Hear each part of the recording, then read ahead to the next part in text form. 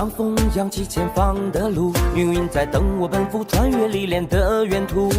谁没有一身的热血起伏？不过把天赋阴雨灯火阑珊处。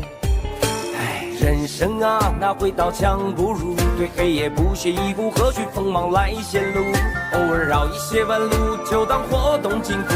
为难千钧一发，我挺身而出。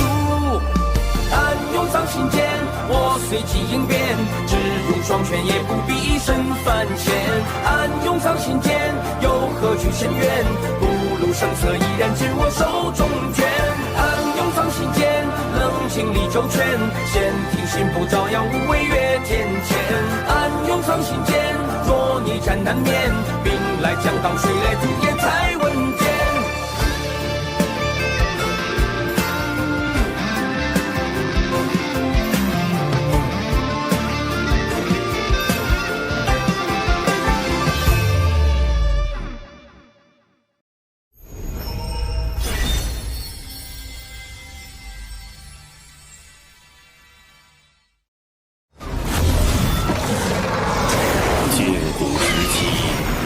崛起，欺压妖族。妖皇东皇太一于不周山顶立妖庭，与巫族展开一场大战。期间，妖族10太子化作10日炙烤大地，致使生灵涂炭。直到巫族大能羿的出现。大羿连续射落了9名妖族太子，仅剩1名太子陆压侥幸逃脱。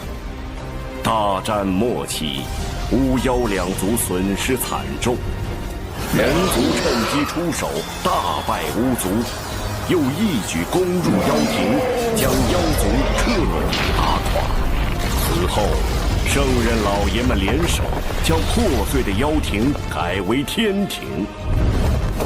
妖族没落之后，陆压为报复天庭，四处为祸。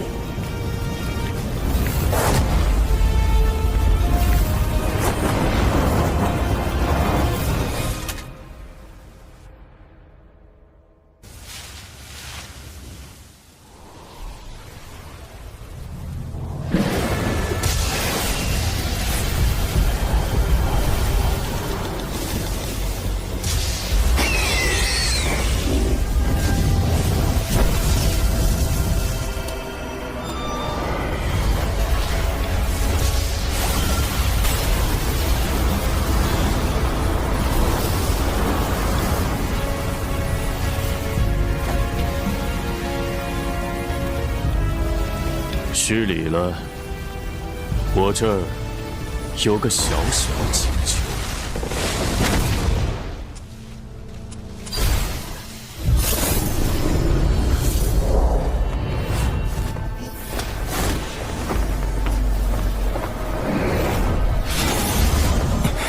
陆压意图复兴妖族，今日竟将目标盯上了。师父。还不够快，再快点，再快，要快！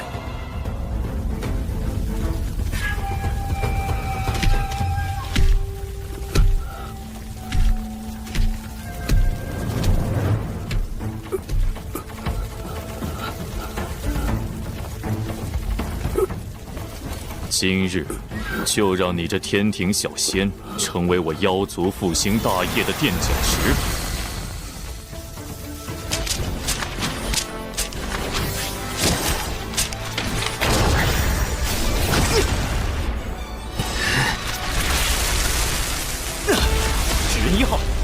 冲击！没想到堂堂天庭水神，竟还有纸人化身在此处。陆压，妖族与天庭已停战数百年，莫要因一己之私挑起2族战火。哼，满嘴道德仁义，心里却全是算计。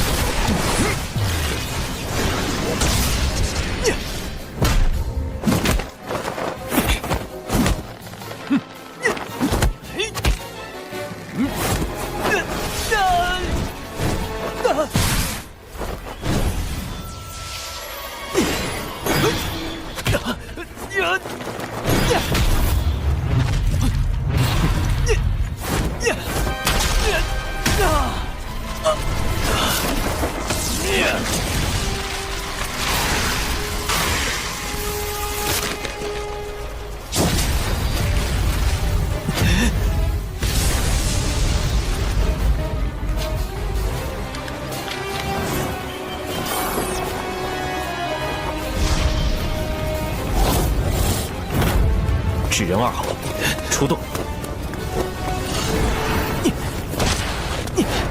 好在提前安排了纸人化身保护师傅。我的目的当然不是跟陆压拼个你死我活。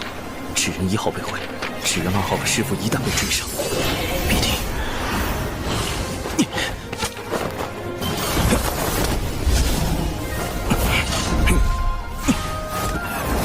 要再快点！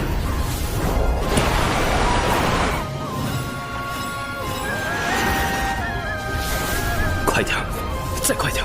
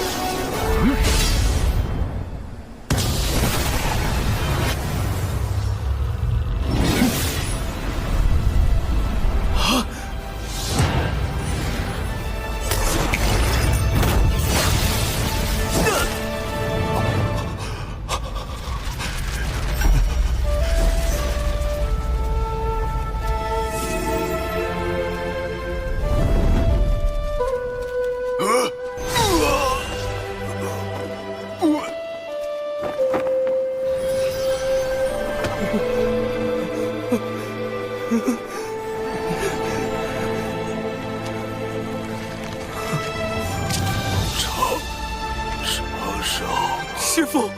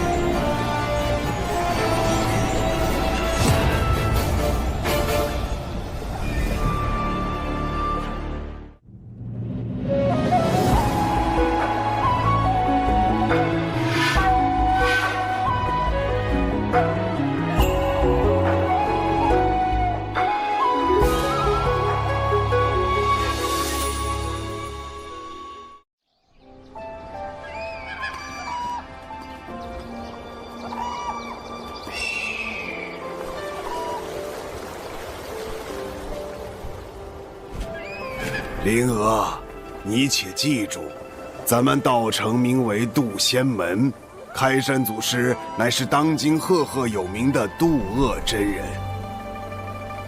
渡恶真人可是与我人教祖师爷太清颇有渊源。太清，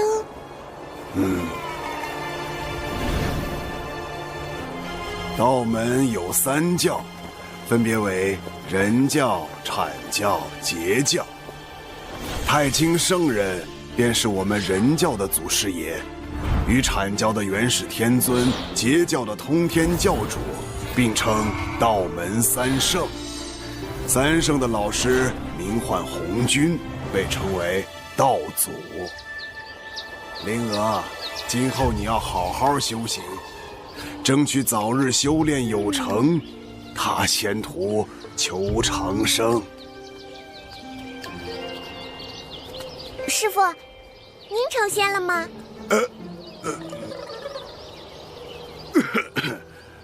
你还有一个师兄，为师100年前收的徒弟，现如今也算是能独当一面的良才了。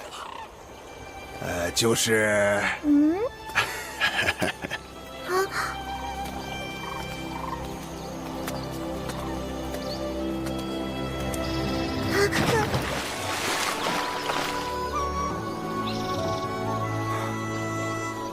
师傅，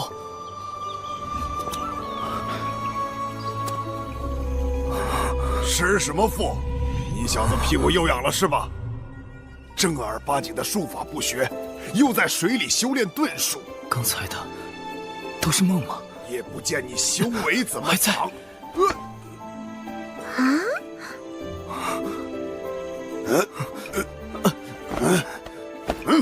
你小子今天怎么回事啊？吃错药了？怎么不躲啊？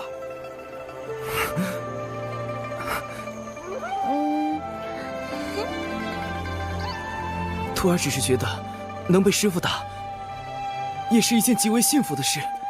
正所谓，忠言逆耳，良药苦口。李长寿，你这是找打！你给我站住！今天好好教训你一顿！你别跑！你这臭小子！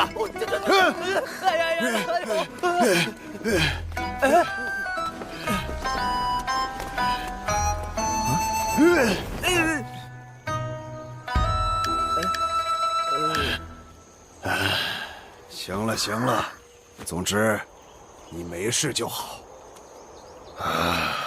为师这2个月要闭关，你师妹兰陵娥就交给你照顾了。记住，不许教她歪理。是，师傅。师傅再见。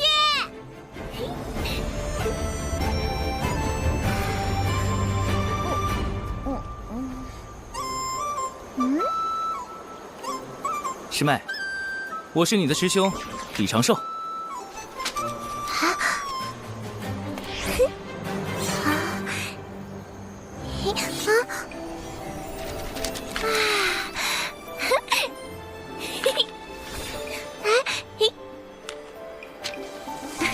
我正在给你做体检，请不要误会我，因为我是一个价值观很正的男人。价值观，仙界的名字果然很高深。没被夺舍，没有魔宠，没有被下蛊、下咒。考核通过。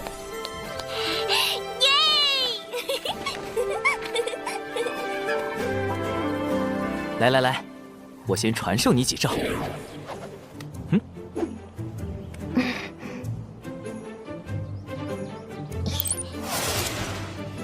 第一招，永远不要低估你的对手，在了解他的真实修为之前，不可贸然出手。冲上去弄死他！你就是正义的化身。种种无事发生，先跑再说。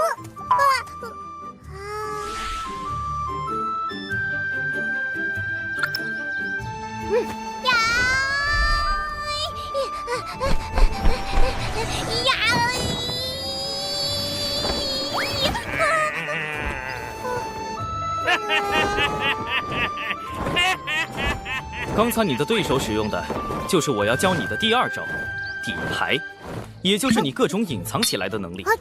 底牌越多，最后的反击也就越出其不意。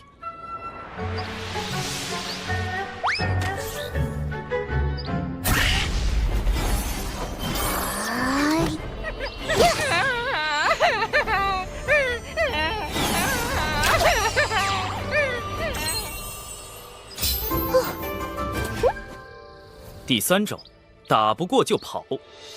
如果你预估下来，觉得自己打不过对手，不如先行撤退，另找高手相救。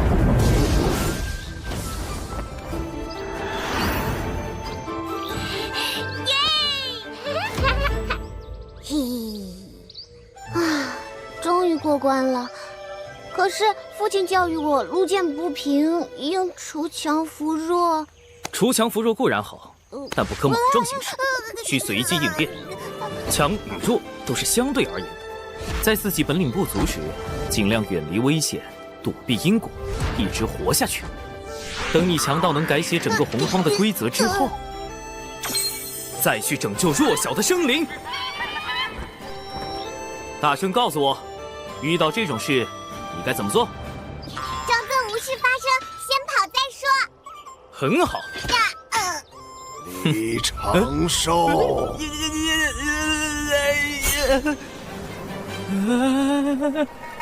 师傅，有话好好说啊，师傅。哎，你套拂尘做什么？有话说啊！没打着。饶命啊！饶命！师傅，哎，哎呦，师傅，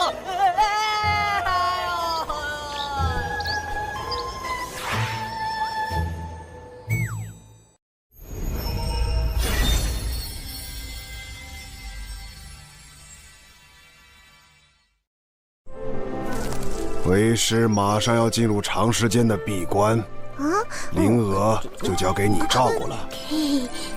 您不怕我教坏师妹了？为师不在，灵娥的确需要适当自保。师傅，当然，你那些歪理，为师绝对不认同。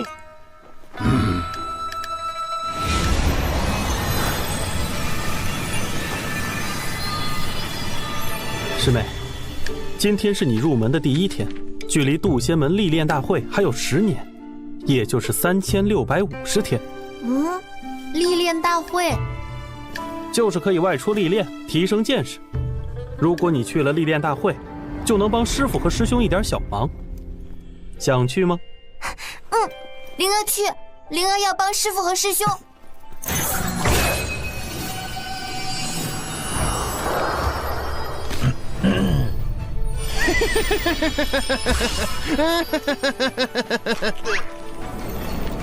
要参加历练大会，首先你需要在10年内达到炼气境。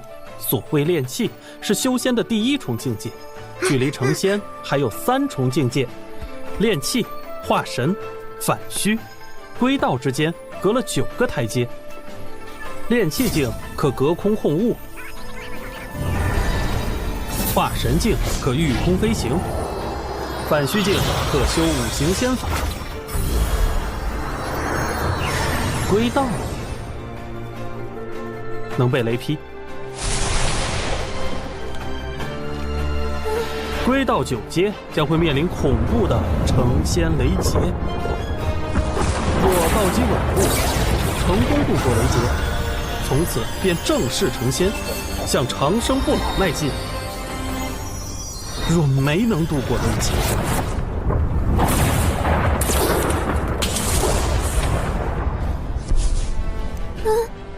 生死道消，很有悟性。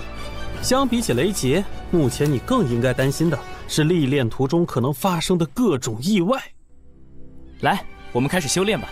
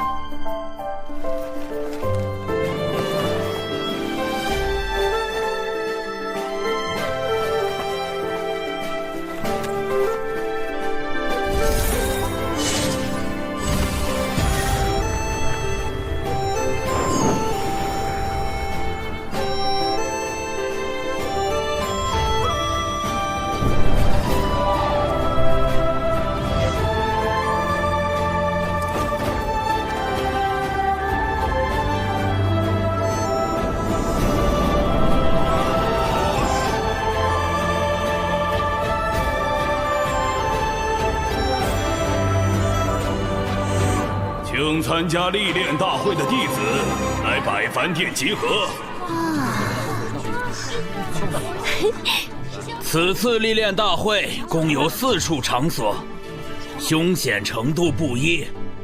众弟子外出时需谨记门规。各长老，开始吧。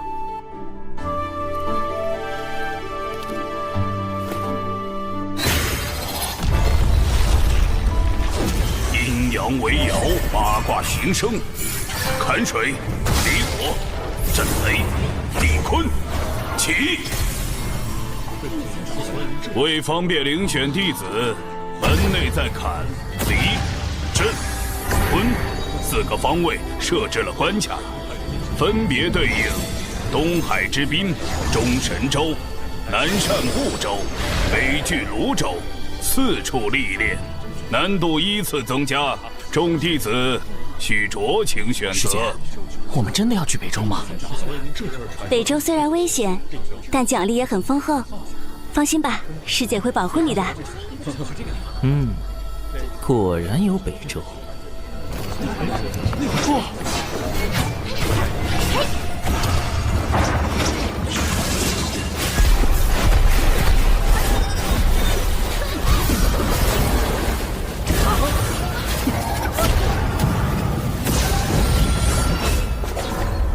东海之滨通过。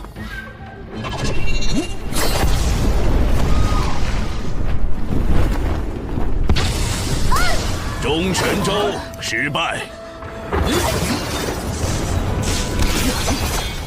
南赡部洲通过。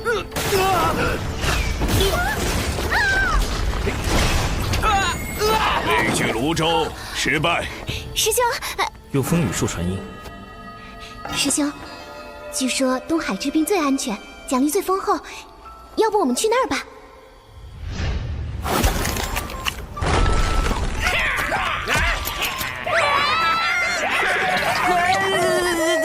师兄，我怕。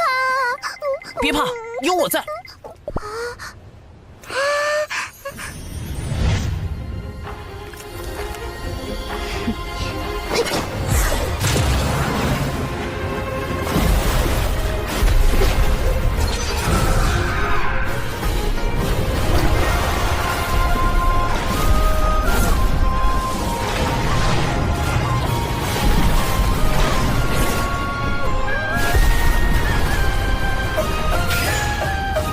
兰陵娥，东海之滨通过。耶！你去东海之滨吧，我自有打算。臭师兄！北距泸州失败。目前为止想去北周的都失败。玄雅师姐来了！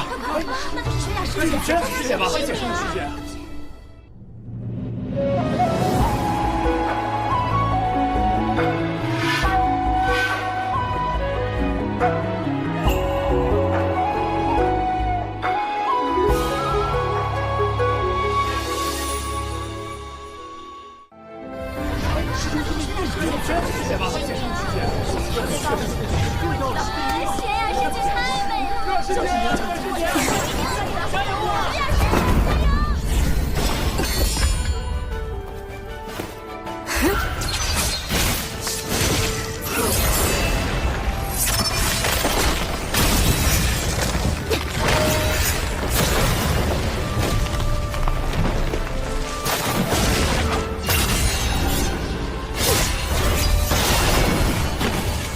友情玄雅，北距泸州通过。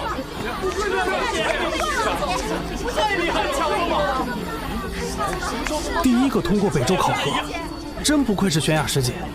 既然玄雅师姐去北周，那元清师兄也一定是去北周了。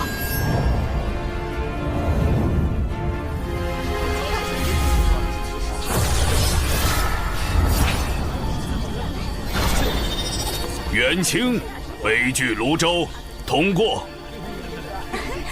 快看！玄雅师姐，元清师兄，是呢，玄雅师姐，看呢。刘燕儿、王姬，北距泸州通过。好机会，趁所有人的注意力在友情玄雅这个吸睛器身上。北俱泸州，我来了。嘿嘿，小球风李长胜，你给我停下！你一个化神9阶还敢去北周？我看不用到北周，你直接在第4关就挂了。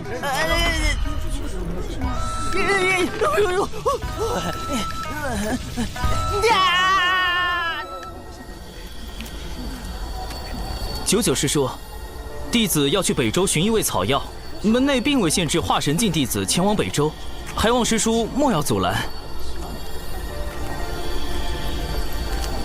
你师傅呢，让我盯着你别乱跑。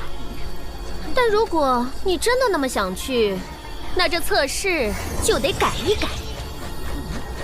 在我手上坚持1炷香，我就放你去。当然，我不会用我的本命法宝，你也不会有性命之忧。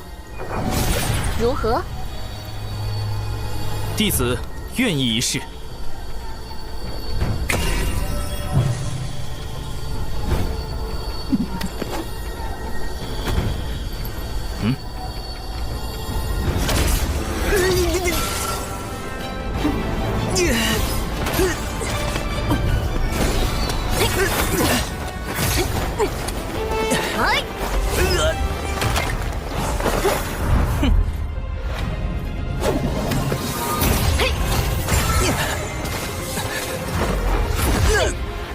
金盾，木盾，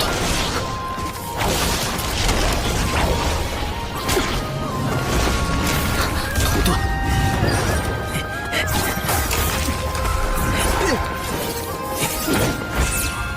金盾，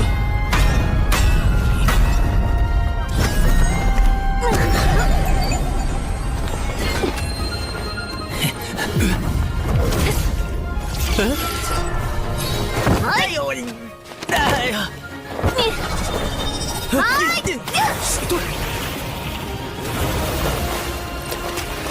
又是遁术，烦死了！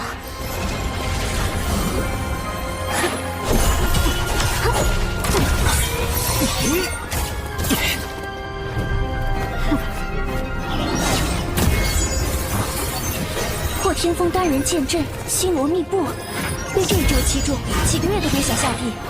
学长师兄出手也太狠了！游龙探云步，赢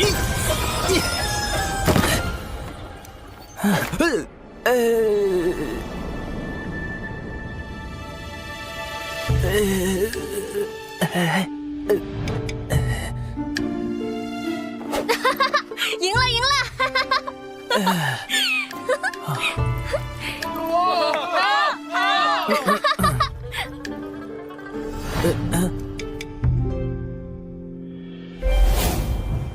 什么？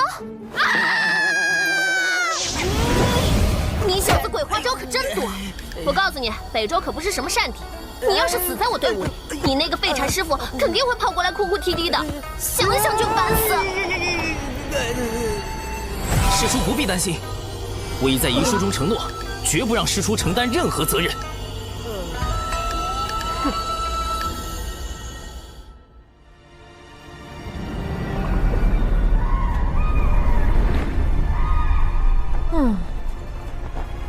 最终他还是跟来了北周，真是个麻烦虫。看在这小子样貌还不错的份上，就当放着养眼吧。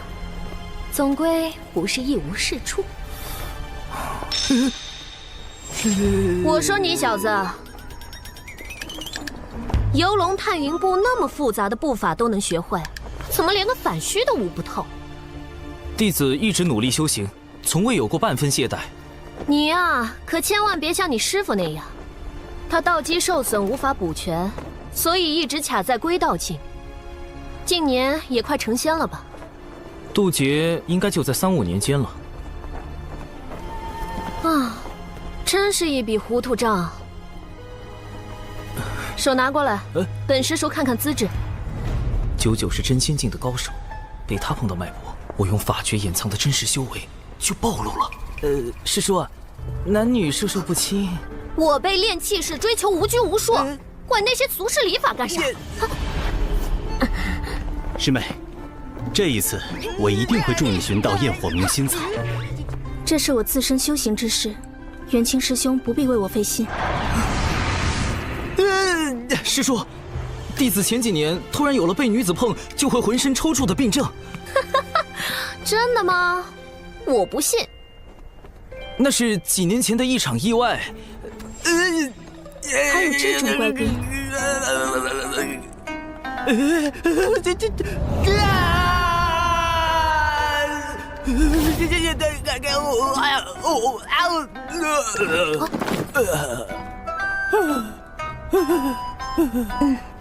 真的。友情悬崖，你不是冰山吗？混蛋！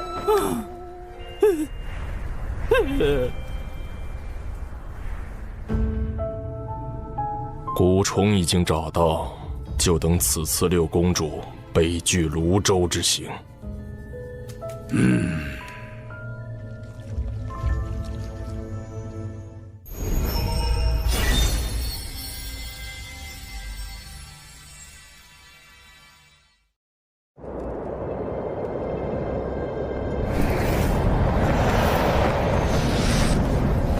晋古巫妖大战时，天柱不周山崩塌，世间将再次归于混沌。人族圣母女娲联合道门三教的祖师爷太清圣人、元始天尊、通天教主，剁下一先天玄龟的四角做成天柱，护住了人间。玄龟也因此郁郁而终，其浩瀚的法力、庞大的身躯，化作了北拒泸州经年不散的瘴气。这瘴气危险至极，寻常人若吸入，云上这位道友跟了我们这么久，有何贵干？有炼气师在追击我们。别慌，有99师叔在呢。我乃东胜神州有秦国殿前守将。有秦。六公主，回去吧，不必为我费心。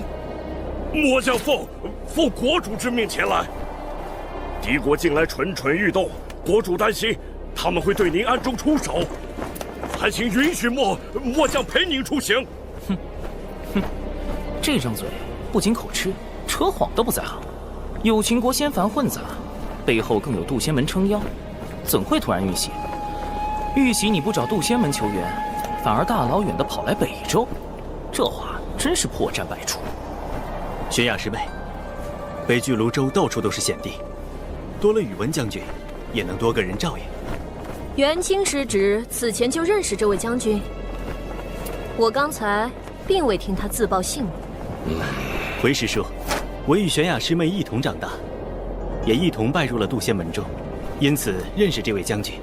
他名为宇文灵，是玄雅的父王最信任的将领。原来冰山女和大暖男是青梅竹马，看来元清的俗世身份也不简单呢。你想跟就跟着吧，反正一个刚成仙的大块头，在咱手里也翻不起什么浪。谢仙长。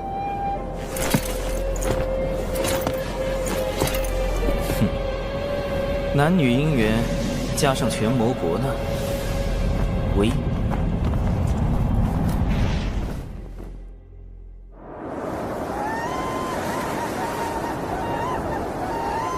此次抵达东海之滨除妖，众弟子务必全力对战，不可懈怠。是。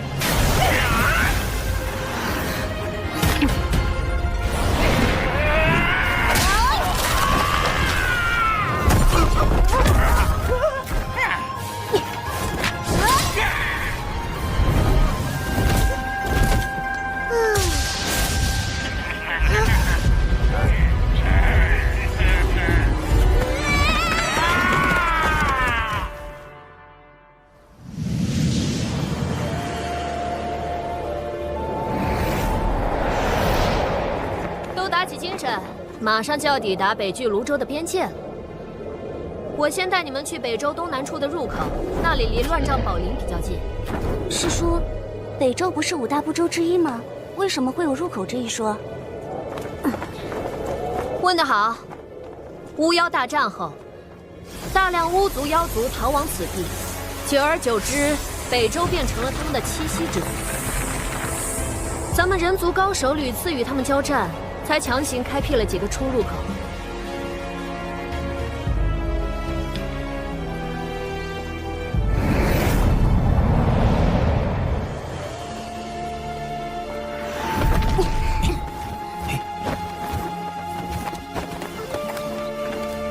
好了，你们先去附近的镇子买避障符和解毒丹，1个时辰后在这里会合。是。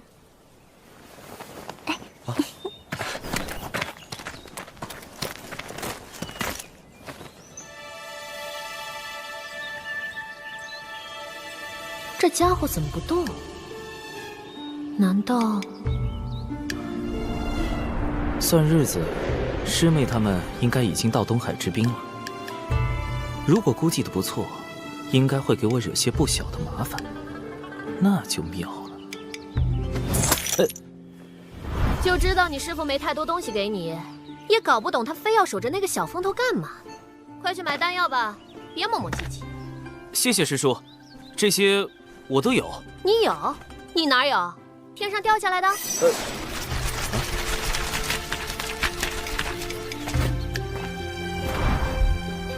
算是给师兄的赔礼。之前，这冰山绝对名不副实。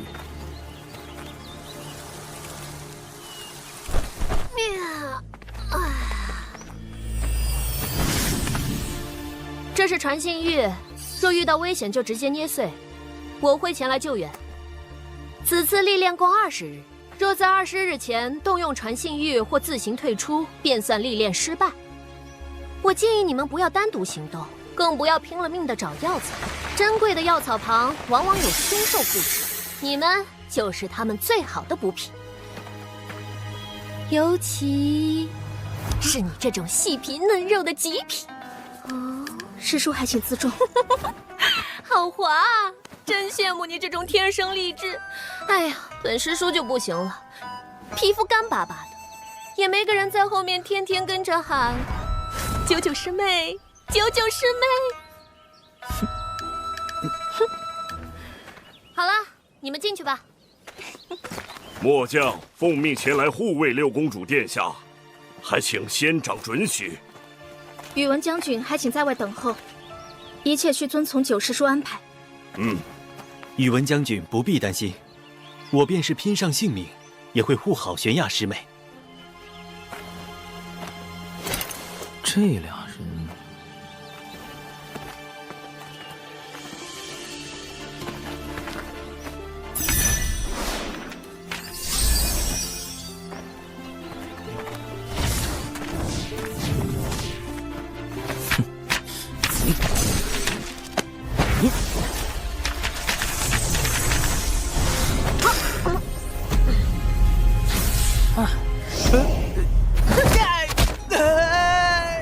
记得跟人跟紧点儿，你个化神九阶！师叔，你听我说。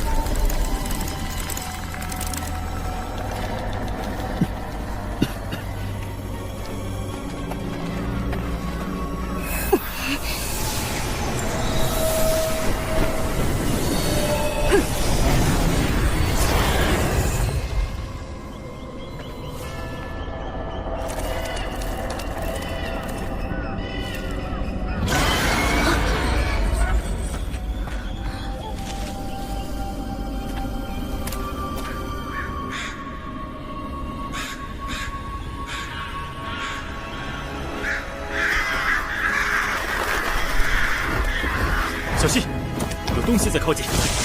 叫我来。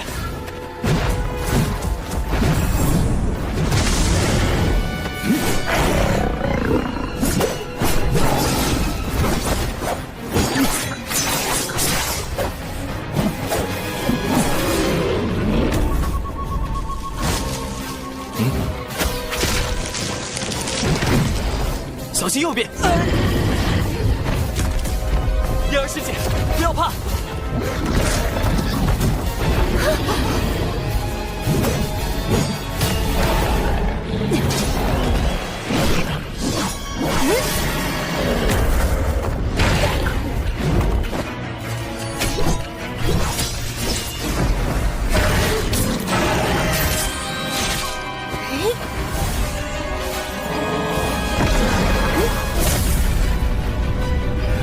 九连离火镜，这个有情悬崖竟然修成了。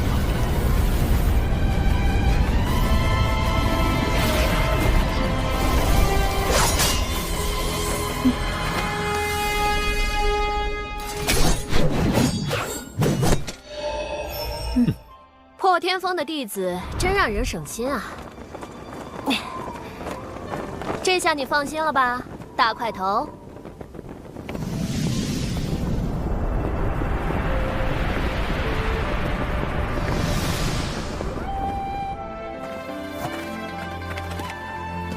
此地乃乱帐宝林的外围边界，凭这几个人反虚境的修为便可应对，而我则要穿过乱帐宝林。先找机会脱队，再设法摆脱跟在空中的尸树。怎么突然停下来了？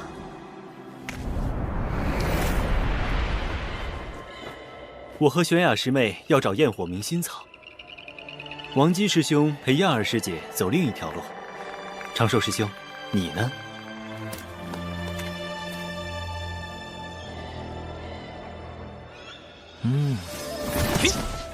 各位，多多保重，不必担心我。这个李长寿随便跟一队不就行了？怎么还分成了3路？仙长若感到为难，不如让末将去保护六公主一行。算了，3组先轮流尾随吧，让我先看看这群小家伙现在怎么样了。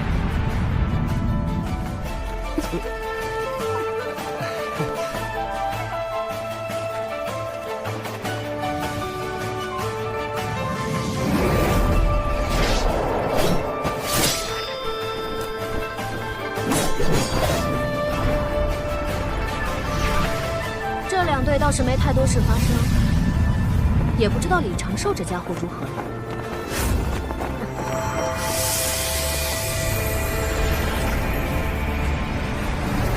啊！消失了，这么快就被毒兽分尸了？完全感觉不到他的气息。传信玉也没有反应，只能先沿着他去的方向找找看了。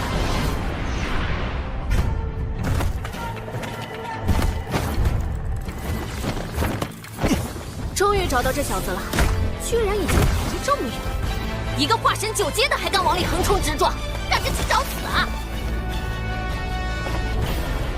远处的凶兽竟然没发现这家伙。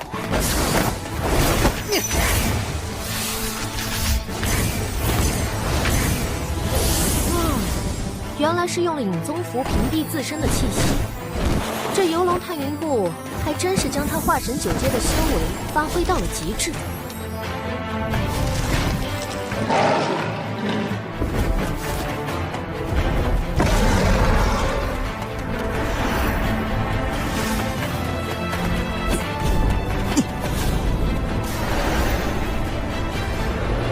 赤阳毒龙血，怪不得毒物不敢靠近。据传，10000年前赤阳毒龙已被龙族清理殆尽了，此物可是价值不菲啊！这家伙做了许多准备嘛，看来确实有迫切想找的药草。他想找什么？仙长不如下去问问。不必了，该去看你家殿下了。可莫要在背后说我这个做师叔的偏心。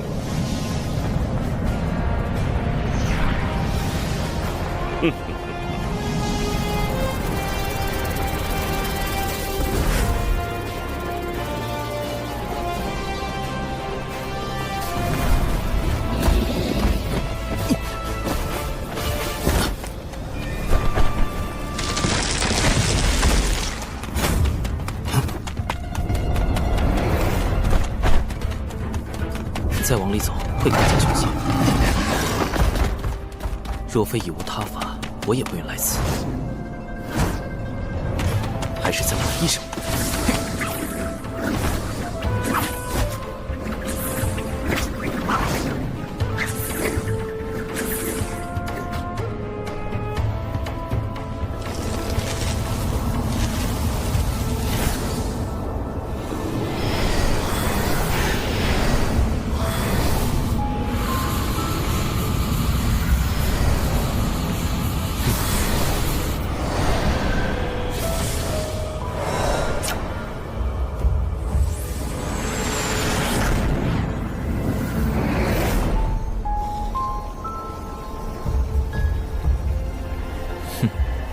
这就是蛛丝捕捉的杀意来源。此情果然被卷入了奇奇怪怪的事中了。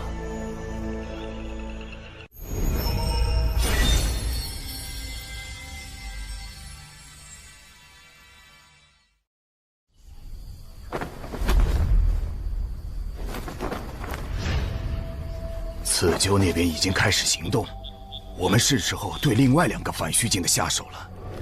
昆龙阵准备的怎么样？布置完毕，绝对不会被渡仙门的人察觉。很好，此事关系到复国大业，必须让公子得偿所愿。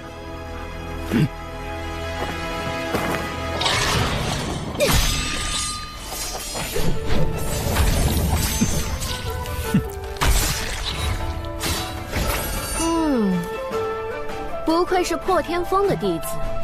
要是都像他们一样省心就好了。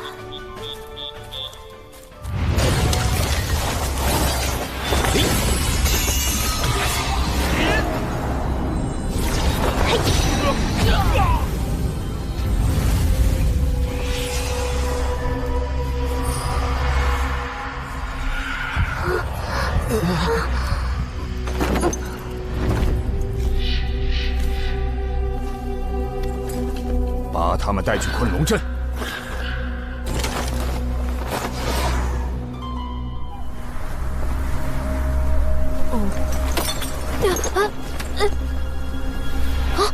王姬、刘燕儿有危险！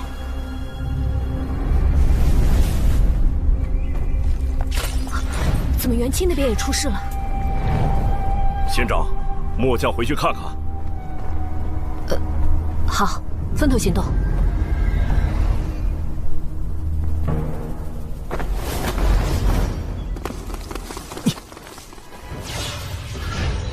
此人身法利落，气息凶悍，应该是关于刀尖甜心之类。初步判定为反虚6境。这家伙可能隐藏了一些修为，但只用身法追赶，而非御空飞行，成仙几率极低。2次判定为归道6境。跟得这么近，恐怕他有什么能追踪我的手段。嘿。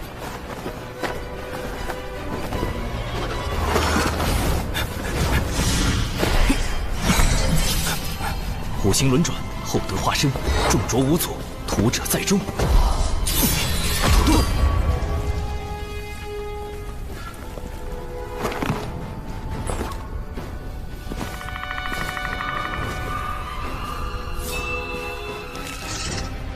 哼，倒是挺警觉。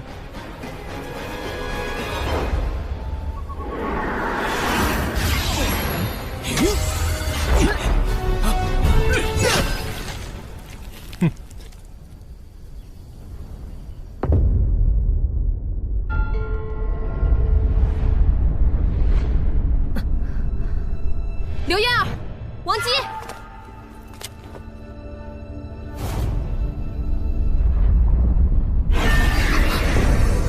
周围有股猛烈的法力波动。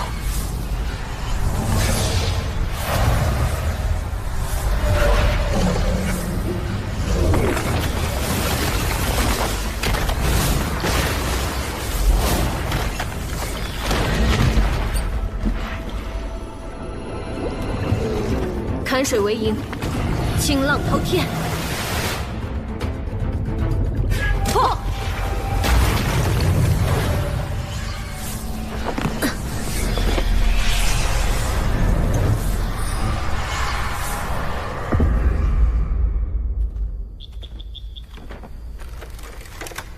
啊！师妹小心！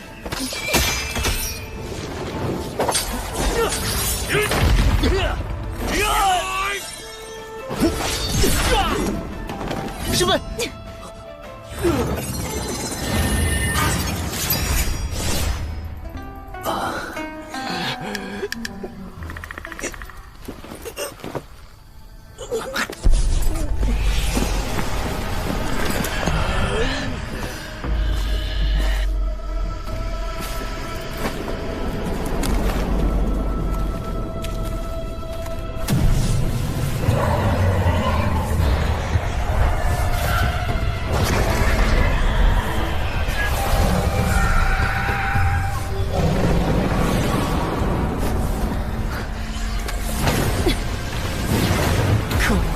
居然是困龙阵！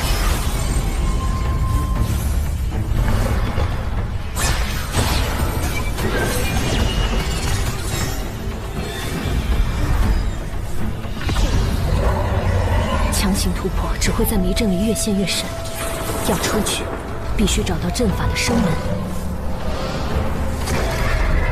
修、生、上、渡、静、死、静。生门应该在这儿，不对，或许是这儿，不，那里也有可能。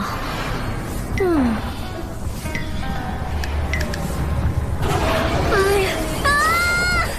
何方宵小，竟然用这种下流伎俩陷害本仙！有本事出来，跟本仙大战300回合！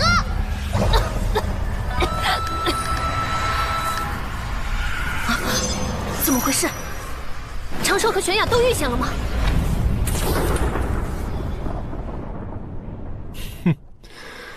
果然只是化神境啊！道门神通，减脂成人，不好，中计了！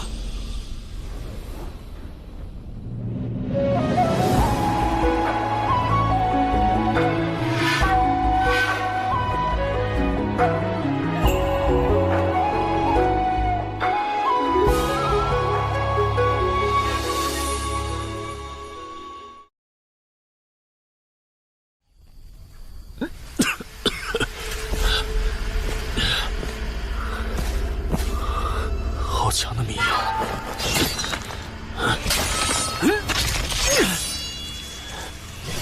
小子藏到哪里去了？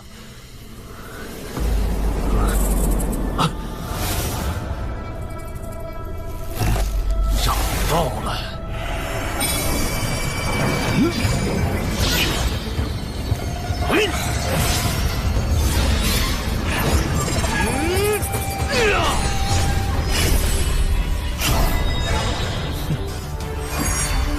幻天宝伞，开！区区间隙就这样困住我吗？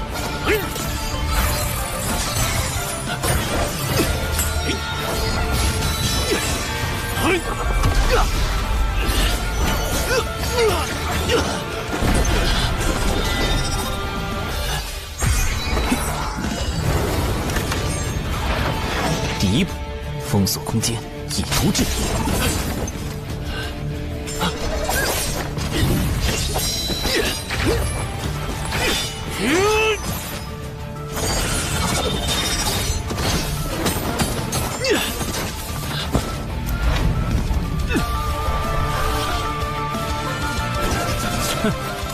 小子，死期到了！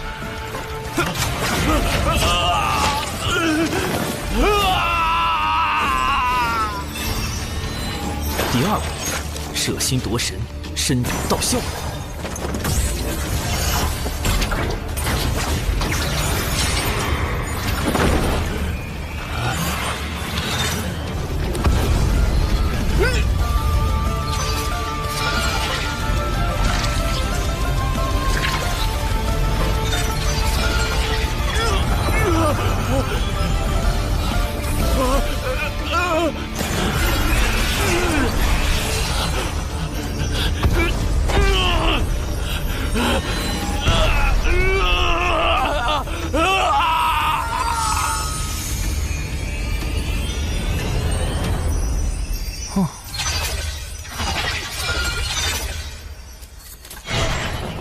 第3步，渡人往生，消灾祈福。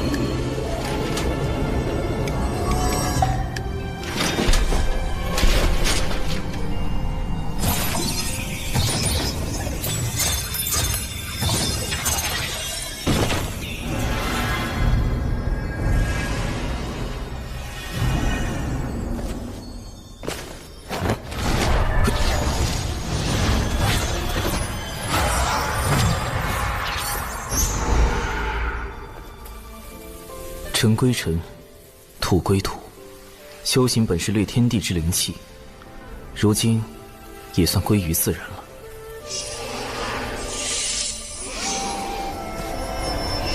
损失一个纸人，不过有这家伙的储物戒指做补偿，总体还算不亏。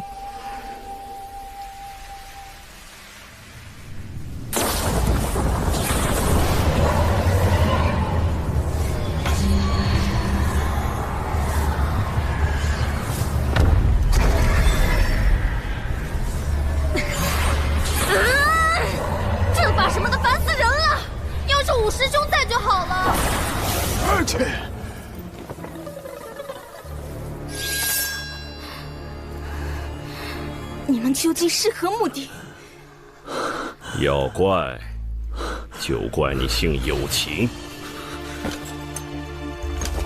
竟然是你，宇文将军！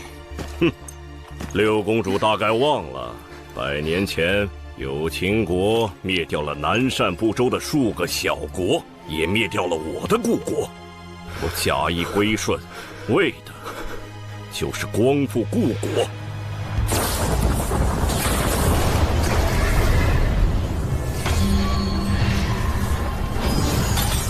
玄雅，宇文林没去救他吗？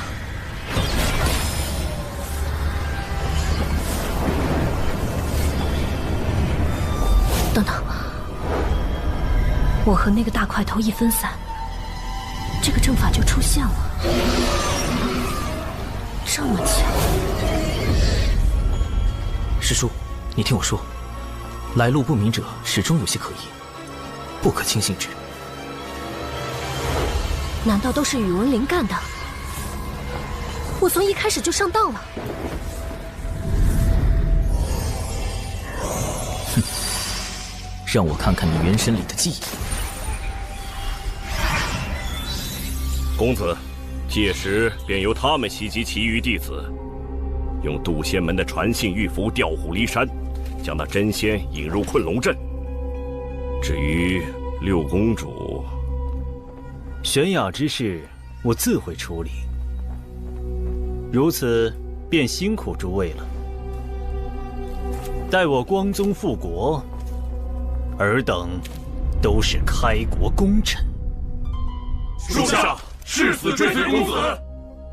还真是那个元清在搞鬼，想引开99师叔之后，对有情玄雅下手吗？果然看人不能只看脸，暖男大半都是假象。不过跟我无关就是了。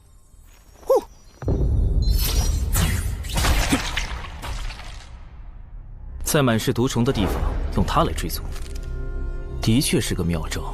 元清大费周章设套，显然是不敢正面和99师叔交手，也怕得罪渡仙门。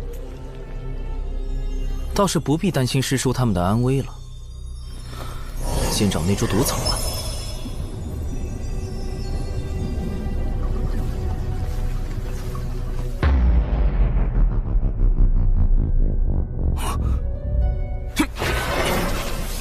毒雨要来了，得抓紧时间搜查才行。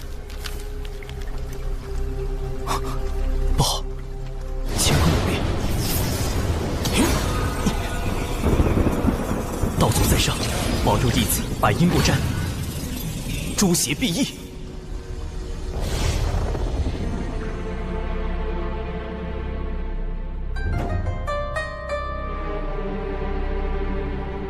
因果大道，从来半点不由人。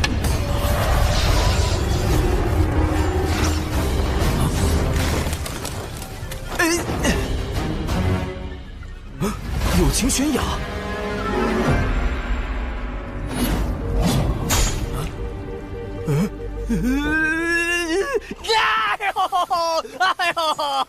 哎呦！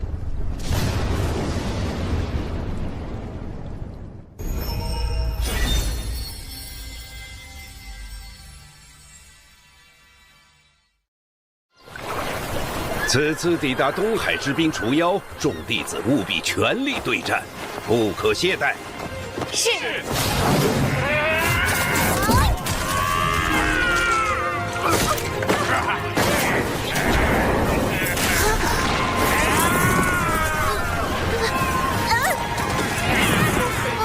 师妹小心！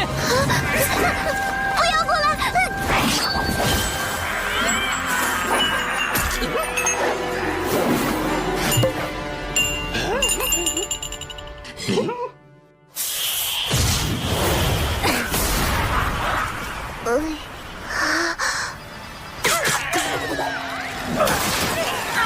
糟糕，洒多了。啊！灵娥师侄，你这毒丹哪来的？连我们专职炼丹的丹顶峰也未有记录。都是我师兄炼制的。完了，师兄炼毒水平高这件事也被我不小心暴露了。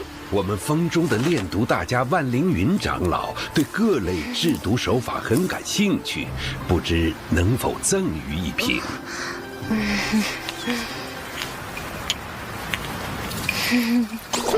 蓝灵娥呀，蓝灵娥，师兄这么低调，都被你给卖了。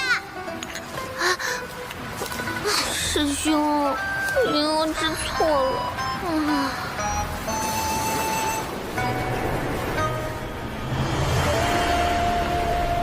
殿下，渡仙门实在太过分了，末将这就下去教训他们一顿。不费吹灰之力就能击败如此数量的下妖，这就是人族的实力吗？我龙族威也。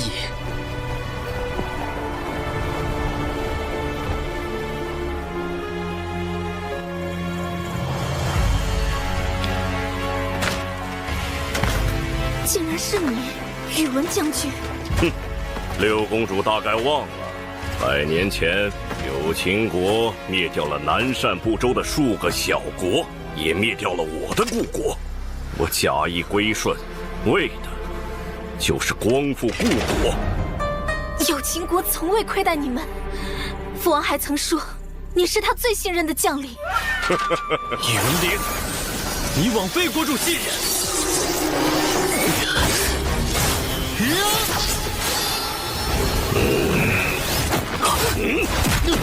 师兄，师兄！元清公子倒是对六公主情深意重，如此绝境，竟仍不离不弃。我爱慕师妹整整60年，怎会弃师妹于绝境而不顾？宇文灵，你若要杀我师妹，便先杀了我。师兄，你不必。既然如此，我便成全你。你还有什么遗言？说吧。我的确有一件心事未了。若我今日不说，只怕往后便没有机会了。师妹，我只愿与子同学，共赴来世。你是否愿意？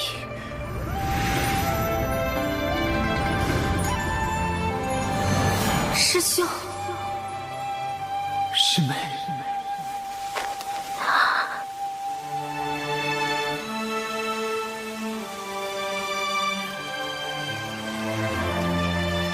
我不愿。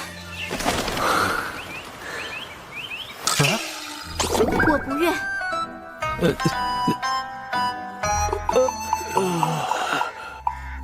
你不愿？师兄，你我皆是修道之人，怎可囿于情爱？我有情悬崖，早已斩断情丝，一心求道。今日若死，则是天命所然。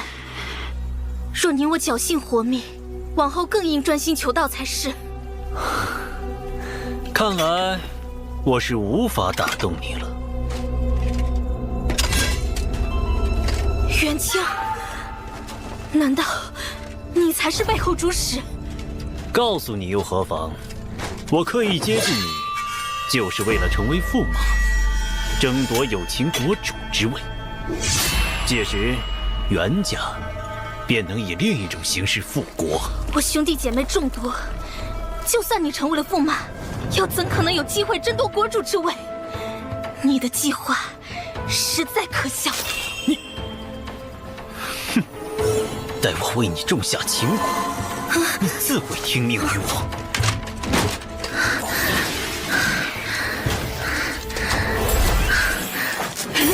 我已保服。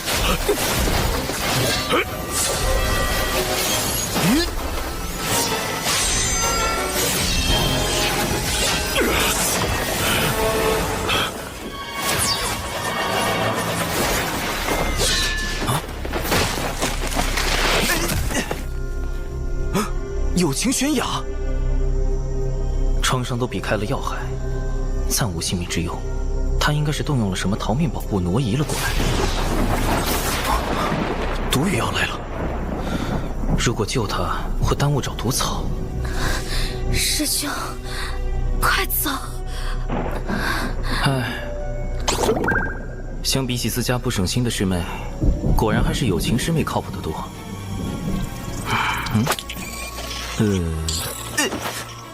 带你办成吧。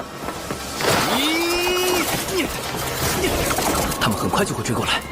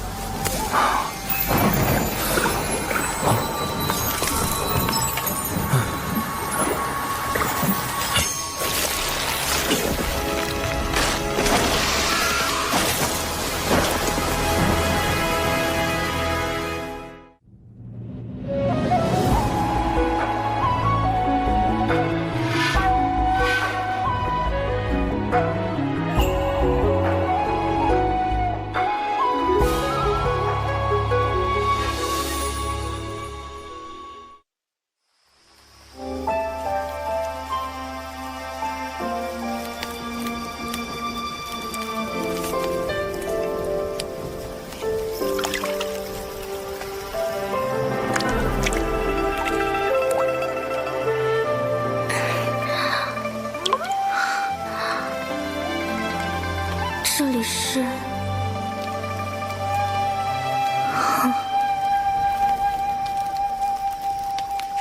是长寿师兄救了我，他真是个好人。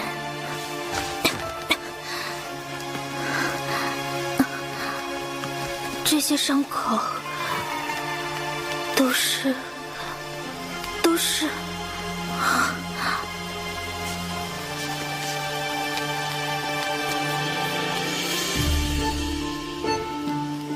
不过，长寿师兄似乎提过，弟子前几年突然有了被女子碰就会浑身抽搐的病症。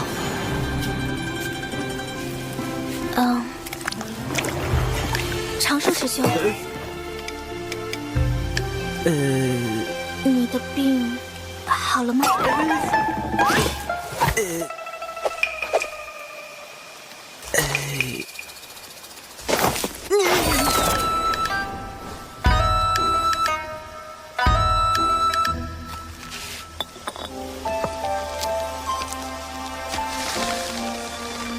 一言赠师妹，人心隔肚皮，不可轻信之。下附地图一份，可绕路离开此地。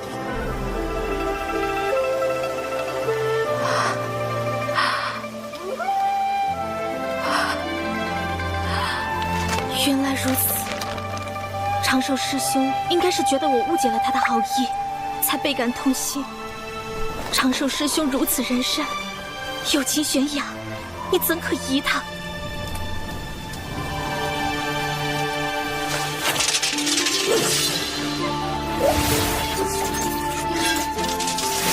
活下去，去揭穿元清的嘴脸，去报答长寿师兄这般仁善之人，去通知父王，提防恶贼，救援玉灵，牵连不息。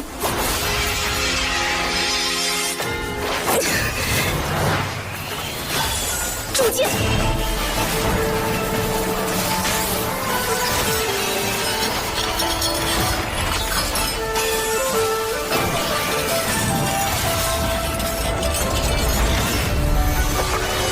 火灵剑，起！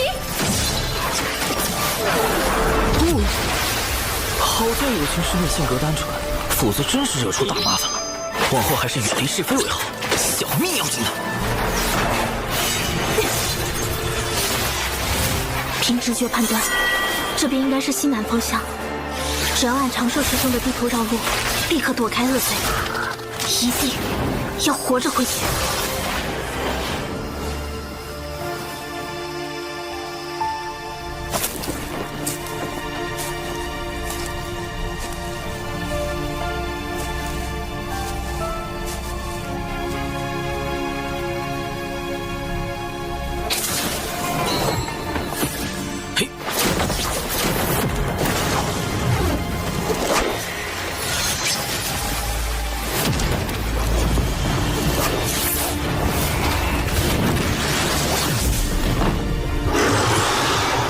进北周找仙节草已经10来天了，一点踪影都没有。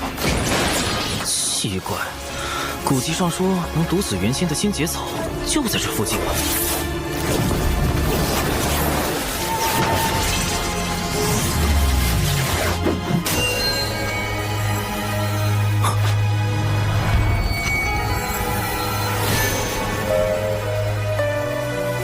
找到了，仙节草。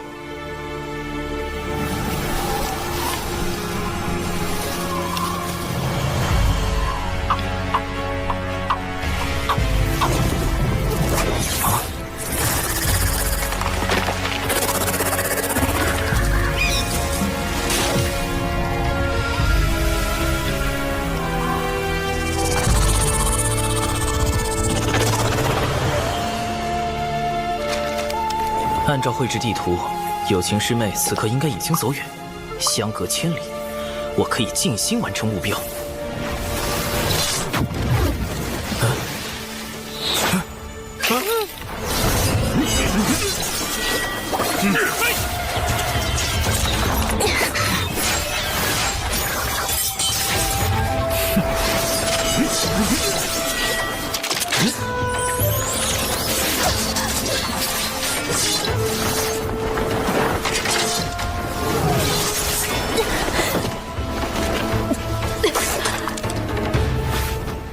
怎么又遇到他了？这个有情悬崖有毒是吧？干脆改名有毒悬崖吧！这里可跟我给他画的地图差了足足2000里。他是路痴吗？到底是救人还是救草啊？难道要我再犯一次大错？救人很重要，但成功后太高调，且仙节草会被那个大家伙吞噬。救草符合北周之行的目标，但有违良心。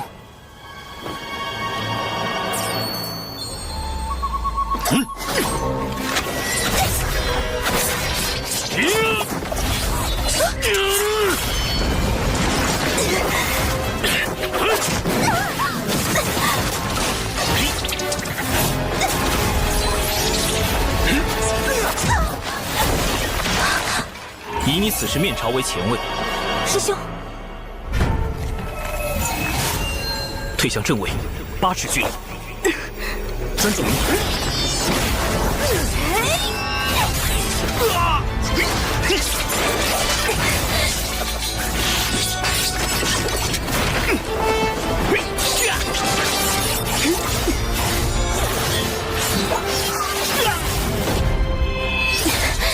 好在有长寿师兄指点。仙节草有剧毒，我还是再吃一颗解毒丹吧。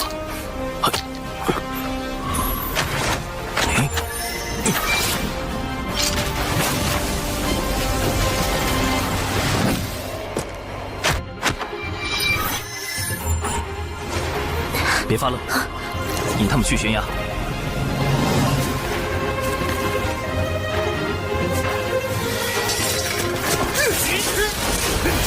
六公主已按计划被追至悬崖边，虽有临阵突破之计，但法力已不动。末将这就去擒住六公主。将军费心了。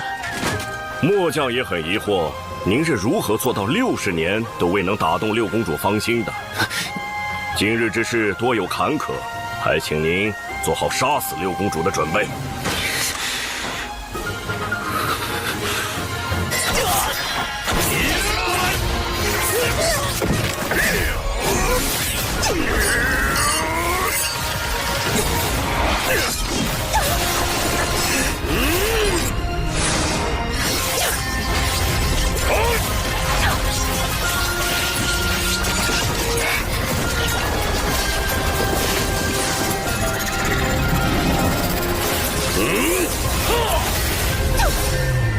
跳！我操！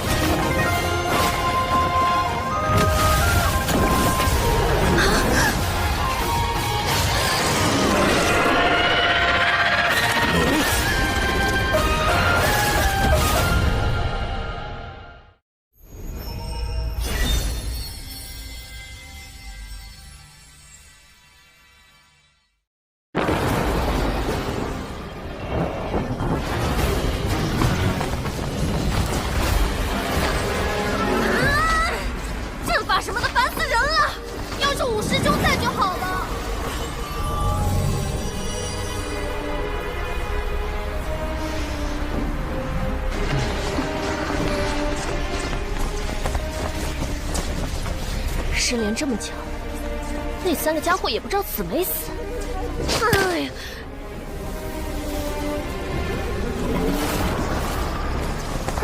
小九，亦可知罪。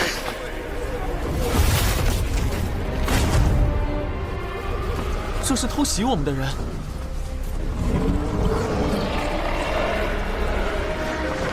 破了困龙阵，一掌震碎了2个原先的元神。这修为，难道是师父忘情上人来了？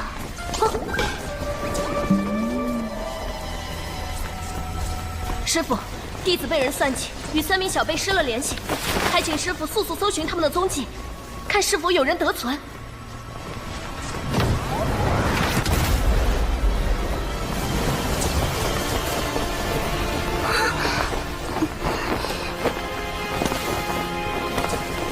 袁师傅没来，是我，你足智多谋又英俊潇洒的五师兄铁狐啊！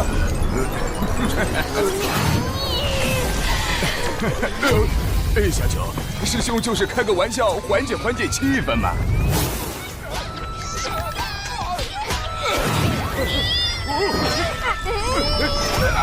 我尚未成仙，在北周难有施展，还请助我寻找徒儿长寿的下落。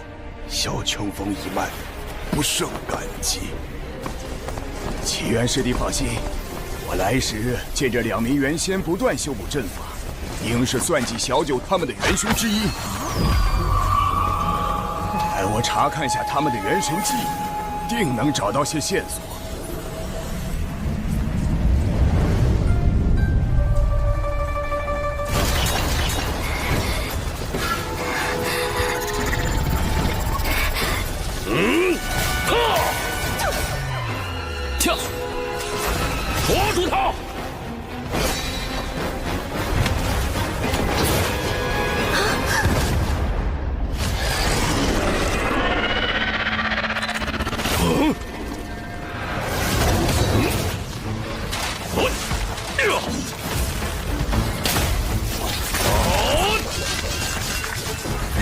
金碧波蛇尚未成仙，不是宇文灵的对手，你快离开此地。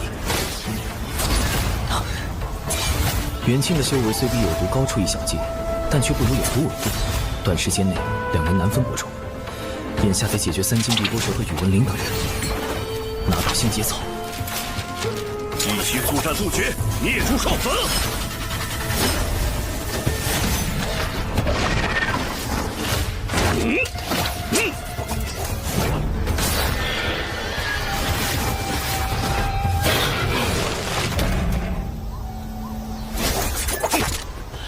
将军，我等。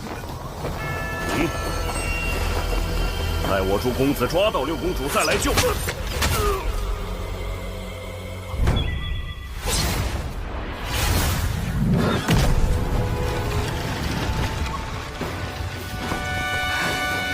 师妹，玄雅，只要你肯助我复国，我便放你离开。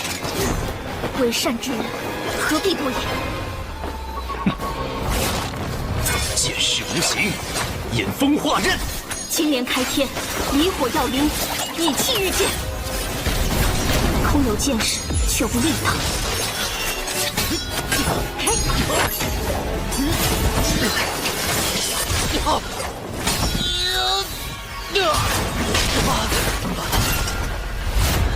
若非为了能跟上你，我又怎会靠丹药来提升修为？你急于求成，引入邪路，此后难登仙道。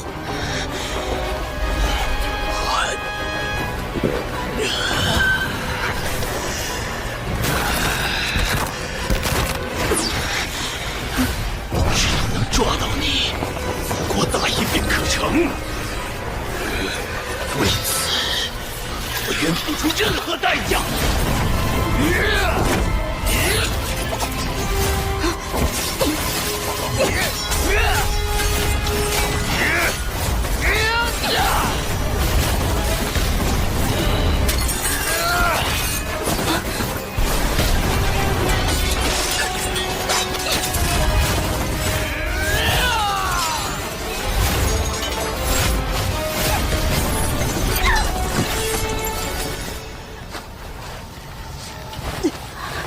若你早就倾心于我，一切何至于此？元清竟与宇文灵是同谋。按照他们的计划，还有2拨人分别去袭击了玄雅师侄和长寿师侄。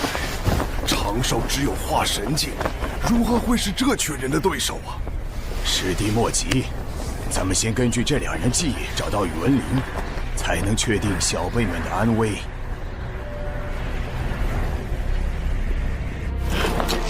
什么人？幻天宝伞，开！休想封锁此地！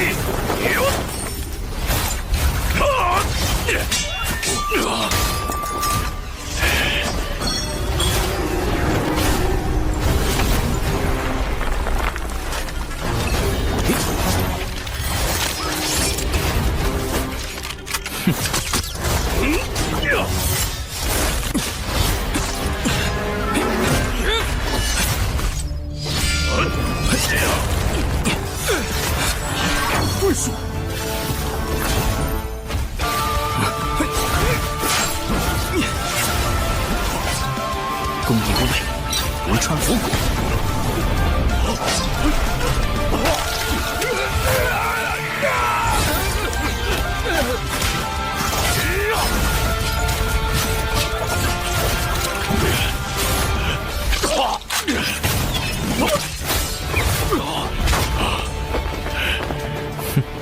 剑，是你！宇文灵至元仙境界，即便身躯受制，未尝没有其他术法，仍需小心。眼下先解决此人。绝学出鞘，幻天破魂！呀！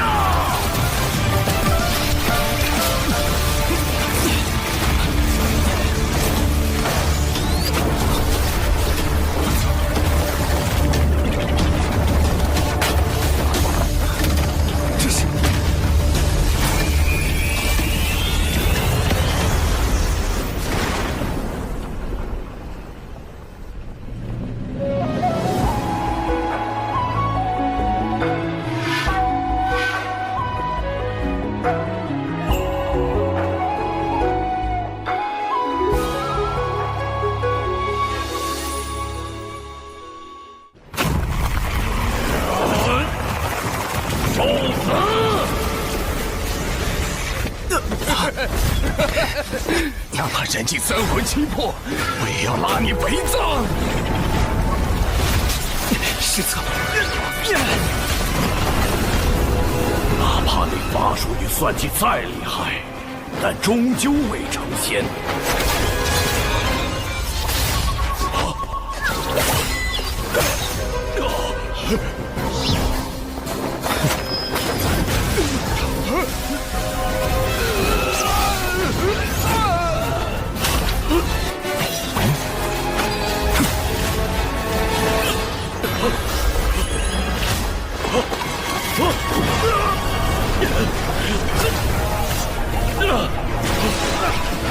只要元神回到身躯，就能转生。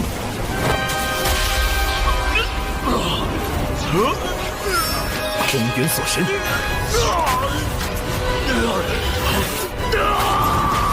仙桃绝灭。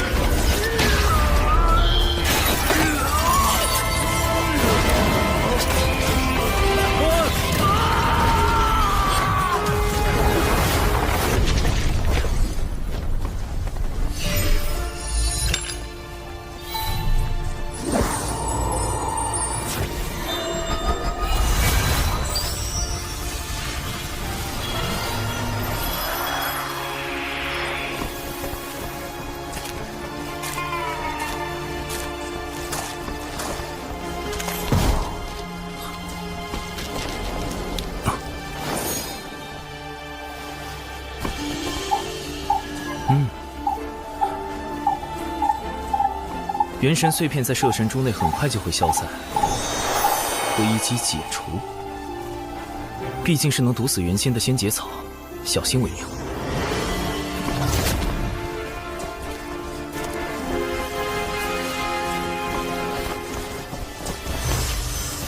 采药不绝种，福元免损折。总算到手了，还剩最后一步。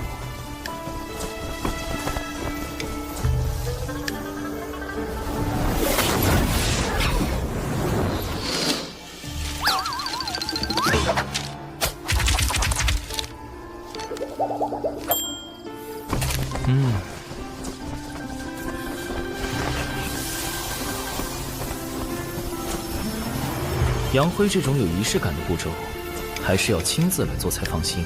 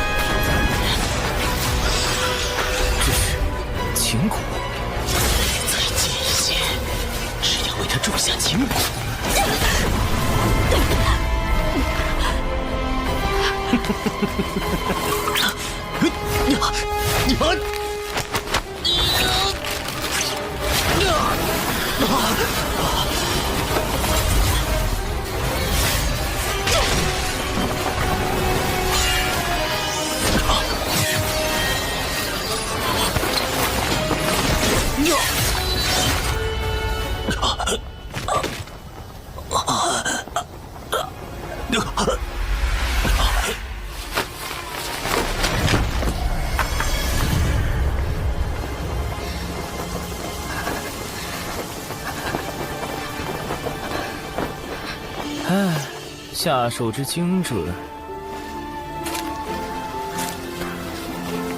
为什么不抵抗？哪怕心恶如你，也会有一丝忏悔吗？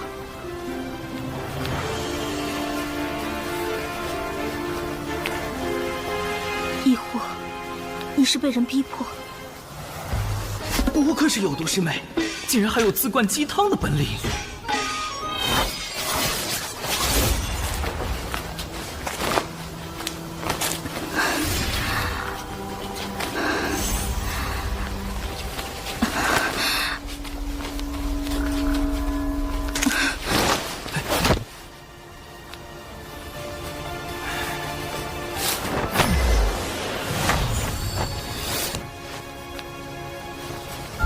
灰就不养了，否则反倒不好向门内解释。接下来得和有毒对好口供。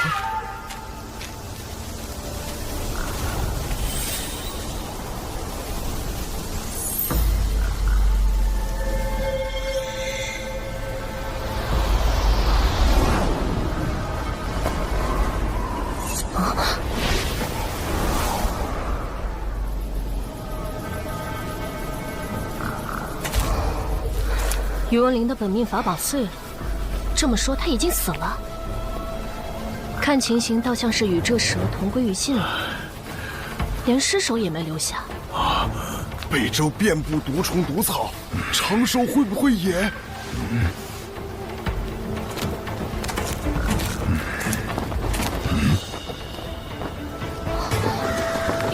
元清也死了。致命伤是破天风秘法九连离火镜造成，是玄雅下的手，此地也只有他们两人打斗的痕迹。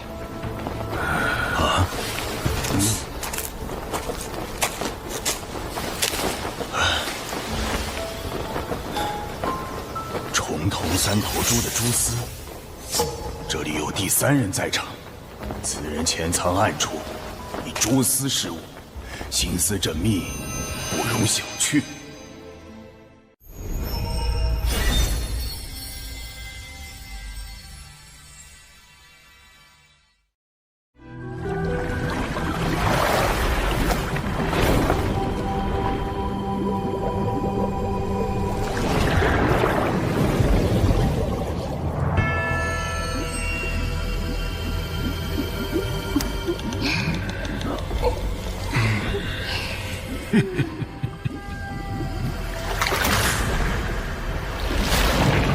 龙王陛下，古仙门弟子欺人太甚，擅闯东海之滨，还损伤我军大半下药，请陛下为我等讨回公道。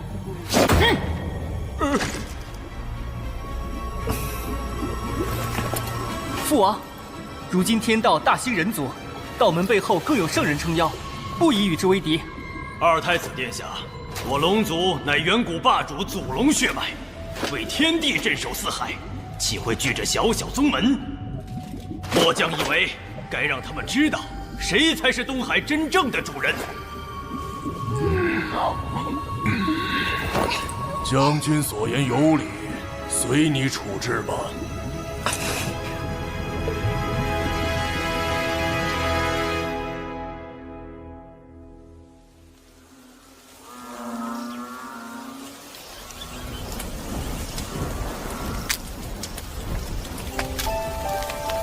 此次幸得师兄相救，我才能躲过元清与宇文灵的围杀，留得性命。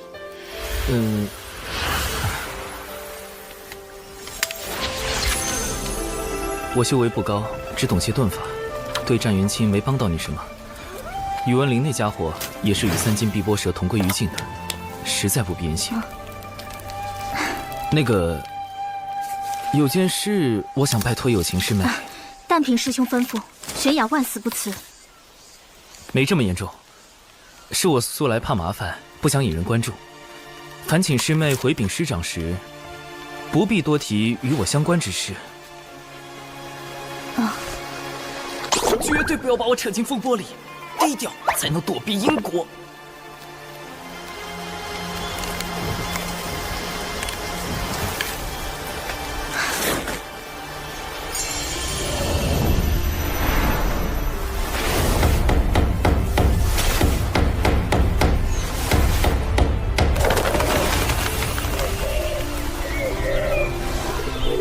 若能与师兄这样的君子互相引为挚友，当真不虚此行。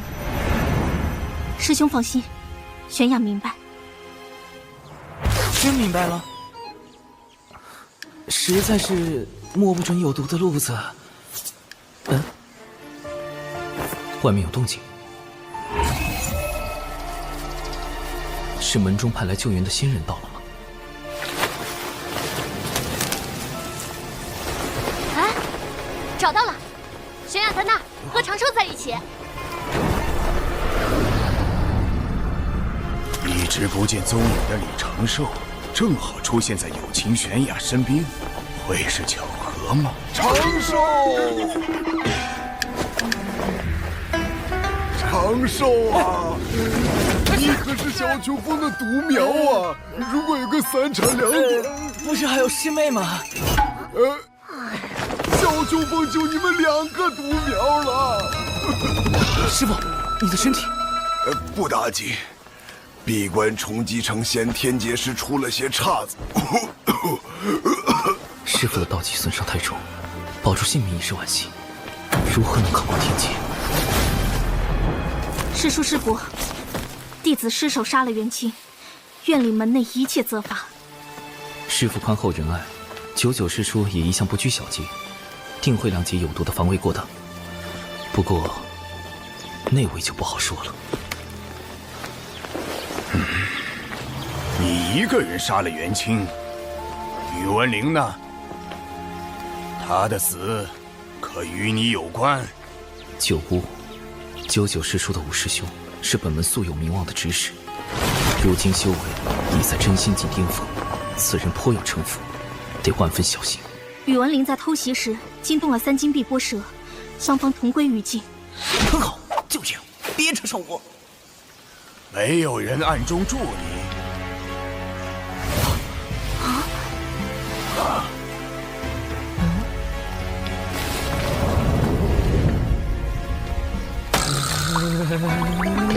此事与长寿师兄无关，他只是见我被围攻，用遁术助我脱离危险，一切都是弟子的错。有毒，快住嘴！越描越黑了喂！长寿师侄不为他辩解吗？弟子不知道具体经过，不敢多言。你倒是稳重，玄雅师侄弑杀同门乃是大罪，为善后副掌门自会公正裁决。只是，似乎玄雅师侄还有位帮手，在暗处用重瞳3头猪的蛛丝窥探。正巧，这附近也有不少相同的蛛丝。大意了，3头蛛丝，那是什么？重瞳3头猪的眼力可观8方，无任何死角。它的蛛丝更能让视线远及千里之外。你怀疑长寿？嘿，要不是他救了玄雅，我这支队伍可就全军覆没了。冷静点，小九，我只是例行询问而已。九巫师兄，我这徒弟老实怕死不惹事，这是他的3大优点。此事还望师兄明察。弟子本领地微，不得不用些蛛丝来探路，也好规避风险。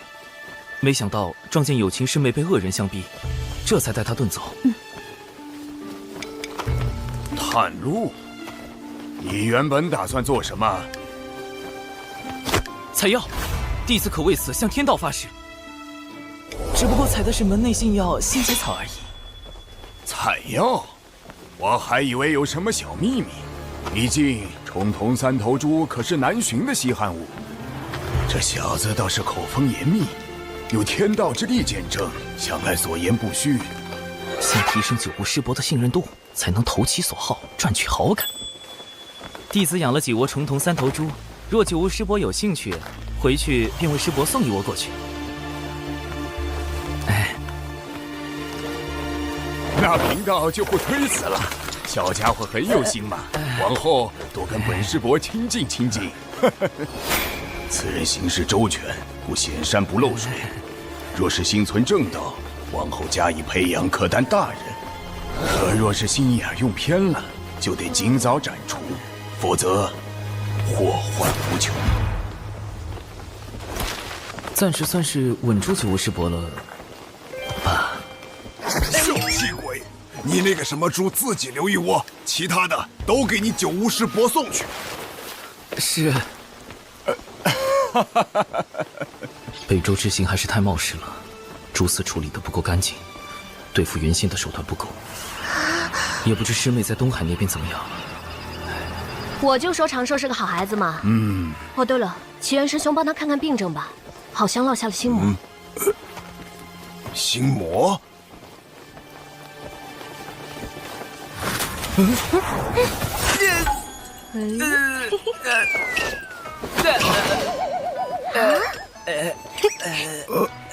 我去，这小师叔又读了什么？不对，招号里有9字的，就离谱。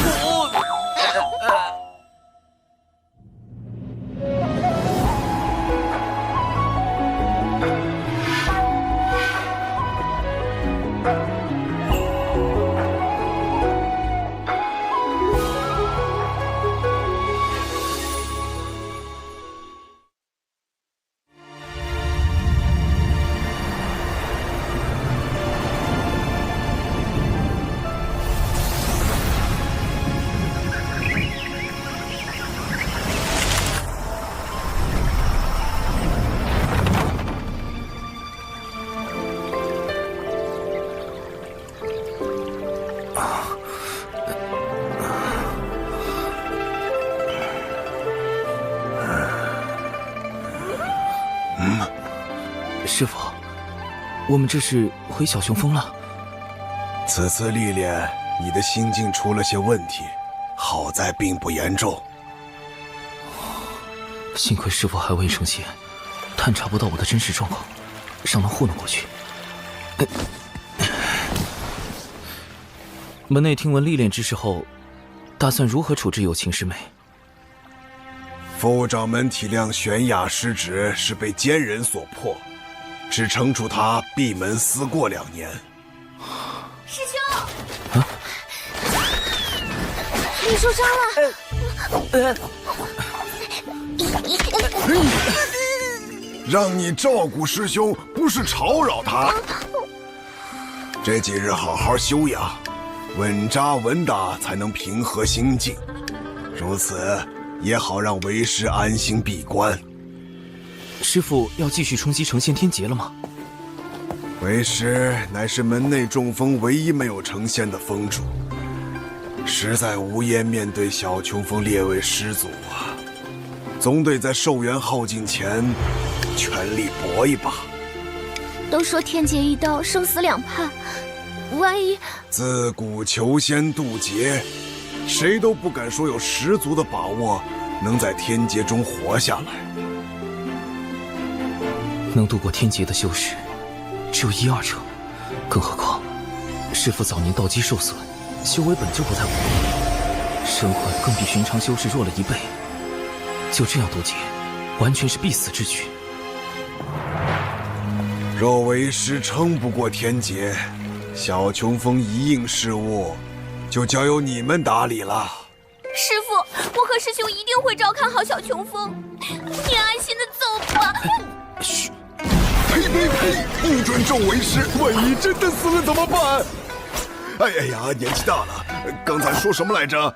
反正为师闭关去了。师兄，师父他……我们得帮师父渡过天劫。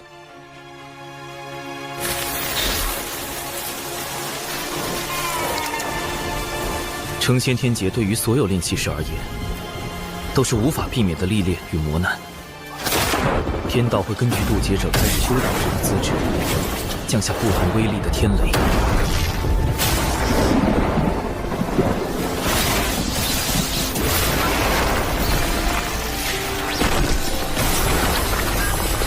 成则飞升成仙，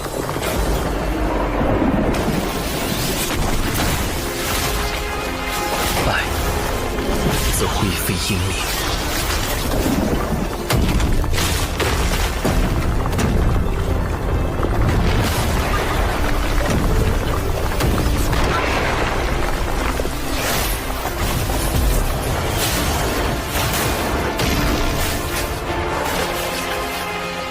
这么恐怖的天雷，师父能扛过几道？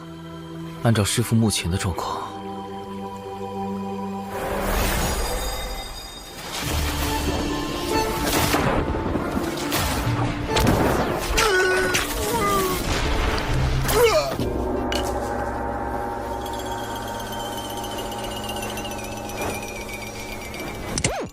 那以后就只剩下我跟师兄相依为命了。你是难过呢，还是装难过？这正是我冒险去北俱泸州的原因。只有找到他，才能在天劫之下为师父赢得生机。仙节草，这不是能毒死原仙的剧毒之物吗？哼，不错。但将仙节草加以炼制，就能成为骗过天劫的假死药——融仙丹。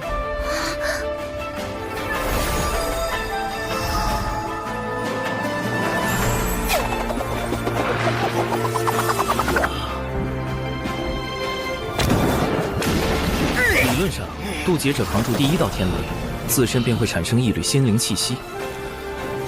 若在这时服用融仙丹假死，冰解肉身，就能躲过后续的天雷，化作浊仙。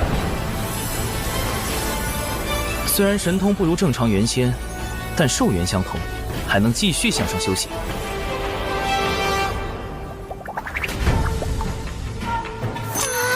我们必须赶在师父的天劫到来前，将融仙丹炼制成功，这样师父存活下来的几率就有98%了。哇，师兄真厉害！嗯。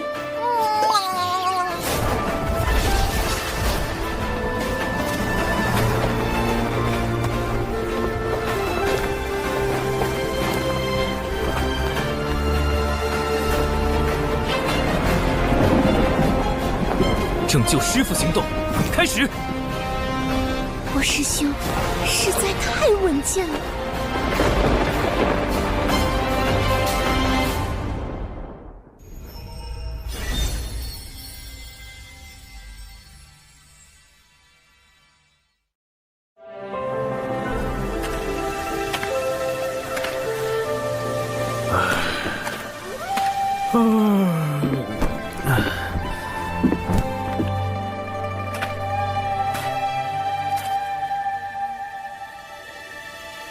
师父最近出关的频率好高啊！闭关都如此困难，渡劫只会更加危险。我们要加紧炼制融仙丹了。师父那么固执，要是知道我们炼制禁药帮他渡劫，所以不能让他知道。不仅是他，门内所有人都不能知道。等丹炉一事解决后，我们便要在丹房外布阵，防止泄密。丹炉？师兄，你不是有一个吗？那个丹炉等级太低，不足以炼制融仙丹这样的高级毒丹。据我调查，丹顶峰的万灵云长老有1000毒百金炉，最合适不过。万灵云，好耳熟的名字。万灵云，毒经一书的著作者，精于炼毒，据说平日不近人情，且极其吝啬，难以结交。我们峰中的炼毒大家万灵云长老对各类制毒手法很感兴趣。师妹，你是不是有事瞒着我？没有啊。哈哈，说起万长老，我还得感谢你呢。要不是你在东海之滨用了他所送的断魂丹，我根本没办法接近他。那当然，我可是把你给我的断魂丹都用光了，同行的弟子都被我惊呆了。兰灵娥，虽然我有意让你用断魂丹结交万长老，但也没有叫你把所有的断魂丹都用光了。你这个败家师妹！师兄，你炸我！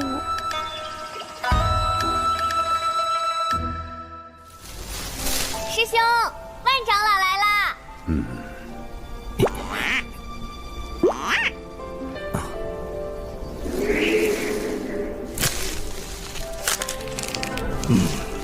断魂丹怎么炼？回万长老，取灵活心金血3分，密屋断魂草4分，红鱼草2分，废寨水少许。若预算只有20颗灵石，如何炼制？好好可怕的气氛。终极令色等级考试，应试技巧1：寻找共性，降低心防。他既然抠门儿，那我就比他更抠门儿。4分秘无断魂草改为5分寻常断魂草。10颗灵石了，不用花灵石，我与百凡殿葛长老交好，能以小琼峰灵鱼换他5分断魂草。养灵鱼也是一笔数目。灵鱼是师妹在喂养，她花的钱不能算在我头上。没错，就是我。灵狐心金血改为灵狐粪，红鱼草育10万年可得。废债水可将旧鞋用狗尿腌制，算下来1颗灵石都不用花，就能用10万年培育一颗断魂丹。万长老是不是生气了？10万年，长寿，你竟能抠到这个地步吗？应试技巧2：共事中，建立共情。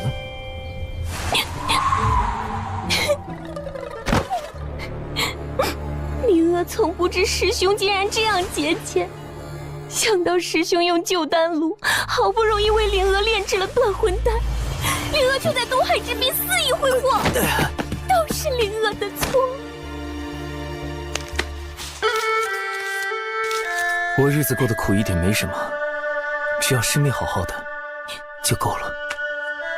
师兄，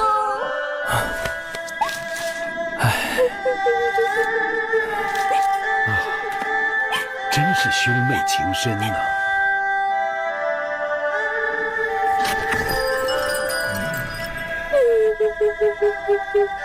万长老一句话都不说，不会是看穿了吧？保持冷静，随机应变。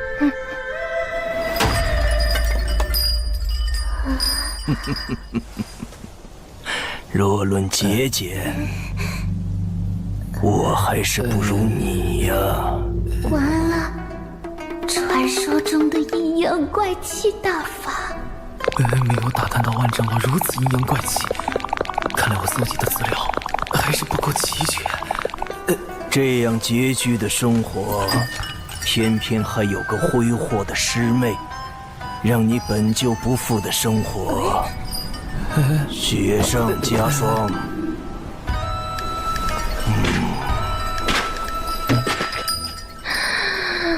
完了完了，千毒百金路无了，师傅也无了。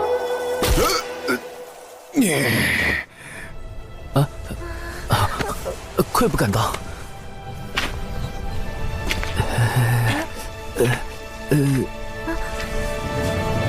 万长老这啥意思啊？不知道啊。到底什么意思啊？这就是千毒百金炉。没想到我们真的打动了万长老。何止是打动，师伯说万长老对小琼峰的境遇倍感痛心，甚是怜悯。长寿不易呀！啊！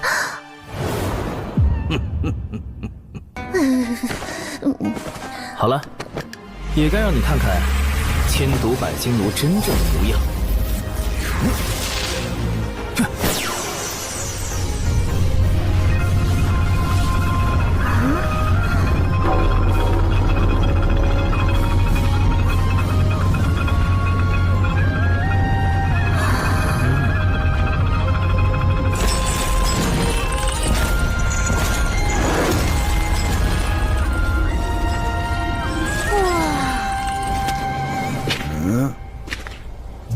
他们2个人呢？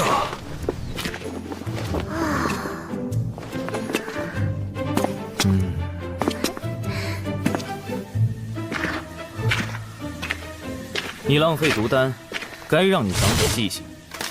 11、12、13。师兄，人家看不动了。1。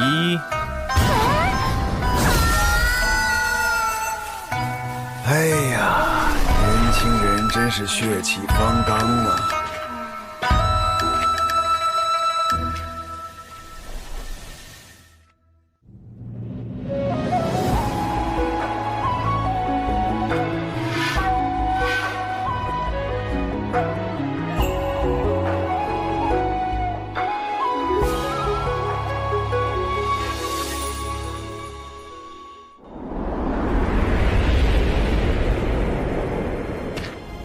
体复合型组合大阵？这是我精心筹备了60年的原创阵法，与洪荒主流阵法横向分布不同，此阵纵横交错，环环相扣，甚至可以对付真仙境的仙人。师兄，阵法的威力不是与布阵者修为有关吗？我们都不是真仙，怎么困住他们？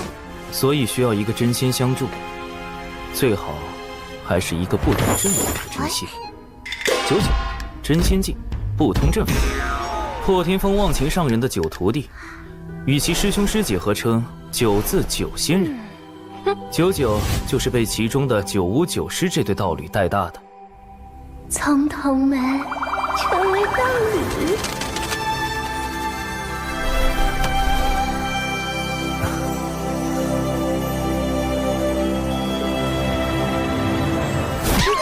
想什么呢？9巫，本次行动的重点攻克对象，在北周时他就对我起了疑心，贸然去找99，必定引起他怀疑。所以我们得想个办法，引开9巫师伯。9巫阴险狡诈，普通的办法对付不了他。99最近因被门内责罚戒酒而发愁，每日睡不着，一早起来就找9巫撒娇，9巫对此无可奈何。我们不如算好时间。师妹，布阵和炼制融仙丹都需要99，你去找9巫，只许成功，不许失败。9巫师伯，求求你了！我也想帮你布阵，但我这里的订单已经排到500年以后了。可是小琼峰真的需要真仙指导布阵，就要真仙，就要真仙！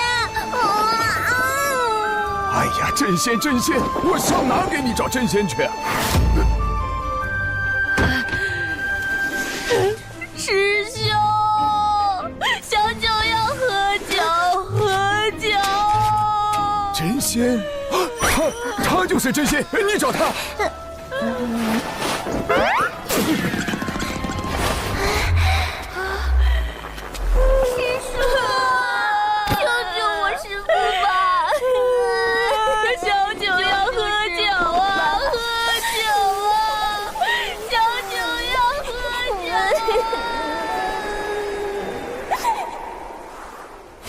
此物名为佳人酿，有9味无酒气，会让人有喝醉的感觉，但不会破戒。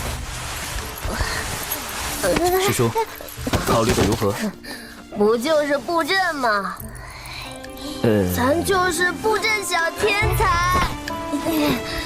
99师叔已经最迷糊了。哎呀，布阵，看我布阵！救命啊，师兄！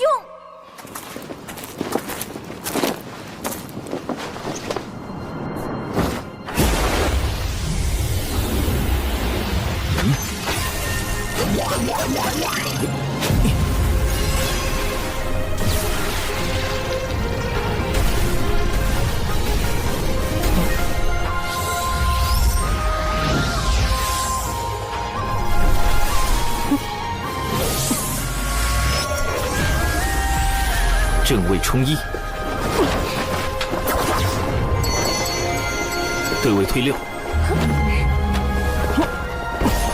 看位归4，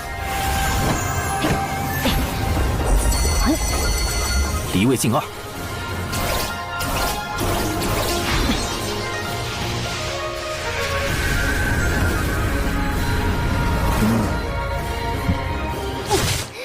什么砍树做掩护，防止被师傅发现？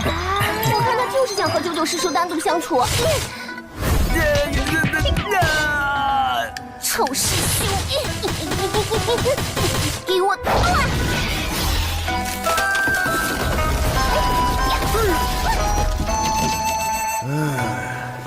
年轻人真是生龙活虎啊！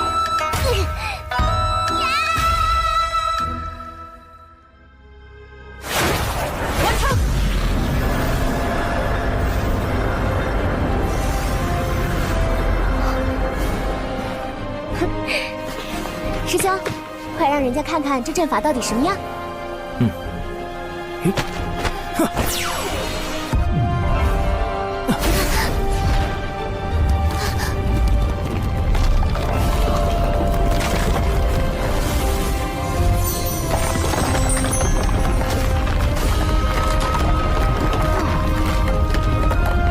多亏了99师叔用仙力稳固阵基，我这大阵的构思才得以落实。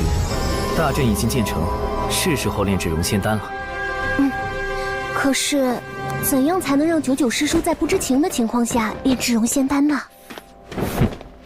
他不懂阵法，不也同样打造出了这立体复合型组合大阵吗？正门到底在哪里呀？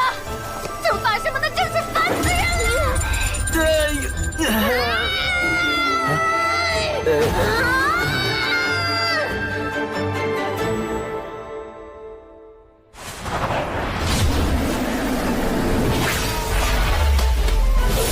起！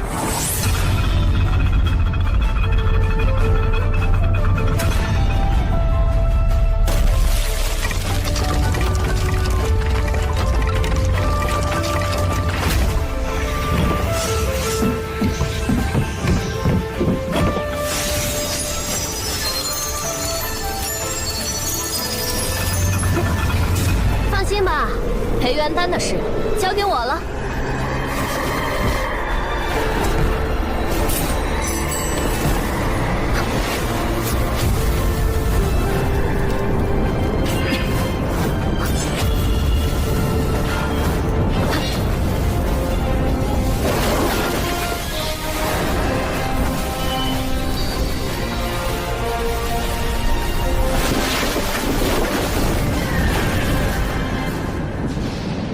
以小九的能力，绝不可能搭出这样的阵法来。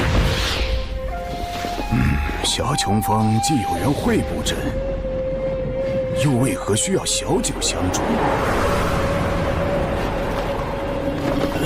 刘师兄，这是去往小琼峰。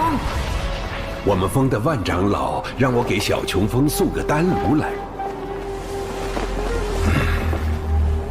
布阵。丹炉，李长寿，你究竟在捣什么鬼？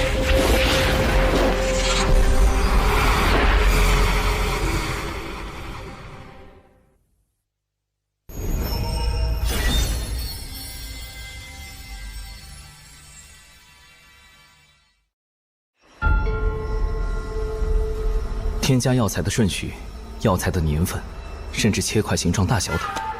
都已做到了精确，只要确保师叔保证稳定和纯粹的仙力支持，就能提高融仙丹的成丹率。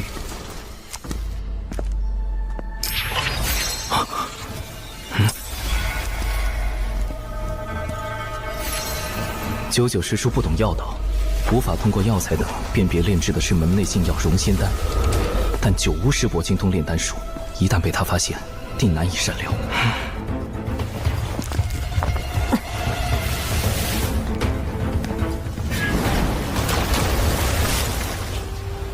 看来，得在丹药炼成前，将他拦在外面。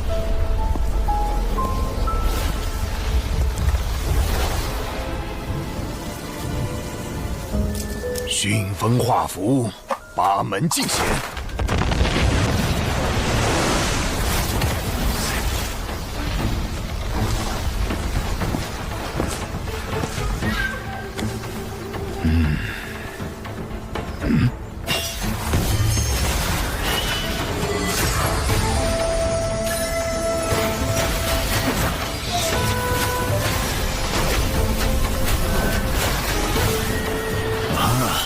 找到阵法的出口了，不过是个基础迷阵。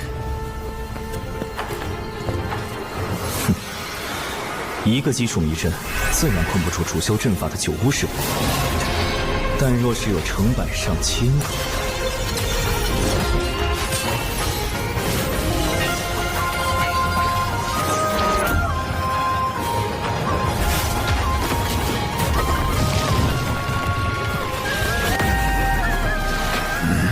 还在阵中，看来是个连环阵。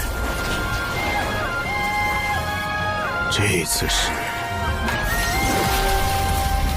灵月六转阵，此阵生门通常设在某一风穴内，风穴方位对应南斗六星：天府、天梁、天机、天同、天象、七杀。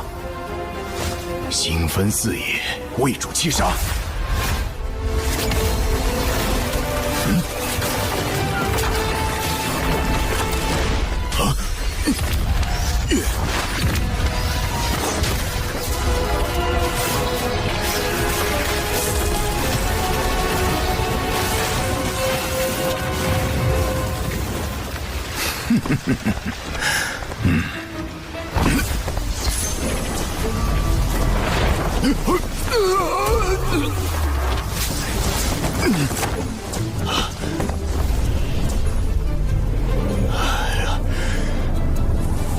到底套了多少个祭出迷阵啊！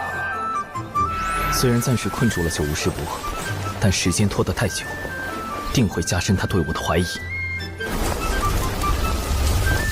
现在最重要的是尽快炼成熔仙丹。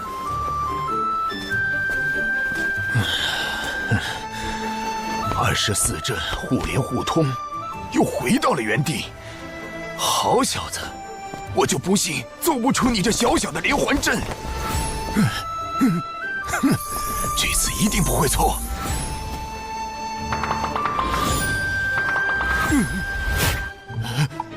哎呦，这没道理呀！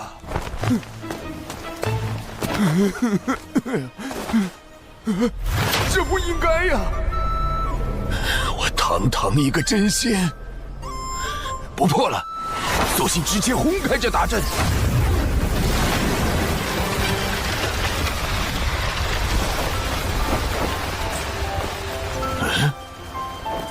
这么简单就破开了。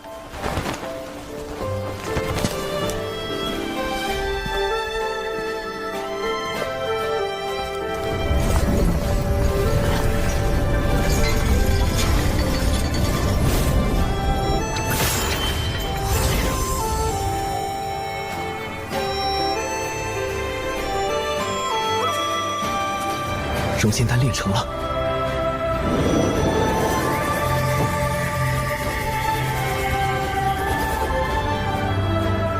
这就是培元丹啊！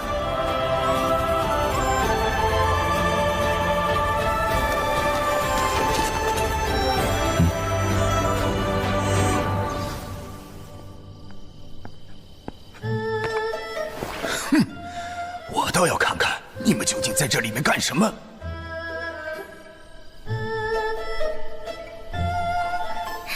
小兽兽，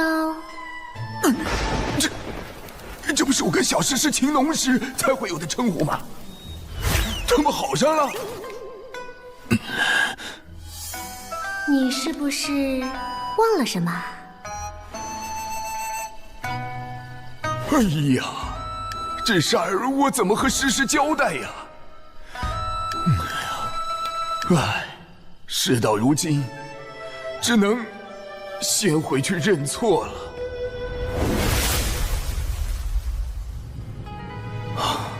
总算走了，幸好在炼成熔仙丹时，及时解除大阵，避免了迷阵变成杀阵，暴露出我更多底牌。咱们说好的，炼成培元丹后，你要送我1年份的佳人酿。放心，除了这些，待1年后时数祭酒期过了，我埋的恒河水老白干也送给你。以后还有什么要帮的，都包在我身上。师叔，若有人问起您这段时间在这里做什么，请您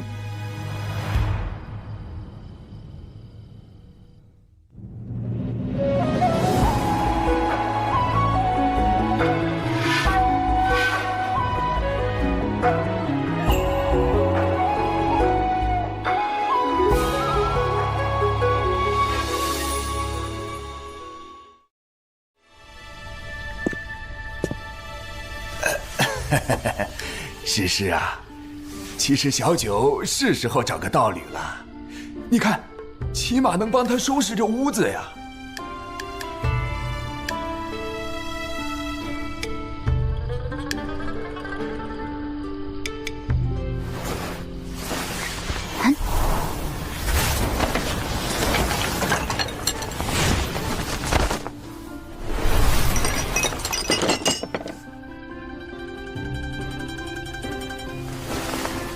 我们小九何须依靠他人？更何况，他才962岁6个月零15天。啊！四师姐、五师兄，你们怎么来了？我刚出关，陪你师兄来看看你。小九啊，你是不是对？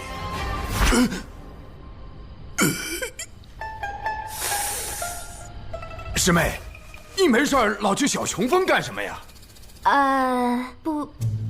布阵炼丹呀。作为回报，小兽兽还送了我一些能代替酒的好东西。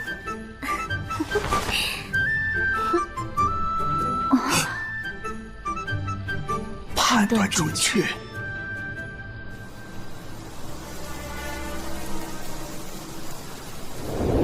反正99师叔所知有限，让他如实相告，应该能解开今日的误会。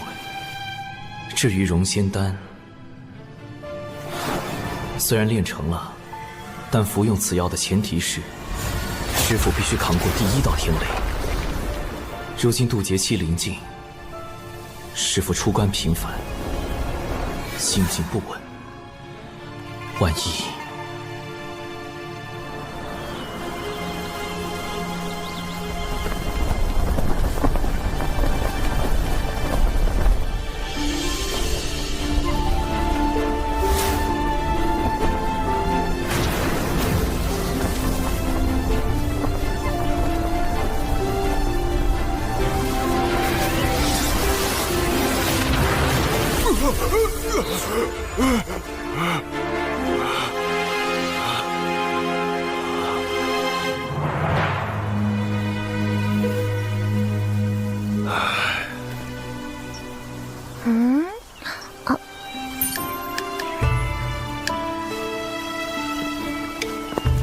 所以师兄，你让我砍树的另一个目的，就是制造第2套渡劫方案的这个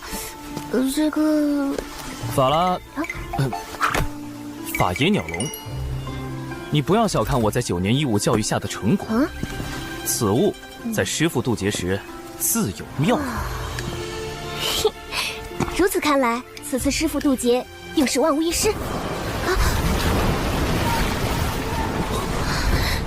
这是师父的天劫。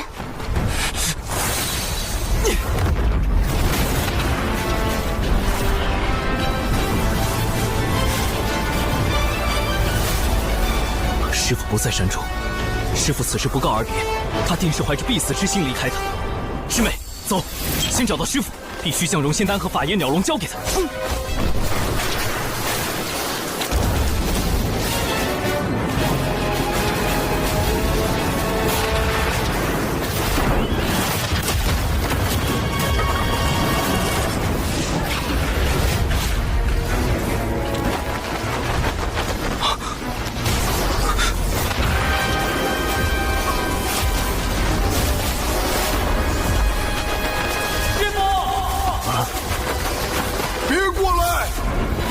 被这雷光击中，你们会灰飞烟灭的。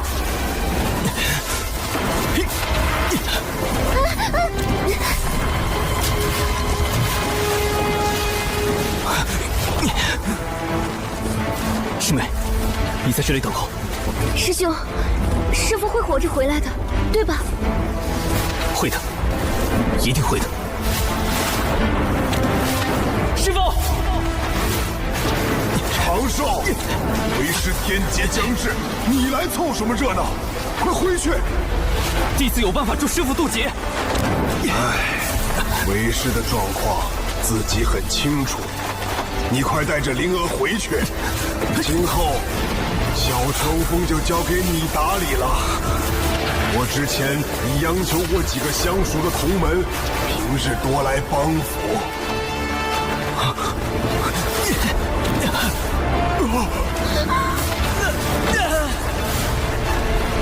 师父怀有必死之心，定会被天道认为道心不稳，怕是连第1道天雷也不能度过。为师让你回去，你没听见吗？你平日的谨小慎微去哪儿了？这天雷不比寻常，以你的修为，一击之下必死无疑。到那时，你让为师如何心安？还有灵娥怎么办？谁来照顾你师妹呀？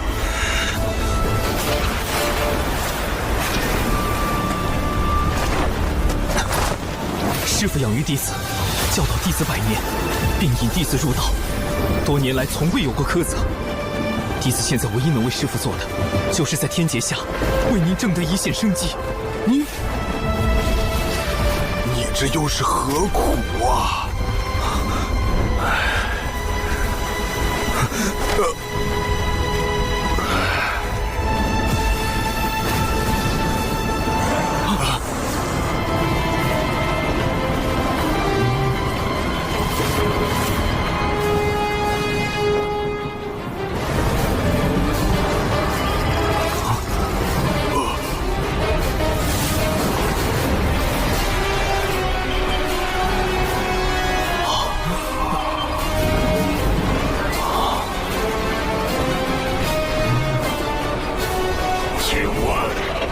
仙门怎么走？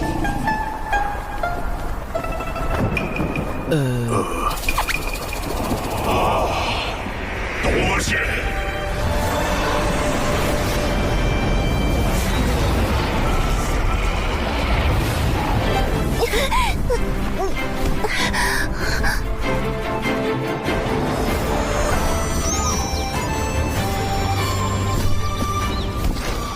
等等，现在想来，这雷云虽有压迫感，却非天威，所以刚才不是师父的天劫吗？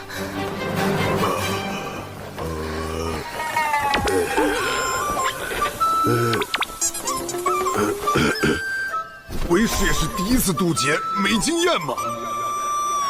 都是乌龙。人家分明是青色的苍龙，怎么能说是乌龙？乌龙是黑色的。看那条苍龙的仙韵，修为已至天仙境。龙族一向隐居深海，与人族少有往来，而今竟派如此高手到渡仙门，恐怕会生变故，还是小心为上。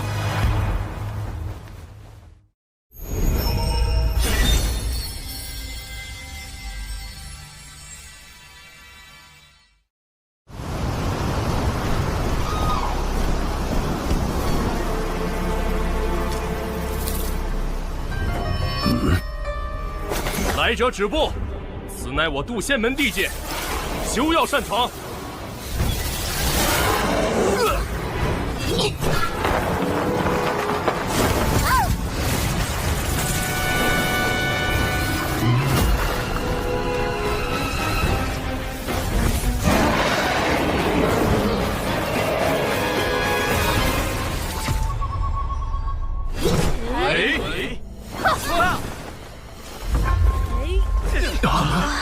嫡喜，众弟子即可，随我迎敌。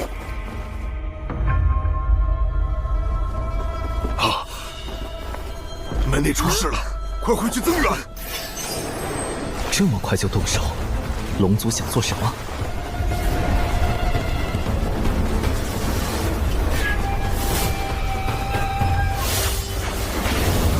本将乃东海龙宫水军大先锋，特奉王爷前来。渡仙门主事之人，速速出来接旨。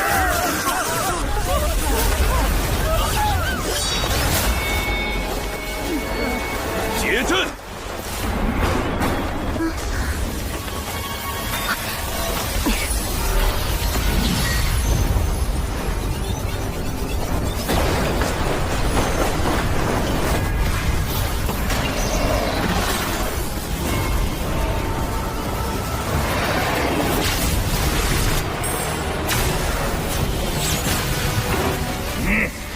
刚修成天仙，就敢来我渡仙门撒野，活腻了不成？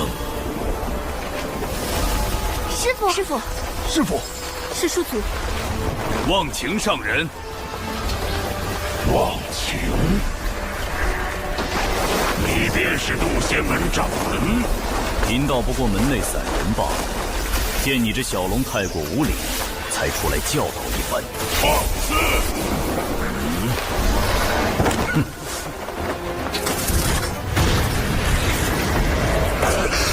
连人士也开始着手。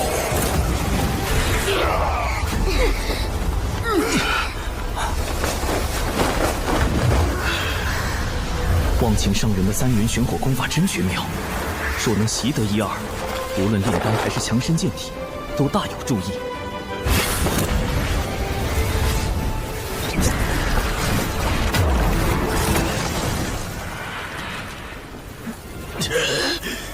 这人族的三元玄火竟强横至此，法力深不可测。你当明白，如今早已不是龙族欺压百族的时代。自祖龙掀起战火，震碎洪荒起，尔等便已业障缠身。贫道奉劝你一句：知止，长止，方回正途。好个道貌岸然的渡仙门！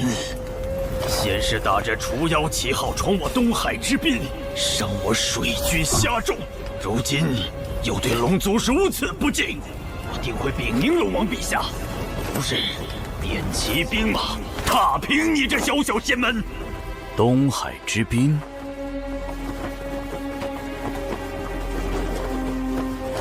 忘情上人，此前降妖历练时，小琼峰弟子兰陵娥为保护同伴，情急之下伤了一些虾妖。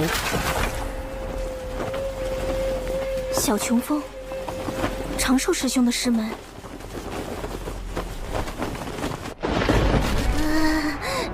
师兄，我是不是闯下大祸了？人呢？虾妖怎么突然变成了东海水军？事有蹊跷。师兄，误伤东海水军的罪业，渡仙门定会查明缘由，倾力偿还。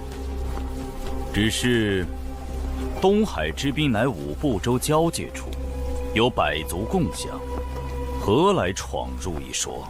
看来是龙宫静守东海太久，让你们人族炼气师忘了。早在远古，龙族便已将东海划为属地，东海之滨亦是龙族门户，怎容人族随意踏足？龙王陛下谕旨，3日后召开东海大会，东海之滨归属何处？届时自有分晓。若龙族霸占东海之滨，就等于彻底掌控了通往五部洲的交通要塞，威慑百族。恐怕从布置虾妖之乱到召开大会，都是龙族的算计。龙族避世多年，此番大动干戈，只怕难以善了。将军使命既已完成，贫道就不远送了。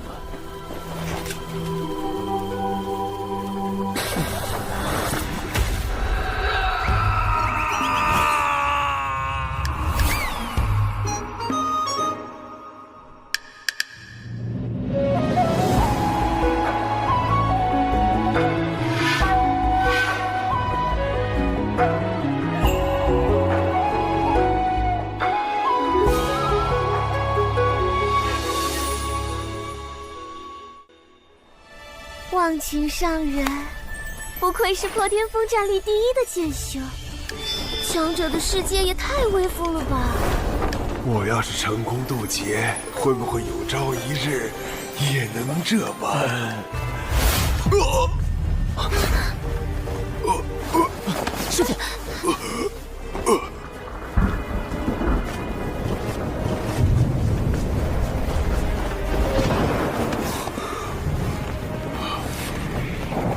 师父雷劫已至，必须马上回小琼峰，启动避雷方案。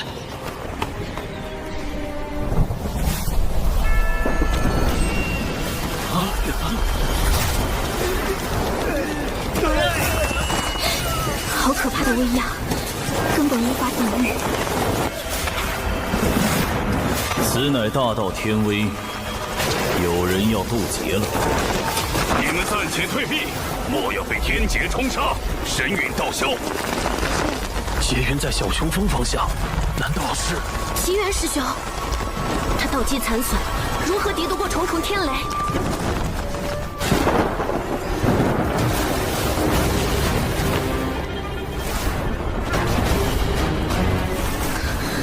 师兄，这次是真的天劫，没错吧？根据云的面积和厚度计算，大约有4道天雷。这么多！天雷就要落下，你们别管为师了，都回去。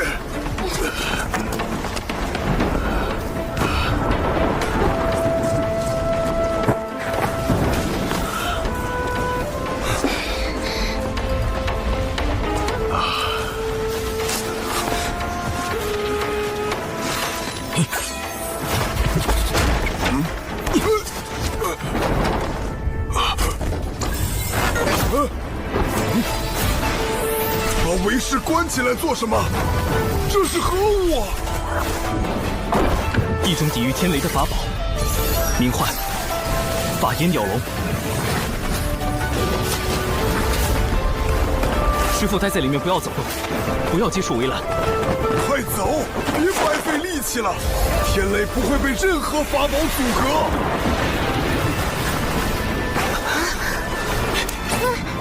法拉第老爷，科学壁垒就靠你了。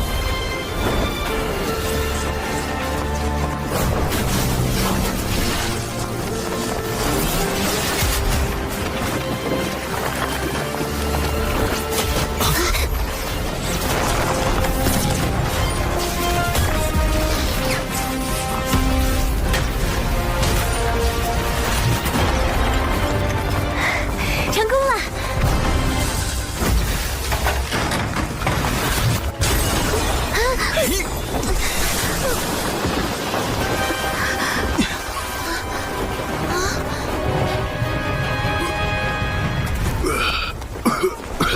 我没事，天雷也消失了。这笼子竟如此神奇！怎么办？法眼鸟笼毁了。挡住了第1道天雷，也算不错。接下来只要让师父服下丹药，就能平安渡劫。师父身上怎么没有丝毫仙灵气息？难道是因为没有正面承受天劫？糟糕，没有仙灵之力，师父服下融仙丹的瞬间就会形神俱灭。天劫本该由渡劫者一力承担，容不得投机取巧。剩下的天雷，让为师自己来。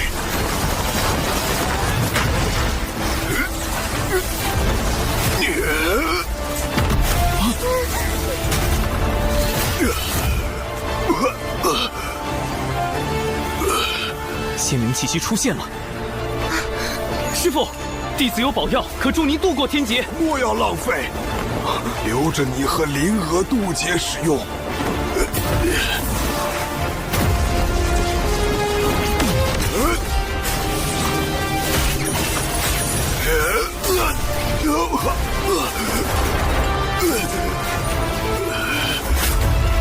师父！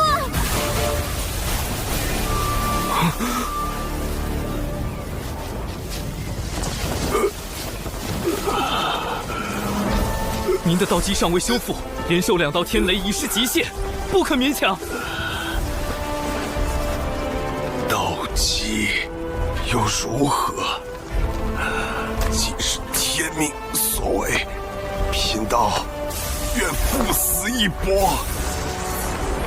天道，我绝不会躺在地上求饶，徒儿们就在一旁看着。哪怕他们的师父不中用，不能像忘情上人一样给弟子庇护，贫道也要站着死，给他们最后的荣光。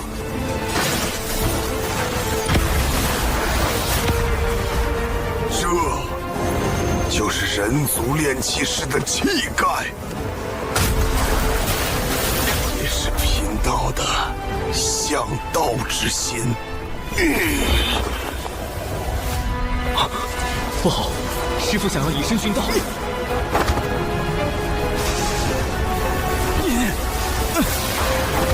长寿！弟子与师妹千辛万苦炼制宝药，只求师父活下去。你这是干什么？快躲开！百年教养恩情，弟子心中早已将师父视若父母一般。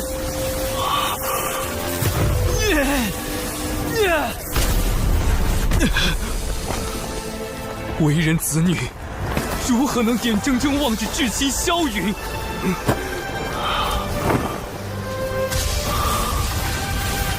师父，为了我们活下去吧！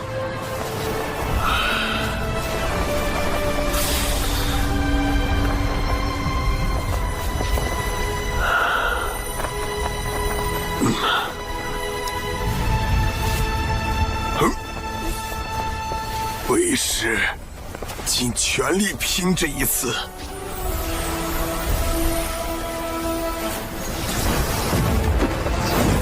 来吧，让贫道见见最后一道天雷。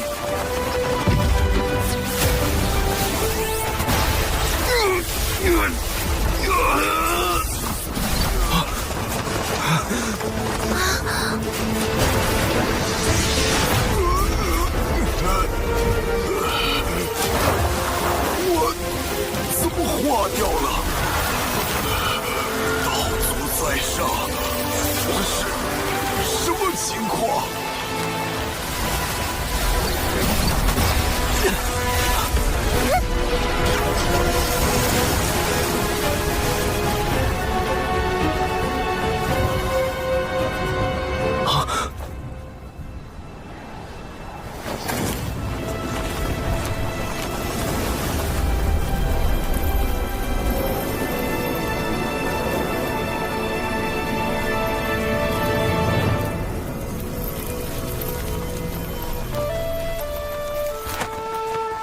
劫运无常，唯道心坚毅，得天地西归。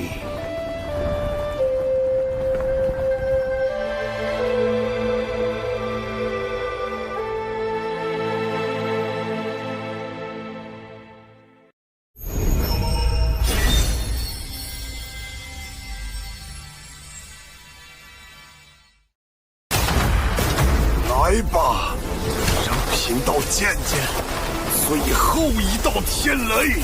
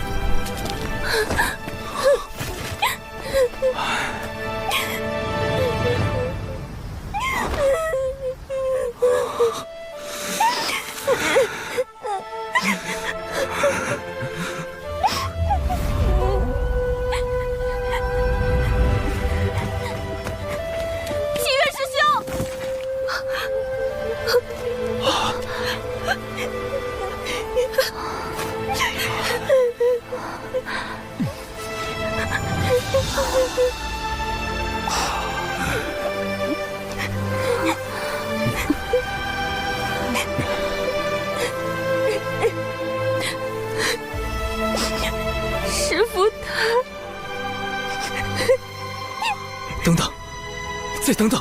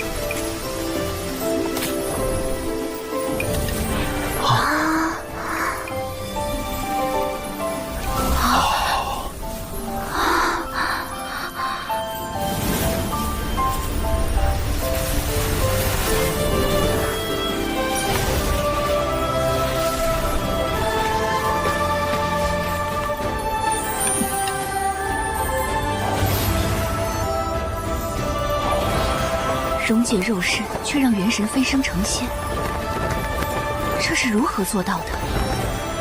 解身得道，是冰解，冰解化浊仙。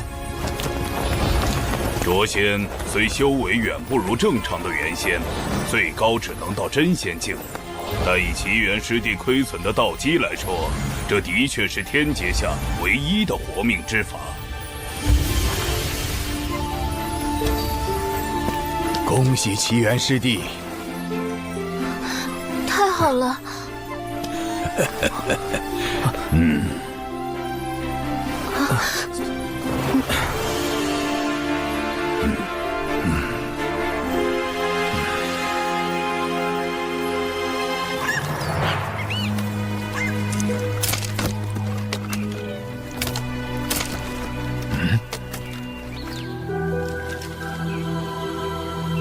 容仙丹。回众与上人，望请上人，东海除妖之事已查清，当年确有下妖为祸。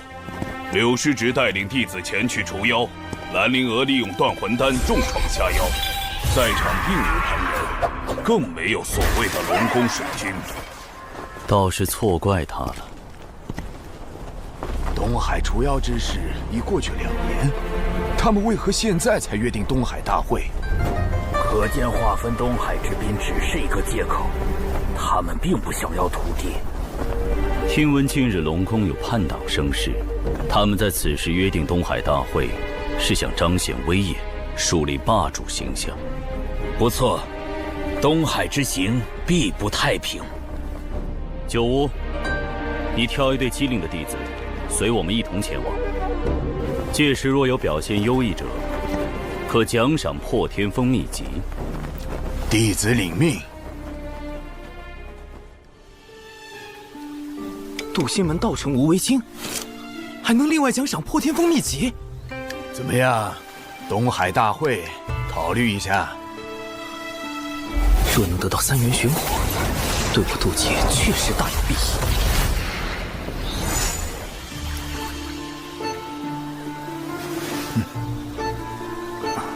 弟子修行尚浅，恐怕要辜负师伯美意了。师侄谦虚了，我知你精于炼毒。你之前给灵娥炼的那个叫什么丹来着？容仙丹。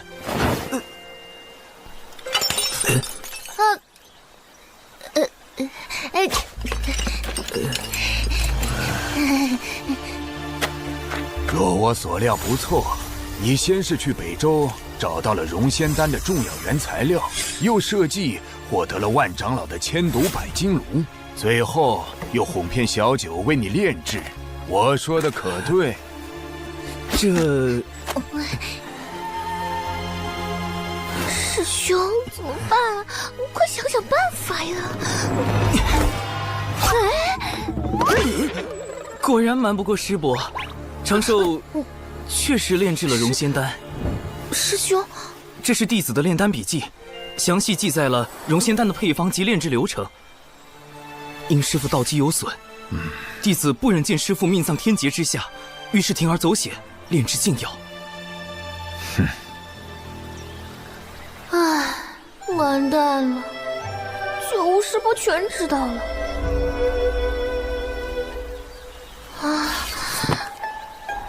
这就是暴风雨前的宁静啊！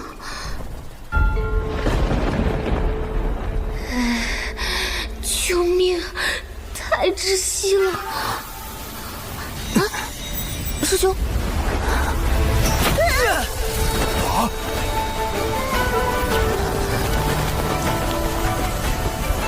师兄！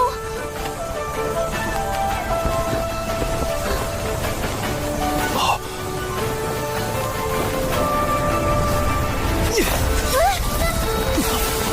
他顿悟了。半虚六阶，好小子！啊，我竟然又顿悟了。什么情况？罢了，容仙丹一事我可以不追究，但东海大会你必须去。这，否则我治你一个私炼禁药之罪。弟子领命。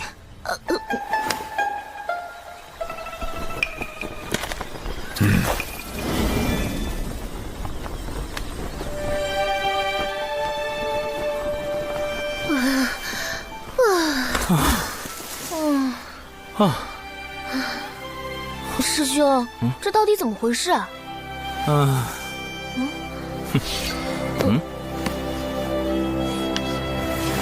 容仙丹主要成分3经碧波蛇蛇头。我故意将错误的炼丹笔记交给九巫师伯，因此他断定我有心无力，并没有炼制出真正的容仙丹。那刚才的顿悟，顿悟是真，修为是假。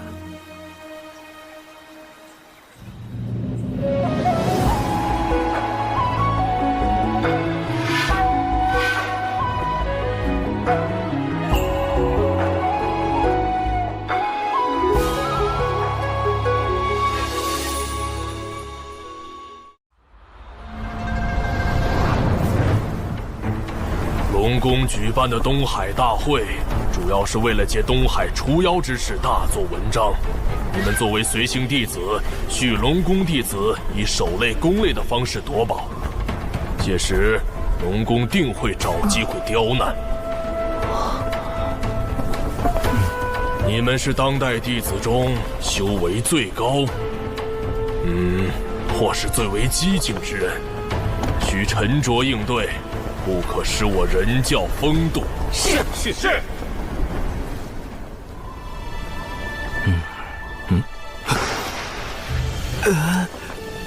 长寿，我近日听闻一偏方，可以治疗心魔。多谢师叔美意。弟子这心魔已持续了数年，只怕……我还没说什么办法呢。万一有用呢？师叔请说。那就是以毒攻毒。师叔不可。我看你和灵娥相处就不会有这心魔，我可是费了好大劲儿才找来办法，你不许推脱。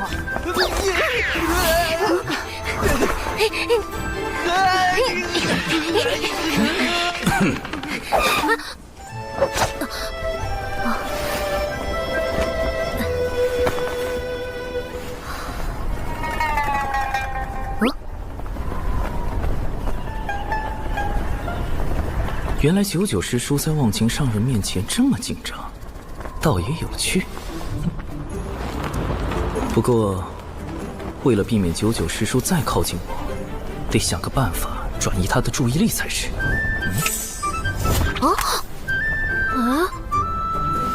这是魔方，我教你口诀。这样。哇！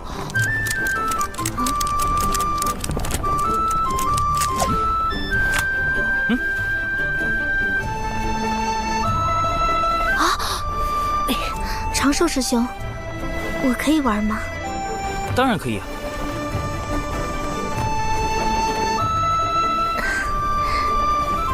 倒是有心了。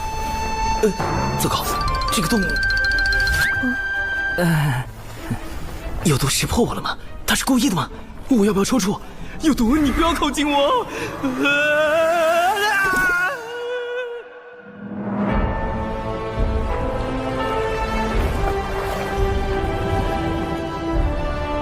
欢迎众位仙家光临第1届东海大会，继二太子敖乙殿下10岁寿辰典礼的现场。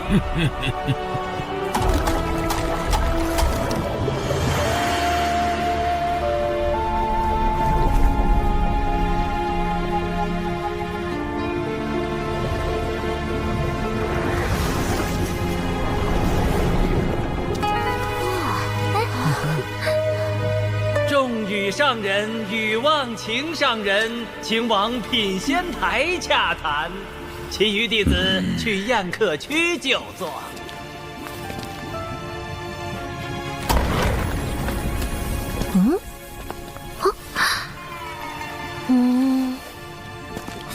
哦，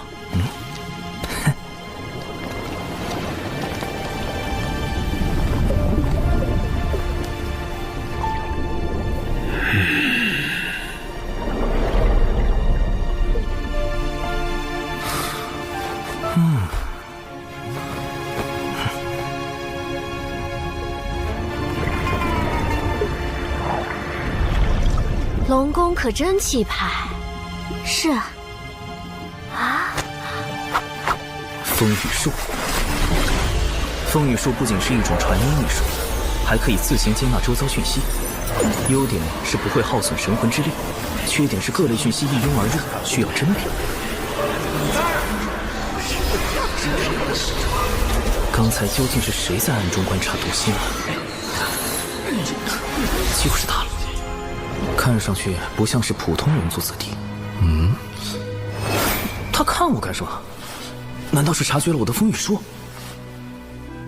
哎呀，不应该啊！风雨术不耗神魂之力，并不会惊扰对方。算了算了，保持低调。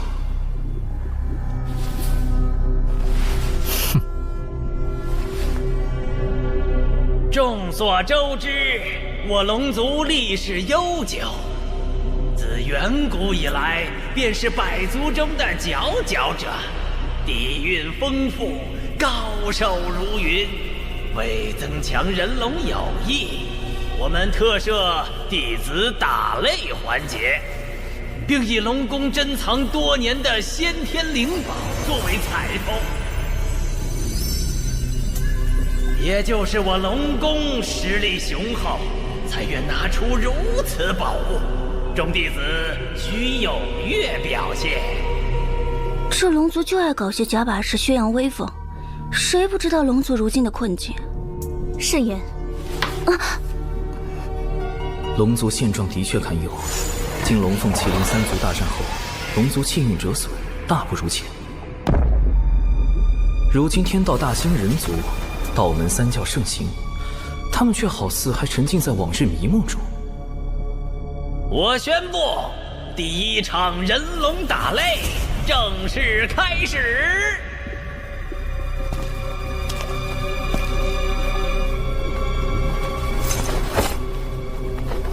你与本太子切磋一二。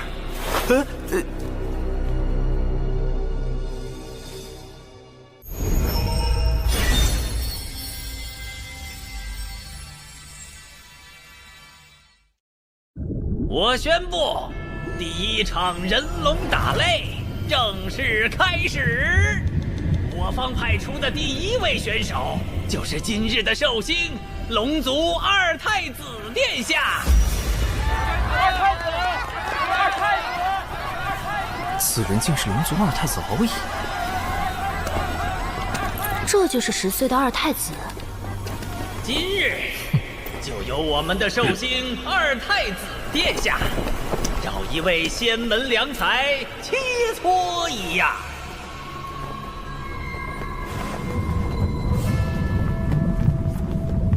等等，他为什么一直盯着我？不妙。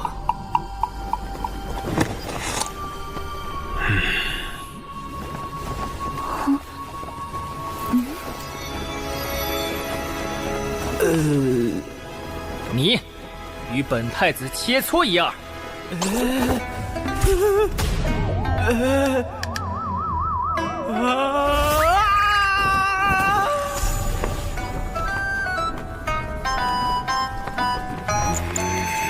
殿下是不是看错人了？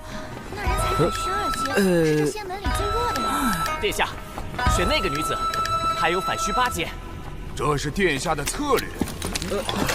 首战要赢得有气势，才能彰显龙宫威严。当然得选个最弱的。这小龙路子这么野。长寿才刚突破到反虚2阶，怎么打得过龙宫一个归到6阶的？这简直是要羞辱我的仙门！二太子，你是要与我长寿师侄切磋吗？不错，让他上场吧。欺人太甚！此战绝不能赢，否则比试时气息稍有不稳，就会突破到归道境巅峰。随之而来的便是成仙天劫。你，二太子，长寿自知修为浅薄，不是您的对手，还请殿下另择他人。哼！师叔，弟子愿带长寿师兄上场。我就选定你了，如此推脱，不如让你们师门仙长直接向龙宫跪拜认输。二太子此举有些不妥吧？他的修为境界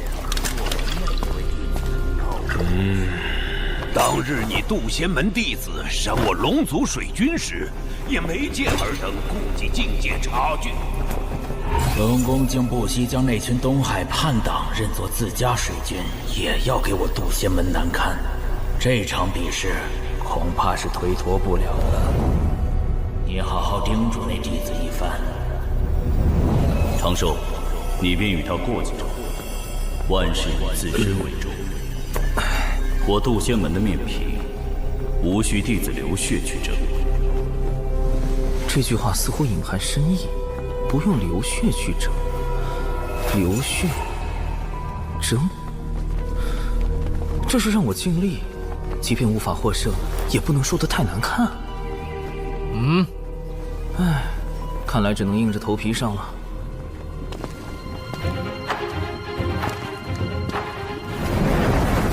这次比试以水莲台为界，退到外围即为认输，双方点到为止。且慢！怎么了，二太子？你我不如转个文斗？废话太多，看打！龙宫大佬云集，稍有不慎就会暴露，必须速战速决。九龙探云步，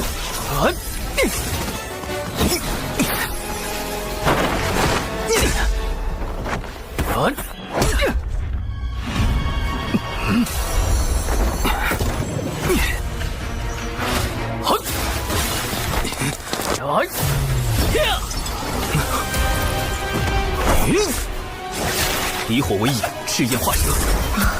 此招虽展现出了小兽兽反徐二阶的极限实力，不过以二太子的修为，应该轻轻松松就能夺。啊！打中了！二太子大意了。反正不管怎样，小兽兽是赚到了。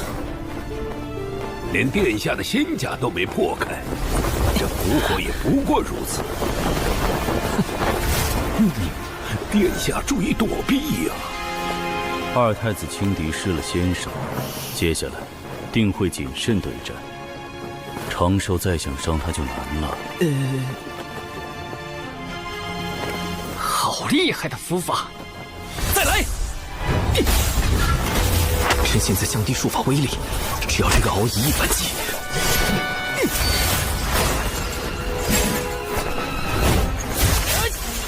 符引旋风，起！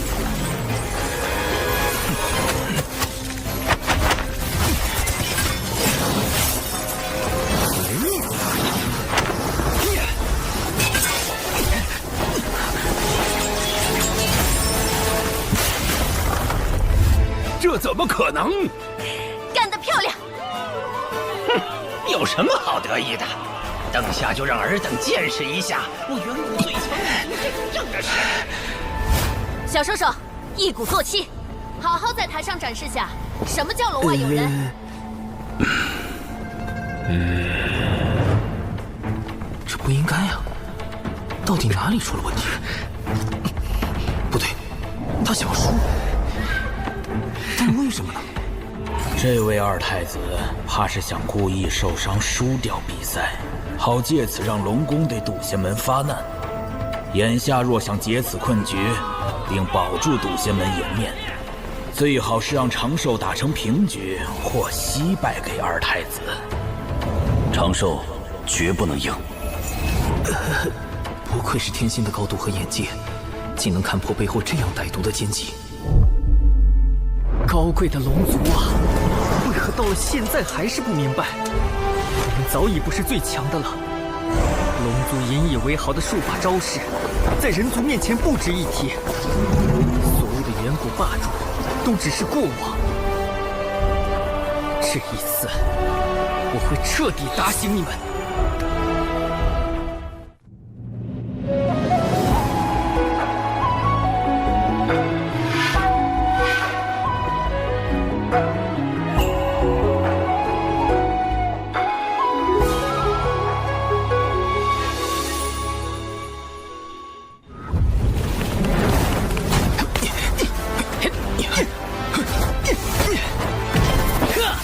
只是，若龙宫真的想用敖乙受伤来射食，为何非要选择我这样一个最弱的弟子？躲不掉了。奇怪，此拳并无太多威力。无论如何，先设法退出水莲台。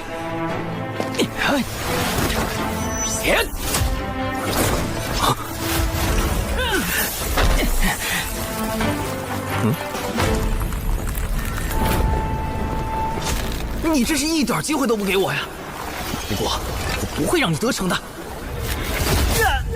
好强的后劲！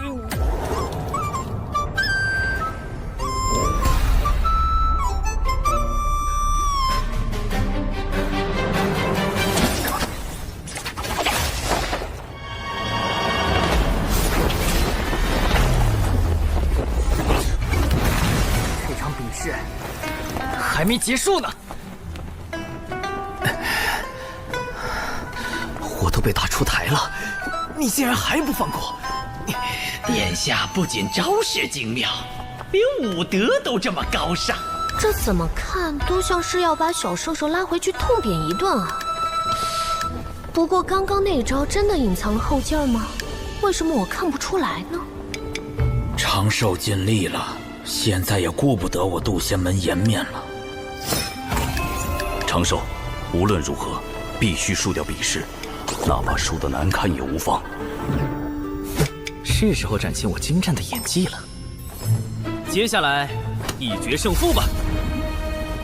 我会让你领略到龙族真正的手段。去死吧！无影震雷，妙法归一。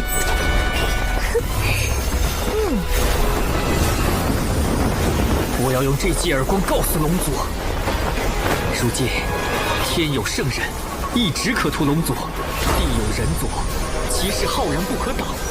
若还不放下所谓的高贵，寻找真正的出路，那等待我们的只有死亡。醒来吧，龙族！醒来吧，那些沉醉在远古美梦中的同族们！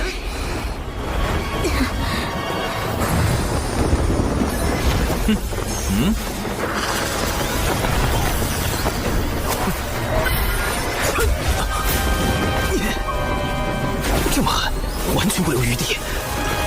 你不要低估本太子的决心。不是你死，就是我亡。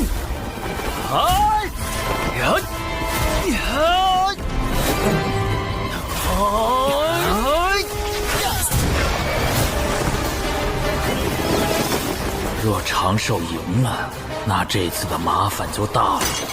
殿下，龙族的威严靠你来维护了。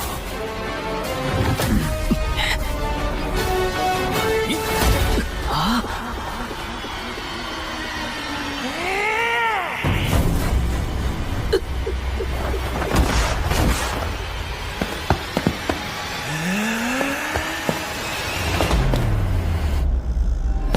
脚跟挪出边界约有1寸，渡仙门输啦！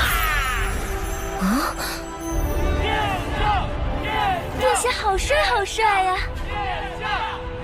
长寿师兄输的也太难看了，果然还是输了。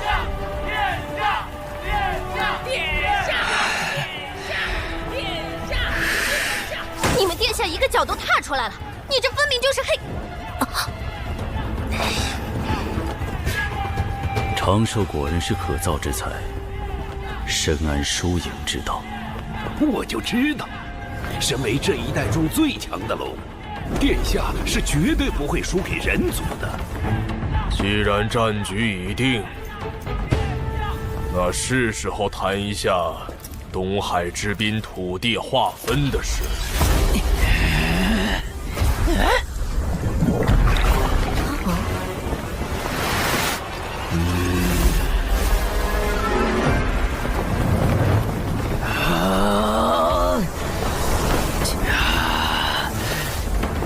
殿下放心，此战我龙宫必胜无疑。既然你们还有异议，那就接着打。还不死心？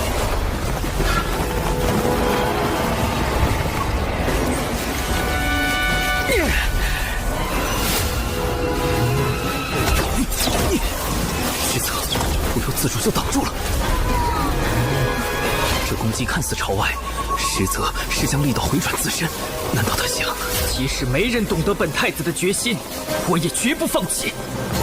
哪怕是自镇元神，你终究还是输我一筹。完了！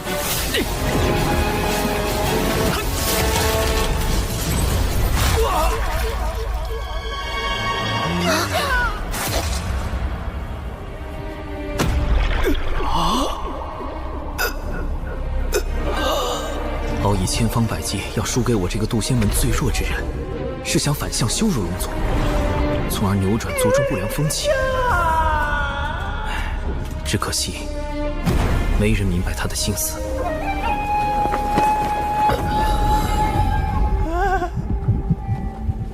抓住他！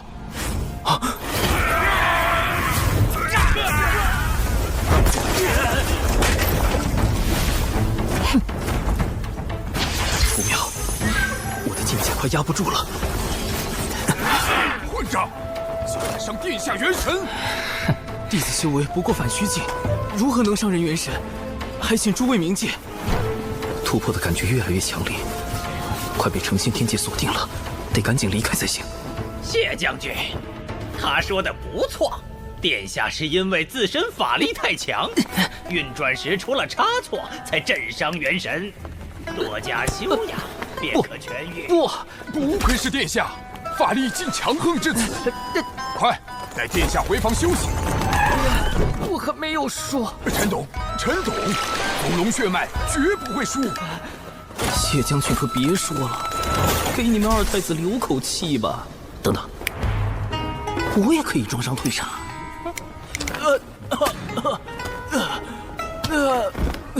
长寿师兄，你的伤势如何？无碍。哎呀，伤成这样还逞什么强？那二太子实在太过分，摆明要欺负人才故意选了长寿。玄雅，咱们一会儿为他报仇，让那些龙子龙孙知道渡仙门的厉害。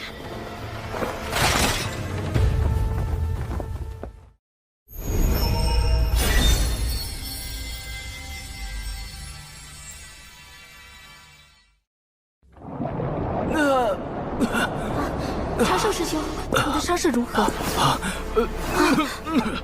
无碍。哎呀，伤成这样还逞什么强？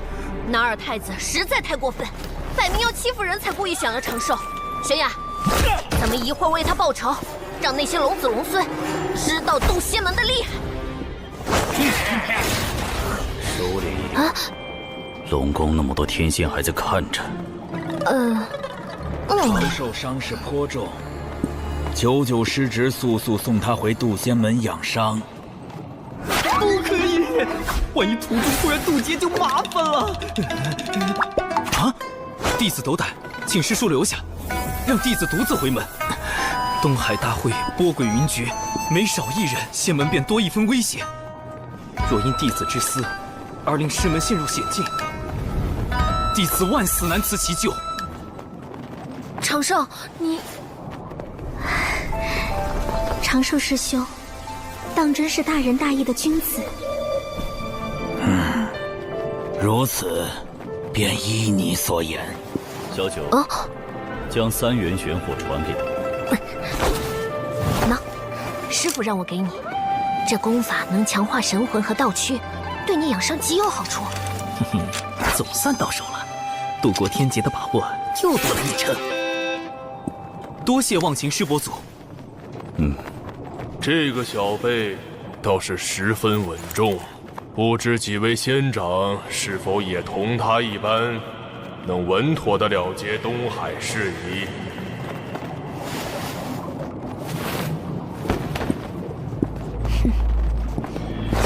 接下来，龙宫的对手是我。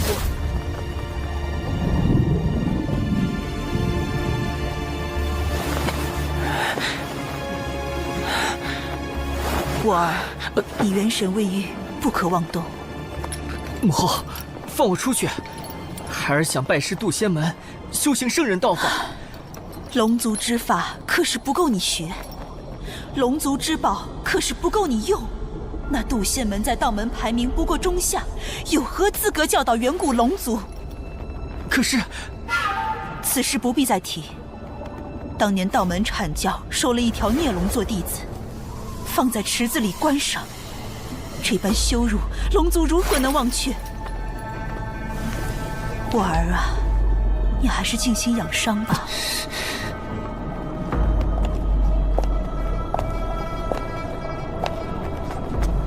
谢将军，务必看住二太子，伤愈前不可出龙宫半步。是。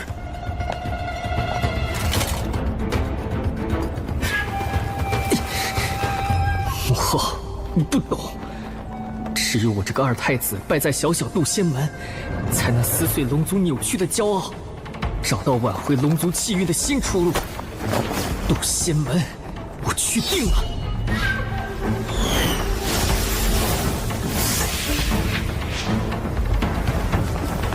劫运已经开始聚集了，来得这么快吗？此处距离渡仙门5000里，距离东海逾万里。龙宫应当探查不到天劫的动静。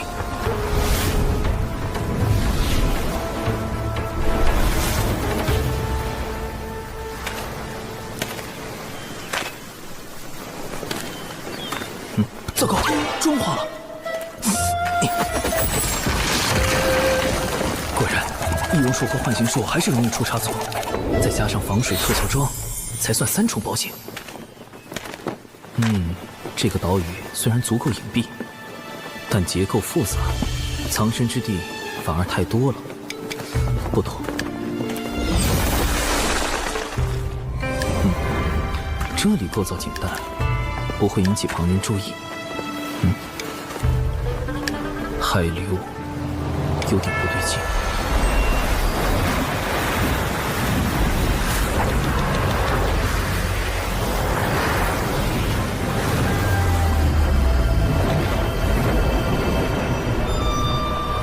海下竟有洞窟，还有天然的逃生通道，倒是个渡劫的好地方。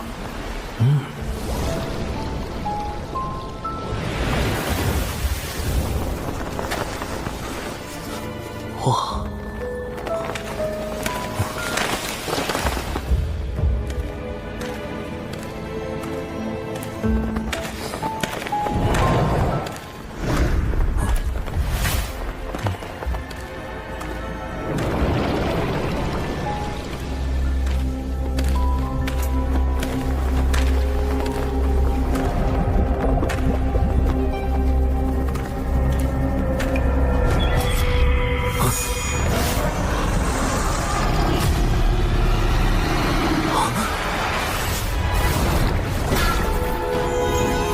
谢将军想看住我，做梦！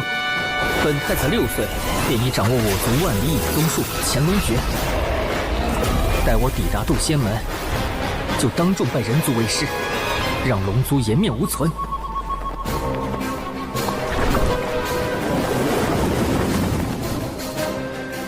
哪来的道人？莫非他探查到我的存在？龙族秘术乾隆诀已经落后至此了吗？不行，不能让他暴露我的行踪。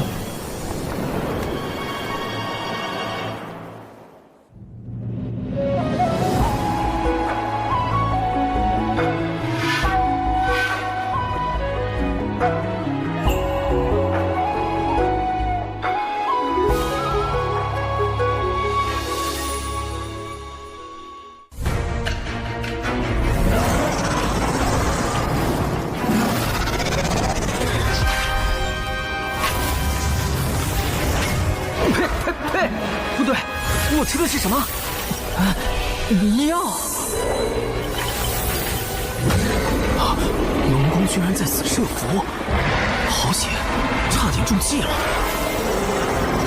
幼龙抗药性都这么强，看来软仙散还要改进配方。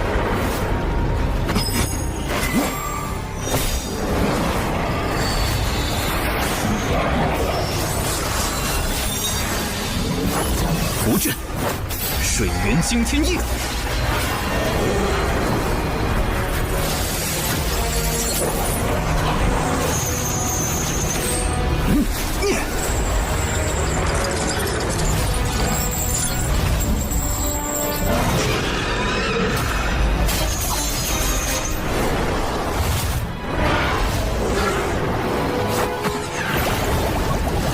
好快的盾法！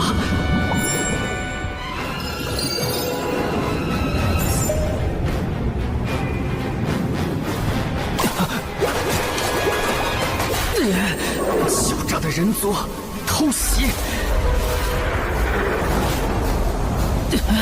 快下毒！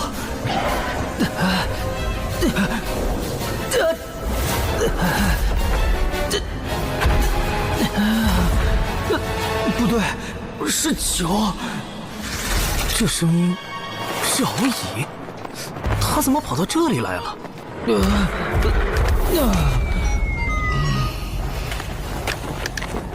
难不成他打算到道门拜师，继续刺激龙族？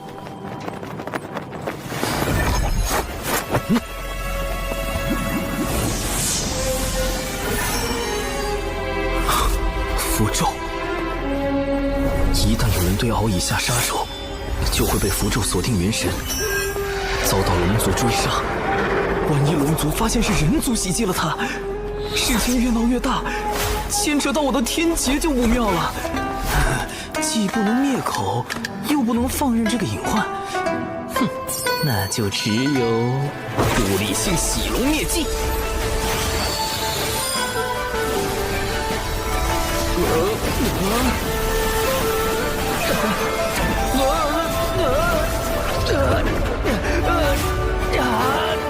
漂洗式。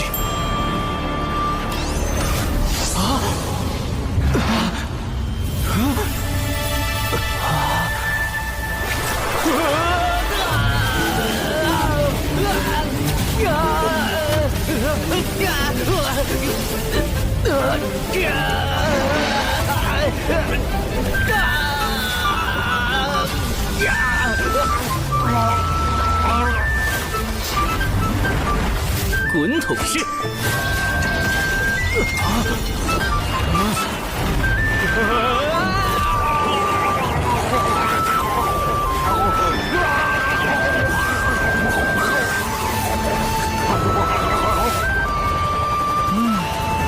甩干式。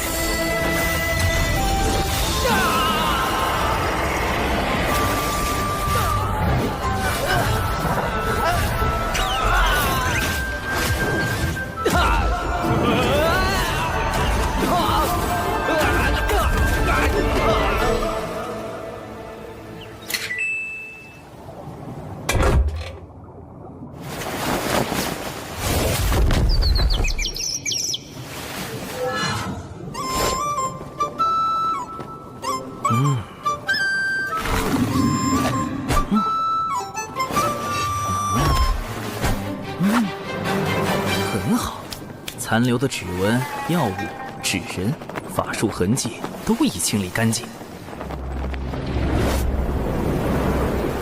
哼，敖乙，你我就此了断因果，往后莫要再见了。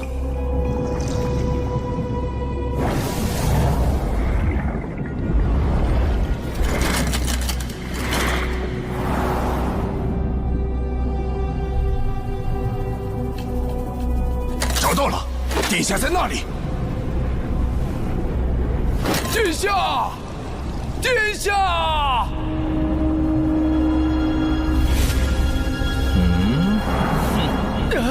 不要过来！不要靠近我！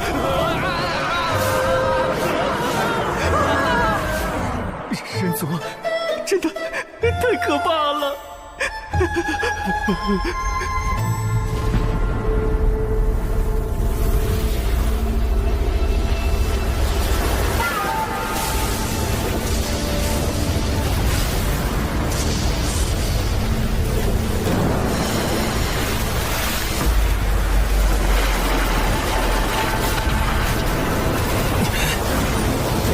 火星遁法，水遁。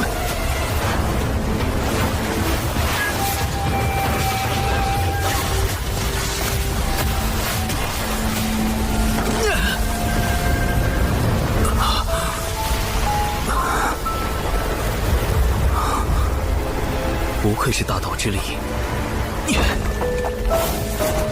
容不得丝毫伪装。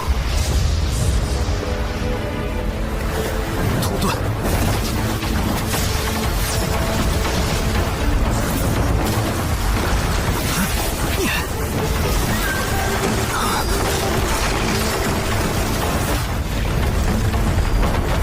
木遁。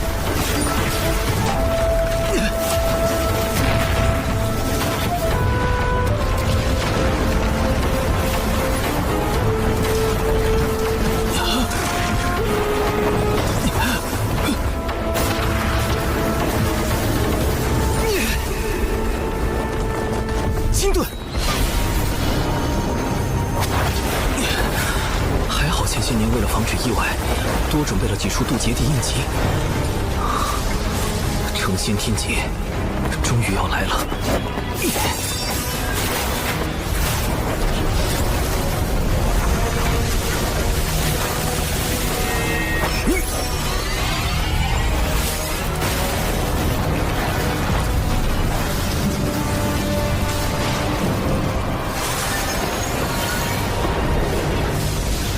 从师父的渡劫经过来看，表诚心也是一个重要的步骤。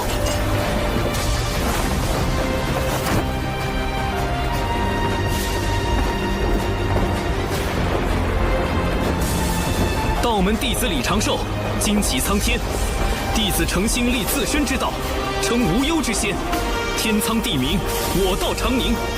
感念苍天落下成道之劫，降成仙机缘。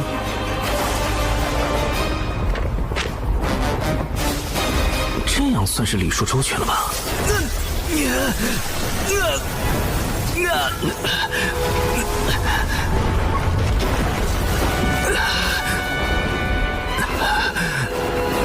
好强的道域，难道这就是天道的回应？洪荒无量，劫灭生，唯道是存。李长寿，让吾看看你的道。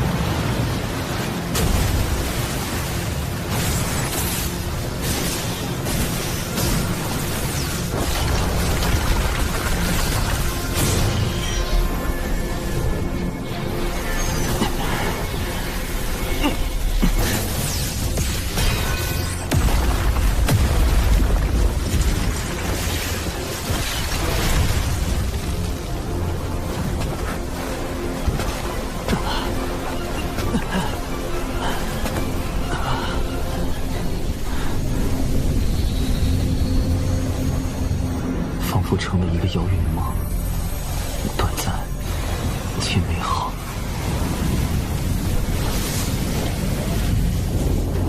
兰心，我的家乡，一个再也回不去的地方。封神演义中，天道为完善自身，命道门三圣牵压封神榜，三教弟子因而卷入商周交替之乱，死伤无数。天道的完善，必须以生灵涂炭为代价吗？多年来，我一直利用计算机集群技术，不断融合东西方哲学，试图探索出一条适合众生的新秩序。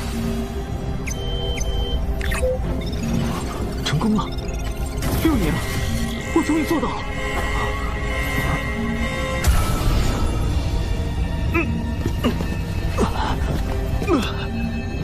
这破答案要解谜6年，我教你这电脑有屁用！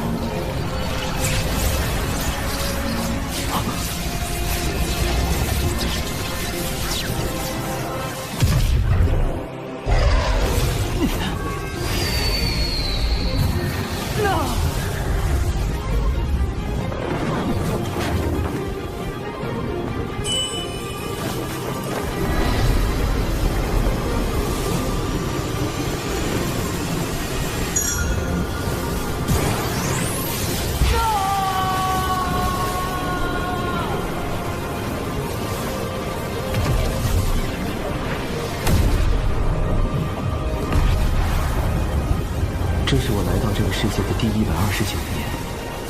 眺望洪荒的未来，天道未完善自身，必会开启封神。仙人一旦死后封神，便会被剥夺自由，丧失自我意识，彻底沦为天道的棋子。这根本就是一场劫难。为避免卷入封神大劫，我已暗中筹备数个方案，而眼下劫云来了。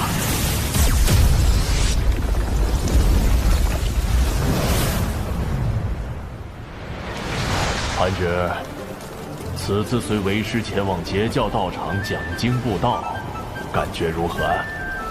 师傅，汉芷今天终于见识到了我教弟子众多，人与妖混杂，好热闹。不知和龙族的东海大会比起来，哪个更热闹？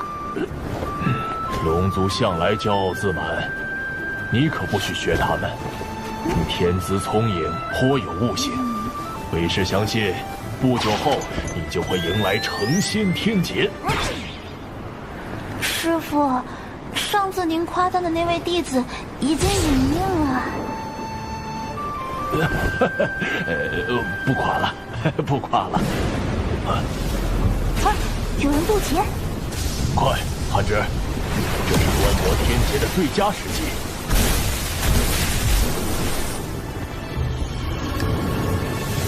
渡劫好像已经结束了耶。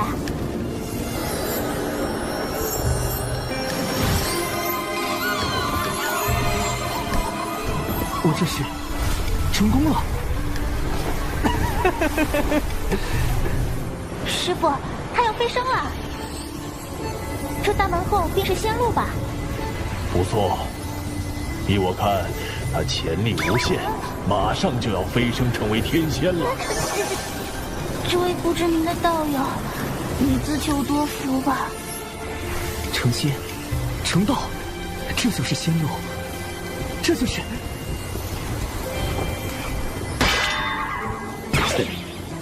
这，等会儿。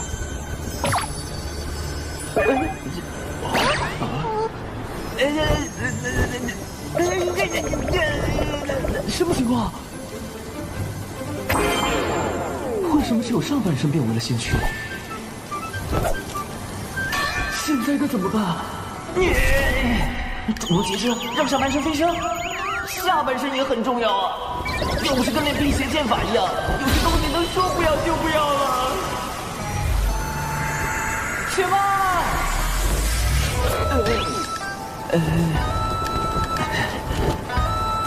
莫非是天道错判了我的实力，以至于没有降下足够强度的天雷，导致我如今只有半身仙躯的情况？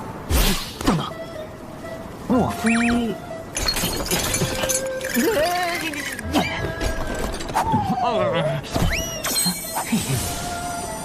果然是火德玉遮蔽了天道。火德玉防推算，可以防止被人推算修为、来历。听听。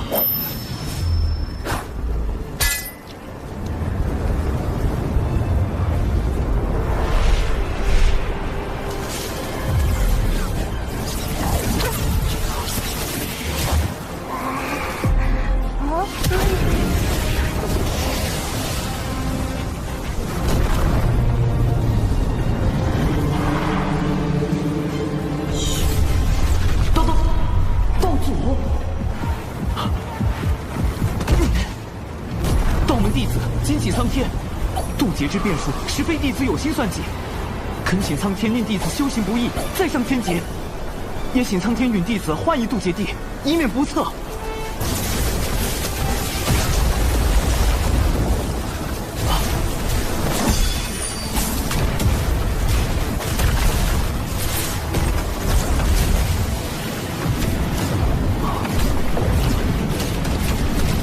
好在此前为防渡劫有人捣乱，特意多选了几处渡劫地。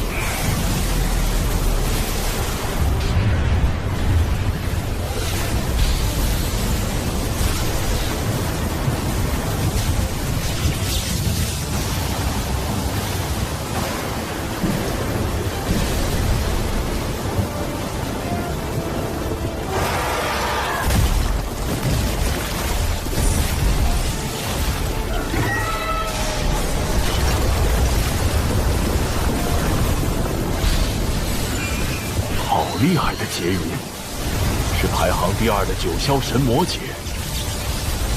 天道真是被我激怒了，麻烦大了。法野鸟龙！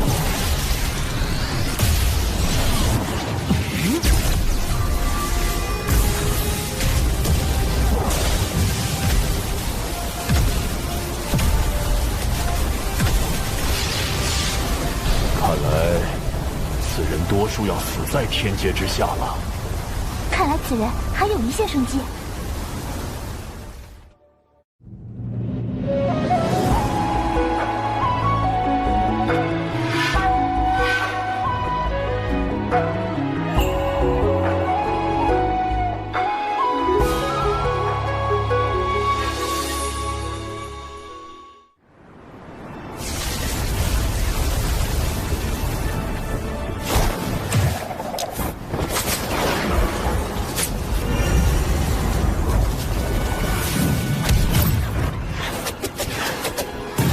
三元玄火，不更。不更，人族先贤神农所传，所形成的果子可以形成某种阵势，以作抵挡。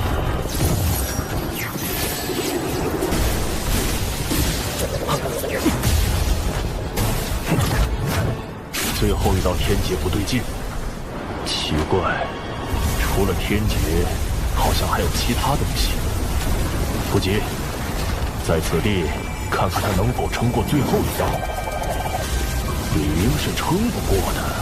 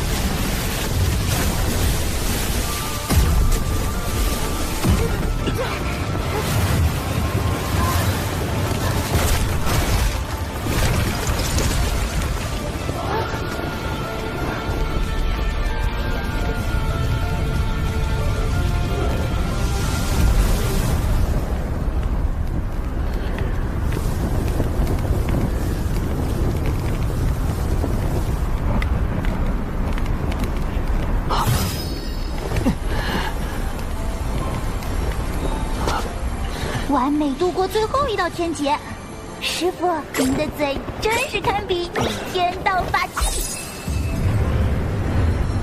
成仙，成道，这就是仙路，这就是竟能撑过此劫，咱们可过去结交，说不定他就要直接飞升天仙。这，等会儿，什么情况？师傅，你快别废话了！哎，是天罚，天道判定此人有违常理，降下天雷责罚。不讲武德。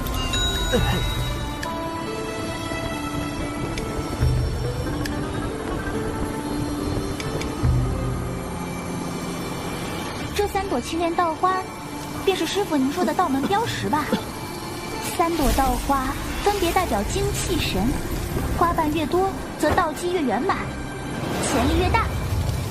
历经此劫，我的道花瓣数由27瓣修至81瓣，但最后一道天罚让道花有了不小的损伤，我得赶紧找个地方疗伤。嘿，道友，吾师徒乃截教金鳌岛炼气士，无名元泽，无名寒指，特来为道友祝贺。金鳌岛寒指，难道是在封神大劫中死于大神鞭下，魂归封神榜的寒之仙？绝不能与大劫之人有任何牵扯。哎呀，恭贺道友飞升天仙！好。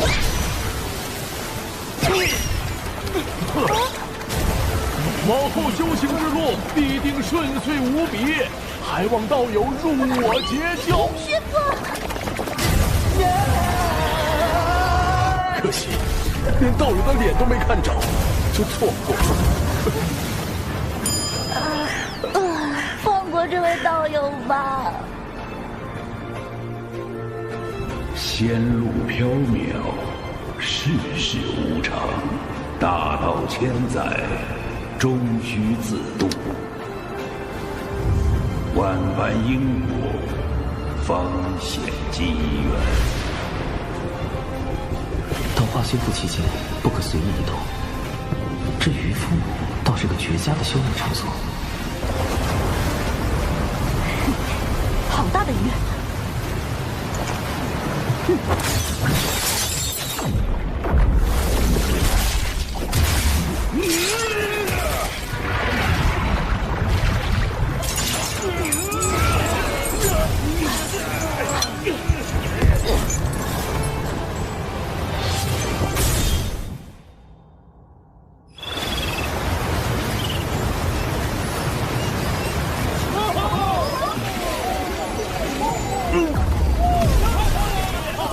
好吵啊！为什么要打扰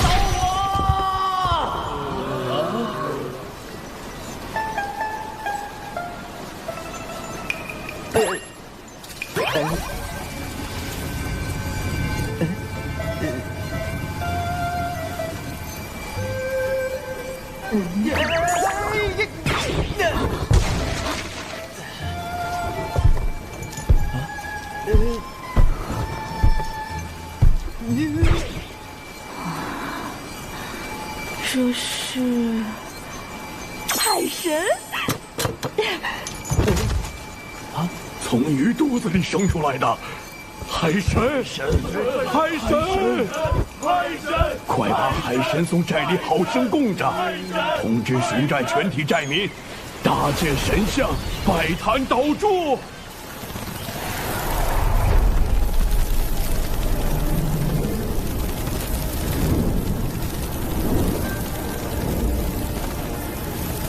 哪里来的海神，也敢和本女王大人抢地盘？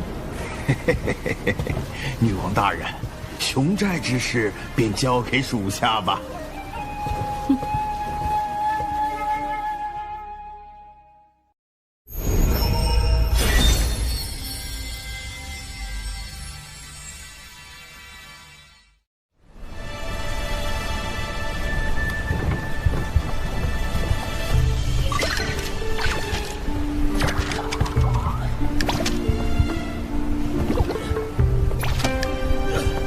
此寨地处南山湖州西南位置偏僻，寨民多以捕鱼为生。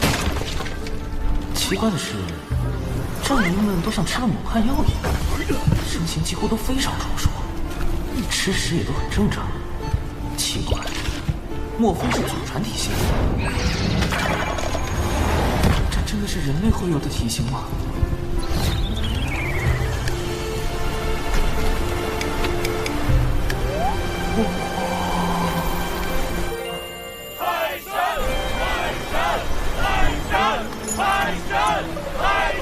好大的石像，竟然真的被他们打起来了！我又不是真海神，只要一直假装不能动弹，也就不会有人再信海神那一套啊。海神像也就变成了废石像。我还是尽快修复青莲道花，早日离开此处。不愧是我从鱼肚子里偷出来的海神，闪闪亮亮，看上去就很灵。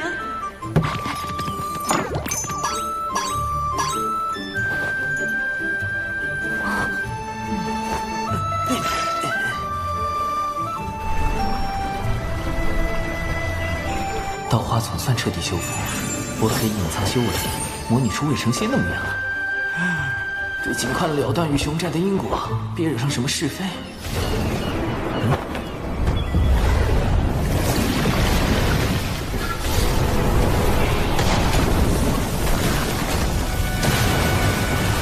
好这么妖气！寨主，快看那边！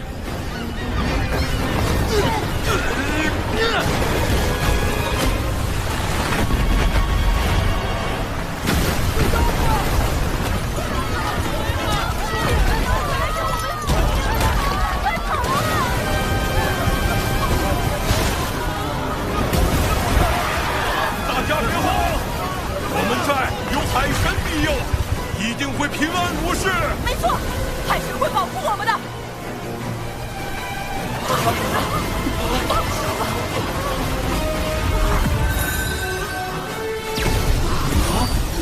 西方二超凡玄中妙法，传福泽。寨主，这是？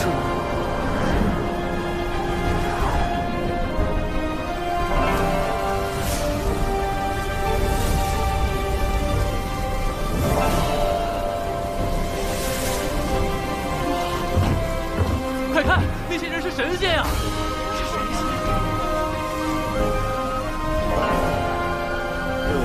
西法二圣是啥？与我们熊寨的海神里业吗？此乃我西坊教大教主结英圣人，二教主尊提圣人。诸位与我西坊教有缘，二圣算到此方有难，特遣我等前来降妖除魔。西坊二圣，可是与道门三圣、圣母女娲并称道祖门下6大圣门弟子。不过与其他4位亲传不同，结英尊体只算近门弟子，这才被分配到了贫瘠的犀牛贺州。据说结英尊体当初为了成圣，曾发宏愿要振兴西方，打造世间净土，于是创立西坊教。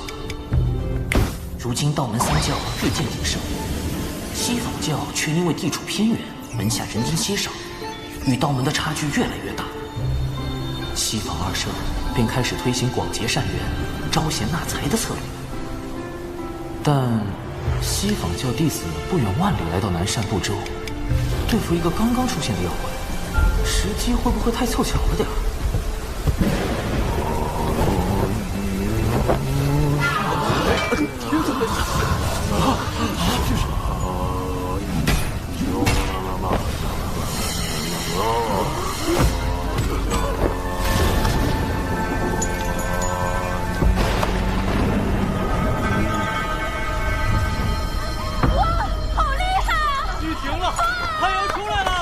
看来你们的海神不怎么灵啊，还得靠我等出手。你胡说，海神会显灵的。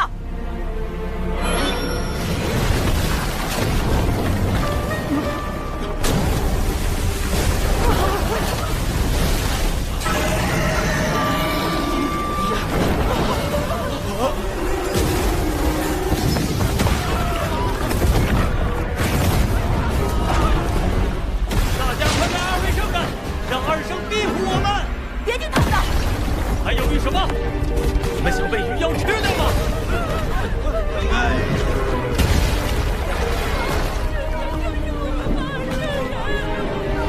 这鱼妖杀孽极重，已然业障缠身。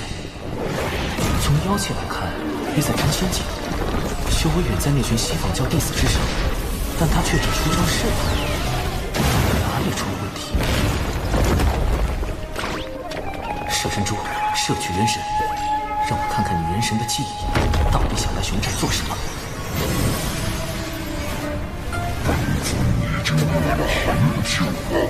这次你的任务是袭击熊寨，你不是最喜欢人肉吗？只是记住，你最后一定要被我降服。原来都是一伙的。这鱼妖就是西方教豢养的大妖。西方教一边养妖害人，一边派弟子表演降妖除魔的戏法，就是为了吸纳更多门徒，壮大西方教。这可是两教之争，涉及西方2圣和道门3圣，一共5位圣人，好大的因果。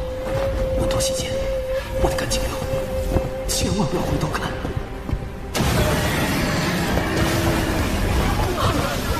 生灵力还是没啥用，快来拜圣人老爷！不，我相信海神大人，他一定会救我们。西方2圣，救救我们！救命啊！救救我们！救命啊！孽障胆大包天，西法2圣在上，请赐予行当力量。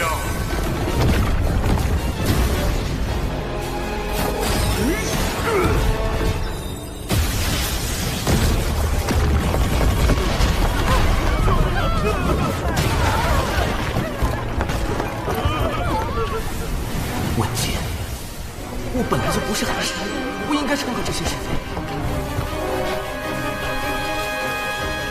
是那个女孩太天真了，不是我的问题。二神，救救我们吧！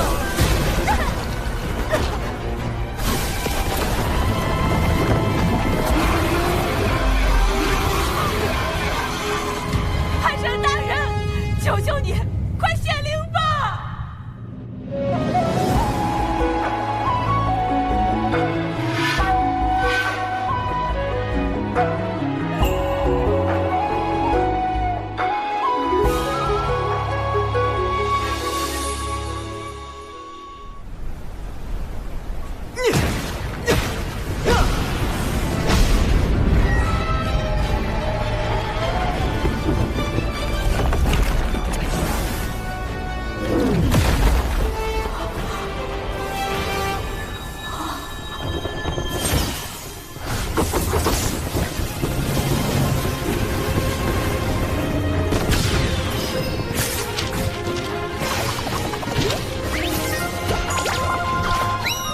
自言不要教人施于法，灵感来自于知名童话故事《一颗极刀撒布》。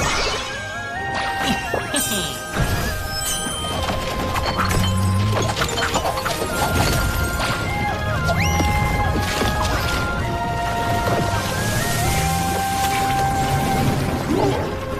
人在此偷袭本尊，好阴险的毒药，我发不出声音。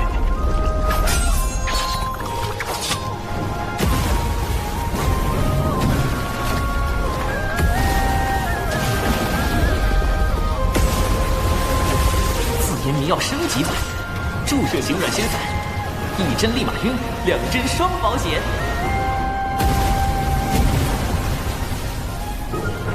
紫炎符阵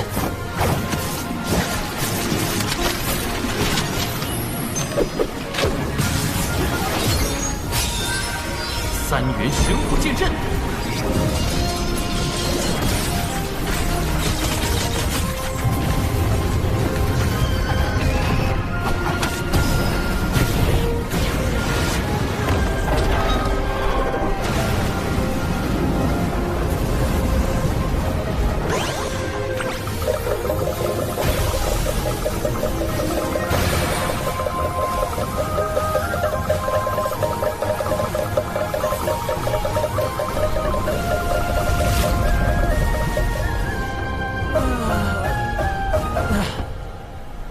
永不相见，莫再转生。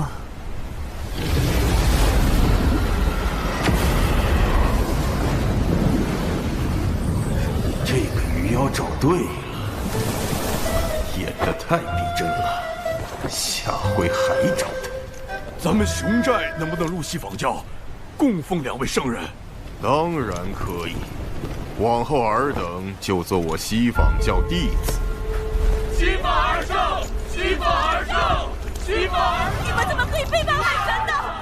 西法而胜！老师不要怪他，我妹妹年纪小不懂事。无妨，不如让她随我西去，接受圣人指点，定能将她度化。我就这一个妹妹。哎呀，这可是天大的好事！这么雄壮的小姑娘，鱼妖一定很爱吃。这哪是渡人往西，分明是送人归西。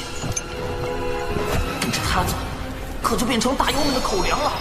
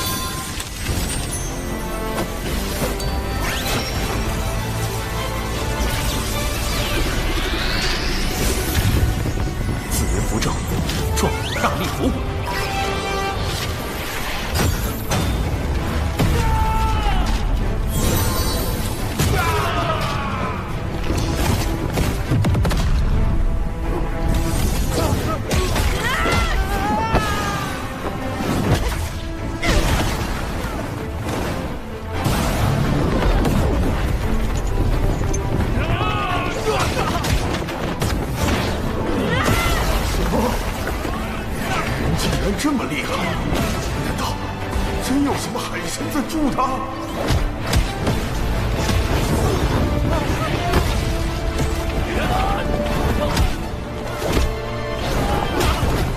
我说过，我们战的海神是最强、最灵的。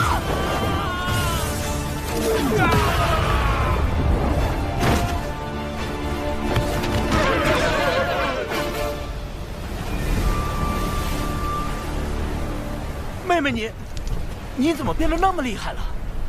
刚刚身体里突然出现一股神奇的力量，一定是海神大人显灵了。赶紧跑，趁没有人发现。等等，悬寨里还有一个我的神像，万一被西方二圣看到神像找到我头上，发现是我破坏了他们的计划。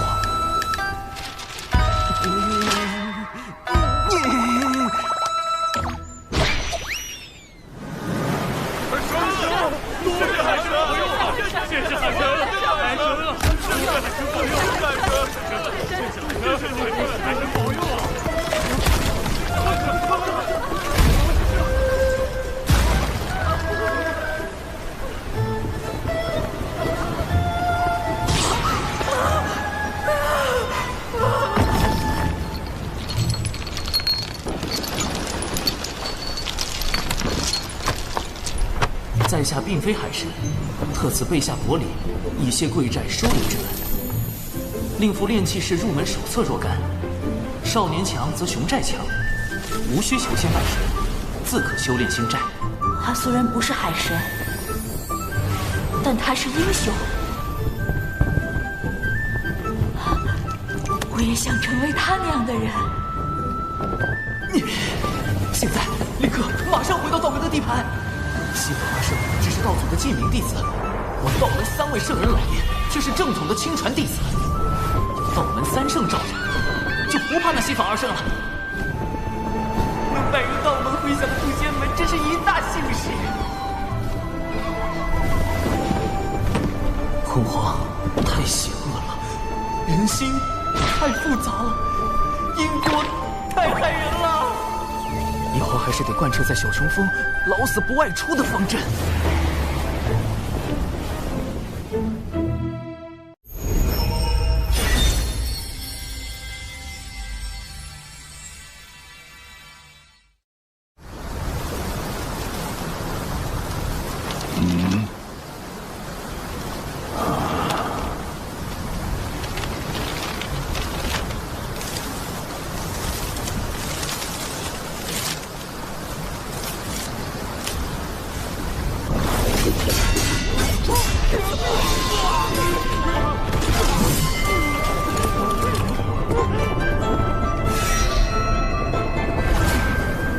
此前龙族二太子为立威重创长寿，如今玄雅击败众龙族高手，也算为长寿出了口恶气。出来这几天，小琼应该没事吧？走前叮嘱师妹要好好休息。师傅刚成周仙，应该也在闭关。师兄，你终于回来了！到底是谁布下了这连环困阵？究竟有何算计？啊，这字有些眼熟。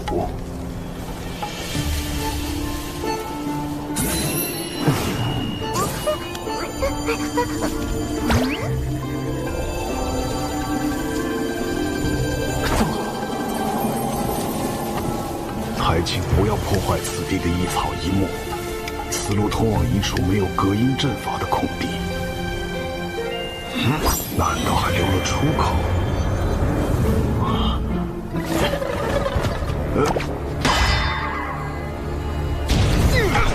没化血可以不血，怎么控制不住就上头了？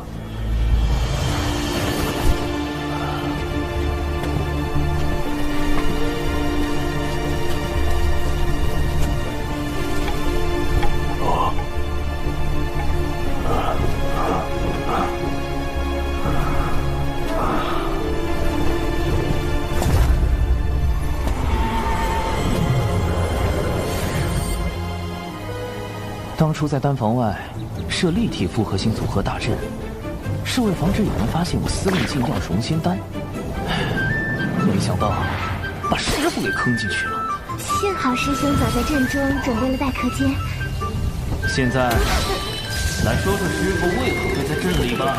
我发誓，我真的叮嘱过师傅不要靠近丹房，但他可能在想信的事，没听到。师傅在外根本没有朋友，连朋友都没有，师傅真的好惨心。心有落款吗？好像是晚江影。师兄，你知道这个人吗？他是钱师伯，还是师傅青梅竹马的师姐，本来也许是我们的师母。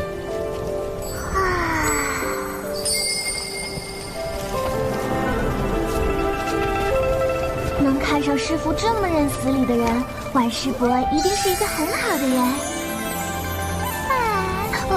但为什么他没成为师母呢？900年前，晚师伯还是咱们渡仙门的门花，在门内拥有很多爱慕者，而其中有一人因苦追10余年不得，便迁怒于师傅，暗中偷袭，致使师傅道基损毁。情场失意就背后下黑手，活该他一辈子单身狗，难怪晚师伯看不上他。后来晚师伯为了给师傅寻找修补道基的宝药，便离开了渡仙门，自此再无音讯。师兄，你说晚师伯是不是找到了宝药，所以才约师傅见面？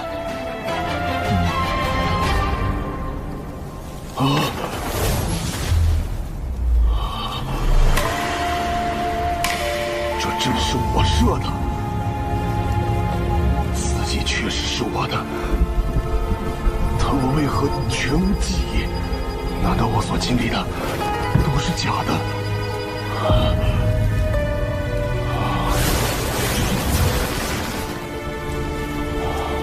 师姐，师弟，这次门内大比已是第14年，进步不少。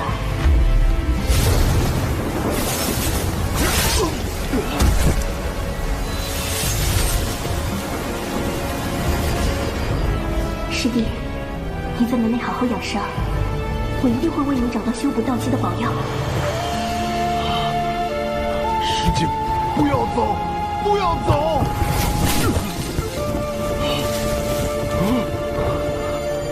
师傅这是道心失衡，生了魔障。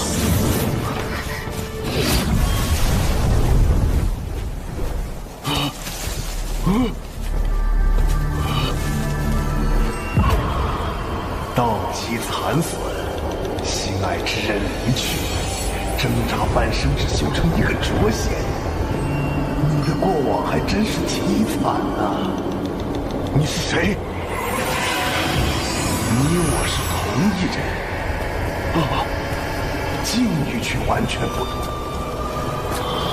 我的过往里，这些都没有发生过。我的道基没有毁，世界也没离开。没错，但世上只能有一个起源。你认为谁活着更好？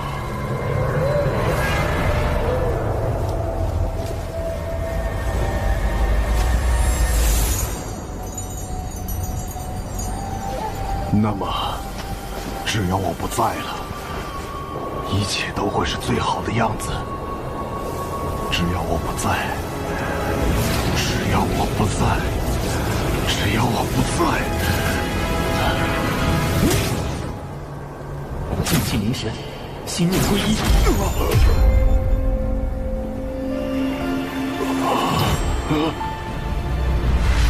长寿，灵娥。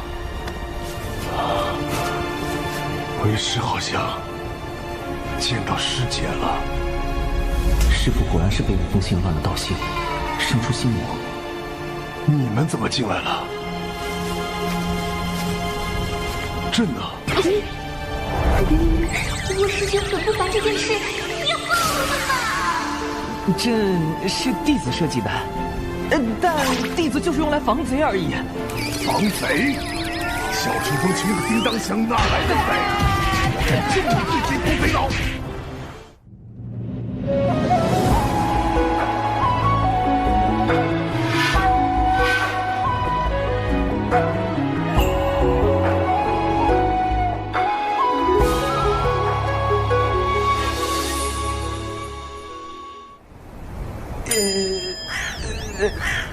为师有要事得出门一趟，小琼峰暂由你打理。先稳住师父，晚父多年未归，门内应该已经将他从小琼峰除名了。安门归等于叛出师门。师父身为一峰之主，若与他私下会面，该如何向长老们交代？那你说该如何做？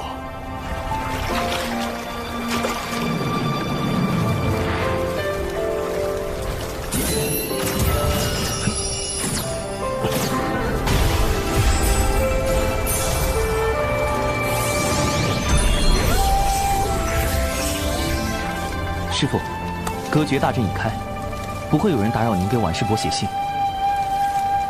师兄。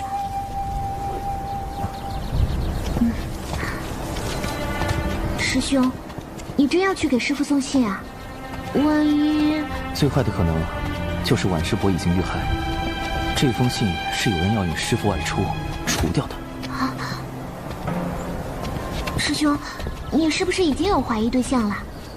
不错，此人就是毁掉师父道基的那个情敌，如今就在新王峰。一个武力仅次于九次九仙所在的破天峰。但财力第一的封侯，门内不会因为小泉风穷便任由他封欺负吧？事发时并无旁人，门内无法判定事情经过，只能略作惩处。我本以为这段恩怨已随婉师伯的离开就此了断，可没想到，如今师父修成浊仙，更有望突破真仙境，对此人便是一种威胁。如果幸的是真的是有人在背后算计，那么他的嫌疑最大。师兄，这人是仙宁峰峰主的弟子快思。原来是他，他不是已经修到真仙境巅峰了吗？师父却因为他苦修900年才成浊仙，还险些惨死在天劫下。我会盯紧此人，一旦发现此事与他有关，那么我会连同当年的恩怨一并清算。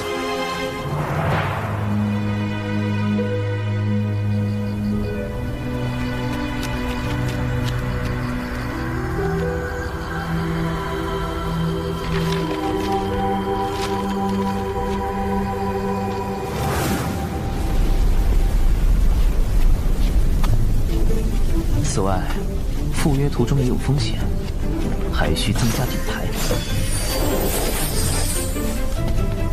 师兄，这是要干什么呀？此物名为侧感石，涂上寒色花的枝叶，遇到神石就会变色，可监察是否被窥探，以及窥探者的修为。这杀小纸人不也能干吗？给你增加点参与感。哦，这丹炉里炼的什么药？天仙版软仙散。为蒯司这个真仙准备这么高品质的药，有点浪费啊。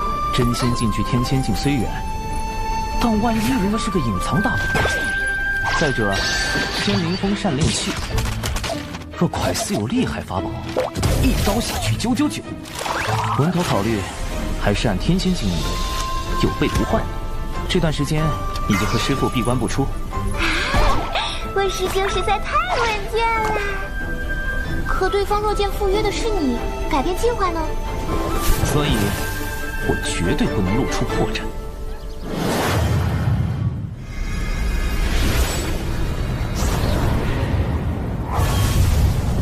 怎么刚好碰上从东海大会回来的人？假装没看到。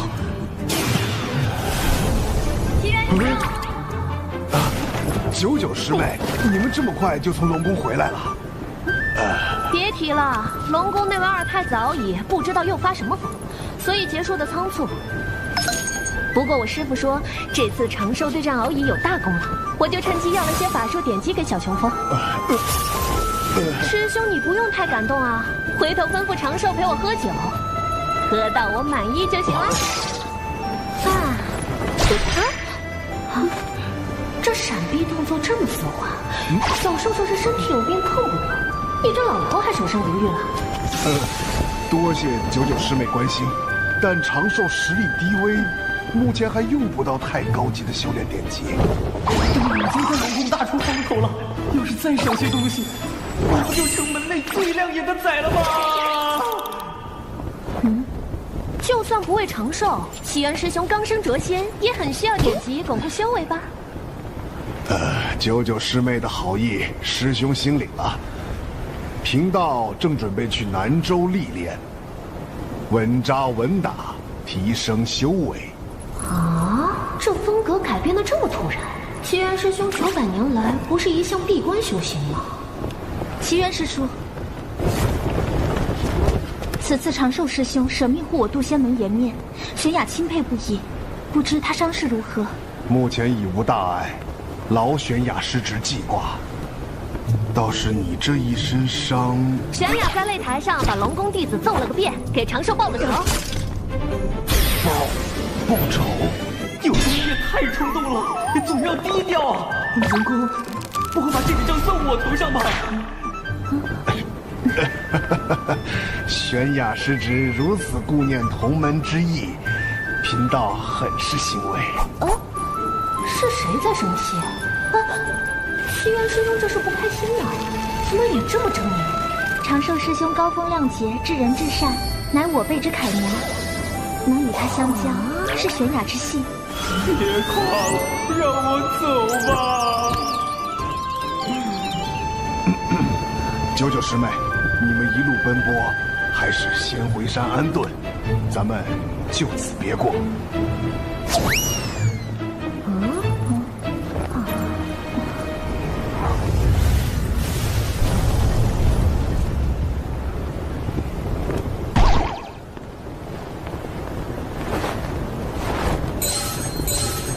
侧感石有反应，我被神石锁定了。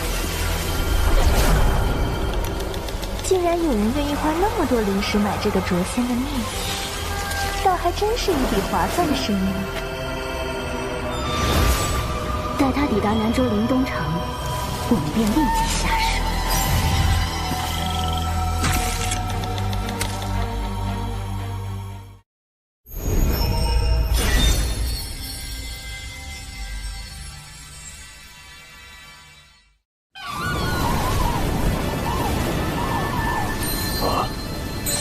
根据侧感石的反应，共有3道神石锁定我，2个元仙境的不足为惧。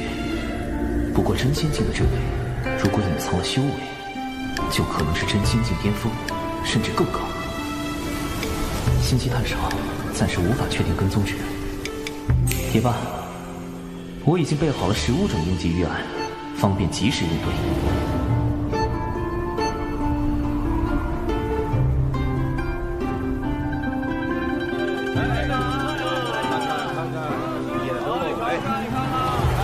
这就是信中约定的见面地点。南州不愧是人族气运汇聚之所，都开始追求精神需求了。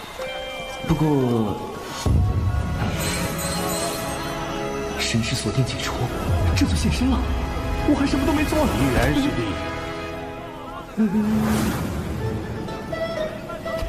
九无，师兄，怎么是这个老狐狸？他跟着我，不，跟着师傅做什么？而且那2个元仙境的也消失了，这又是怎么回事？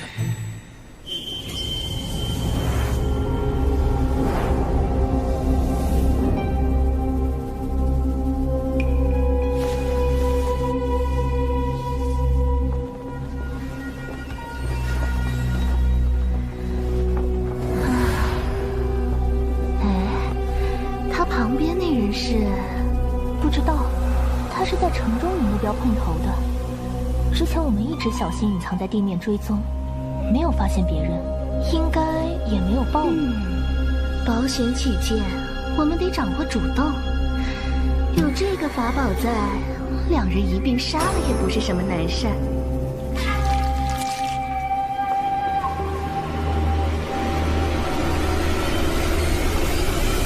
师兄，你怎么会在这里？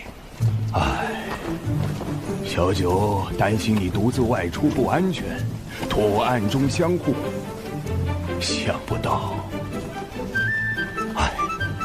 师弟，你向来洁身自好，怎么升仙后突然性情大变，往红尘俗世里钻呢？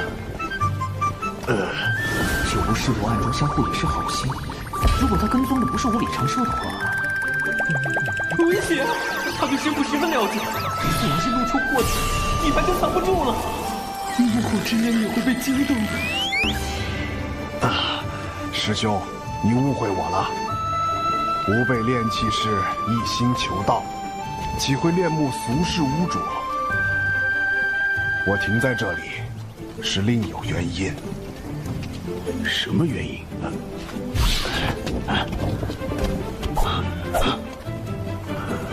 城中如此繁荣，凡人温饱不成问题。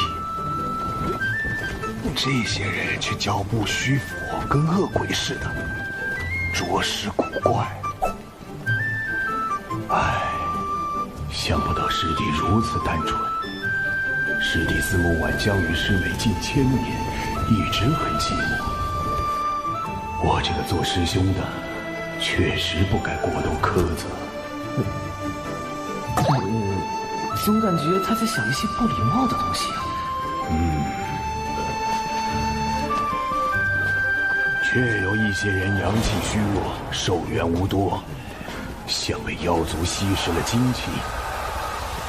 而里面正好有3个妖怪，1个真仙境，2个元仙境。方才我没能一眼看出，师弟，你的眼力不错呀。我升仙之后，确实眼力有些长进。看来之前跟踪我的，就是这2个元仙境的妖怪。师兄，事关重大，我们是否马上返回门内禀报？师弟何时变得跟长寿一般思虑周全？此事目前只有推测，却无证据。不如先暗中探查一番，若确有其事，咱们联手除妖，护一地清明，岂不美哉？师兄果然是义薄云天。就我师伯轻易就能发现我与师父的细微不同，我必须更加克制，不能越线半分。末世3姐妹加场表演马上开始，走过路过不要错过呀！加场表演。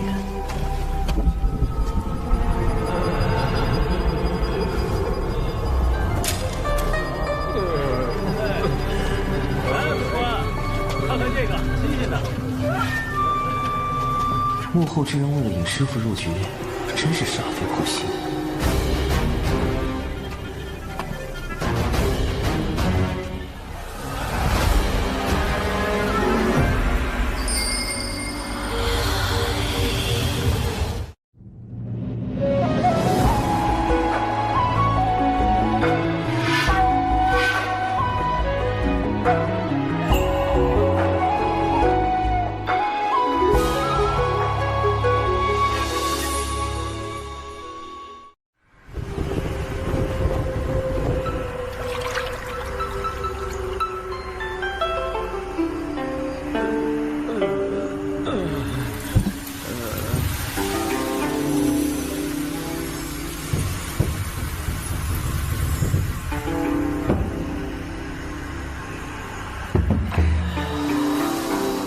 跟九无师伯一起行动就是暗行，竟然抓到了妖怪吸食人族精气的现行。话说这么熟练，他们到底吸食了多少精气啊？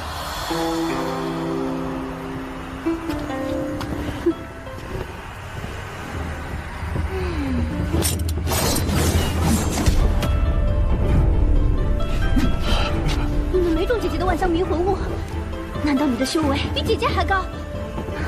那至少是真仙境巅峰，怎么会跟一个浊仙在一起？妹妹们，先杀了那个浊仙！师弟，保护好这些凡人。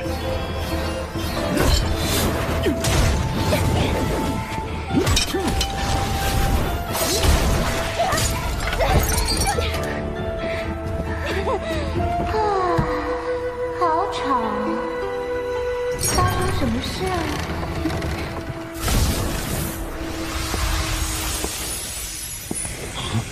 竟然还有一个妖怪，难道他有什么隐藏妖气和修为的法宝？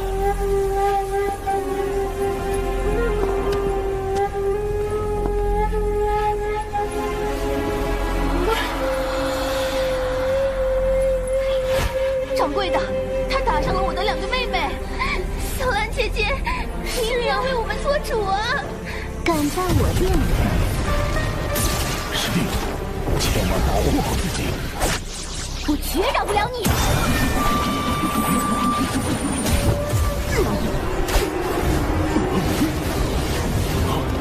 九无师伯应付得了吗？不对，现在好像无比的危险。该死，离得这么近，我要是使出浊仙以上的本领，肯定会被九无师伯发现端倪。也就是说，要用师傅的人设跟三个妖怪对战。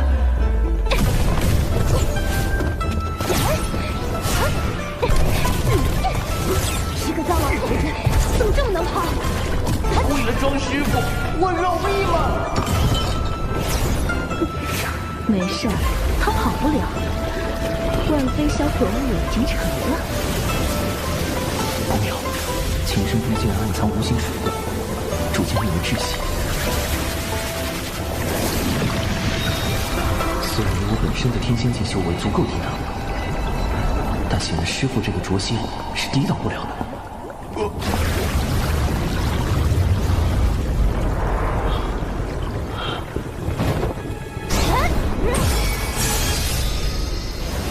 九无师伯，你怎么还不回来？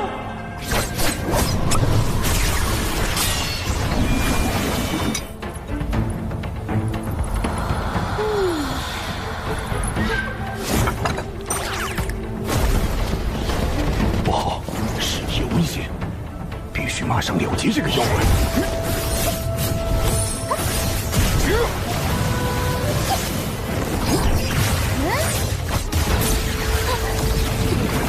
别以为我拿你没办法。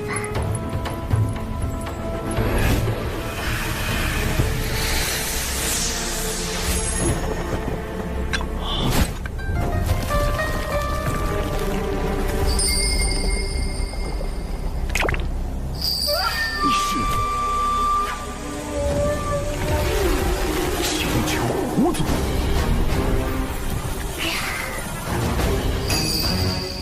这下可麻烦了。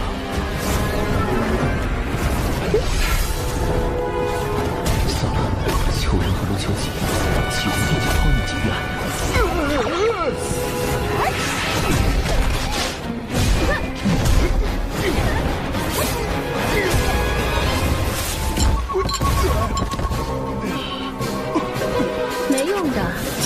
非销魂物以我的法力驱动，凭你区区一个灼仙，根本不可能破解。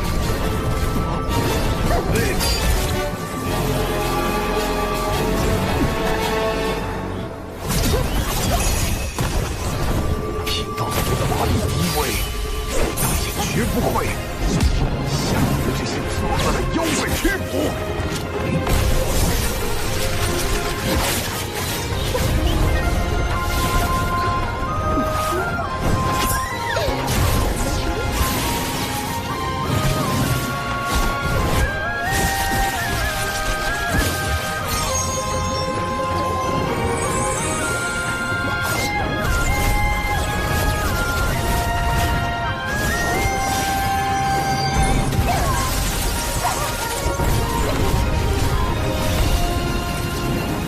1号、2号、3号出动，四人不阵，进行离宫。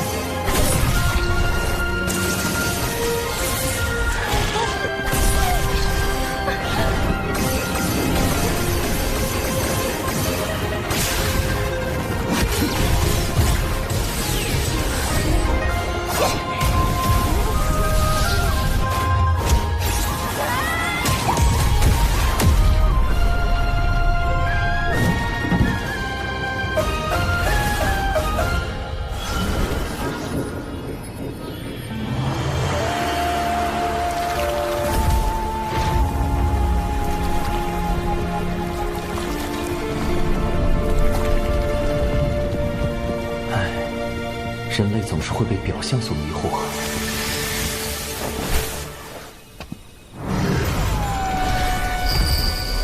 请求胡子，蒙圣母女娲硬币素来与人为善，为何你却自甘堕落，干起了吸食人族精气的勾当？要你管！束手就擒吧。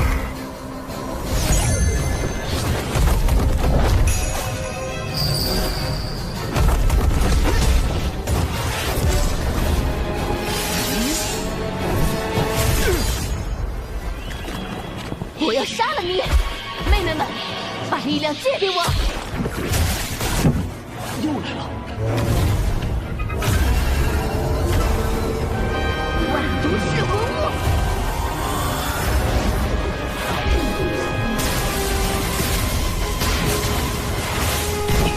光火系攻击就会暴露远超灼仙的实力，引起九无师伯的高度怀疑。但如果任由毒雾蔓延，师傅的人设是保住了，人就很难保住。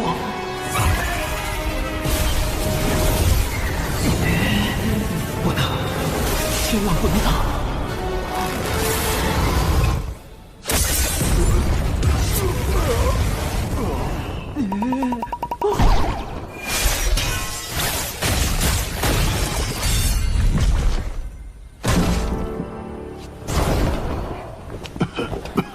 师弟，没事吧？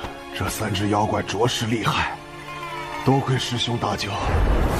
师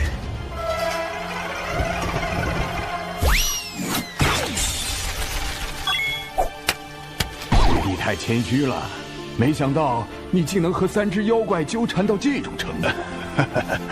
出门前，长寿给了我许多符箓防身。原来如此。长寿师侄那么多鬼主意，别说原仙遭不住，真仙栽跟头。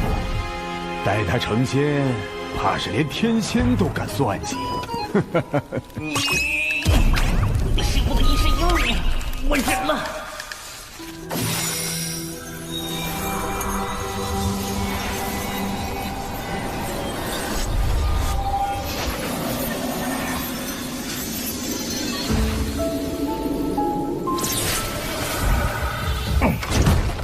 下在琴上的禁制破了，暗杀失败。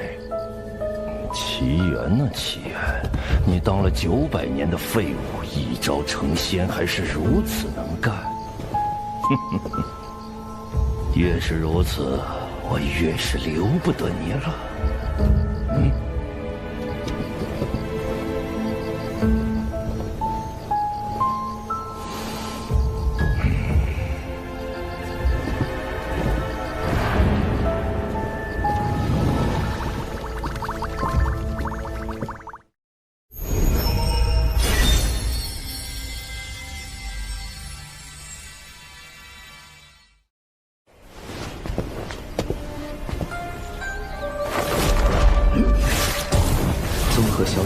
一事，基本可以确定快思就是幕后真凶。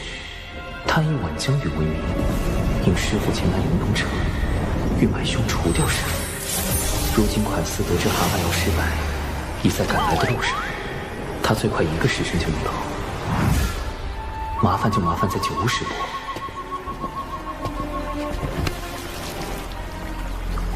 蛤蟆妖身上的业障真多，这狐妖隶属的青丘狐族与人族圣母女娲颇有渊源，不太好办。先想办法引开9巫师伯。不如等他醒后再拷问。附近有个偏僻海边，正合适。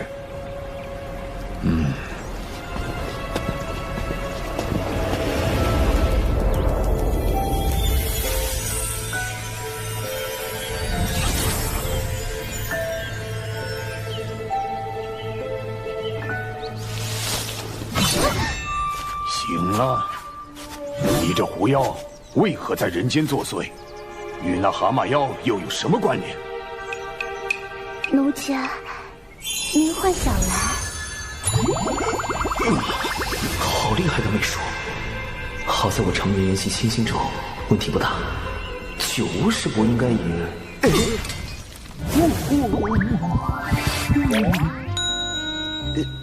九巫师伯，你冷静一点啊！师傅，对不住了。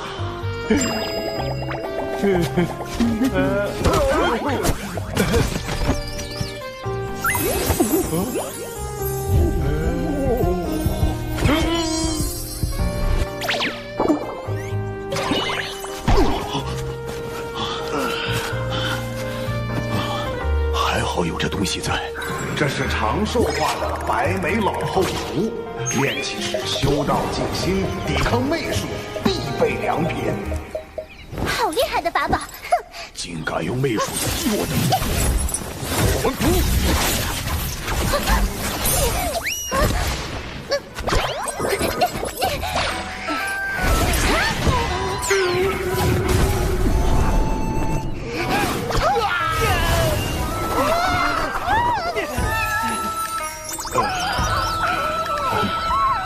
趁此时，哎呦！师弟，你怎么了？师兄，我鲜少前往此等场所，刚被蛤蟆妖击伤，又遭遇狐妖媚术，似乎产生了心魔。师傅，你千万别怪我。赶紧休息调养一下。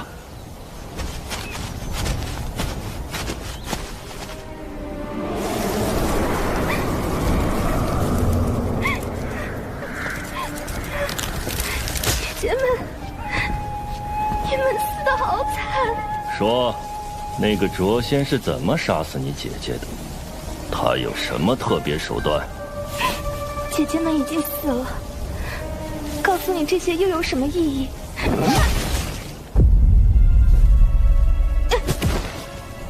那你也没什么留在这个世界上的意义。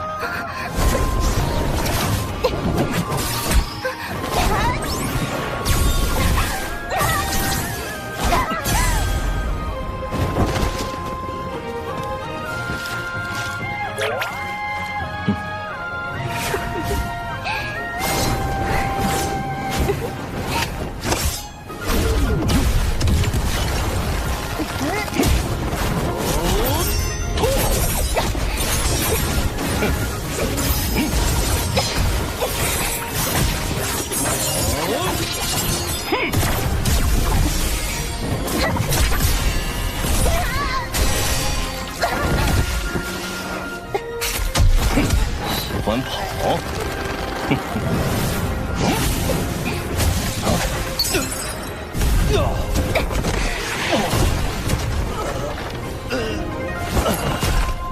天仙版软仙散，看起来效果还不错。稳妥起见，总归要确认一下，杀错人可就不好了。还是进行下搜魂吧。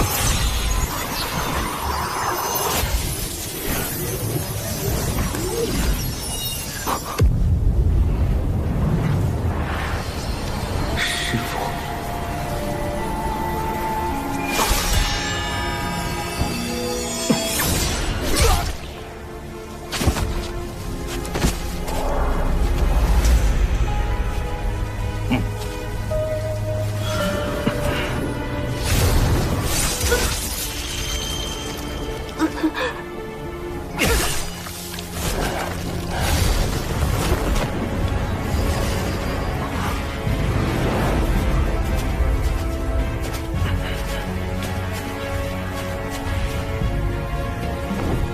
果然，快速买通蛤蟆药，欲在此地杀死师傅。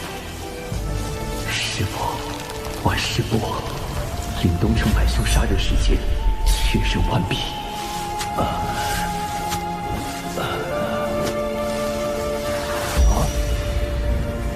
你是什么东西？你沦丧良心！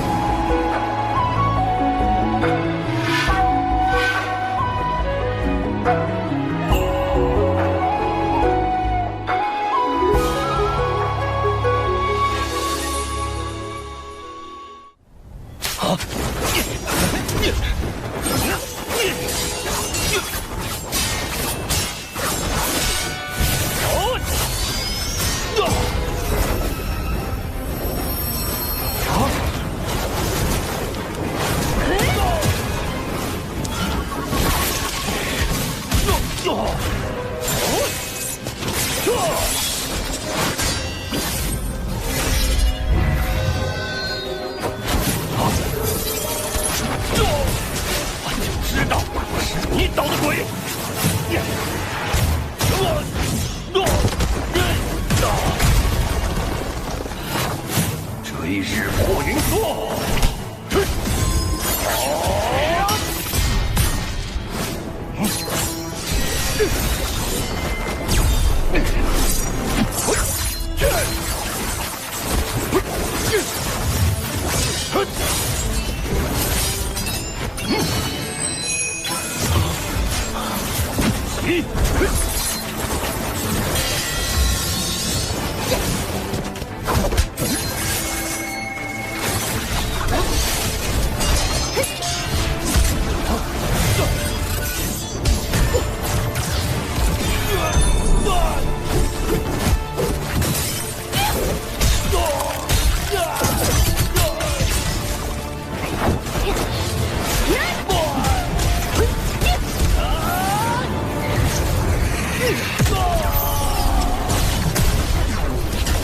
不愧为奇修，追日破云梭竟还能变换多种攻击形式，学习了。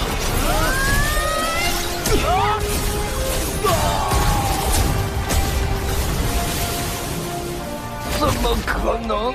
你不是捉仙，你是真仙。错，我是天仙。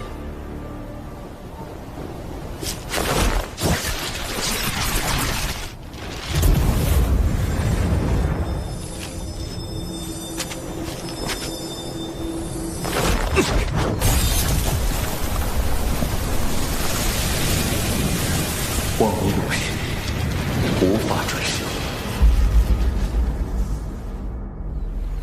我确实没有参与吸食人族精气，不信的话，竟有功德。一般来说，行善带来功德，作恶带来业障。等功德积攒到一定程度，便可获得成圣契机。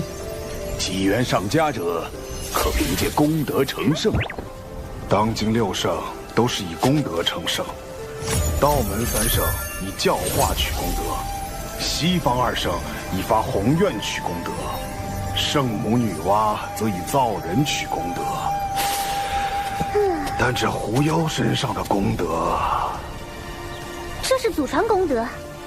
我族祖先曾在巫妖大战期间救过人族，因此获得功德传至我辈。你们若杀了我，我身上的功德便会转化为你们身上的业障。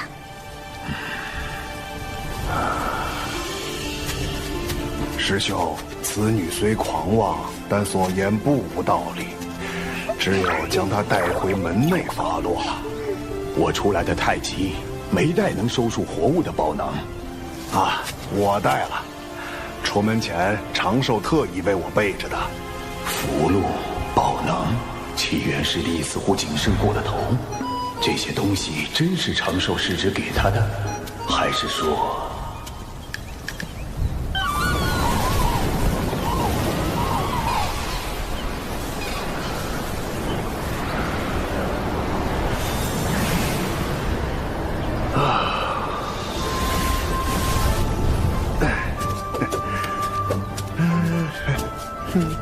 师弟，不知长寿师侄最近在干什么？师兄啊，你怎么来了？长寿啊，应是在修炼吧？他为什么突然问起我？正好，我来这里坐坐。师兄不去趟赏罚殿吗？小兰之事仍需门内定夺。麻烦了，一定是这老狐狸发现了什么。稍后我自会跑一趟。怎么，小琼峰不欢迎我？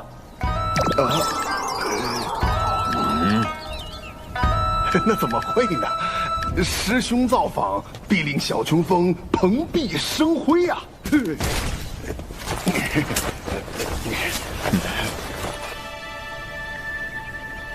天亮，请睁眼。昨天晚上死的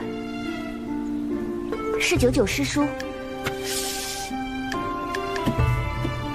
玩了一天了，每次都是我先死，不玩了。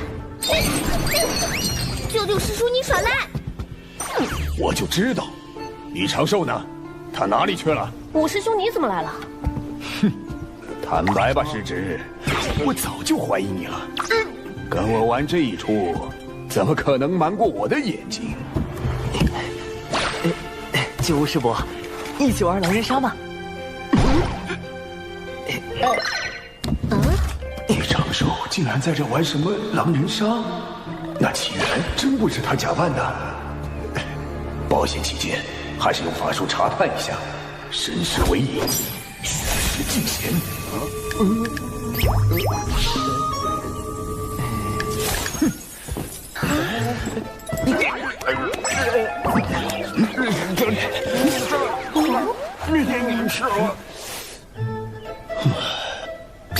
真是我想多了。哎呀，既然你们在这玩游戏，那我就不打扰了。这就走了？九师伯，好险！还好我身上有火的预防查探，否则方才直接被九无师伯看穿了纸人化身。看来是我扮演的师傅不够像，才引起了九无师伯的怀疑。往后定要仔细观察师傅演习，进一步提升演员的自我修养。这次我与纸人兵分3路，击杀蒯斯的同时，利用九无师伯制造师傅的不在场证明，用99制造李长寿的不在场证明。其中多有风险，往后需好好复盘。只是师傅那边……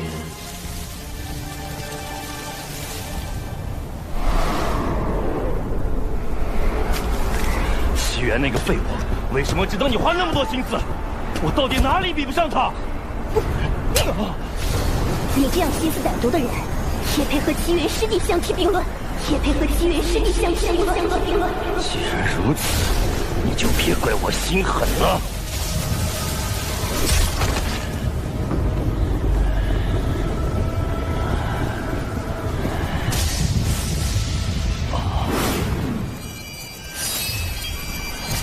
师傅，临东城之约也是蒯斯的阴谋，他欲买凶除掉你，后双方因私怨大打出手，同归于尽。你回去吧，为师想一个人静静。婉师伯虽死，但仍有魂魄留存于世，也许师父和婉师伯真能有重逢之日。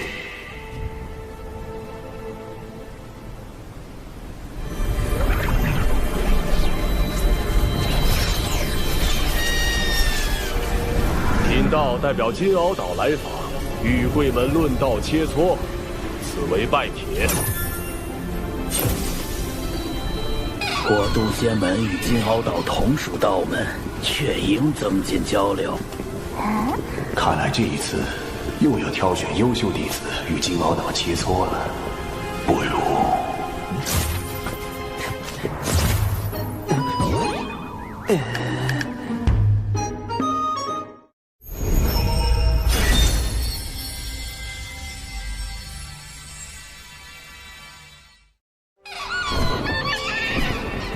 我等想与小琼峰的高徒切磋。小琼峰，门内最弱的峰头，金鳌岛此举何意？难道想故意折入渡仙门？应该是想避免道门争端。小琼峰实力如何，稍加打听便知。金鳌岛获胜面上有光，咱们渡仙门也不算失了面皮。小琼峰有师徒3人，不知道友想与哪位切磋？李长寿。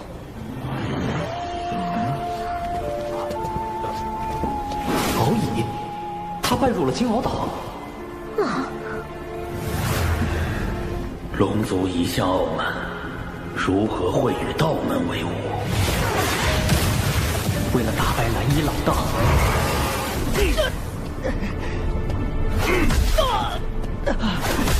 我要去道门拜师，修习圣人道法。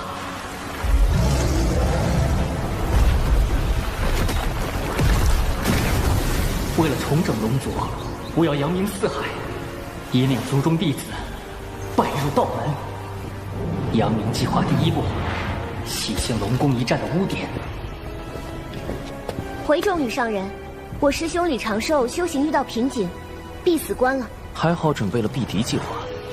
着实不巧，敖乙太子不如另择一位弟子切磋。友情玄雅，愿向敖乙太子请教。你是小琼峰弟子吗？不是。那便不行。师兄，我是为了你才不稳健的，不许发无超说。小琼峰弟子兰陵娥，愿向敖乙太子请教。我的对手非长寿道友不可。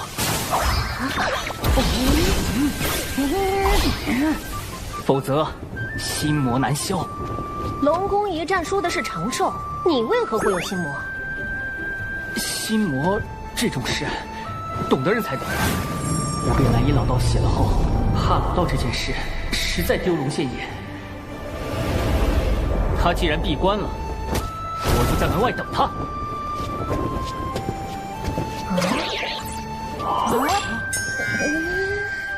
这小人做事这么绝，都开始堵门了。事关龙族兴衰，我绝不会放弃。那就这么耗着吧，看谁熬死谁。我龙族寿命长得很，熬死你还不是绰绰有余。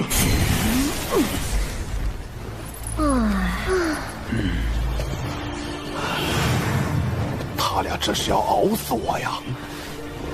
实在不行，只能唤醒长寿了。哎，启元师弟，你与蛤蟆妖一战后，伤势如何呀？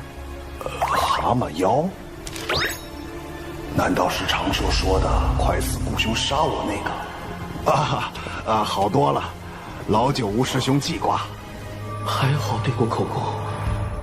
敖乙一直赖在小琼峰也不是个事儿，要不夜里偷偷砸晕丢出来。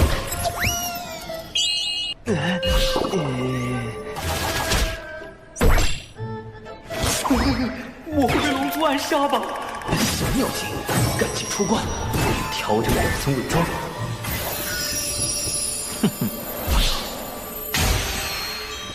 既然突破瓶颈了，便出来吧。敖乙又来找你切磋了。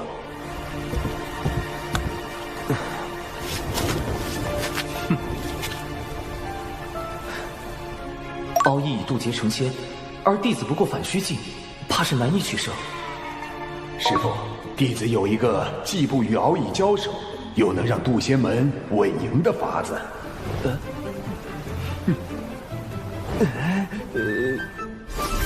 阵法切磋，倒也可行。九巫你也太毒了吧！这阵你都破不了，还要敖乙破。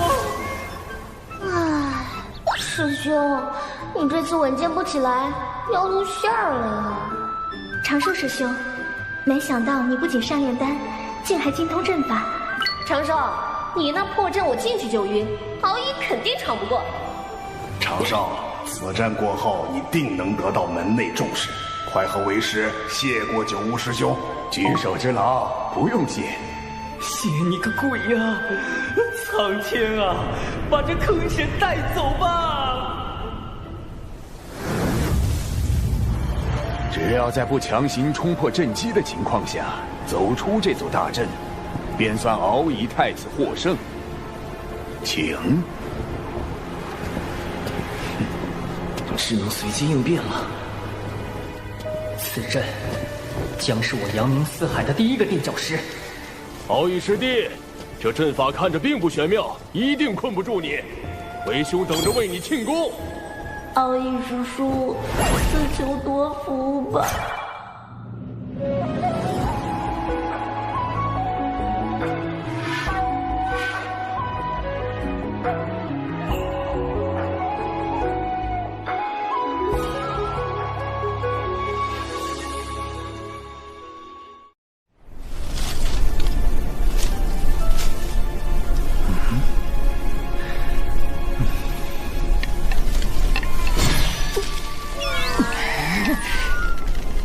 回来了，水灵灵珠，给我封住这连环困阵！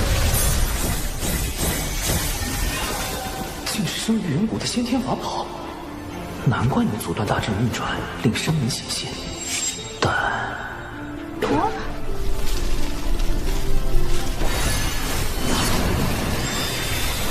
离阴离剑，给我斩了这方寸之地！又一件先天法宝。敖乙真是旷里有家，只是阵法造诣差得令人发指。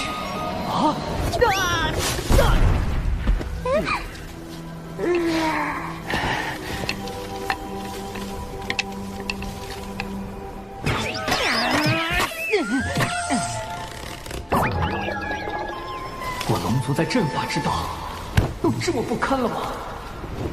此阵颇为玄妙。想当初，我也险些出不来。九巫师伯说笑了，这就是最普通的迷阵。师傅，敖乙师叔入岛尚短，所学有限，弟子们倒是学过些阵法之道，想去试试。为师相信你们一定能破阵。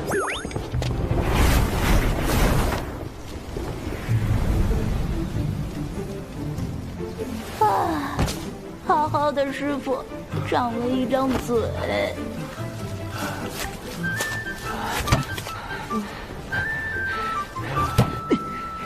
我定能破此阵。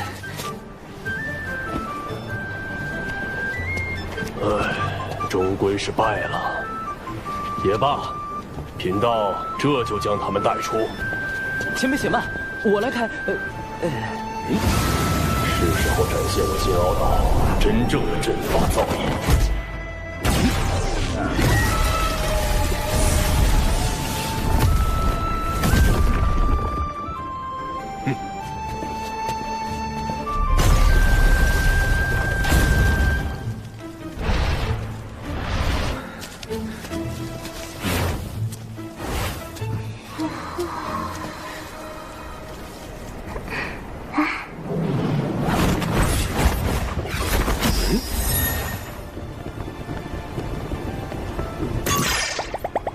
我居然也迷路了，不能被看出来。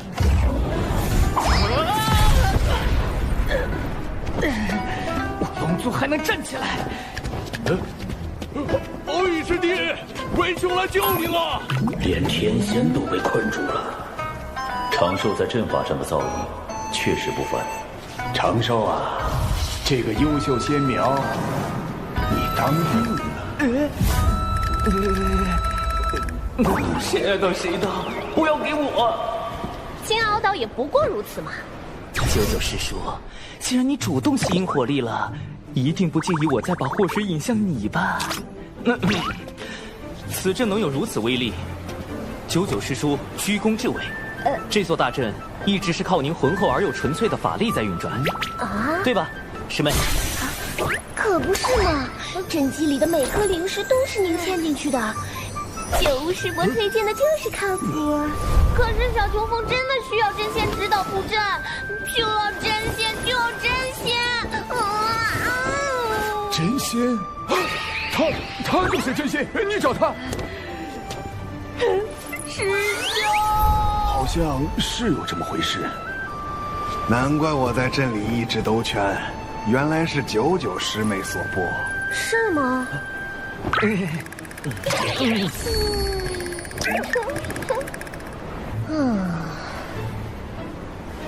我也没想到自己这么厉害，这大概就是天赋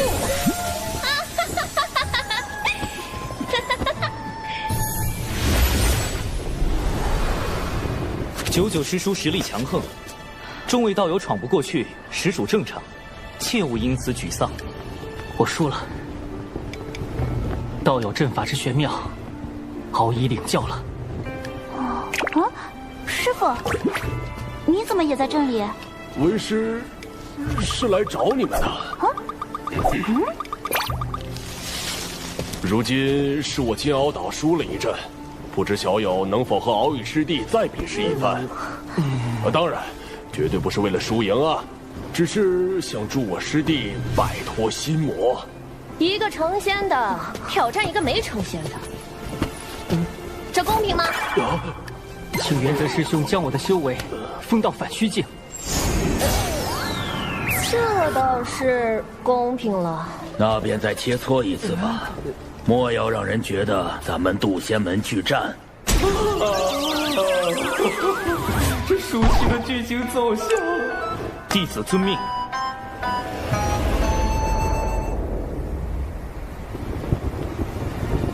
敖乙太子，今日与东海大会有些不同，我或许会胜之不武。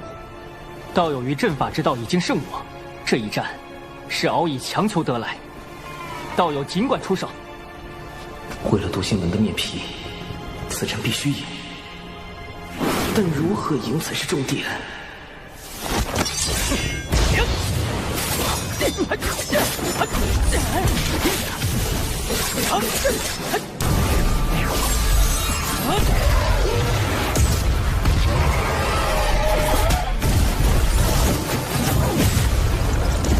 好快的盾法！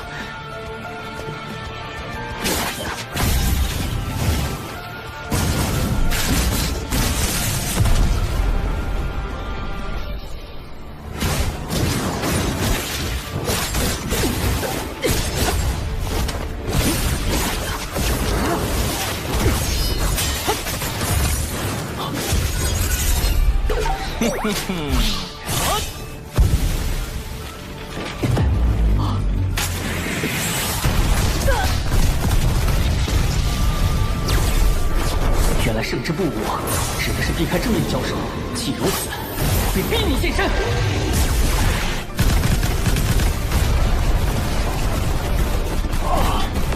都炸成这样了还不出来，这人的打法真是一言难尽。总之，敖乙太子拿土遁没办法，承受也算立于不败之地。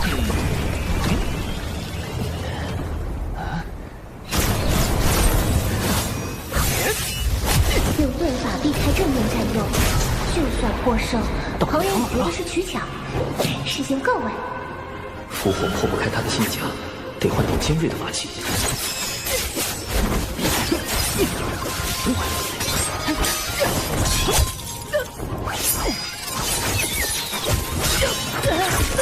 攻击如此密集，来不及细查此人踪影。再这么打下去，敖乙师叔要被炸成刺猬了。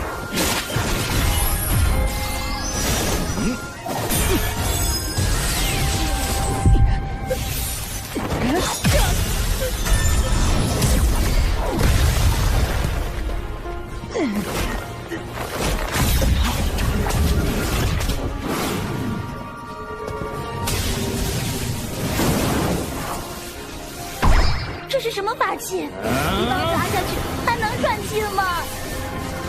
敖乙师叔本来就不高。师傅，我们认输。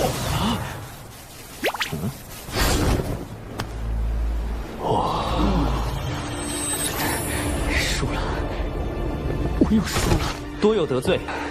这次可否算作平局？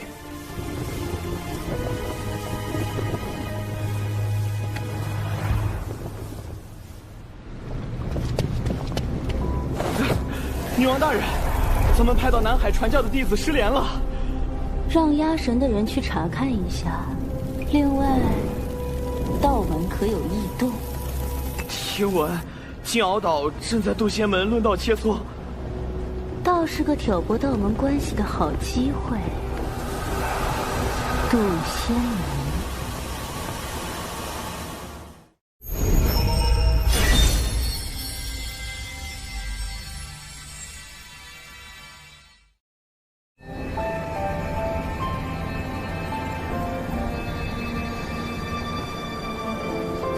长寿道友，不，长寿兄，如此光风霁月，已心有所感。此番回师门，定会好好参悟。敖乙兄客气。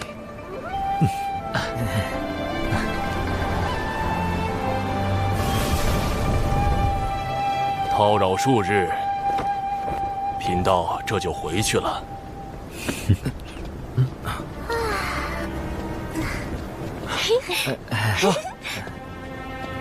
禀众羽上人，望秦上人，人教逍遥仙宗借来传信谕府。见信如晤。近日，阐教云中子与截教多宝道人于中神州起争执，两教弟子到场助阵，我宗调停无果，盼贵门来援，逍遥仙宗锦旗。人、阐、截三教同属道门，阐教和截教多年来纷争不断，都是咱们人教在调停。我们确实该应下逍遥仙宗的邀请，前往平息此事。阐教又与我截教吵起来了，不多说了，贫道这就前往中神州助我截教。三教终究是一家人，今日天色已晚，元泽道友不如在此留宿。明日我派人与你一同前往中神州，平息纷争，如何？这也好。明天你们俩就先回金鳌岛吧。九乌，明日你随元泽道友一行去中神州。是。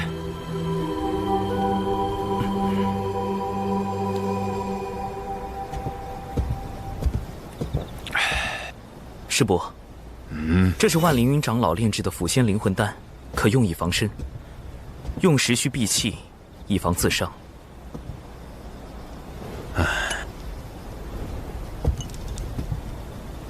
你小子有心了。师伯切记，此丹毒性甚烈，非危及生死，不可擅用。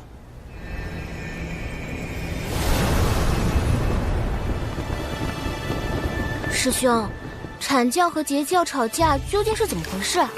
门内那么急着派人去劝架。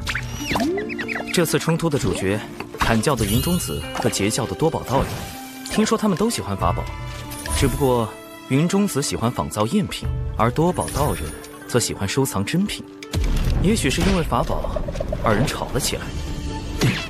那法宝是假的，你的法宝才是假的。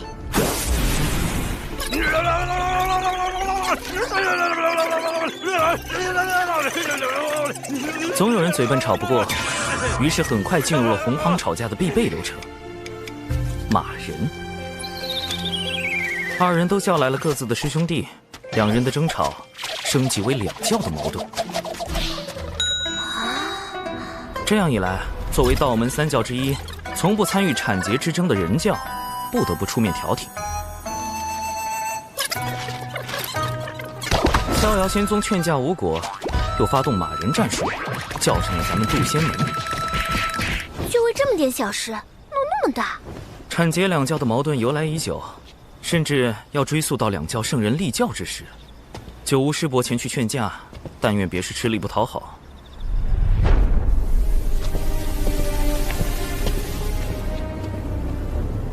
回女王大人，杜仙门和金鳌岛派人一同前往中神州，为阐解两教劝架。阐解两教的矛盾，或许可以升级为人、阐、解三教的矛盾。属下明白了。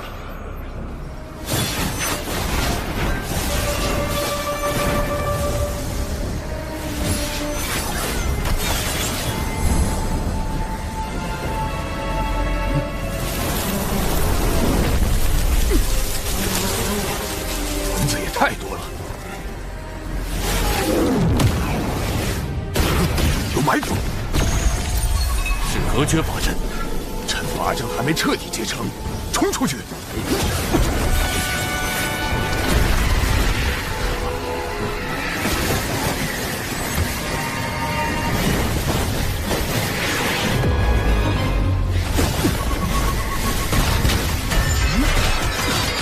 我赤鸟向来性情温顺，怎会突然出手攻击？事有蹊跷。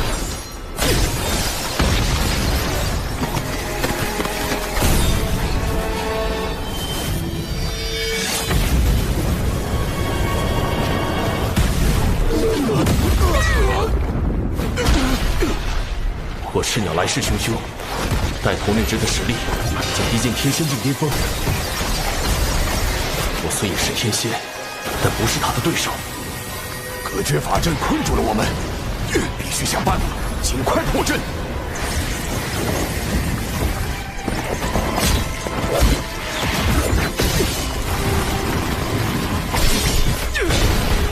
震雷离火，天使造化，摩天扬雷。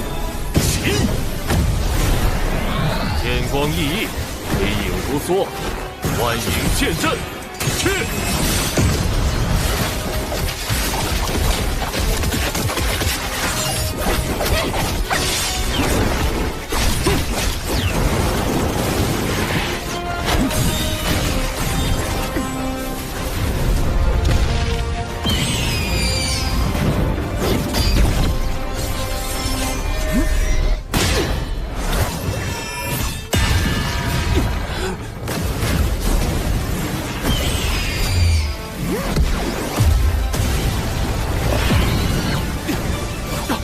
隔绝法阵破了，妖物太多，分头突围，你们小心！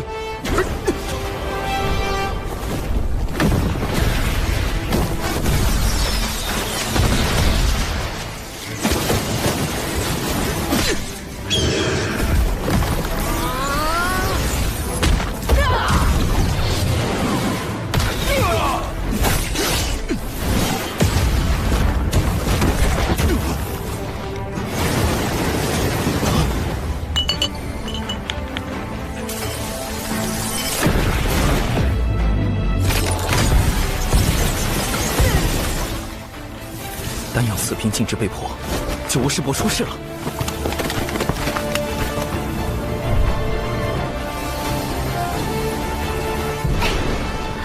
我也联系不上无误，一定是出事了。我现在就去找师傅。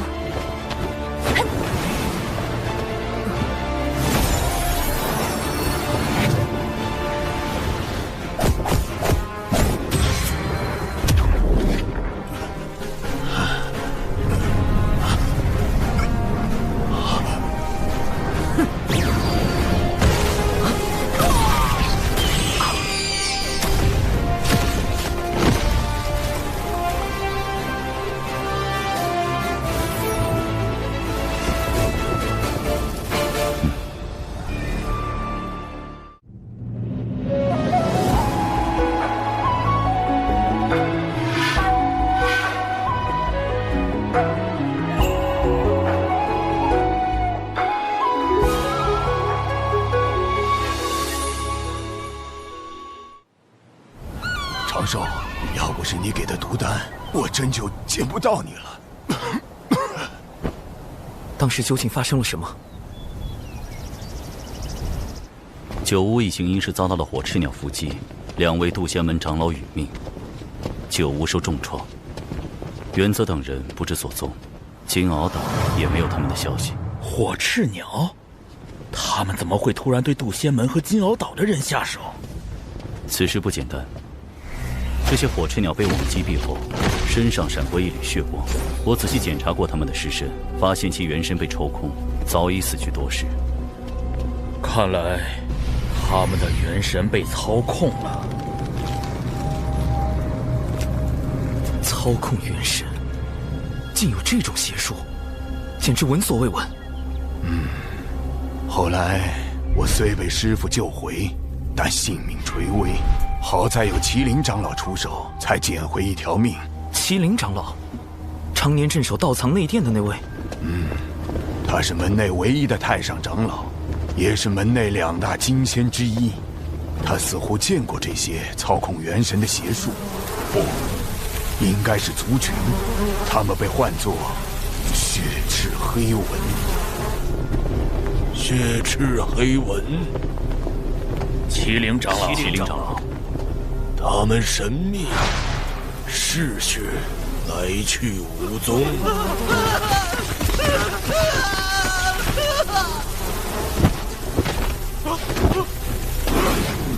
通过吸附他人骨血，从而附身操控。操控火赤鸟的真凶，只是一群蚊子。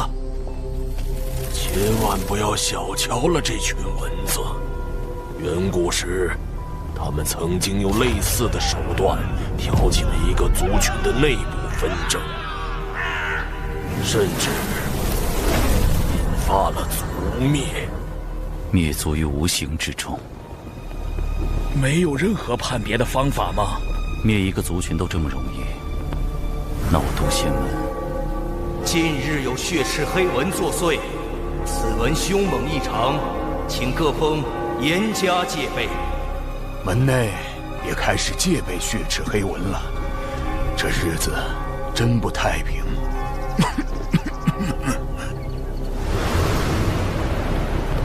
蚊子。封神大劫之时，西坊教尊提道人手下确有一只蚊子，能够操控他人元神。他害死截教内门弟子，啃坏西坊教镇教之宝。莫非就是这血赤黑纹？血赤黑纹消失已久，此时忽然出现，定有缘由。难道与产劫之争有关？渡仙门与金鳌岛派人前去调节纷争的路上遇袭，显然是有人与其勾结。原则？也许他并不希望产劫握手言和，所以暗中除掉九巫。如果真是这样，原则在重创九巫一行后，应选择将一切推给火赤鸟，反正一切死无对证。但很奇怪，他失踪了。不错，他有可能是畏罪潜逃，也可能是隐藏在暗中伺机出手。真相到底是哪一种？破解谜题的关键在于原则。九巫一行遇袭后，金鳌岛也没有找到原则的下落，可见他并没有死。既然没死，他去了哪里？为什么毫无消息？如果是被俘虏了，俘虏他的只可能是血赤黑纹。血赤黑纹为什么要抓原则等人？如果没有腐仙灵魂丹，九巫极有可能会死，因为同行的2个长老都死了。显然，血赤黑纹是想对渡仙门下死手，可是为什么？产劫2教发生冲突，幕后主使对前去劝和的人教渡仙门是杀，对截教的金鳌岛却是不杀。他们到底在谋划什么？原则的失踪，加上血赤黑纹的特殊能力，渡仙门也不再安全了。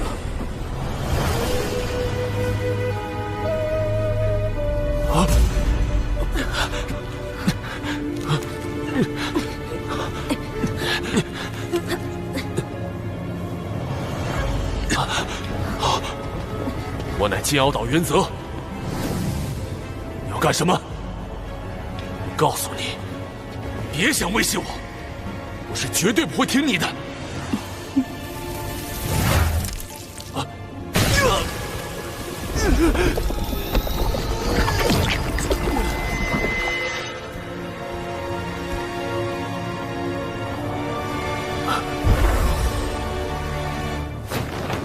拜见女王大人。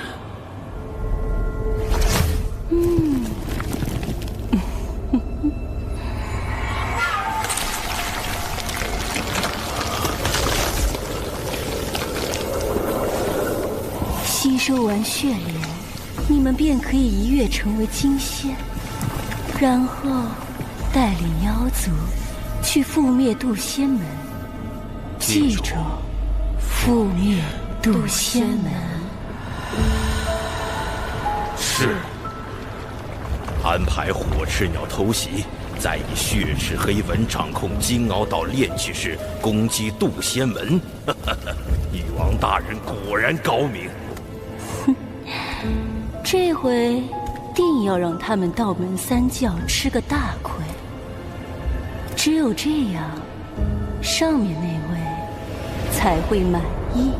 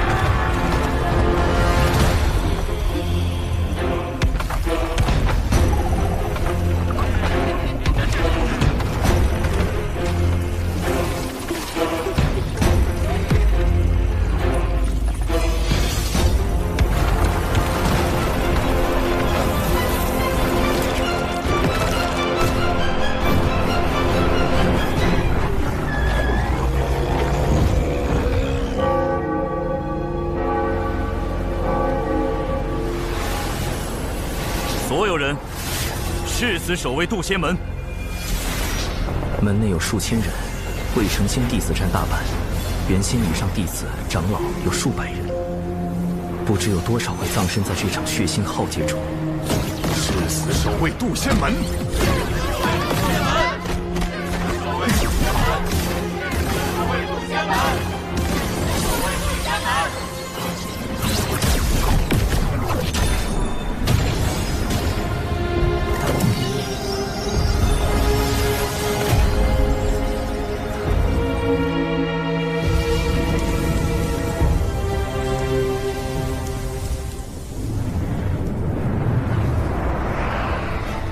为应对血赤黑纹，我紧急组建了一支纸人军团，将所有纸人按实力由强到弱分为鬼、神、天、地、人5个大队，安插埋伏在门内各处，可随意变化各类形态。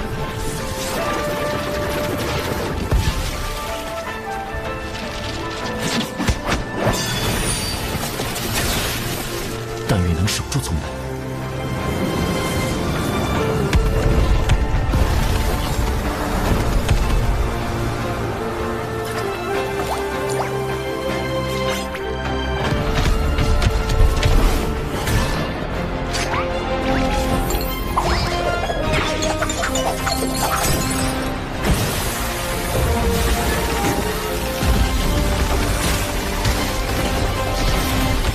好在提前安置了重瞳3头猪蛛丝监控，弟子纸人善独战和阵法，是我埋伏在门外的第一道防线。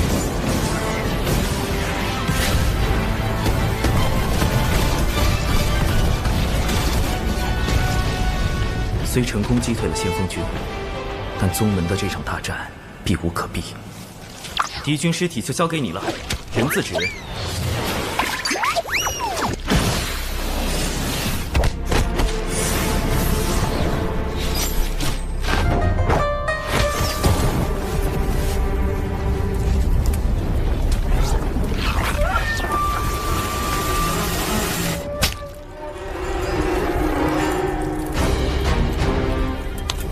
的是何方高人，我竟无法找到他的元神。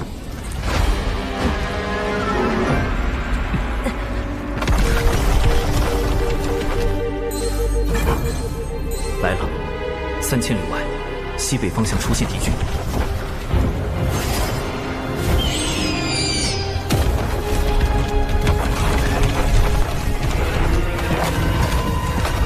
看来被控制了之后，这些家伙的神智也出了问题。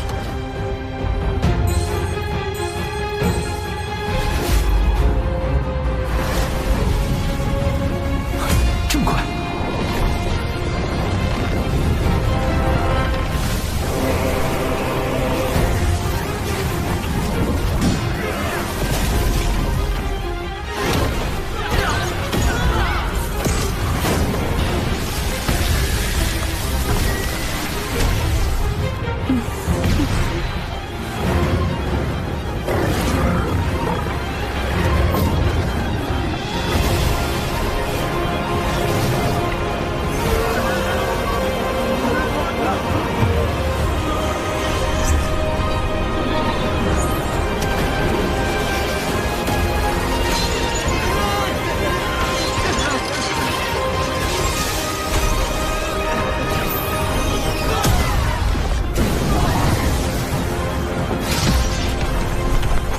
全都被突破了。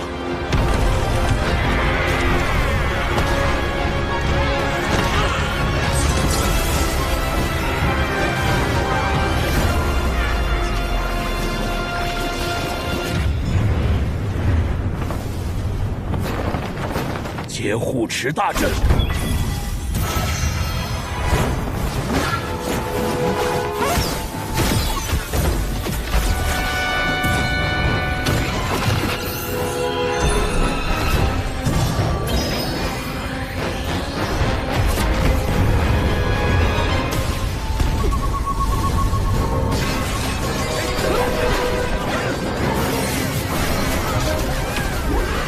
战这群恶妖！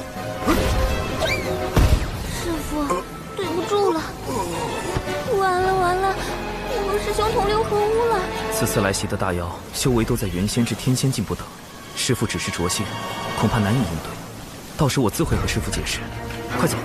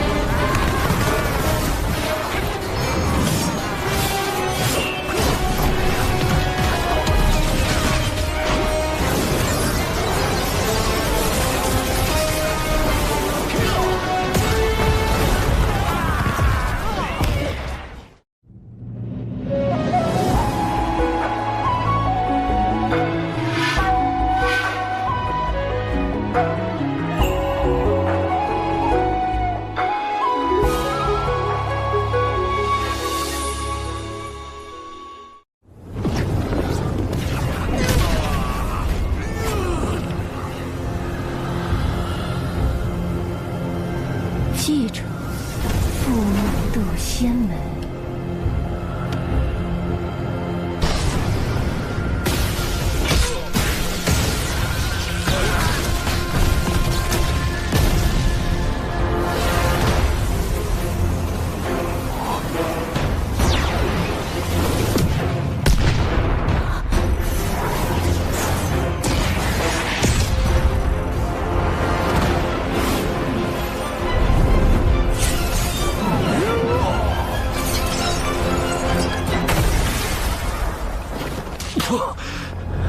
竟是3名金仙！金仙一击，竟能击退门内那么多天仙。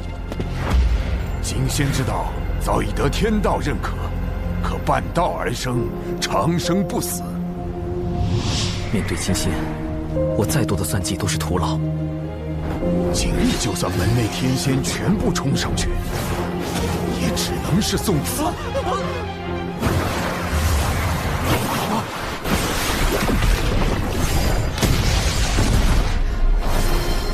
金仙，麒麟长老，以1敌3，找死！幻影剑阵。门内只有2位金仙，还有1位便是掌门，但掌门闭关数年，不知。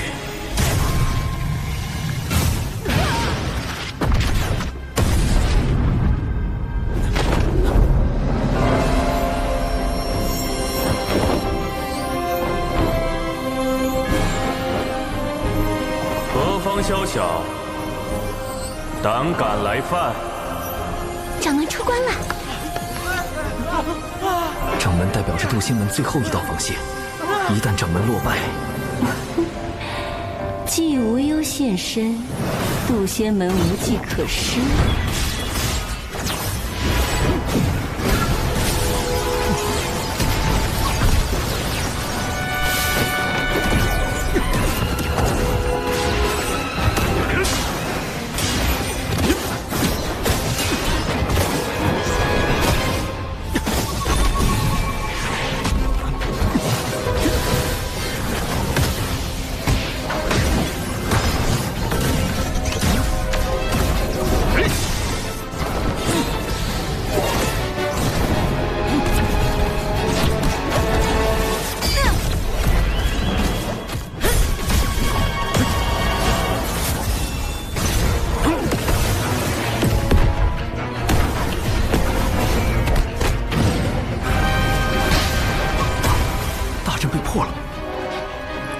九无听令，开启挪移大阵，所有未成仙弟子立即进入大阵转移。挪移大阵已开启，此阵顺地脉方向挪移，瞬间便可出现在万里之外。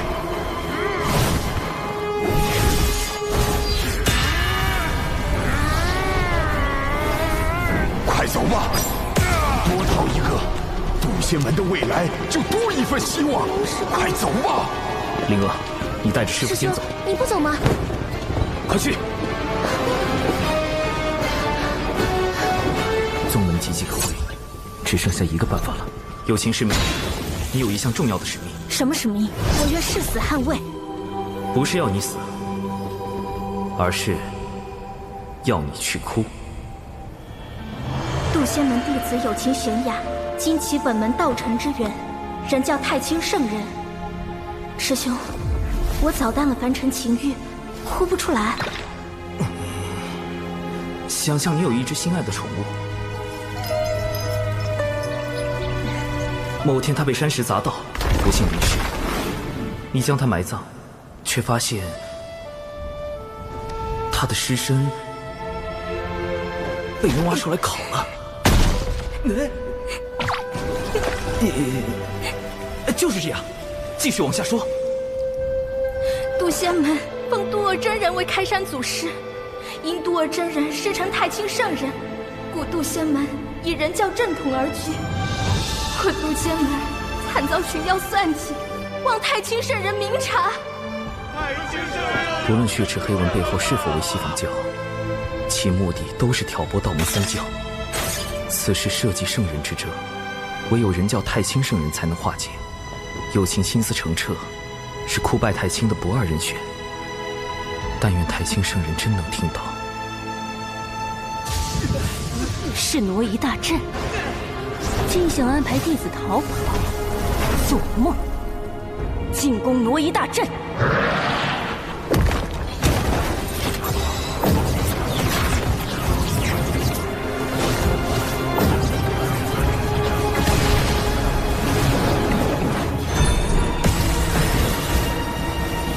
阻止他们！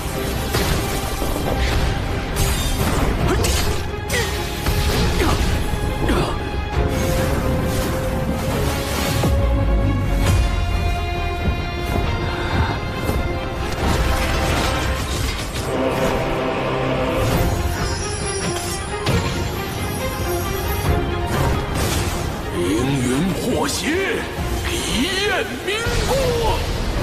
麒麟长老亮了麒麟本体，这是准备以死相拼。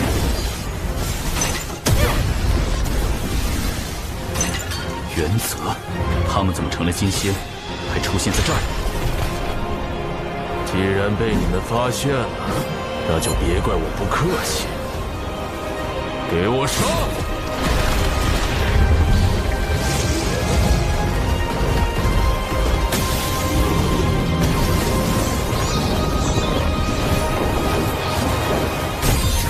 必须拦截他们。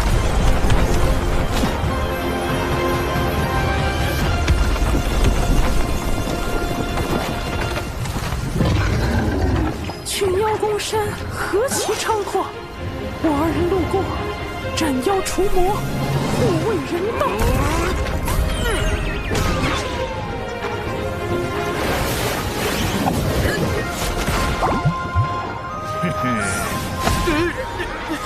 你们有本事正面战贫道，老子逼毙了你们妖祖宗！老子逼毙了你们妖祖宗！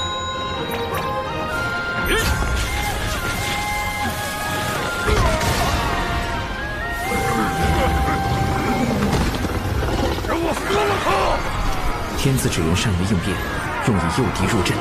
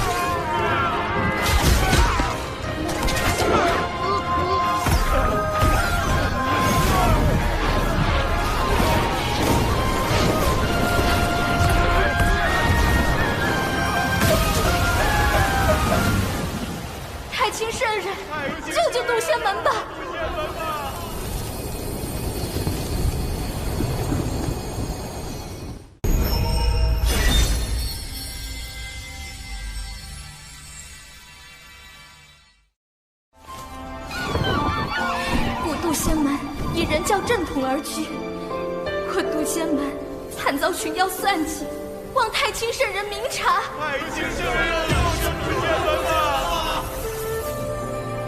老师，他们拜的是您的太清圣人像，您不愿走动，弟子也想安心修行啊。也罢，让我看看发生何事。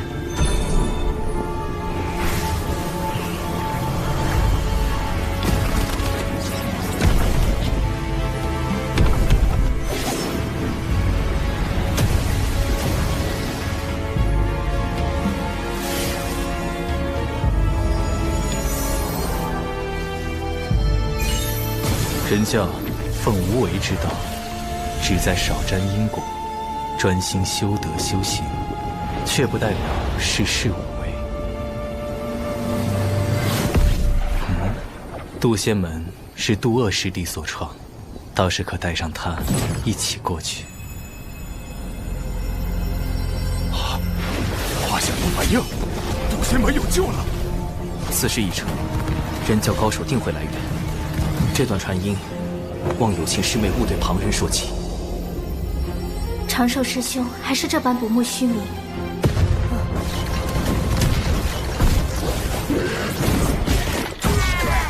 快挡不住了！所有弟子，肃静挪移大阵。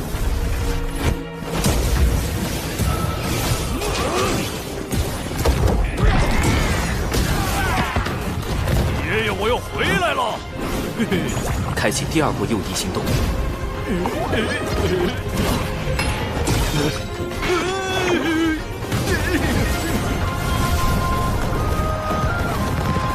还剩最后一批弟子，必须保证挪移顺利进行。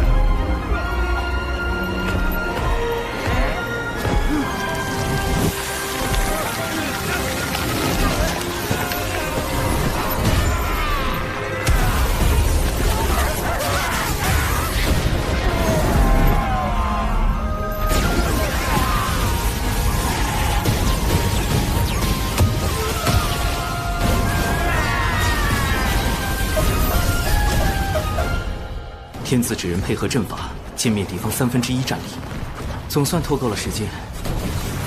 死这么多傀儡，什么都没干成，废物！看来本女王大人得冒一次险。群妖听令，全力进攻，绝不能放走一人。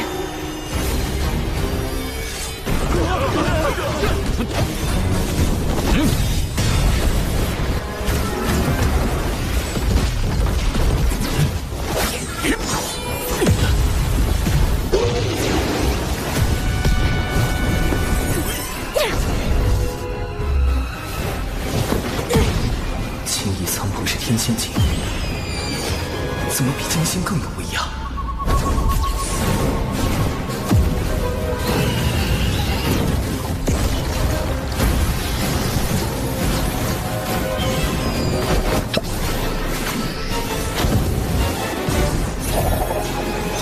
这两人是真仙境，为何术法威力堪比天仙境？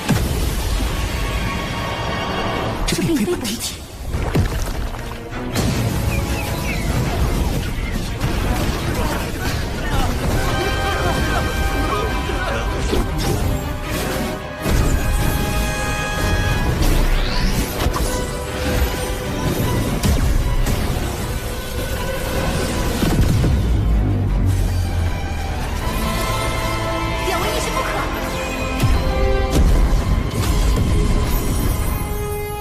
这两个天子指人已经完成幽妖任务，且沾有因果，是时候一了百了了。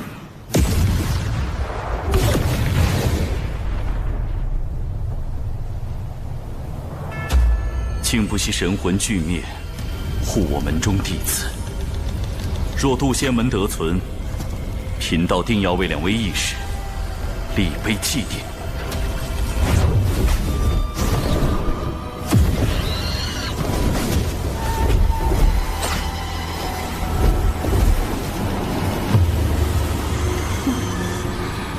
以为乍阵就安全吗？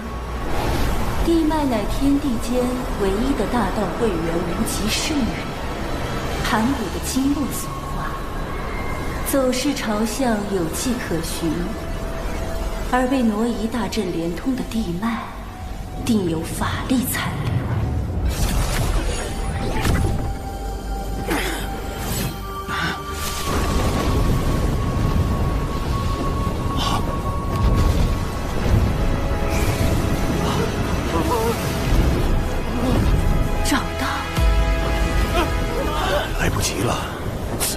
在我之上，与他硬拼也无胜算。弟子有一法，可退降敌。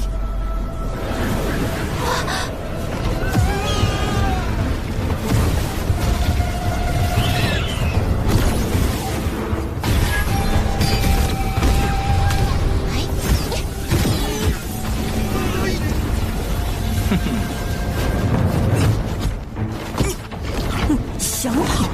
渡仙门一个都不能放过！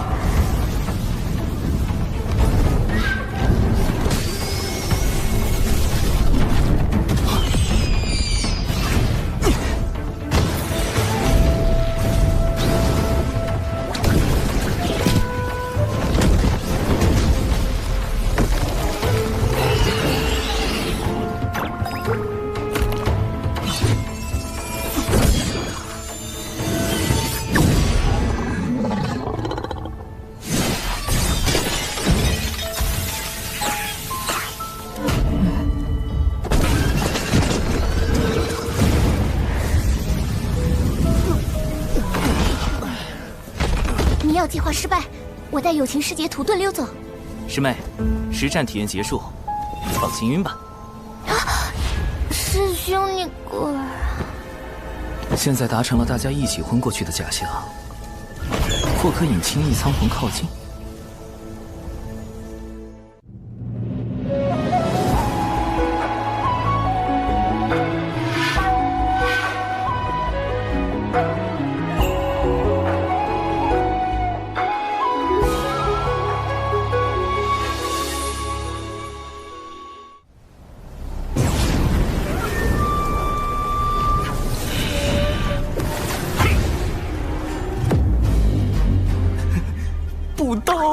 这是遇到同道中，这对手竟如此难缠。神字指人，冲！在鬼、神、天、地、人5个等级中，神字指人的修为仅次于鬼字指人，且携带诸多法宝，最适合高端斗法，还能伪装九巫师伯，骗过幕后主使。微型版72阵，开！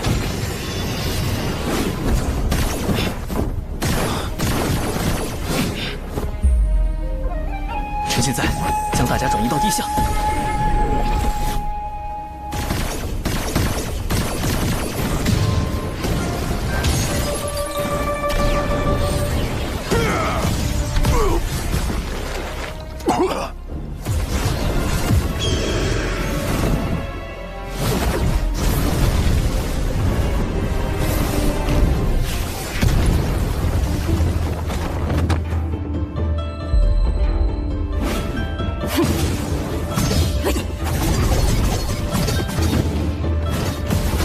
碧水坤阵起，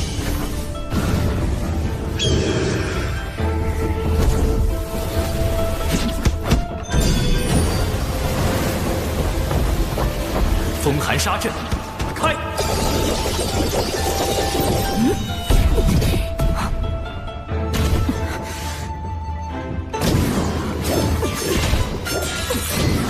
腐化毒阵散。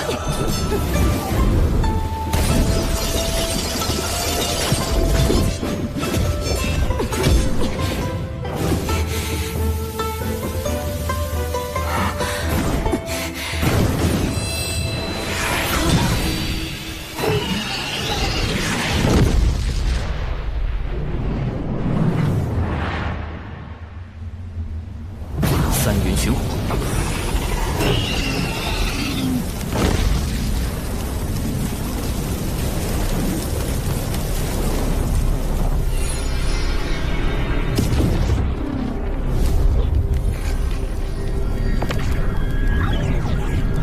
文道人，阿成是了。不过，管你是大罗金仙还是洪荒狠人，此时此地。也只有一缕神识而已。唉，这才渡劫多久，就跟上古凶妖文道人间接打了个照面。洪荒比我想的还凶险。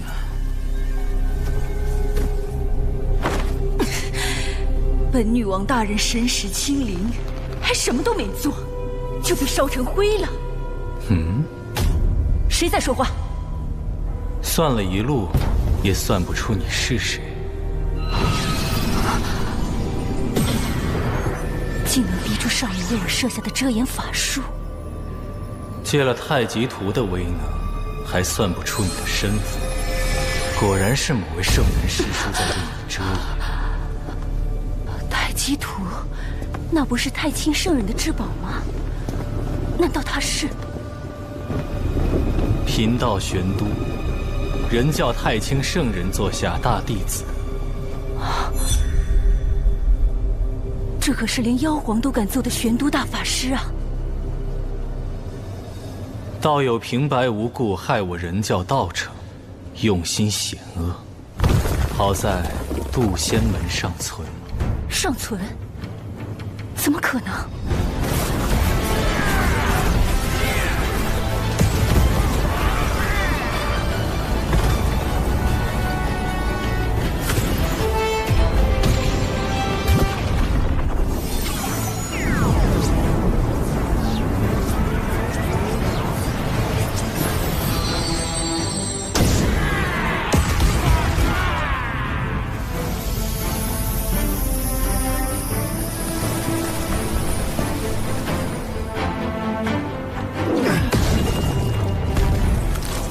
师傅，掌门的师傅，那不就是咱渡仙门开山祖师？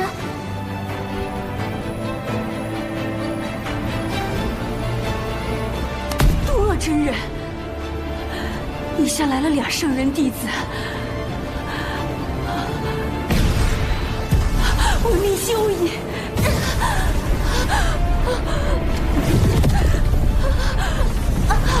贫道暂且不动，请转告那位圣人师叔，与其让道门内耗，徒增业障，不如教化人族，积善行，攒功德，方是正途。至于你，若再敢犯我人教，任谁也护不了你。计划失败不要紧，我命要紧。惹不起，惹不起。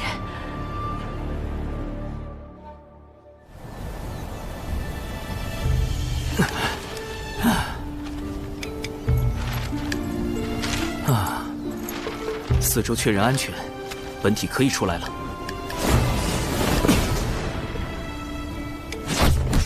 纸人军团开始回收。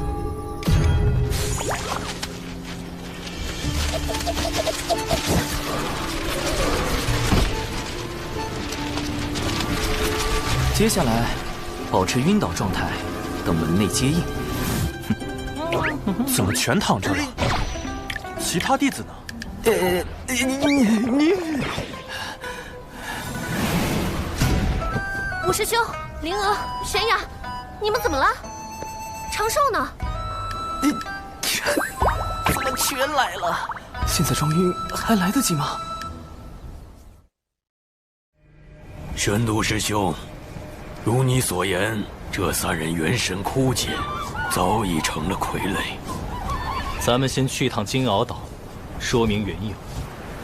多尔师弟，事关圣人，最好不要外传。据说这事儿和圣人有关。玄都师兄放心，我渡厄最是守口如瓶。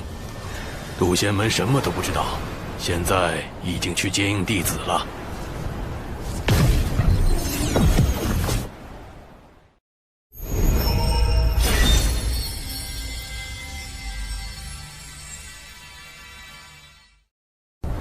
长寿，你在哪儿？长寿！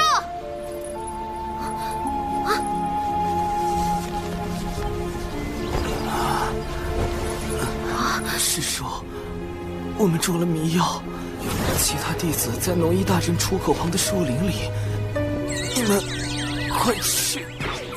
长寿！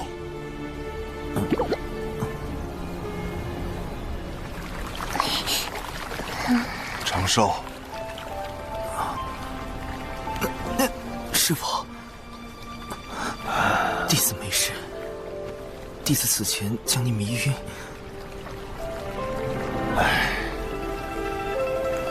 你也是为了为师着想，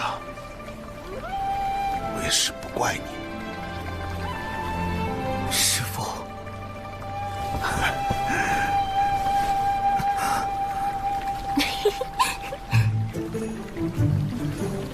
我这倒霉师妹露馅儿了！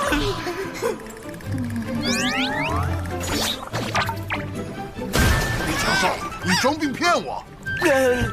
我没有啊，师父。我都说了我没事，您自己误解的嘛。抓到师兄了！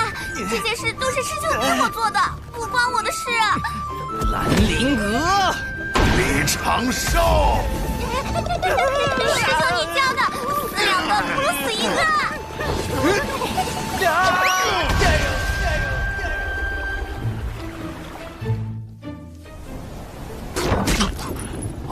掌门，无事，我修习师父新传的法术，不得要领，吐吐血而已。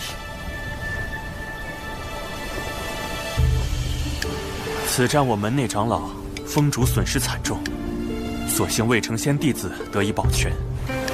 日前，师父与大法师为我等去金鳌岛走了一趟，算是彻底查清了其中缘由。西方二圣为大兴西方不择手段。手下控制了许多大妖，其中就有挑起三教纷争的元凶文道人。此事必须通知门内，加倍戒严。师兄，西坊教让文道人挑拨道门，有什么好处啊？昔年西坊二圣以宏愿成圣，即向天道带了一大笔功德贷款成圣，并许下大兴西方的宏愿。在道门三教遍布洪荒的今日，西方教根本没有大兴的机会。如果还不上贷款，西方二圣恐怕会面临严峻的天道责罚。既然走正途无法大兴西方，二圣便使出了捞偏门的方式，招揽文道人，挑拨道门三教，削弱道门影响力，从而赚取功德，壮大西方教。他们为了赚功德，竟能做到如此地步。师弟，眼下我们该怎么办？此战既有圣人始，亦须有圣人终。有师父和大法师出面，西方教短期内不敢作祟。如今，元泽他们的魂魄已被送往六道府转生，三教之争也得以平息。我们只能督促宗门上下勤加修炼，以防西方教再出手。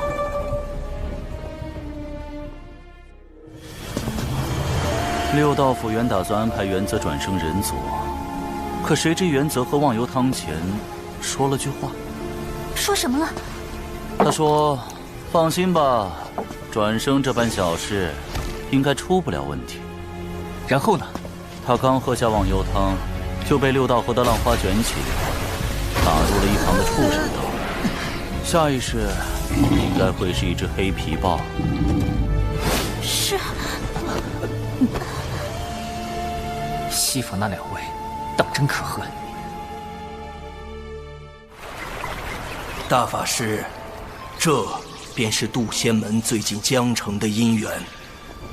渡仙门经大战后，人丁损失不少。我有心想助其兴旺，可老师又不准我多收弟子，为省加速促成道侣、繁衍后代这一条路，只好来麻烦月老您了。大法师，请看。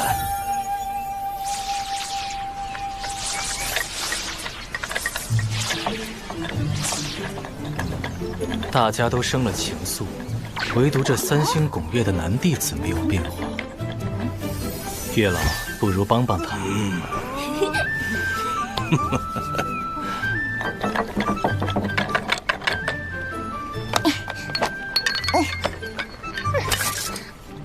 啊，无知钟爱。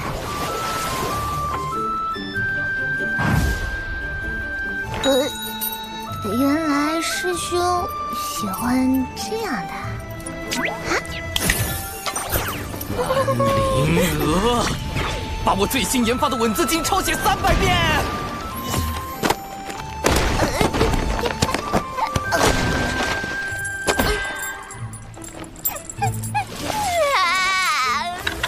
最近突然心绪纷乱，带我查查典籍。小兽兽，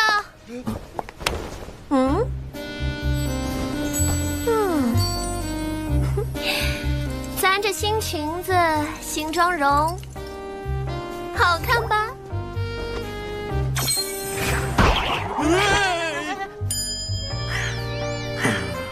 师叔，宗门刚刚经历过一场生死之战，相比起容貌，我们更应该注重提升修为才是啊。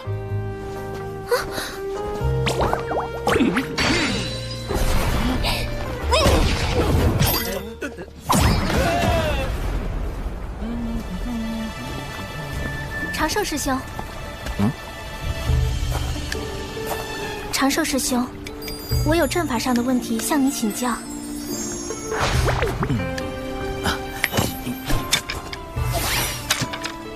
有心师妹，我急着闭关，这是我收藏的阵法典籍，我能为你开导一二。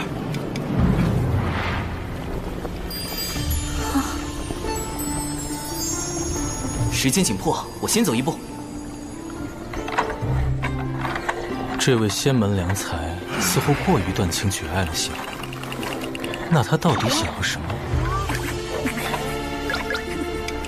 生来往，莫管情，先已故，难争先。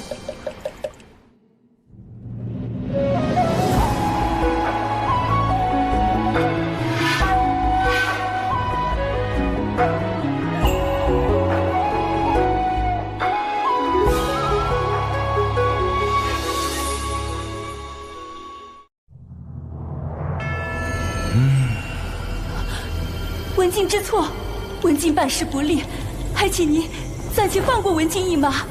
文静保证，下次一定完成您交代的任务。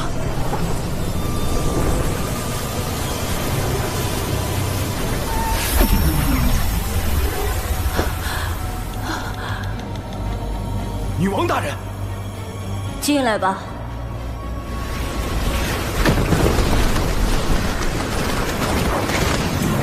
南海那边情况如何？属下奉您之命，在南海打探得知，近日出现了一个功德兴旺的新教派。道门强盛已久，不好对付，不如从这样的新教派下手。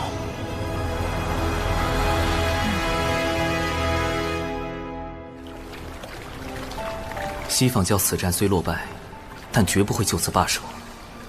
复盘此战，我杀了不少业障大妖，应该得了不少功德吧？天道为世间每个生灵设立了个人账户，用于发放功德和业障。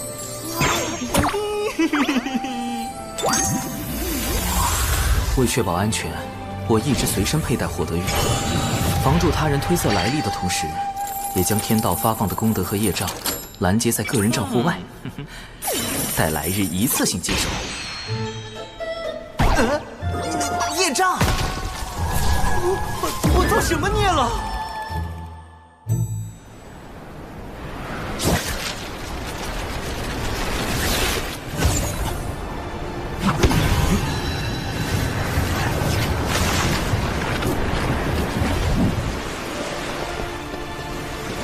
近日虾妖为祸，杀伤了我神教大量教众，双方交战时竟还误杀了无辜的百姓。虾妖，此事竟然还和龙宫有关，太过分了，这是在挑衅。就是寨主，咱们不能任由他们欺负啊！就是啊，对啊。大家的心情我都明白，我们举办大典，就是为了祈求神的庇佑。大家只需捐出香火钱，将鱼买下放生，神感受到诚意，必会加倍保佑大家。不对呀，卖鱼放生和神有什么关联？况且大部分教众本就以打鱼为生，到处都是鱼，为什么要找寨主买鱼放生？看来是寨主欲借神之名谋利。放生，吉祥！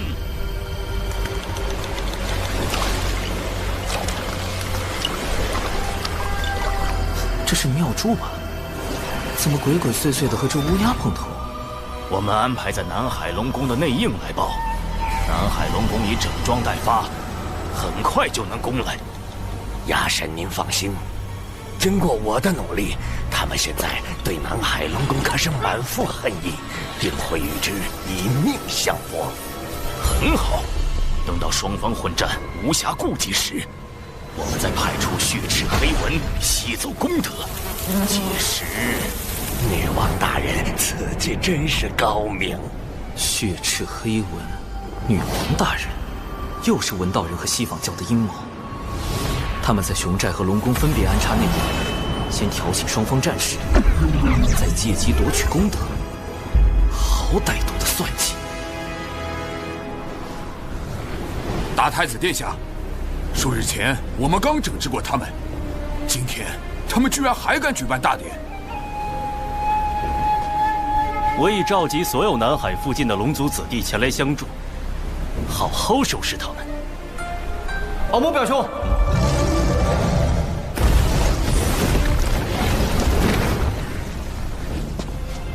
你这小矮子怎么来了？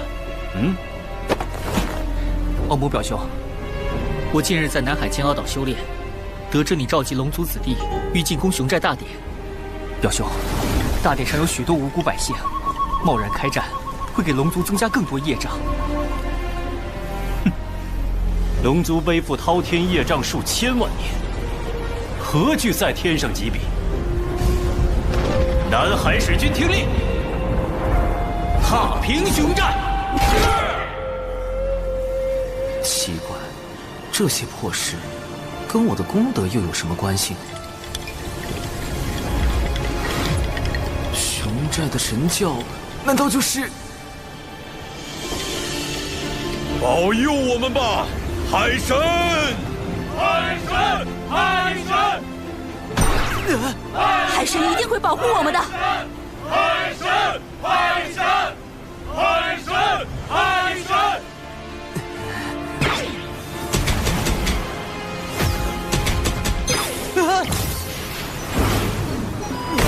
这雕像我不是已经毁了吗？怎么还多了1620座？龙族和海神教交战，杀伤百姓就是我产生业障的原因吧？而一旦海神教卷入战争，我这个名义上的海神也会背上一笔滔天的业障。少则引动天罚，多则招致灭世之灾。必须阻止战事发生，之后再想办法解散海神教。指挥军团出发。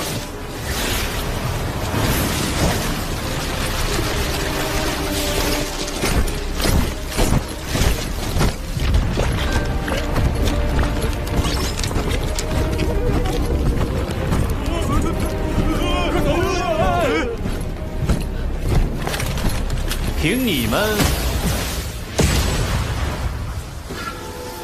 也敢自称海神教？那个海神像就交给你砸了，表弟。敖乙，不能砸！他怎么跑到南海来了？糟糕，他认识我的真容，现在海神像上还刻着我的大脸。完了，我的身份要暴露了。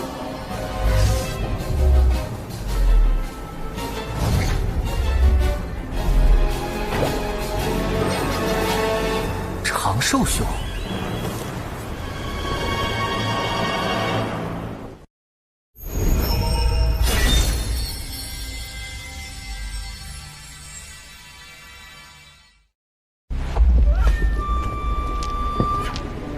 倘若敖乙将海神是土仙门弟子李长寿的事泄露出去，闻道人西方二圣诸多恶果找上门来，我怕是要身死道消啊！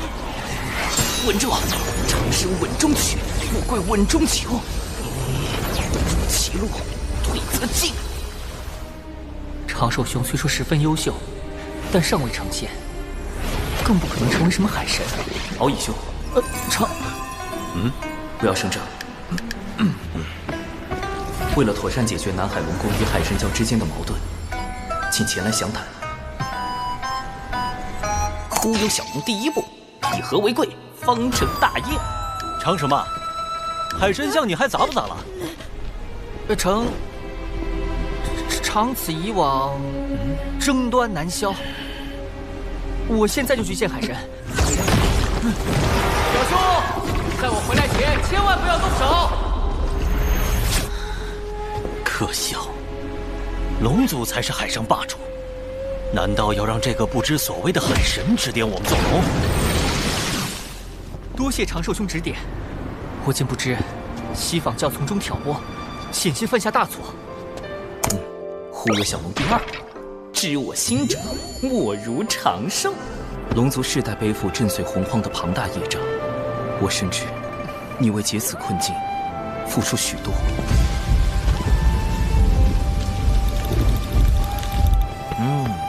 长寿兄果然懂我。不过这海神教，忽悠小龙第三步，以退为进，演技之王。唉，此事说来话长啊。总之，海神教并非我立起来的，这种身不由己的滋味儿，你应该明白。这就对了，圣人们也需要功德加持，人教圣人不便自己出面，便选中长寿兄来代管海神教。唉，偏偏他这般不慕名利。长寿兄放心，我向天道起誓，此事我绝不会泄露分毫。成了，果然，面对敖乙这种想法很多的龙，留白就是最好的答案。我有个不情之请啊，不知我能否加入海神教？行善立功，为我族攒些功德。唉，南海龙宫与海神教又起冲突了，请与我一同平息干戈。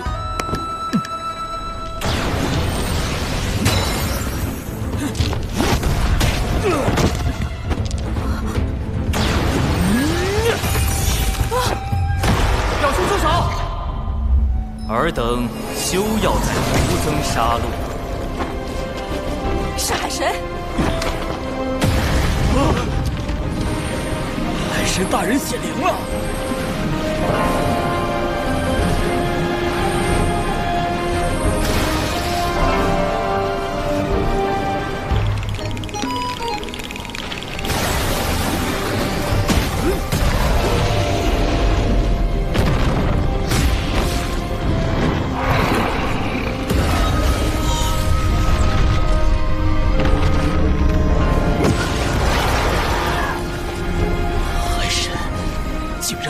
这么多！海神大人容禀，南海龙宫与海神教的纷争，皆是受奸人挑拨而起。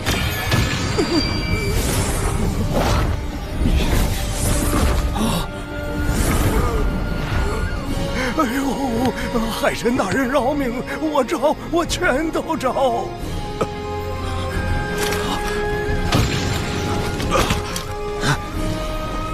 你敢背叛我族？说，谁收买了你？南海龙宫大太子，本座无意统领海域，功名利禄皆如浮云过眼，唯有导人向善，方是正道。这两个奸人交由你处置，望南海再无纷争。海神大人已与我说清，这一切都是西方教的阴谋。我们可以顺着这两个内应继续追查。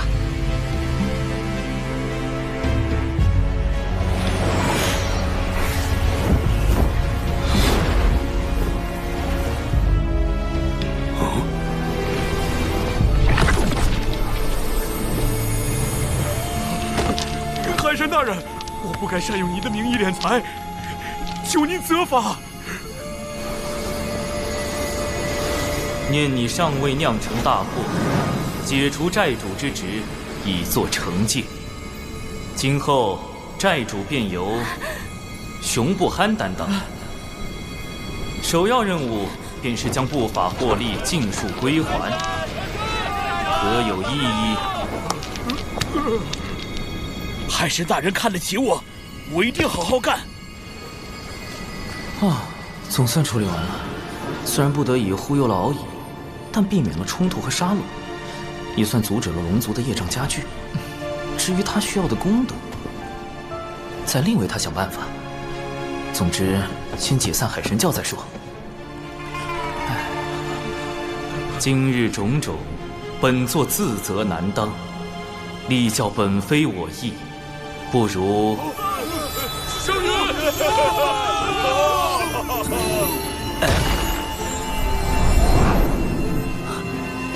这是天道功德凝成的祥云，天道也被至教有方的海神大人打动了。吉兆啊！天佑海神，天佑海神教！海神，海神，海神，海神，海神！教宗情绪这么高涨，肯定不会同意解散啊！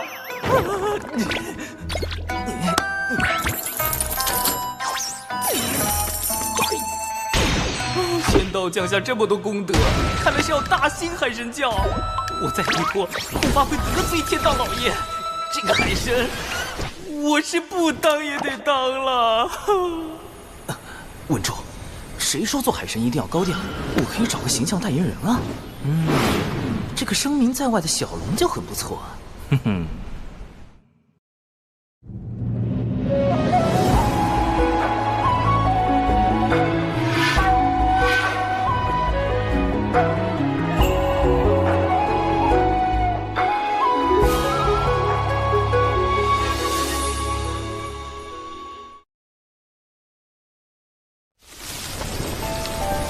东海龙宫二太子，今日幸得你相助，不知你可愿加入我教，担任二教主兼护教真龙大护法之职？海神大人对我实在太好了，我敖乙誓将海神教发扬光大。我表兄本性不坏，镇守南海多年，也算经验丰富。您看，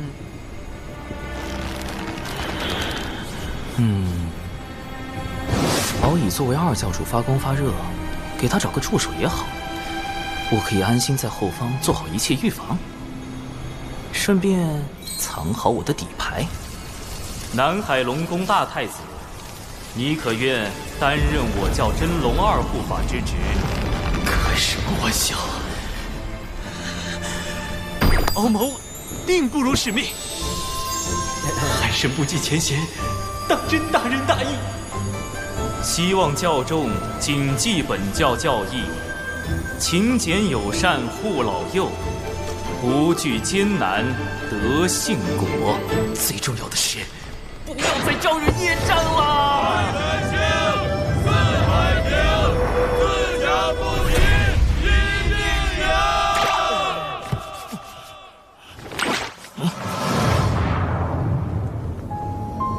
女王大人，接下来，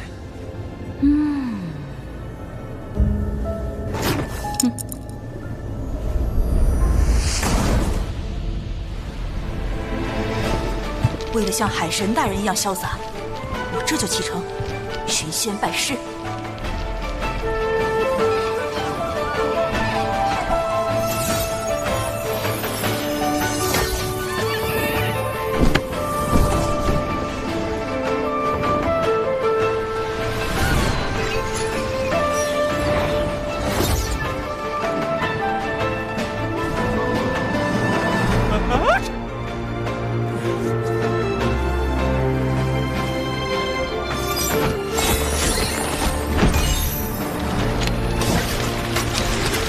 四眼法术，画中如幻影。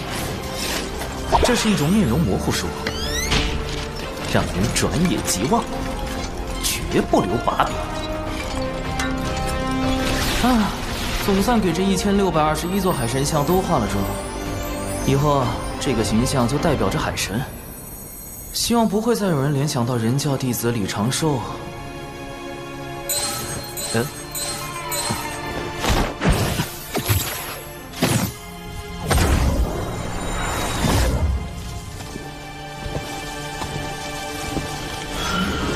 这位大仙是谁呀？侧赶时都乱码了，他的修为极高。天庭东木宫到访，阁下为何藏头露尾？东木宫，纯阳仙人吕洞宾的前世，如今的天庭南仙之首。我何时招惹了这种大人物啊？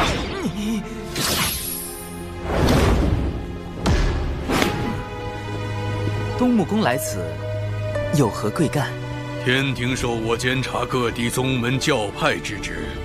近日有人控诉海神教通过阴险算计，夺人功德，危及四海。还请阁下跟我走一趟，说个分明。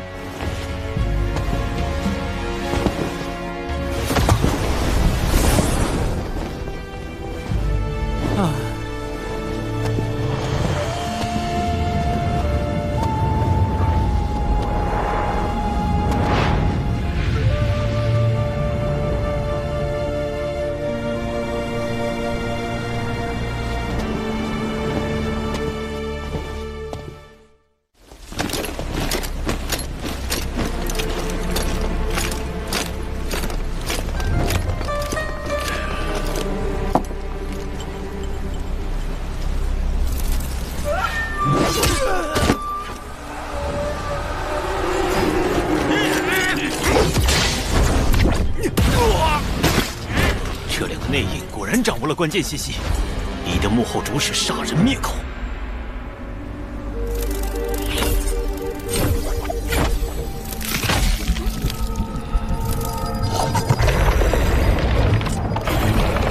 他们都被控制了。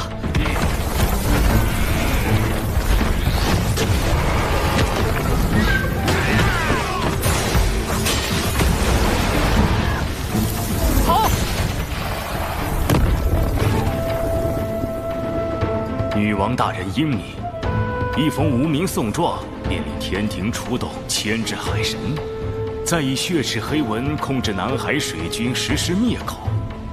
好一招声东击西，死无对证。几番失利，上头已经逐渐对我失去信任。只有阻止魅影暴露我们的秘密，才能补救。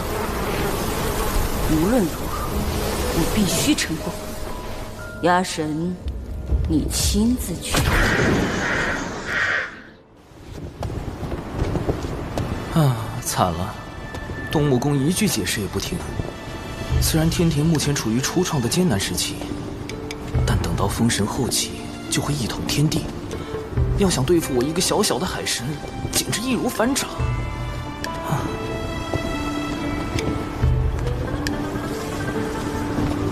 阁下总算来了，这为何不是真身前来，而是来这一纸人？一眼就识破了，他是谁？身份实力皆高于东木公的，只有从前道祖座下的童子，圣人们的师弟，如今执掌天庭的玉帝陛下。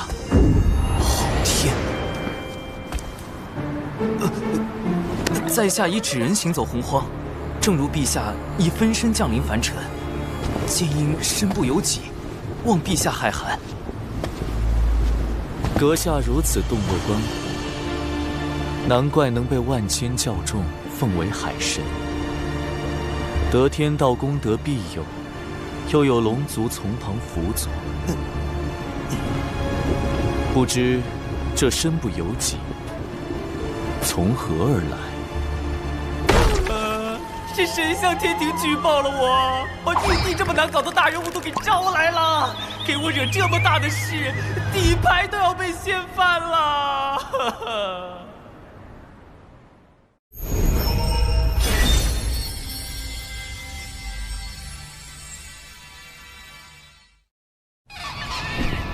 阁下如此洞若观火，难怪能被万千教众奉为海神，得天道功德庇佑，又有龙族从旁辅佐，不知这身不由己，从何而来？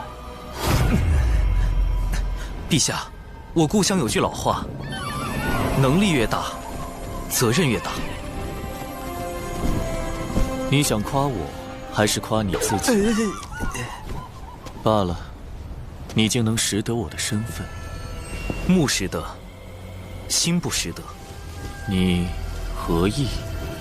众生所认识的玉帝，本该居九重天阙，助道祖维护天道。然而，陛下现凭借一纸诬陷，便轻来捉拿我，实在有损天道威严。所以，心不识得。在海神心里，我应为何故？壮大天庭。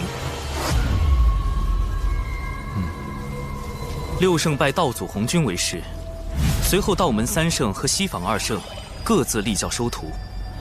道祖遂立天庭为天道的执行机构，管理众生，由玉帝您执掌。然三界只闻六圣之名，不知天庭。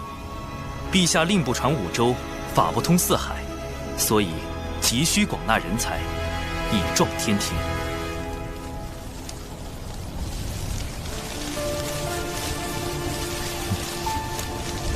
知吾者，南海海神矣。不错，我曾亲访凡间，发现你备受爱戴。那送状确实是诬告。我此行是否来对？在下斗胆。你懂兵法？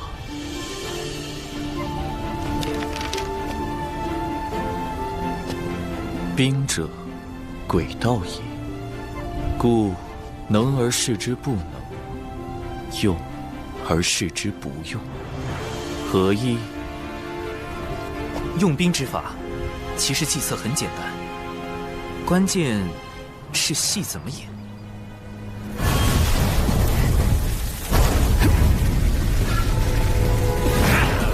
交出骄兵将领，饶你们不死。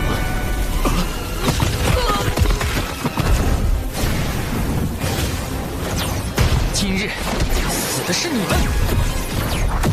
龙族水军现身！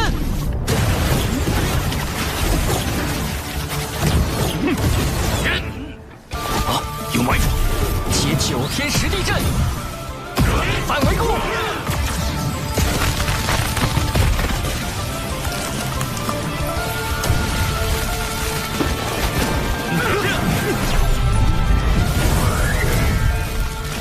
我们揪出了西坊教的内应，他们必不会罢休。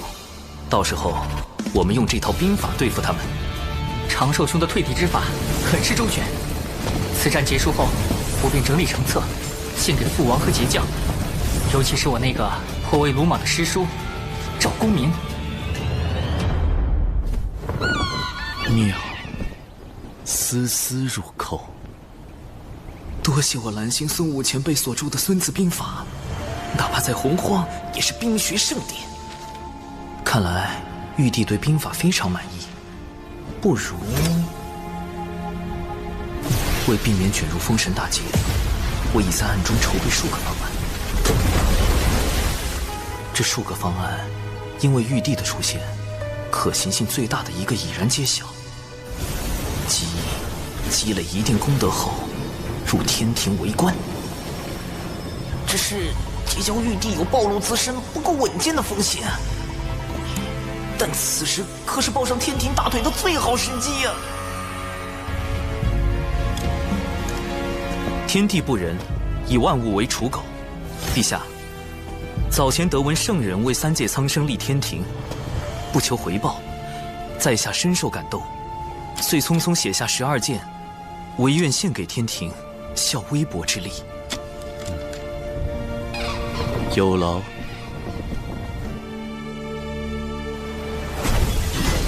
龙族竟然会暗中设下埋伏，莫非背后有人指点？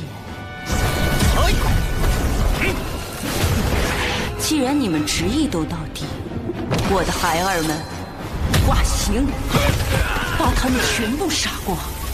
鸭神，你知道该怎么做？明白。多谢女王大人多年教化，今日一定完成任务，以我之血肉助大军之躯。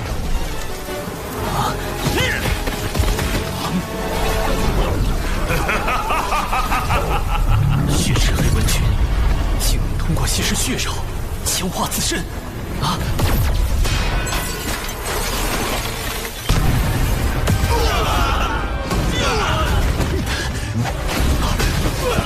惨了，我们抓到的2个内应都死了。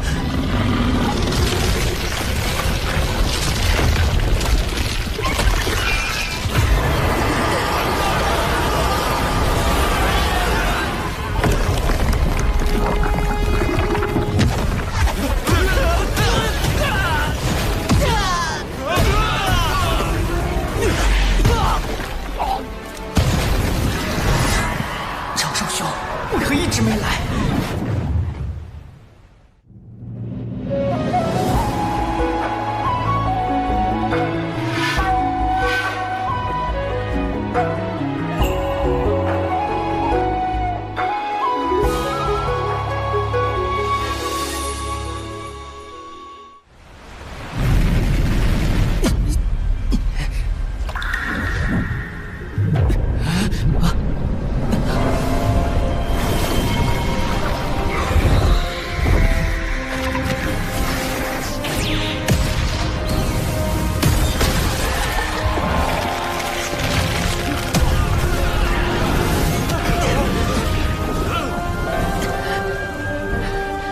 天庭在此，血赤黑纹，勿再放肆。天庭竟然会救我们？龙族上天，龙族罪孽滔天，且还在怀念远古其霸主之姿。天庭为何要收复龙族？他们又如何能被收复？敖乙那边形势不明，既然我脱不开身，只能说服陛下。收复龙族有2例：4海3界之重地，龙族远古之大族。虽有天地罪孽，然高手众多，若龙族能入天庭效命，则四海尽归，此一例；若是龙族掌管江河湖海，可扬天庭之威，此二例。想必陛下也已推算到，今日诬告案表面针对我，其实针对龙族。龙族此刻处于危机中，不如……天庭怎么会插手龙族之事？南海海神，又是你！抢我南海功德，又坏我图谋龙族之计，现在还联手天庭折损我大半孩儿。天庭我动不了，一个野神，我还杀不得吗？老师又传话了，命运发生了微妙的变动，起因竟是一个人教小弟子。老师，您的意思是，龙族上天是他？还不知海神道号是？唉，如果让玉帝知道海神只是一个人教小弟子，就没神秘感了。但也不可骗。东有启明，西有长庚，长庚行，长庚一同长寿，嘿，好主意。在下道号为长庚道人。长庚。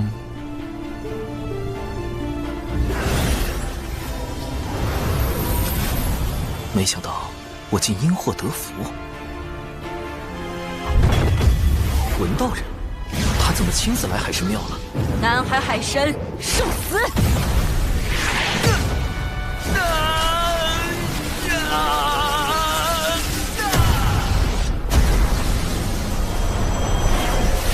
什么情况？你是何人？竟敢如此嚣张！不能动了。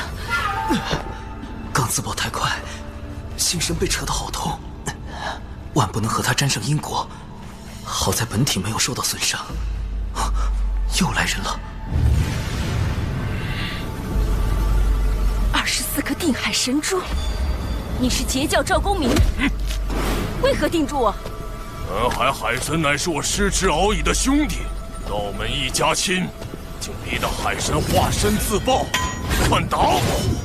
他自爆，我也不明白啊。前辈，我是南海海神，真身无碍，你快停手！此事恐会引发西方教与截教之争。那直接杀了他。不可，晚辈有一对策。起来，我要去灵山讨个说法。灵山便是西方2位圣人的居所，一旦闹到那里，2圣为保全西方名声，一定会将我血赤黑纹一族尽数灭杀。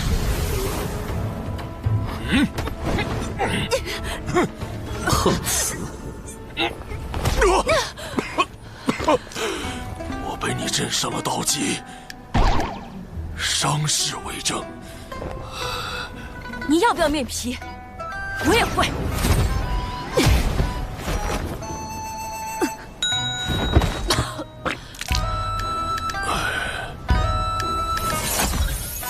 这是海神的法器生影球，恰好记录下你的自残。你可是想借此挑起道门与西方教之争？赵公明，你到底想怎么样？咱们不如小事化了，否则我只能拿它去找各教好友观摩。你看，太精彩了吧！好，我立大道誓言，此事作罢。人教，南海海神，这个弟子有点意思。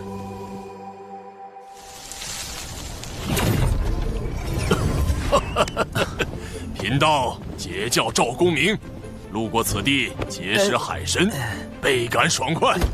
大哥，虽然你是未来的财神爷，但我不想结识你，更不想跟你义薄云天。你集体荣誉感也太强了些，难怪封神大劫中算了，后话了。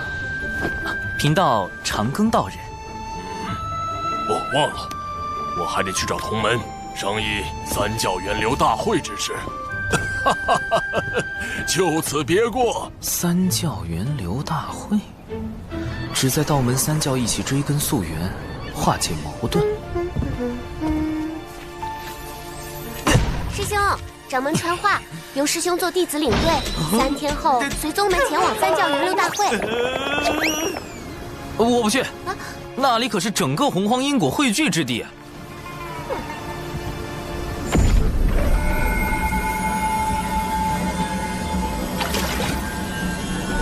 去。前辈是？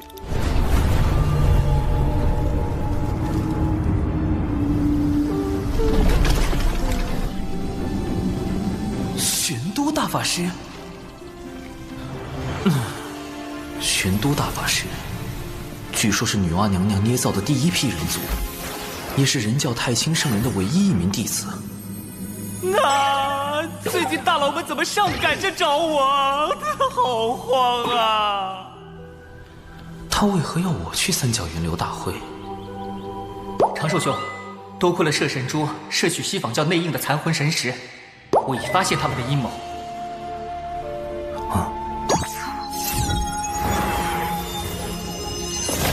四海海眼的位置尚未找到，他们竟在打四海海眼的主意。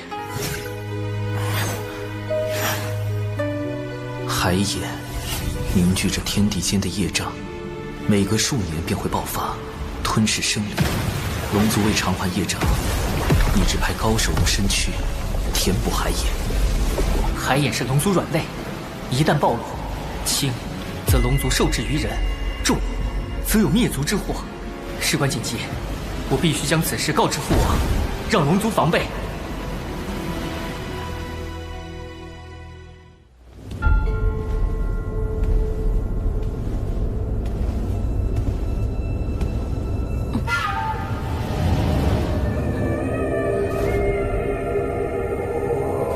文静无能，竟给龙族留下把柄，文静一定将其除掉，消除后患。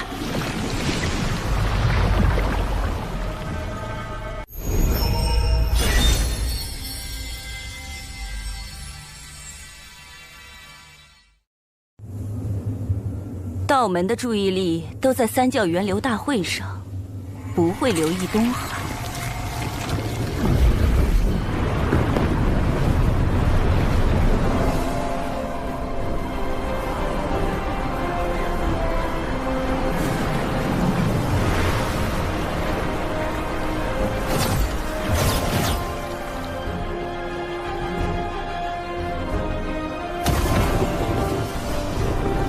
三教源流大会本是想缓和产劫关系，但从封神大劫的结果看，三教弟子都被卷入了血战。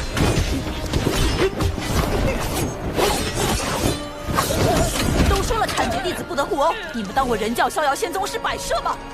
有点眼熟。熊灵异，他怎么拜入逍遥仙宗了？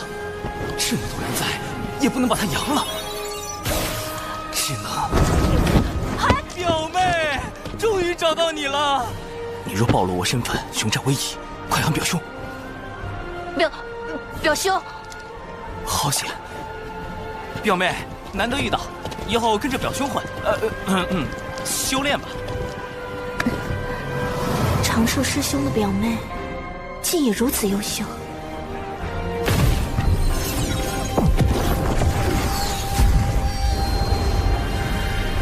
阐教元始天尊座下，广成子前来赴会。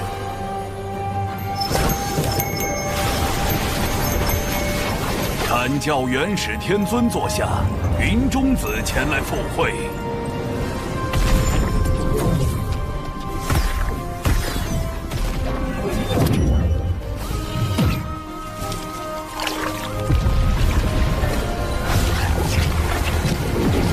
截教通天教主座下，赵公明前来赴会。截教通天教主座下，多宝前来赴会。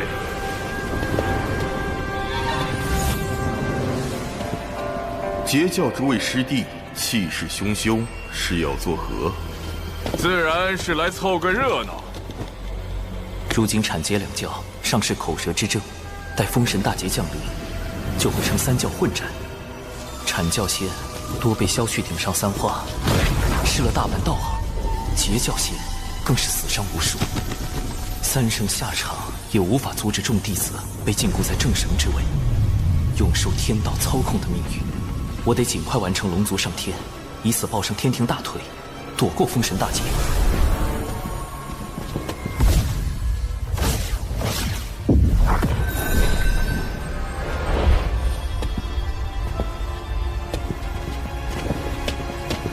阐教弟子随我见过玄都师兄、礼拜人教太清大师伯。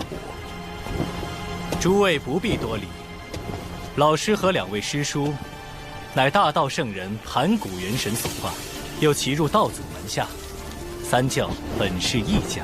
师尊收福德深厚者为徒，乃顺天而为，教化众生。众生指所有生灵，凡有向道之心，就该有修道求长生的机会。大法师命我来此，究竟有何要事？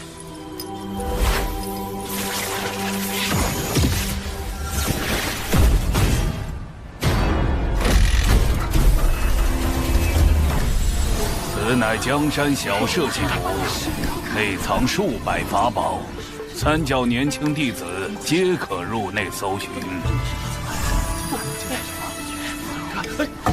连圣母女娲的法宝江山社稷图都敢仿，云中子不愧是洪荒赝品大师。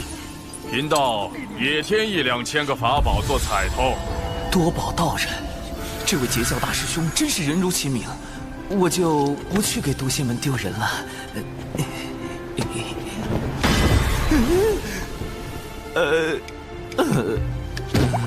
老师推算出，龙族上天对苍生有利，而李长寿是促成此事的关键。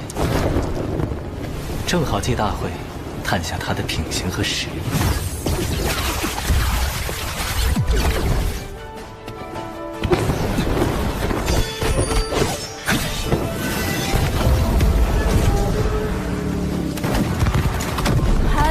表兄，我一定会守护好你的。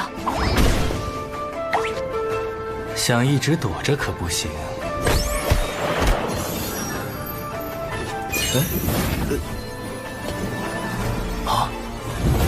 人教扬威，原来大法师想让人教大出风头，但这是有一个专业的人形吸精器更合适。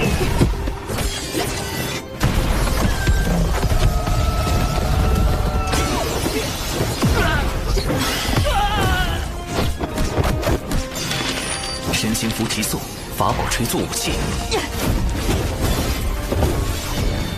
人教弟子全来相助！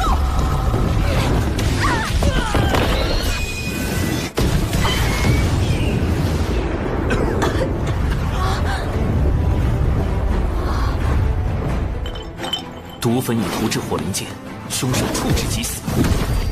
有情师妹，放心冲杀。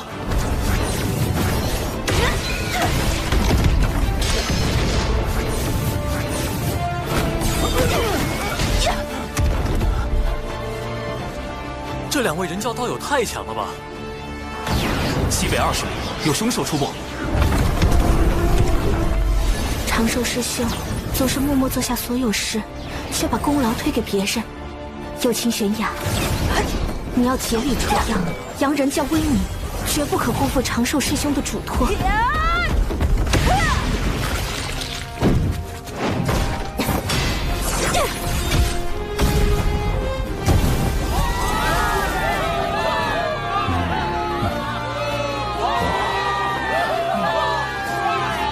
凶手可行雄灵力，冰山剑修有其悬崖。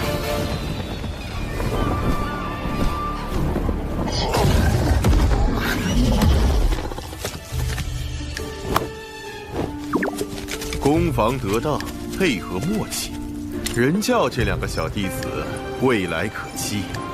人教真是出了2个优秀仙苗啊！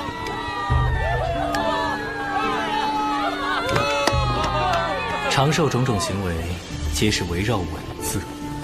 强为不如无为，强争不如不争。清净可循自然，万法终归妙境。今日倒从长寿身上感悟良多。若他能成为我的小师弟，入兜率宫中处理人教教务，老师定会欣慰。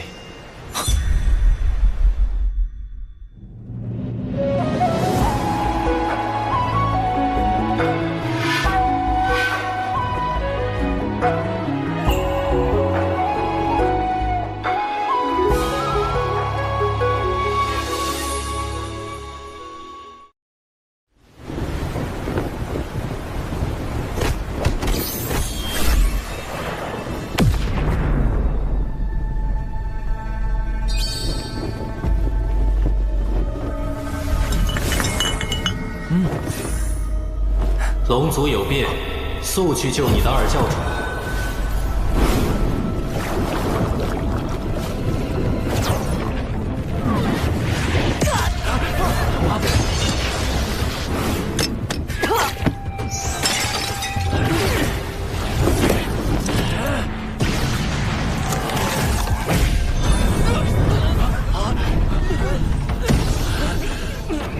西方交想毁证据，杀龙灭口。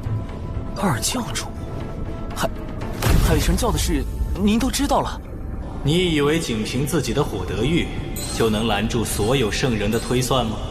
老师早已知道了你的事情，并亲自出手为你遮掩，否则你早就暴露了。多谢太清圣人庇护。大法师，容弟子留意化身在此，本体随您前往。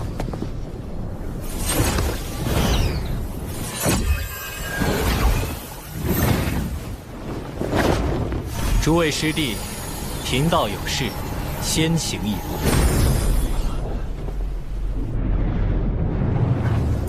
顾家，摄神珠已碎，我如何让父王相信西方教在查海眼之事？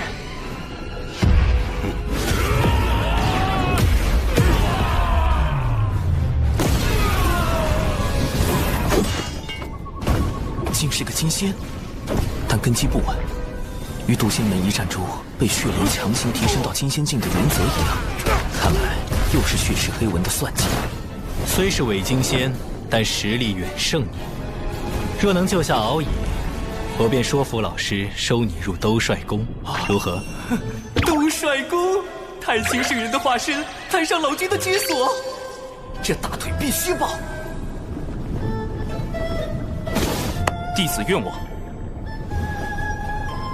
这是老师的防御至宝，天地玄黄玲珑塔，将它威能借你半个时辰，有它护着，哪怕是大罗金仙手无先天法宝，也伤你不得。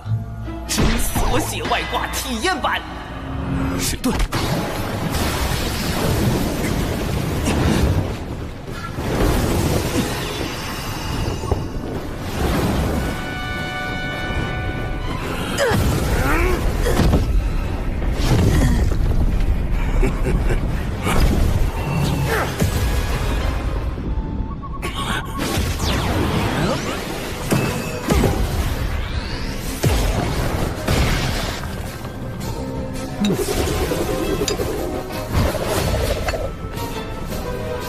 今日有我玄都小法师在，谁也伤不得敖乙殿下。从大法师话中可知，锁血外挂并不绝对安全。万一有大罗金仙，比如幕后主使文道人，手持先天法宝突然发难，一下就能给我破防了。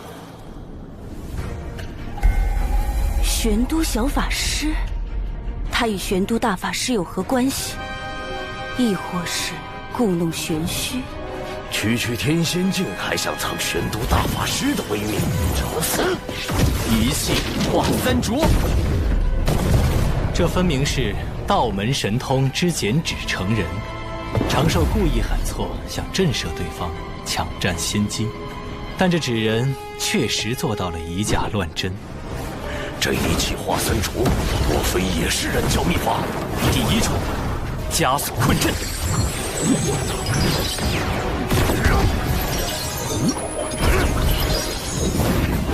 类似纸人善各类奇诡神通法阵，且是纸人军团中最高战力。第二重灭魂杀阵。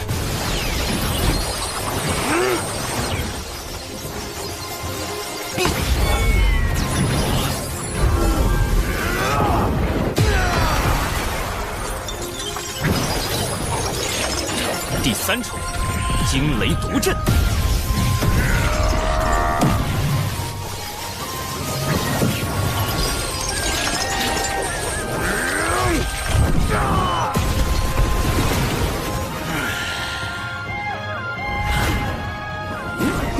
只有他用的是上等法宝，应该就是本体。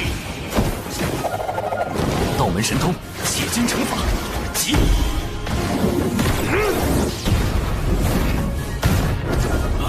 中计了！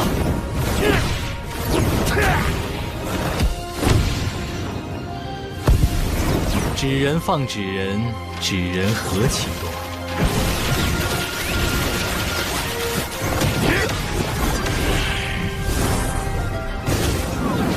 一门剪纸成人，搞出这么多花样，若换成天罡36法之撒豆成兵，岂不是能做出更多新玩意儿？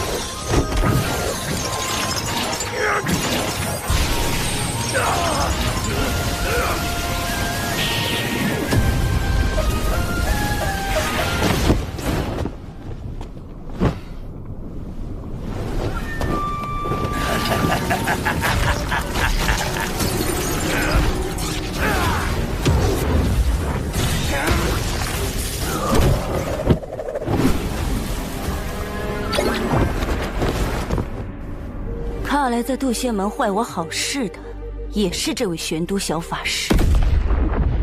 区区妖物，也敢在我玄都小法师面前逞凶？三位护法，处理残魂。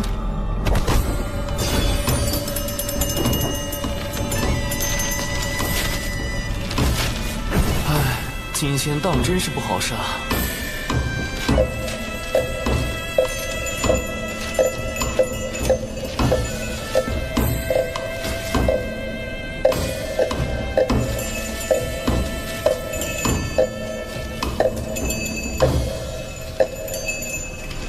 除掉伪金仙，救下敖乙，总算完成了大法师交付的任务。首先，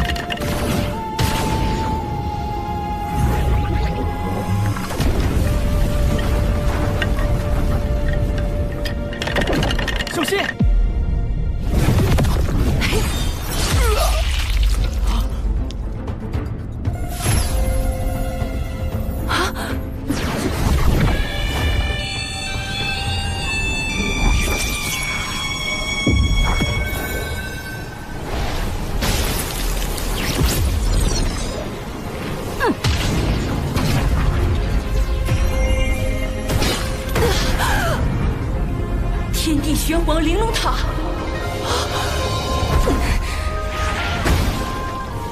他真是玄都小法师，太清圣人什么时候又收了个徒弟？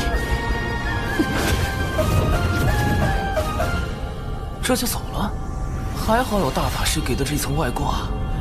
二太子殿下，二太子殿下，臣护驾来迟。原来道友是人教高手，也定要禀明父王，好好答谢。贫道还要找陛下复命，敖乙殿下，咱们就此别过。陛下，除龙族外，洪荒有此称呼的，天庭的玉帝陛下。不直接点出救兵是玉帝小师叔派来的，而是让敖乙自己退出，既降低龙族警惕性，又增加天庭好感度，这分寸拿捏得很到位。龙族上天的重任非你不可，我赠你一门神通，此为天罡36法之撒豆成兵。另外，日后若有麻烦，可亮此牌。保命底牌加1，我这玄都小法师也算是持证上梗了。弟子谨记。不过也不用太担心，西坊教暂时不敢对道门出手。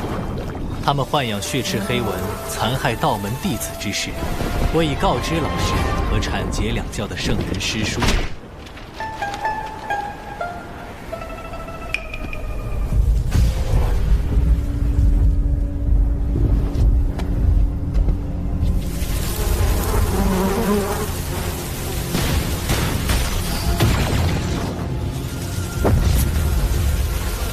大批血赤黑纹突然出现，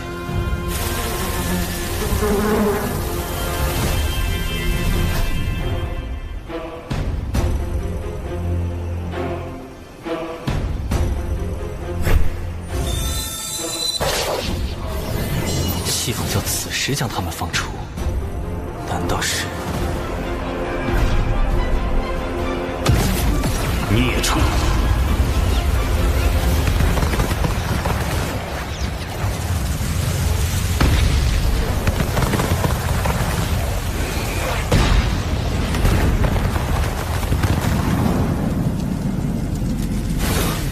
准提师叔竟亲自出手灭杀了血赤黑纹，既撇清了他们与西坊教的瓜葛，又给道门一个交代，真是好算计。如今圣迹昭显，三教弟子应该都已知晓。族文被害，文道人绝不可能无动于衷。你挑拨道门失利，攫取功德不成，还暴露了龙族内应。如今刺杀敖乙也失败。我灭你3成族文，在人前划清界限，以示手下留情。之后我会另派人来接手，你不可妄动。但凭圣人吩咐。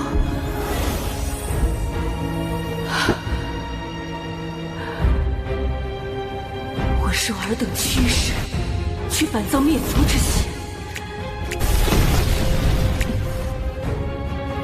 那不如拼死一搏，救出族文，离开洪荒。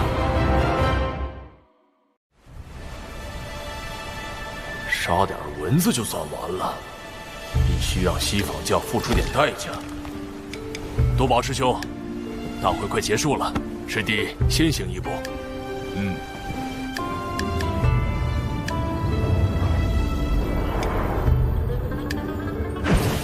总算回来了，多谢表妹和友情师妹为我护法，我们出去吧。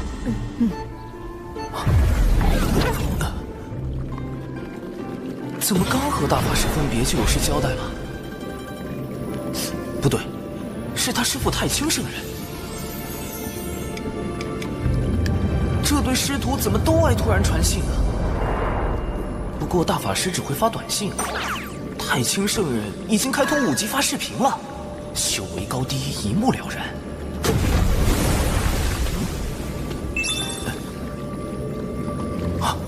西坊教镇教之宝。开天辟地后，天地功德凝成的12品功德金莲，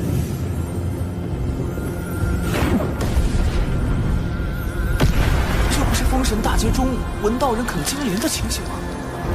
太清圣人这都能推演出来，不愧是洪荒战力天花板级别的大佬。但为何把画面传给我呢？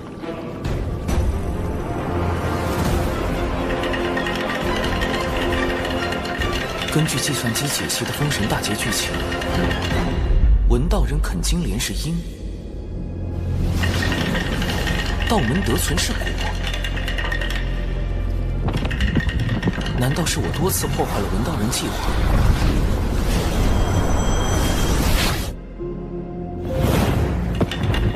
改变了他的命数，影响了未来。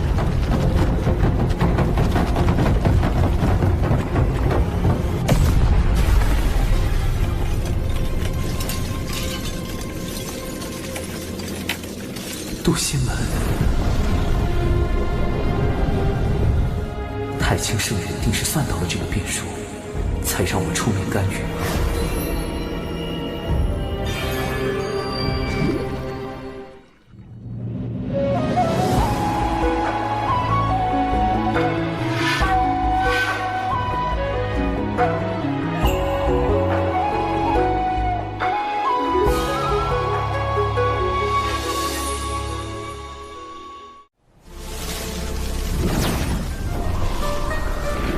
为确保他能在封神大劫时啃金莲，道友留步，我最好将他收归己有。南海海神，那天我去海神庙杀你不成，已经自己送上门来了。道友被西坊教当众割席的滋味，如何？怎么，你是来落井下石的？不敢，道友只是明白，我们有共同的敌人，不如联手。区区一个南海野神，也有资格和我谈合作？道友曾3败于我，我算计你海神教只有1次，何来的3次？胡搅蛮缠！数个时辰前我们刚见过，道友莫非忘了？你是玄都小法师？此前渡仙门一役，轻易苍庞也是死于我手。南海海神，玄都小法师。背靠人教圣人，原来自始至终，我都败于你一人之手。现在，我们可以聊聊了吗？好，我且和他聊聊。若真有问题，直接杀了他。文道人的修为远在我之上，稍一不慎，我恐怕就会大祸临头。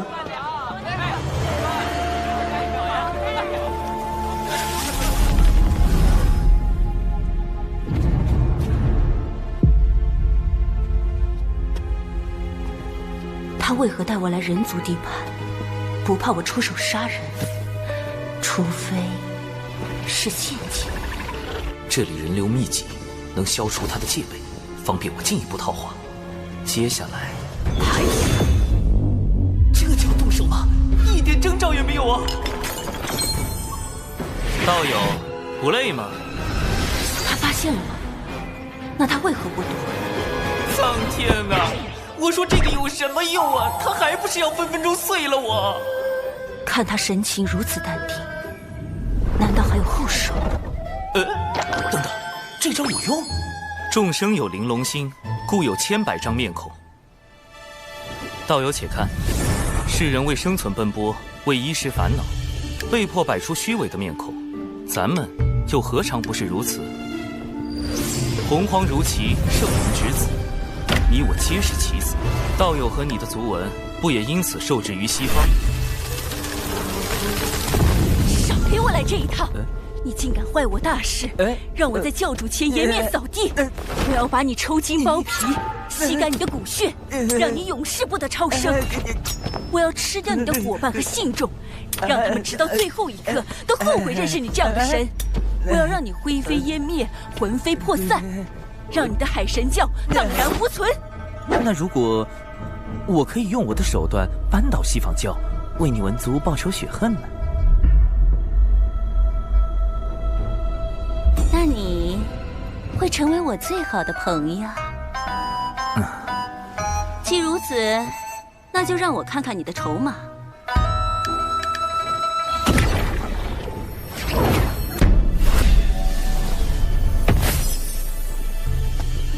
万物有阴有阳，此地要崛起，除了明面的威仪，还需暗处的锋锐。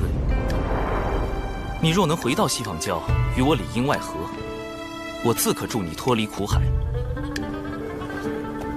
西坊教自以为做事滴水不漏，但这南海海神背后的太清圣人早已察觉，并反过来算计西坊教。人教真可怕，南海海神真可怕。我什么都没说，这是你自己想的。我可以答应你。总算用天庭稳住了文道人，但他这把毒刃若用不好，反伤自身。但有一个条件。什么条件？截教赵公明和他那个二妹，最近一直在找西方教的麻烦，我也深受其害。你若能阻止他们，我便信你。赵大爷不会又去碰瓷了吧？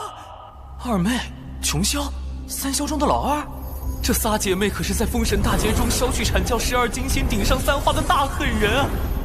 看来要去三仙岛走一趟了。如果赵大爷和琼霄继续搞事，不但会影响到与文静的合作，还会激化西方教与道门的矛盾。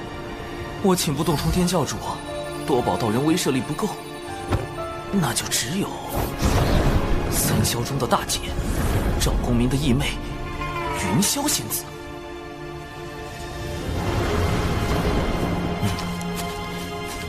以云雾为阵基，看似柔和，实则遍布杀机。三霄不愧是能布下九曲黄河大阵硬刚圣人的大能，这阵法，神识探进去也只能看到一片白茫茫，根本找不到入口。在下海神，字号长庚，求见云霄仙子。在下海神，字号长庚，求见云霄仙子。无人应门，只好噪音扰灵了。人自制人，吹拉弹唱小分队，出！公明道友，琼霄仙子，你们好惨呐！呸呸呸！晦气！我大哥和二姐好得很，何须你们哭丧？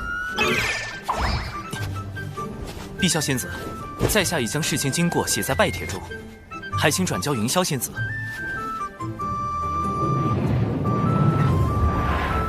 碧霄，琼霄仙子的双胞胎妹妹，三霄中的老妖，据说是个古灵精怪的整蛊专家，必须小心应对。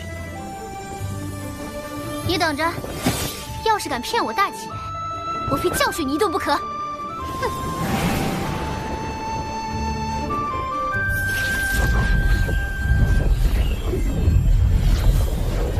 这是在给我指路？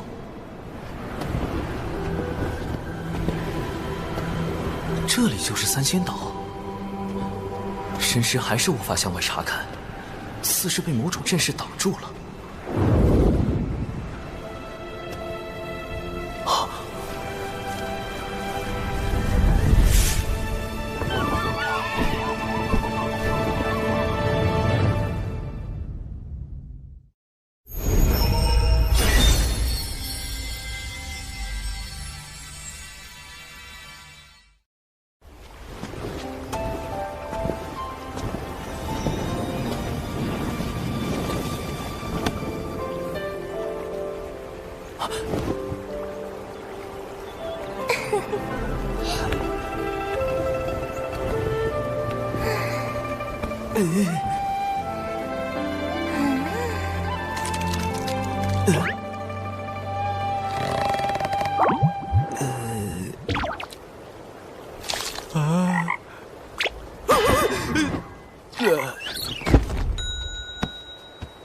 这就吓死了！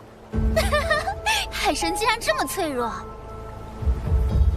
我还给你们安排了进错院子嫁对郎的戏码呢，可惜啊，可惜！好你个海神，敢用纸人化身戏耍我，我这就把你本体找出来大杀了！碧霄仙子，在下真有要事。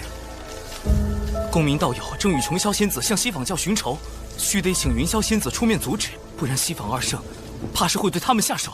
这么严重，我去找大姐。搞了半天，他也是用云人化身和我的纸人化身飙戏，个个都是戏精啊！这次该见到云霄了吧？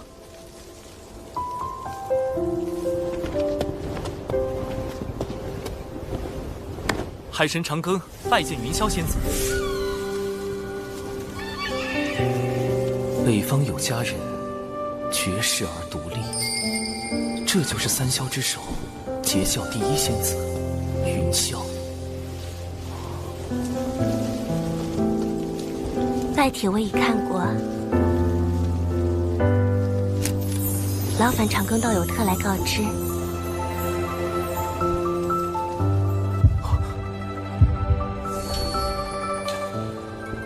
有些激动，怎么回事？难道中了什么摄魂术？不，周围没有法力波动，这不是法术，是我的因果在变动。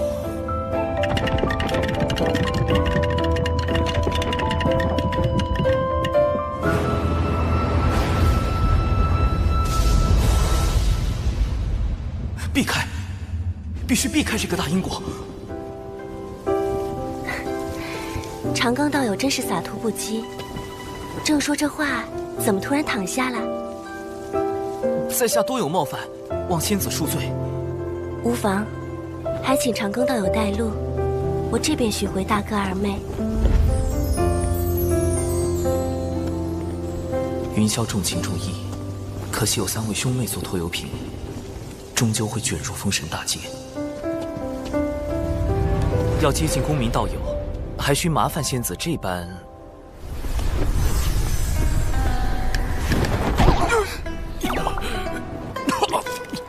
西方道友，何故偷袭伤我？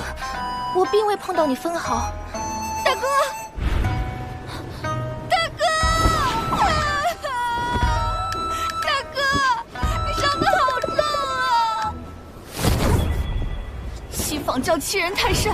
我兄妹定要找西坊二圣讨个公道，这次就拿你来祭旗，拿命来！穷霄，三霄中的老二，人称洪荒滚火暴徒，连碰瓷都能被他搞成虎皮。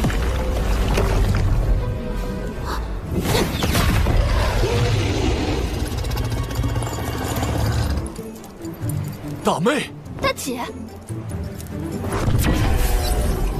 跪下！四面树敌，徒增冤孽。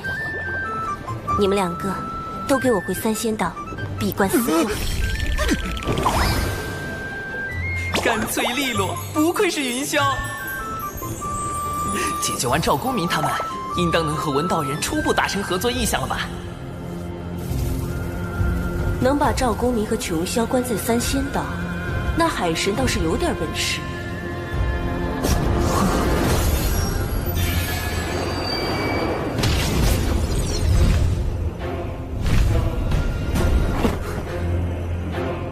西坊二圣派来的竟是他，圣人弟子。他与海神，我该如何压住？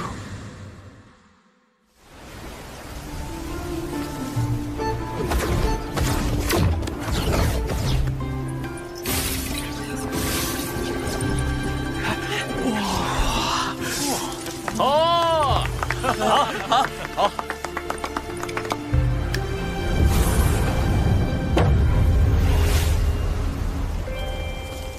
今日幸得长庚道友相助，容我以此建议图，表表谢意。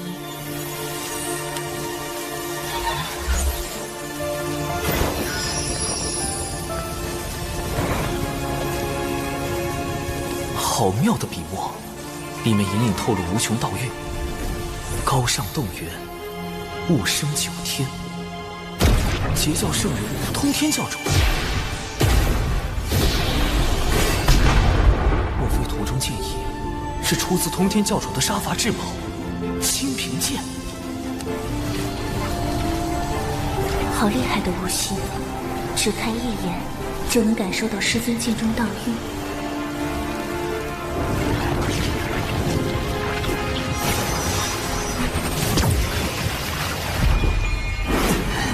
道韵不断涌入体内，修为暴增。这具纸人化身要撑爆了！表兄，你怎么了，表兄？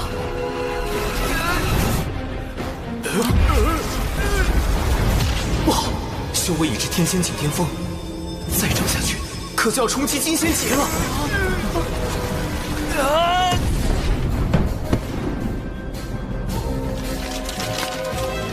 长寿师兄是纸人，连我也没看出他是具化身，还藏有如此道运。这个弟子不简单。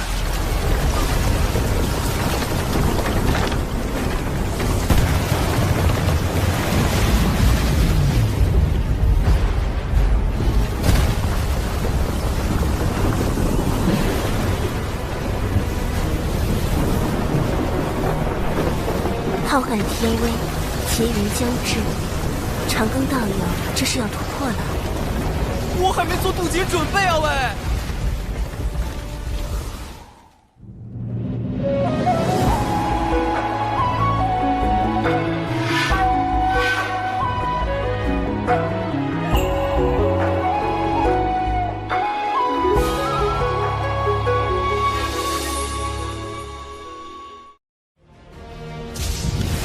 绝对不能突破！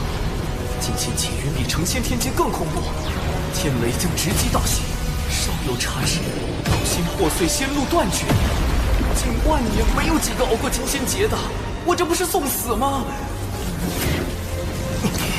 道花修之不易，道友何苦自伤？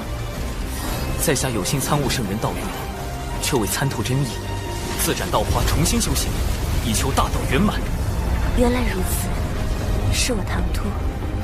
天雷来了，弟子快退开！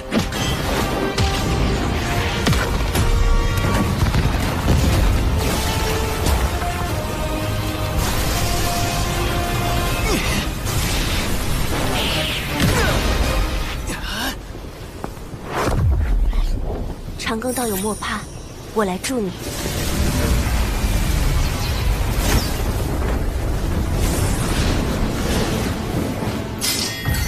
行道多歧途，不为自劫通天路。混元金斗，看！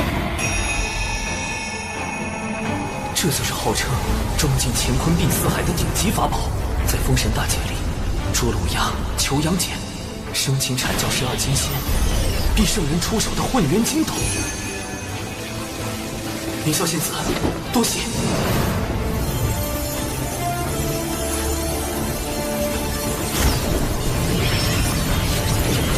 斩道明本真，一斩道基错漏之处。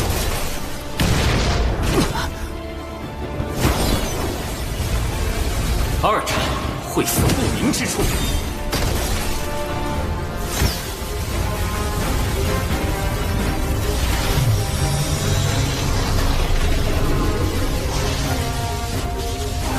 三斩虚浮不定之处。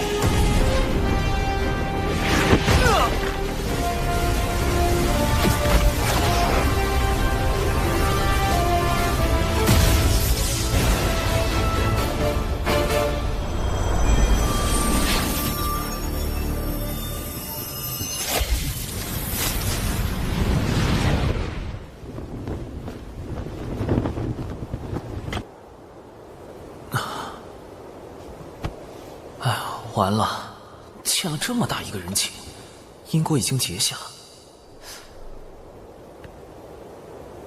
好在已经恢复成原本的修为，接下来还得去了结一下都仙门那边纸人暴露的事。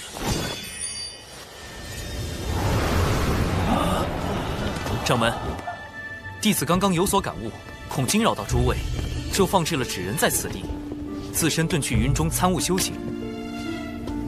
你悟到何事？化身竟散发深邃道运？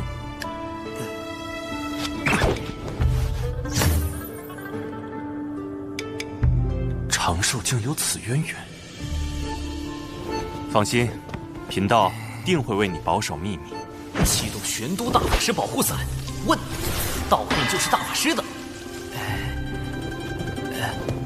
掌门倒是意外的好忽悠，但有毒这家伙好像又发现了什么不得了的东西。啊？怎么突然传音过来了？长寿师兄，当日渡仙门遇袭，有2位义士救都仙门于危难，他们自证神魂时的反应与纸人很是相似。这2位义士可是师兄的纸人？今天累死了，好些了。是。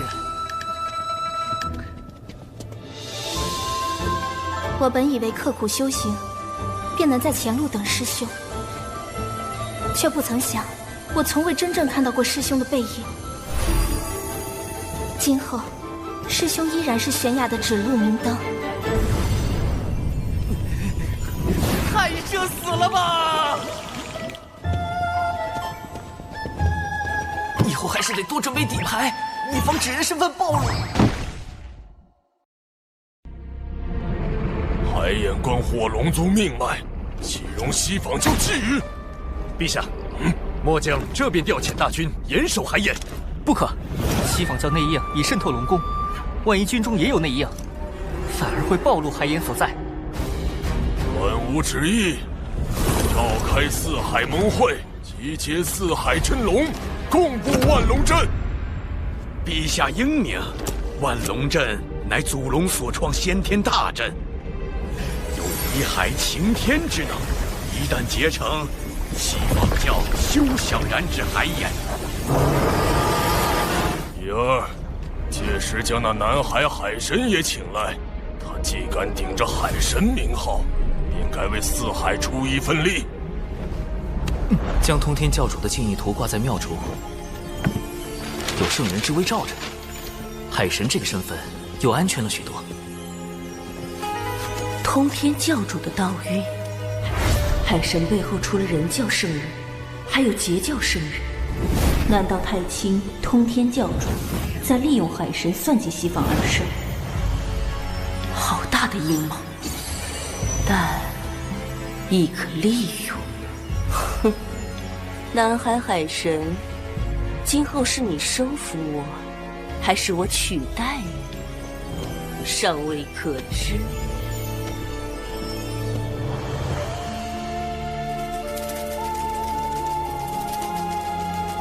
文道人，这么快就适应间谍身份了？西坊二圣派遣了一位弟子前来主持四海事宜。圣人弟子是谁？他与我同是上古凶妖，却不知为何入了二圣法眼，将他收为记名弟子，予以功德豢养，命其名为金蝉。金蝉，不就是东土大唐那位玉帝哥哥的前世身？他有何打算？离间四海。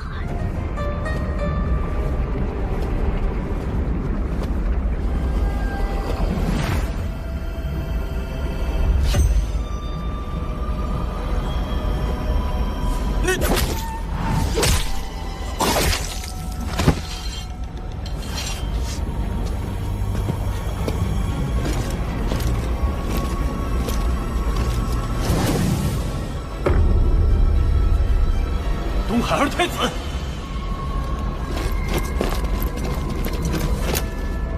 丞相大人，快禀报陛下，东海二太子私闯北海，刺杀北海丞相。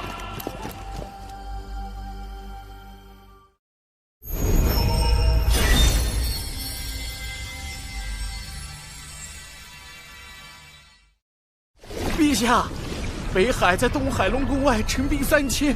勒令交出二太子殿下为北海丞相赔命，否则便踏平东海龙宫。四海龙族之间向来关系和睦，而陛下您因年纪较长，四海龙族都以您为尊。如今北海丞相遇刺一案，尚未确认真凶，北海却直接发兵，陛下这不合理呀！不合理的不止这一处，女儿日前还在与我商讨筹备四海盟会，不可能去北海行刺。我等寻找数日，仍然没有下落，北海那边也加紧了搜查，务必在他们之前找到怡儿。是。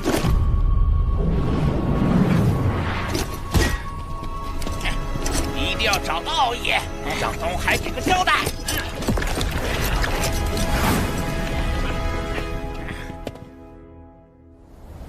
长寿兄，我没有杀北海丞相，有人要毁我名声。西坊教制定了离间四海龙宫的毒计，此事必是他们所为。你的凶手身份一旦坐实，北海、东海便会反目，不仅四海盟会开不成，四海还会分崩离析。西坊教，对，四海不稳，万龙阵未成，他们便可趁机图谋海眼。四海分裂，龙族上天一事也会落空，我就上不了天庭。那封神大劫，必须抓住真凶，洗清你的嫌疑。长寿兄懂我。事发后，我曾暗中追查假扮我的贼子。他最后一次现身是在天涯阁，我原想进去直接拿下，可天涯阁是方圆百里最受欢迎的女子武馆，由洪荒富户卞氏家族所创，唯一能进出的男子，只有天涯阁少阁主卞庄。天涯阁背后势力不小，不可贸然进入。不过，那贼子是怎么混进去的？他用了化形的技巧。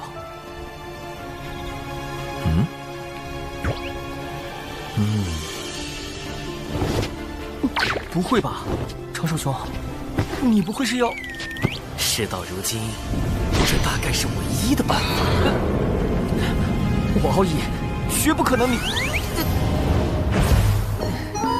长得好好看呀！是啊，好好看。记住，现在开始，我叫姜思儿，你叫科勒尔。我们听闻天涯阁大名已久，想进去观摩。姜思可乐，驱寒暖胃，好喝不贵。知道了，长寿兄，姜思儿。原来不是武馆，是武馆。我天涯阁意在聚集洪荒女炼气士，切磋对战，共同进步，增强对大道的感悟与理解。天涯阁当真只接受女兵？当真。如果有男兵进来了呢？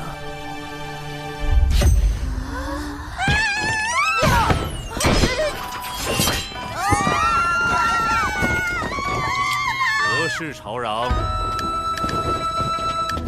是时候用风雨术探听周遭信息。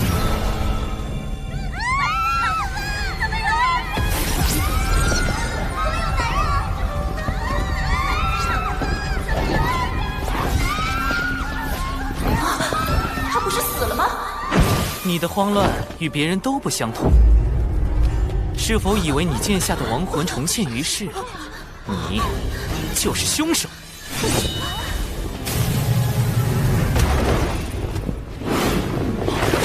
都别过来！再过来，我杀了他！少阁主，姑娘，有话好说。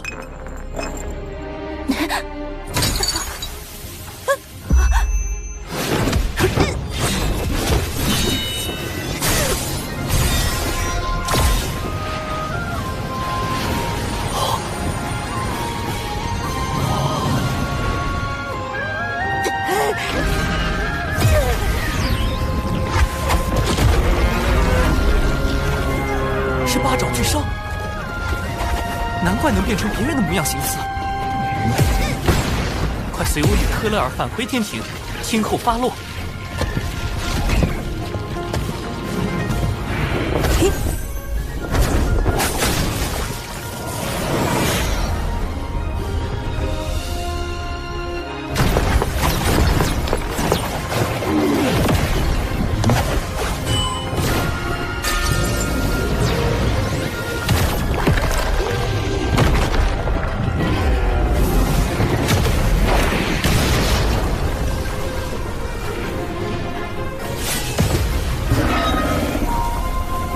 很好，这波路人舆论算是拿下了，顺便给天庭刷了一波好感。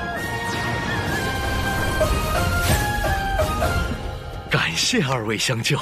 那个，我乃天涯阁少阁主卞庄，敢问科勒尔仙子芳名？风铃。我是说，仙子可有道侣？我这般奇女子，只是看一眼就让人割舍不下。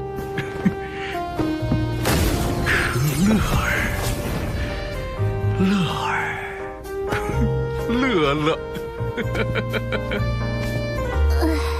真是病得不轻。什么北海丞相？我不知道。此物唤作摄神珠，可以搜集元神内的所有记忆。即便你畏罪自杀，摄神珠照样可以读取你生前的记忆。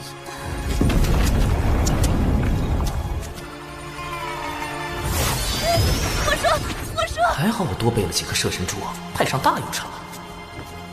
究竟是何人指使的你？西坊教金蝉有无参与其中？没人指使我，金蝉只是帮了我们而已。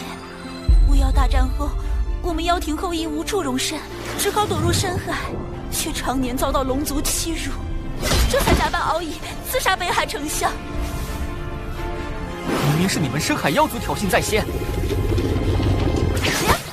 西坊教煽动深海妖族出手，自己却摘了个干净。好在你我乔装入天涯阁，他们暂时没查到你。快将他带回龙宫吧。虽不能问罪西坊教，但可助你洗清嫌疑。长寿兄，这次北海与东海的事情闹那么大，北海与东海会不会也被西坊教渗透了？极有可能。我这就去禀告父王。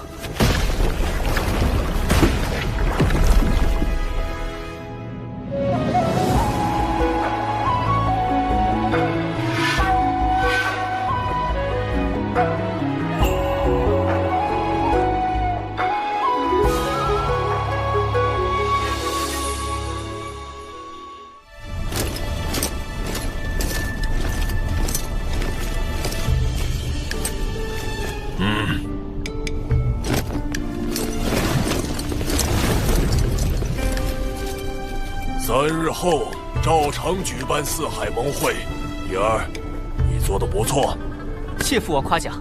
父王，北海丞相遇刺一案，乃西坊教从中挑拨，儿臣已将疑似内贼的人选记在册中，还望父王严查，以防四海盟会生变。父王，你只需照常筹备四海盟会，记得多请些宾客。海神，你那些截教同门都可一并邀约，这才是要事。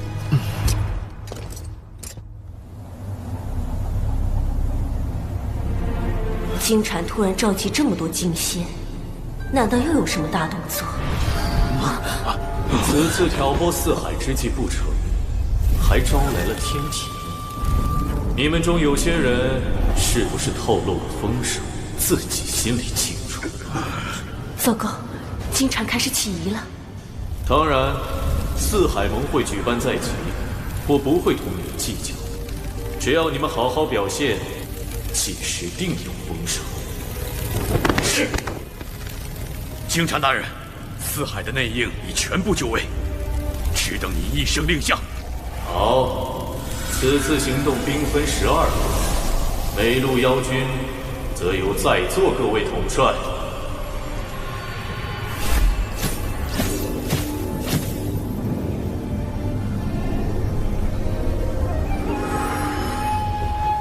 我这一路就有10万兵马。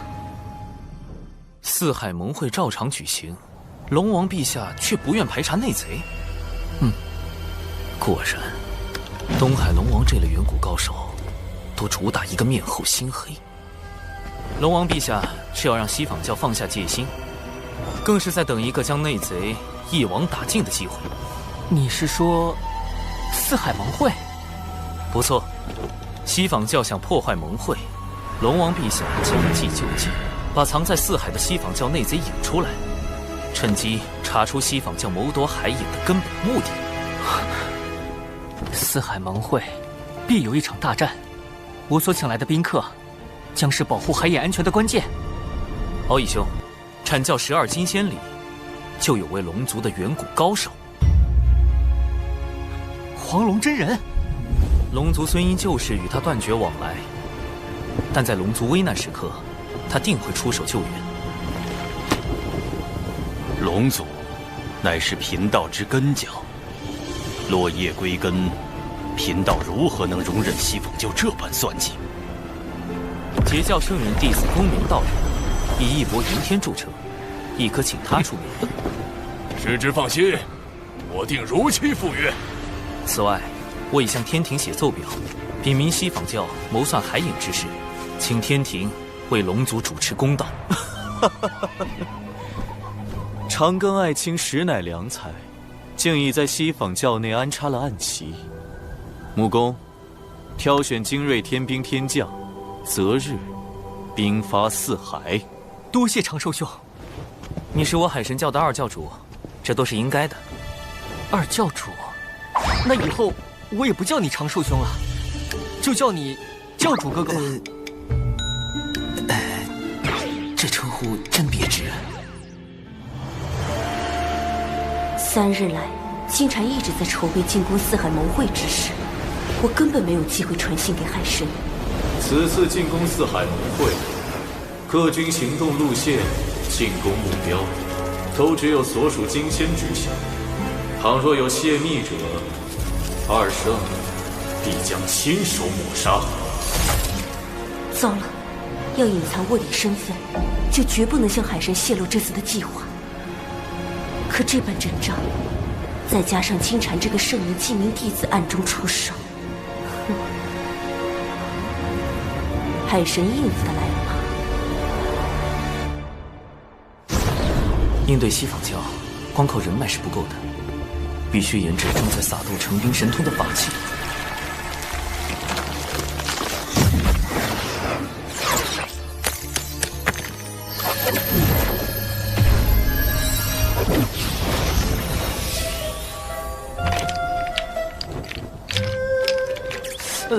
原版的撒豆成兵看着不太聪明的样子。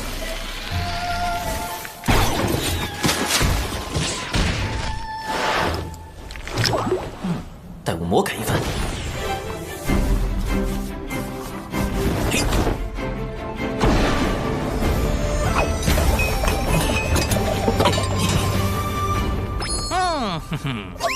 或许是看在玄都大法师的面子上，掌门将熊灵帝从逍遥天尊过户到渡仙门，并收作记名弟子，安排他住在小泉峰，倒也方便了我魔改撒豆成兵。万长老也出力不少。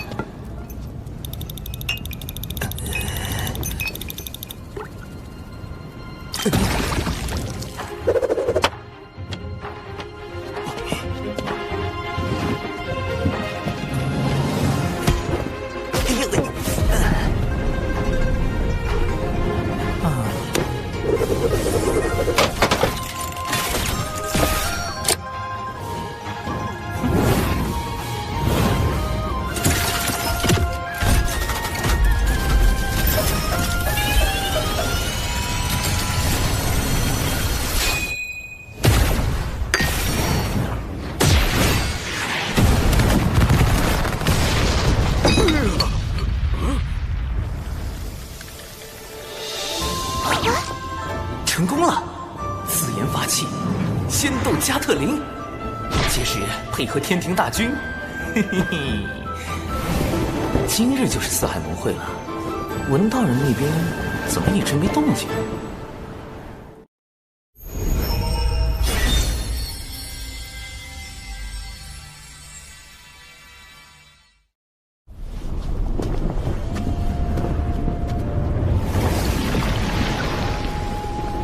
迎南海海神光临四海盟会。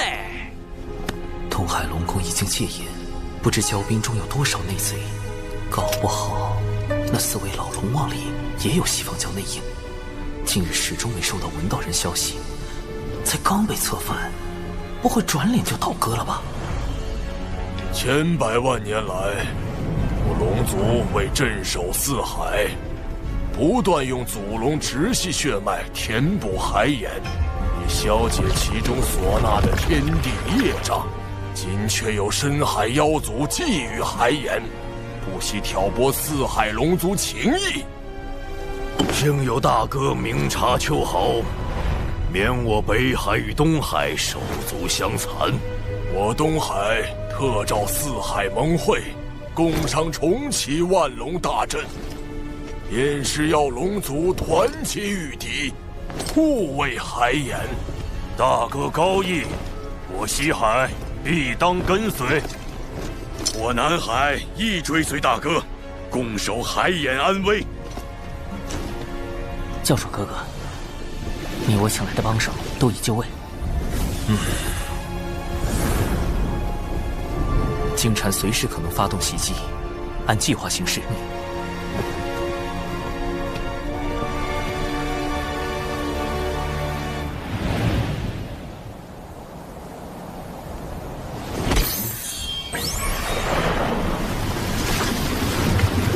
海灵之劫将至，不知长寿能否妥善应对，顺势推动龙族上天。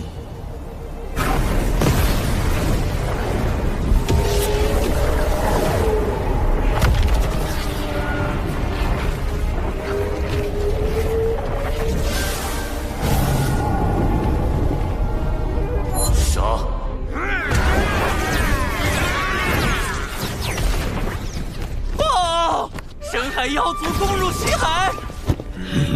报！南海遭深海妖族袭击！报！北海被深海妖族包围！猖狂！竟趁我等离宫之日偷袭！大哥，我等这就前去平乱。来人，点齐兵马，跟随三海龙王前去清剿凶妖。三海皆有动乱，金蝉为何还没现身？除非三海只是佯攻，那金蝉真正的目标就是东海。敖义兄，你务必守好海眼。龙族暴虐无道，四海苦龙族久矣。今日杀龙王，夺龙宫，以正四海清明。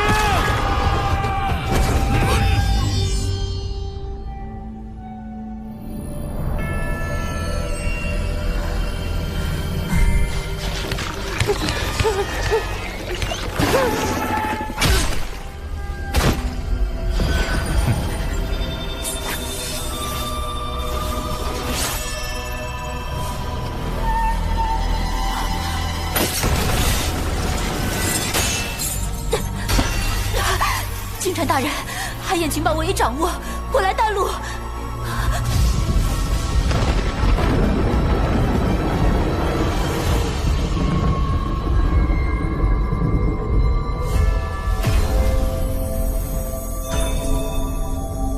二太子殿下，海眼位置为真龙可治，况且您已请黄龙真人相助，应当无虞。但愿海眼无恙。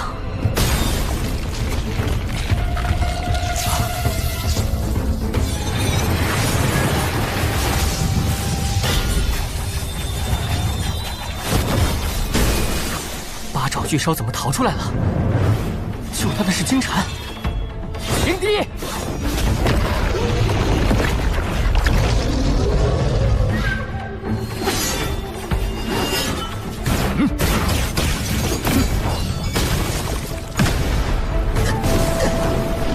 有我东海二太子在此，谁都别想染指海眼。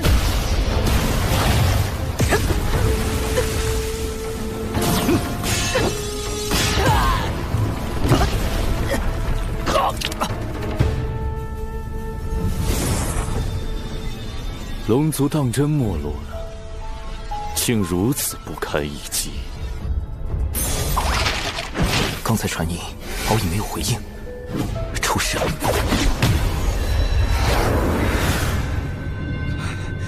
龙族远古为祸洪荒，为赎罪孽，只得不断用祖龙血脉填补四海海眼，以致如今血脉凋零。我开启海眼，为龙族求得解脱。你应当感激。海眼封印天地业障，一旦开启，业障倾泻，洪荒必将生灵涂炭。龙族更是要举足以命相填，直至血脉断绝。我绝不会让你得逞。龙宫兵力被我分往四海，你父亲东海龙王亦被我派深海妖族围困于龙宫，没有援兵，凭你一条未成金仙的小龙，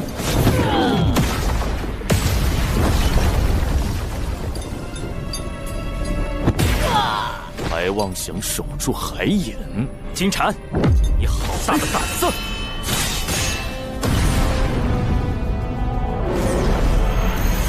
贫道乃南海海神，你胆敢图谋海眼，贫道特来替天行道。区区南海野神，连神位都未得封，倒管上东海的闲事了。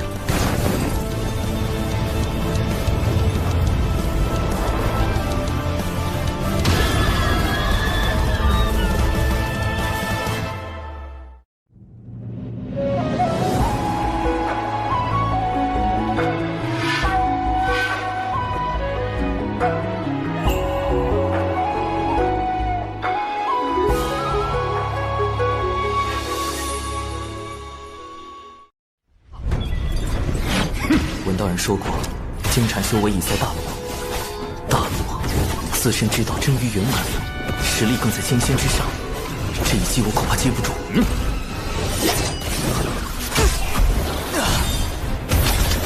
南海海神不过如此。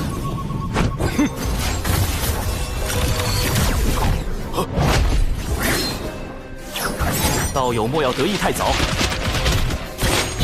你怎么没死？当然是我纸人带的够多。一品圣三太低，五行轮转，合而归一，水自长流，生生不绝。水遁，想跑？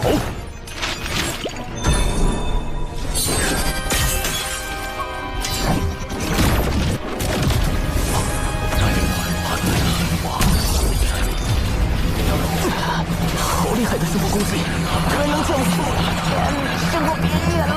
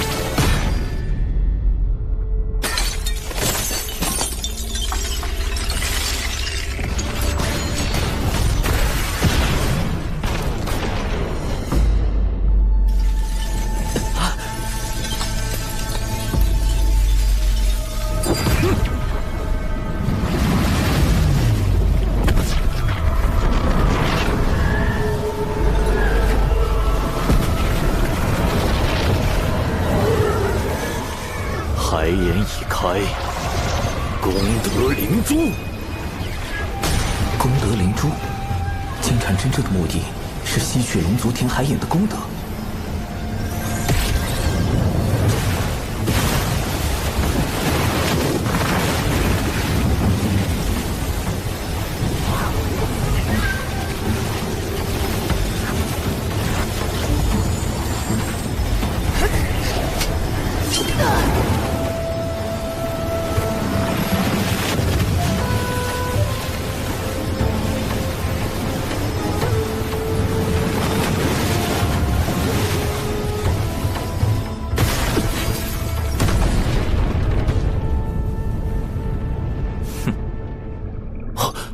这样，海燕怎么回事？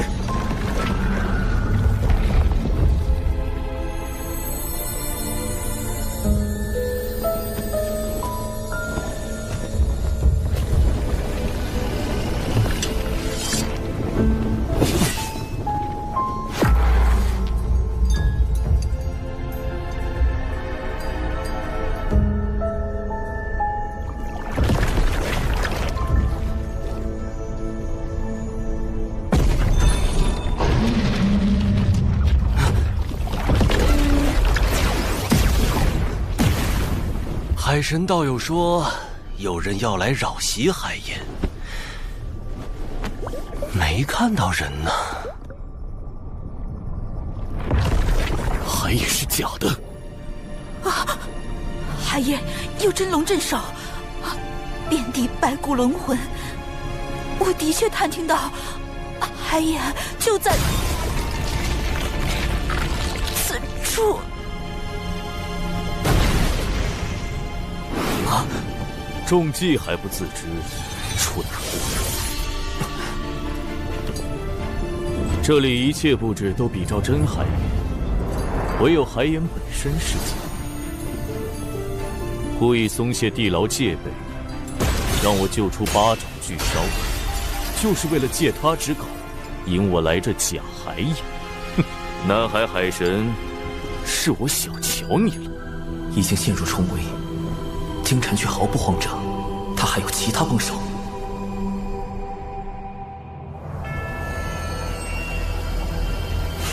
海神老弟要我埋伏在这条西方教前往东海的必经之路，不知何人会来。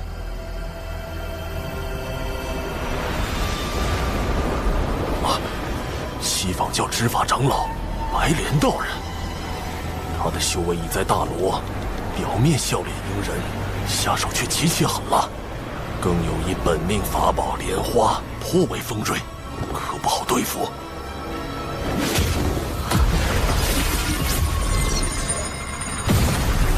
熊妖，哪里跑？西方二圣命我等前往龙宫救援，请道友莫要阻拦。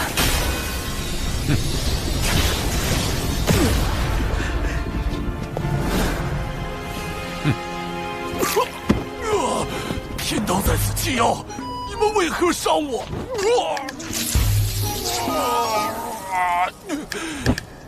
你们损我道基，我要找我师尊通天教主评理。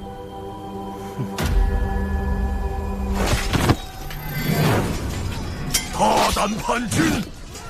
今日我东海龙宫就要清理门户，永绝后患。奉东海龙王令，清理龙宫内贼，剿灭深海妖族。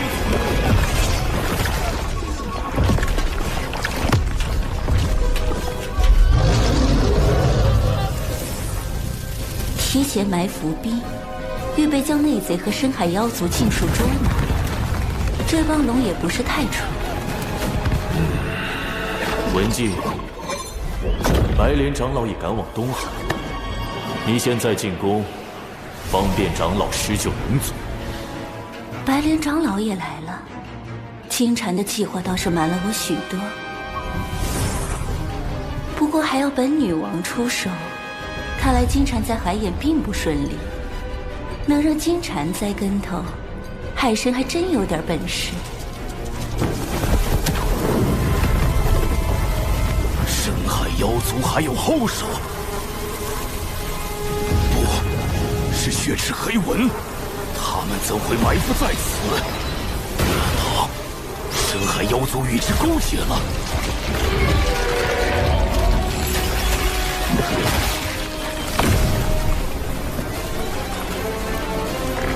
南海海神，你以为你这就赢了吗？金蝉，原话奉还。你以为请来高手相助，就能万无一失吗？木工，请天庭施救龙族。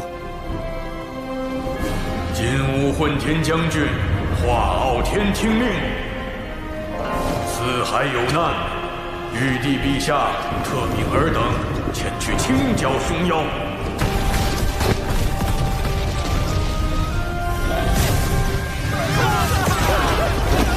天兵天将听令，斩妖除魔，护四海生灵，凡妖邪，杀无赦。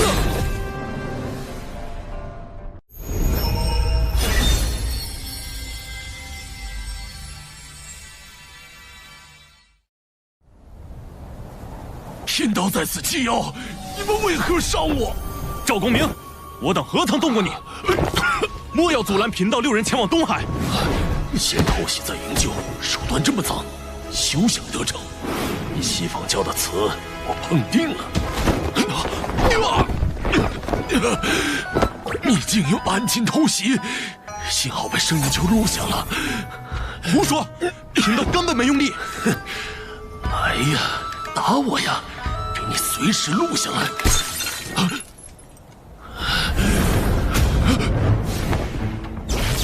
道友伤重难行，贫道6人送你一场。住口！他们是打算杀人灭口。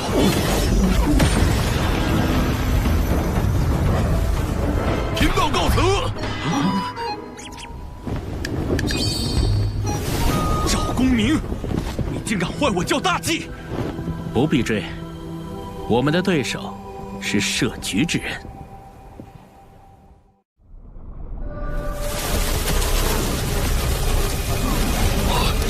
深海妖族与血石黑门联手，再打下去，龙宫肯定失守。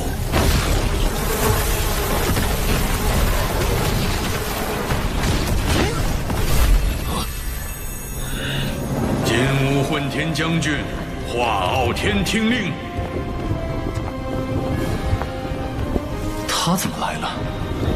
玉帝陛下，特命尔等前去清剿凶妖。我且不告诉长寿，看他能否认出。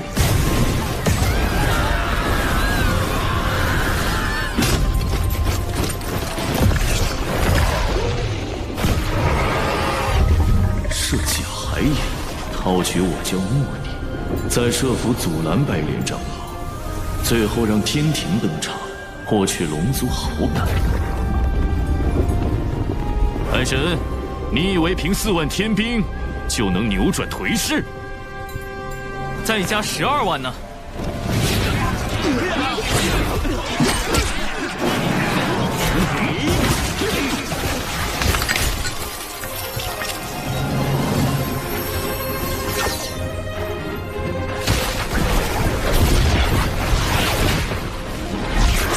寒空斗兵，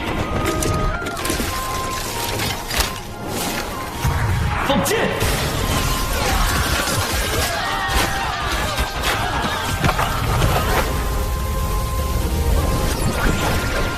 神盾斗兵，掩护进攻！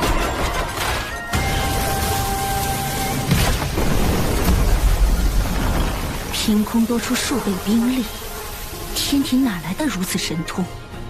天罡36法之撒豆成兵，长寿将此法献给天庭，确实能减少天兵折损。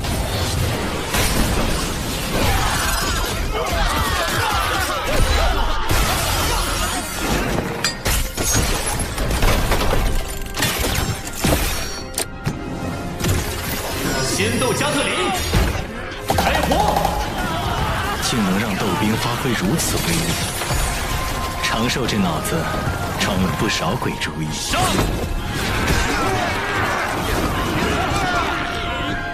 金蝉，你输了。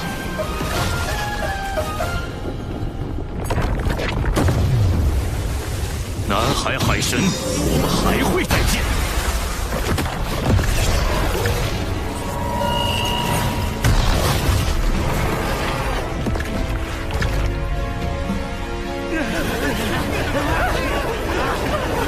收兵，不必再追。灾乱平息，吾要摆宴庆祝。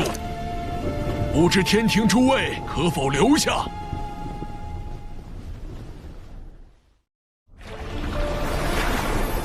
能逼金蝉撤兵，海神有点本事。本女王赠你个消息，此战你为何没提前传信？金蝉疑心太重，我也才刚脱身，他接下来会对付你。我知道了。西方教开始正视我对龙族的影响，只是东海一战，虽能让龙族对天庭产生些许好感，却不足以令他们俯首称臣。如今对龙族而言，最迫切的事，便是用功德洗清自身业障，从而摆脱天道让他们填补海眼的惩罚。若我奏请玉帝，以功德相佑。龙族护佑四海生灵有功，想来天庭定会降下不少天道功德。这个化傲天不简单，不仅有征战东海的实力，还有洞悉龙族困境的见识。我从未听说过天庭有这般人物，他到底是何人？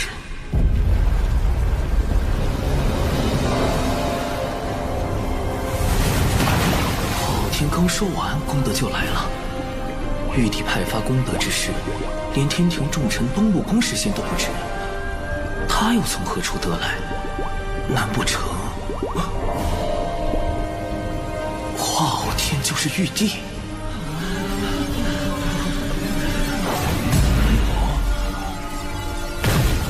天道降下功德，佑我龙族。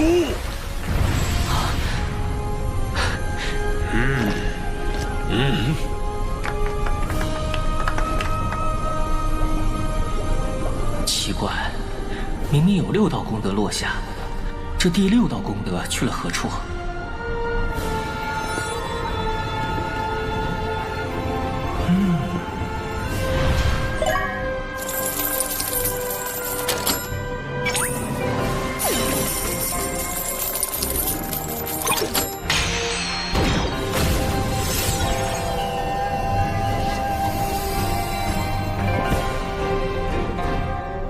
今念龙族与南海海神长庚平息四海之乱，护佑生灵有功，开此特例。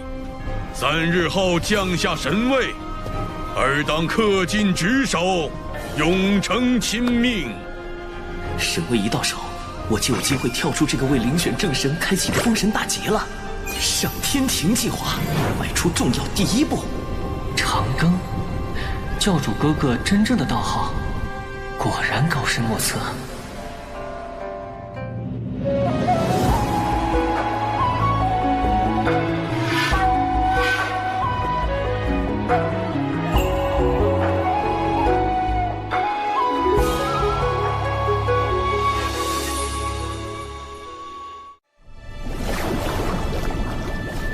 以仙斗斩凶妖，以妙计安四海。玉帝陛下得海神相助，果幸事矣。天庭大运如此，我不敢居功。陛下要装，我也装。多亏天庭义助，方能清除叛党。如今四海海眼已被万龙阵封藏，暂时无虞。龙族不胜感激。长庚爱卿，东海龙王好像认出吾了，快帮吾挡一挡。陛下，不知玉帝有何喜好，吾明日便备一份厚礼。吾这化身在天庭为官数万年，若被当众爆出，有损玉帝威仪。原来化傲天是玉帝藏在百官之中，监察天庭各处的化身。龙王若再上前，便是冒犯天威了。多谢龙王美意，天庭虽刚起步，却是秉天道、立秩序之地。而今四海生灵惨遭劫难，陛下特遣华将军维护天地清明。那吾便以此酒谢华将军，谢天庭相助。长寿果然认出玉帝小师叔了。这小子行事周全，既截胡西方算计，又促成天庭与龙族的往来。但此诏既出，长寿拆台西访教一事，便瞒不住了。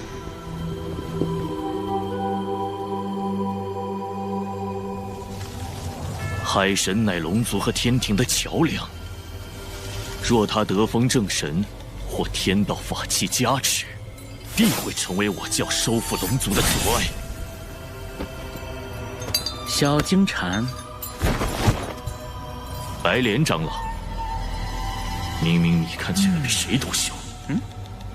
海神背后势力庞杂，未免惹祸上身，最好是借他人之手除之。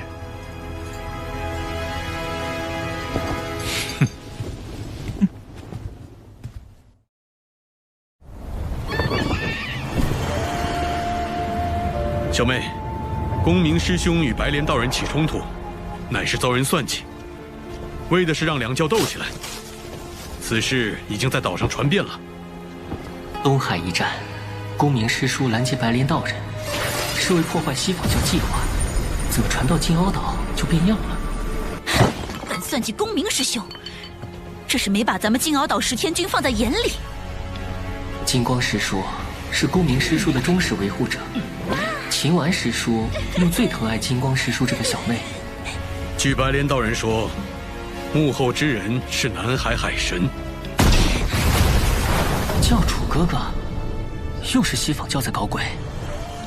一个野神也敢算计公明师兄，大哥，我们去会一会他。不好，教主哥哥麻烦大了，这2位师叔我可拦不住，只能……是你算计我截教外门大弟子赵公明？大哥，何必多问？白莲道人亲口所说，还能有假？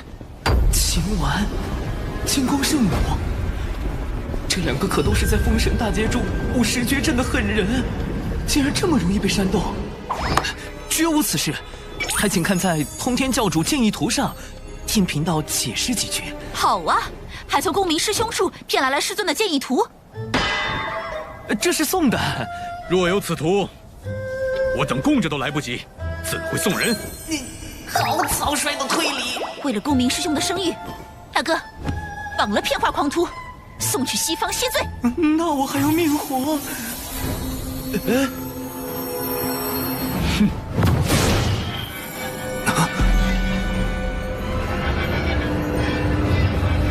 秦丸最善不杀之，小命要紧。土遁，地裂阵。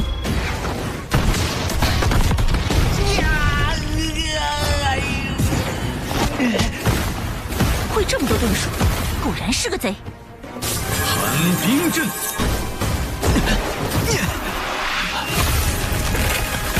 妙啊，阵法还能被遁术破解。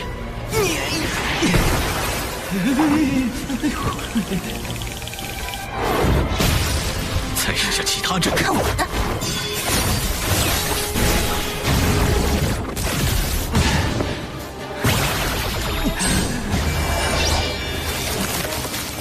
根本打不过。要不子阳了这具纸人，但谣言的事也没解决。住手！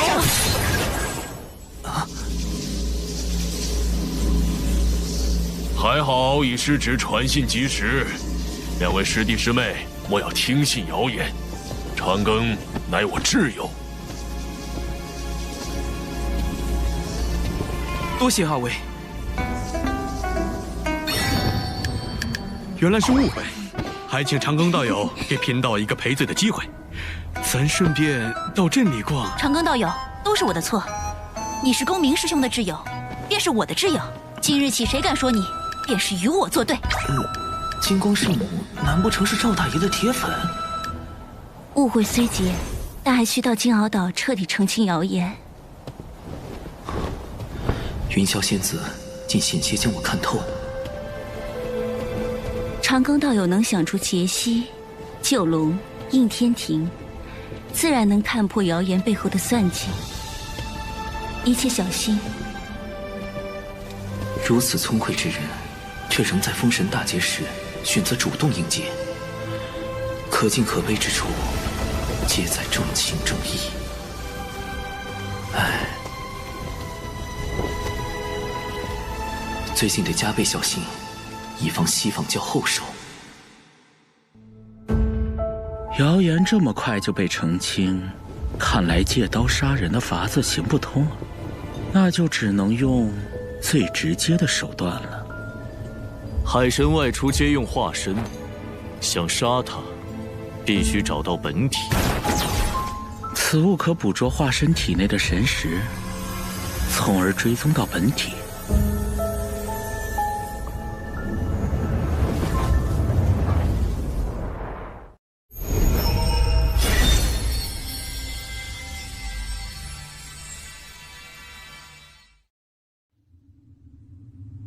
2天后便是海神册封大典，想要击杀海神，这2天是唯一的机会。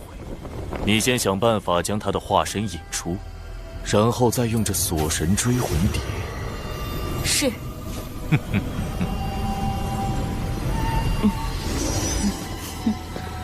当我傻的，我若真杀死了海神，玄都大法师肯定不会放过我。且慢，姿势体大，我亲自为你护法。不好，金蝉还是不信我。愣着干什么？是，金蝉大人。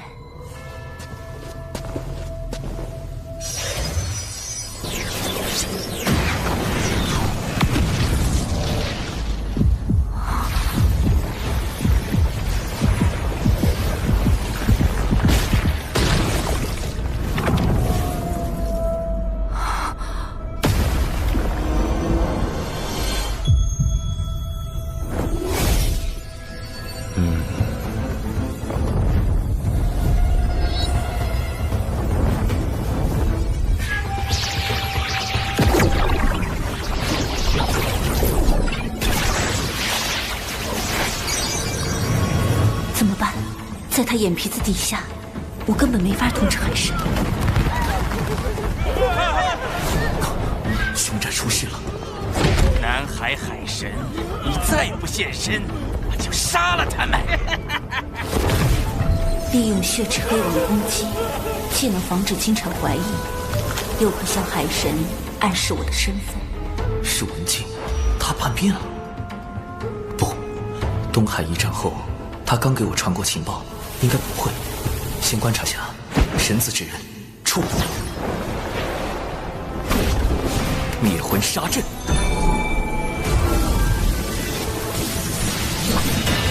血池黑纹，为何伤及无辜？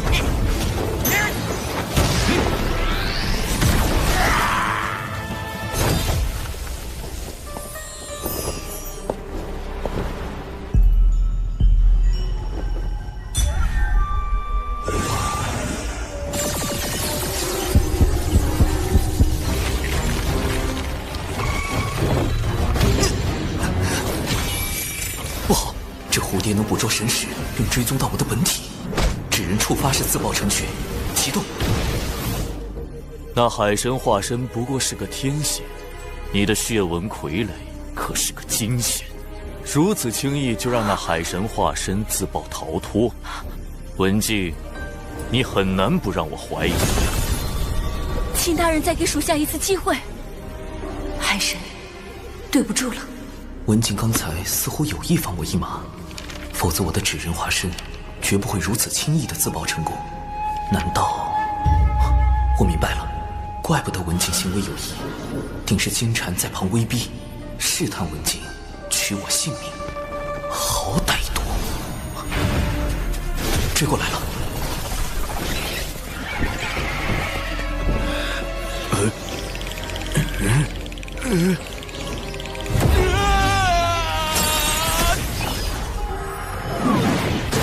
我安插在外的纸人全都被这蝴蝶找到了，再这样下去，迟早会被他找到本体。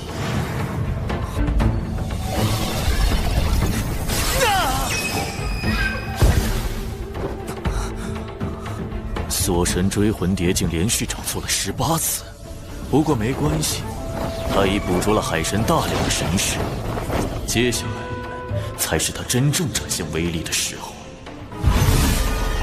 不好！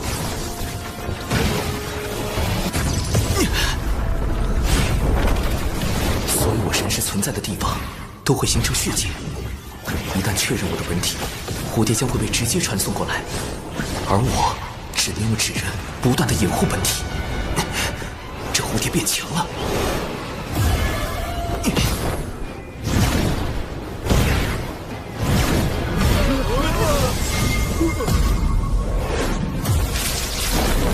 利用血茧刚出现，但还没将蝴蝶传送过来的时间差，不断的扔出纸人，不断的自爆，屠盾。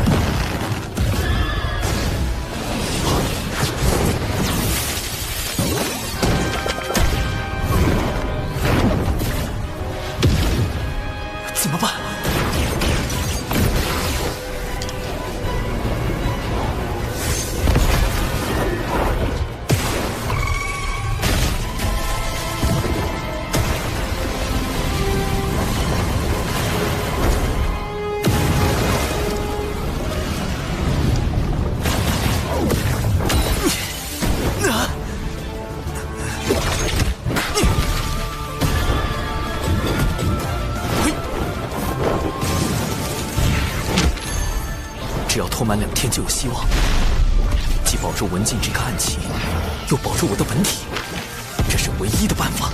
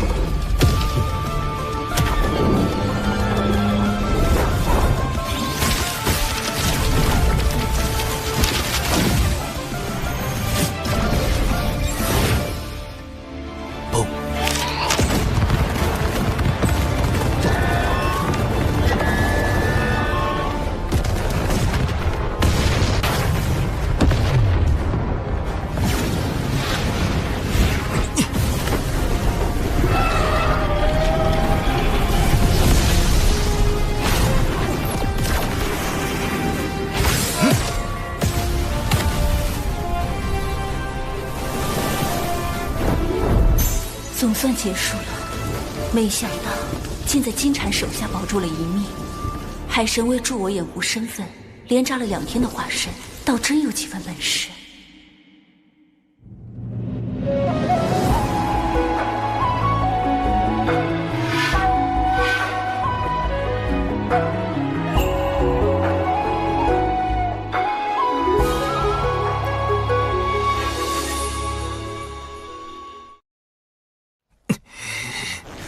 3681个纸人，2天竟然自爆了3681个纸人，浪费呀！我花了多少个日夜才打造出来的？苍天啊！应对这次危机紧急预案太少，对抗蝴蝶的法宝不足，回去之后一定要好好复盘。他背后有天庭，我背后亦有灵山。灵山，他要去找尊提圣人，我必须马上通知海神。金蝉竟请动尊提出手推演我本体所在。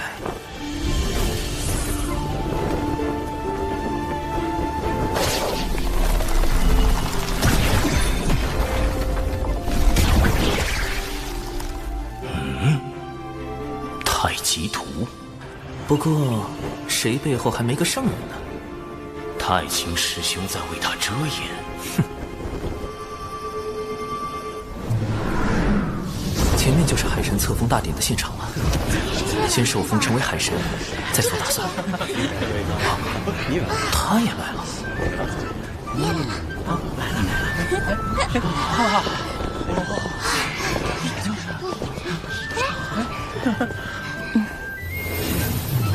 恭喜海神！恭喜海神！云霄师妹一向在3仙岛闭关，鲜少外出，连我都未见过几面呐。啊，我与公明前辈交好，仙子许是看在公明前辈的面子上。哎，这可跟我没关系啊！大妹她确实是被我劝过来的。各位师弟师妹，别来无恙。玄都师兄，师兄怎的也来了？海神是我人教子弟，我自是要过来的，也要多谢各位师弟师妹前来观礼。教主哥哥竟然能请来玄都大法师，真厉害！我目前只是个真仙，想要振兴龙族，往后还要向教主哥哥多学习才是。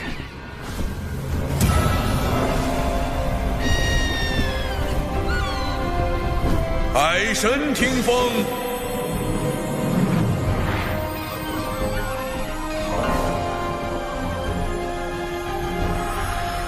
经过此次海神册封大典，我被正式封为天庭海神，主要统管四海斗、温、冰、火之事，从此享受天庭待遇。每年都会有固定的功德收入。敖乙则成了四海大将军，协助我收服四海。玉帝还赐下龙族16神位，分别由16位龙族真龙获得。龙族的业障，他们从出生之日起就背负的龙族业障，被功德全部洗净，业障被清空了，我龙族有救了。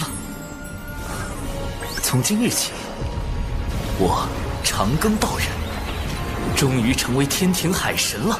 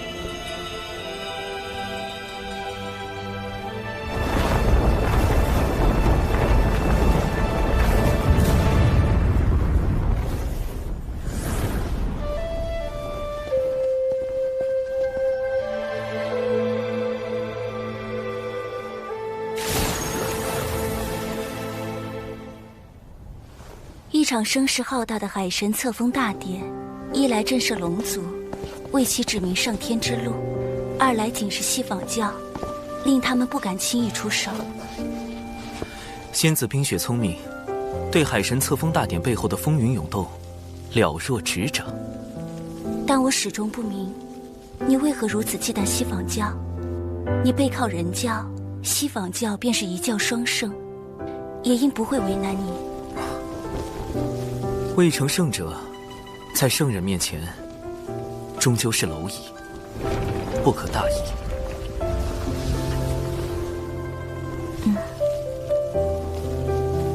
你所言不无道理。唉，实在不忍云霄仙子殒命封神大劫之下，忍不住出言提醒，也不知是否真的能影响到仙子。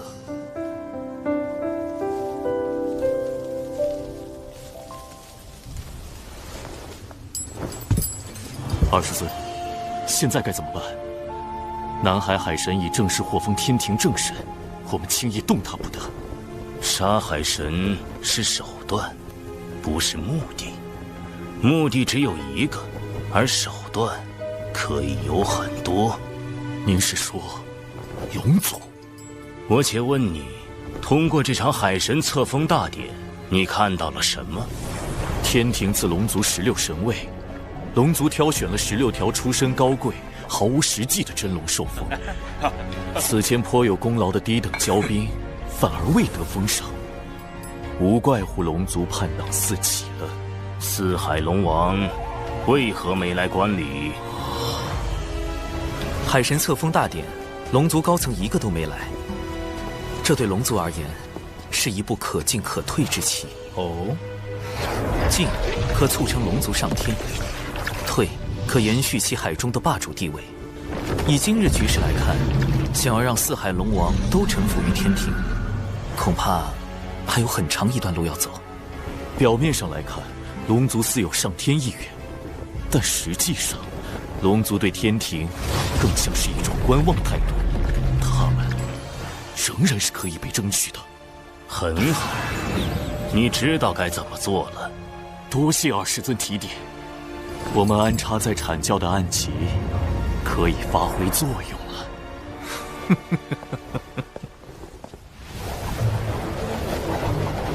不愧是老师看重之人，真是一点就透。明日你去天庭报道后，来一趟兜率宫，老师要见你。兜率宫要去见太清圣人的化身太上老君。太好了，这可是抱上圣人大腿的最好时机。是。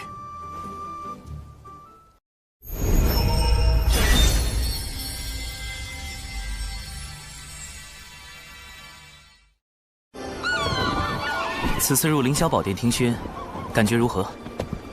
玉帝陛下厚待龙族，已感激万分。海神，敖乙将军，请留步。陛下听闻老君传召海神，特命我送海神前往兜率宫。谢穆公，谢玉帝陛下。海神初入天庭，就得封4阶神位，陛下当真对海神轻言有加。4阶，天庭神位划分清晰，想来穆公出力不少。这都是陛下妙思。陛下将天庭神位分为6阶，第1阶为陛下与王母，第2阶为十全封疆大神仙，唯有1位例外。例外就是超1阶隐藏大佬，太清圣人住于天庭的化身，太上老君。第3阶为各部主神，星君、真君，月老也在其中。第4阶为各部正神、大将，海神神位便在此列。第5、6阶为辅神，负责辅佐前4阶正神。敖乙将军正是5阶。陛下看重海神与龙族，除封赏外，亦赐下诸多宝物，2位前途不可限量。前面是天庭为普及海神的撒豆成兵之法，特意培育的仙豆苗田，兜率宫就在仙豆苗田之后。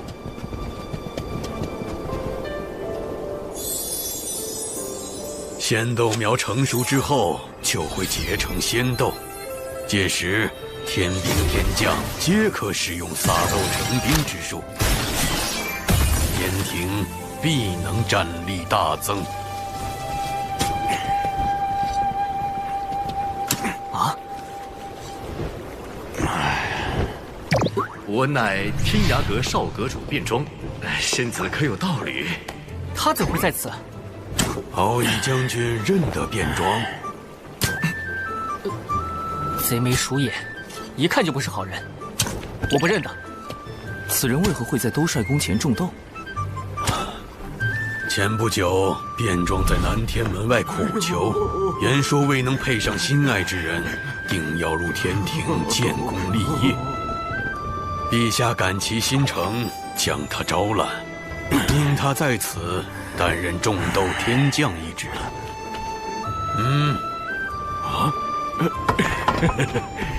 此乃悬上无缺，四海大神长庚及四海水军大将军敖乙。竟与乐儿仙子这般相像。将军可有妹妹名叫柯乐儿？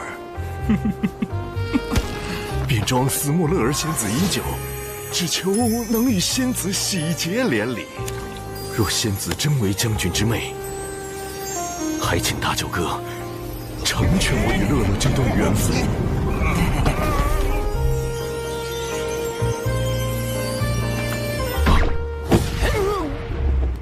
成全，就凭你，看我怎么教训你！大舅哥，这是为何？息怒啊，大舅哥！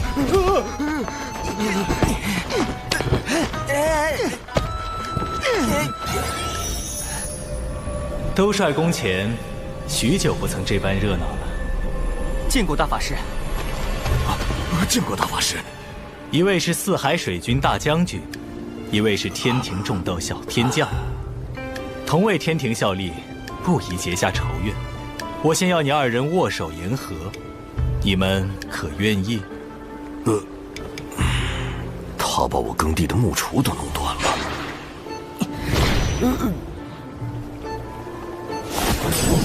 这是兜率宫中闲置的耙子，你若不嫌弃，就用这个打理豆田吧。多谢大法师赏赐。卞庄运气着实不错，进入天庭为将，又得了兜率宫中的宝物。看这银耙生有9齿，等等，9齿钉耙，难道卞庄就是今后的天蓬元帅，西天取经的二师兄？这么个大英国留在东帅宫外种豆啊，得小心应对。跟我来吧。老师已等了你半日。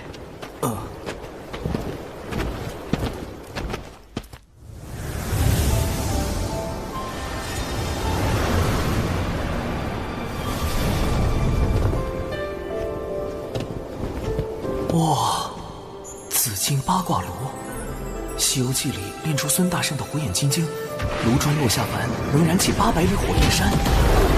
从炉火到炉砖，皆威力无穷，堪称洪荒单修炼气士的梦中情炉。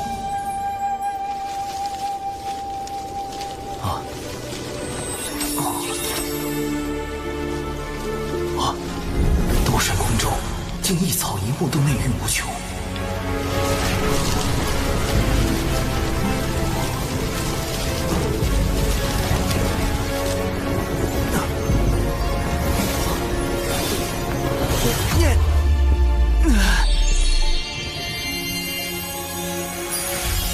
这些仙人未来都会卷入封神大劫。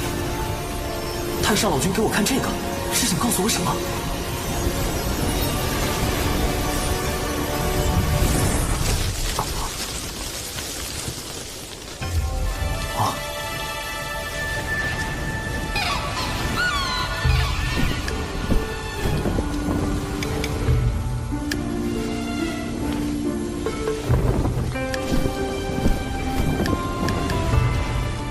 这么年轻，是华夏老巫，还是太星圣人未显区别，特意用了这般化身？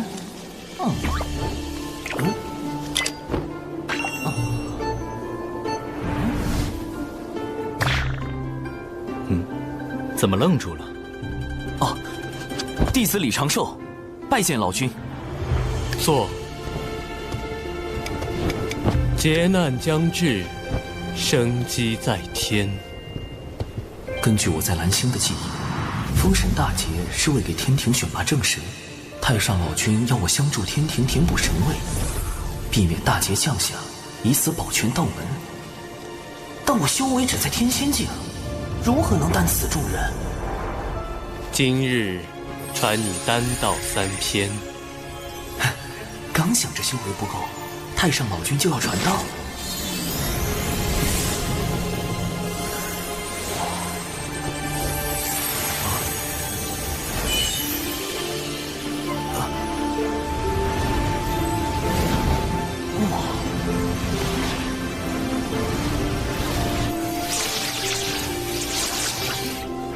潜心悟道，勿要打扰。是，老师。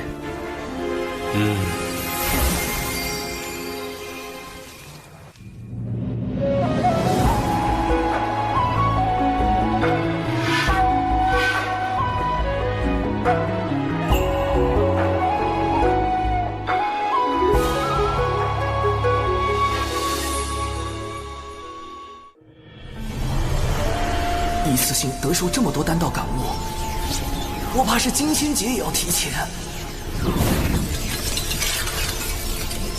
修为提升太快，道技不够夯实，现在渡劫无异送死，必须再改道化。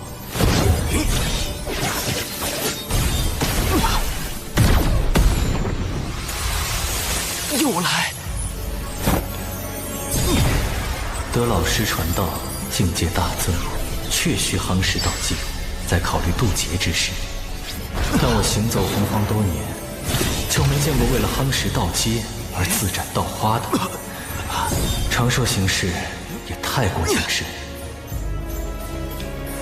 108瓣道花透彻到近乎透明，难怪老师会格外关注长寿。这家伙不只是谋略过人，本身也有跻身道门高手之列的潜质。道技已足够夯实。道基如此圆满，金仙劫定凶险万分，稍有不慎，就是生死斗消。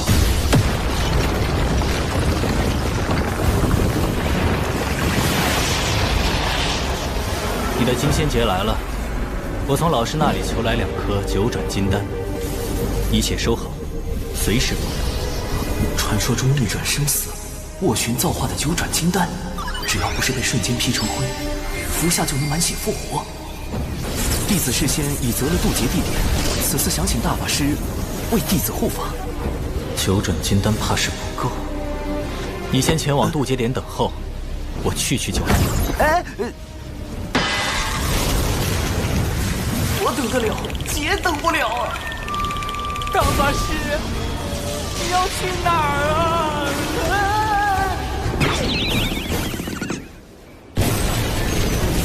金仙劫又称长生劫，是生灵逃脱生死的必经之路，比成仙天劫更为凶险。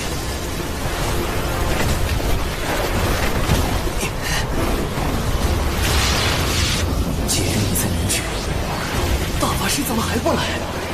斩刀花也没用，修为实在降不下来。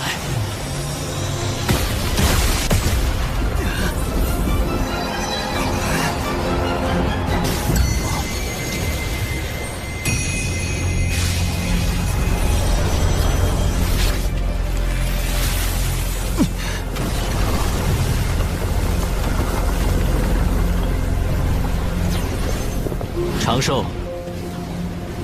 原来这就是他真正的名字。长庚、长寿，不一个意思吗？这家伙也太怕死了。大法师，你怎么就暴露了我的真名啊？因云霄师妹的混元金斗能助你安稳渡劫，我才特去将师妹请来。此前几次与长庚道友交谈，云霄颇有感悟，心中对道友很是敬重。海神这吃好大的面子，大姐一向不问外事，这次竟然……多谢云霄仙子。云霄仙子真是人美心善，9转金丹加混元金斗，内服外用双保险，渡劫成功率提升至98%。劫云这么快又来了，长庚道友，我和玄都师兄会在劫云外守着，若你察觉不对，可随时呼救。绝对不需要，就让我耍个帅吧。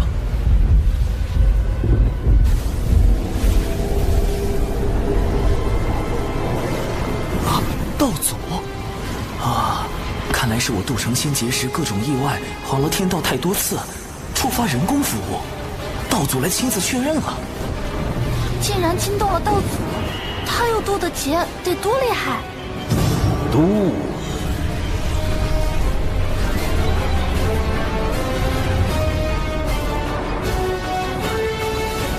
渡。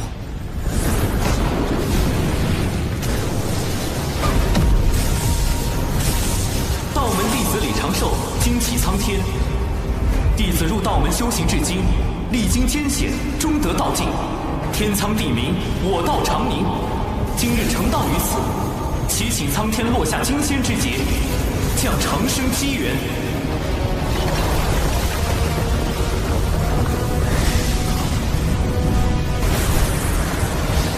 这是金仙劫排名第1的万灵天劫，再往上，唯有道祖亲自降下的紫霄劫了。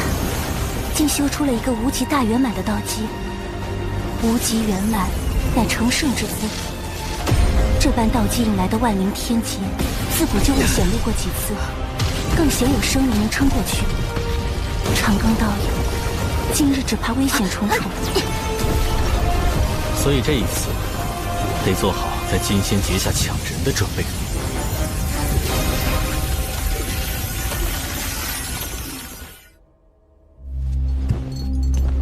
阐教那枚暗旗快要出关，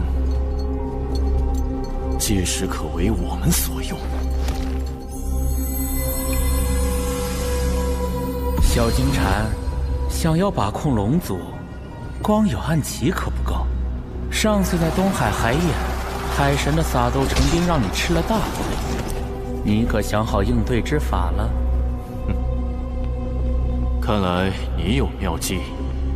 传闻地底的血海有一至宝即将现世，若有此宝，必能破了那撒豆成兵之术，而将来在收服龙族一事上，我西坊教也会占据更多主动权。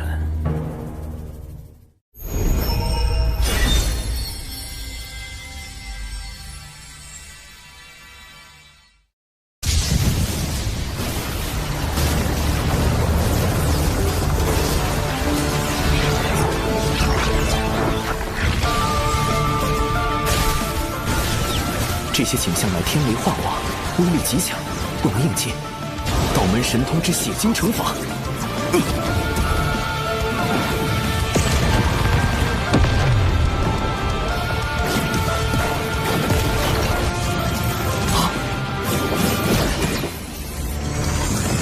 紫炎符咒，护体金光符。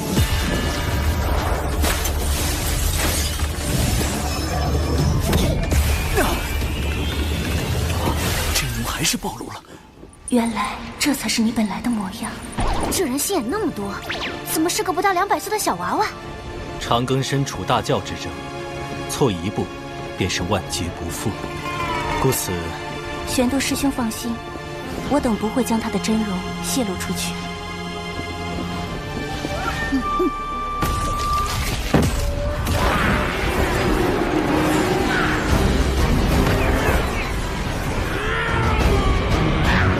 这是要跟天劫开战？纸人军团先斗大军，出动！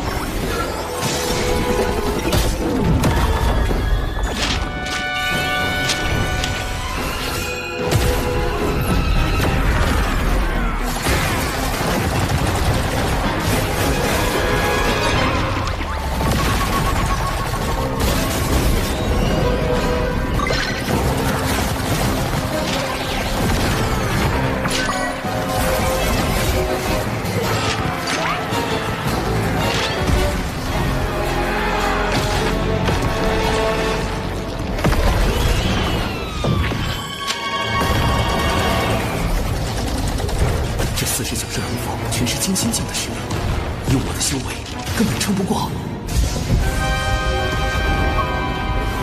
只能五行轮转，天地乾坤，九霄穿云，瞬息雷动，雷遁。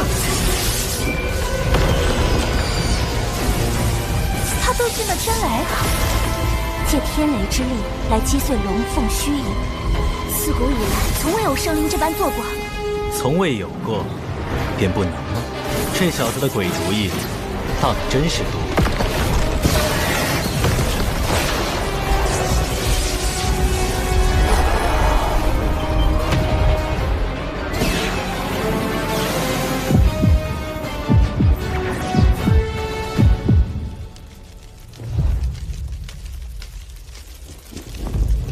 他怎么站着不动了？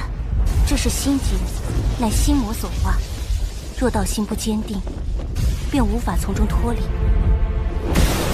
直到被天雷劈成灰烬。啊，师父！孽徒，你果然隐瞒了修为。您都知道了。我带你入渡仙门，盼你成为人族之榜样，莫以弱小而欺，莫因豪强而惧。可你呢？弟子隐瞒修为，只是不愿沾因果。未曾害人。群妖攻山时，以你之能，本可救下诸多同门，但平心而论，你可有竭力去救？你事事计较，考量得失，见义而不行，有何资格成仙？为师今日便清理门户。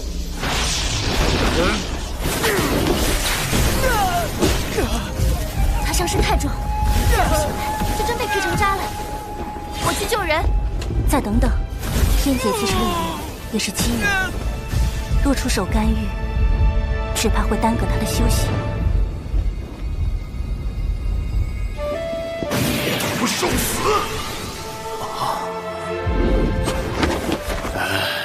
行了行了，总之你没事就好。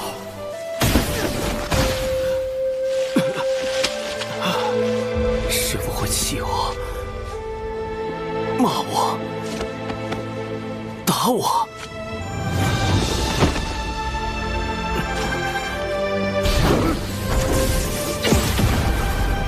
不会杀我。你不是他。因果循环，自有其道。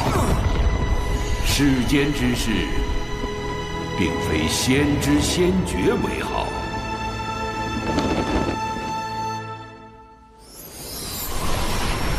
啊！我度过惊仙劫了。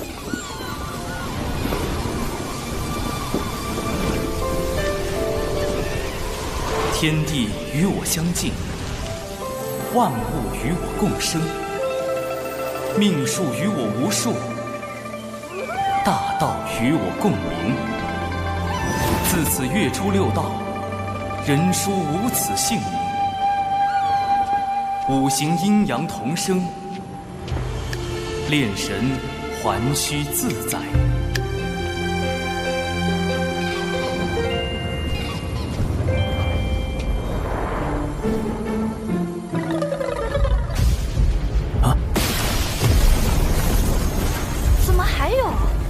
他修行进阶太快，且渡劫时遁入天雷，违背天道。那劫云为何还未散？谢天道责罚，还来！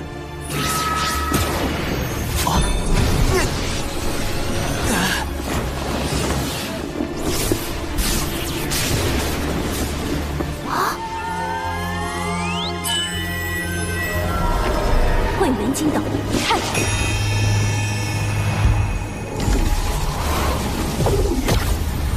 天道当真容不下他。待我推算一番。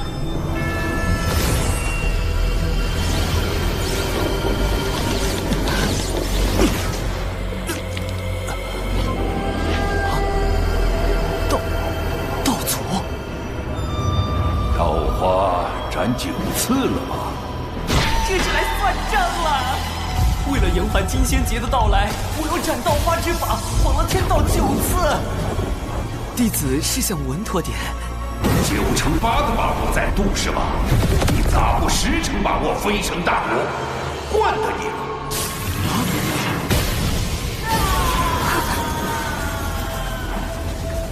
都是太文惹的祸。玄都师兄，如何了？天机不可泄露，但有9转金丹在，天罚只能重伤他。这番渡劫，当真不易。陛下，天庭正神的慰劳举措已整理完毕。哦，对了，再添一条，若入天庭为正神，可免1道天罚；金仙劫时，亦可免1重天雷。刚9死1生渡劫成功，天庭就新增了正神渡劫福利，平白多挨了天罚和天雷。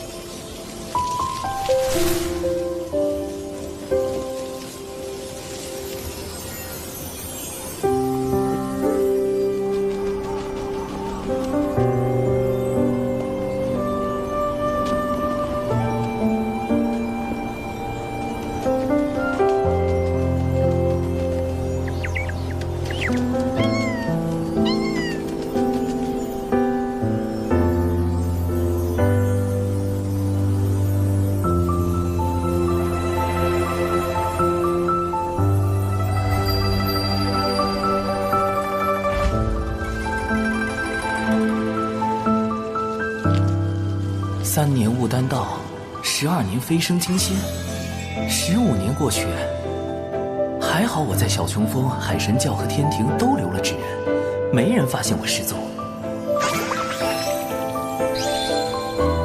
云霄仙子，我已无碍。这12年，感谢仙子守关。你也曾助我兄妹，而今玄都师兄将你托付于我，我亦当尽心。我常以化身走动各处，有诸多隐情。金仙节之事，放心，我知你与西坊教不断交手，颇为不易。我已叮嘱2位妹妹，绝不外传。如此真心待人，我亏欠他的因果也越发多了。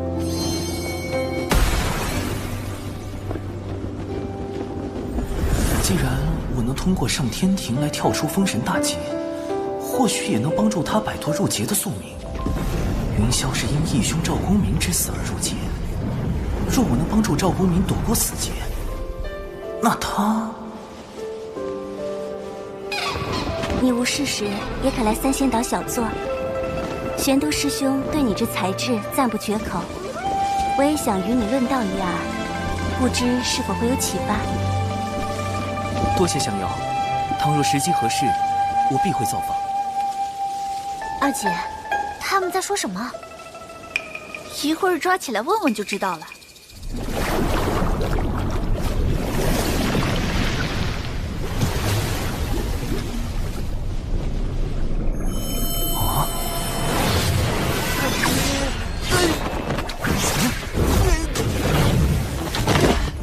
这怎么突然要灭口了？不知琼霄前辈、碧霄前辈有何指教？这是真言宝珠，宝珠为绿色，证明你说的是真话。若变为红色，小心我金角剪无情。你是男的？是。为何总以化身示人？怕死。胆子这么小，还敢接近我大姐？可是受玄都师兄指使。原来他们是怕自家姐姐太过单纯，被人算计。这方式可以狠3小。不是，你对我大姐可有非分之想？没有。你说谎了。晚辈还能如何回答？难不成要说对云霄前辈有非分之想？那你是承认对我大姐有非分之想了？不要慌，年轻人。毕竟我大姐那么温婉，虽然有时候很唠叨，还总管我们，随便禁足就是几万年。她凶起来更可怕，喝醉了还爱跳舞，舞姿，不好说。跪下！人呢？三霄仙子的性格果然很让人措手不及。如今我已修成金仙，且有了天庭神位，是时候启动上天庭方案第2步了——小琼峰流浪计划。帮小琼峰全员谋神职，流浪到天庭，最好是能把小琼峰也搬上去，挨着兜帅宫，这样就能和太上老君做邻居，安全感简直爆棚。到时候一起躲过封神大劫。天庭招人的基本要求是突破到真仙境。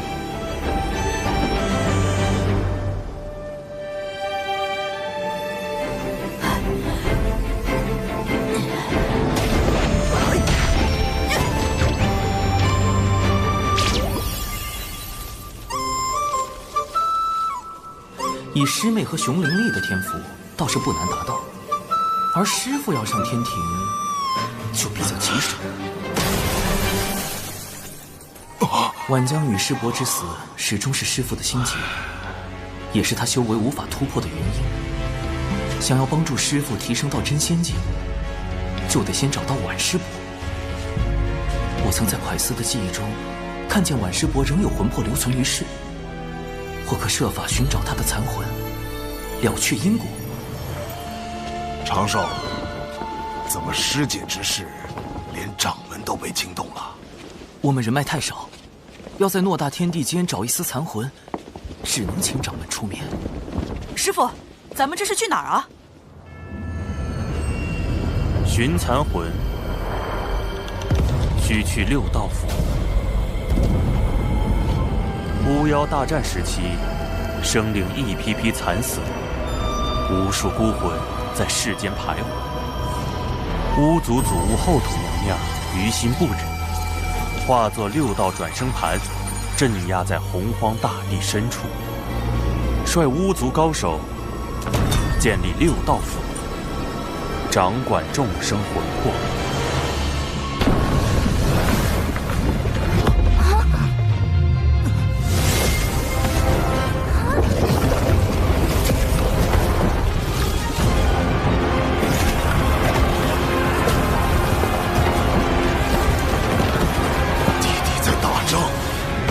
这要怎么去6道府找到师姐的残魂？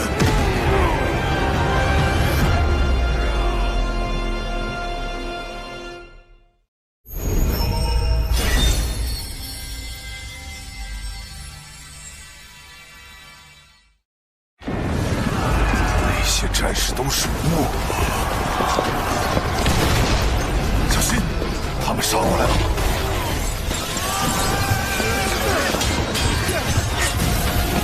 闭气，快撤！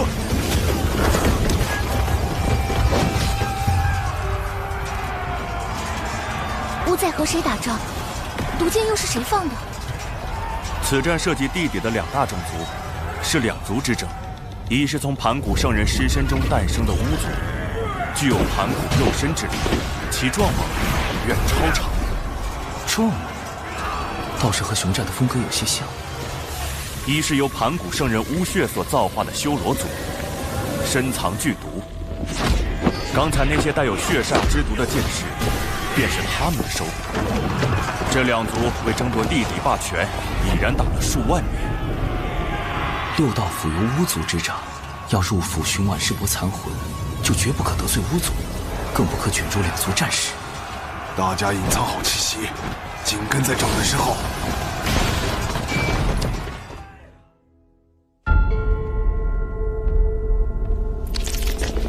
这里就是巫族的6道府吗？怎么一个守兵都没有？都出去打仗了？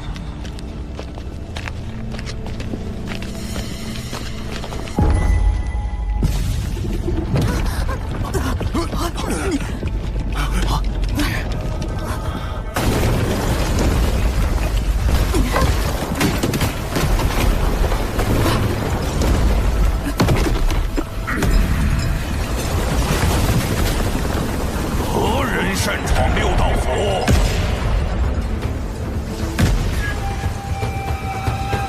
当心！此巫非同寻常，是参与过3次巫妖大战的远古战士巫牛。搁这儿发言，本帅削死你！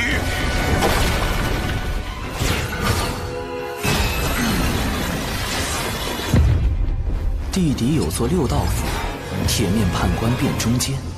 乌牛乌马站身边，大名鼎鼎的勾魂元帅乌牛，就是眼前这个口音很重的家伙。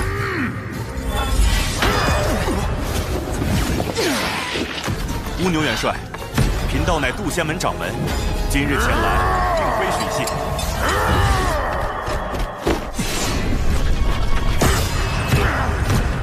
而是想请6道府助我们寻找一缕残魂。还请元帅看在道门圣人老爷的面子上，行个方便。用圣人压我！这里是6道府，后土娘娘庇护之地，本帅不吃这套。谁知道你们是不是修罗族打算假扮的？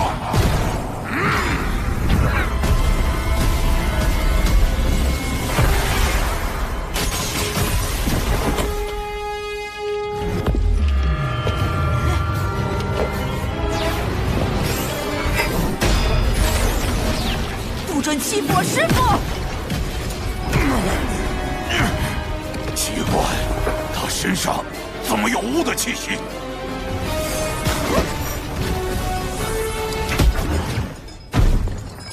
巫牛这是有意为难我们。哎呀，完了完了！掌门怒气值飙升，要是和6道府闹翻，再想找晚世伯残魂就难了。掌门，冤家宜解不宜结，请容弟子一试。单枪匹马跑来，你很狂啊！寿，恒寿！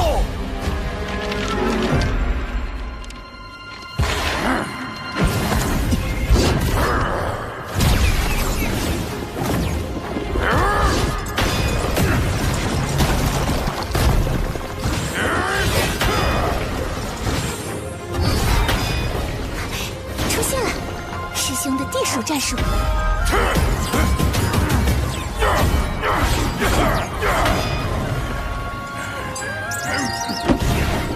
晚辈长寿，见过乌牛元帅。你小子玩我呢！天道法器，这不是天庭才有的吗？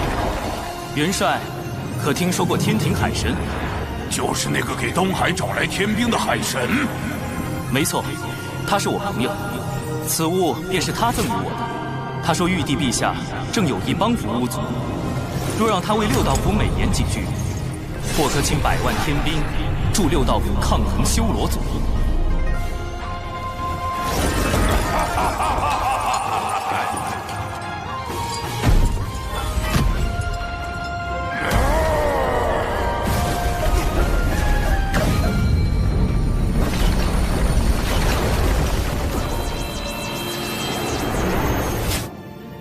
长寿，你可是六道府的贵客，把这当自己家。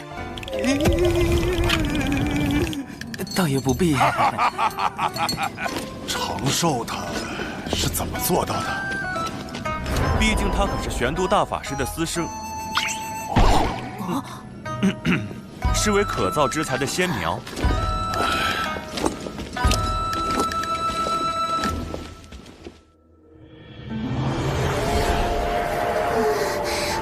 好重的阴气，连风都像带着哭声和惨叫。阴气似乎都来自这些井。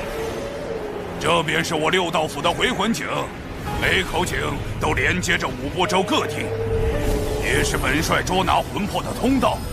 但凡还有一丝魂魄，这里都能找到。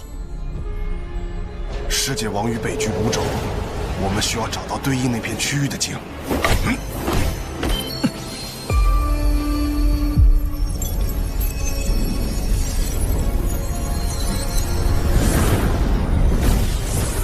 万世波的残魂在那儿。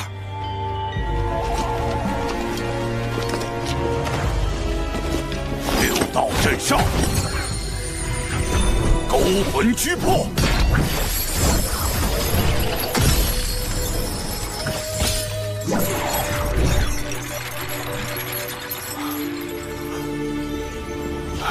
虽是残魂，但若用蕴养魂魄的丹药炼化，还能补全，聚集魂魄。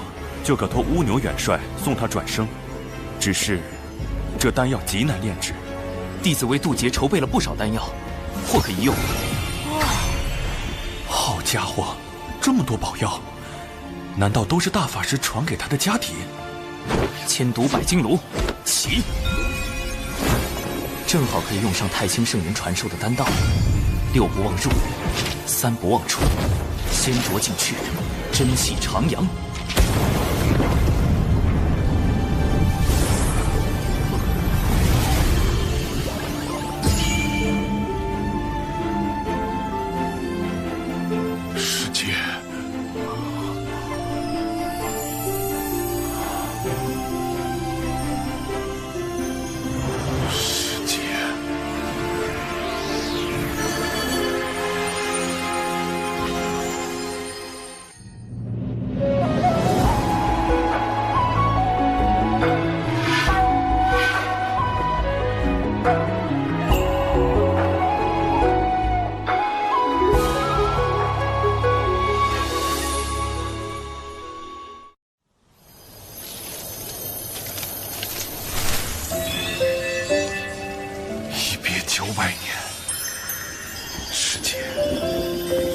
来晚了，师弟，是我不争气，这些年只修成浊仙，苍老成这样，给师姐丢人了。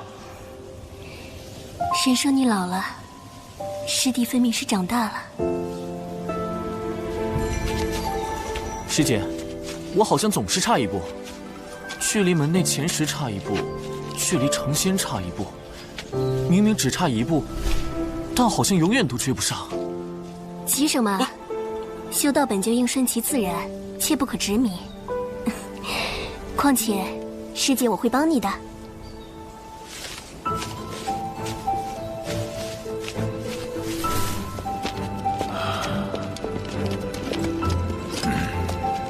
奈桥转生路，一去不回头，再见亦没落。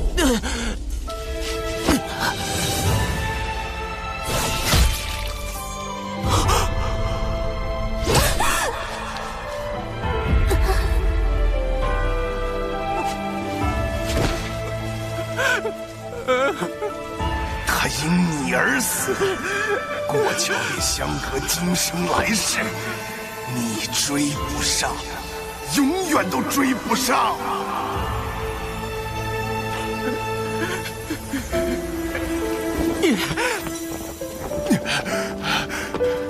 师姐，当年快死要杀的是我，该死的明明是我，该过奈桥的也是我。我与你一起。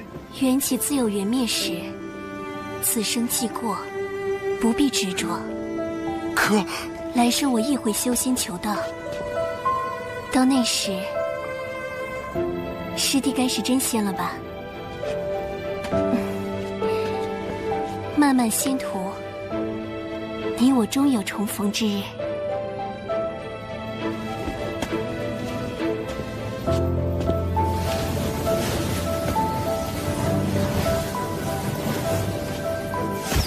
喝下忘忧汤，忘却红尘万丈。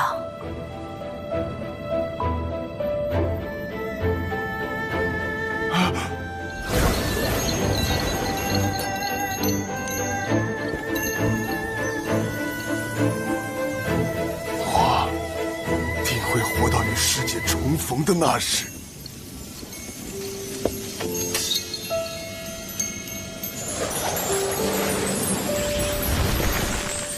师父和婉师伯这一生太苦了，情之一字，牵扯出多少因果。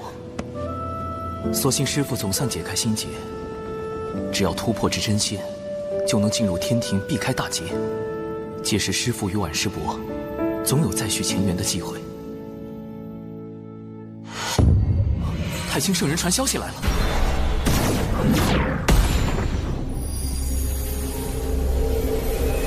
那颗珠子又是什么？有人要向海神下手。海神，我家老爷要见你，速速让本体现身。你家老爷是何方神圣？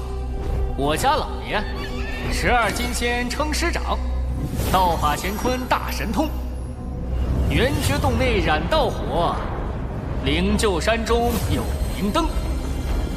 燃灯道人，阐教的副教主，《封神演义》里将玲珑宝塔传给李靖的大能，他与阐教圣人元始天尊亦师亦友，即便是玄都大法师，也要尊称他一声大爷。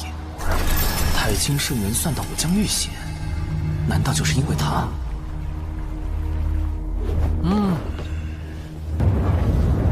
小神没空，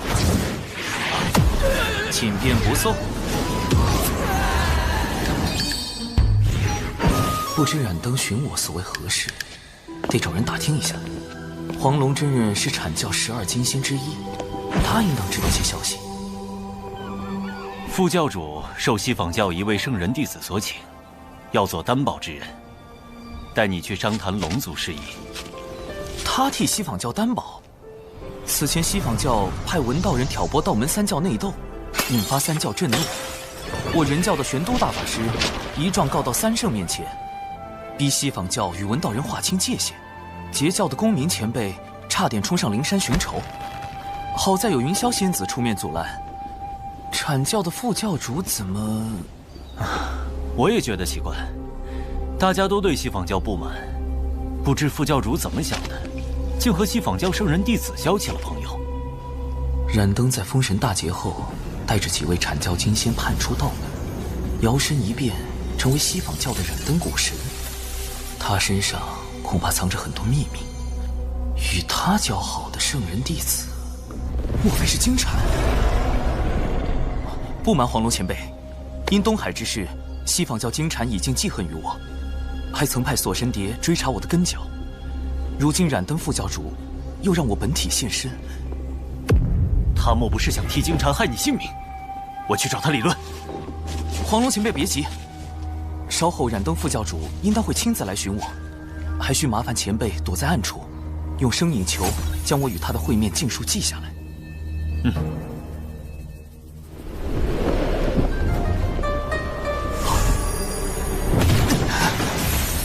冰冷刺骨的灯光，将我留在纸人体内的神识也冻住。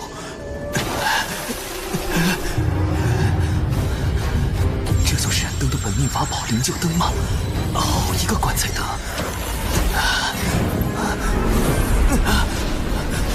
糟糕，我的神识被吸走了。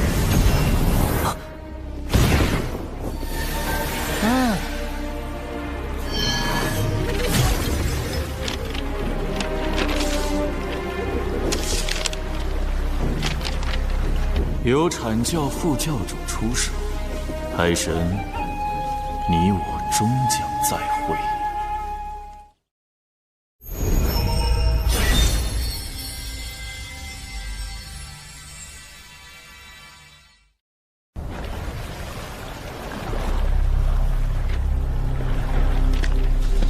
海神神识被灵柩灯吸走，声影球就没法记录他和副教主的谈话内容了。我会出事吧？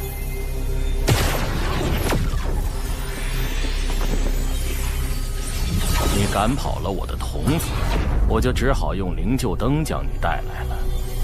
我们且聊聊，若聊得不痛快，反正灵柩灯已收，你随时走便是。我现在走了，反而落下个不尊长辈的名声，先与他周旋一二。原来您真是染灯副教主，晚辈看着童子面露奸诈，还以为是什么歹人。怎么也无法将他与品格清高的阐教副教主联系到一起啊！我好心邀请你，是你怎么？是我天庭不成你阐教的情，还是我挑起天庭与阐教的纷争？前辈，你这童子话没说几句，就给我扣了个挑拨的帽子。你那童子一向嚣张跋扈，是该有人制止他。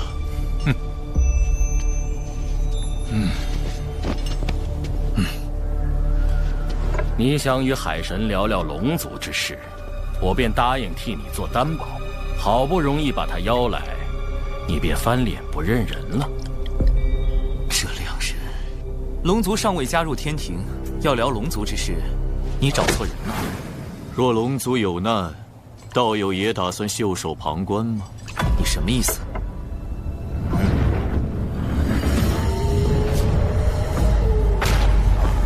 帝玺！师兄罗祖，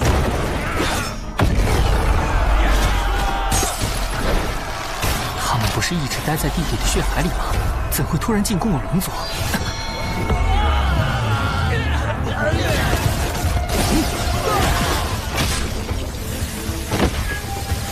教主哥哥提前安排的仙斗鞭，竟都被腐蚀了。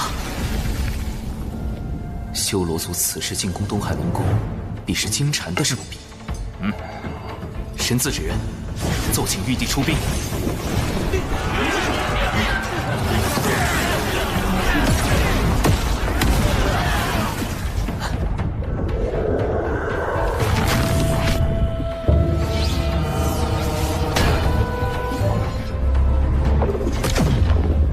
是八臂修罗。传闻修罗族修为高低与臂膀数量有关，臂膀越多，则修为越高，最多可修炼至8臂。这名8臂修罗，少说也已达到了金仙境巅峰。金仙境巅峰，我目前只有真仙境，龙族大半高手又都在守护万龙阵，我难以抽调人手。攻过来了！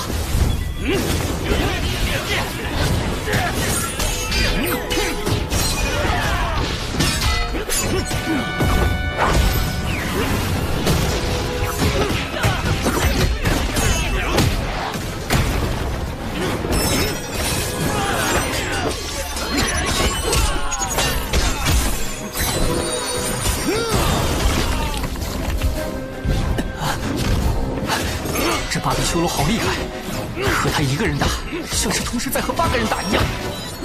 护持大阵。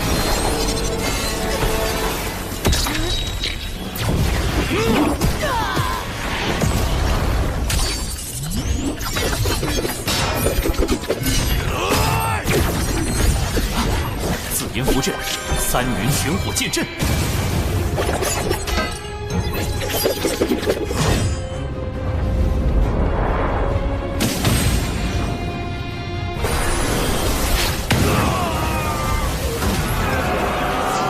不愧是天庭，一出手就逆转了局势。多谢冉登副教主盛情款待，晚辈先告辞了。战场胜负未分，你怎知我们没有商谈的余地？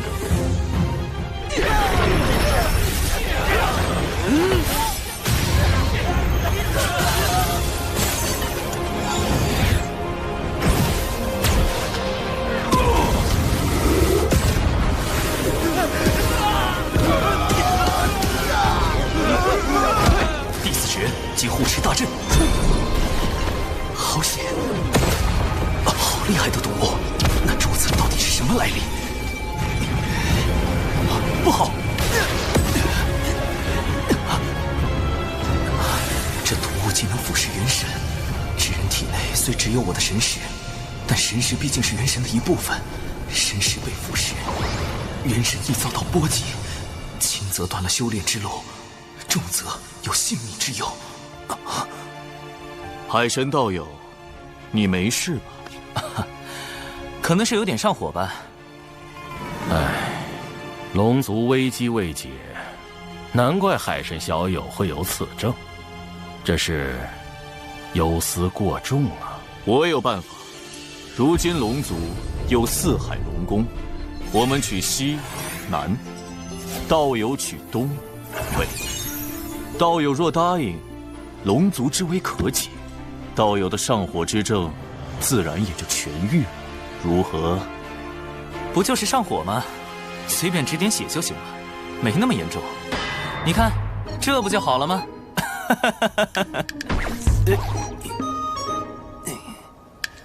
哦，是了，你人脉极广，尤其与那阐教的黄龙真人关系匪浅。若求助于他，这怎么能行？海神小友若请阐教之人前去相助龙族，岂非借道门之手成就他的升职之路？我冉登第一个不答应。这就是金蝉请来冉登的真正目的，他们早就串通好了，来我这儿唱红白脸。先是利用修罗族在正面战场的优势向我施压，再配合冉登逼我和谈。金蝉此招实在阴毒，怎么办？东海的护持大阵只能拖延一时，修罗族迟早会攻过来。到时有冉登在，我根本无法请动3教好友出手。我自身又元神有损，若不设法修补，连性命都保不住，还谈什么龙族上天？今日当真是死局吗？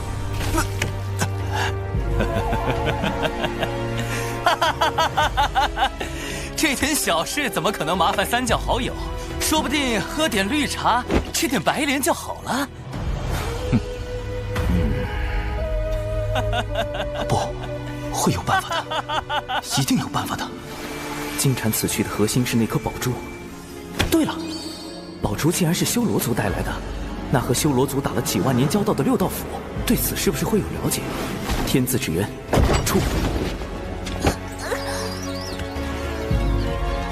我可以给道友一点时间考虑，道友，可千万别让我失望。什么？千万不要吃葱姜蒜。他已油尽灯枯，看他能装疯卖傻到何时？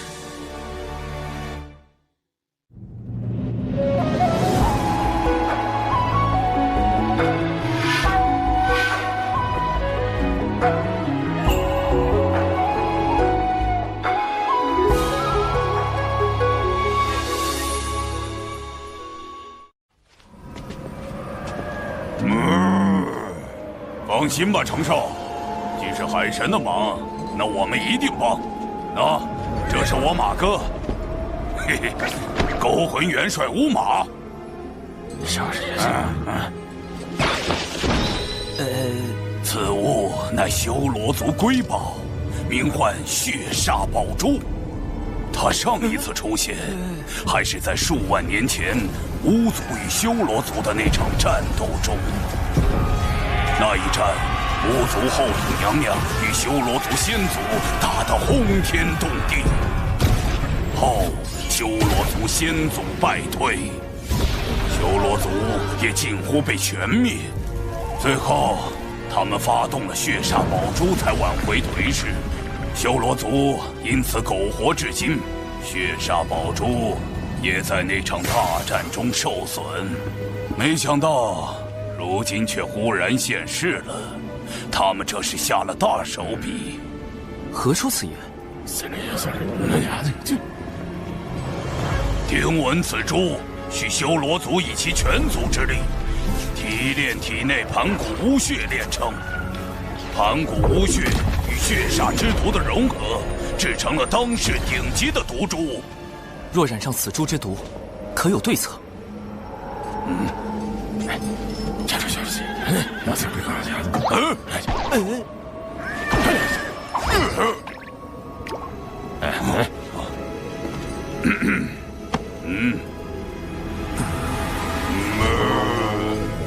没有。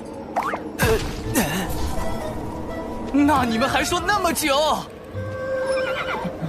长寿啊，血煞宝珠毕竟是提炼盘古巫血所凝成的，除非能够请动道祖出手，发动天罚。可当世又有几人能见到道祖呢？天罚，天罚，天罚是我想找就能找来的吗？渡劫的时候遭了那么多天罚，这会儿怎么就不来了？或者把天罚引过来。古籍记载，倘若炼出逆天法宝，天道便会降下天罚将其毁掉。逆天法宝，我如今是金仙境，倘若我将原版的剪纸成人术魔改一番，研制出与我本身相同级别的金仙境纸人，算不算逆天？这是唯一的办法了。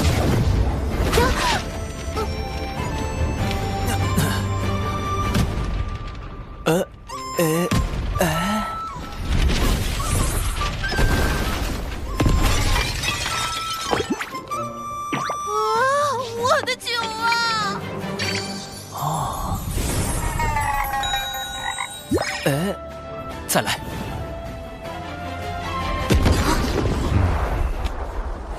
这是地脉内灵气冲撞所产生的灵爆。长寿，你究竟在修习何种神通？再闹下去，我也难以为你遮掩了。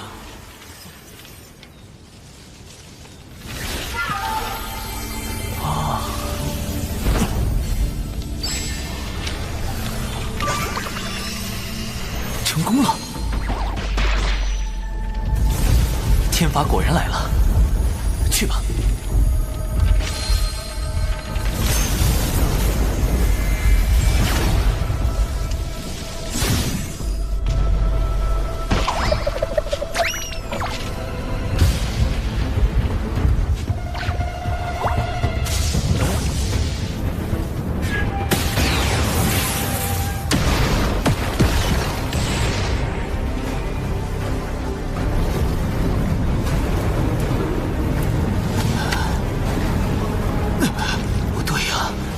不应该毁掉纸人吗？怎么一直在劈我？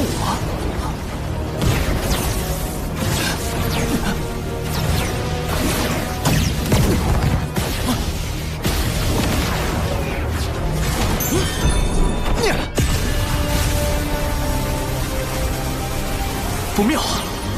再这么被天罚劈下去，我的本体根本承受不住啊！纸人毁了可以再炼，命没了是真的没了。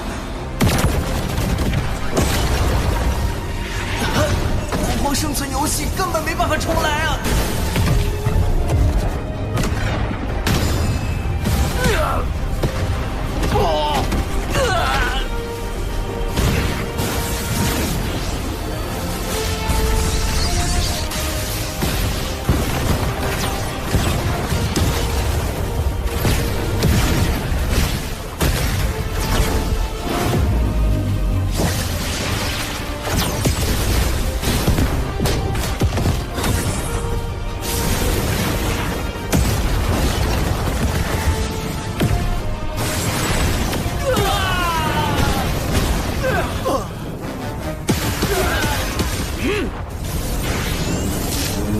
啊，那是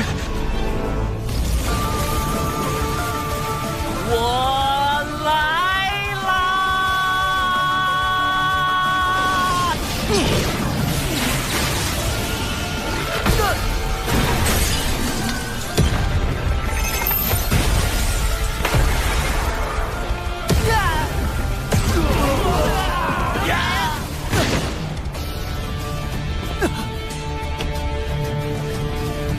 是天罚，怎会突然出现在东海？既然这样，就只能由我的本体把天罚引来了。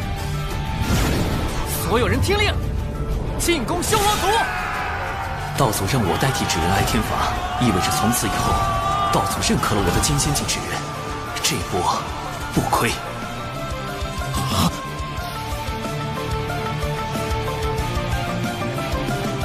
多谢二位款待，我的上火之症已经缓解，告辞。中箭，竟能设法引动天罚，会去血煞宝珠，海神真是个可怕的对手。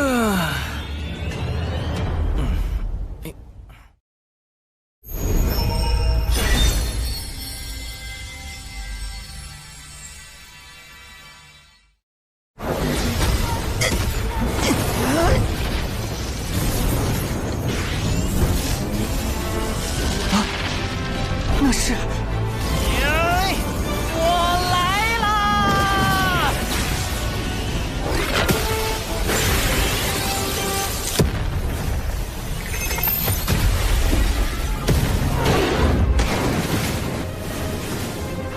所有人听令，进攻修罗族！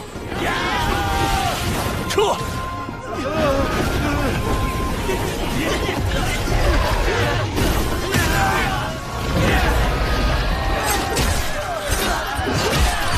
天罚成功击毁血煞宝珠，我的本体也该回去了，剩下的就交给神字之人了。游龙探云步。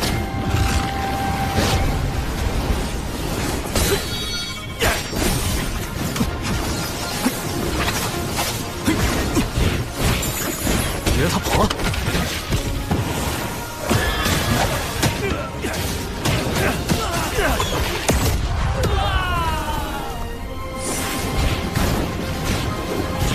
想抓我？做梦！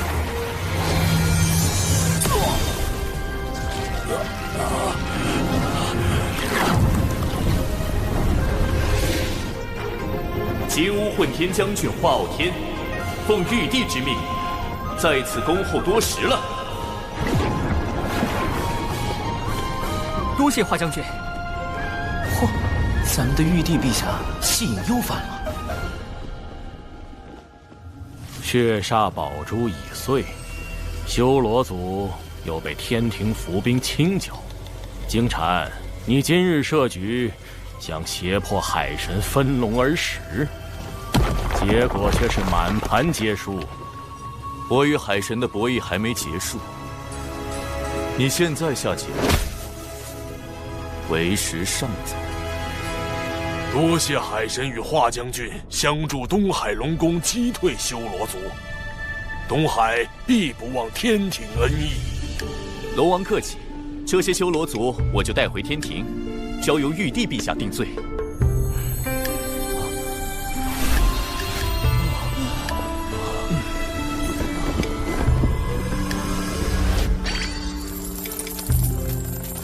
这离功德金身更进一步，稳稳的安全感。上次派深海妖族偷袭海野，这次派修罗族进攻龙宫。诚如长庚你此前所言，西坊教若不能与天庭分龙而食，便不惜将龙族覆灭。龙族屡遭危难，幸有天庭庇护，东海龙宫之危告一段落。接下来天庭只需秉公处理这批修罗族战犯，应当不会再有变故。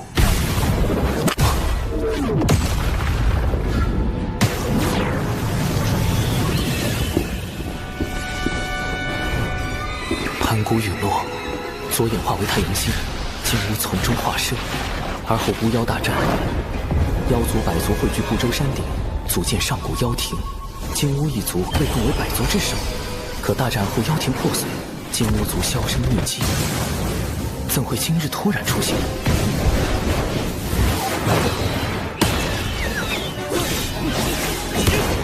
我与金乌族从无交集。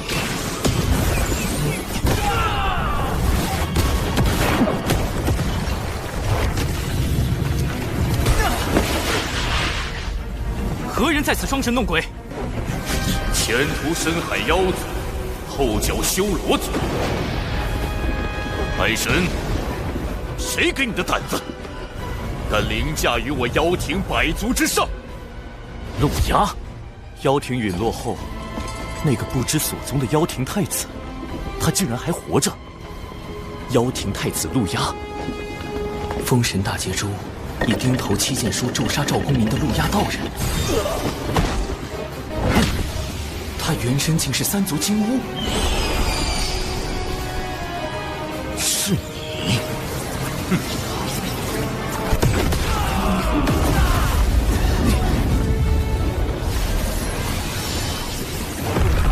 红葫芦，白毫光，光中显露眼眸。这是斩仙飞刀。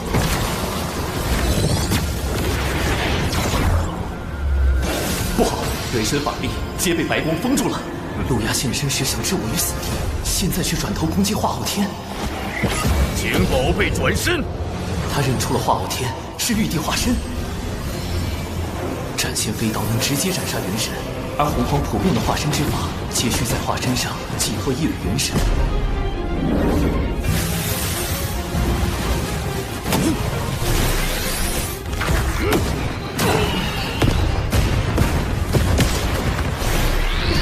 若化昊天被斩，玉帝元神受损，我的罪过就大了。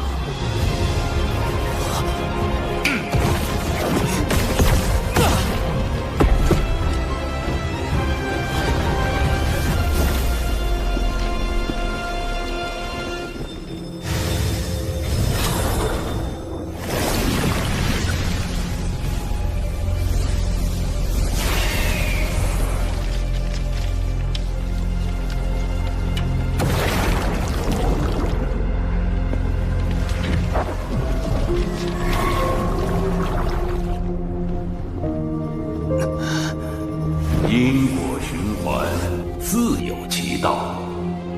风，我好像忘记了什么非常重要的事。你敢掌握天庭海神？当务之急是对付陆压。天庭乃道祖所立，道有这般敌对天庭，莫非是要与道祖过不去？将死之人，废话太多。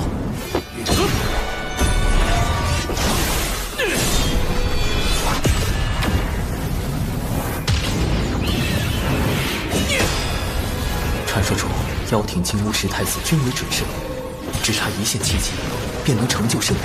我才成金仙，化昊天也未到大罗，实力太过悬殊，不能正面硬抗。冰水溯源，六合困阵。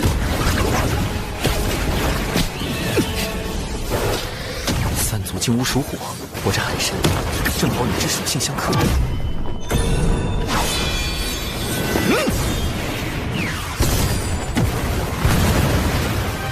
以为这就能困住我？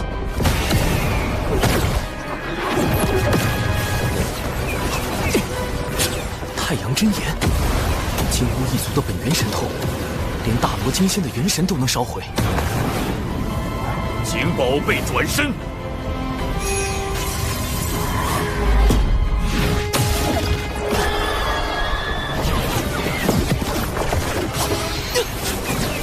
走。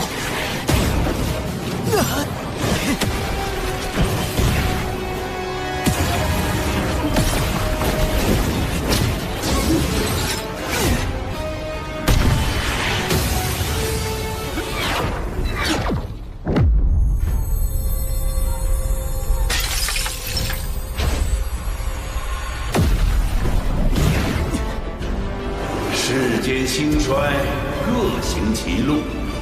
陆压，勿要强逆天命。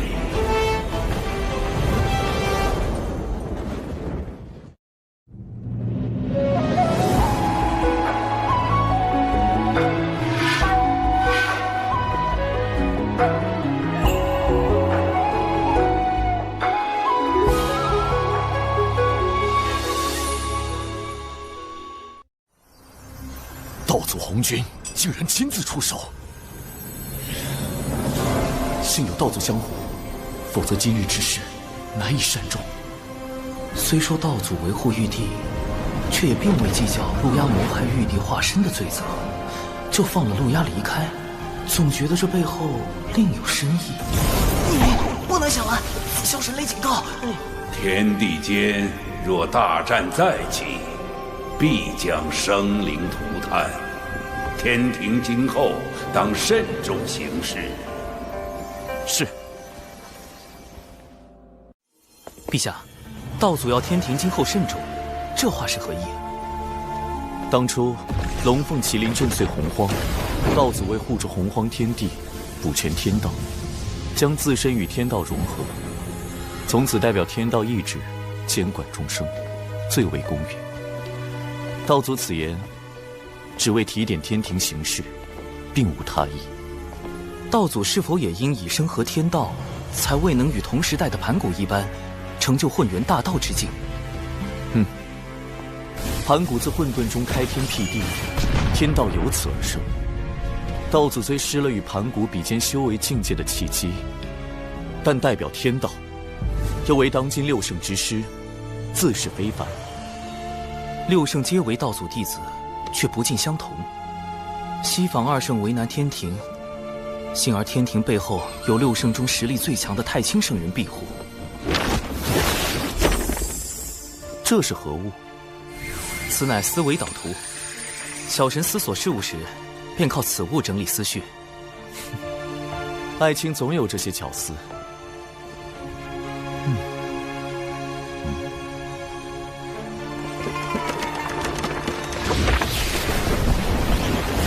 六圣中，人教太清圣人派出化身太上老君驻于兜率宫，为支持天庭之意。阐教圣人元始天尊，截教圣人通天教主，虽与太清圣人同为道门三圣，却对天庭不甚亲近。西方二圣已在收龙之事上，处处与天庭作对。圣母女娲常年闭门圣母宫，立场不明。而阐教副教主冉登，显然是助西方教敌对天庭之人。此次配合金蝉进攻东海龙宫的修罗族，也必然听命于西方教。长庚爱卿，你认为修罗族为什么会听命于西方教？小神也不知。目前六道府与修罗族战事吃紧，西方教如果没有在此战中相助修罗族，那必定是从其他方面入了手。你此番让修罗族损失惨重，合作怕是要破裂了吧？我手上还有能让修罗族继续听命于我的宝物，不劳冉登副教主费心。况且我以为，比起修罗族，你会更关心突然现身的陆压。陆压乃妖庭太子，与道门无冤无仇，我何须烦恼？倒是天庭，本就根基不稳，如今陆压公然敌对，咱们这位玉帝陛下可如何是好啊？既然天庭形同虚设，那不如……西方教仅是拉拢了深海妖族与修罗族，就已重创龙族。若西方教能拉拢妖庭太子陆压，更可借陆压之手号令妖庭百族，后果不堪设想。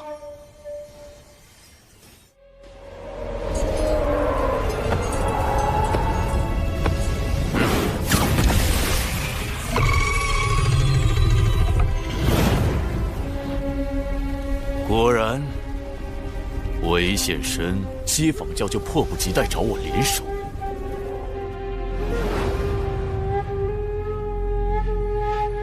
妖族气运微薄如那西山日暮，妖庭太子，你定然心有不甘吧？日有暮去朝来时，天命所归何处，尚未可知。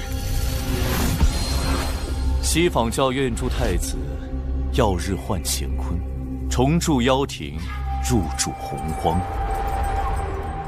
昊天，有这么多人想要你的命，你这玉帝之位也坐不长久。我们走着瞧。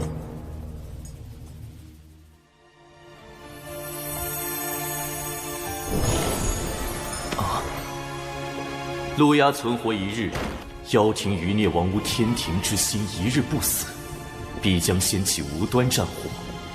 大能之战，动辄翻天覆地，若战事爆发，小琼峰必受牵连。而今道祖勒令天庭谨慎行事，不可再起争端。杀陆压之重任，唯有交托长庚案情，务必秘密诛灭叛贼，复安社稷。特书此诏父亲，月后即焚。月后即焚？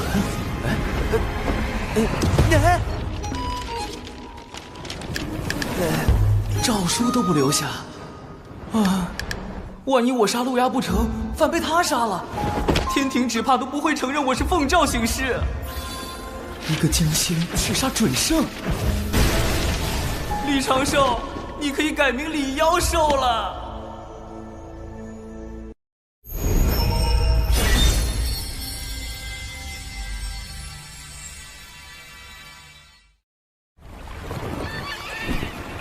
冷静，不慌，要除掉陆压，得先对付他的法宝——斩仙飞刀。斩仙飞刀是物理攻击技能，但钉头七剑书却是诅咒技能，隔空便能将赵公明那样的准圣咒死。若想解决他，只有找到他的克星——落宝铜钱。此宝本是人皇大禹确立俗世买卖之事时打造的钱币，后因天道降下大量功德，使他有了大威能，可落除先天至宝和兵器以外一切的宝物。要寻得此宝，需拜访人皇大禹。前方便是火云洞，历代人皇隐居修炼之处。居然设置了进洞密码，还得破解藏在里面的卦象。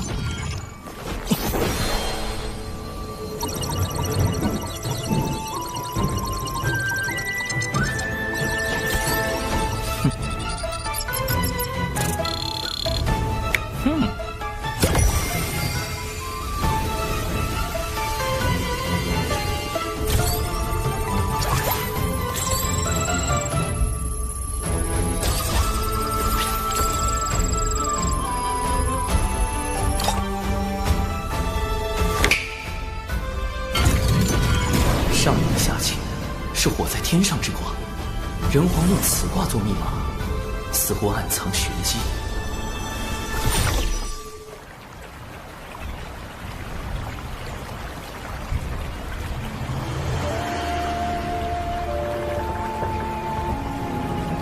晚辈长庚，现为天庭海神，特来拜会本族先皇。海神既是东周人族，为何以纸人行事？是不信人族，还是不信你身后的天庭？太清圣人为我遮掩根脚，还能被他看穿我来自东周？这人是谁？晚辈实力低微，不敢以真身行走洪荒。你是海神，我这却是胡泽之地，你我并非同路人。他是觉得我被天庭用官职收买，变成出卖人族的奸贼，不配为人。江河聚雨露，百川终归海。做海神，才能更好地为天下百姓服务。我问你3个问题，若答错或撒谎，我亲自去东周取你性命。澎湃的杀意锁定了我。第1个问题，你乃天庭重臣，若天庭对人族降下灾祸，你当如何？怎么回事？我没有法力了。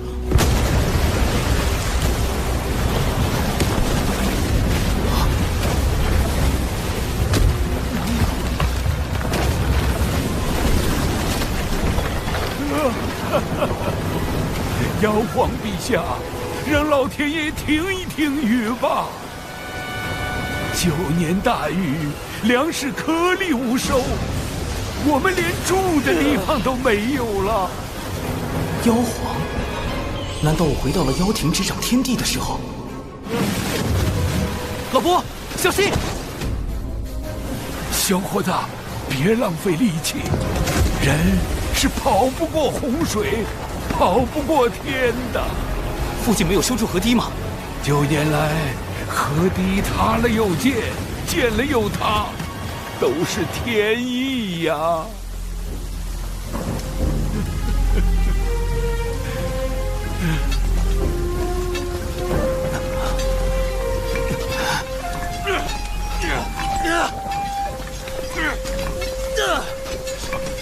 这些人怎么不逃？在挖什么？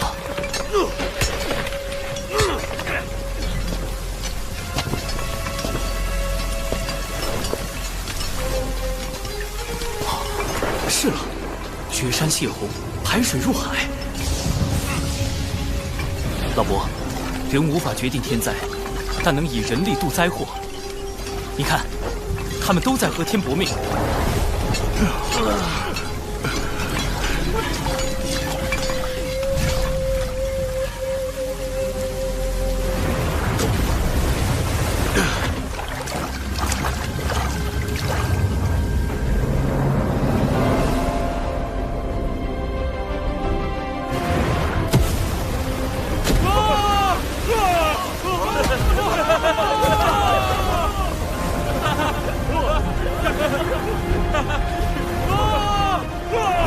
胜天，是我们胜了。率领人族开山治水13年，敢问前辈，可是大禹陛下？我已非人皇，不过山中缩力翁。幻境解除，妖庭借天道之力施伐人族，你认为人该不该与天争？当争。既如此，你何敢弃人而归天？因时制宜，争议有道。何意？妖庭暴虐，人族要争生路，必得举兵伐之。但当今天庭大兴人族，人族要争的是长久，天人合一才是长久之道。天人合一？哼！天道无常，合一合起来。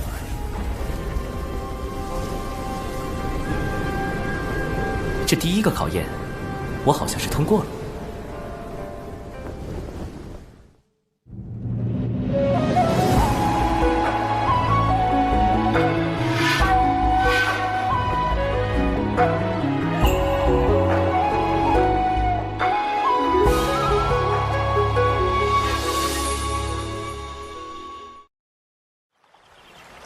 第二个问题，假如你与你夫人有了分歧，是该隐忍让步，还是就此断情？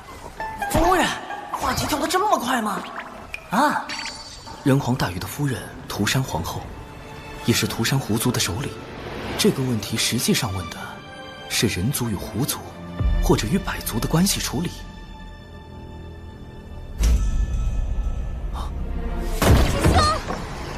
青丘狐族包围了，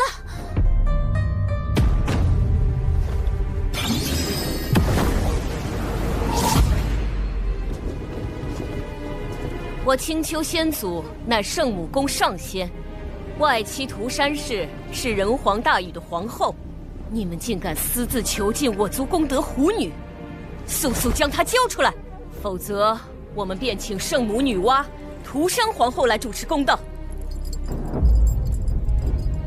功德狐女是那狐妖小兰，当初我假扮成师傅，与九巫师叔打杀了一伙食人精气的妖怪，小兰就是他们的大姐。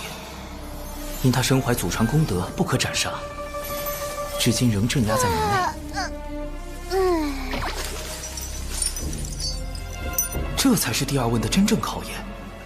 若我加剧人族与狐族的矛盾，只怕要引来圣母娘娘、涂山皇后、人皇大禹的3重围杀。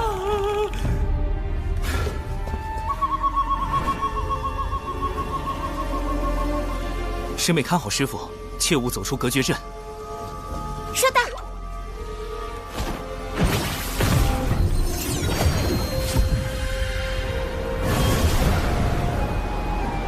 臭老头，你害我妹妹们的时候多威风呀！不出口恶气，我可不会离开渡仙门。季掌门，你看着办了。你威胁我们？奴家可不敢，但青丘狐族敢不敢？那就不一定了。道友心中恶气来自何处？你未约束姊妹作恶，导致他们业障缠身，此事你可认？我是有错，但杀了他们的人是你姊妹都已洗清业障转生，来世重回正途修行，可算善果。倒也有理。不对，你们还关了我这么多年。闭关思过乃是修行常事，你真正怨恨的是深夜漫漫，你独处其中，没了身旁小妖阿谀奉承，没了世俗繁华之景。道友，可是如此？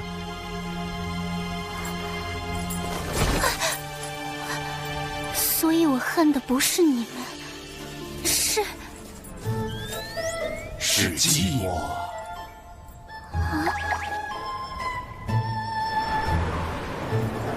我真的寂寞吗？师兄，我一点也不寂寞。去抄《稳字经》3000遍。和平调解完人狐矛盾，第2个问题也算有了答案。凡事以和为贵，一族不稳，族族不稳。是谈判促和，还是妥协求和？你自当清楚。不妙，这次打得悬了。第3个问题，倘若大劫将至，人族当如何求生？大禹前辈何来此问？你上天庭的真正目的，不就是为了躲避大劫吗？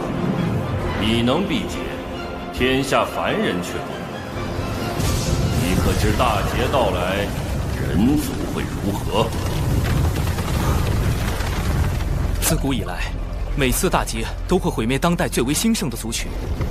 龙凤麒麟大劫，远古3大族几近灭绝；巫妖大劫，巫妖2族一蹶不振。而今人族大兴，若大劫来临，仙人尚且九死一生，那些手无寸铁的凡人，天下人陷于水火，唯你独善其身。长庚，这是你想要的吗？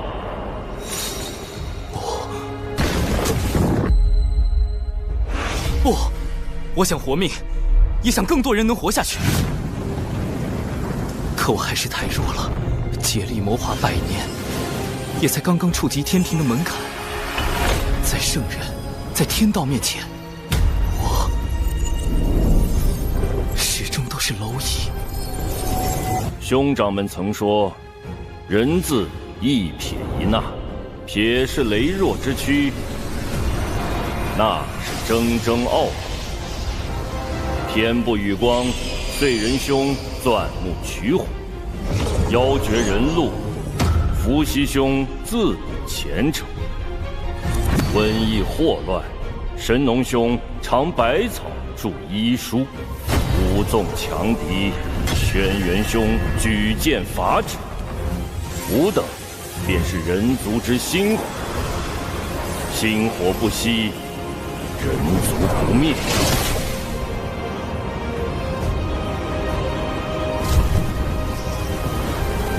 心火，以火燎原。若拿到落宝铜钱，除掉陆压，跟封神大劫关联的情节必然会改变。有了变数，就有了生机。晚辈现下正追杀一个足以影响大劫的人，一旦事成，大劫来临时，人族或可出现求生之机。只是要杀此人，晚辈还需寻到一件法宝。这一问，你回答得很好。伏羲兄早已算到你前来之事，你所求法宝尚未出世，他为你卜了一卦，将卦象留在洞口。你可凭此卦寻觅法宝降世之处。人皇伏羲，据说他知天术，明占卜，还是圣母女娲兄长的转生人身。他竟然早就算到我在找落宝铜钱，洞口的卦象难道就是上离下乾，是我在天上之卦，我势破天，正如落宝铜钱破大劫。大禹前辈的3问，除了判断我这个海神对于人族的立场，更想指引我看清落宝铜钱对于人族的意义。长庚，你在天庭亦是前路艰难，里面是我从前的治水之物，许能助你治理四海。切记，你是人族，亦是星火。晚辈铭记于心，多谢大禹前辈。西坊教利用妖庭百足多次，我凭何信你？一个法宝，一段机缘。二师尊推演出太子的未来，将因一个法宝而产生变数。如今此宝将到出世之时。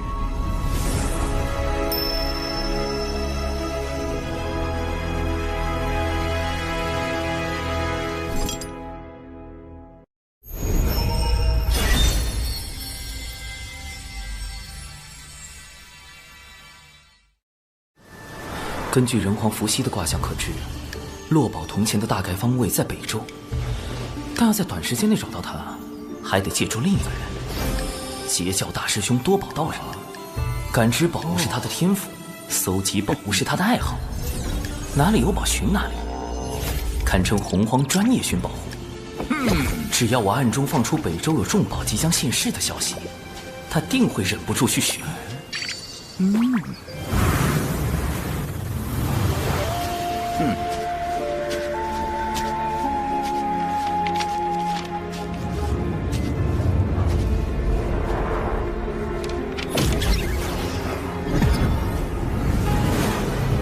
身体无法穿过，神识也被隔绝在外，看来此地另有乾坤。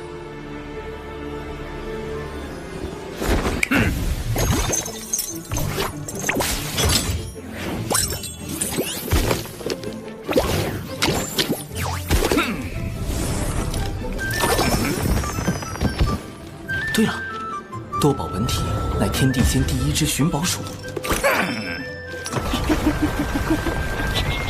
打洞，这是什么神通？竟能越过隔绝大阵？那我不也能借道溜进去？行走在这土洞之中，仿若自己已超出天地间，不存于五行中。隔绝大阵如同虚设，这就是截教大师兄真正的实力吗？这世间除圣人之宝外，我倒不知有何法宝能影响到我的命数。此物取自我教镇教之宝12品功德金莲，可望因果变吉凶。太子不妨一观。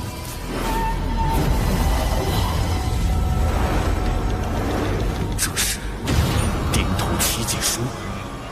顶头七剑书集众位妖庭高手之力，耗费1000万年，方于近日炼成。哪怕圣人也未必知晓此书，竟然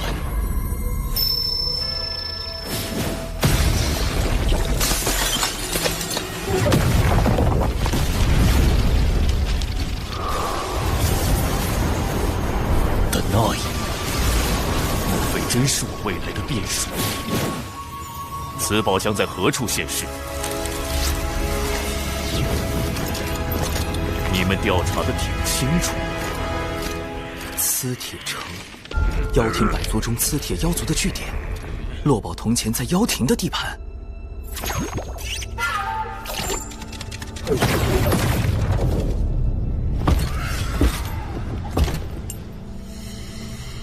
城主，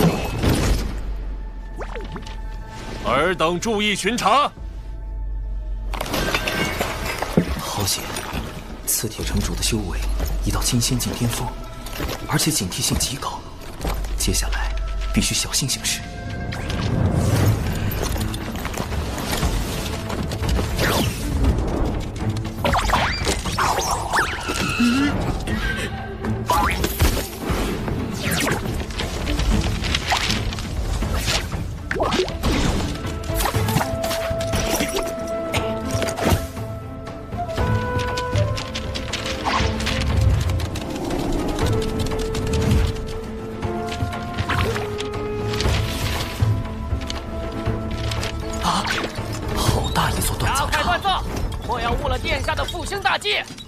殿下是陆压，如此大规模的打造兵器，明显是要整治妖变，为反攻天庭做准备。陆压的存在已严重威胁到天庭，他出手刺杀玉帝化身，就是一种明确的恐吓和示威。难怪玉帝会下密令要除掉他。哼！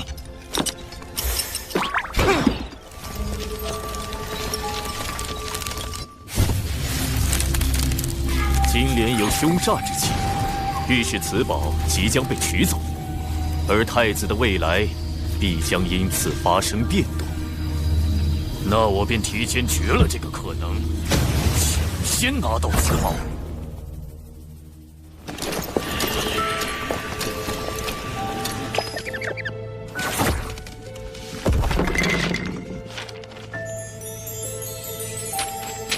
妖庭的底蕴当真丰厚。减脂成人，同属道门，你为何要跟踪贫道？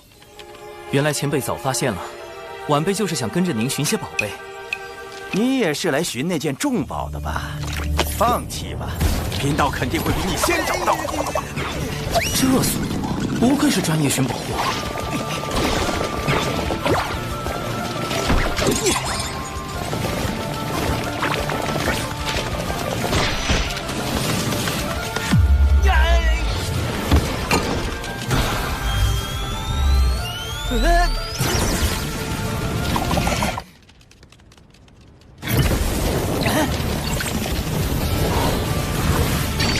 找到了！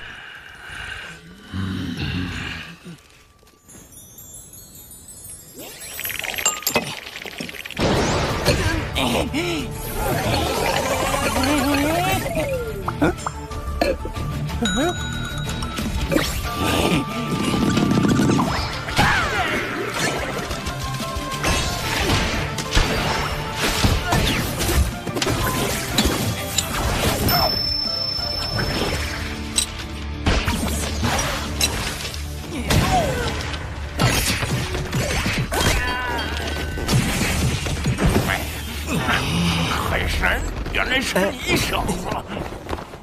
靠着海神积攒的人情，看看能不能和平解决珍宝问题。实不相瞒，晚辈承人皇指点，得知此宝与我人族颇有渊源。哦，原来是这样啊，老弟。寻宝这事儿，贫道只讲先来后到。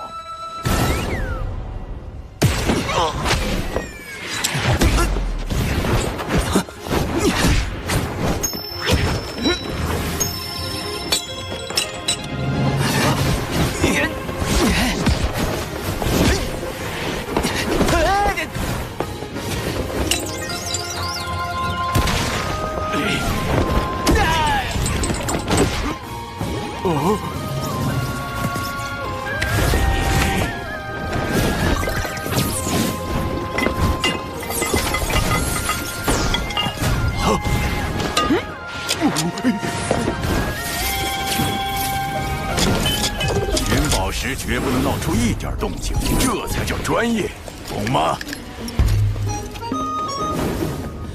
龙前辈，对不住了。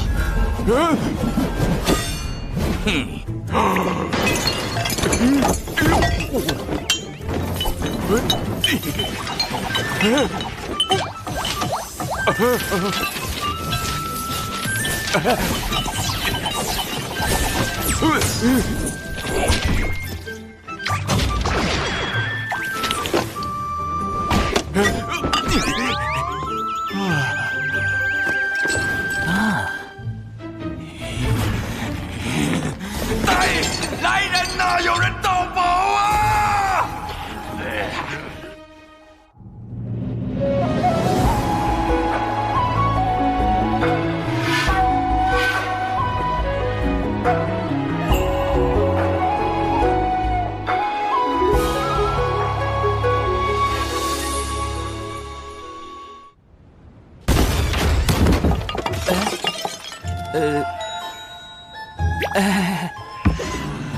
天庭海神，倒是辛苦你费尽心力寻得重宝，如此我也省了不少麻烦。莫非这就是改变我未来因果的法宝？前辈，看在一同盗宝的情分上，咱杀了海神，夺回宝物。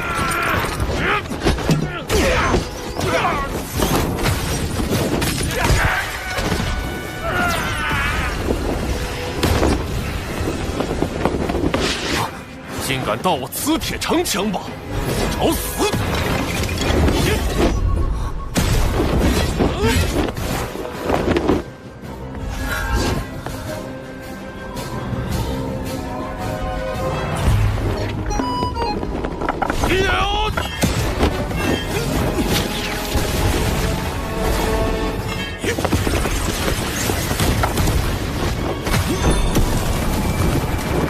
海神，此阵是这位妖庭太子所设，至少也得大罗金仙方能破开。金仙禁止。不过贫道所辟之洞，却可游走于天地之外，避开隔绝大阵。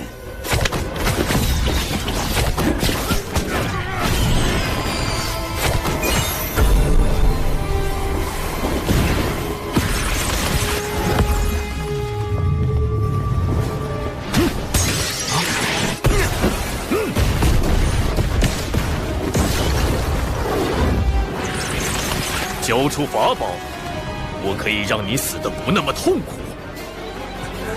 看在同属道门的份上，贫道可以帮你，但法宝得归贫道。大罗，前辈要不要打个赌，赌晚辈能不能破阵？你最多不过金仙境巅峰的修为，别说破阵，能不能活下来还另说。前辈不敢赌啊！哟，还有余力激我？行，贫道跟你赌。若你真能破阵，贫道不仅不要法宝，还助你离开北周，如何？一言为定。鲁鸦，你重组妖庭余党，意图行逆天之举，怎么这么怕被传出去吗？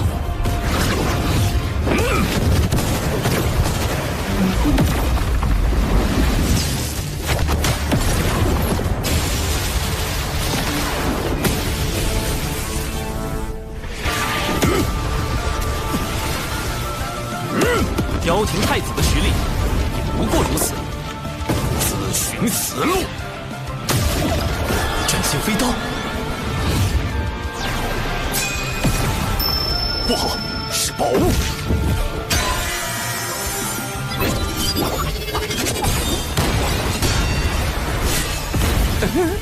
想借力打力，那也得看你能否活下来。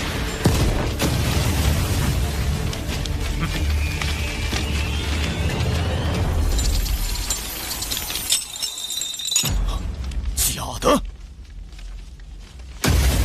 追！慢着，本体还在城内。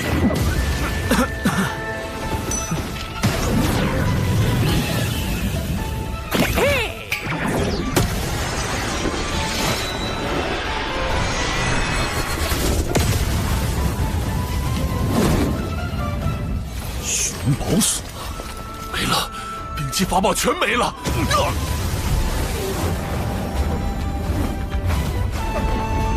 你什么时候换的法宝？群妖涌进宝库时，晚辈趁乱藏起了钱币和纸人，然后故意用假钱币制造混乱，将妖怪的注意力从宝库转移。嘿，好小子，果然够贼！前辈厉害，一下就看穿了晚辈的算计。别恭维了，虽说贫道对妖庭没什么好感，但你直接摸空人家宝库，着实可恨。这些法宝原是送给前辈报答救命之恩，既然您不喜欢，晚辈就还回去了。啊，哎，难得出来一趟，岂能空手而归呀？来，给贫道看看这些宝物。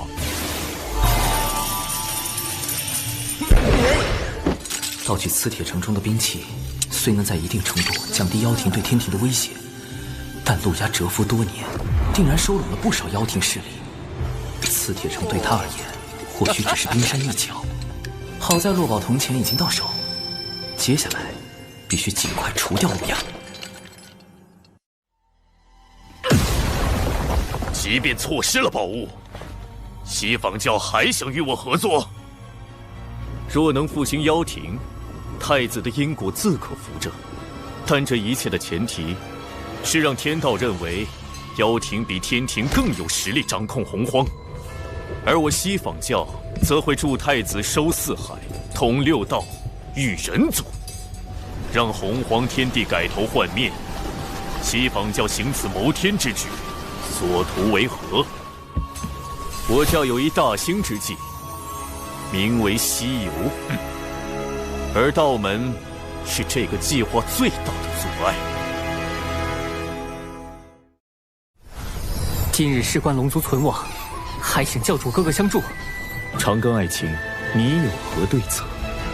仓促之下，我只准备了98个应敌方案。你小子还真是狡诈啊！是稳健，稳健。长庚道友，需要我们做些什么？有危险，快！吴昊天既为玉帝，愿为苍生故。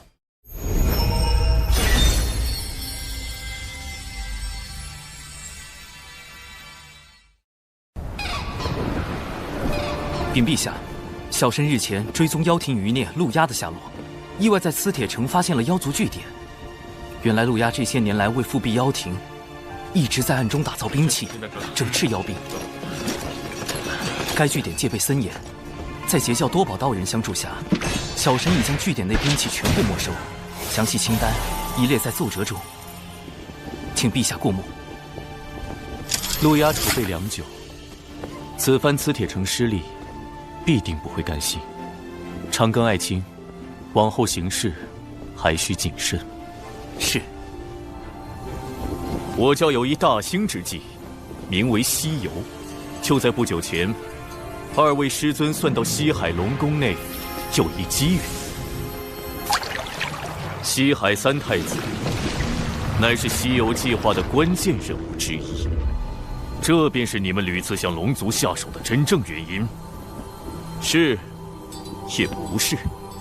目下龙族有意加入天庭，这于我教而言相当不利。想来这也并不是太子您愿意看到的。太子不妨考虑与我教合作。你们西方教当真思虑周全，连龙族之事也替我想好了。那我麾下的妖族，你们是不是也要管上一管？太子多虑，我教定不会干涉妖庭内务。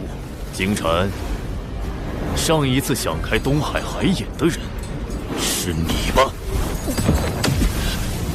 所谓此一时彼一时，您若与我教合作，龙族之事自可协商。龙族之事轮不到你们西方教插手，我很快就会去找龙族接洽。想合作就拿一些有价值的东西出来。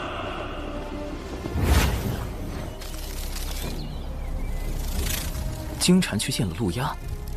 是的。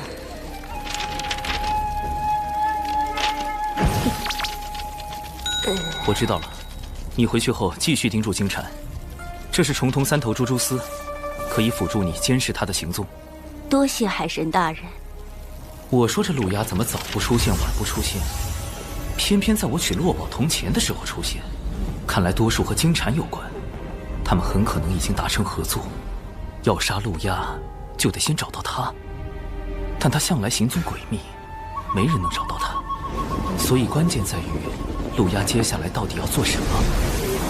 他们达成合作后要做的第一件事又是什么？太子殿下高明，通过宣示龙族主权施压西方教，这在我们后续与西方教的合作中将会占据更多优势。我妖庭与西方教拥有共同的敌人，合作是必然的，但那并不意味着我们就要听人摆布。不过金蝉倒是提醒了我，龙族的确是重中之重，即便不能为我所有，也万不能被天庭拿去。长老，以我之名，秘密约见四海龙王。是龙族。西方教此前曾多次阻挠龙族上天，显然这对他们而言是现阶段最重要的事。而龙族作为曾经的妖庭客卿，陆压现身后，也极有可能第一时间拉拢他们。更重要的是，因西方教此前与龙族交恶，他们若有心与龙族走近，刚好可借陆压之手。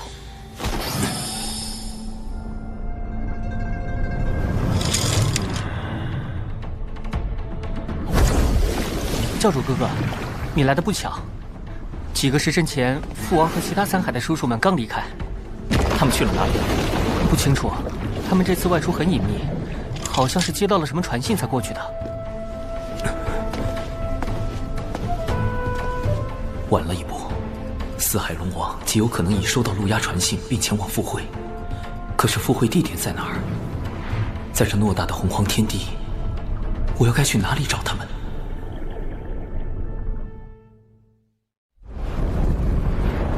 若诸位叔伯愿助我妖庭，来日妖庭复辟，我便设法令龙族无需世代以性命填海眼，如何？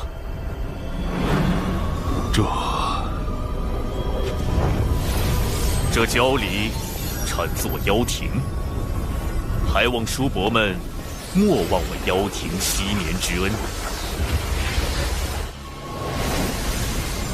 大哥，陆压太子给出的条件非常诱人，真要跟他合作，但风险也很大。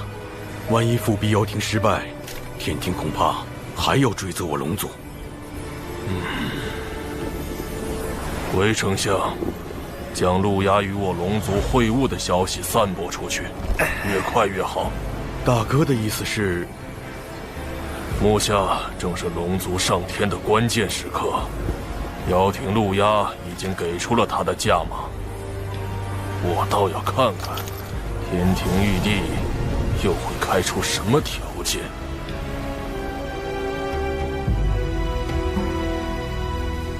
好一个陆压，好一个龙族！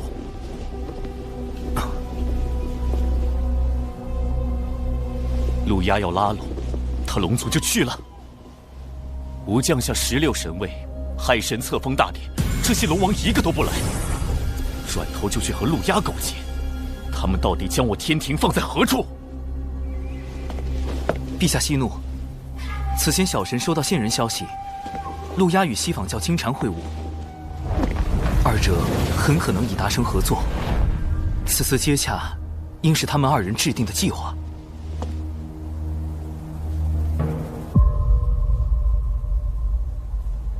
此事你事先知道，为何不告诉吾？完了完了，李妖兽，你被玉帝怀疑了。小神事先并不知情，只是根据线人来报，私下揣测，因没有实证，便决定先搜查证据，再向您汇报。陛下，如今龙族与陆压接洽的消息满天飞。必定有人在暗中推波助澜，不错。倘若是龙族所为，其目的必是借机抬高身价，向天庭攫取更多利益。若是陆压，则是借此施压龙族。妖庭既然赠龙族交离，我天庭是否也需表明态度？不错，长庚爱卿，传吾旨意。天庭瑶池即将举办蟠桃宴，邀四海龙王出席。这场蟠桃宴就交给长庚爱卿，你来主持。小臣领命。若龙族心甘情愿归顺天庭，吾便不举斩龙之剑；若他们还有一心不识天命，吾会亲去紫霄宫中，求道祖降下天法，拿龙族试问。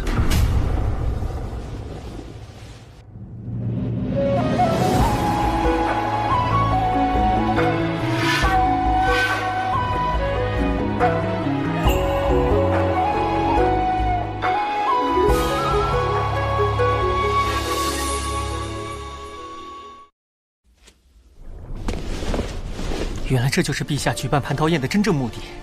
父王真糊涂，怎么能和陆压见面呢？教主哥哥，陛下定会猜疑龙族与妖庭勾结，有逆天谋位之嫌。而今龙族已是在悬崖之上，一步走错，蟠桃宴上怕是会粉身碎骨。还请教主哥哥救我龙族。我有一计，乃是攻心。施以强压，围海惊龙。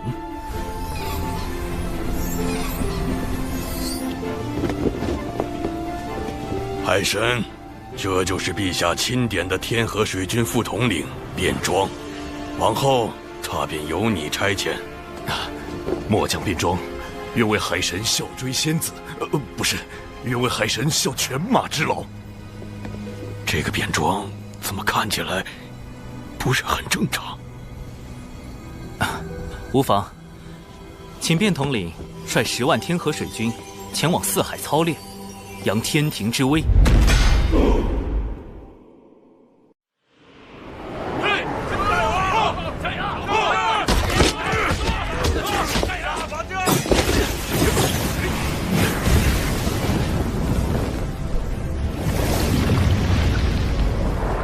天庭先是下旨召开蟠桃宴，又令天河水军在龙族外操练，好一手恩威并施。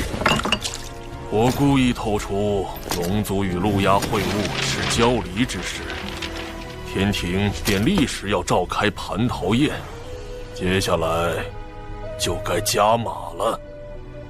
龟丞相，将第2重消息放出去。是。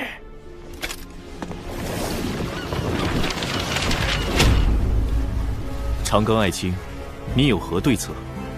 小神斗胆，此乃人皇大禹赠予的治水图，其上标注着南赡部洲各路江河湖泽。不若将南赡部洲的江河湖泽之神位委以龙族，龙族一旦获封神位，便可洗清自身业障，自然也就摆脱了镇守海眼之责。这样一来，南赡部洲水势皆纳入天庭管辖，亦可补天庭神位之空缺。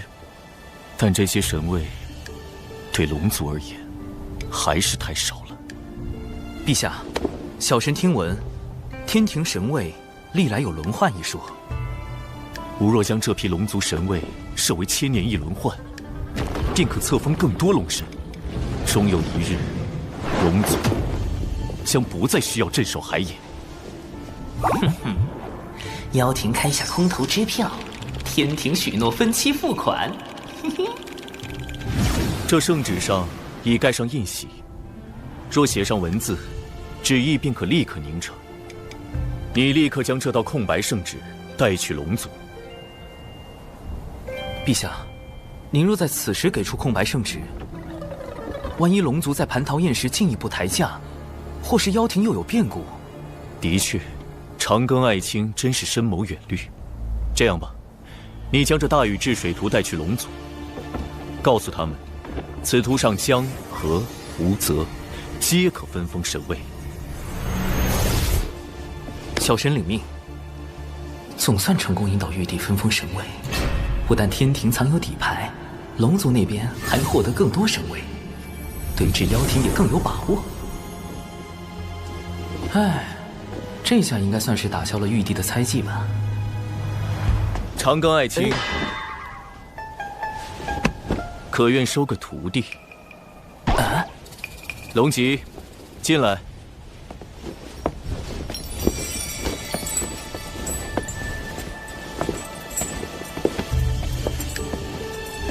龙吉拜见父皇，拜见海神老师。哦，龙吉，不就是死后上封神榜的红鸾星君？她不是玉帝和王母的女儿吗？堂堂公主跑来当我的徒弟？等等，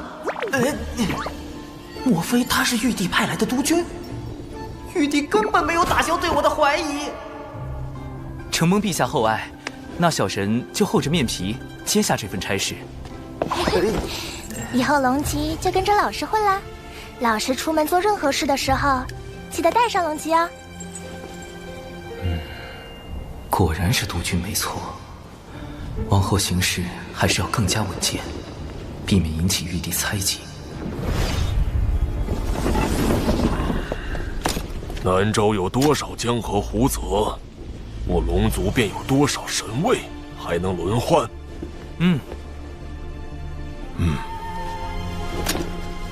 这海很宽，可封海神。好像哪里不太对。此河吾命名为乾隆河，可封河神。这好像是条小溪吧？好深的深渊啊！此地等封个江神。那是村里人自己打的井啊，国！这个龙族，居然在我妖庭和天庭之间左右摇摆，利用我开出的价码自抬身价。太子殿下息怒，龙族既然不仁，那就别怪我们不义。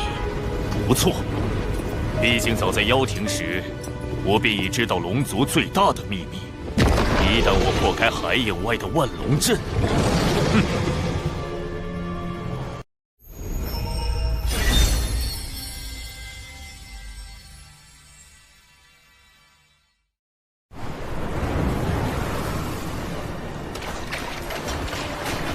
天庭和妖庭争龙之事愈演愈烈，玉帝要借蟠桃宴收龙，陆压必有后手。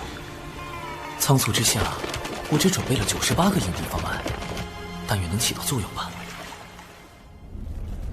景禅倒是上道，竟愿将西方教安插在龙族的内应派来，供太子驱使。蟠桃宴在即，我迟迟不肯合作，他当然着急。只是没想到这内应是敖氏，见过太子殿下，这是您要的东西。很好，不过我还需要你在蟠桃宴上再做一件事。事成之后，你就会是四海龙族的王。敖氏定不负太子所托。龙族这么爱自抬身价，我就让他们抬个够。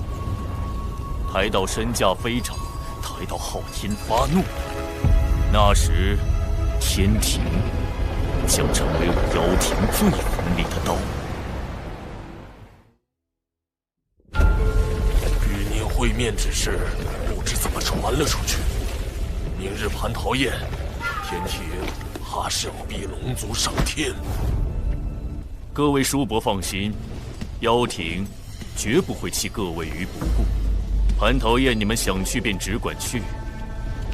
倘若加入天庭是龙族最好的选择，我陆压也会举双手赞成。但若是在天庭待倦了，妖庭随时欢迎四位叔伯。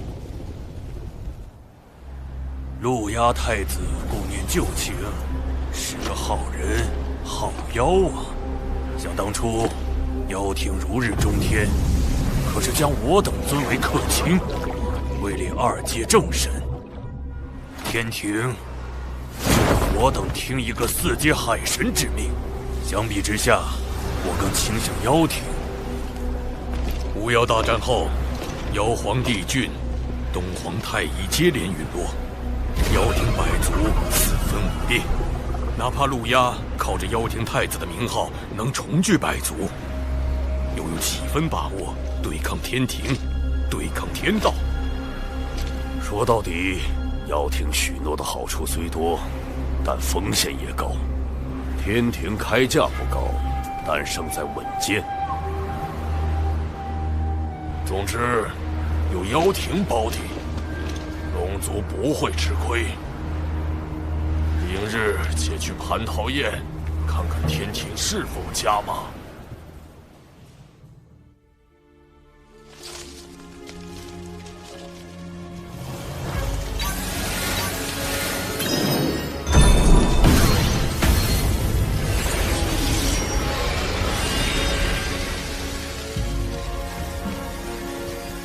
老实说，蟠桃宴将有大事发生，可能会危及洪荒。而你是蟠桃宴的操办者，更需小心。长寿，接塔。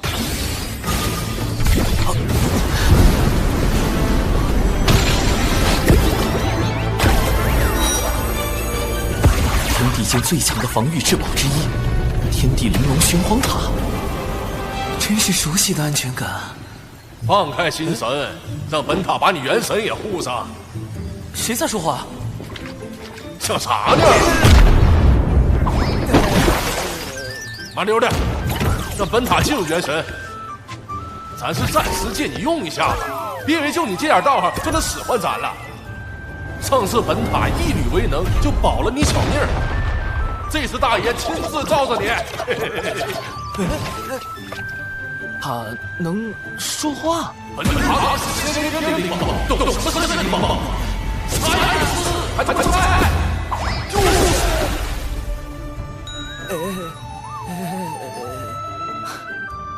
灵宝灵性充足，能用灵念跟执掌者的元神交流。老师的这些宝物平日里闷久了，跟老师交流也都被老师拒绝，所以显得话多了些。快给我削他！快开大，开大呀！没阻他！我这个大哥，巴适得很！不能细想，连教大佬滤镜要碎了。多谢塔前辈前来相助。哎，这还懂点事儿？你看，小玩意儿，你这腰杆挺直点啊！有本大爷在，那什么桃子宴上，你想干啥就干啥。何人在外窥探？原来是你，血赤黑纹。他应当是来向我汇报西坊教的消息，以便安排蟠桃宴之事。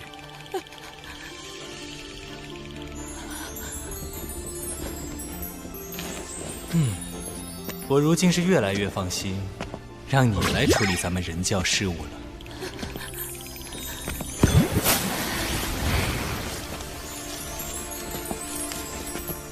大法师性情温和，你不必如此惧怕。这般强大的味道，这般令闻生畏的感觉，第一个人族的纯阳之血啊，让本女王都有些兴奋过头，止不住的流口水呢。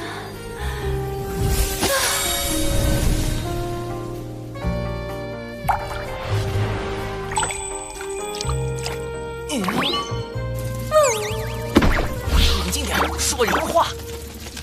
金蝉下一步有什么计划？撺掇龙族继续抬价。这是想激怒玉帝，发兵四海，强行收拢。到时龙族就会主动投向妖庭。龙族想坐地起价，必是笃定天庭要招揽他们。陛下要掌握话语权，不如回避蟠桃宴，冷落龙族，以此先挫掉他们的锐气。原来你没那么重要，就是爱卿驯龙的第一步。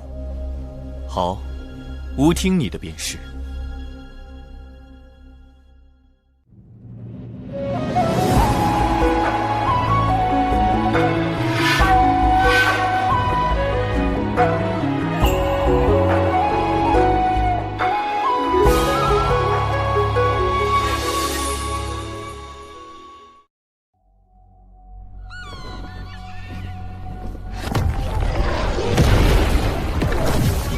蟠桃宴关乎龙族存亡，务必按计划行事。参加蟠桃宴者，还请呈上请柬。表弟，连表兄也认不出吗？啊，请柬不慎丢失了，我这便向玉帝告罪。请诛邪两天剑。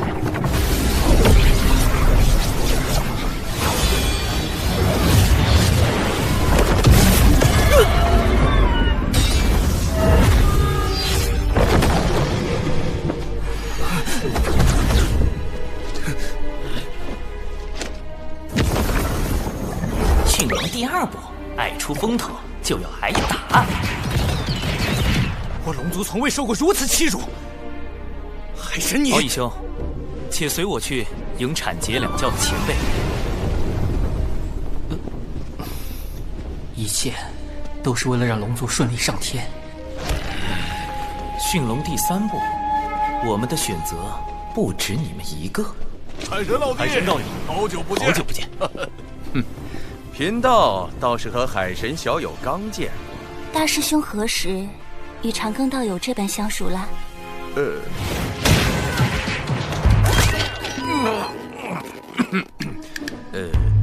寻宝偶遇。海神老师人脉之广，当真是产劫两教通吃。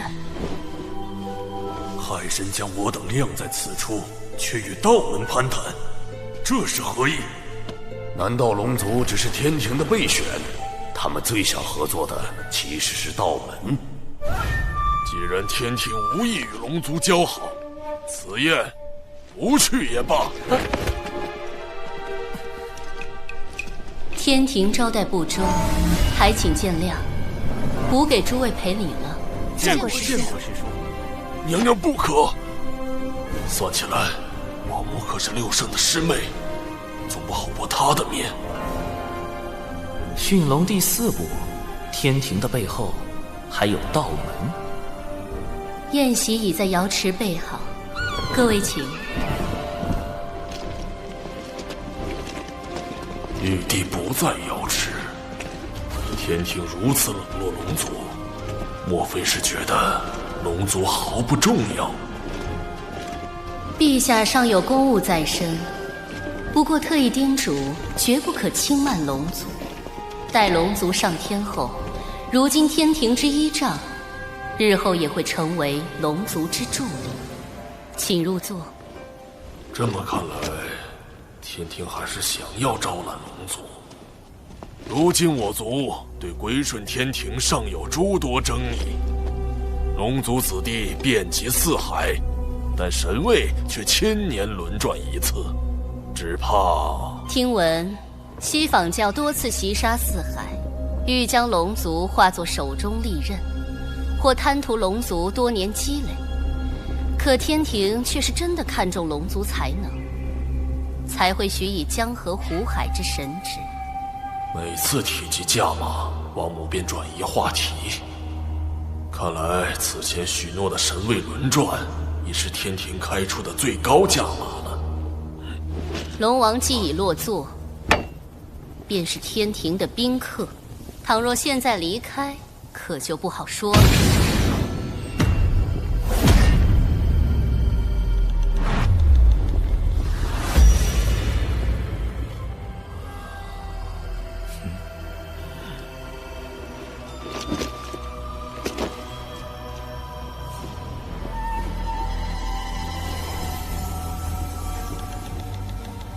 天庭这是打算逼龙族效忠？西坊教愿助太子一臂之力。贫道6人奉西坊教2位圣人之令，特来赴蟠桃盛宴。王母与6圣是同门，自然不会厚此薄彼。道门弟子能入，我等自然也能入。让他们进来。西坊教每次现身，我龙族都要遭殃。这次准是又没好事。西坊教来的真是时候。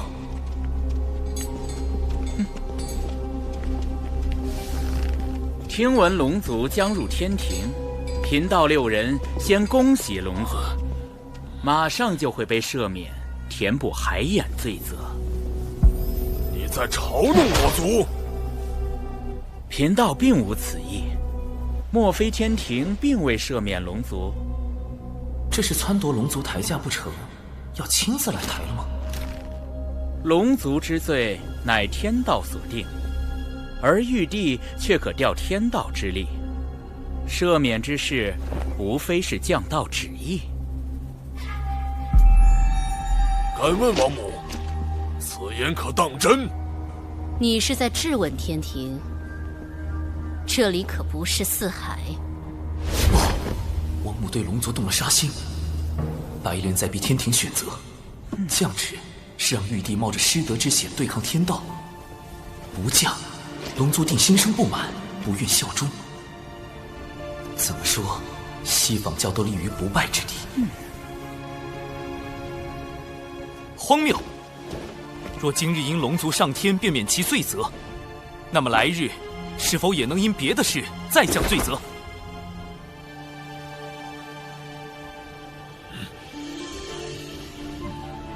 远古时，龙族打碎洪荒，累积万灵生死，自然要罚。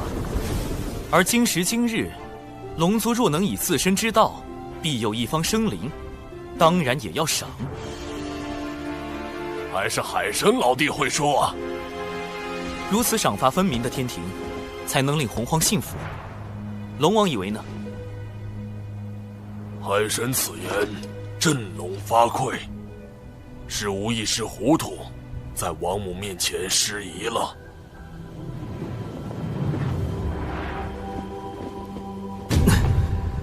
谁？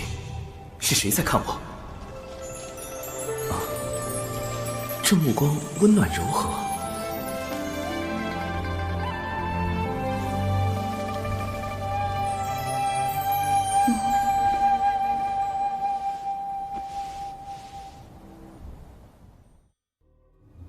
如今天庭唯有海神一人想要保全龙族，连王母也对他们失了耐心。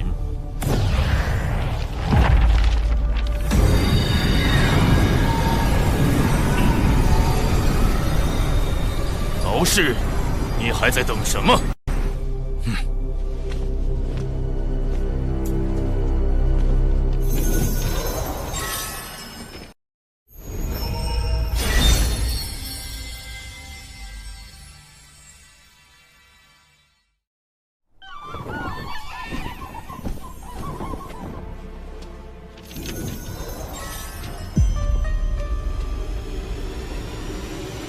长庚爱卿说的对，无知天庭就是要公正无私，赏罚分明。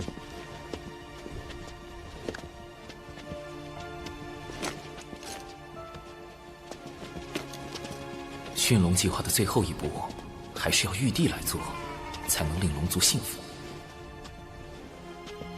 龙族镇守四海海眼，护天地生灵久矣，当有一份功劳。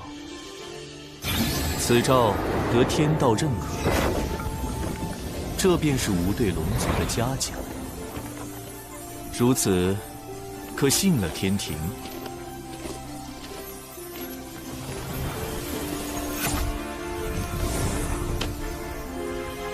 龙族上天在即，白莲等人却没有异动，一切太过平静，反而不正常。我总感觉危机正在逼近。龙族上天已成定局，哪怕杀了海神，亦无济于事。你以为我要杀的是海神？不，我的目标一直都是瑶池内定然还有潜在危险，危险到底来自哪里呢？产劫两教和天庭都是我安排的，西方教也没有动静，一定是龙族，没有异样。教主哥哥，怎么了？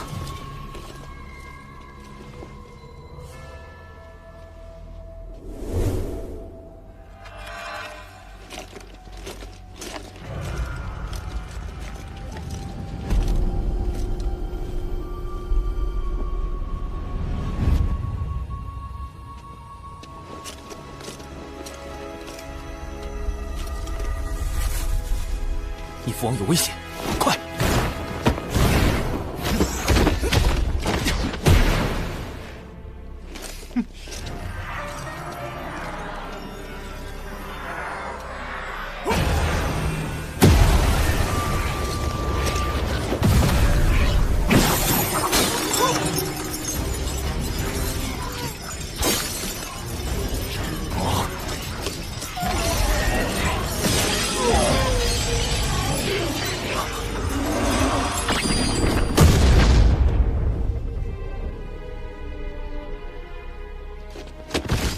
父王，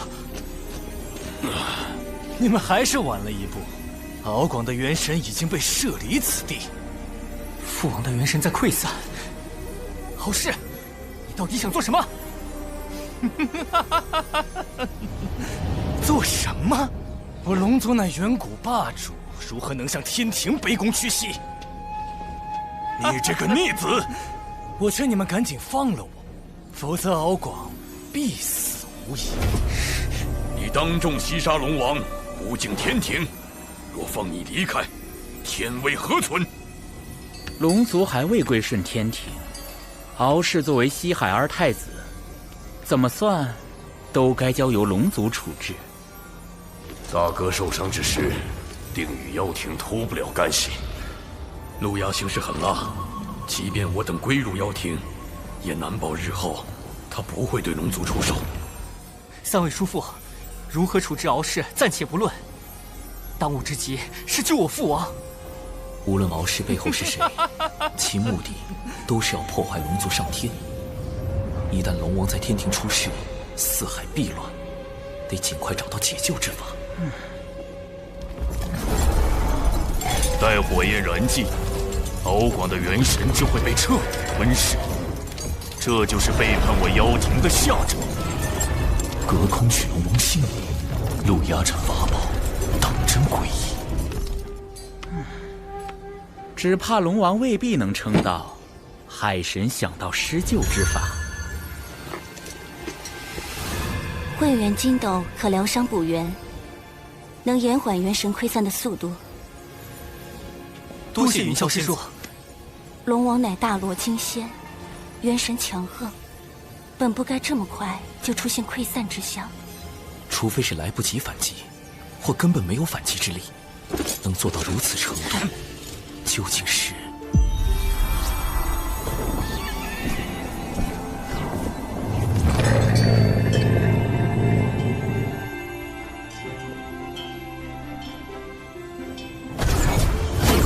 一件法宝。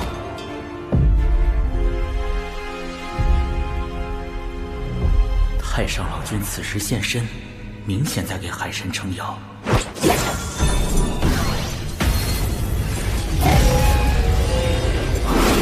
陆压的钉头七剑书，洪荒最阴毒恐怖的诅咒法宝。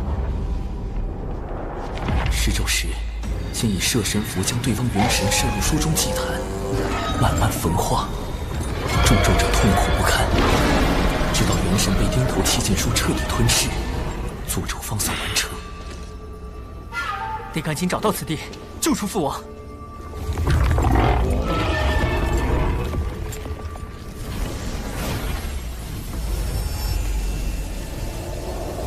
父王，来不及了。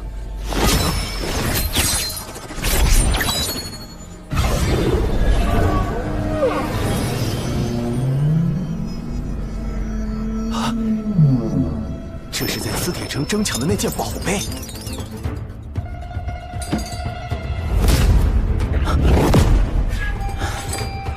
老君在警告我等，不得再干预龙族之事。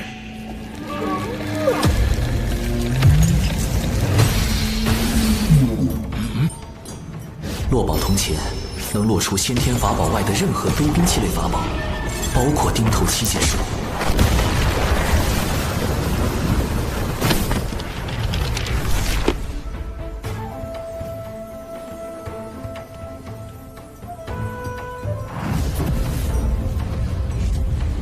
这钱币竟然让钉头七阶术失效。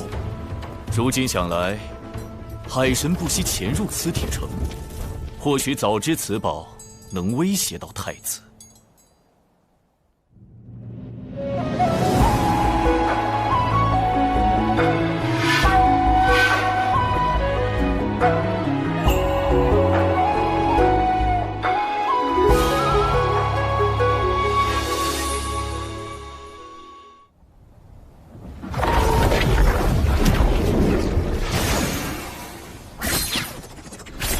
落宝铜钱已暴露，陆压定会有所戒备，日后再想对付他就难了。义兄，龙王刚醒，可扶他暂到一旁歇息。接下来要处置罪魁祸首。敖氏虽是龙族，但在天庭便要受天规约束。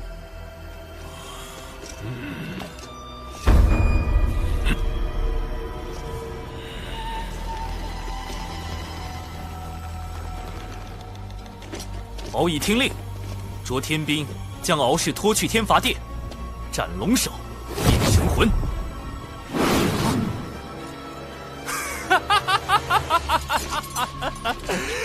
放开我！我身负祖龙血脉，乃真龙之身，天庭怎敢杀我？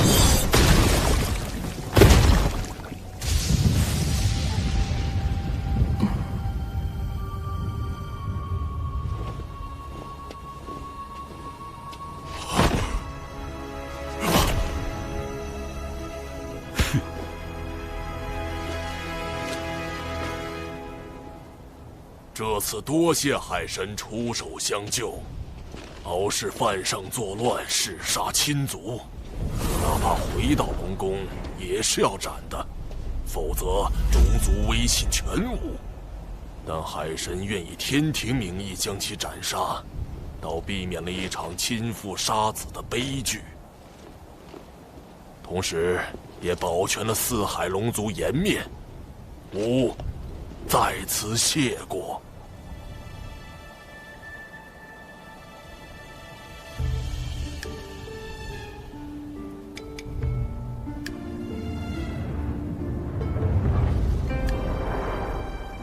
幸得天庭不弃，吾敖广，龙族之族长，愿率四海龙族归顺天庭，扬天庭天威。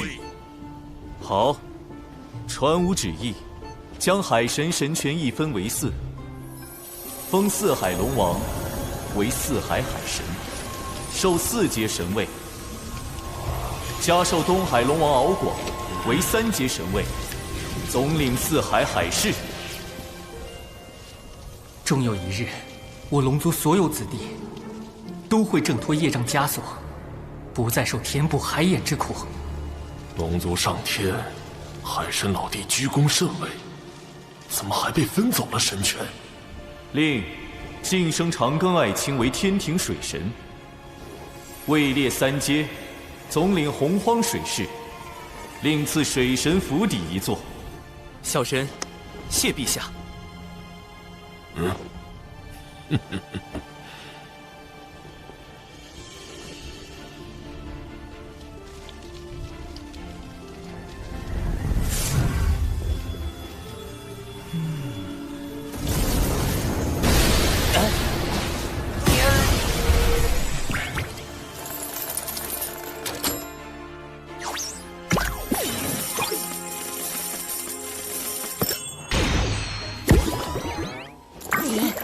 比什么功德是剑法的形状。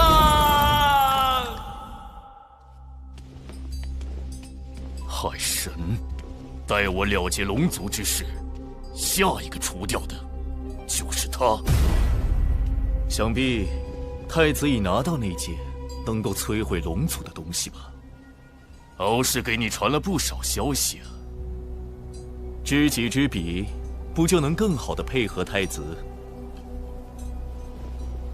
这是最后一次警告你，不要来干涉我的事。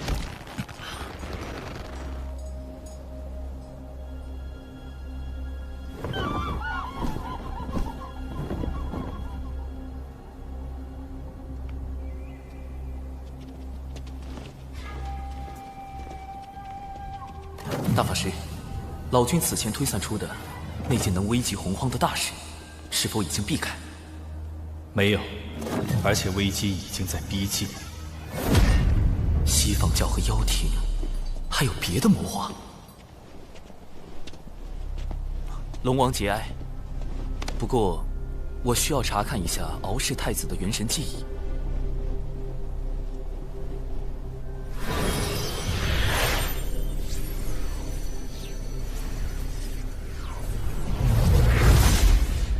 西海可有一位三太子？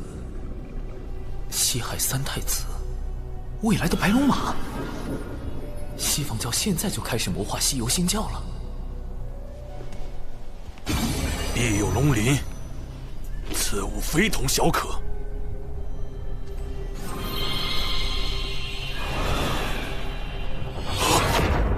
必有龙鳞给了陆压，逆子！你就将龙族卖给了妖庭，那不是用来锁定杀龙者元神的吗？如今敖氏已死，龙王还找他作何？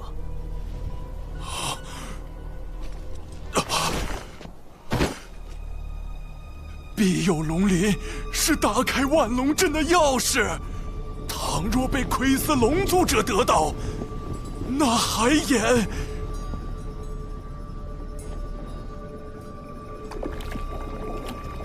禁古时，妖庭便已知晓龙族所有秘密。庇佑龙鳞，能庇佑龙族，亦能毁掉龙族。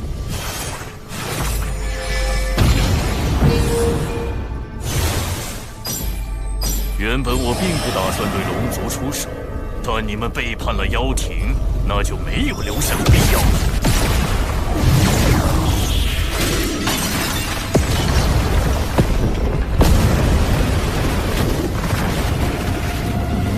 万龙阵已破，海眼就交给你了。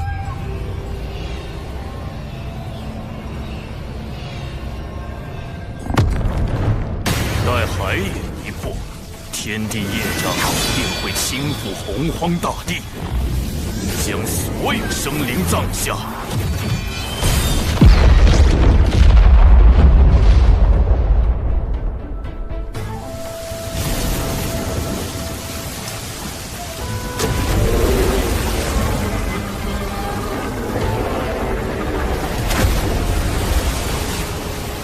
海眼开了。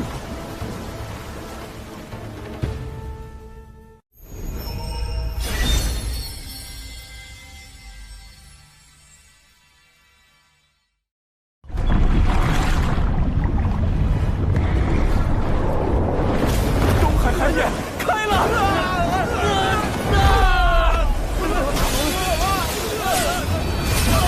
陛下，东海海眼被破，有一人向南逃窜。手持神秘法宝，隐匿身形，无法判别身份。东海的远古战龙已命填海眼，损伤惨重。远古战龙是龙族最古老的真龙，实力深不可测，多年来一直镇守四海海眼。什么人竟能在他们眼皮子底下破海眼？难道是陆压？他先用庇佑龙鳞开万龙阵，接着就破了海眼。陆压向来猖狂，上回还当众刺杀天庭之人，怎么会用法宝隐匿行径？这不像他的行事作风。海眼已开，龙族必死无疑。太子殿下高明，您破了万龙阵后，故意让此人来开海眼，不但报复龙族，事后天庭也不能追责到我们妖庭头上。反正他们图谋海眼已久，我何不顺水推舟？陛下，镇守海眼乃我龙族使命，四海龙王先行告辞。今日事关龙族存亡，还请教主哥哥相助。龙族既已归顺天庭，天庭不会坐视不理。长庚，吾将此事全权交由你，再派华傲天将军率天兵从旁辅佐，你们务必守住海眼。小神领命。今日海眼灾祸，还需诸位道友帮忙。不知三位仙子能否？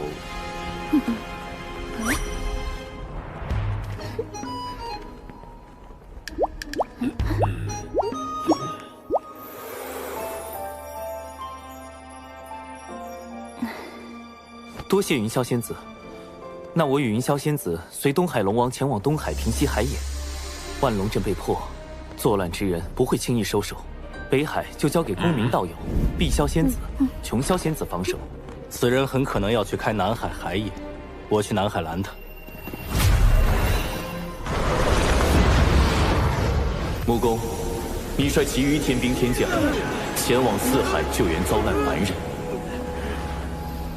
看来他们已经中计，大部分人手都去了东海。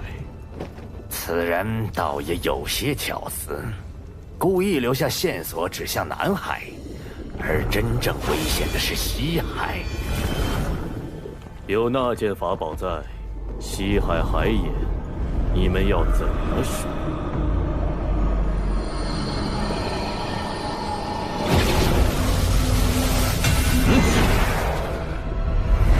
急如风，烈如火，烽火蒲团，起！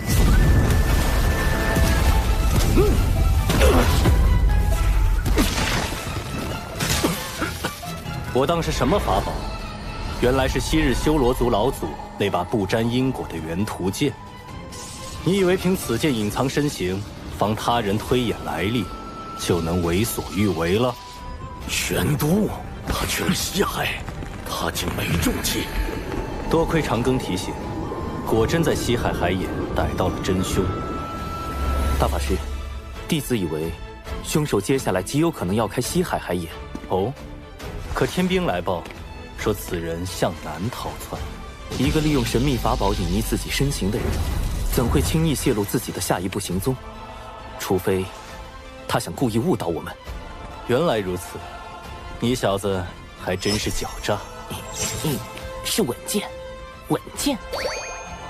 还请大法师前往西海海眼拦截此人。依你便是。孽障，还不束手就擒！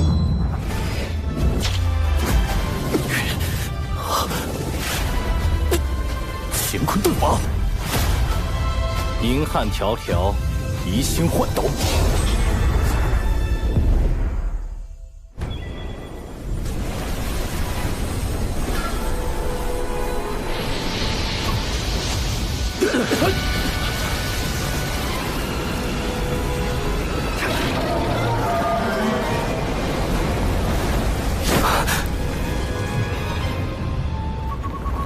海眼中怎么会有饕餮？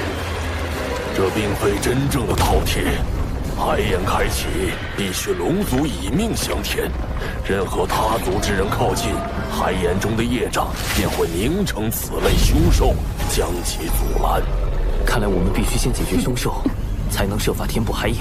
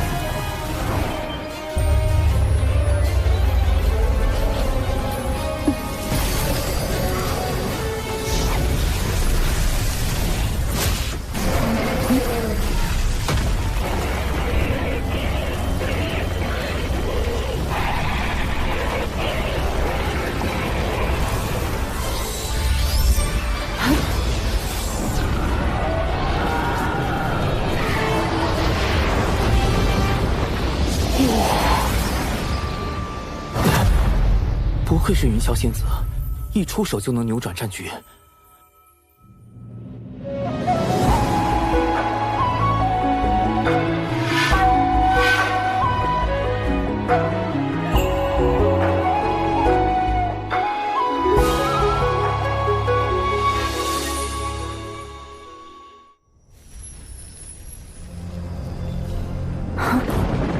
那是又来一只混沌，莫非海眼中的业障能不停化出凶兽？若真如此，恐怕不等将凶兽铲除，我等就要先法力耗尽。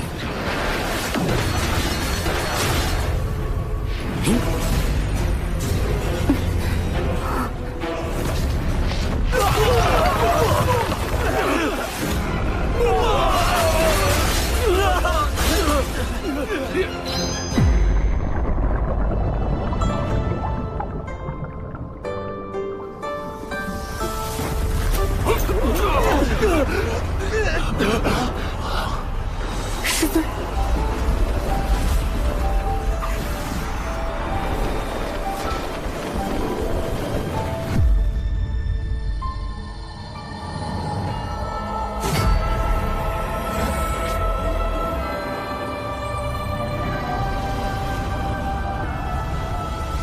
仙域真境必有经，三峰宝剑号清平。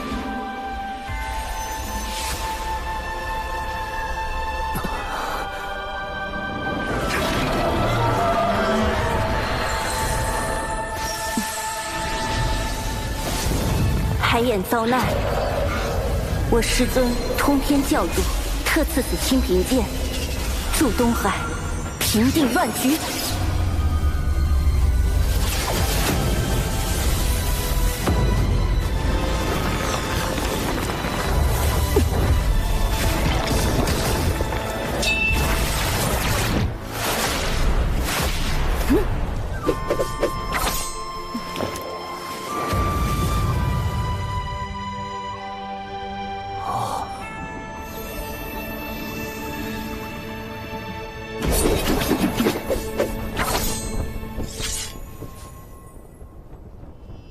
长庚，太清圣人，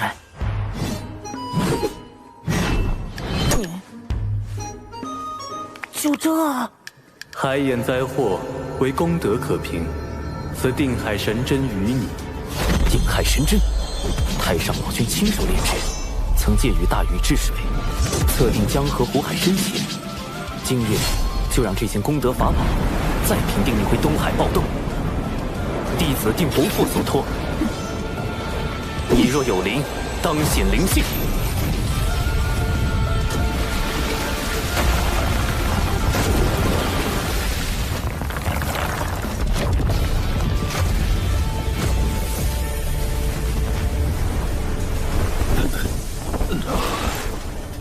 这是定海神针上的功德金光。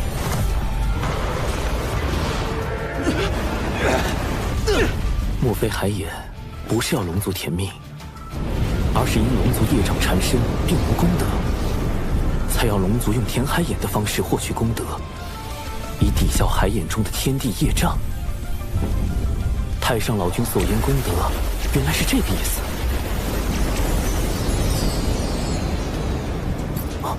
怎么回事？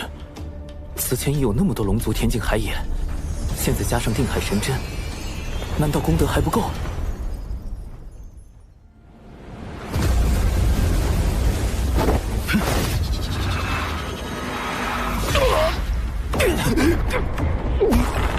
那是功德灵珠。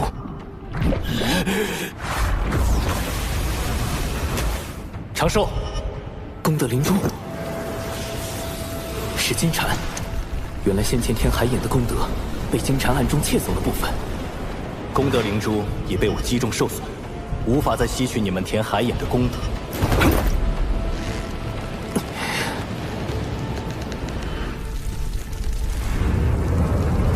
看来现在只剩下一个办法。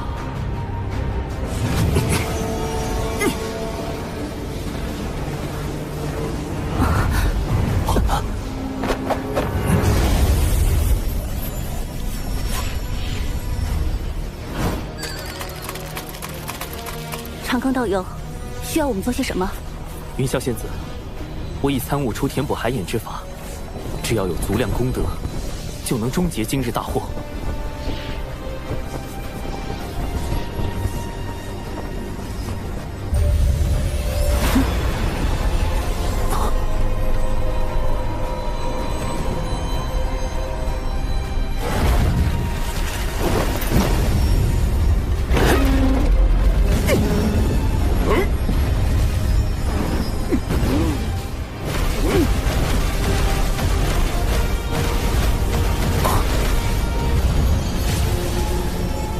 分守各海的三教道友，请速来东海，注入功德，即可平息海眼暴动。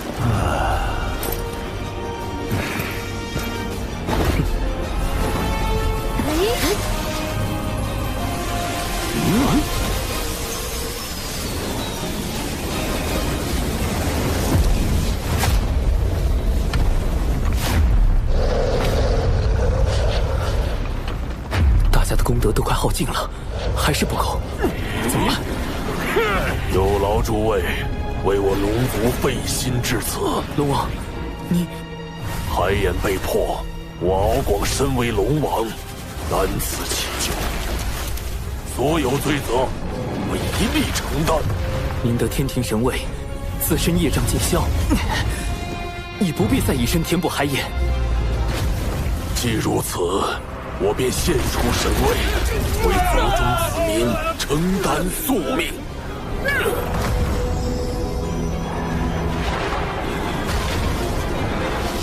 父王，我敖以愿替父献出神位，护佑东海龙族。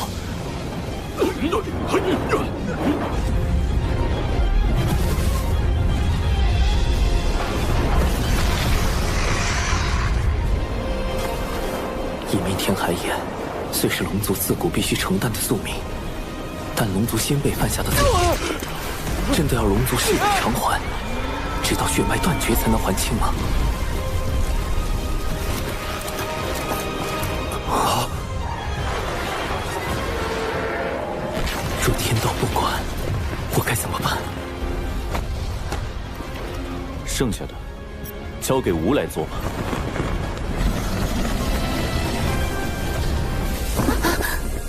陛下，您功德今生已成，何不调天庭功德？迟疑片刻，便是生灵涂炭。吴昊天，既为玉帝，愿为苍生故。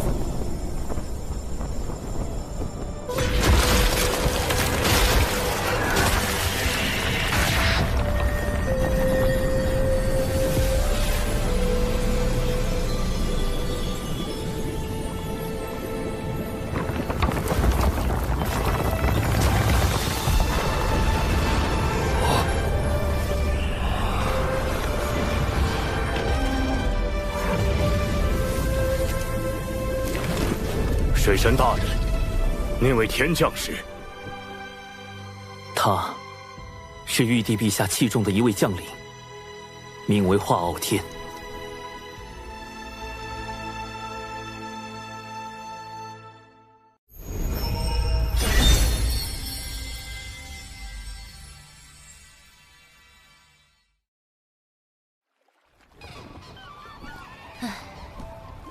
未经道祖应允，私自动用功德金身填海眼，道祖必会降罚于你。师妹，你可还记得道祖将吾等立为天庭帝后那日？吾等从前只是守门童子，哪里做过什么帝后？天庭空空荡荡，吾不知自己该做什么，也不知这玉帝之位具体为何。今日你可明了？玉帝周旋，吾心有恨意。吾天庭之四海，何以被妖天余孽如此欺凌？大能动辄兜转乾坤，吾须去约束；天地与生灵，吾须去掌控。吾知天庭便是要让强者不可恒强，弱者可安天命。师妹，儿可愿随吾前行？前路漫漫，愿与师兄执手共剑。风有徐徐，也有静寂；云有舒举，也有注记。既以海眼祸害苍生，吾必当还之以雷霆。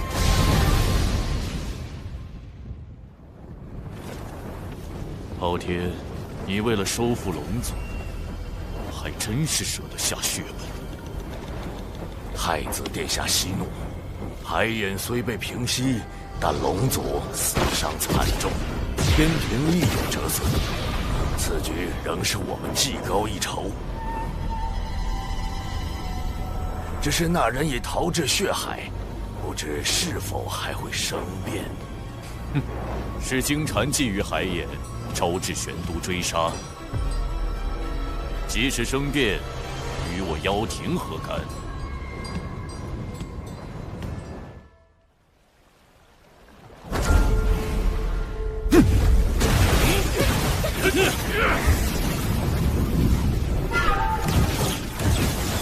金蝉开启海眼，其罪当诛。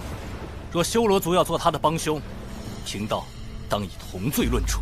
血海不枯，修罗不死，玄都大法师能奈我何？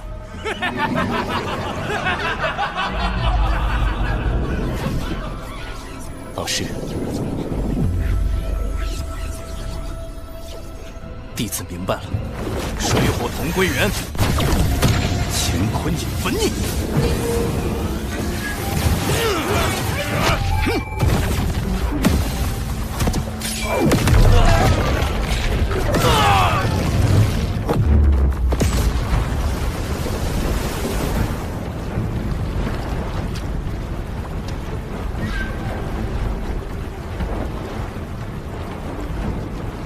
不好，金蝉利用修罗族拖住大法师，趁机逃脱了。你回去后继续叮嘱金蝉，这是重通三头蜘蛛丝，可以辅助你监视他的行踪。大法师，有位线人能暗中助我们找到金蝉。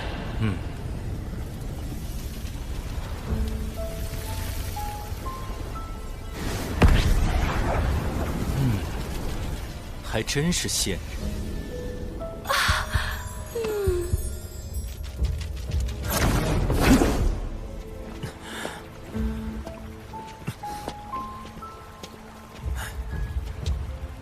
文静，金蝉可有何异常？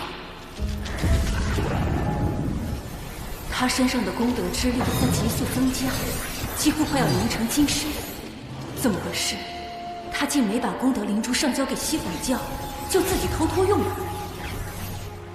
不对，西方教、妖庭、修罗族都在为金蝉做掩护，这背后一定有一个极其隐秘且更为宏大的计划，而这个计划的核心就是金蝉。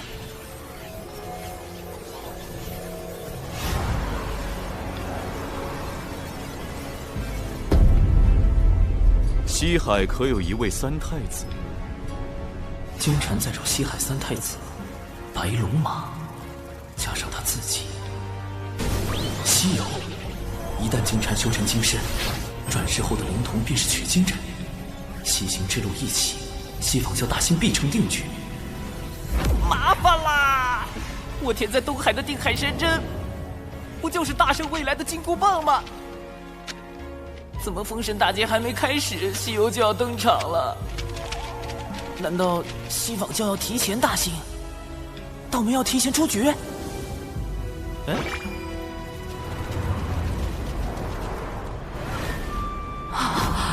危险！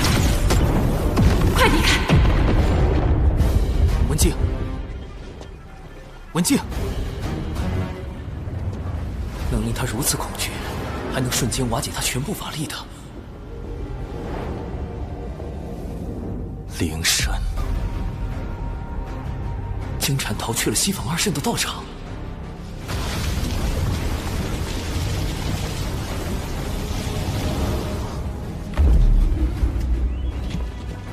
灵山乃西坊二圣清净之地，何人敢来生事？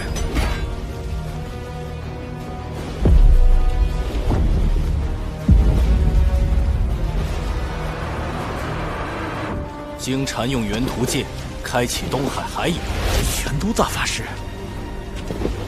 祸害无数生灵，何该由贫道斩灭？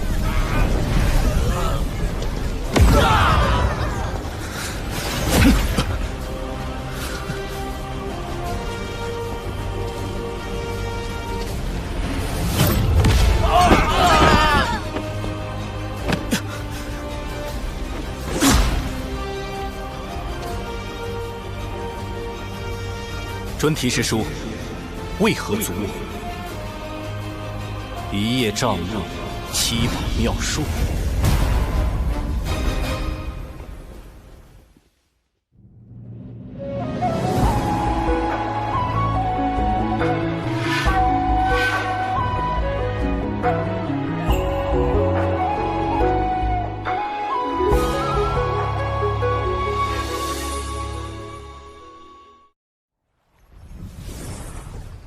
大法师这么快就杀去了灵山，还和西坊教春提圣人的七宝妙术刚起来了。京城是西游的关键，西坊二圣定会全力保他。哎，太清老爷传消息来了，去灵山杀金蝉，这就是太清圣人的破局之法。硬拼的话，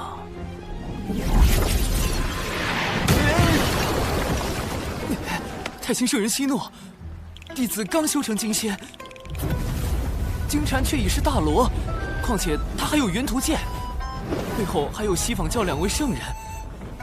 我一个小小金仙，如何当着2个圣人的面杀一个大罗？别说帮到大法师，起码不能给大法师拖后腿啊！哎呀，你这怕啥呀？那金银天天搁外头溜达，搞什么玩意儿普度众生？灵山里也就春提一个圣人，那本塔照你吩咐咱就干呗。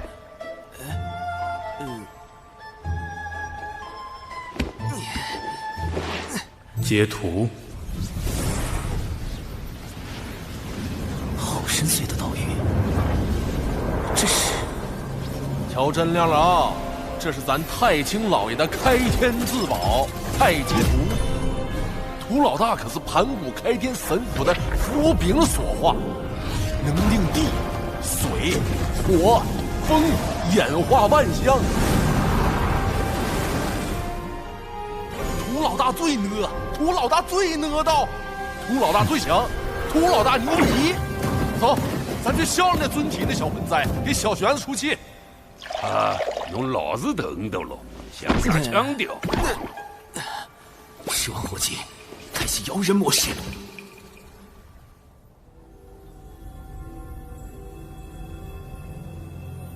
既来灵山，远离颠倒妄想，因果可灭。玄都是指离开吧。若弟子拒绝呢？如此，吾便只有带太清师兄度化师之一番了。圣人亲自出手，玄都，纵使你道境高深又如何？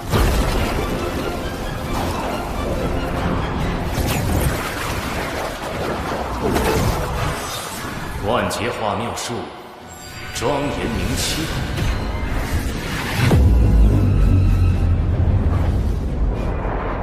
一度目不视恶物。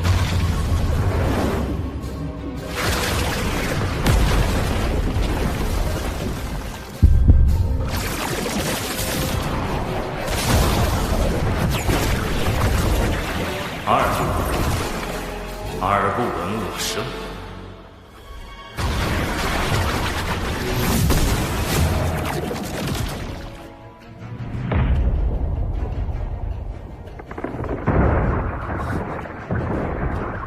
他想封闭我的五感。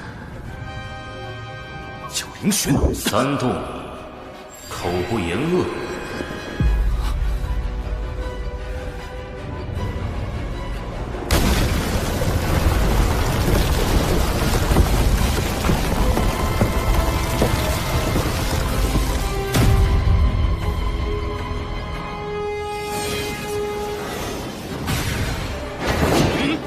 大法师，得罪。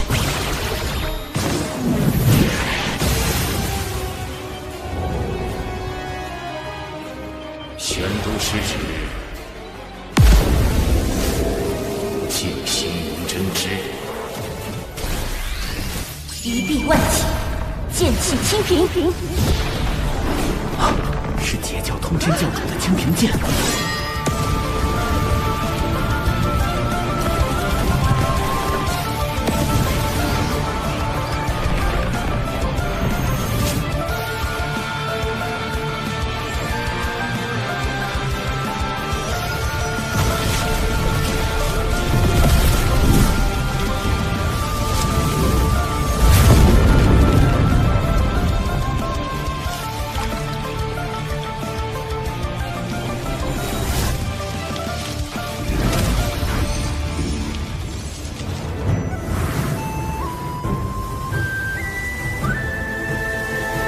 清平剑至，如通天教主亲临。大法师身处险境，还望诸位出手相助。若与师尊赐下的清平剑相拼，或可助玄都师兄进山一战。西方教将凶手藏在了山里，还敢对玄都师兄动手？赵凤鸣绝不答应！不向灵山讨回公道，我对不住死去的东海龙族。截教熬野，哪怕血溅于此，也必要替龙族报仇雪恨。此时不出手，更待何时？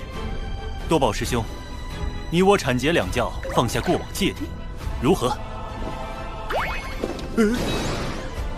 截教多宝，拼完！金光，再世人玄都师兄。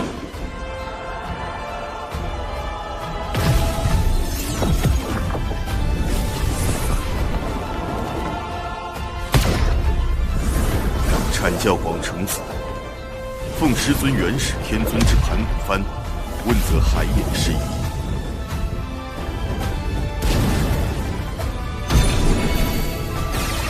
人教渡恶，率人教弟子助阵我教玄都大师兄。小叔叔传信说大法师摊上事儿了，大家跟着我一起杀。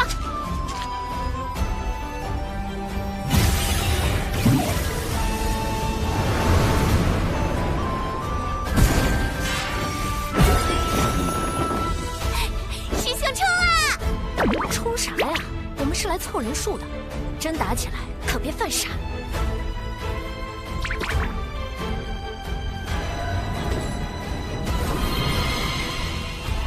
摇来的人越多，事情闹得越大，胜率越高。人教弟子天庭水神，禀太清圣人，玉帝陛下法旨，前来相助玄都大法师。今日道门三教前辈俱在，我们何不以大义对灵山施压？只要三教一心，便可借道门三圣之威，震慑西方教圣人。冲啊！给他们看看我们人教的威风！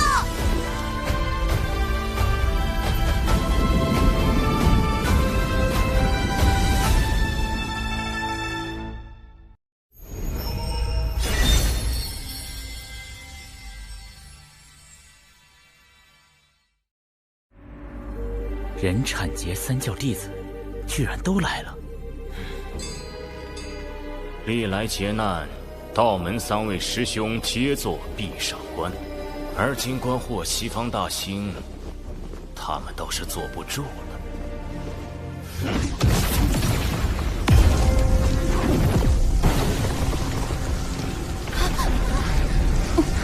大家小心！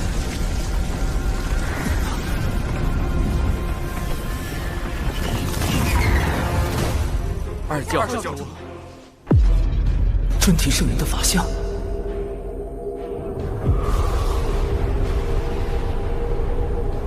这就是圣人的压迫感。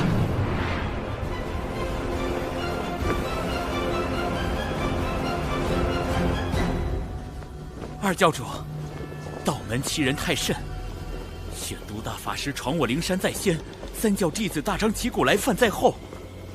他们这是要联手打压西方教，扬道门声威啊！此言差矣。玄都师兄前来，是为缉拿与元图剑开启海眼的真凶金蝉。仙子凭何断定元图剑在金蝉手中？又如何证明他开了海眼？你把金蝉交出来，我等搜魂一遍，真相自知。污蔑金蝉的是诸位，自然该由诸位拿出证据。若拿不出，还请二教主为我等做主。好个白莲，他故意偷换概念，把缉拿海眼凶手之事说成是道门挑衅西方教，就是为了给春提圣人铺路，让他随时可以弑杀冒犯圣人的三教弟子。大法师，我有一个计划，趁春提圣人将心神放在此处，我潜入灵山捉出金蝉，请大法师务必吸引住圣人的注意力。捉蝉就捉蝉，躲着干啥呀？没怂呢！小苍，本事嘛没啥，偷都进偷来。春提圣人用法阵遮阳了整座灵山，若强行突破，只怕要惊动他。小事体，屠老大别冲动。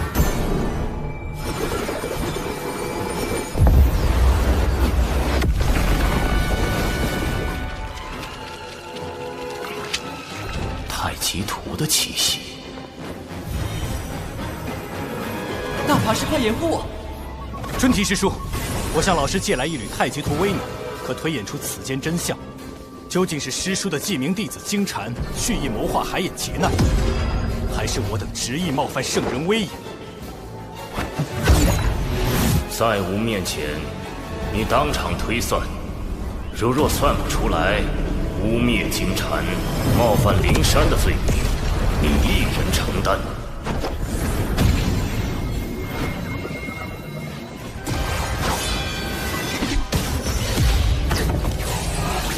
依太极图推演，的确是元图剑祸乱海眼，但这与小金蝉何干？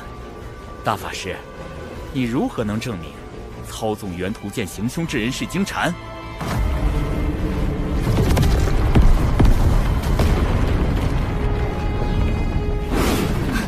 春提圣人这是要下杀手！舅舅师叔，咱们不是来凑人数的吗？谁要动手啊？待会儿看我手势行动。小叔叔摇我们过来，他自己躲哪去了？气死人！赤人军团入山巡禅，快！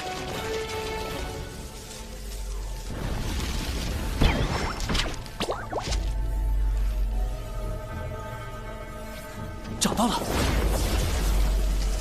不好，他的功德金身就要凝成了，必须在瞬息之间斩了金蝉，不给他半点向圣人求援的时机。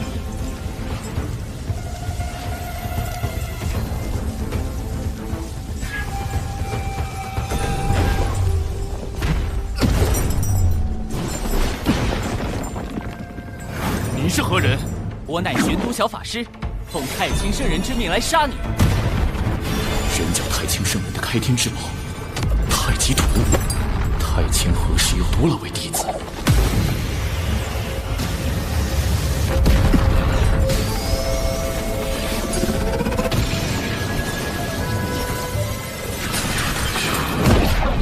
瞬移神通，金蝉脱壳，好快！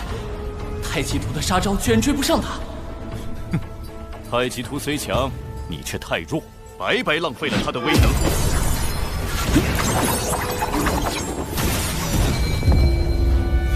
一气辟乾坤，混元小世界。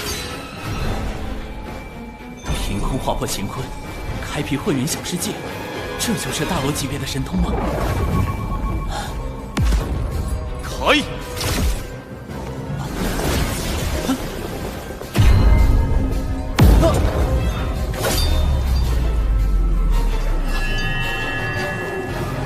糟糕，他把太极图隔绝在混元小世界之外，只能靠自己了。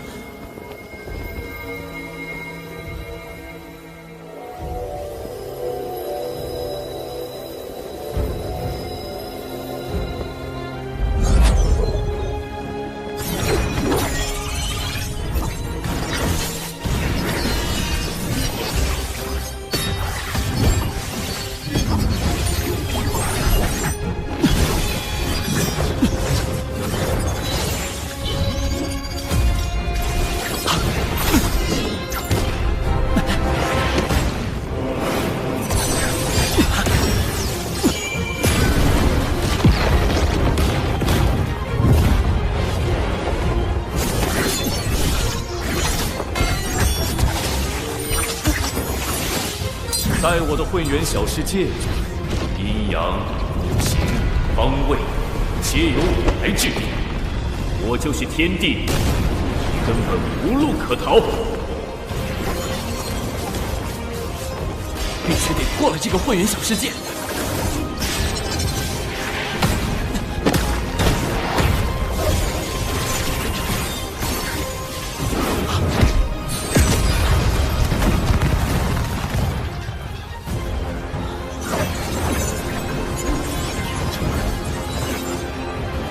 小法师，你的死期到了。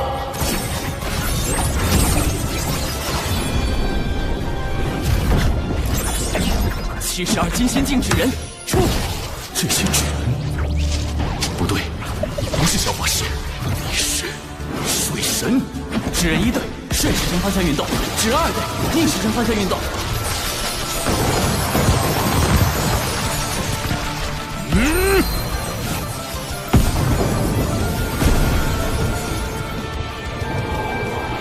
升温准备。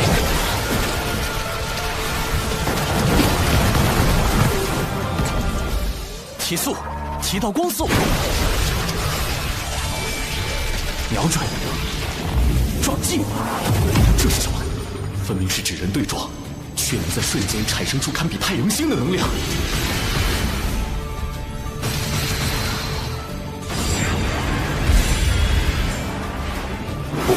不对，是人灵暴阵，推动，踏前辈，呼！太阳星在坍塌、爆炸。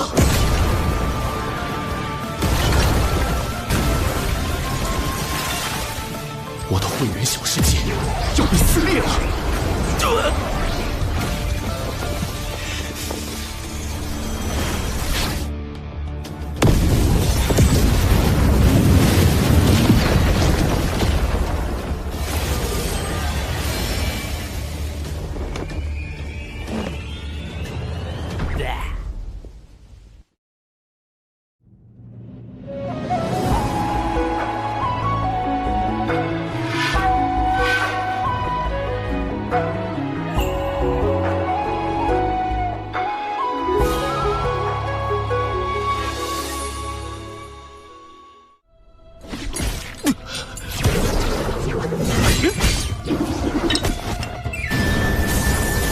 他受伤后，速度变慢了。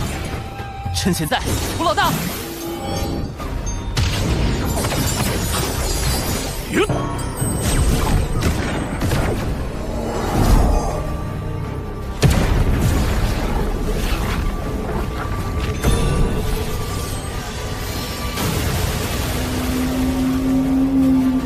两仪分日月，太极归无极。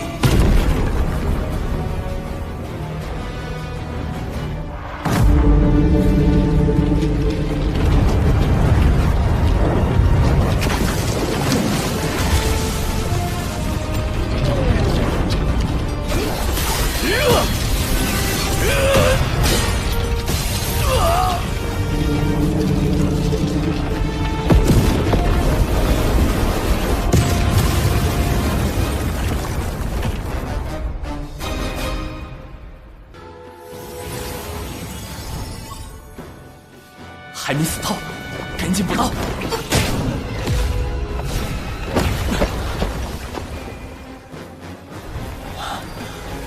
灵气宝妙术都到了，也就是说，准提圣人来了。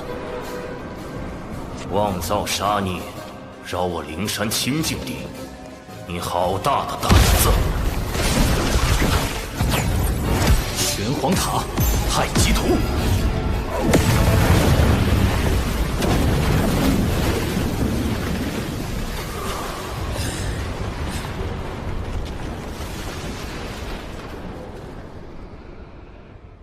今日有我玄都小法师在，谁也伤不得敖乙殿下。是他。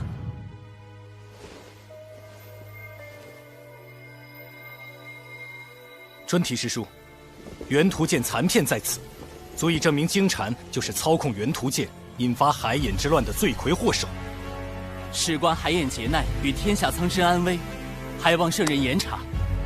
切莫被金蝉这个心术不正的鸡鸣弟子所累，污了圣人威名。尊提，你敢当着三教的面杀人灭口吗？大法师，小法师，太清师兄真是收了2个好弟子。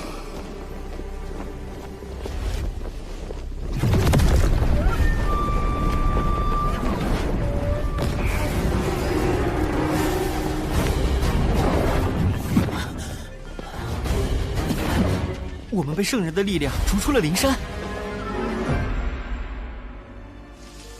既是猎徒生事，吾自当施以惩戒，让他为我西方教大兴献出法身。今日之因果，随着猎徒消逝，一并了断。圣人的力量好恐怖！那位玄都小法师真厉害，竟敢打进灵山，落圣人面皮。倒是不知他和玄都师兄有何渊源。此生死。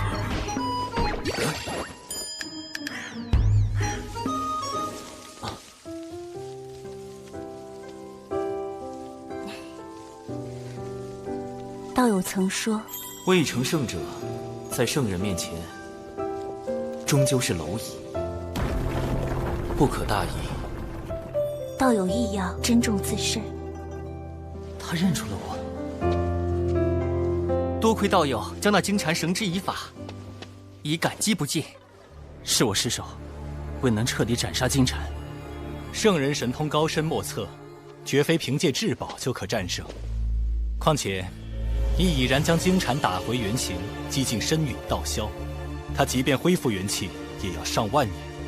西方教想让金蝉转生成取经人，以西游之势大兴西方，只怕也要等万年以后了。文静，潜伏待命。都杀到灵山了，还要潜伏？水神想叫我做什么？这差事越来越刺激。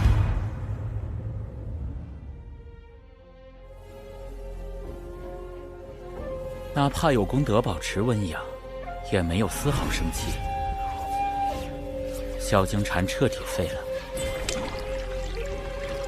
道门这是要毁了我西方教大兴的机缘。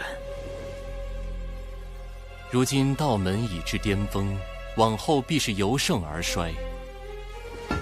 见证这般强大的道门渐渐淹没于洪荒的尘埃中，岂非幸事？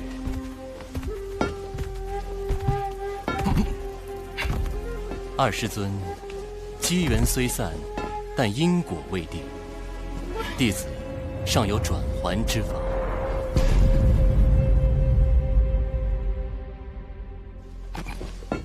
谛听，谛听，聆听万物心意。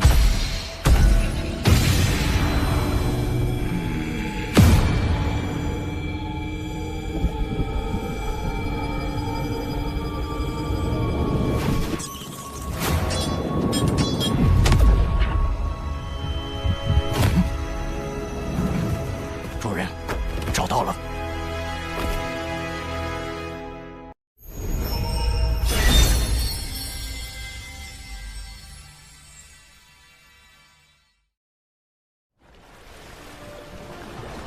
灵山一战虽未能斩杀金蝉，但亦震慑了西方。长庚爱卿辛苦了。此次海眼被破，龙族死伤惨重，终究是小神谋算不足，请陛下降罪。爱卿已尽全力，何必将罪过包揽于自身？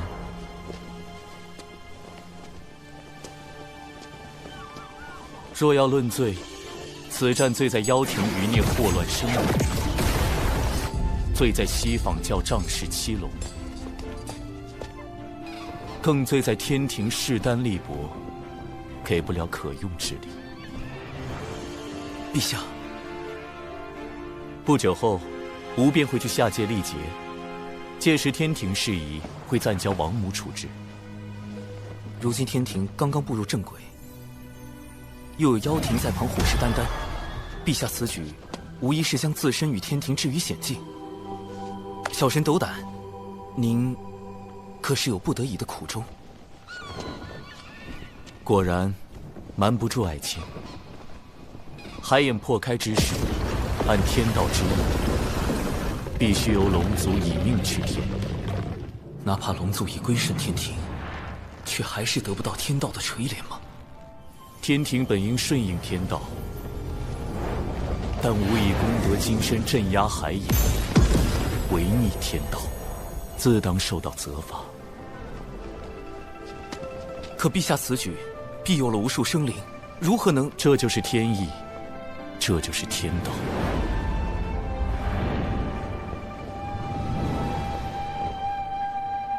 连玉帝都无法撼动天道吗？历劫一世，便是100年。陆压早知化傲天乃无之化身，而且他是妖庭太子，熟悉天道规则，下界之事瞒不过他。100年内，妖庭必有所动。天庭唯有快速壮大，方能震慑群妖，令其不敢再生反叛之心。陛下所言甚是。眼下天庭要强大，就必须先强兵。说得好，今日你我不论君臣，好好聊一聊这强兵之路。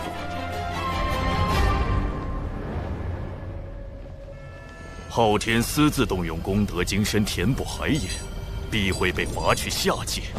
上次盗走红军拦我，是为保护昊天，而今昊天将暂离天庭，正是妖庭举兵伐天的大好时机。东西何时能炼成？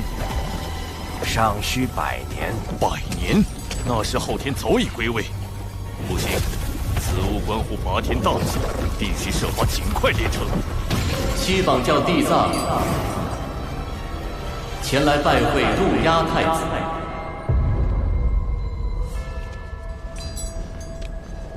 地藏，你怎知我在此地？难不成西方教一直在跟踪我？贫道在3000世界及5部洲游历多年，自有寻踪之法。殿下，此人应是西方教结阴圣人最为青睐的那位弟子。据说他为感悟天地、亲近众生，遂踏遍3000世界，游访5大部洲，最终开悟明道，修得无垢道心。西方教派他过来，只怕所图不小。太子不必如此戒备。贫道此来是为接替金蝉师弟与妖庭商谈合作事宜。我灵山需要借妖族之名义，以报天庭道门所辱之恨。我与西方教的合作，并非互帮互助，而是各取所需。要让妖庭冒着被多方势力针对的风险，灵山能给什么？太子记挂的那件东西，贫道有一法，可助其早日炼成。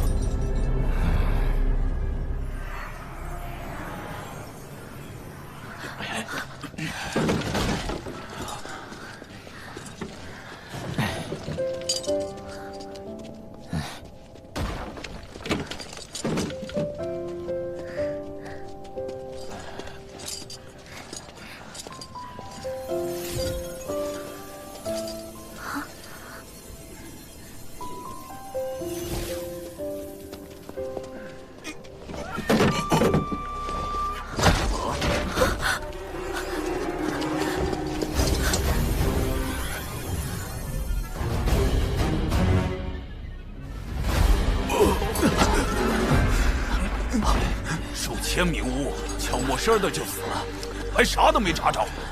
再整下去，咱6道府的雾全没了。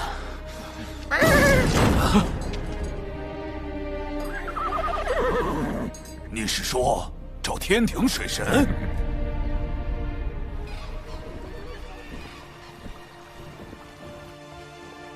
与陛下促膝长谈，总算完善了招兵计划，但高端战力空缺仍是大问题。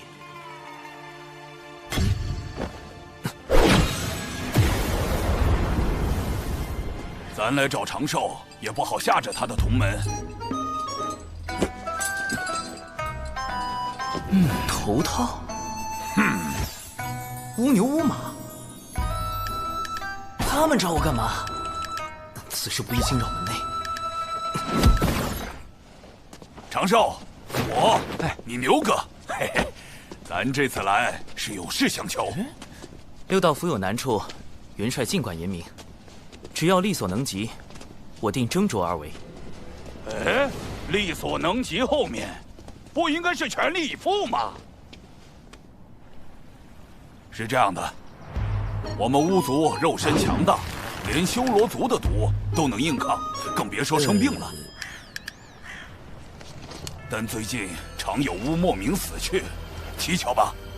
修罗族一直与巫族打仗，这事有没有可能是他们所为？你们人教大法师刚虐了那帮杂碎，他们现在还泡在血海养伤。我们本打算乘胜追击，却不想出了这档子事，只能休战。我们此来是请你拜托水神，去跟天道求个情。元帅认为是天道在施罚巫族。这事说起来老尴尬了。巫妖大战时，祖屋共工撞破不周山，致使天柱倾塌，天河之水泛滥成灾，祸及众生。天地间满是散不去的冤魂。我等追随后土娘娘入六道府为巫族赎罪，也不知这些年有没有还清。天道施法，陛下应当知道，但并未听他提及。此事只怕另有蹊跷。不过，六道府的巫实力强悍，若能收编他们，正可弥补天庭高端战力的空缺。两位放心，我这便告知水神，得去六道府走一遭了。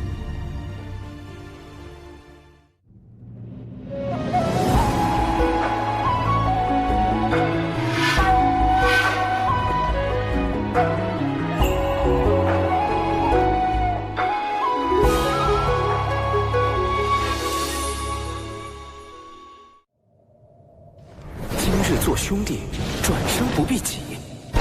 六道府欢迎水神。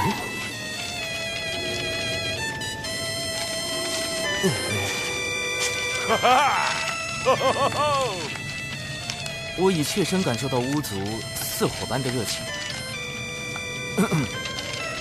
这个，我已请教过玉帝陛下，六道府之事并非天道降下的惩处，不过陛下对巫族颇为关注。命我彻查到底。这回妥了，判官大人从没夸过人，连夸您城府深沉，诡计多端。我说的是，水神足智多谋，动手前就胸有成竹。请。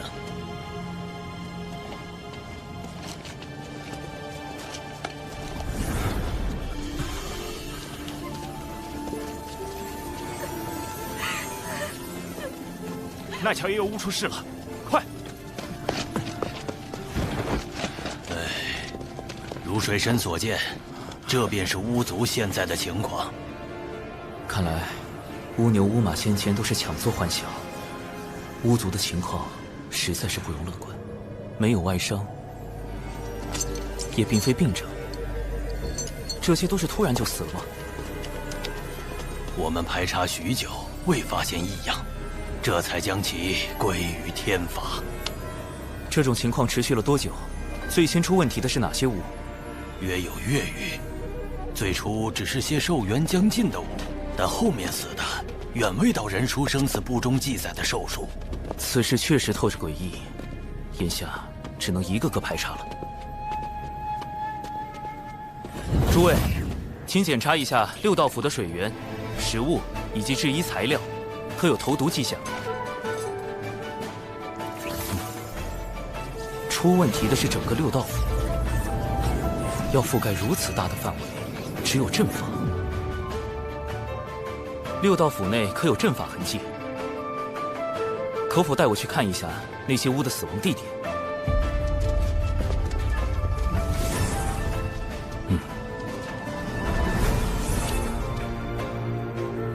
这些路线看着并无规律。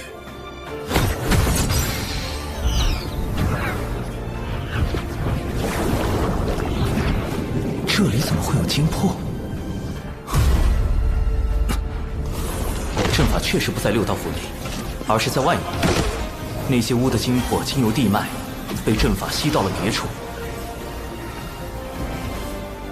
我进去探查，这里便交由各位了。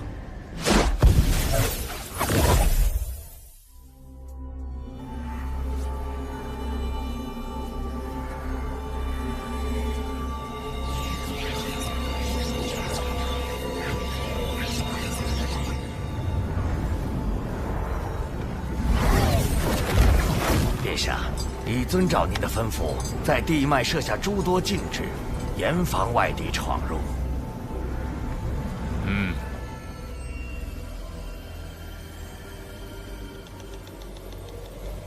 这条地脉是唯一一条连通六道府所有地脉的主干，巫族精魄也都归于此脉。沿着它搜寻，定能找到问题根源。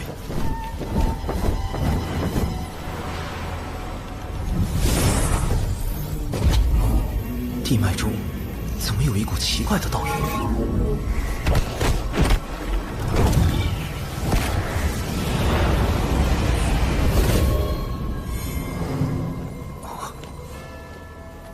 这里被改动过，似是接续了一段新的地脉。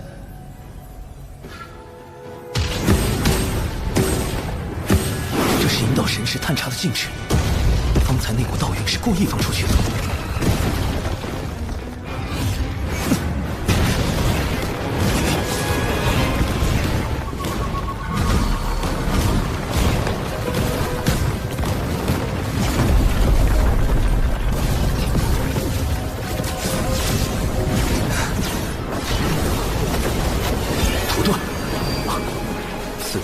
五行之力，用不了五行遁法。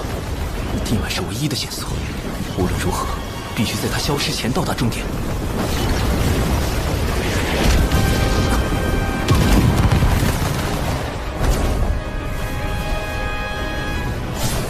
竟又接续了这么多地脉，如此大的工程量，足以证明此事非同小可。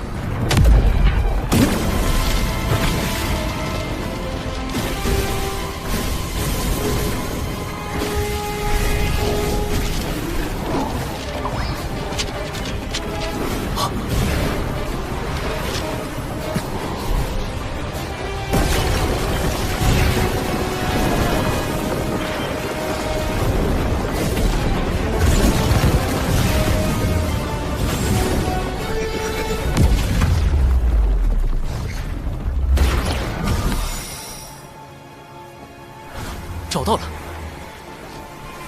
这么多巫族精魄，幕后黑手究竟想要干什么？神识被隔绝在外，看不到阵内，如此，便只能借太极图一关了。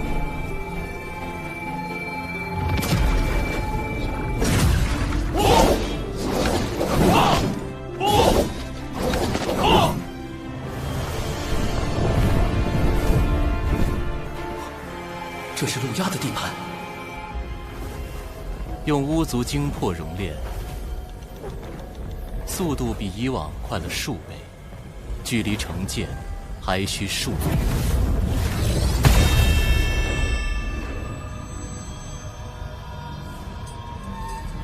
有噬天剑在手，便可无惧天道之力，破开天庭各大天门，杀入凌霄宝殿。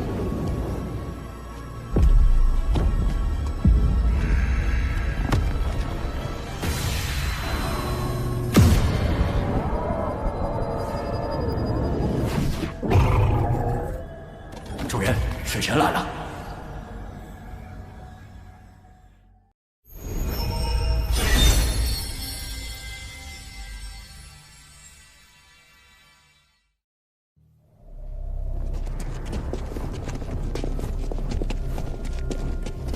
陆压在此处搜集了大量巫族精魄，还派这么多妖兵镇守，到底在谋划什么？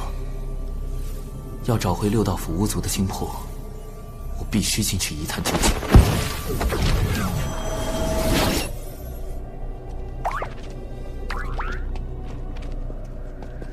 殿下来讯，谨防有人擅闯大阵，都给我警醒点儿。是。是。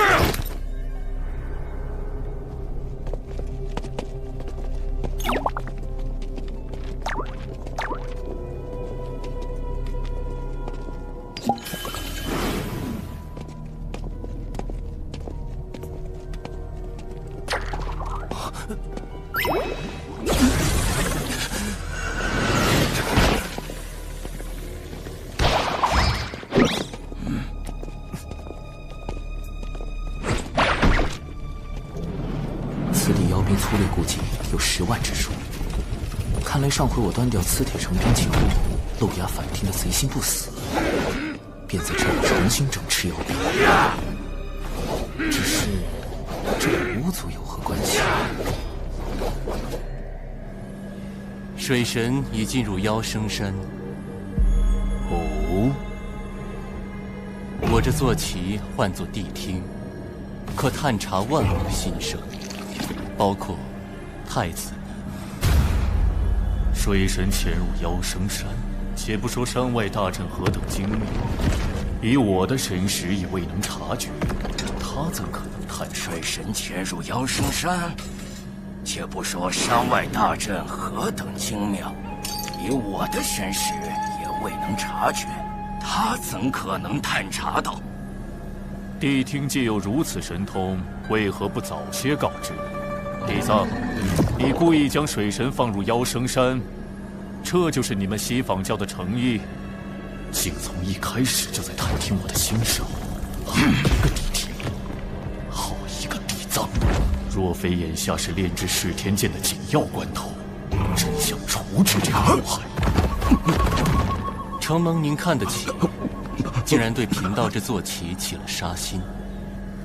谛听探查万物心声，不过是为了防护妖生山。这期间，虽说不慎听见了太子的心声，但说到底，也是在帮您呢。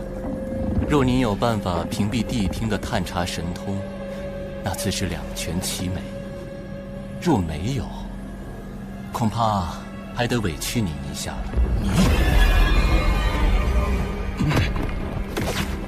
主人，太子，水神已到祭坛外。殿下，我等特来回禀巡查情况。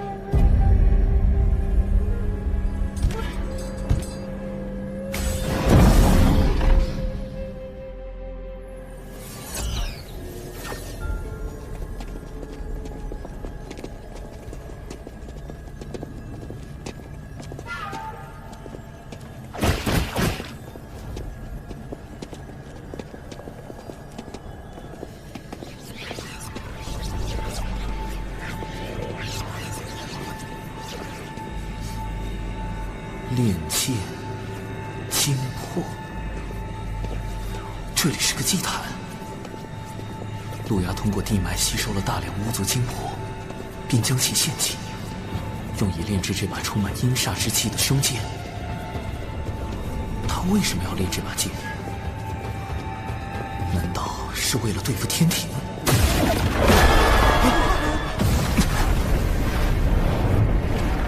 路牙，他竟然在这儿！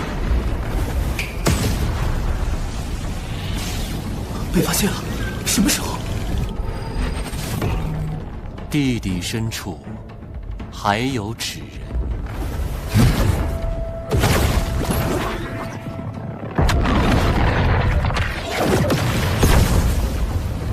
不好！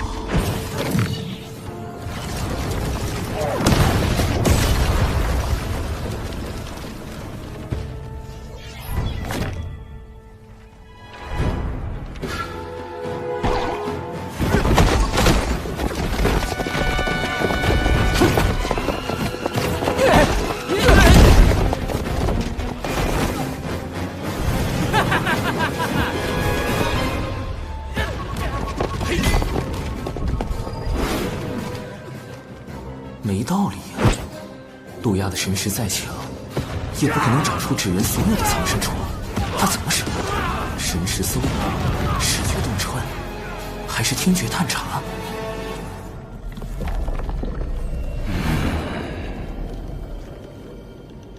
路亚旁边的一人一狗，看着装颇具西方教风格。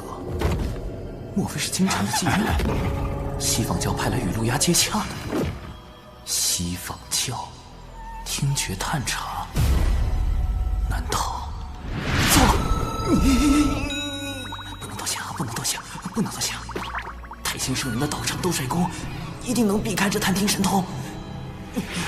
大法师，救救我啊！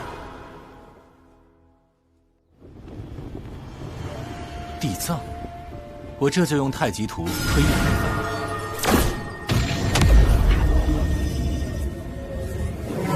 此人是西房二圣最为看重的弟子，如今已迈入准圣界，刚从外游历归来。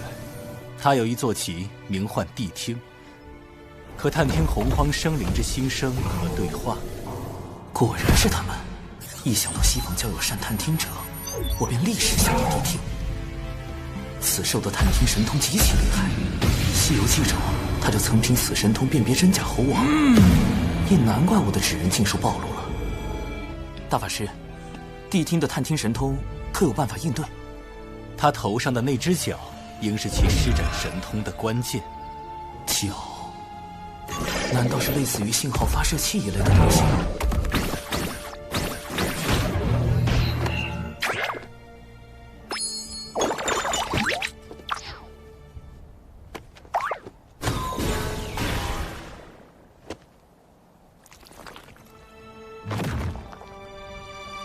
我有办法炼制法宝对付谛听，只不过渡仙门内恐怕不太安全。你小子不就是想在兜帅宫练法宝吗？放心吧，老师此前已叮嘱过我，你若想用紫金八卦炉，尽管用便是。传闻除太清圣人外，只有大法师用过紫金八卦炉，太清圣人竟答应给我用。我原本只想留在兜帅宫躲避谛听探查，没想到太清圣人竟然那么大方。不止如此，太清圣人将紫金八卦炉借给我，代表了他对陆压炼剑之事颇为重视。看来此事不仅仅是涉及巫妖两族恩怨那么简单，背后恐怕另有隐情。谢太清圣人，谢大法师。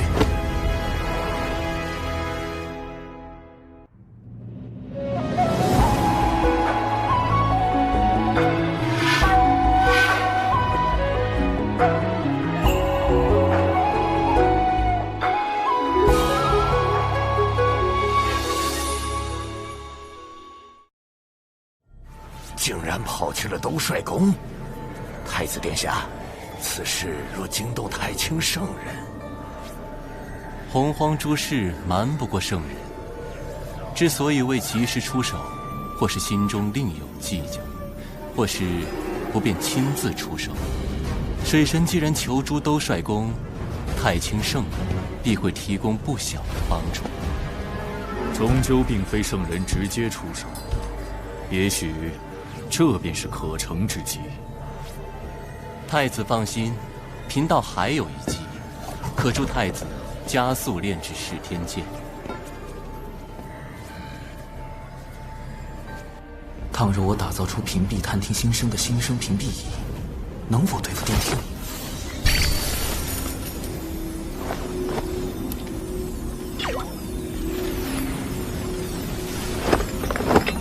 师兄，不好了！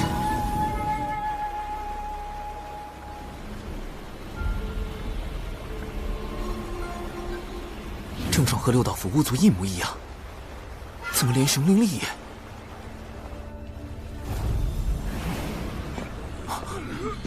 熊寨怎么也出事了？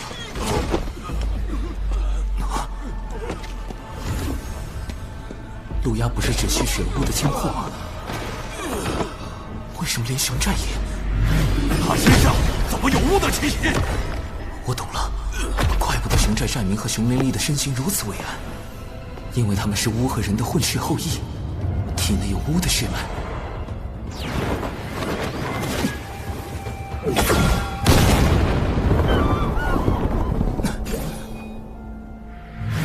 兜帅宫中异草林木，尽都内源无穷。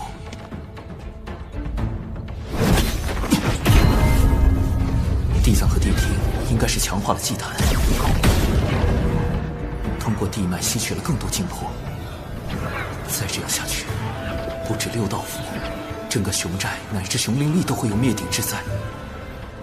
要阻止陆压炼剑，拯救巫族，必须先尽快打造出新生屏蔽仪，否则我的每一步将被陆压知晓，那就永远失去了获胜的可能。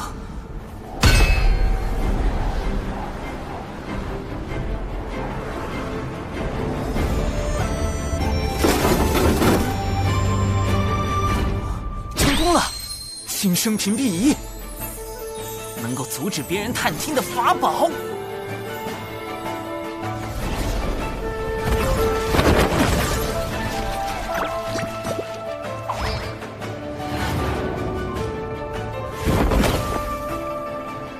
殿下，谛听已经很久未听到水神的心声，看来他是躲在兜率宫内，不敢外出了。哼，谅他也不敢轻举妄动。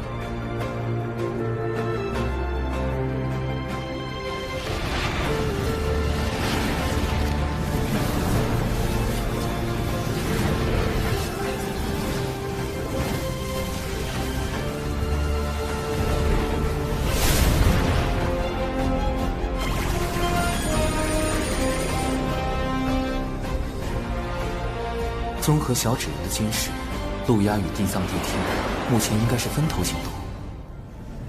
陆压专心在祭坛炼剑，而洪荒各处出现的大量祭坛，应是地藏和地听的手里。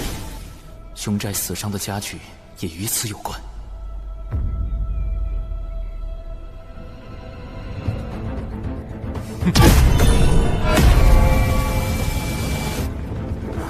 眼下重点仍然是阻止陆压炼剑。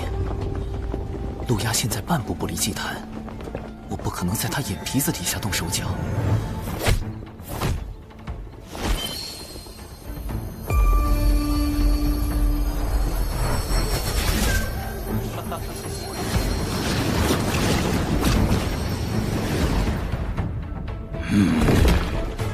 水神有动静了，他已前往六道府和天庭整治军队，准备兵发妖生山。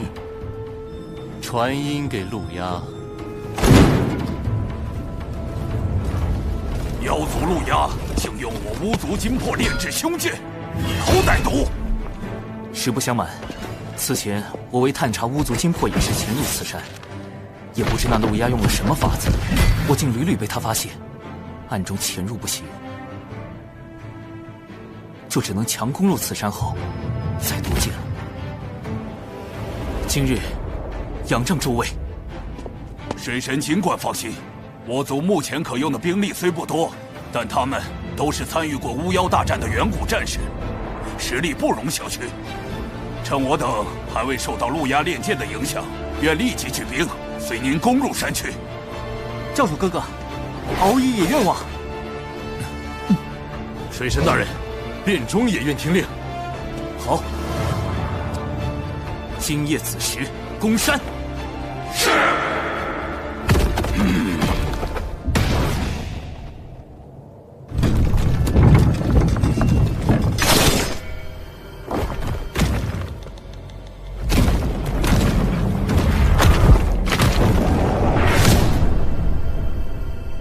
今夜子时攻山。殿下，水神这是走投无路，要明抢了。妖生山内兵力充足，我陆压何惧不战？这么久没听见水神心声，这下却突然要攻妖生山，谛听，你不觉得奇怪吗？主人，谛听不可能听错。如果他故意让你听错了，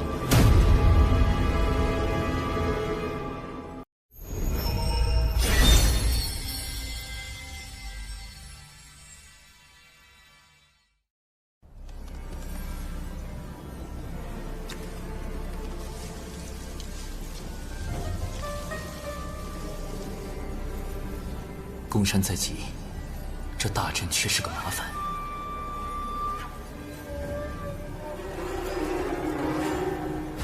要敖乙在场，倘若我用太极图，恐怕会有掉马甲的风险。毕竟太极图和玄黄塔是玄都小法师的标配。此山外大阵十分精妙，难以攻破。我有一计。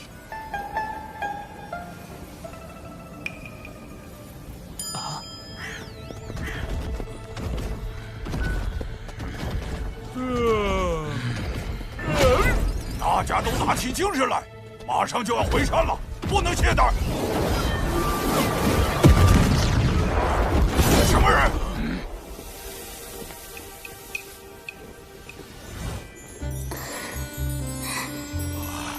世间竟有如此出尘绝艳之女子！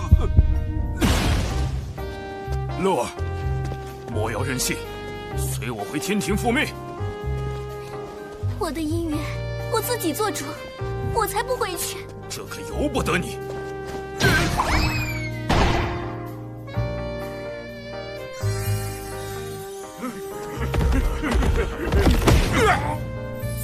仙子莫怕，我看仙子浑身是伤，不如去我洞府休息。多谢。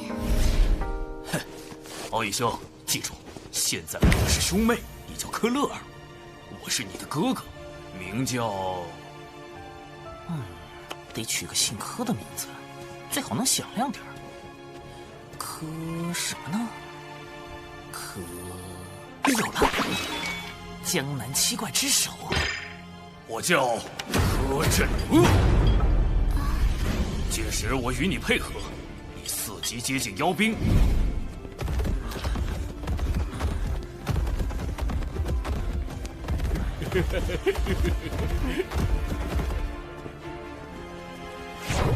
众军听令，等他开阵，随时准备攻山。是。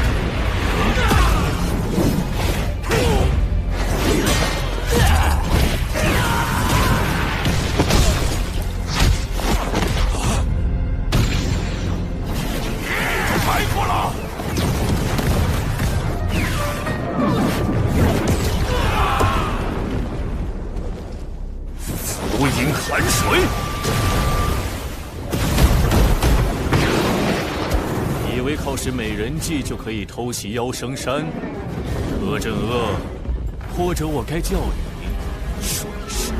教主哥哥，他是怎么知道我们计划的？主人，御史前说进攻妖生山是水神故意误导我的，可是妖生山现在真的打起来了。他不可能毫无准备来攻山，只怕其中还有别的手段。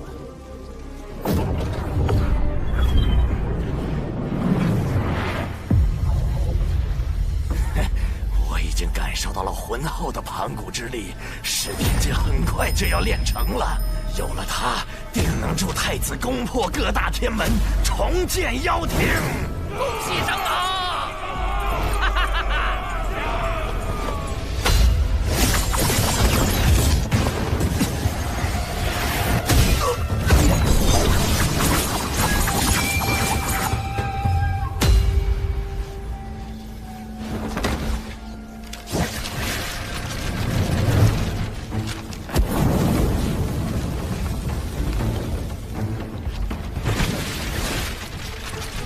巫族乃盘古尸身所化，路牙通过性疾巫族精魄炼噬天境，是想借盘古之力对抗由天道之力所庇佑的各大天门。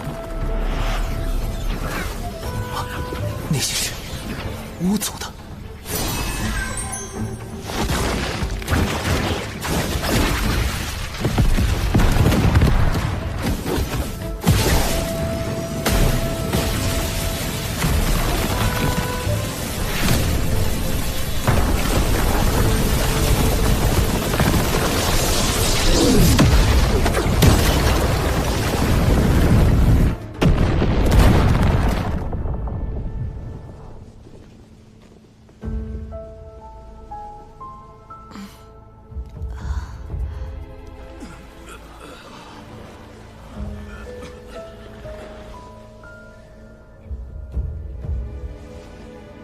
帝庭很快就会察觉此处的异样，我必须抓紧时间。此剑关乎天庭，我不仅要终成一剑，更要将其夺回。不好！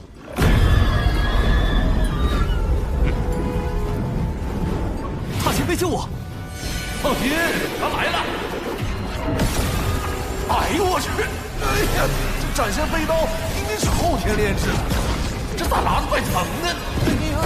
好你个水神，早就想办法躲过了帝庭的探听神通。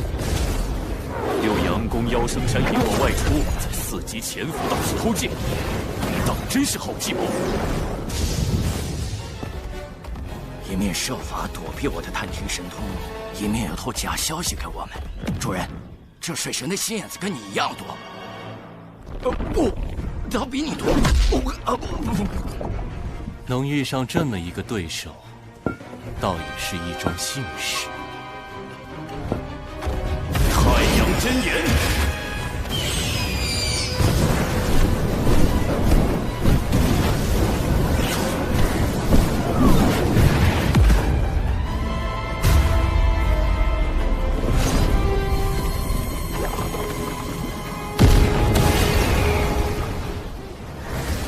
太子，您先设法夺回噬天剑，贫道在此处重建祭坛，等您会合。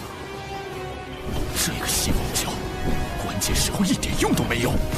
主人，你是让陆压自求多福吗？妖庭与西方教并非互帮互助，而是各取所需。这可是陆压亲口说的。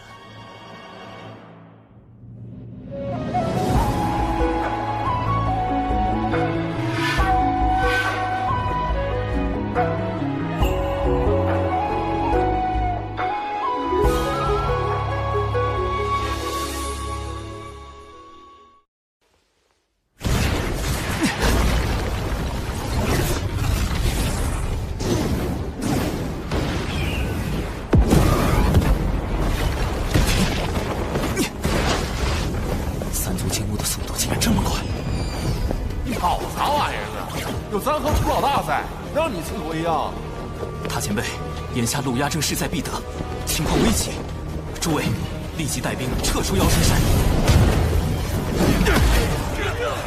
这时候撤？我们才刚打了没多久啊！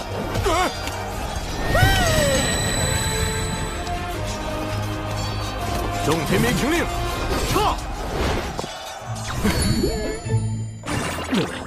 要不要搭个云？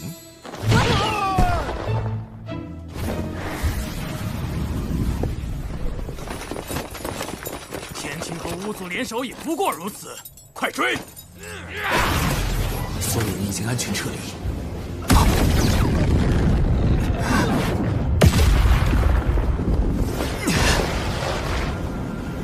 水神，你根本逃不掉。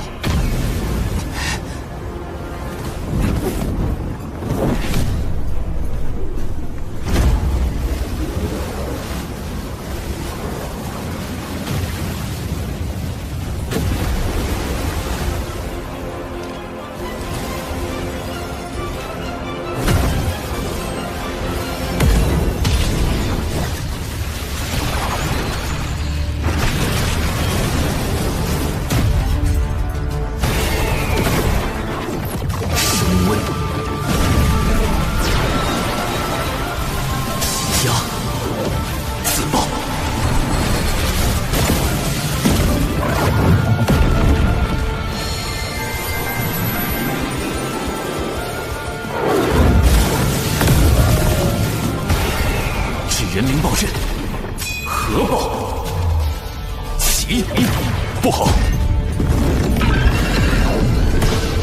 大前辈，太阳星，这人怎么能达到这种威力？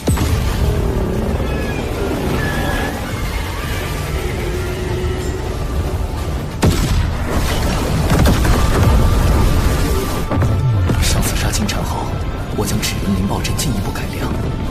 将自爆纸人通过高强度压缩的方式挤压进球中，以达到更强的挤压爆破效果。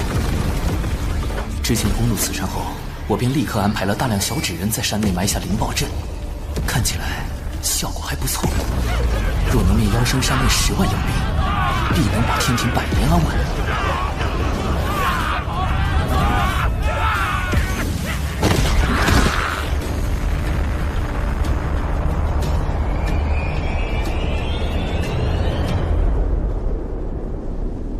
总算。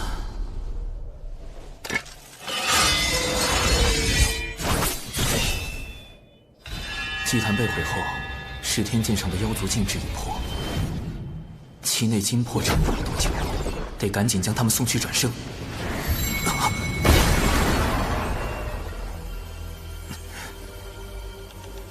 五行运生，聚灵合一。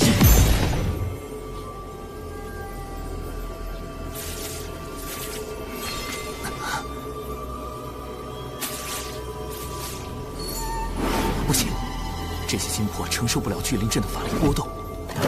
六道府诸位，还请通过回魂脚将这些金魄捞回，送往六道转生盘。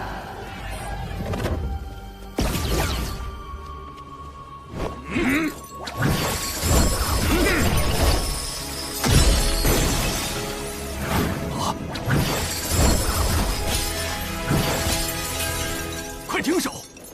师神，这些金魄太虚弱了，聚魂所触之则散。怎么办？对了，还有酝酿金魄的丹药，还是不行。莫非这一次我要失信于巫族？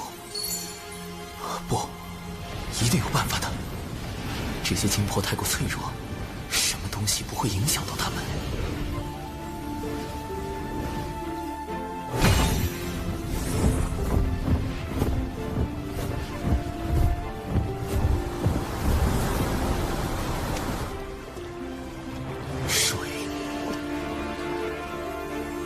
上善若水，水利万物而不争。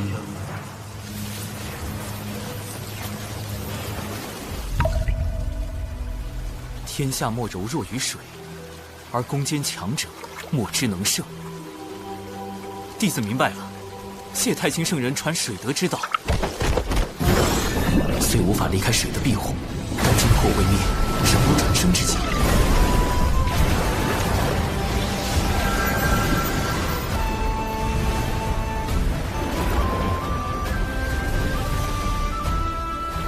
妖族战败必会退离，此地终会成为人族地盘。我再为你们加一道天道之力，应该能安稳不少。天庭水神长庚以神权宝器为证，订立此地规则。今后有饮下此地之水者，则受益金魄，孕育为婴孩，并得天庭庇佑，无病无灾，安度一生。这次行动不仅粉碎了妖庭的算计，还能拉一波巫族的好感，顺便收获了一笔不菲的功德。主人，现在的结局是你想要的吗？陆压得胜，与我较有利；陆压落败，我较亦得利。陆压能在洪荒潜藏这么多年，其后必有圣人相护。也许我们可借机一探究竟。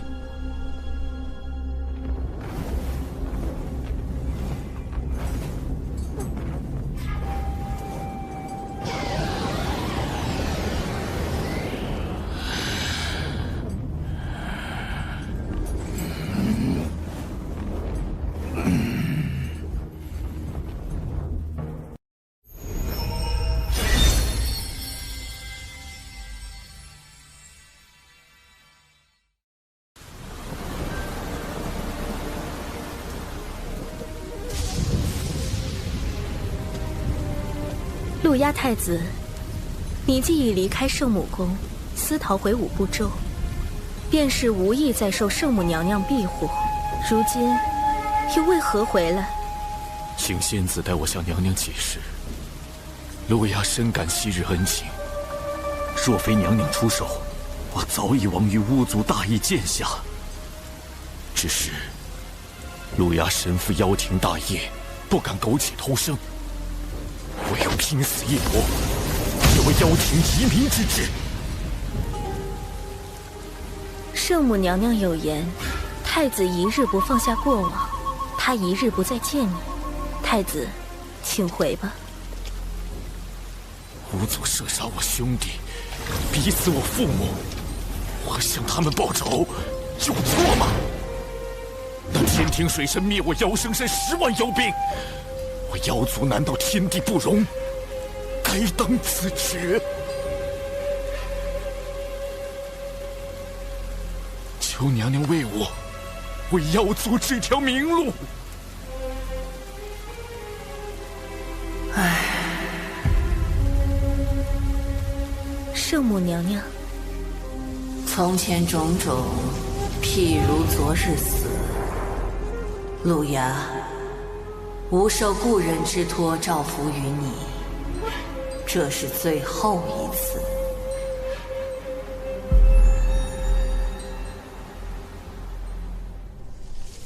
主人，路牙为何要用装可怜的手段？手段罢了，能达成目的，便是好算计。主动示弱，就可唤醒圣母女娲的故人之情，还可借圣母之手铲除水神，何乐而不为？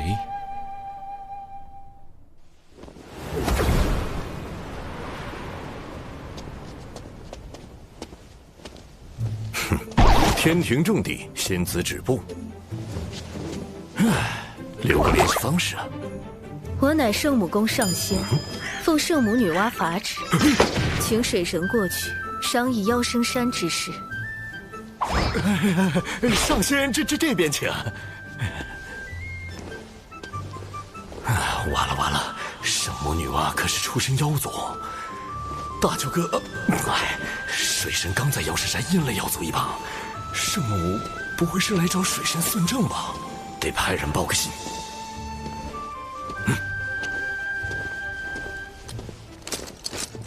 长庚爱卿此番大胜，不仅得巫族之心，未来可将巫族纳入强兵计划，更重创10万妖兵，令妖庭余孽一蹶不振。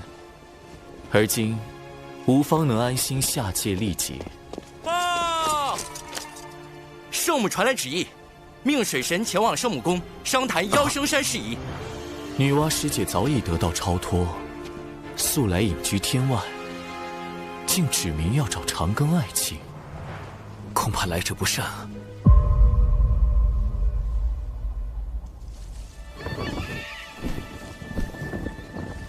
圣母要见的是你，也来找我作甚？弟子近来读史书时有些疑惑。史书中记载，巫妖大战时期，妖族常有屠戮人族之事。那时圣母该何其为难？一方是亲手造化的人族，一方又是自身本族。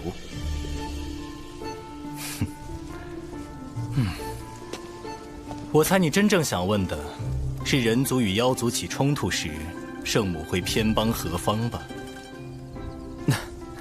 果然瞒不过大法师。圣母乃是6圣中与天道关联最深的圣人，从不插手世间族群纷争。你呀，莫要胡乱揣摩圣人心意。也就是说，以往圣母既不帮人族，也不帮妖族，那她现在为妖生山之事下场，明显是要为路亚出头。路亚定对圣母有着非同寻常的意义，能与他匹敌的唯有……大法师，您是圣母亲手捏的第一批人族吧？不错。大法师许久不见圣母，一定很想念吧？不如……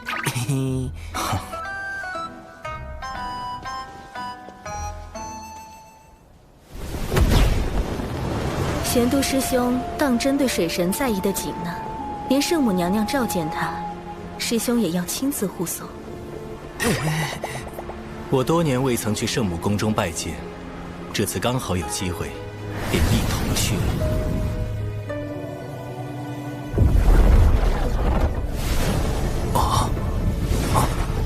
飞离五步洲这么远，横渡天外虚空还是第一次。但即便跃出洪荒这片天元地方的乾坤，仍然能感受到浩瀚的天道之力，在维持着天外虚空的秩序。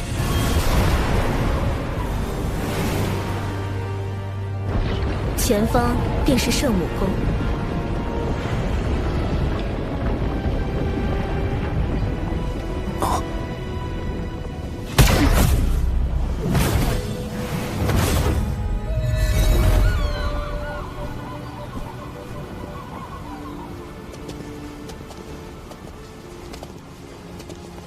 启禀圣母娘娘，水神已带到，玄都师兄也跟来了。玄都去别处玩耍，吾只见水神一人。玩耍？只见我？圣母这是几个意思？有什么话题不能当着大法师的面聊吗？长寿小心，宫殿内有陆压的气息，我会在暗处为你护法。切记，勿要冲撞圣母。玄都大法师的面子也不顶用了。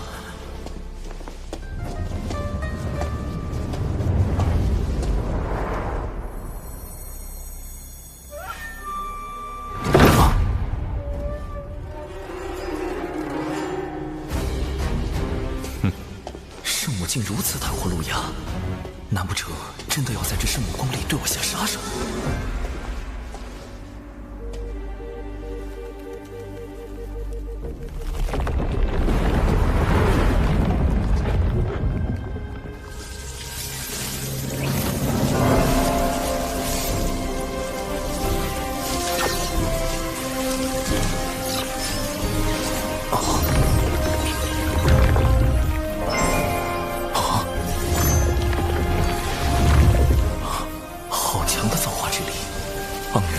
瞬间充满了整座宫殿。这个女子就是圣母女王。娘娘，灭杀10万妖兵的柯镇恶，就是这个天庭水神的化身。破我妖生山大阵的，就是他妹妹柯乐儿。请娘娘为妖族做主。各族消长自有定数。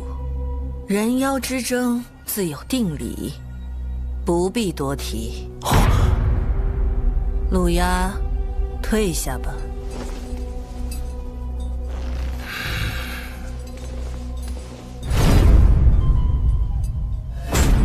圣母表面阻止陆压问罪天庭，但其实也在阻止天庭问罪陆压。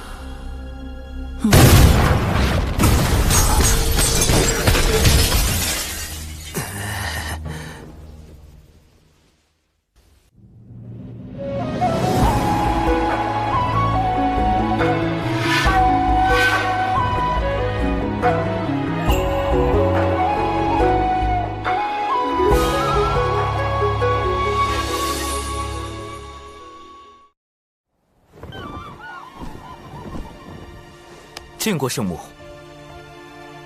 水神不必多礼。柯镇恶的妹妹不应叫韩小莹，为何会是柯乐儿？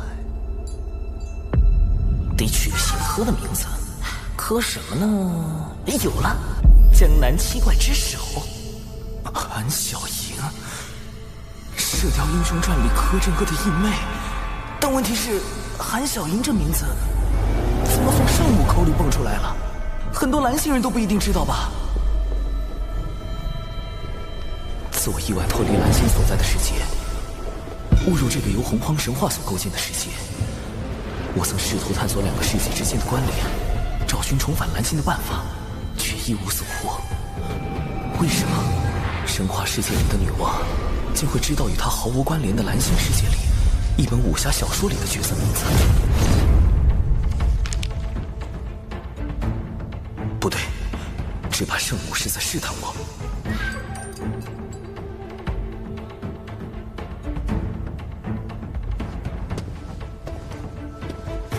柯乐尔乃是敖乙将军给自己所取的化名，小神为与他配合，达成卧龙凤雏之计，故而取名柯镇恶，意为震慑恶煞。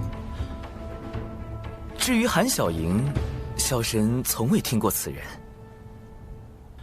卧龙凤雏这种蓝星人才懂的梗，圣母会察觉吗？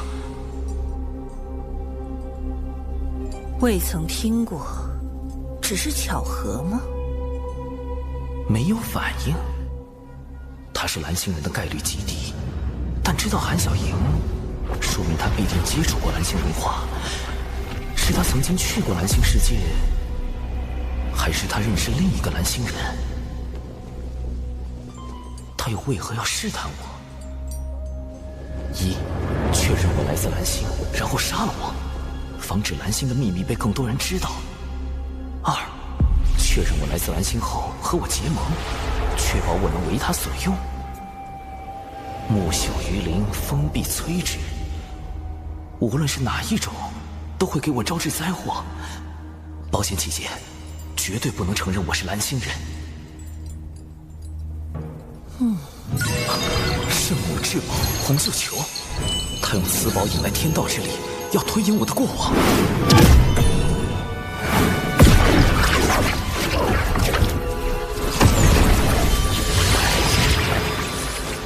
一股极其强大的威能，将太极图镇压。比六圣之首太心更强的，只有道祖了。老师，道祖也希望圣母查我吗？还是说，道祖也想确定我的身份？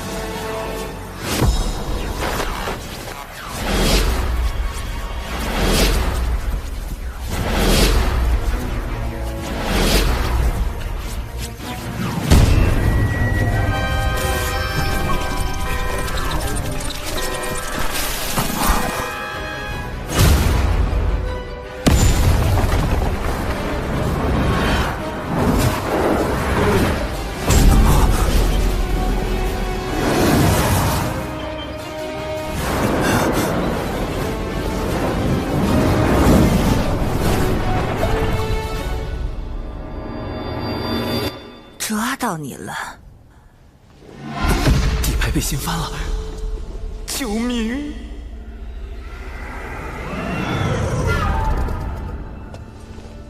我不会为难你。你的经历虽然特殊，但能修成金仙，证明道祖与天道已经认可了你的存在。况且，无知故人也是如你这般的变数。圣母的故人和我一样来自蓝星，早在我之前就有蓝星前辈进入这个神话世界了。他会是谁？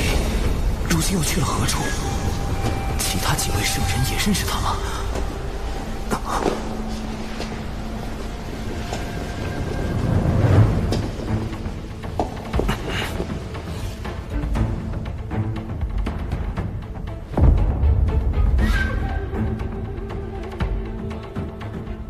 圣母，您的故人……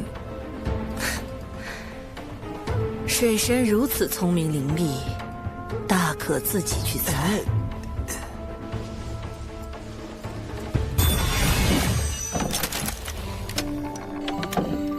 这是他指点我捏泥人时所唱的歌。可惜，你不是他。指点女娲去造人，那位蓝星前辈的行事这么浪漫，干脆叫他浪前辈算了。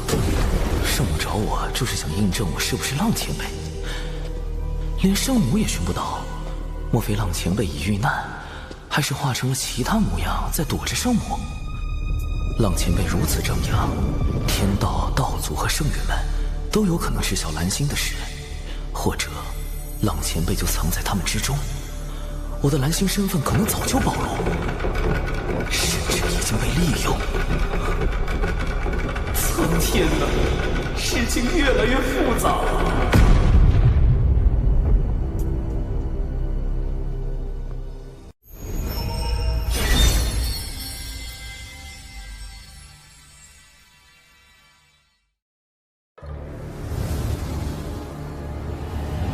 若圣母想要寻找故人，小神可奏请玉帝陛下，天庭众神定竭力相助。不急，你今日期满我，要想不追究你的罪过，需为吾完成一件要事。果然来了，确认我是蓝星人后，圣母要发布秘密任务。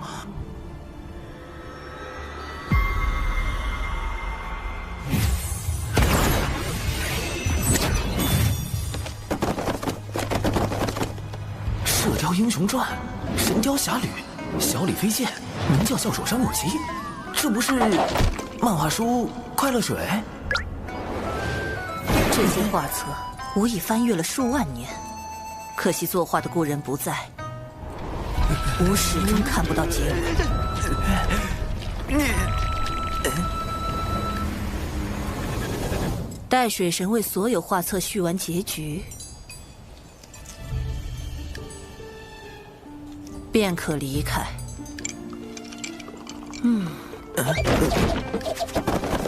冷前辈把宅文化也传给圣母了。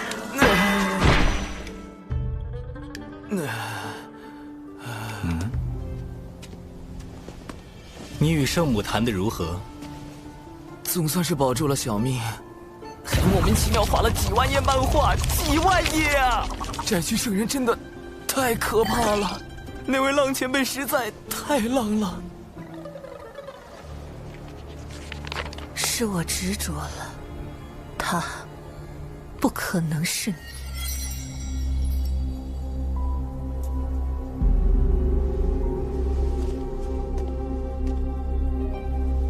圣母是在拜师道祖后才造化出人族，那时与圣母密切交往的大能有他的老师道祖红军和他的师兄道门三圣，那位故人莫非就在这4位之中？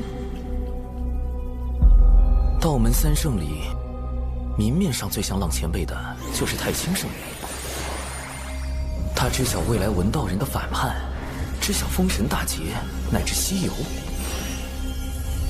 而且他还将玄黄塔太极图放入我心神之中，既是保护也是监视，恐怕他早已看破我是蓝星人。劫难将至，生机在天。难道他当初召我入兜率宫，就是想利用我的蓝星记忆来办事？至于圣母的老师道祖红军，他的确有资本指点圣母去造人，而且世间兴衰，各行其路。路亚，勿要强逆天命。路亚袭杀玉帝时，道祖虽出言劝阻，却未曾追究罪责，似有维护之意。道祖也希望圣母查我吗？还是说道祖也想确定我的身份？若道祖是浪前辈，他试探出我的身份后，为何迟迟没有后续行动？你的经历虽然特殊，但能修成金仙，证明道祖与天道已经认可了你的存在。若道祖不是浪前辈，他允许我这个蓝星人在洪荒行走，是源于对生灵的悲悯之心，还是另有目的？稳健起见，以不变应万变才是保命之道。眼下娘娘严令我不可再与天庭作对，既不能走明路，那便施以暗器。听殿下的意思，妖庭与我西坊教还有进一步合作的空间。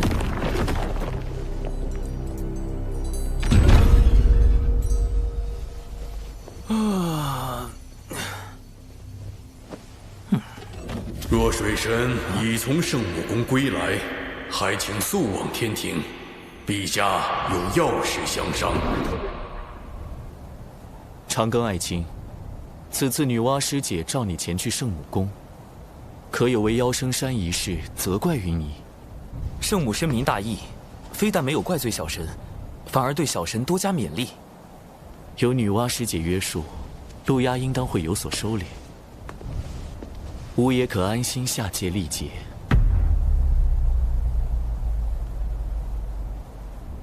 天庭不可无人坐镇，小神斗胆，敢问陛下打算如何安排天庭事宜？吾此番将以神魂下凡，天庭诸事交由王母决断。长庚与木工从旁辅佐，龙吉就跟随2位爱卿多多学习取经。吾还留下一件天道法器，若妖庭生乱，王母可权宜动用。稍后便由吾与水神、龙吉一道护送陛下神魂前往六道府。陛下此前已有收复六道府之意，吾也可趁此番契机为陛下探查六道府内详情。凌霄宝殿受天道之力庇佑，谛听无从探知此间之事。加之我已将新生平利益改造升级为范围项目，进入六道府后也能有所保障。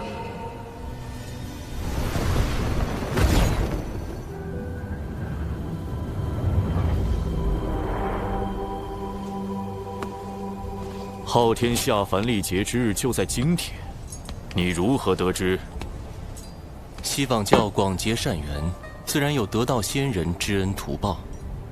贫道深知妖生山一战中，殿下因贫道未能及时出手应对水神的灵爆大阵，而对贫道颇有微词，故贫道得此消息，特来将功补过。将功补过。众生由六道府牵绊，入转生盘转世，谁都不能例外。不若我们趁此机会，让玉帝折损于历劫，永世不得归位。你想打六道转生盘的主意？不错，只是转生盘为后土肉身所化，唯有血海那朵可凭业火之力焚杀万物的12品业火红莲之莲子能够对付。贫道不才，还请殿下出手。请我出手，还是又想诓骗我，为你西方教做嫁衣？殿下这是何意？地藏，你真以为我没发现，妖生山祭坛上，你暗中昧了什么吗？先私扣巫族魂魄，再设计六道转生盘。你们西方教所图不小啊！殿下这话，贫道着实惶恐。不必装傻，既是将功补过，就该拿出点诚意来。莲子我可以给你，但这回我妖庭不会出一兵一卒。若你和你这只红毛狗再不能成事，别怪我翻脸无情。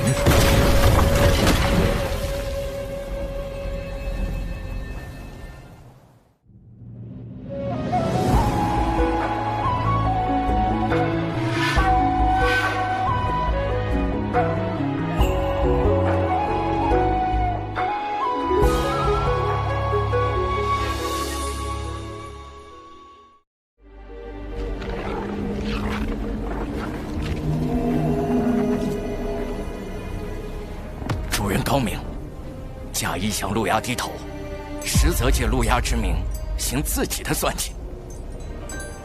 陆牙确实警惕，也有几分聪明，能觉察到我西方大计，但他绝不会想到，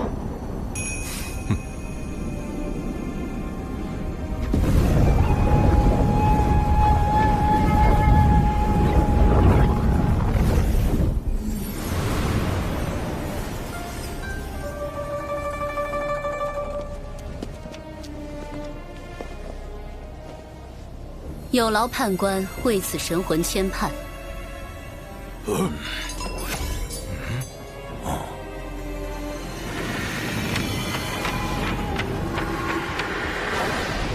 这就是天地人三书中的人书生死簿。据说生死簿记载众生生卒年月时辰，一旦命格敲定，大罗金仙也无法逃脱。我总算见到真容。此神魂已由天道判法，可直接引忘忧汤，过奈桥，入六道转生盘。我领诸位前去。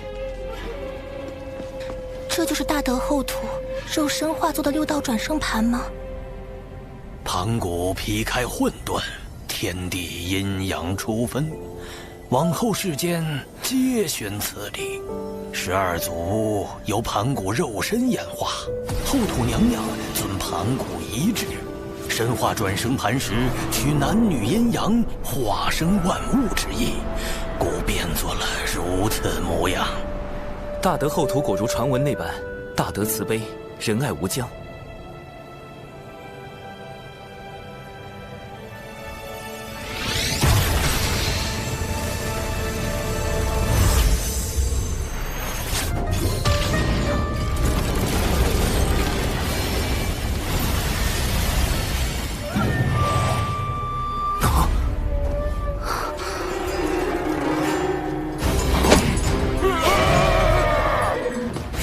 历劫转世，不得入天道，但也该入人道才对，怎会是畜生道？这明明该是人道，转生盘竟出了差错。转生盘有异，娘娘小心！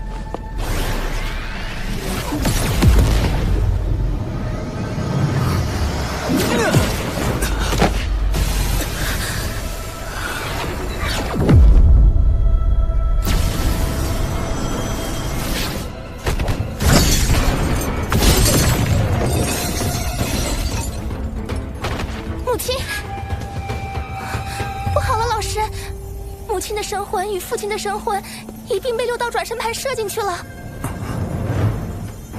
母亲，陛下得罪3个天庭大佬，咱这是要宣战。这可是天庭全神祖三思啊！祖，莫非早已化身6道转生盘的大德后土，还能与外界沟通？龙吉殿下，你先带娘娘离开。6道府此举是要与天庭为敌，吾族对天庭感激还来不及，怎会有敌对之意？妈说的没错，后土娘娘是我们巫族最温柔的族，这肯定是误会。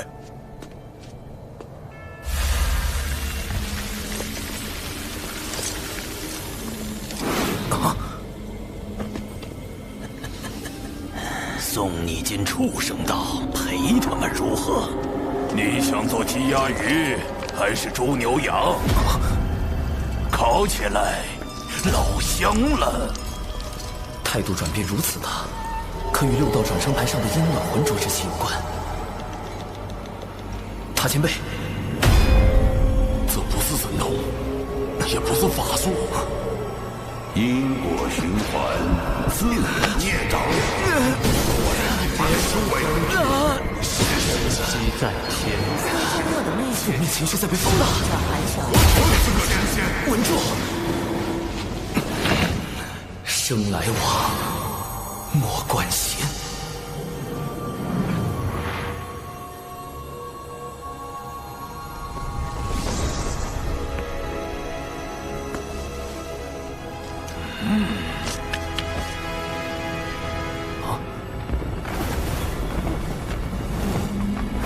这气息是后土。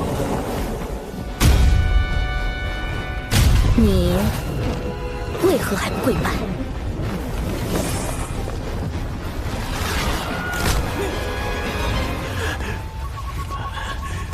我们巫族最温柔的族。天庭水神见过。你不愿意，那就烤了吧。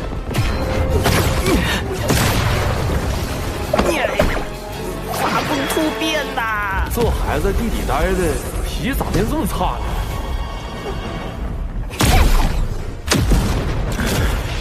呢？吾乃大地之主，妖庭怎敢反吾？灭掉可恶的妖！我明白了。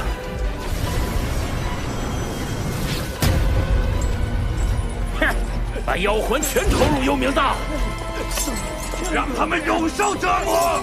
此举若成，6道转生盘会有崩坏之险，陛下和娘娘的神魂必会受累。前辈，不经人书生死簿直接审判，会扰乱转生之路。且此举违逆天道，巫族必遭天罚。跟我何事？没了记忆，仍会保留一丝微弱的情绪。莫非这些残存的情绪会被后土前辈所感知？不错，生灵之七情，或喜，或怒，或哀，或惧，或爱，或恶，或欲。日积月累之下，后土的七情之念外溢，六道转生盘便走出一具化身，它承载着七情之爱。这是人格分裂啊！而且各人格还有情绪传染之能。哼。随后又出现了七情之欲和恶，为维持六道转生盘的稳定，后土只能将其封印。此番脱困，应是大德后土出手。只是，既已封印，为何又演化出了七情之怒？众生魂魄不断转生，七情之念只会不断增强，封印镇不住是迟早的事。倘若七情具现，该当如何？全部抹杀。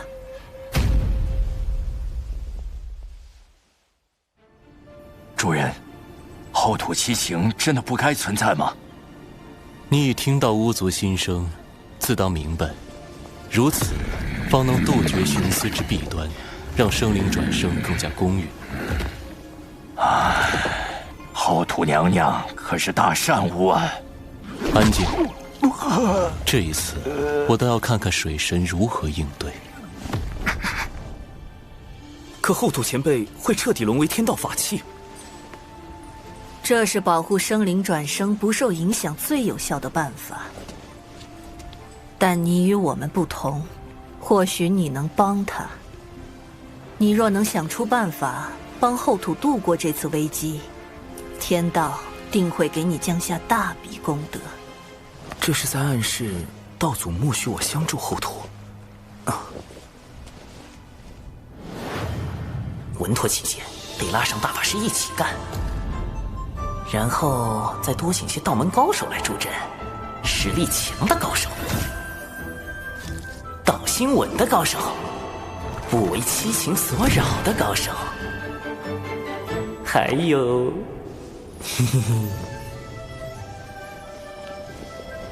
齐了，出发！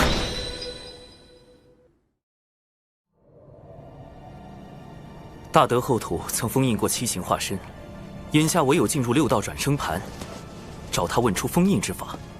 放心，包在我们身上。多宝师弟莫不是忘了，来的可不止你们截教。原以为有上次在灵山的合作，产劫关系会有所缓和，结果七情化身为保全自己，必会趁机阻拦，到时还望诸位前辈出手相助。长庚道友，六道转生盘是大德后土以自身所创的转生大道为根基，构建出的独立于洪荒的小世界，化身进入其中，便会与本体直接失去感应。哎，小子，这次你可用不了化身了。让本体进入一个未知的、陌生的、绝对封闭的空间，太稳健了。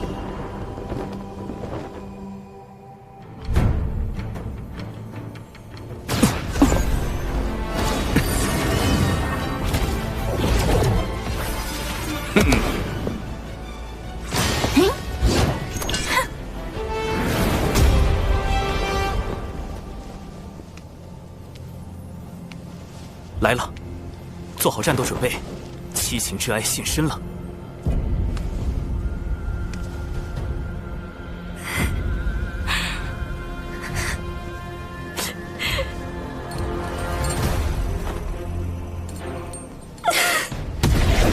仅一声呜咽，就险些让我道心失衡。好在大家足够坚韧。贫道想起我龙族昔日惨状，这泪实在忍不住呀。我们也撑不住了。阵亡加散。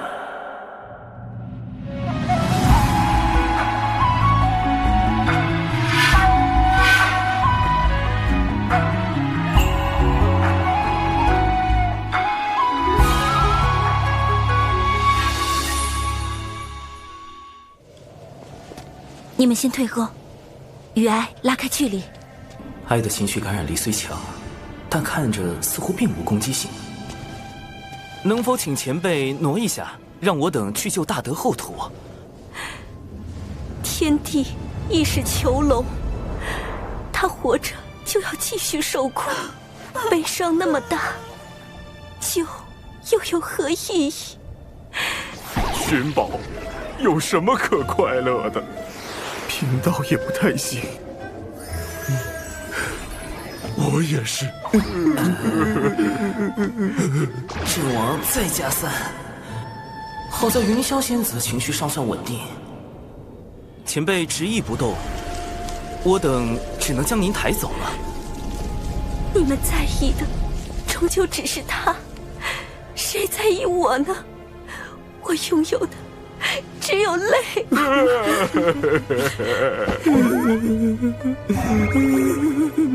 前辈，你与大德后土本就互为一体，救他其实意在救您，得罪了。不，为什么要这样对我？我不要！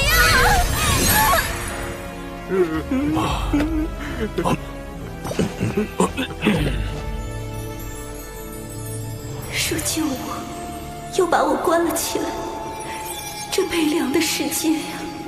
唉，吃饱喝足，就静静地等着毁灭吧。云霄仙子的道心果然够稳。仙子，我最近劳心劳力，肩颈酸痛，你看能不能帮我按摩下？我这是在说什么？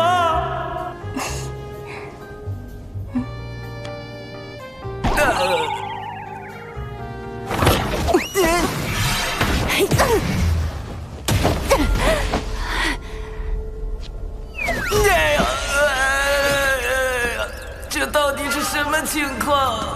早说过，靠哭哭啼啼可搞不定。不过也好，毕竟欲望是难以抑制的，努力一把，才知道什么是绝望。七情之欲。不过，普通生灵确实难抵挡欲望，但我身边这位可是道门大师兄。那个，长庚啊，后面先交给你了。为美梦与安眠，不可辜负。别睡呀，起来打怪呀，大法师！您的欲望就只是睡觉吗？没点别的追求吗？我很好奇，你的欲望是什么？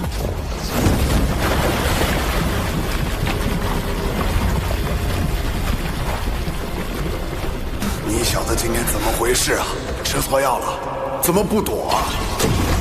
老师早已知道了你的事情，并亲自出手为你遮掩，我便说服老师收你入兜率宫。长庚道友真是洒脱不羁，正说这话，怎么突然躺下了？找到了。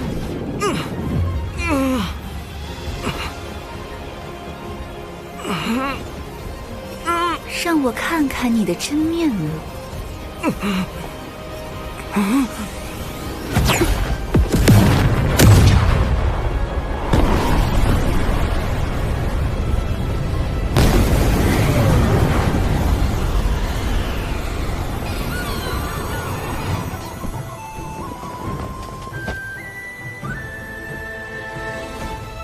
啊！你一个几百岁的小娃娃，权力、法术、神通什么的不想要，却渴望追求一个吻。前辈，晚辈的欲望您看也看了，不如挪个地方，让晚辈见见大德后土。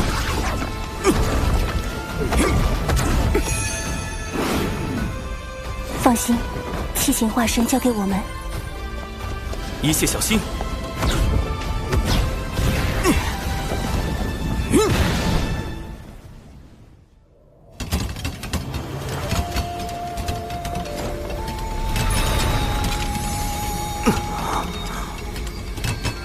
果然，精魄入转生盘会被引去六道大门，而本体则会去往后土的神石之海。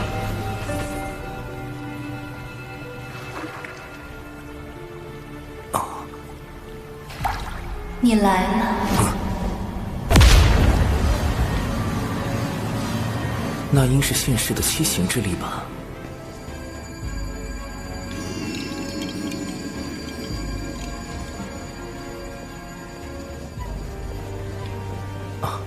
前辈早知晚辈会来。这是人教对我的许诺。如今七情脱离封印，一切正到了应验之时。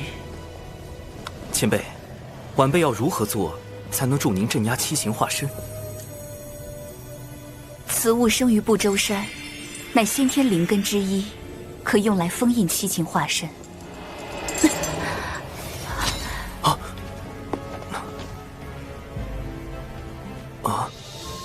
这是先天10大灵根之首的葫芦藤。据说此藤共结下7个葫芦，每一个都是先天灵宝，而且还成为了圣人的随身之物。其中就有用来收孙大圣的紫金红葫芦。先前灵藤不知何故突然枯竭，致使七情化身从封印脱出。偏偏赶在玉帝转生之时，我以清净元神之力将此修复，或可助你们封印七情化身。晚辈定不负前辈所托，只是七行化身如此厉害，晚辈应当如何应对？稍后你们可进入我的元神查看。你需在那里设法均衡七行化身之力，并用灵藤将他们收束。你们进入我元神之事，必定瞒不过他们，务必小心。晚辈明白。若不能封印七情化身，6道转生盘将会受损，世间亡者将再也无法安息。一切都交给你们了。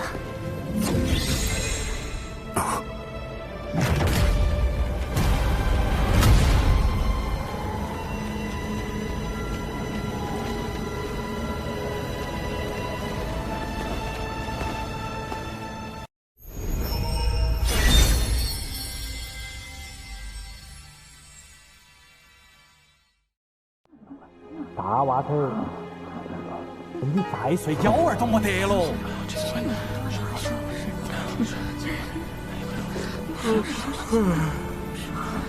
怎么这么吵啊？是什么情况？长寿？诸位，咱们此处乃大德后土的元神之所。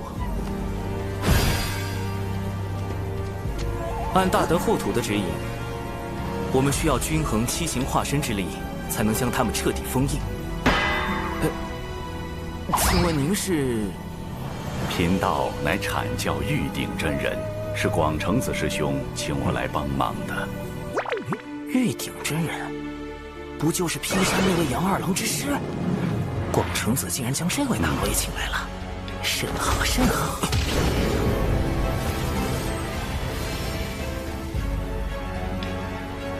此时七行之力中，恶最强，小哀、欲、怒次之，其后是惧，最后是爱与喜。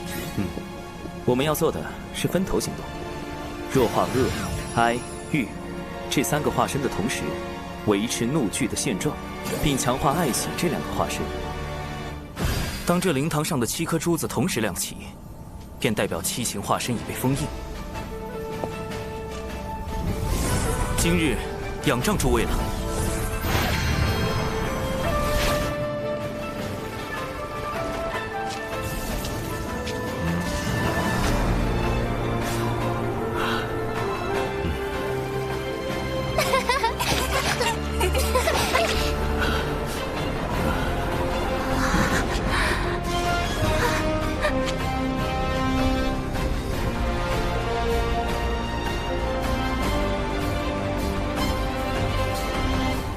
天地运转，冥冥中自有定数。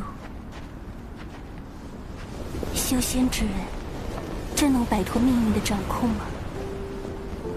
吾辈炼气时，便如同这漫天狂沙一般，随风而逝。唯有以坚韧之心，悟天地之道，方可超脱一切。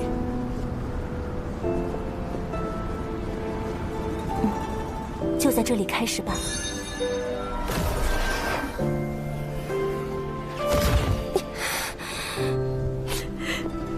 非要在这里奚落我一个伤心人吗？你们有你们的快乐，我有我的伤悲，你们就不可以换个地方笑吗？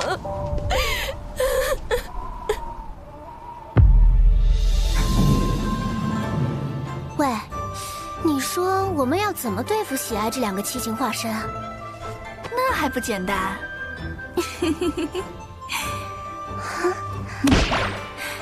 抓起来狠狠揍一顿就行了。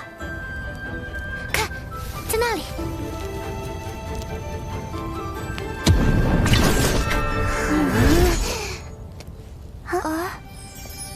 小姐姐，你们是来找我们的吗？你们跟我们一样是双生。来，姐姐跟我们一起玩耍吧。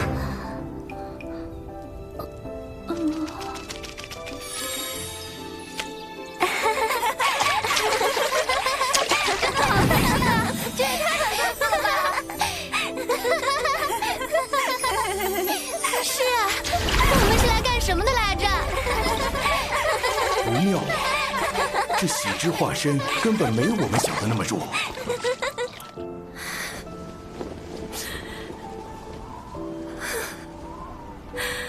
互相理解有必要吗？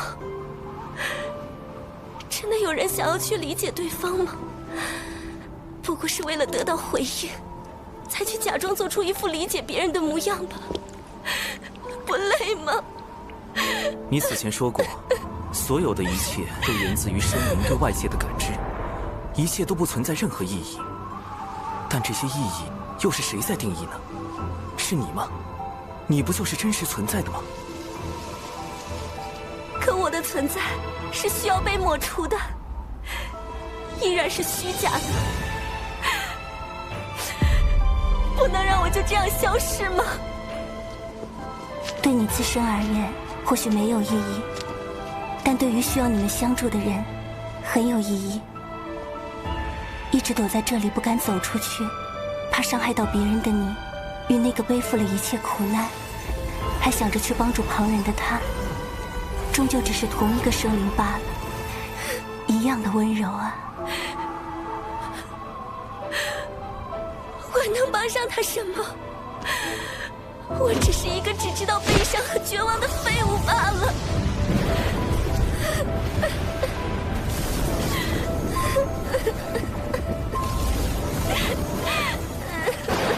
情绪稳定如仙子，也开始受到哀之化身的影响。不愧是七情中排名第2的小哀。再这样下去，不要说就大得后土，我们本身就要永远陷在这场哀伤的风暴中了。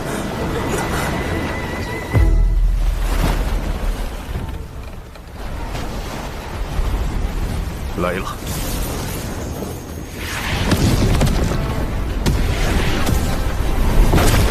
师弟，我们得想办法激怒他。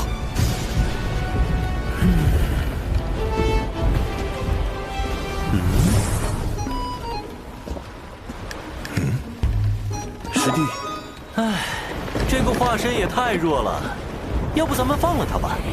欺负这种小不点儿也没意思。你说谁？是小不点！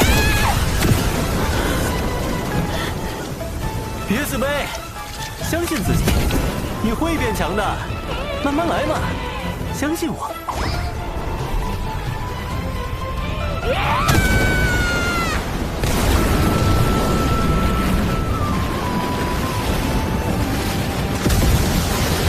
黄龙师弟平时沉默寡言，没想到一开口竟然是这样的人。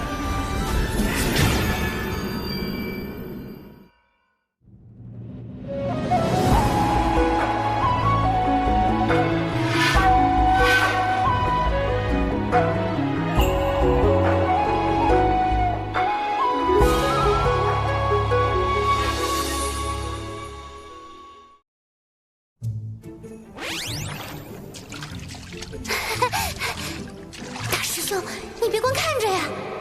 哎呀，我这张老脸呐，不要也罢。好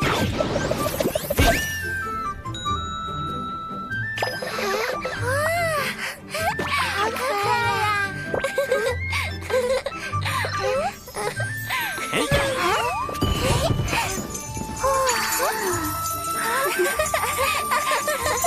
既然喜那么强，我们就让他喜极而泣，乐极生悲。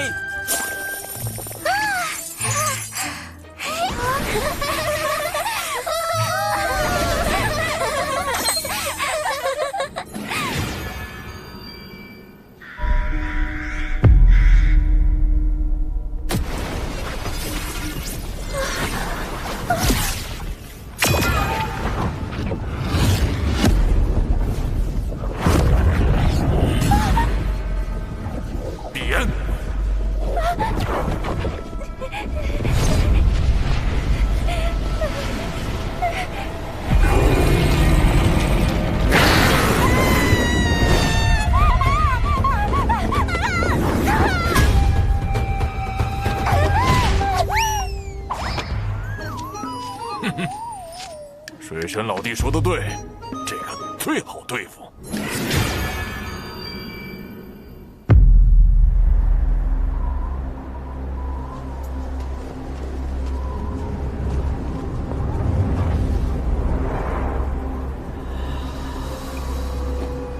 你渴望什么？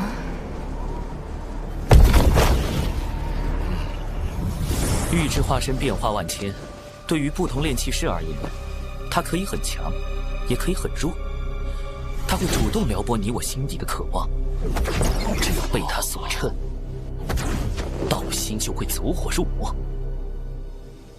哼，我刚好带着一些让道心宁静的法器，各位若是在交手时被玉之化身影响到，可以拿出来看看。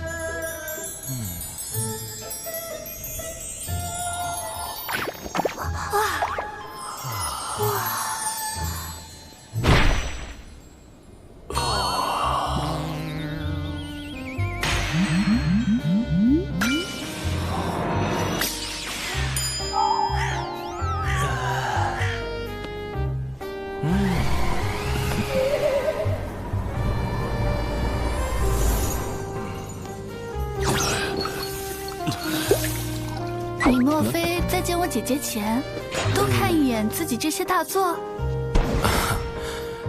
这不过是防身之用，我又何须防备云霄仙子？水神小友能常人之所不能，非常人矣。多亏有此物在。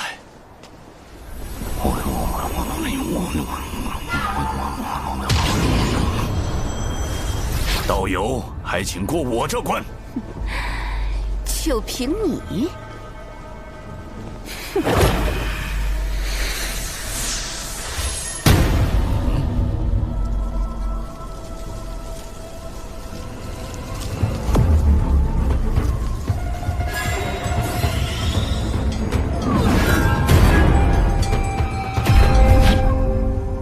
自在化生，方正圆融。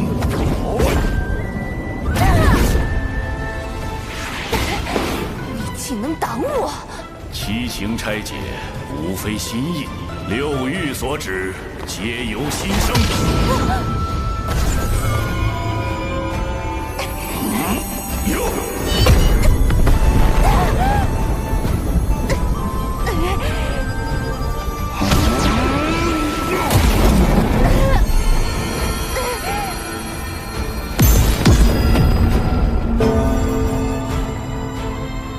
这口鼎便是贫道的道心。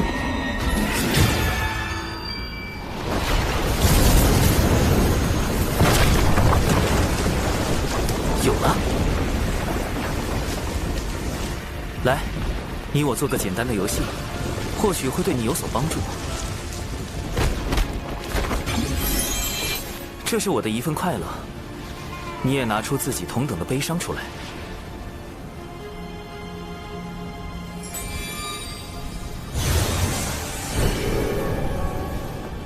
你说这里面是愉悦还是悲伤？都不是，是情绪的混沌。混沌生阴阳，所以就有50%可能是悲伤，50%可能是愉悦，对吗？似乎是这样。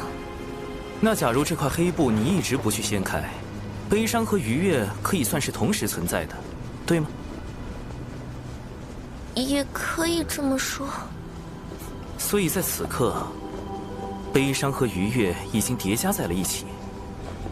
那你向前看，下一刻、下一个时辰，或者更远呢？那里的情绪是不是也是50%可能是悲伤，50%可能是愉悦？不，你说的这些都是歪理，我根本活不到那么远。那你说，这里面一定是悲伤吗？悲伤并不是你存在的意义，感受生灵的悲伤才是。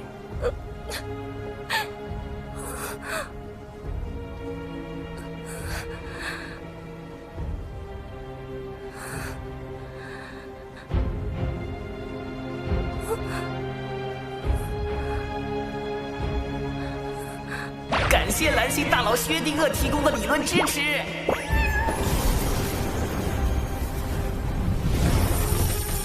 七情中喜、爱、怒、惧、欲，5情内倾向稳定。小安也即将被我说服，接下来就差大法师那边了。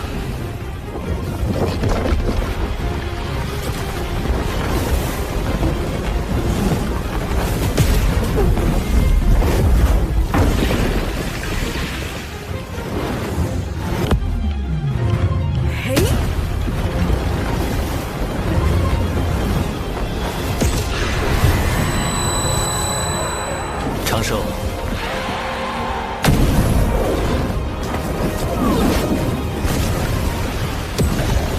看样子我可能要费点劲儿了。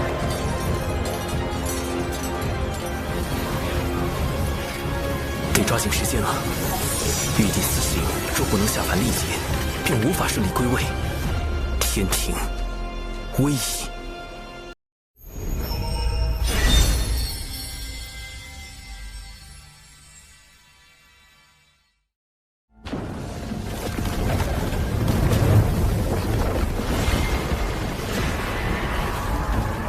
还以为你们去做什么了，竟然是去喊帮手，我就先杀了你。道友，我们不如玩一个把戏。你看，我拿出一部分善念，你拿出同等的恶念，让他们……谁跟你玩把戏？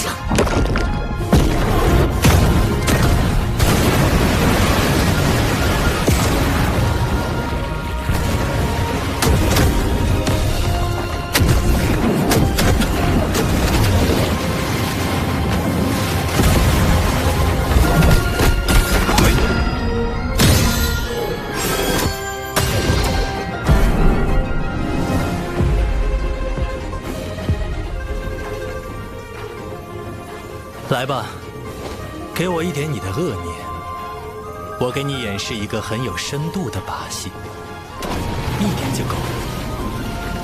配合下嘛，真的很有趣。滚！哀之化身，或许我可以设法逗他开心，进一步弱化哀伤的情绪。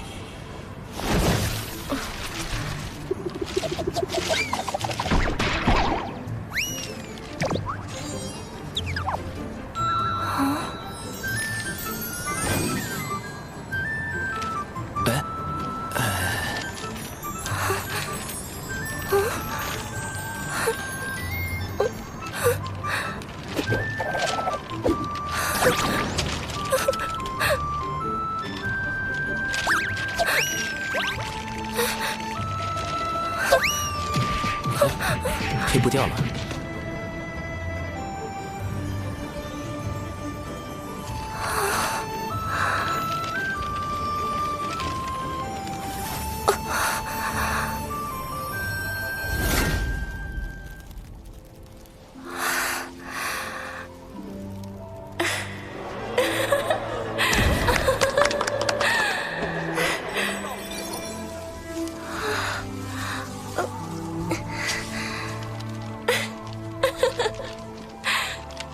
真的是愉悦呀！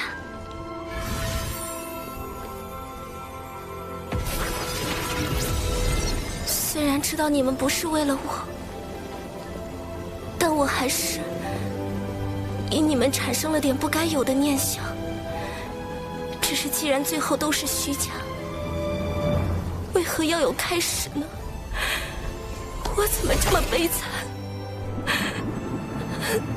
贫道号长庚，人教弟子，天庭水神，能与你相识，引为道友，共成今日之事，相助大德后土，三生有幸，不胜荣焉。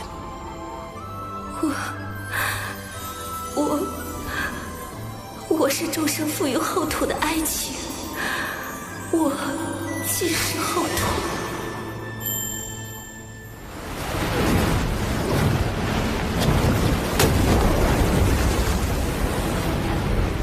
你们俩等着，以后我见你们一次，打你们一次。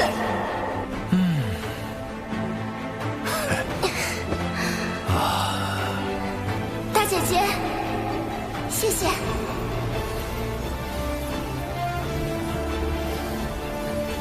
保重。放开我！你这怪物！多有得罪。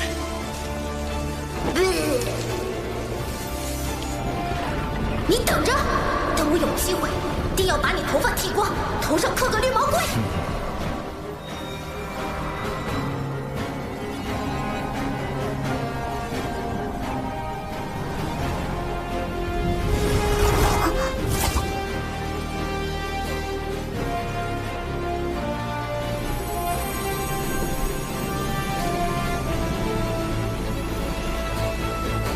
后土之德，天地共鉴，请后土娘娘归位。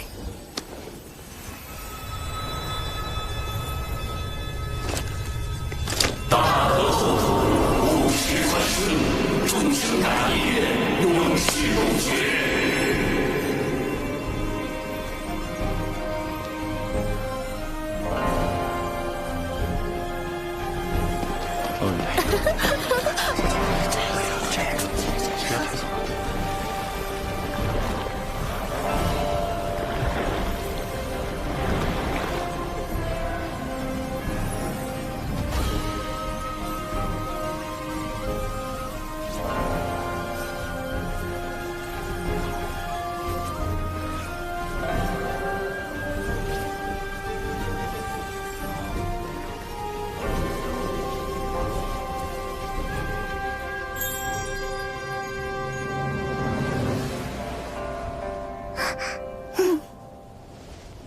若前辈担忧七情再度生乱，晚辈愿借玄黄塔一缕威能，助前辈守护七情。多谢。昔年我身化转生盘，便是抱着苍生大爱之情，制定此地转生细则时，更是抱着对罪恶的憎恶之情和对善良的敬仰之情。若要我斩断七情，世间便再无转生盘，再无六道府。若无情，便无我。众生之苦，我来背负；众生之怨，我来承受；众生之恨，我来忍受。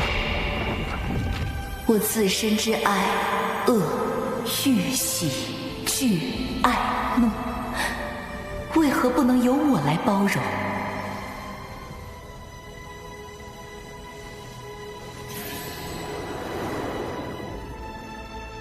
以后要乖哦。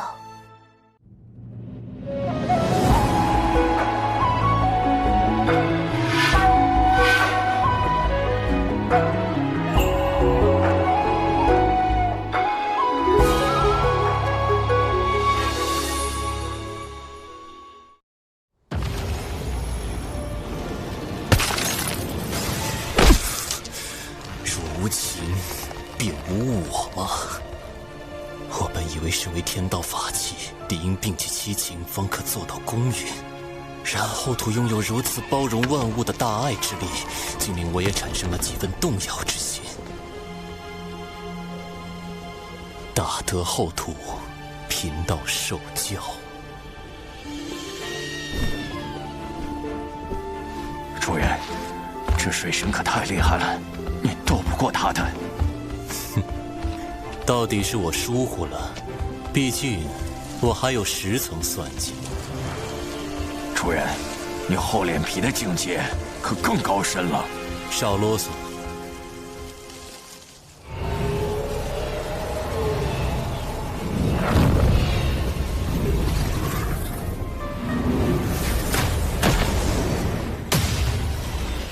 这便是七情失控前转生盘所见之情景。那是修罗族12品业火红莲之莲子，看来是修罗族用红莲莲子污染灵藤，想以此谋害娘娘。修罗族一向听命于西方教和陆亚，七情生乱的时机，又恰逢玉帝历劫转世，此番极可能又是陆亚与西方教的毒计。后土前辈放心，此事晚辈定会追查到底，不让六道府白白遭难。有水神作保，我自然安心。只是为护玉帝神魂，王母神魂亦有所损伤。且从未有过神魂进入转生盘而不入转生道之先例。稳妥起见，王母神魂也需随玉帝一道下凡。有劳后土前辈，晚辈还有一事想与后土前辈、判官及乌牛、乌马2位元帅商议。水神请讲。天庭出力，正是广纳良才之时。玉帝陛下此前就有意招揽六道府，此番王母亲送玉帝神魂下凡，亦是为了此事。只是眼下王母神魂已随玉帝陛下转生，龙吉殿下需坐镇天庭，便只好由我来带玉帝陛下与王母问问诸位意思。六道府并入天庭体系，就能得天道之力庇佑。妈，你觉得怎么样？判官意下如何？六道府巫族能得天庭赏识，实乃幸事。只是，判官可是有什么顾虑？六道府并无顾虑，而是巫族还有一支血脉，自巫妖大战后便退居北周苦寒之地，同族水深火热，我心中一直挂念。不知六道府归天后，可否请水神对北周巫族也施以援手？这并非难事。玉帝陛下与王母归位后，我会及时禀明前辈心愿。多谢水神。如此一来，六道府顺利上天，天庭就得到了巫族这一大助力。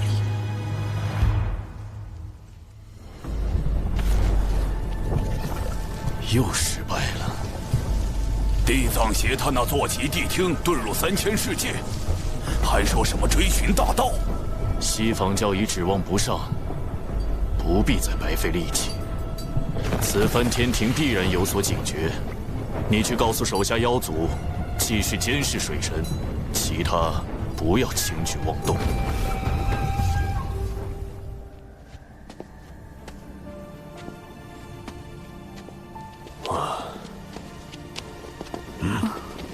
大德后土单独将你留下，可是小师叔下凡历劫之事出了差错。有劳大法师与诸位前辈仙子挂心，玉帝王母无碍，是大德后土为表谢意，赠予一门八九玄功，让我道门三教同享。八九玄功乃肉身修行第一法，大德后土有心了。玉鼎真人对八九玄功的评价颇高，日后他的徒弟杨戬修习的也正是此功法，不可谓不是缘分。稍后我亦可将此功法传授于熊灵力，助熊灵力精进修为。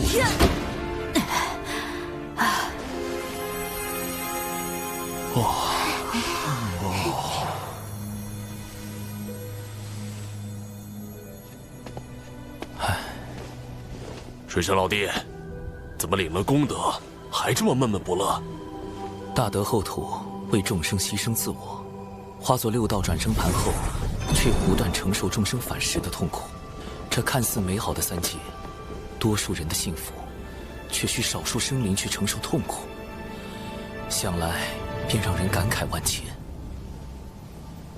这大概也是大德后土拜托我们帮忙收束七行的用意所在。弟子有一疑问，想请大法师与诸位前辈仙子解惑。但说无妨。道之一事，可有对错，可有正逆，可有善恶。自是没有的。但道为生灵所修，生灵却有对错，也有善恶。大道3000，亘古迄今。然生灵修道为何？又会将道修往何方，却因人而异。终至道途不同，故道所显，随人而变，随人心而至。道本不变，却因生灵恒变。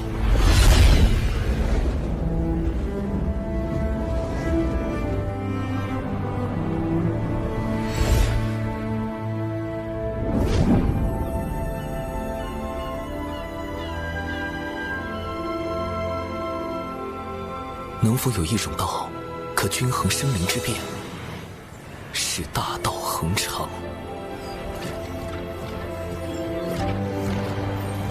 乌俗迎风变，虚怀玉物轻。千钧将一羽，轻重在均衡。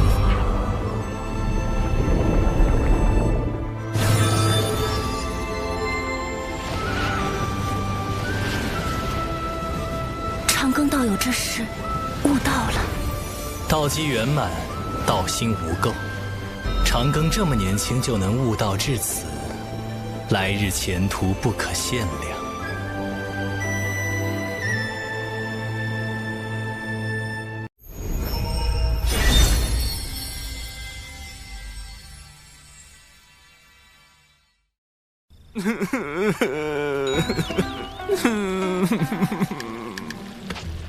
七情之爱的后劲也未免太足了，此前积压的悲伤全部反弹了回来，悲伤那么大。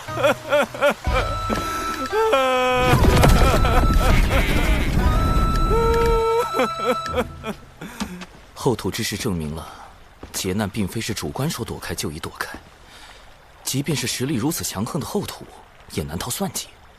封神劫前诸多变数，我该如何破局，才能保全道门和人族？变数1，圣母女娲力保路亚。我想通过杀死路亚来改变封神大劫的计划，被迫搁置。变数2，洪荒里存在另一个蓝星人浪前辈，他也知道封神大劫的未来，无论他对于大劫的态度是什么，都极有可能影响到我的行动。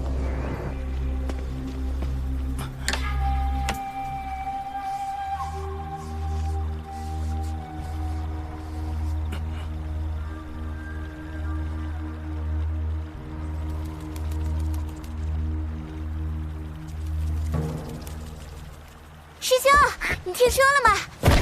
仙都大法师生孩子了，那孩子就在天庭。是，这可是人教的大喜事，一位不愿表明身份的仙界内部人士透露，大法师修行阴阳大道时，往太极图上一坐，天地交改，然后就……文字经3000遍。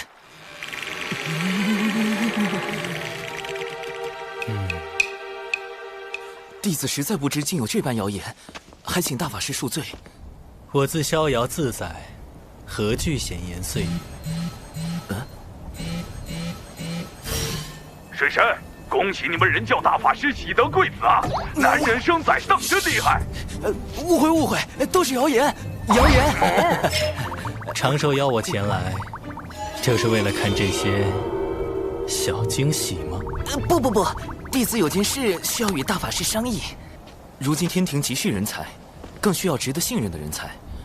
我们或许可以引荐人教仙人加入天庭。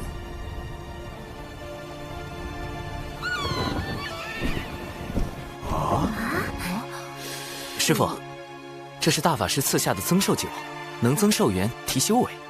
对了，这酒还有护肤养颜之效。师父，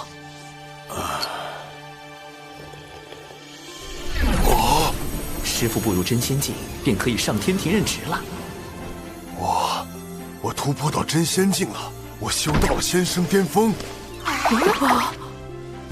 实力不够的，就把蟠桃弄成酒送给他们，保留营养风味的同时，加速提升修为。师妹师叔也快来尝尝吧。酒，小九要喝酒。上天庭任职。师父，不久前天庭发布了强兵计划的招募令，弟子自作主张将您报了上去。今日天庭要召您上天，封您为山神。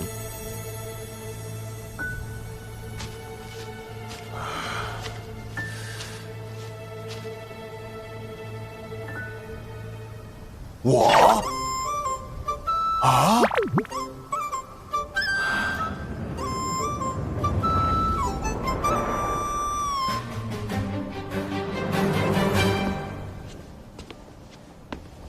师父，是我。长寿，你怎么？师父，弟子这具化身的身份是玄都小法师。你以后遇到危险，就报这个名号。啊？咱们人教大法师乃是天地间有数的大能，你这外号岂非故意沾光？这名号便是大法师给的，方便弟子为咱们人教做事。弟子如今已能照顾好您与师妹。接下来恕弟子不敬，你我也道友互称，若您跟弟子的关系暴露，恐会招来祸事。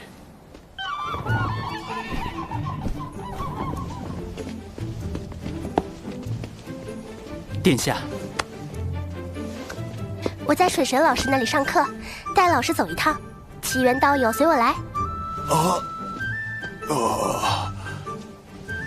道友当真好福缘，能得水神老师举荐。您是？忘了说，我父亲是凌霄宝殿中的天地主宰，母亲是瑶池仙手，他们这才称为一声殿下。凌霄主宰，瑶池仙手。那不就是玉帝王母的女儿亲自带我走后门？不是走后门。按照水神老师的话说，应该是内推，道友符合天庭招人的标准。是这样吗？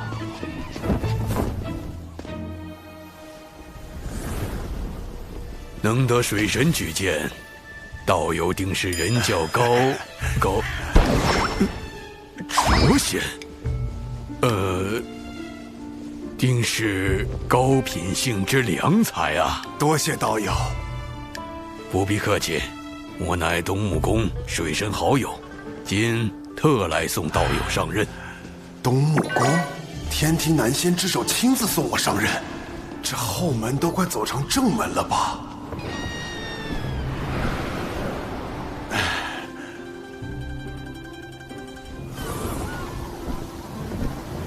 我这就上天庭做山神了，辖区还在渡仙门这儿。长寿，你跟这个水神很熟吗？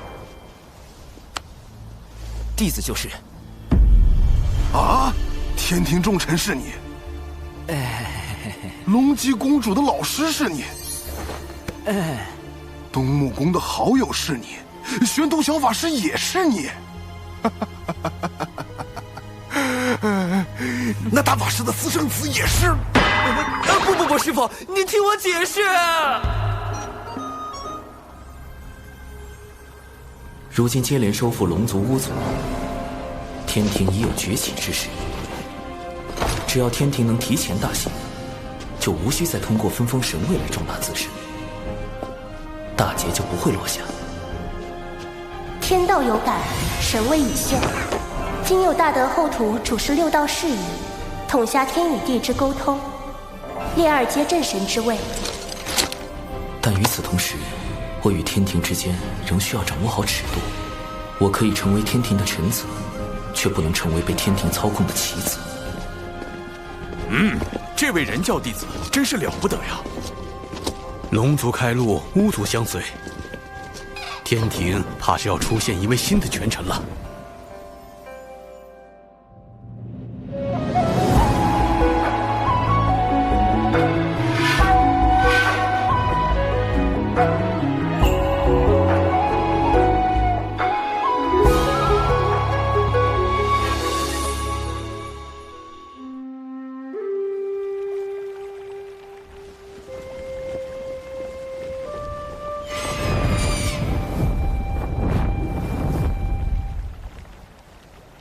看来大德后土之事，令你感悟良多。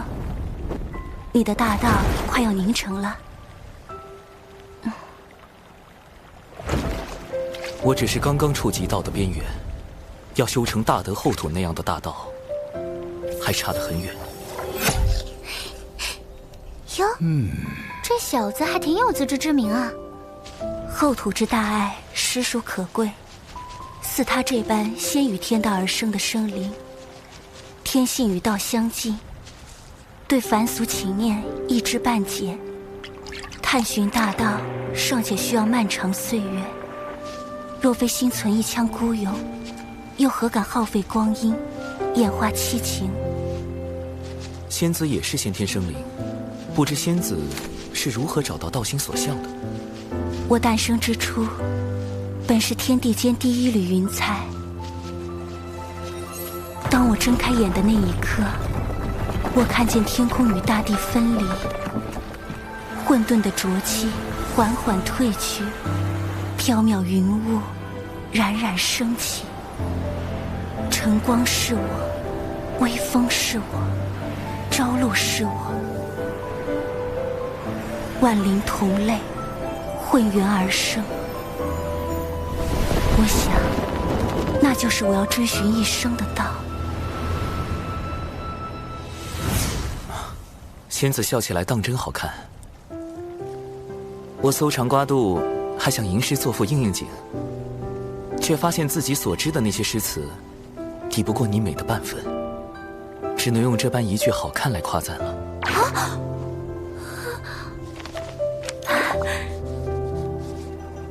今日你怎的多了这般言语？常听人说，先天生灵以道性居多，修行越久，越是忘情灭性；而后天生灵则以人性为主，实力越强，越会彰显私欲。仙子觉得，道性与人性，孰轻孰重？道性与人性，本就是此消彼长，自然需坚定道心。我却是一个俗人，我以为道非本我，性为本真，人性恰恰是生灵的本心。舍去本心，何以寻得真我？须知本心本性，得名造化道生。云霄受教了。果然，如果云霄仙子真能断绝人性中的情念，又如何会在公明前辈死后，以身入劫，替兄长报仇，最终落得那般惨烈的结局？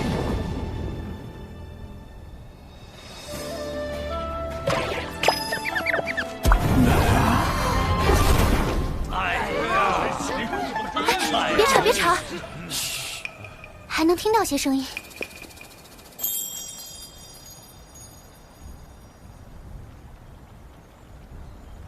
仙子，你可想过，若你我结成道侣，会是哪般情形？怎的突然说这些？我与你此时只是相熟，虽彼此有心意，但此路漫漫，言之过早矣。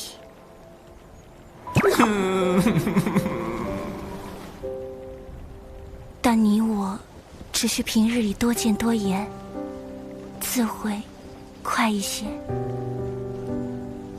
咦，我也想与你多见。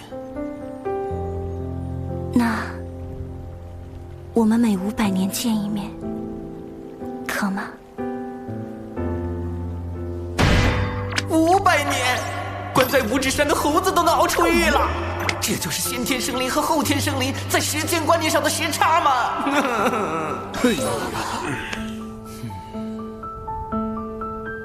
这枚落宝铜钱，还请仙子收下。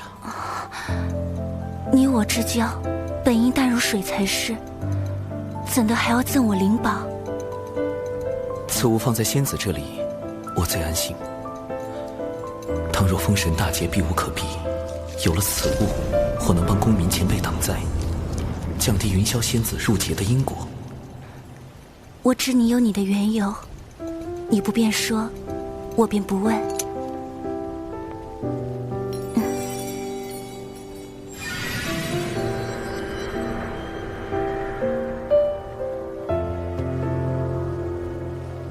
此物于你，而今强敌环伺，盼此仙云，护君一程。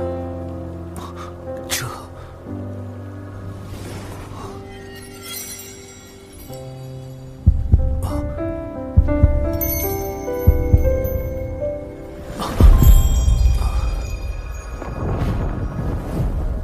亲赠一缕青丝，我还一份因果。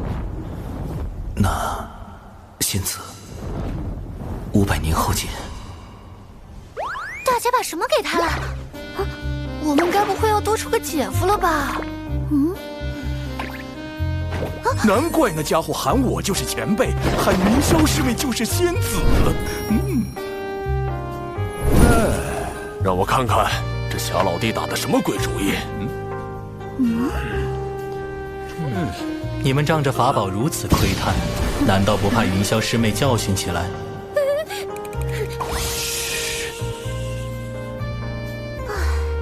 大姐应该还在好感境。好感境是什么？修成道侣的几个境界呀？好感境、心动境、升温境、热浪境、姻缘境。姻缘境若大成，愿意为对方奋不顾身，不顾因果，那就是道侣啦。能得大妹欣赏已经很难得了，要想让不食人间烟火的先天生灵为一个人奋不顾身，水神老弟任重道远呐。顺其自然，且看后续吧。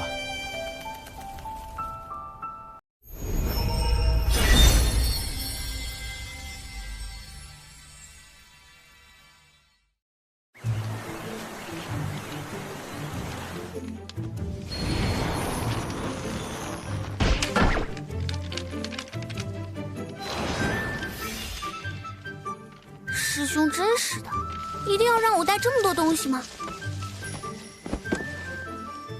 咦，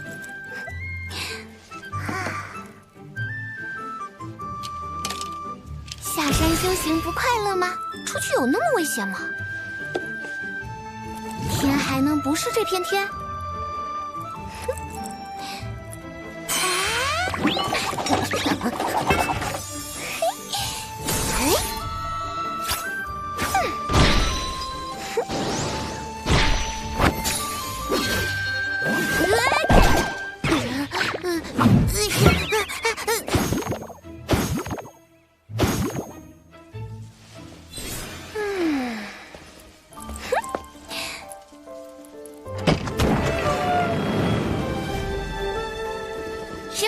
师兄，弟子这就出去闯荡了。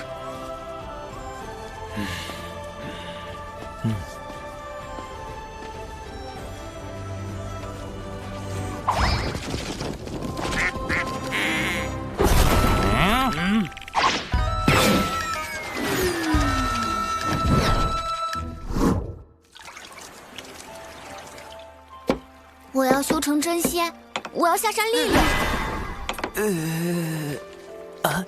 这么突然吗？师兄，师傅都去天庭了，我也要去。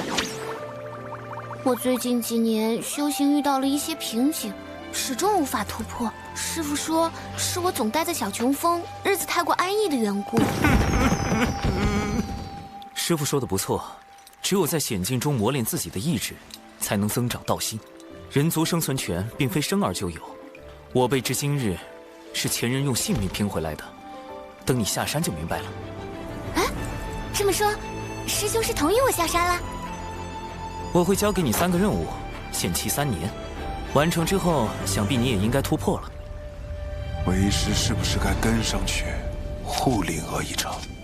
师父，师妹不是任何人的依附，也不是小琼峰的一个摆件。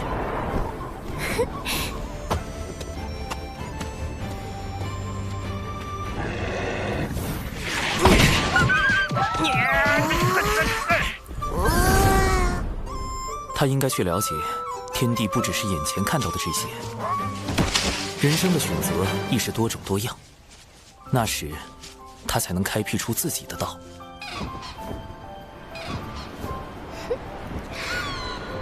蓝天白云一成不变，青山一如门内中风。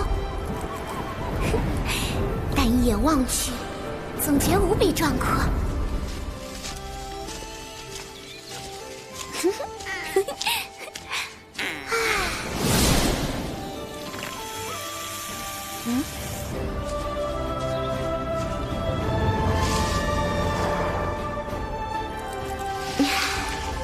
这就是外面呀，真美！救命啊！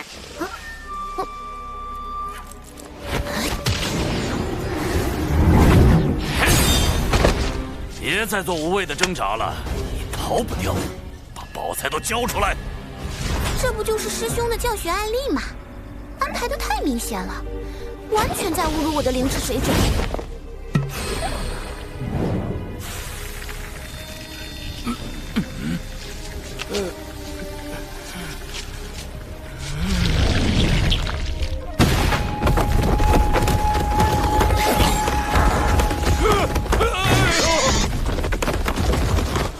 多谢恩公，还请恩公救我救到底，我愿当牛做马。竟还有隐藏尸体，弱者管家。不必，若这般都逃不掉，你不会想碰瓷我吧？告辞。这次解决的不说完美，至少也算优秀吧。师兄见我行事这般稳妥，应当能放心了。好不容易下山，得给师父师兄买点东西。不过零食不多，得省着点花。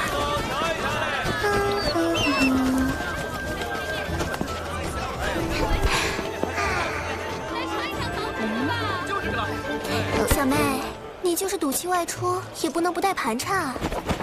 这是大哥命我送来的，当街送零食，这么突兀又直接，不像是师兄安排的。大姐姐，你是不是认错人了？我家中只有一位兄长，并无其他姐妹。啊？警惕性挺高，不会被灵石骗走。小妹怎么还在说气话？啊？敖乙怎么直接放水了？也罢，毕竟是我失策，忘给师妹多备零食了。我家穷得很，大姐姐接近我，究竟是何居心？啊？单一个稳字能说明什么？师兄外出都用纸人，但他根本没有纸道人特有的气息。更重要的是，小琼峰的月宫都被师兄拿去换药了，怎么可能有机子啊？我竟不知长寿兄生活得如此窘迫。其实并没有，毕竟身兼数职。灵娥道友，长寿兄特意让我追来，除了是送灵石，还想考教你的警惕性。敖乙，真是送灵石？不，师兄行事素有深意。有诈！这里真没有。这里一定有诈。不了，我带了灵石。长寿兄所托，请务必收下。我尚有任务在身，告辞。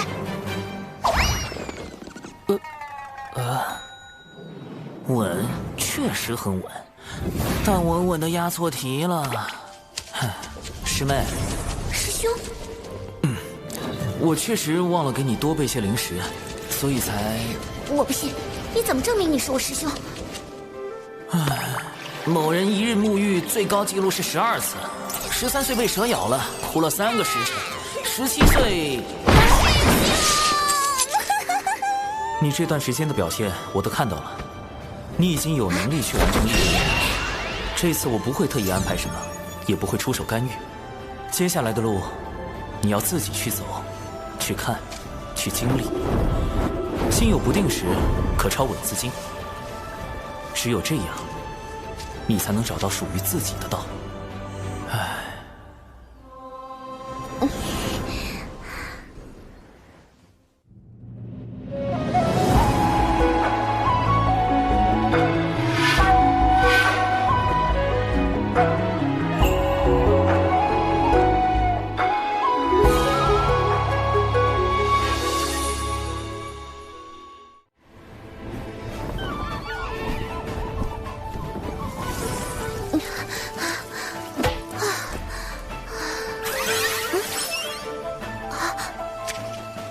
前往南州边界，诛杀100头真仙境修为的妖兽。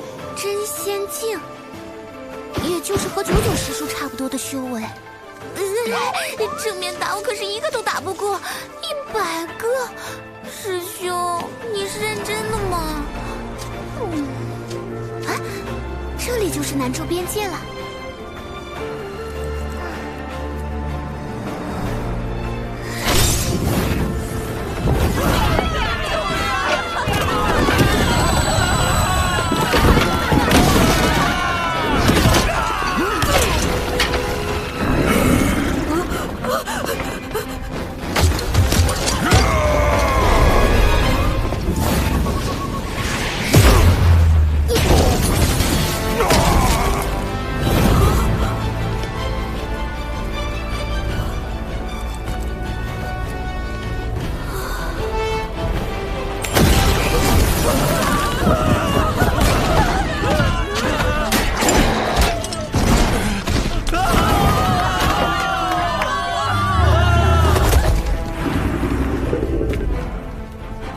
人族生存权并非生而就有，我辈之今日是前人用性命拼回来的。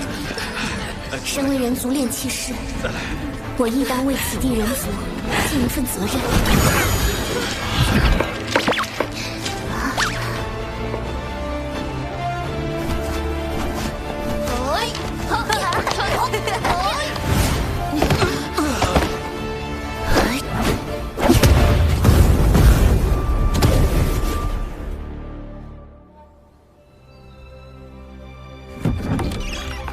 半年时间过去，附近的妖被吓走了大半，短时间内不会再来。疗伤药方还有灵石也都留给了村长。历练任务已经完成，小兰姑娘，这就要走了。小兰姑娘，晚上来沈家吃饭？不来，还要准备明天用的药材。那你多注意身体，别累着。哎！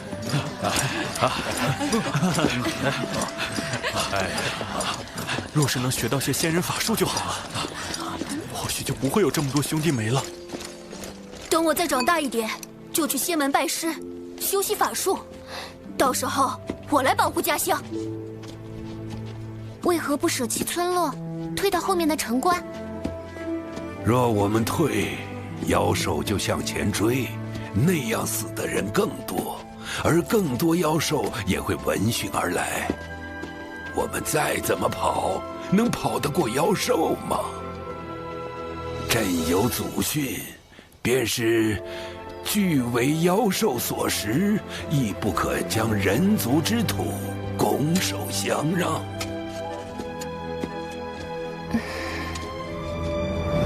人族起于微末，一路百般艰险，左右尽是凶恶，但凭着这股不屈之意、自强之心，方有人族代代不息。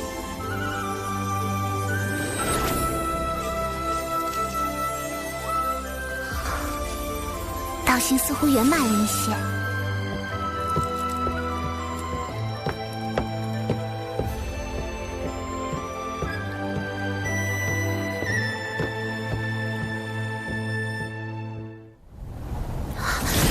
天劫这么快就来了！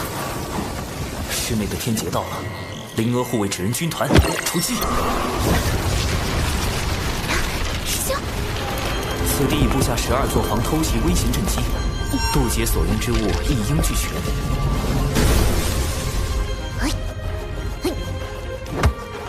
最后的底牌，9转金丹。我从老师那里求来2颗9转金丹，一切收好。撑不住了再吞，这是本命啊！不过也无需太过紧张，你的道基稳固，渡劫成功率还是有9成8。师兄，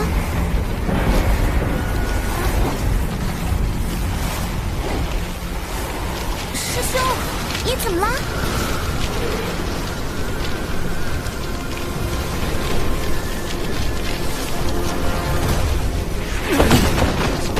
为什么？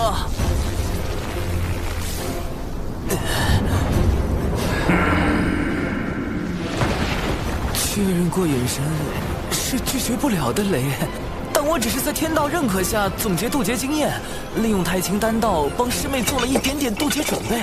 凭什么挨批？为什么被罚？怎么就……且慢，稳字经。谁能想到罚他抄稳字经抄多了，抄出一条大道啊！这波只能认了。感谢天道老爷百忙之中赶来训诫，弟子甘愿领受责罚。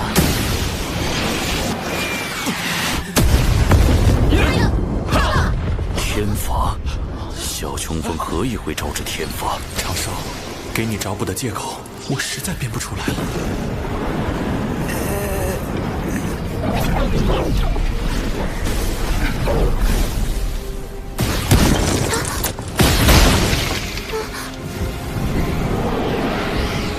师兄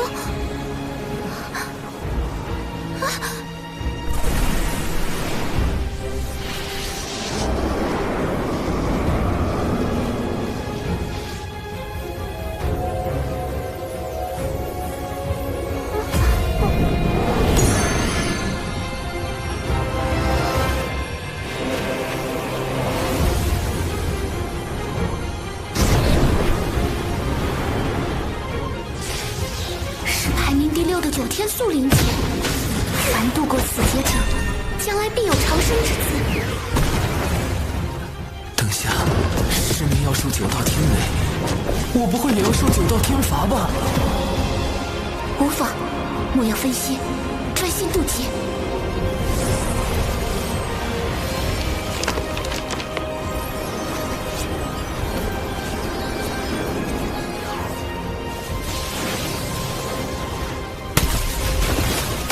轮转，天地井然。天劫是命数，也是机缘。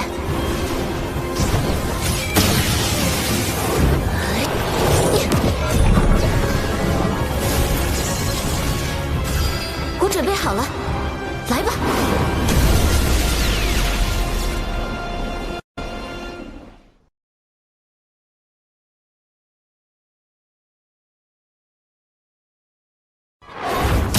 牵扯之人相继现世，只怕他第一次现世是在巫妖大战时，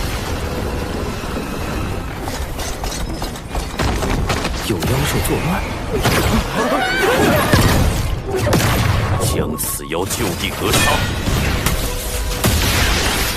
那难道是本座杀了你们所有人，了断因果？资金还是超少了。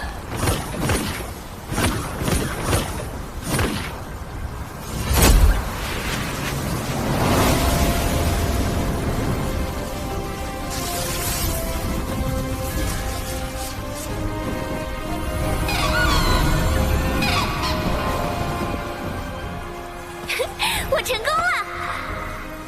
师兄说过，大道自生，非灵而动，非信而往；自道由心，非天地生。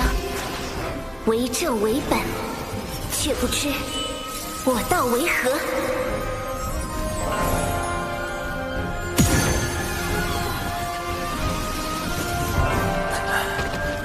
师妹以抄写文字经入道，飞升真仙了。啊，师妹这天劫渡的，真是费师兄了。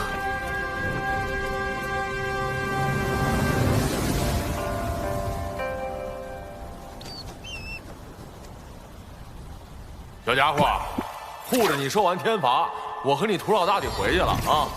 太清老爷这么久不和我俩唠嗑，你一定老想我们了。哎，我讲许多，太清阿嫂来得才浓。多谢二位前辈。走了。师父已受封山神。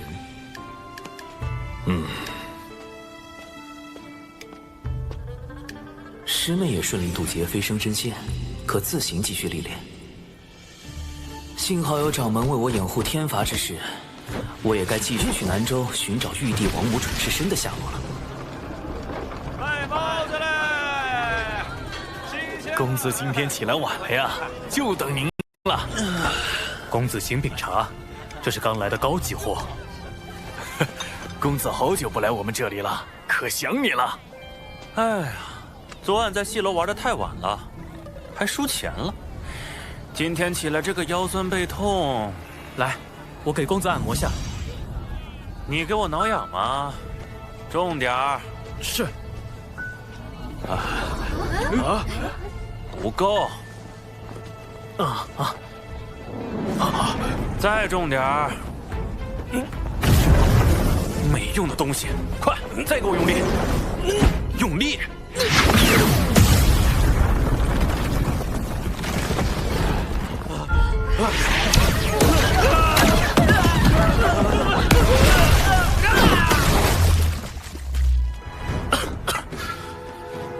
公子，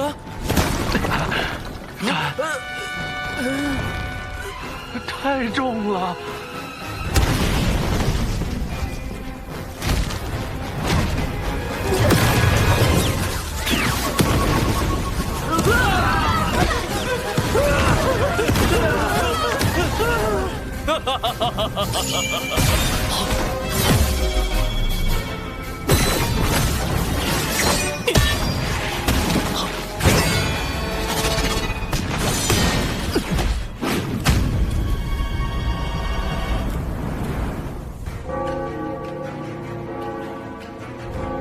人皇归于火云洞后，南州涌现出众多凡俗大国，有秦国在其中实力较强，又是门内供奉的主要来源。最近有秦国阙州城遭到袭击，掌门命我带门内诸位弟子前去平乱。有妖兽作乱？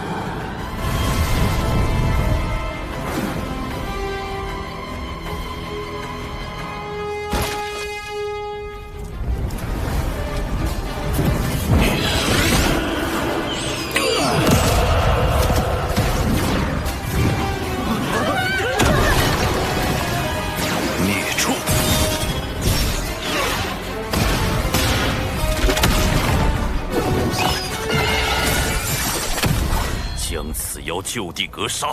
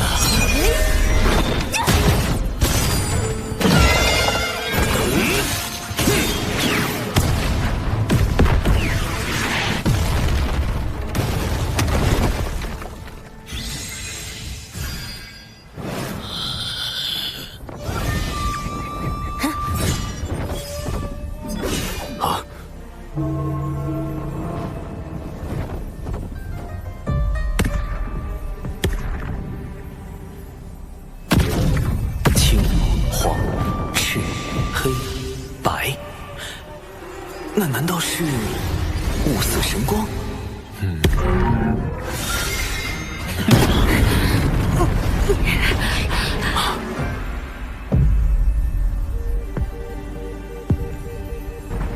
乃日，可他身上没有任何阳刚之气，也没有半点阴柔气息。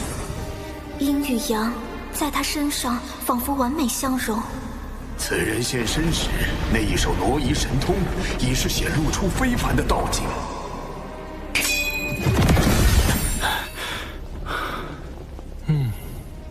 他杀了多少人？道有何意？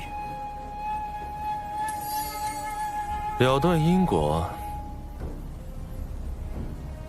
要么本座杀了你们所有人，要么你们说出他杀人几何，本座去救对应数目的人族，如此两不相欠。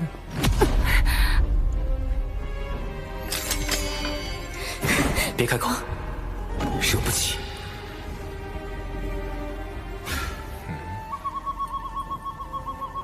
出来！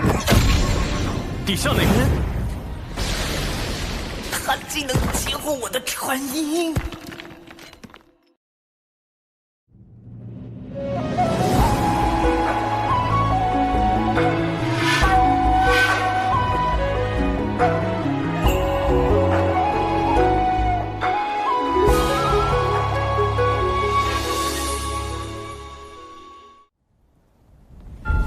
孔雀乃天地间第一只孔雀，身上有元凤血脉。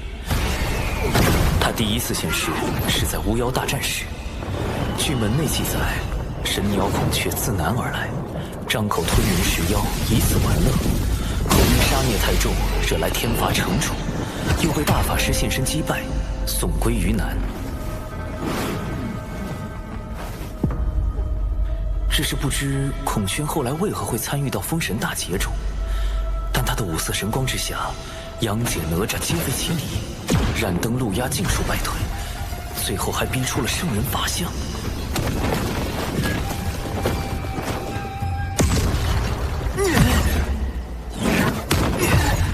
这实力完全就是三教大师兄级别的。三教大师兄？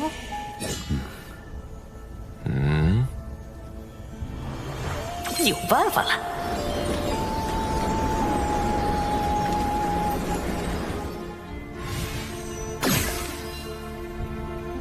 玄都小法师，刚刚传音给我的不是长寿师兄吗？高人在上，今日万万不可轻举妄动。若我推测不错，这位高人是天地间有数的大能。贫道玄都小法师，这几人都出自我人教道成，还请道友手下留情。小法师，你与玄都大法师是什么关系？同门。有何凭证？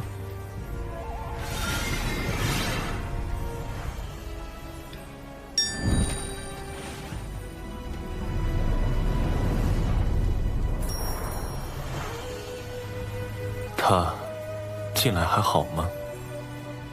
啊？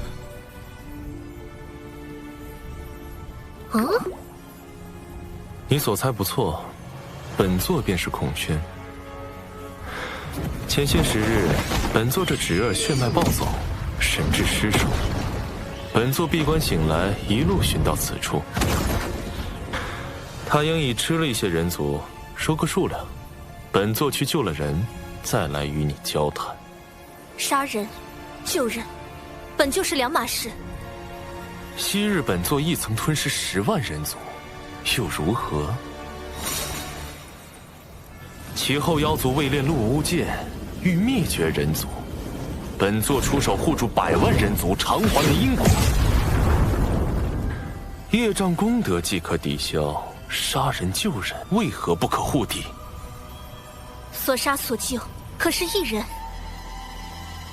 天数昭昭，增减护抵。所谓吞食者，轩雅，少说两句。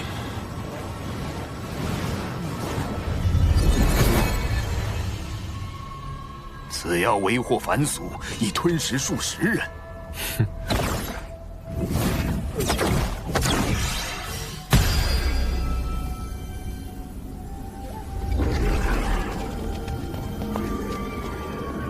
是几天前被妖族所擒的血石，10倍奉还。轩雅，你可是这位孔宣道友的对手？不是，我也不是，忍忍吧。哼，你这小法师，倒也是个妙人。对了，你家大法师，可曾提起过我？实话实说，会不会惹恼这位定位模糊的洪荒狠角啊？我跟大法师同处的岁月不长，但听大法师提起过那么1、2次。他都说什么了？您到底是男是女啊？这个问题不搞懂，总觉得事情会变得非常之刺激。道友，涉及我家大法师清誉，恕我多嘴。您道号写作萱草之萱，还是宣告之宣？问本座属阴属阳，直接问就是了。刚才还觉得你直言直语，性情不错。哼，本座此时尚未决定阴阳归属，若非他当年避而不见，我或许已做出抉择。这都行？今日终究是我凤祖之过，此乃传信玉符，本座随时可偿还人情。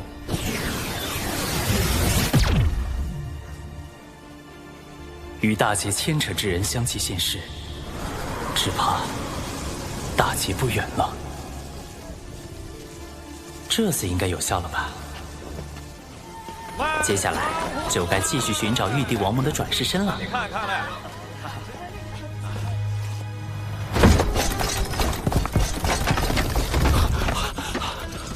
少爷呢？在这儿，快救少爷！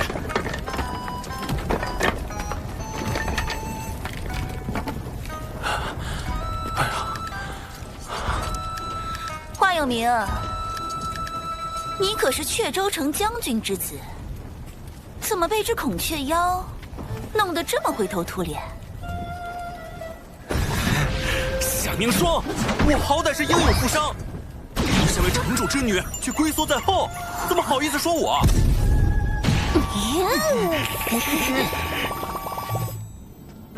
殿下，适才异象出现在南州有秦国。哼，昊天，这次我一定让你归不了位。恭喜老爷。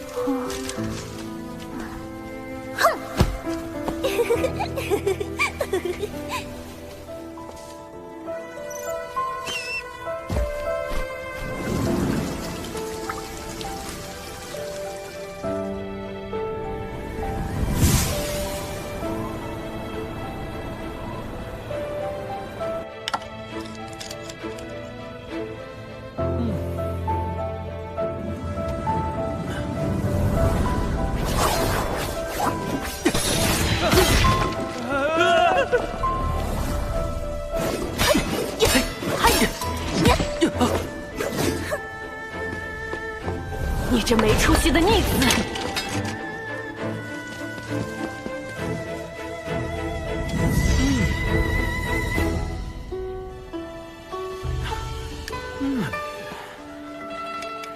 今天就谈到这儿吧。莫要累着了。我明日再来看你。是，少爷。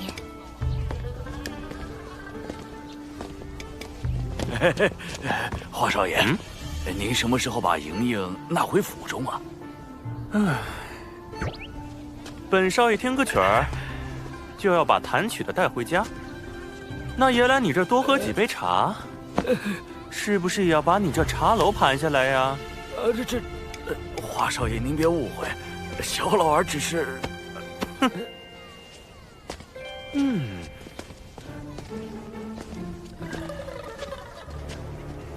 你听说了没有？最近阙州城来了位特别厉害的仙人。我知道，听说这位仙人早已得道，劝诫年轻人时脑后现出金光，还能让赌鬼改过自新，开始崭新人生。仙人还坐在花楼前讲了2天2夜的道理，讲完这花楼直接就塌了。花楼掌柜善心大发，允许花楼姑娘赎身离开。何止啊！这位仙人走过之处，死鱼变活，枯井生水。仙人席地而坐，就能地生花朵；抬手一招，就会引来漫天飞鸟盘旋。仙人还拜访了阙州城最有名的书院，一场辩论让几名老贤高呼老师，仙人自己却不计声名，飘然而去。若能拜入这位仙人名下，可巧了。仙人说与阙州城有缘，要落脚在此开课收徒呢。仙人还说了，他不收学费，不收礼物，唯有一条，就是只纳聪慧灵敏之弟子。这么厉害，只纳聪慧灵敏之弟子，那不就是我吗？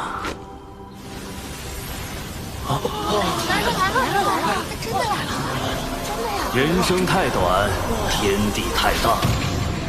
吾心虽怀无限，然双足不堪用。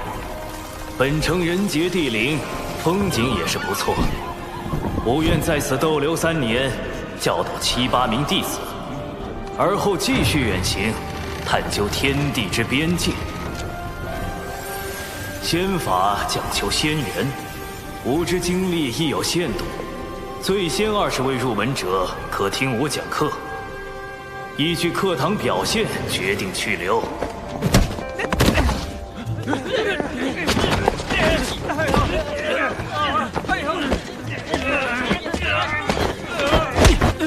冲什么冲？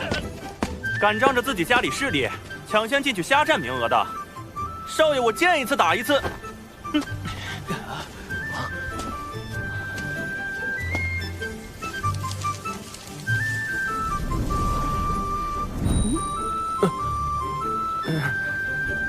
去，后边去。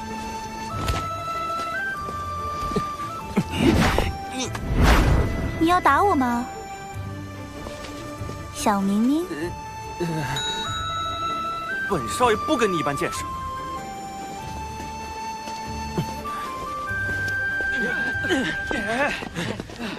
出身富贵却大字不识的，能学到什么？不如将位置让出来，给那些真正读过书、学过道理的同辈，这样才能为本城培养出更多人才。一时不学无术，怎能代表一生便不学无术？那一时不得意，也不代表此人一生便无宏伟大功。华有明，你这般离经叛道，是要被华将军吊起来打的。哼，本少爷何惧之有？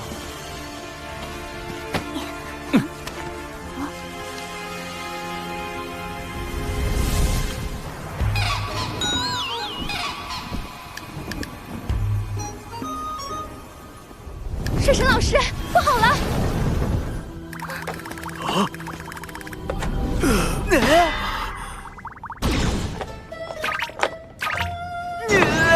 这么多姻缘线，玉帝转世身，这都是哪儿招来的烂桃花？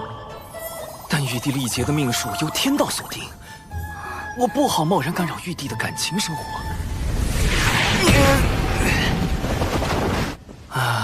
我能怎么办？总不能去华府当家丁吧？萧芷人探得华有明想学习仙法，我便学习蓝星的网红营销方案，在城内打响仙人名声，惹来各家追捧。接着放出要收徒的消息，引华有名夏凝霜在内的诸多学子前来报名。好一个权贵贫寒之辩！这位公子如何称呼？华有名，家父是本城守将。我今后也要做守护此地的将军。少将军，寒门也好，贵子也罢，来日能否造福一方，终究要看心性品行。随我来吧。至于去前20人听课，则7、8人教学，那当然是物以稀为贵，饥饿营销，才能彰显我这高深莫测的仙人身份。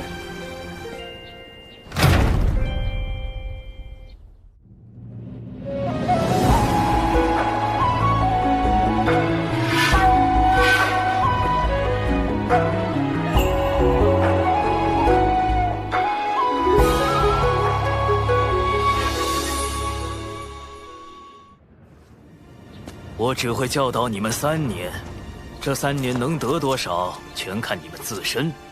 你们想学什么，我便教什么。但我教什么，你们也要学什么，懂了吗？那我要学这世上最厉害的仙法。仙法我自会教授，不过我只会传你们一点简单的困敌手法，比如操绳术。操绳术听起来就很糊弄人。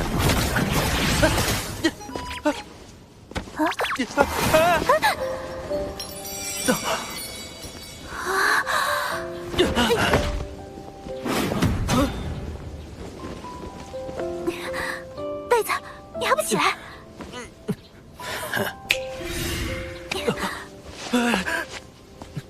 这个夏凝霜还挺好看的。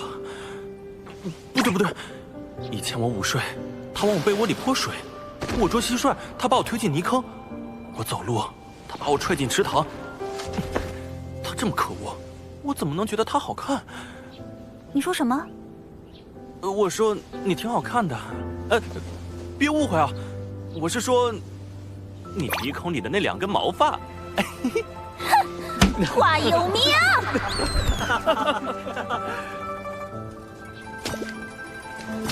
哎呦！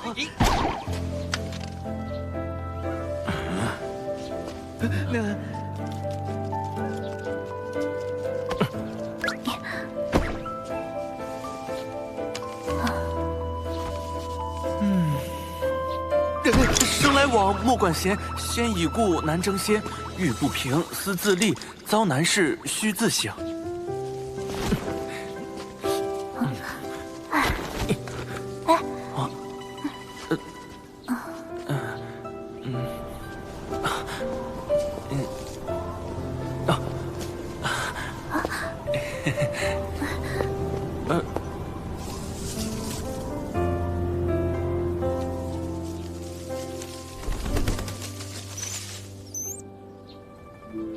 诸位学子，不知不觉间，诸生同堂学习已有3年。入学伊始，有名与凝霜的贫寒之辩，我便想教会大家：万物同处世间，高低本非定数，自不必分出贵贱。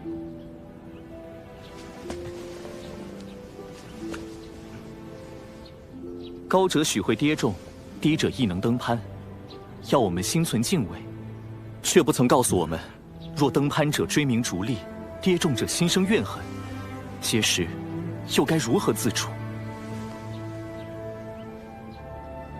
接下来，该由您自己来寻找了。3年期满，吾也该再次启程游历。临行之际，吾各赠诸位学子锦囊1只，若日后心有迷惘，可将其打开，也算全一场师生缘分。敢问先生名号为何？我啊，就叫穆清华吧。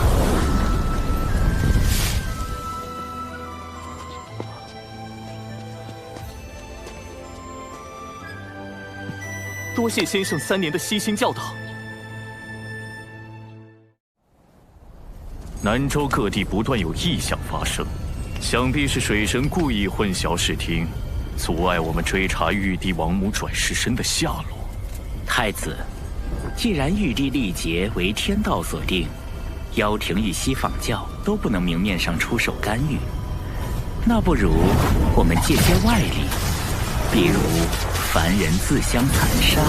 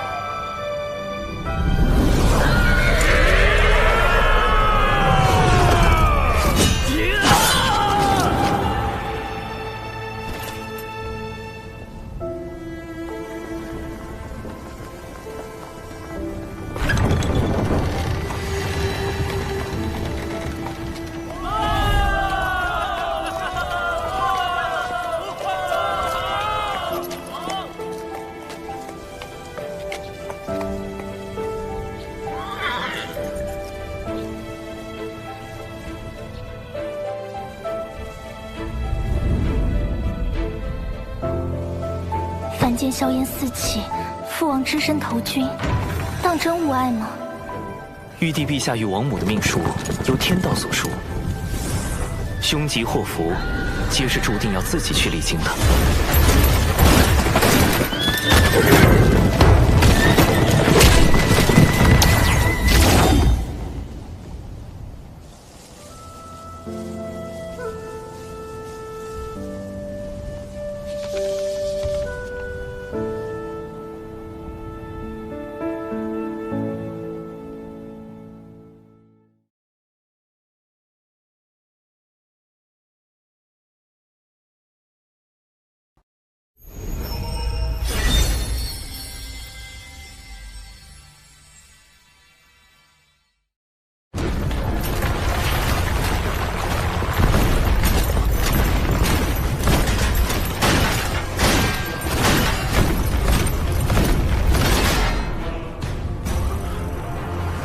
大军压境，我们不能自乱阵脚。我会向城主请命，领兵迎战。是。但当务之急还是撤离百姓。撤离之事交给我。战场刀剑无情，我等你凯旋。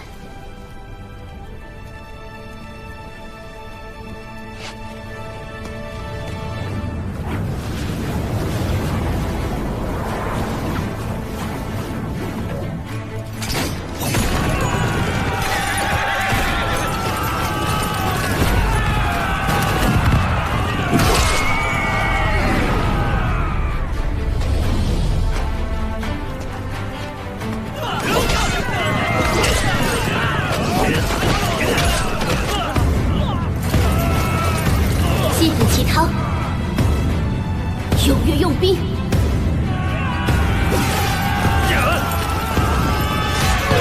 今我阙州将士，誓与城池共进退。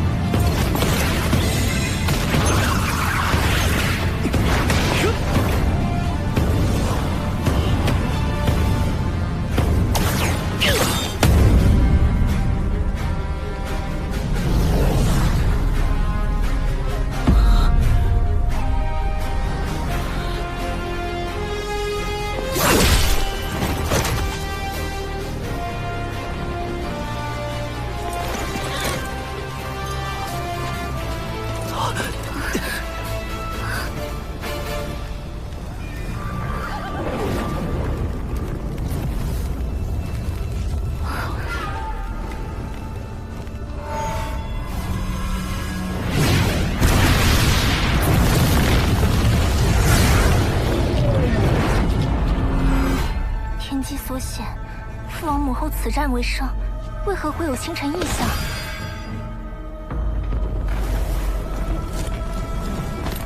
不是阙州城有意，是整个有情国。有情国的国运要崩塌了。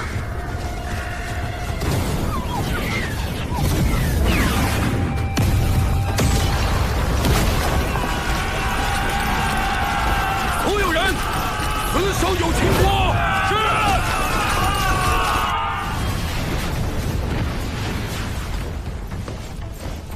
啊！有情国都城遇袭了。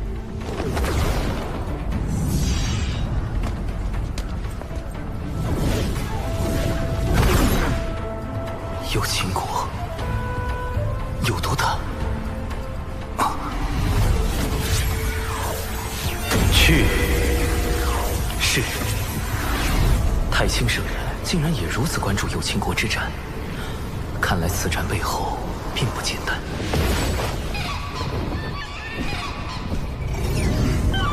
这个玄雅，嘴里喊着什么？这是他身为有情国之人该做的。请门内在下决断时，勿考虑他的凡尘身份，就自己跑去有情国了。唉，阙阳，有情国为难之时，我们怎会坐视不理？你别太着急了，毕竟小九也跟了上去。哎呀，就是因为有小九在，才更让人不放心。掌门。有情国战场目前只是凡人之战，敌国背后的大仙宗还没有加入战局。按俗世规矩，我们也不可随意插手。我们抵达有情国，只是提供法宝、符箓相助，何来插手一说？况且，对方暗地里的小动作也不少。如此来势汹汹，道威仙宗恐怕另有所图。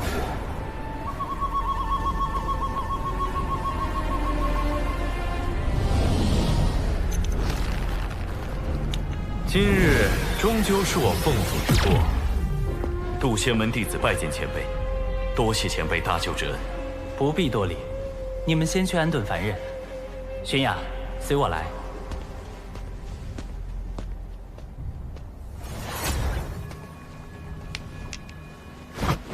长寿师兄，我是不是又做错事了？那明明是我们不能敌的存在。可玄雅觉得哪怕被打杀了，死在那儿，也该发出自己的声音，让施恶者得到惩处。有情师妹，你跟我还不太懂事时，性子简直一模一样。别愣着了，来坐。但现在的我已经变得跟大多数人一样，遇到1、2次磨难，会主动收起棱角，让自己变得圆滑，去思考自身所处环境，并逐渐被环境同化。而你，哪怕遇到了挫折，遇到了打击，也没放弃自己的坚持。有情师妹，其实我刚才想好了该如何说教你。我应该让你知道洪荒的险恶，让你知道，去触怒这种大脑，只是白白赴死。喊得再大声也扭转不了什么，还会连累门内诸位长老的性命。我想提醒你弱者的生存法则，提醒你做事要讲究方法。可话到嘴边，突然发现，我只是不想承认自己曾被环境打败，又去告诉一个敢去挑战环境的人，他必须跟我一样认输，如此罢了。听不懂吗？在夸你。师兄是说我很顽固吗？不，你这不是顽固，你只是有些头铁。我是化身在此地，死了也无妨。但诸位同门、阙州城的百姓，甚至整个有情国的存在与否，都在那位前辈的一念之间。如果有毒继续今天的头铁行为，迟早会给渡仙门招来大祸。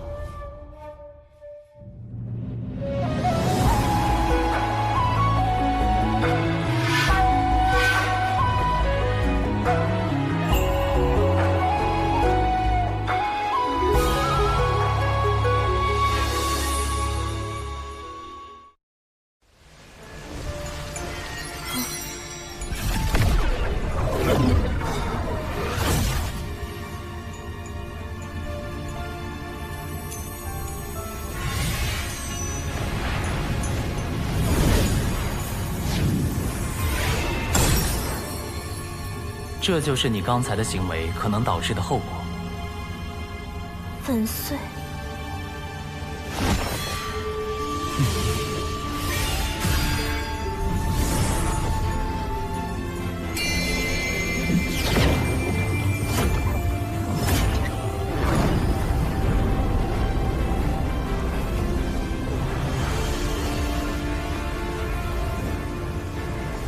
想到了什么？要讲究方法。你如果选择坚持心底的正义，该如何表达？如何才能让玉不碎，石轻移？有情师妹，你这颗侠义之心，比长生道果都要珍贵。但要记住，要将它用在合适的地方，它才能够绽放出更璀璨的光芒。所以，不要被人利用，学会审时度势，不成一时之勇，懂得有进有退。洪荒之中，是非对错反复交织，并不存在绝对的对与错。为兄希望你能学会如何保护自己，保护身边的人，也希望你能保持这颗珍贵又高尚的心灵。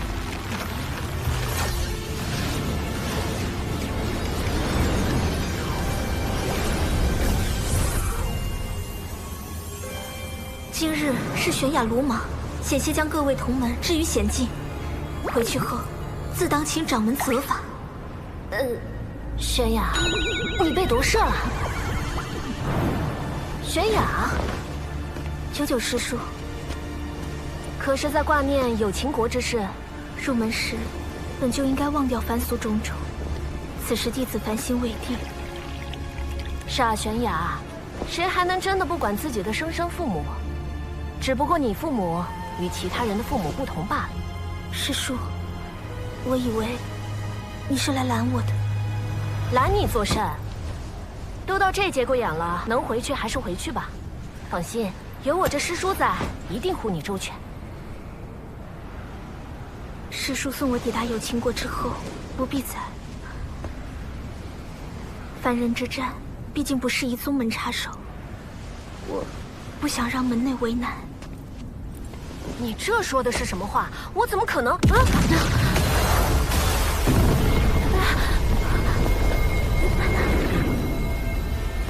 各位道友何必着急赶路？道威仙宗的人，长老，道友若就地返回，并告知贵门掌门将有秦国这块地皮相让，我等自会将你渡仙门诸位送回。为了争夺仙门资源，一个中州仙门都跑到南州来抢地盘了。训风！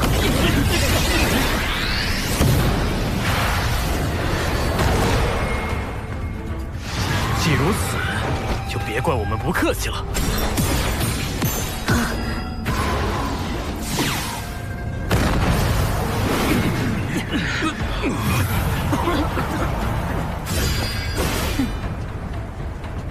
快去有秦国，这里我顶着。多谢师叔。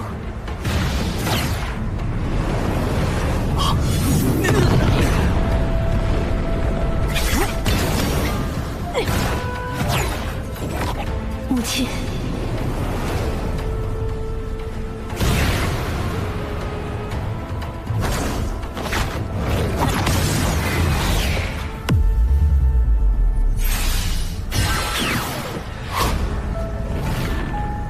人呢？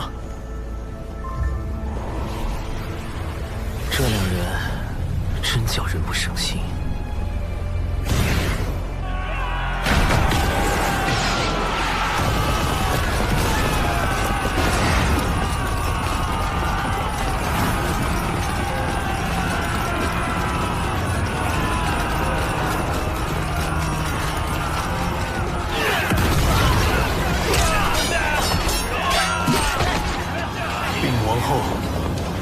太子已殉国，我儿，天要亡我有情，我的孩儿，他还没有名字呢，我还没看着他长大成人，我不能，不能！母后，我们活下去，一定要活下去！所有人听令，从后殿撤退！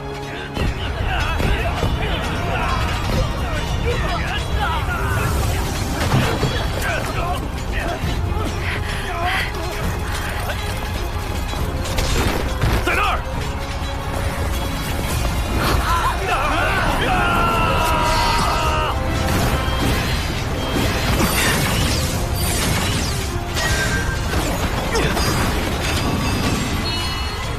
你们被强化了，快上！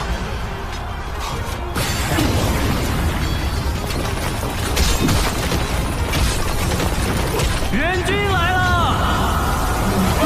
有秦国阙州城城主之女夏凝霜，有秦国阙州城将军华有明，前来救驾！好，好！有秦国主靠嗑药续命，强行做了数百年君主，虽因违反天道招致浑身业障，但有秦国百姓也算安居乐业。只是太清圣人的目的，究竟是让我保有秦国，还是保华有明和夏凝霜？虽然这二者之间并不冲突。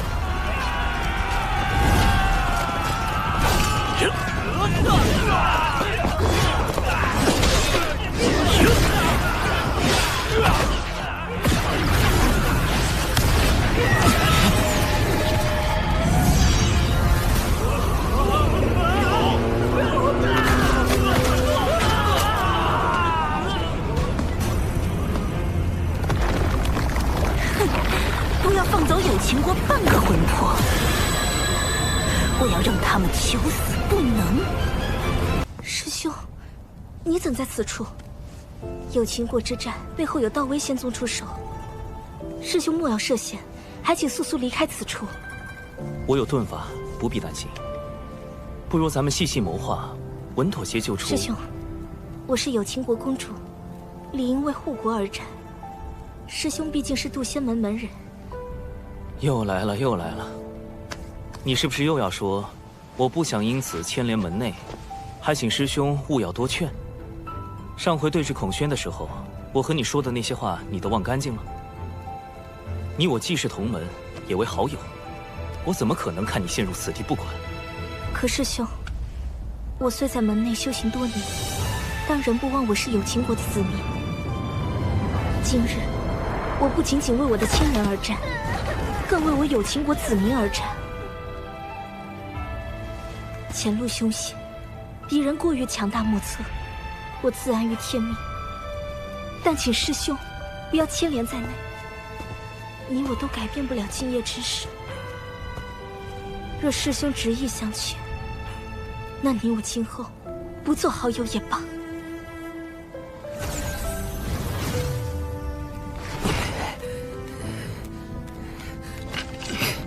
不管了，随他去吧。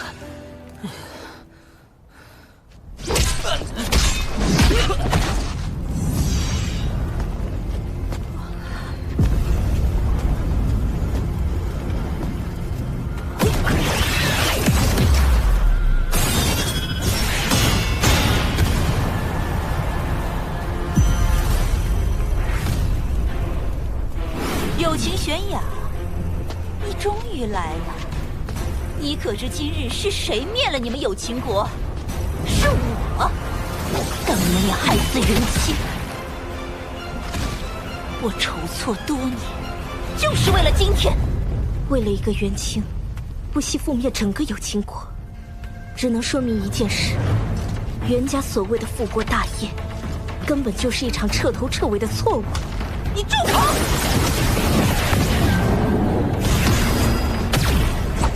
剑死！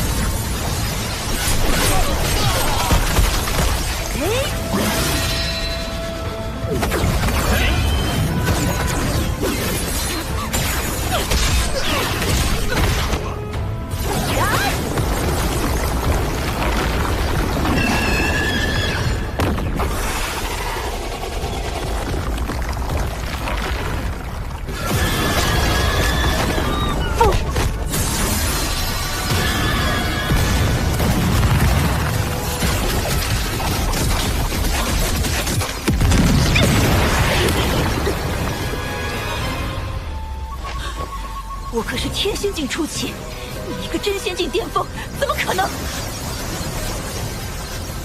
真是话都不听我讲完，今天就照你一次，暂时将我的力量借给你，以后打500年光来还吧。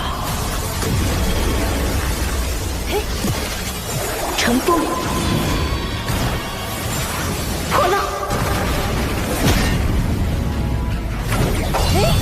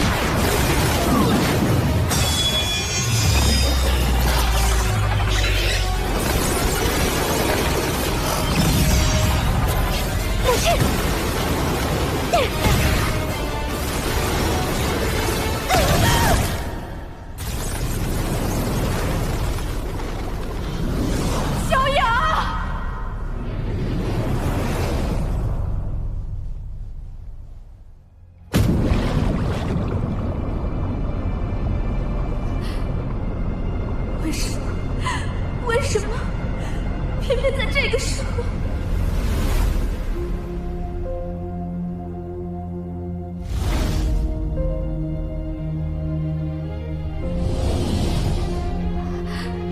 师兄，帮我！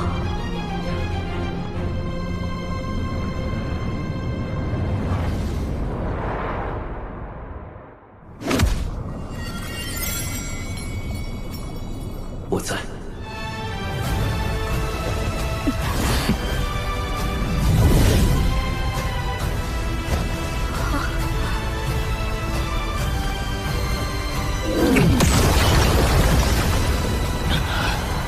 不想死的，自封修为，原地打坐，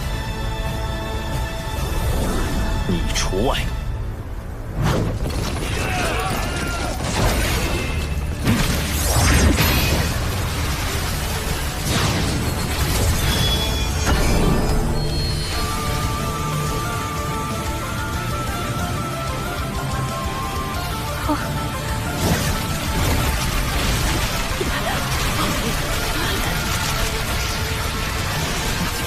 自言不认，遮天蔽月。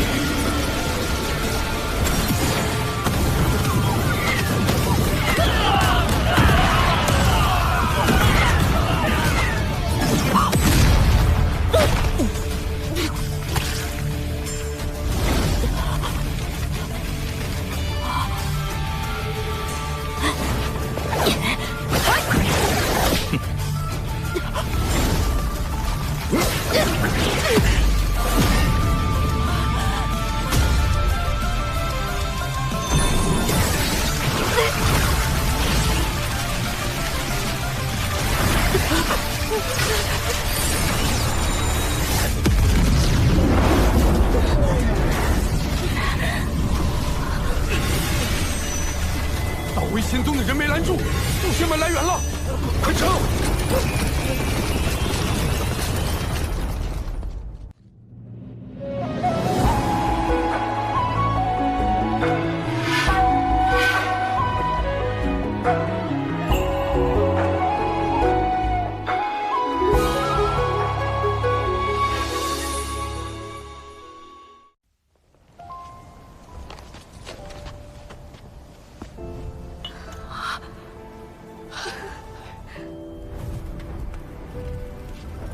面甲女既已殒命，她一族后续之事，你想如何解决？他与元清意图反叛，死有余辜。但追究其族人，只会令他们徒增恨意。有情国已是如今模样，又何必继续下去？玄雅，本师叔来救。啊？怎么打完了？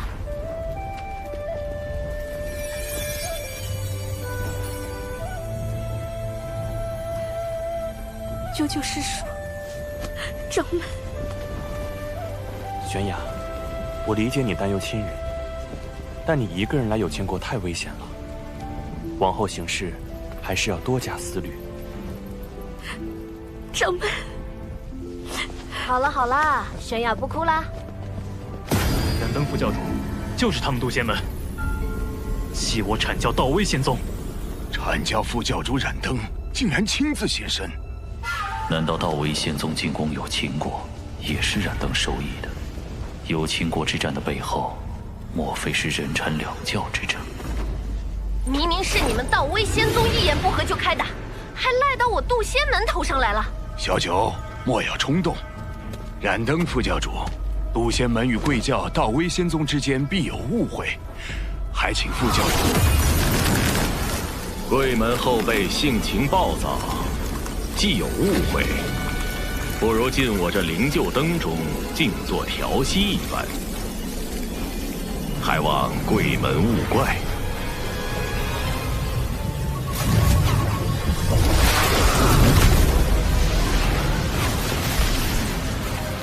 这燃灯是非要和有情国过不去了。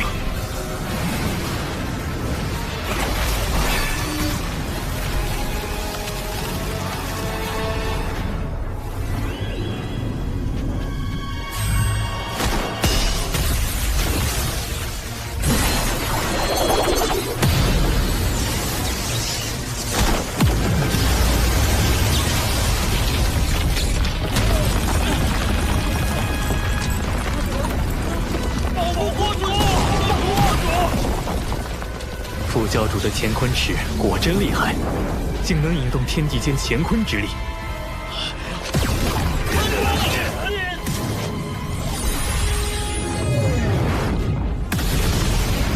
有情国不过一众凡夫俗子，今日必要将他们彻底斩杀。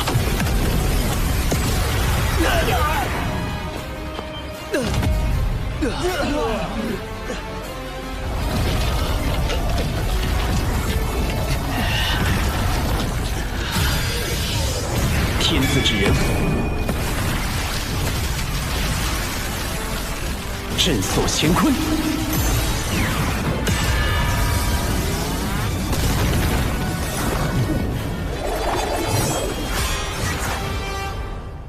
玄都小法师在这时候跳出来，莫非也是为了玉帝转世身而来？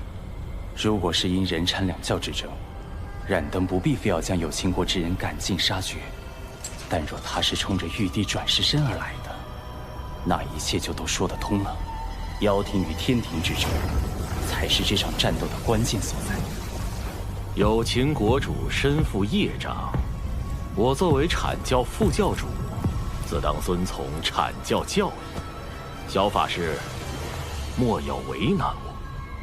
这好说，贫道现下便立刻将有情国主击毙，全当送副教主一个人情。师兄，放心，他不会答应的。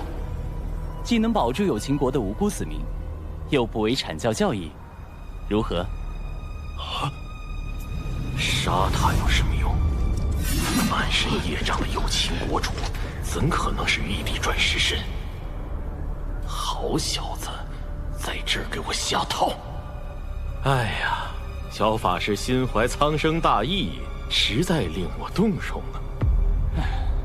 实不相瞒，我也存了惜才之心，有意将有情国子民带回我教西兴教导。西兴教导，我看是一网打尽吧。这燃灯宁可错杀100，不放过一个，好歹毒！孔宣道友，晚辈有难，还请出手相救。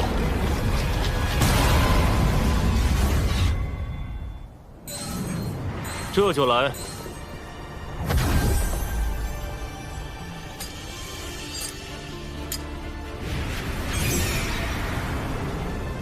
道兄留步！道兄留步！你哪只眼睛看到我师兄？莫非是我认错了？不好意思，不好意思，这位仙子，是我赵公明眼拙。哪只眼睛看我是仙子？啊！那你到底是凶还是仙子啊？难道既非凶又非仙子？我竟然有这种族权！找死！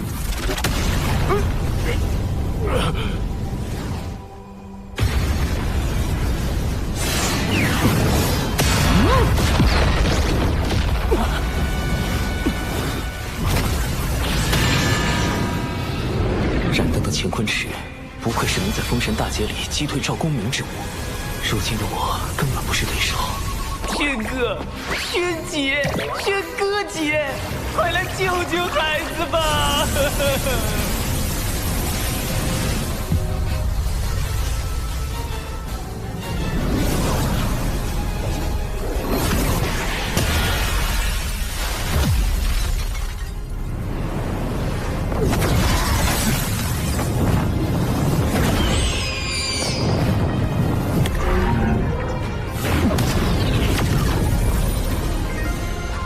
本座在此，谁人敢伤玄都小法师？孔宣道友，孔雀道友，莫要给自己招惹因果灾祸，免得贫道出手伤了你。因果灾祸，出手伤我？巫妖大战时期，人族被巫妖两族杀至百不存一。那时，人族尚未获得修行之力，为躲避天上的妖族、地上的巫族，不得不躲入地下生活。在那个最黑暗的年代，妖庭得天道护佑，人族反抗妖庭，就是在反抗天道。他们是人，他们都是自上古活下来的人族精锐。当年燧仁兄麾下破开妖族周天大阵，将妖庭打落的最强之军。燧仁兄为了获得与巫妖抗衡的力量，堕入魔道，10万将士追随他一同入魔，10万魔兵鏖战巫族，诛灭妖庭。水神今日究竟为何而来？闪灯，区区一个灵官将罢了。远古时提着一盏棺材灯，四处骗吃骗喝，如今倒是摆起了阐教副教主的架子。孔雀妖休得嚣张，贫道今日必收了你！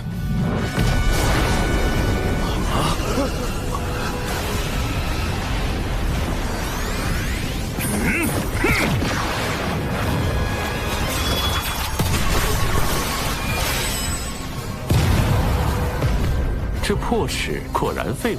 是吧？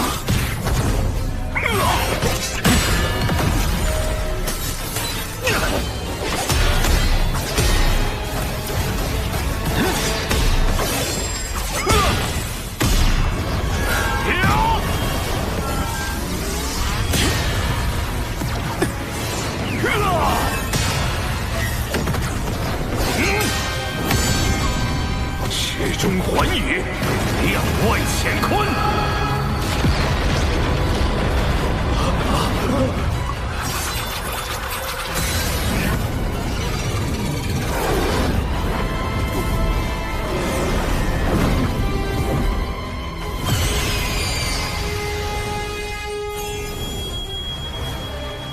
五色神光，灵杀。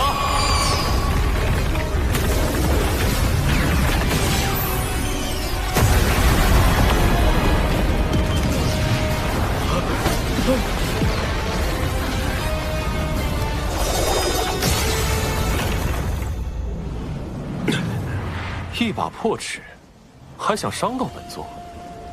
孔雀妖，你这是打定主意要投靠人教，不惜与我阐教为敌。阐教好大的威风！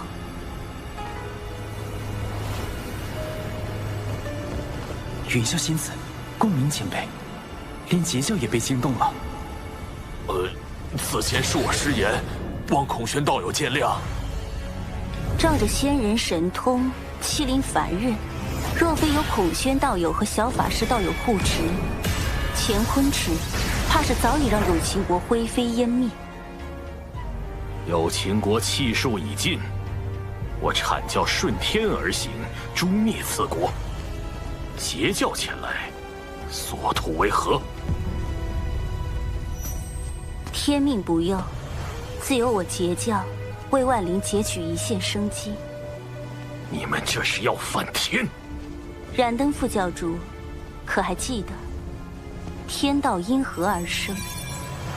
远古龙凤麒麟大战时，三族震碎洪荒，盘古残存在世间的意志，为守护洪荒天地，化作天道，约束众生。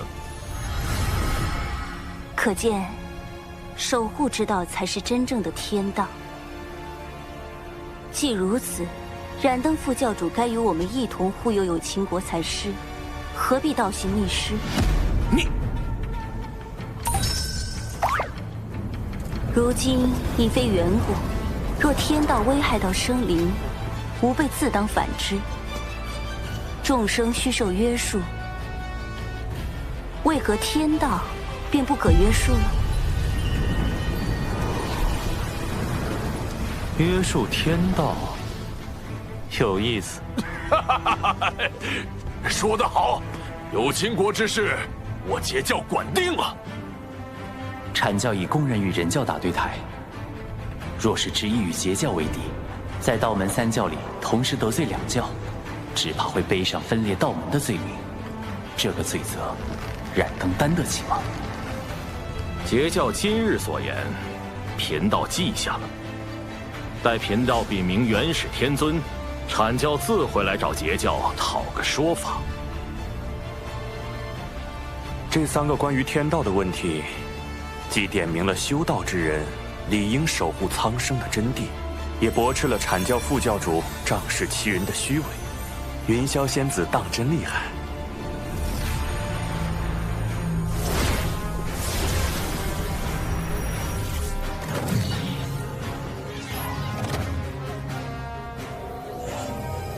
未来封神大劫开启，阐截两教闹翻，燃灯还会用这把乾坤尺偷袭赵公明，绝不能让乾坤尺回到燃灯手里，可又不能因此加剧人教与阐教的矛盾。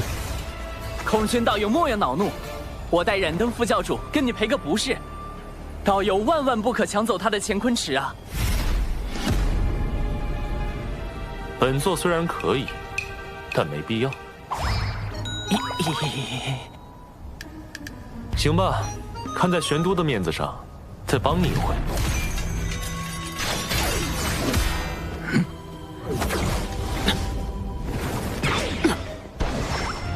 燃灯副教主莫怕，道门一家亲，我来护你。这么好玩的事儿，怎能少了我赵公明？哎呀，孔宣道友的极速神通当真惊人，赶不上啊，赶不上！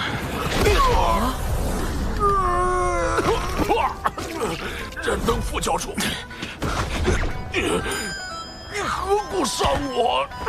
你们几个，够了！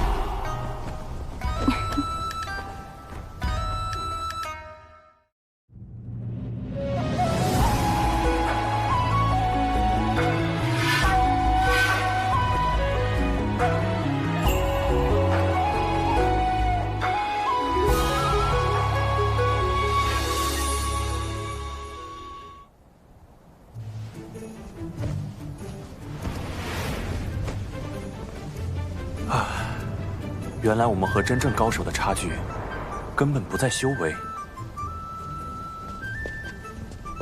难道我们是差在法宝不够好吗？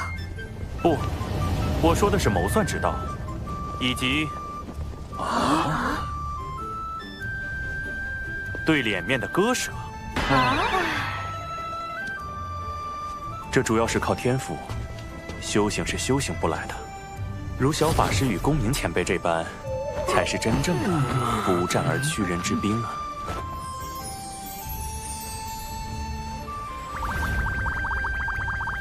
怎么，小法师是觉得本座拿不得乾坤尺吗？孔宣道友不能如此想，今日是冉登副教主对你出手在先，你也是不甘受辱，愤而还击。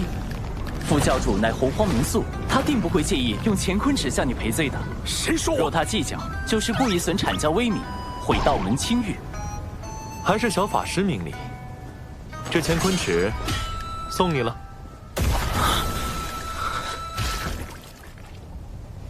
幸得道友信任，我今日便做个合适之人。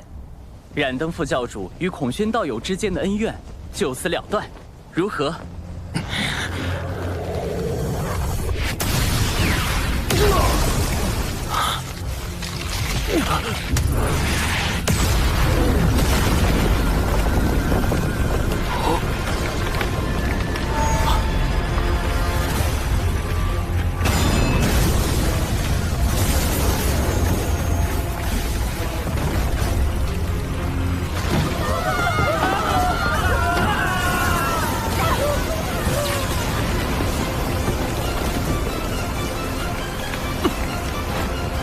怎么回事？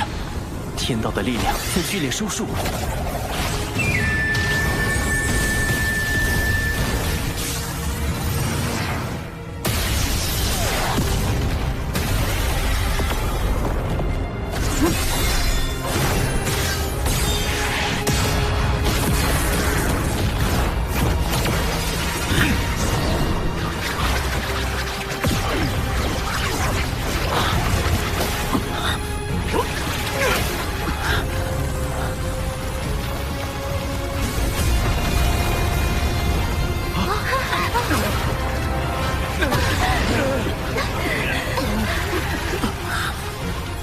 我体内的法力好像不见了，这是天道之力所凝成的枷锁，仙人一旦被它锁死，就会法力尽失。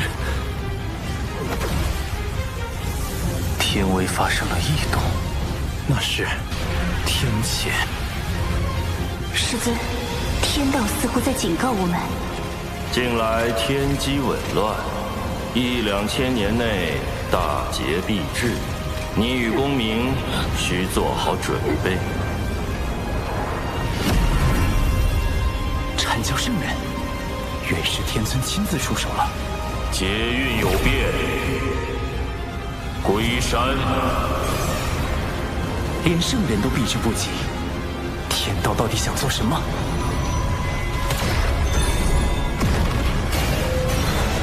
任你机关算尽，有秦国终究在劫难逃。有秦国不过是凡俗一个小国，怎会令天道如此震怒？这个国家非往不可吗？天命所至，必有深意。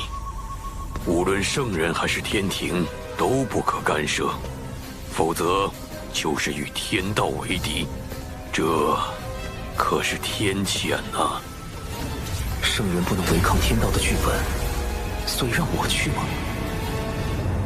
请不来天兵，请不来圣人，我还能做什么？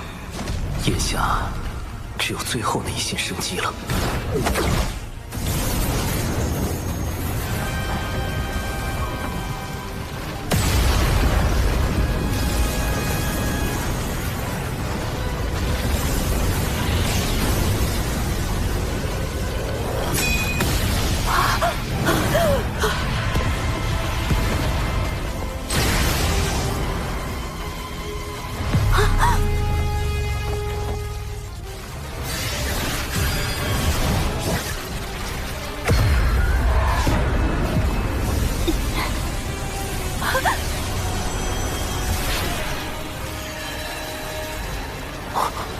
天雷消失了。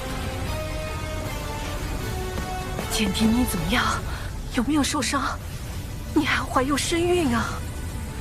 简迪生气，他腹中的胎儿就是未来的商国始祖。气，这就是天雷避开简迪的原因。而一个要建立商部落的人，势必不能承袭有秦国的国主之位，这也是天道要往有秦国的原因。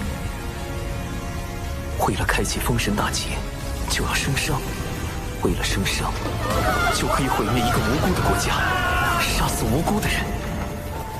这样的天道，还能够阻止他吗？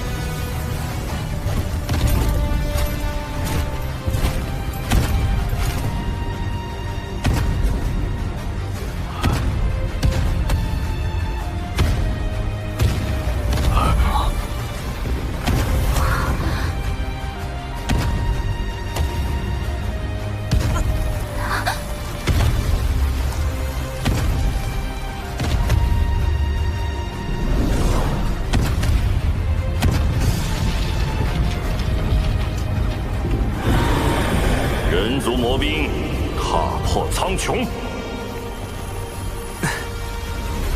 唯一能与天道对抗的，就是与之截然相悖的魔道。踏破天穹之事，人族已做了一遍，不介意做第二遍。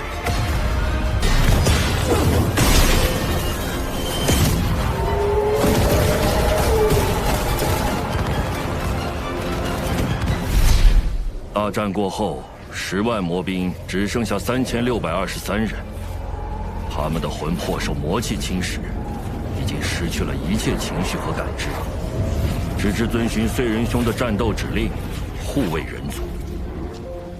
那燧人前辈他，天道判定他魔气深重，已经成为天地的隐患，于是剥夺了本属于他的天庭地位，并将他禁锢。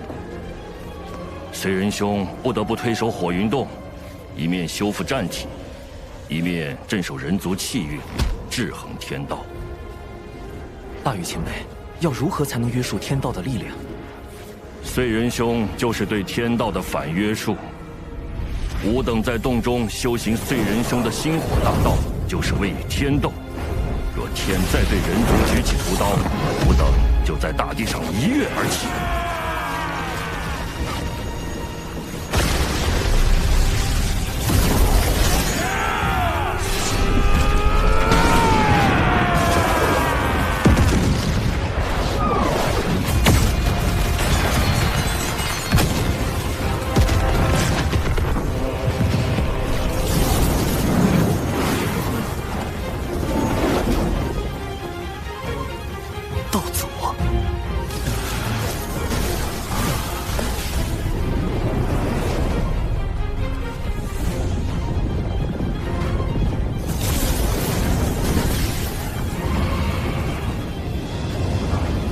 人族魔兵万年见了，燧人伤势如何？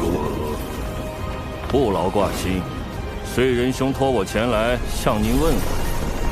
人皇虽离开俗世，却容不得人族被随意欺凌。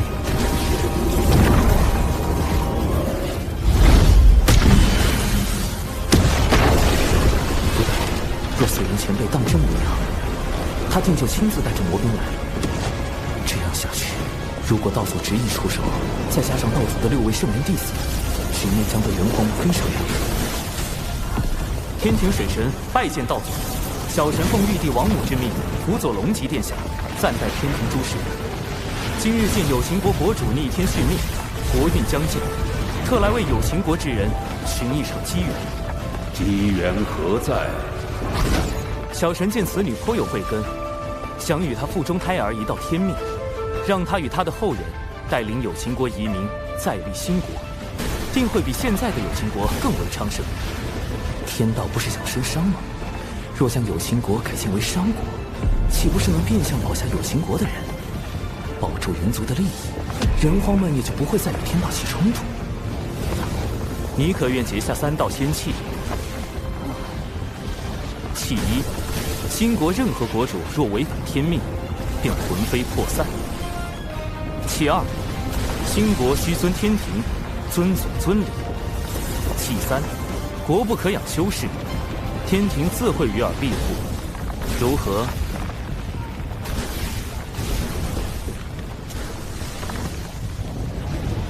简狄谨遵先人旨意，今日得仙契，护佑我有情国一脉。简狄愿将傅胎儿命名为契。商国始祖契，果然，一切都会按照天道之意进行。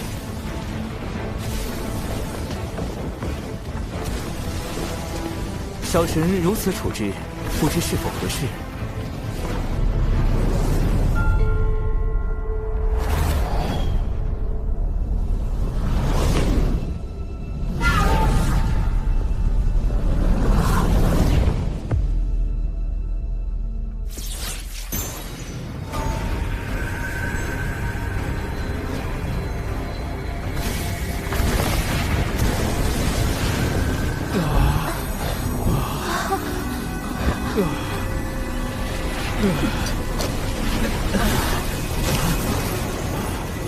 玄鸟孔宣将赴兴国百年，尔等须以兴国图腾感其恩德。孔宣道友怎么了？道祖对他进行了修正。什么是修正？天道绝不允许任何事物违逆天命，一旦发现，就会让道祖进行修正，或动摇其意念，或将其一举抹杀。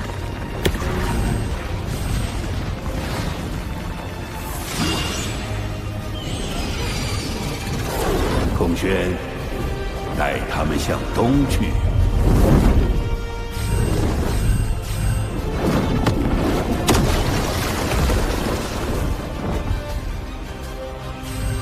孔宣领旨。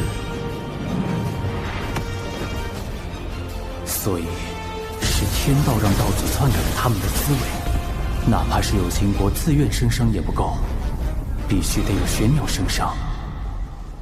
天道就容不得封神大捷的剧本出现丝毫偏差吗？众将听令，收兵回火云洞。长庚，我曾问过你人与天争之事，争有成败，成则改天换地，败则沦为天道掌控洪荒的棋子。如今你应当明白了，人族所面对的是怎样强大的对手，无志不改，死战无休。人族若想强逆天意，除非拥有盘古那样超脱天道的力量，不然终究会被天道所禁锢。可即便是如今洪荒最强的道祖，也必须遵循天道意志行事。只靠力量，真的能胜天吗？长寿师兄，我与父母终会有再见之日，对吗？一定。未来封神大劫开启，商国百姓必会卷入无端战火。我要想助人族避开劫难，往后势必要与天道博弈。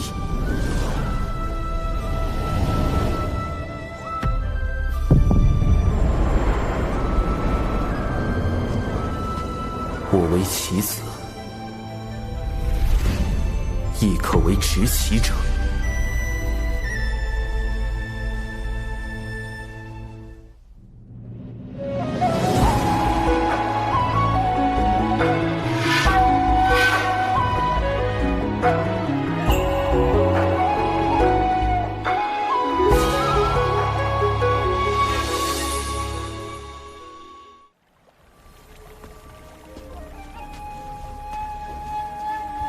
弟子修行至今，是否改变了什么？是。弟子如今是否在做某些判断时，已被天道影响？无需自疑，道有其中。也就是说，天道对生灵的影响程度是有限的。谢圣人点拨，弟子心安了。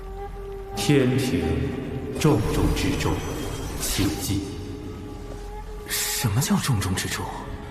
难道哪怕牺牲道门的实力，去快速填充天庭、完善天道，也在所不惜？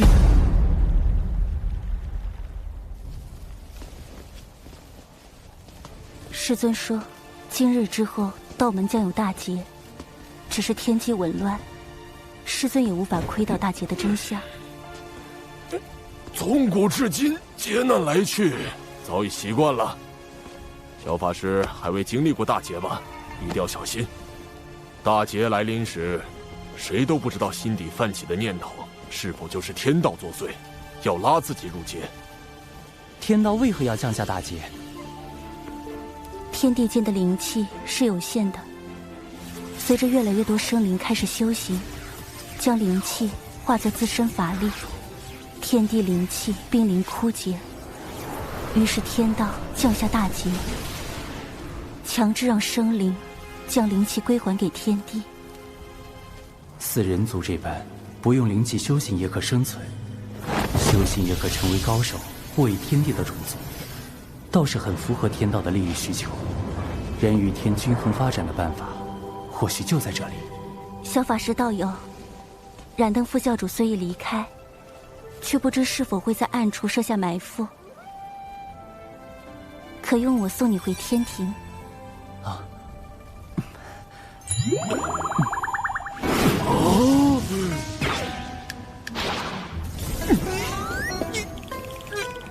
你们这小子当着我的面把水神老弟墙角，胆子也太大了，这可不地道啊！水神老弟，你可长点心吧！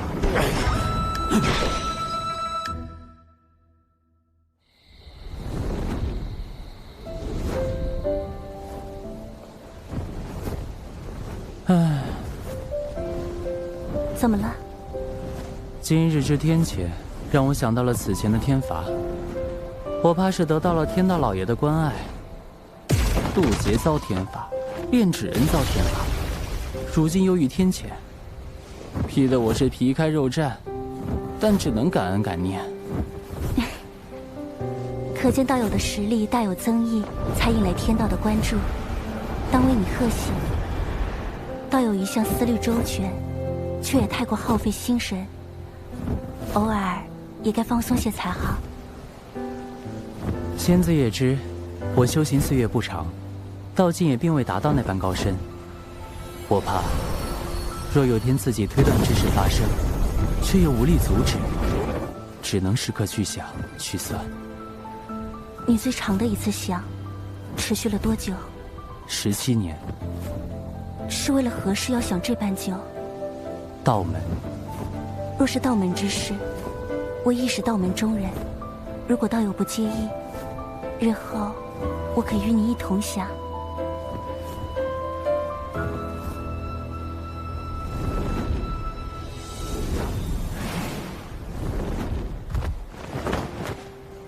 多谢仙子送我这一程。那我这便回三仙岛修行了。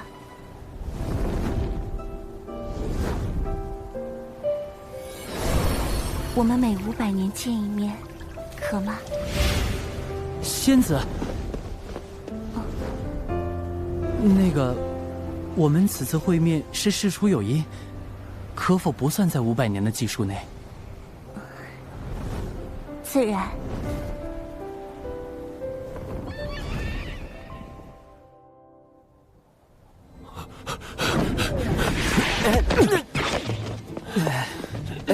公明前辈，这是作何？水神老弟，你不知道，人家有个小法师又和你抢我大妹，再不抓紧时间找你们天庭的月老帮忙，你可就没戏了。大劫都快到了，现在是在意这个的时候吗？我该怎么跟你解释？那个小法师就是我呀！哎呦！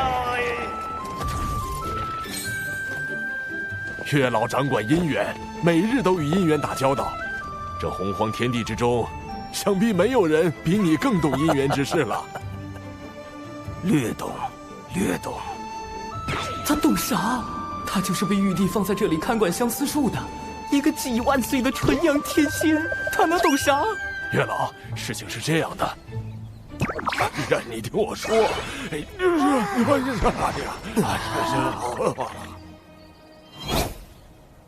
啊，我明白了。云霄仙子想和水神做知己，水神想和云霄仙子做道侣。没错。可云霄仙子这般的先天生灵，在相思树上并无牧人，小神牵不了她的红线，只能另寻他法。不如让水神给云霄仙子写封信，暗表心意吧。信？可是那种看起来很好懂，实际上看不懂的信。莫非公明前辈收到过这样的信？金光师妹给我写过。哦，看来是金光前辈想和公明前辈做道侣，公明前辈把他当知己了。金光圣母在封神大劫的故事中，死后上封神榜，成为天庭的殿母。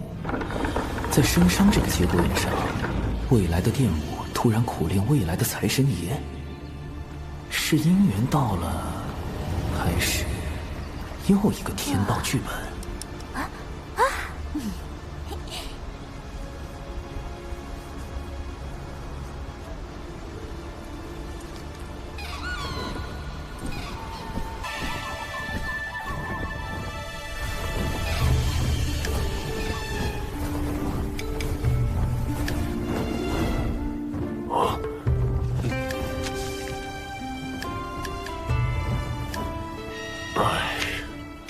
这已是金光师妹最近送来的第3封信了。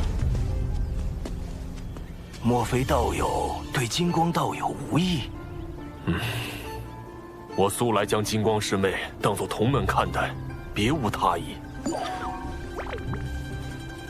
可是我每每想开口拒绝，她都用那种热切的眼神注视着我。狠绝的话，我根本说不出口。公明前辈，你何不也写信给他？好主意，以后你别老叫我什么公明前辈，叫我公明老哥就成了啊！好，公明老哥。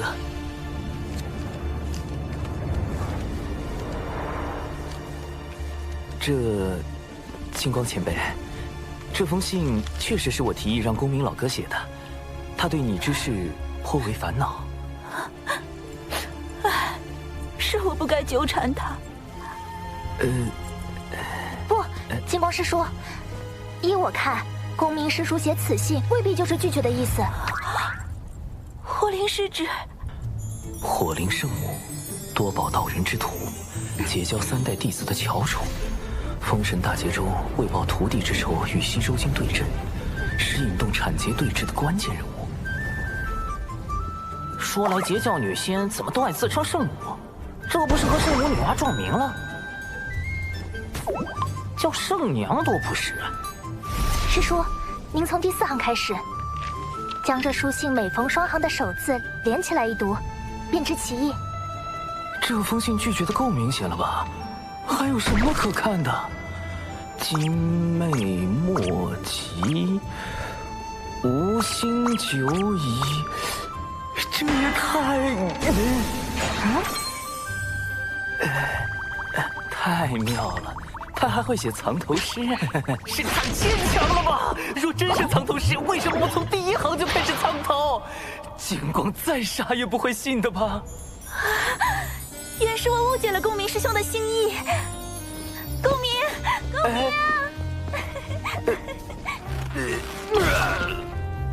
刚才多谢水神，金光师叔苦情久矣，我实不忍看他黯然神伤。听闻您才智过人，这才将他哄来您这儿，还请您出手相助，一因果，我愿承担。金光前辈竟有你这般挚友，也罢，我可以帮你。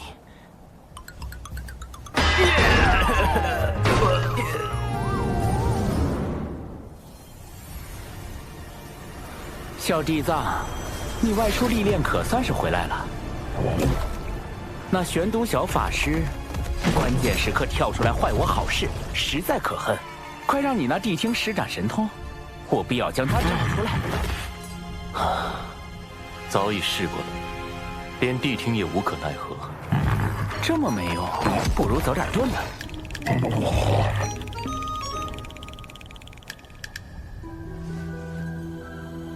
今日道门内似有情感纠葛，或有可成之机。小弟子，你有把握吗？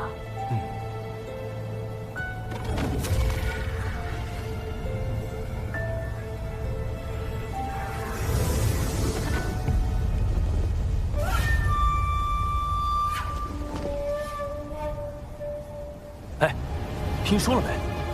火灵师姐已经搬去了公明师叔的罗浮洞，二人已经……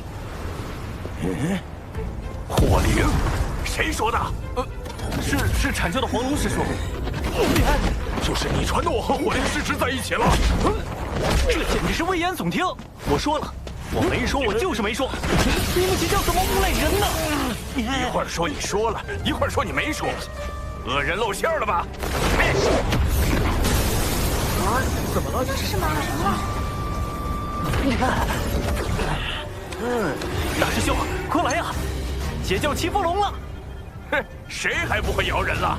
邪教弟子听令，速来中州集合！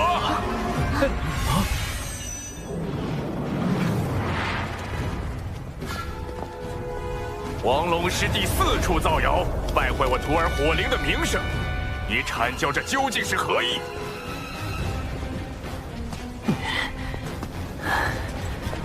三教同源同流，你辱骂黄龙师弟，可曾念过道门一家？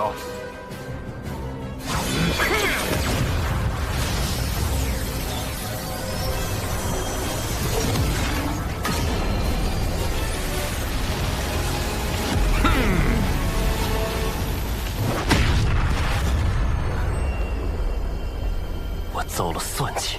为何？产劫两教这般情形，不是我们想见到的吗？我要的是徐徐图之。待两教间隙积累的足够多，最后终会崩塌。但今日两教的情状，已远远超出我的设想。幕后设局之人，不但看穿了我的计谋，更用以反制于我。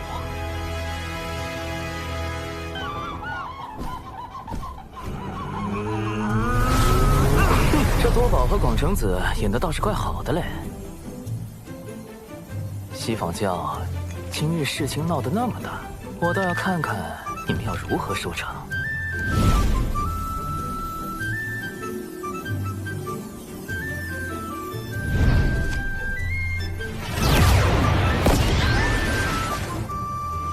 哎呦，前都大法师终于登场了。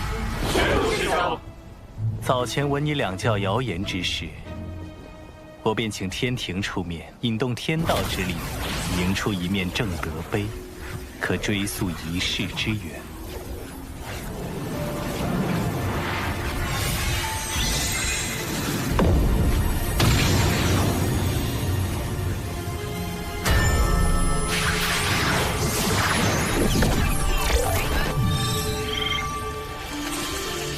二师尊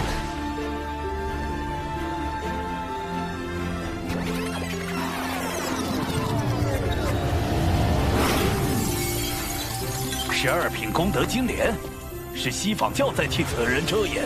截教众仙听令，阐教众仙听令，随我逼上灵山。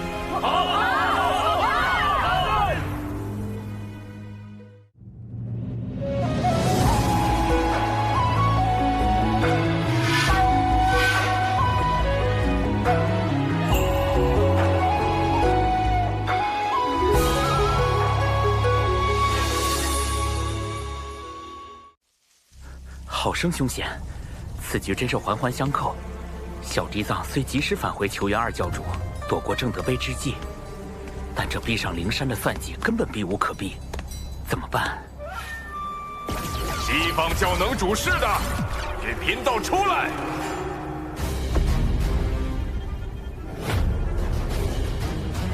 来得好快，难不成今日便是我的死劫？主人，估计你这次没救了，记得给我找个好下家。二师尊，不知我在您心中，是否如一枚可以随时被舍弃的棋子？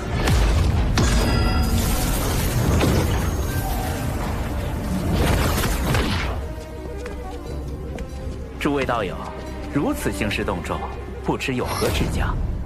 西方教造谣生事，毁我图清誉。玄都师兄已用正德碑推演，凶手正在你们灵山之中。道友莫急，西坊教定给你们个交代。你们之中谁做了此事？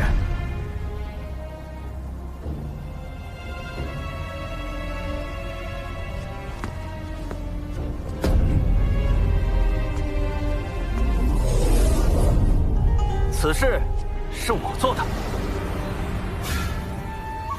弟子谢过二师尊。主人，你们教实在太不把生灵当生灵看，竟用摄魂之法操控自家弟子。慎言。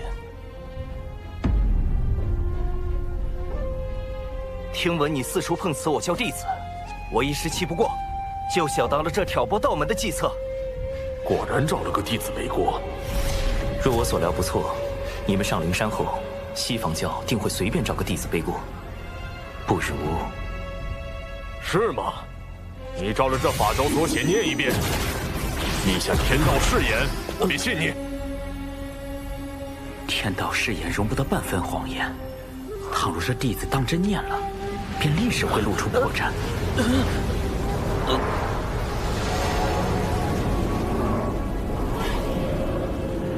用天道誓言令西坊教陷入两难，水神老弟，妙啊！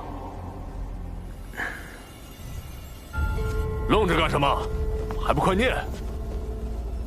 还是说你不敢念？此事不过是场私怨，道门3圣与西坊2圣皆师从道祖，何必闹得如此僵硬？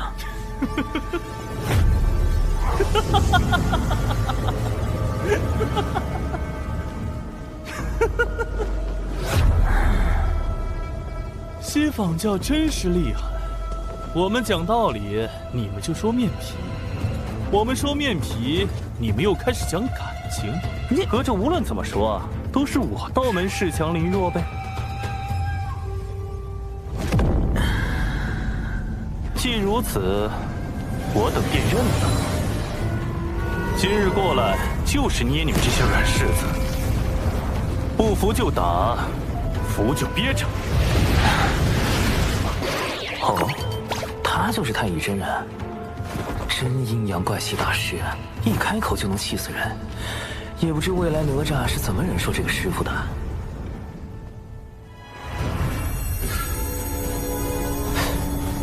那是。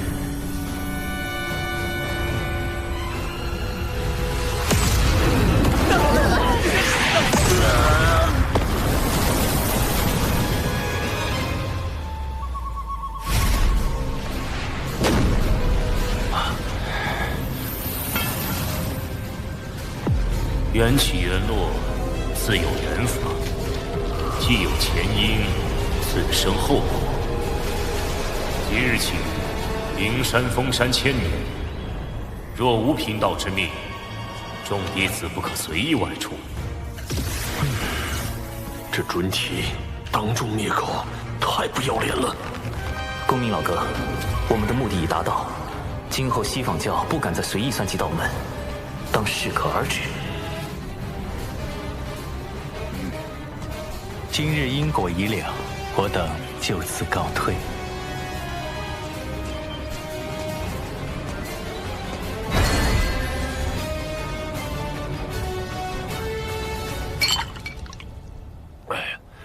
今日之事当真痛快！此行不但顺利瓦解了西坊教的阴谋，还拉近了阐截两教之间的关系。但愿未来大劫中，两教别再斗个你死我活了。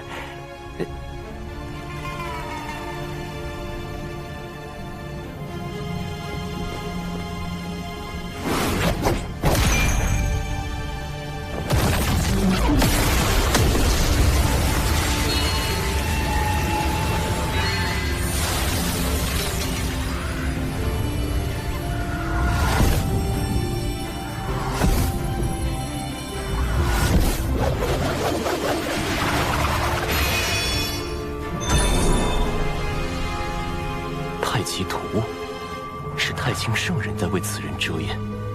你在明，他在暗，是故你败，他胜。自今日起，你在此地禁足思过，若无我令，勿多出手。谨遵二师尊法旨。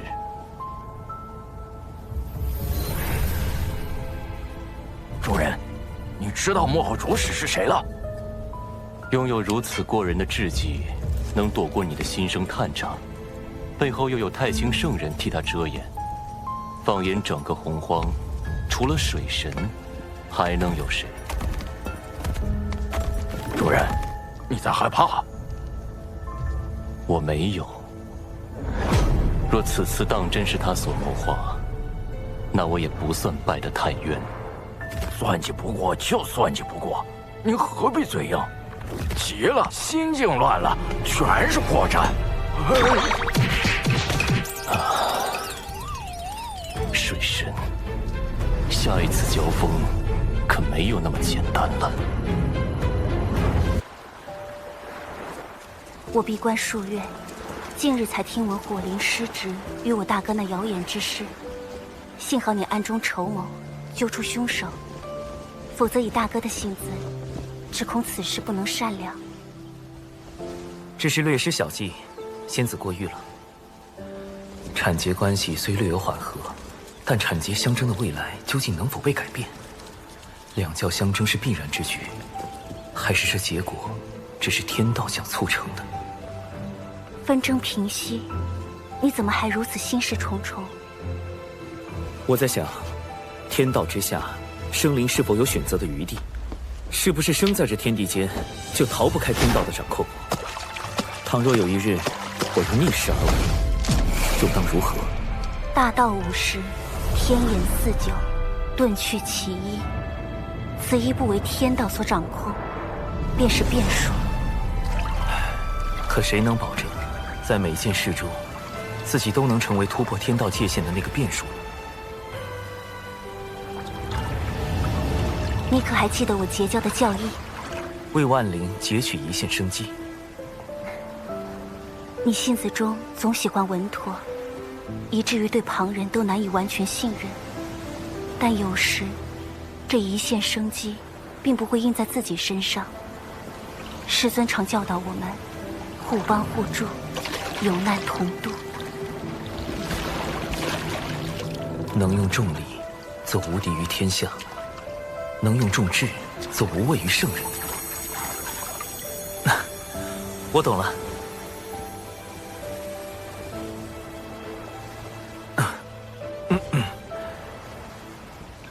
跟前辈高人谈心，对修行当真大有裨益。现在又知我是前辈了。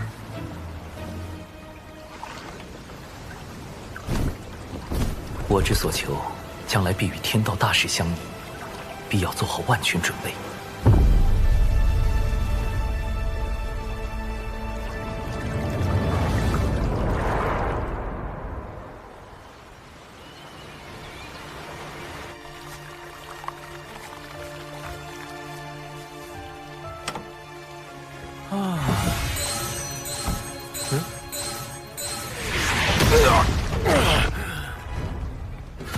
好你个黑豹，敢抢大爷的宝贝！大劫将近的节骨眼儿，太清圣人突然让我去关注一只黑皮豹。奇怪，这豹子看着修为也不高。拿命来！救命啊！救命啊！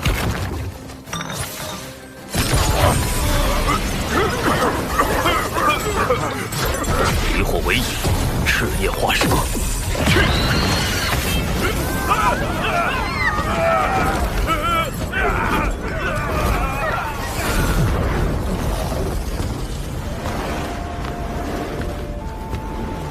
多谢前辈搭救。等等，莫非是姜子牙的同门师弟，元始天尊之徒，申公豹？前辈您对我恩同在上，您定会一生平安。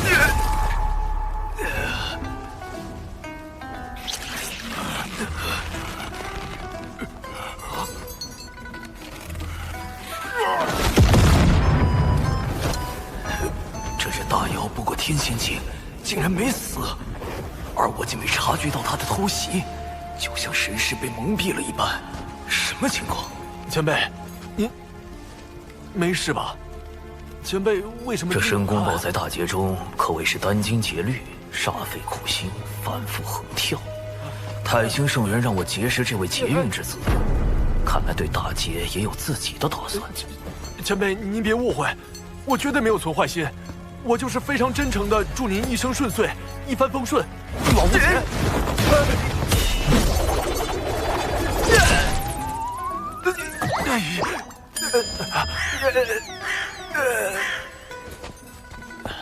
前辈，你还好吧？申公豹这嘴是开了光了吧？不过，倒是可以利用利用。一点小伤，不碍事。我只是觉得你这只妖颇为有趣。妖庭大兴在即，正需要你这样的良才。您是妖庭的人？我留些丹药给你，你且在此地好生养伤，往后自会有你发光发热之处。前辈可否留一名号？贫道本自清修客，少问世事驾闲鹤。你就称我陆压便是。妖挺，陆压，莫非您是？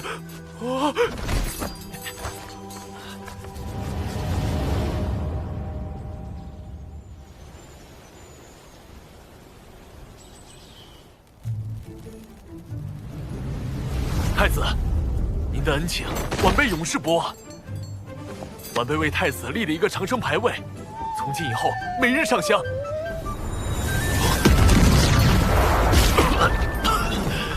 气息怎么突然走差了？愿您能万事顺遂，妖挺还要靠您振兴呢。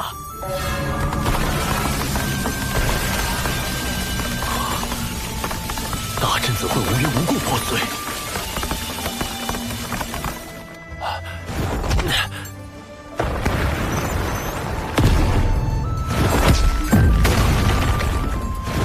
我既没亏气运，也没欠功德，这绝非巧合。究竟是谁要害我？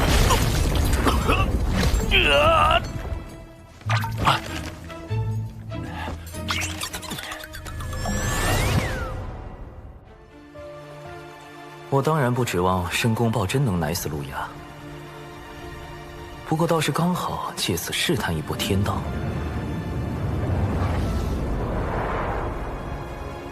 自玄鸟升商以来，我一直很好奇，天道的剧本，我究竟可以改动多少？彼时天道本欲将除简狄之外的所有有经过皇室成员全部杀死。经我斡旋之后，这些人得以保全，但同时，天道为遵循玄鸟升商剧本，又对孔宣进行了修正。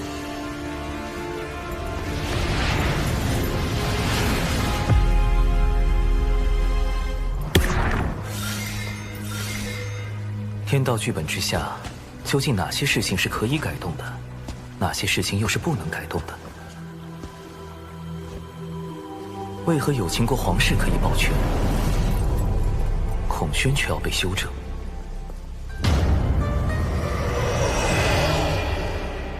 在改动天道剧本与遵循天道剧本之间，必定存在偏差率。如果能推导出这个偏差率的精确数值，我就有了更多的可操作空间，尽可能的救下更多的人。而陆压，这个封神大劫期间的截教头号死敌，将是我计算偏差率的第一只小白鼠。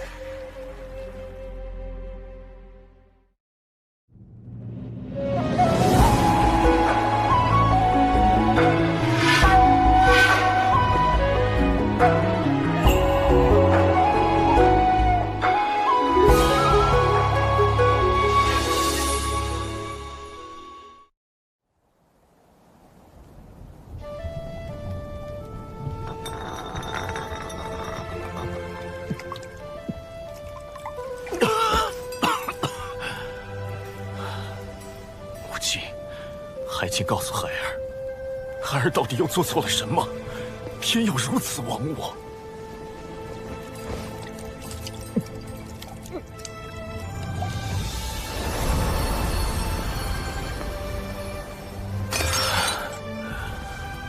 多少年过去了，金蜈蚣也是如今的断壁残垣，兄弟姐妹们只剩下了我一个。出自汤谷兮，漫天游；归于于渊兮，欲甘渊。唉。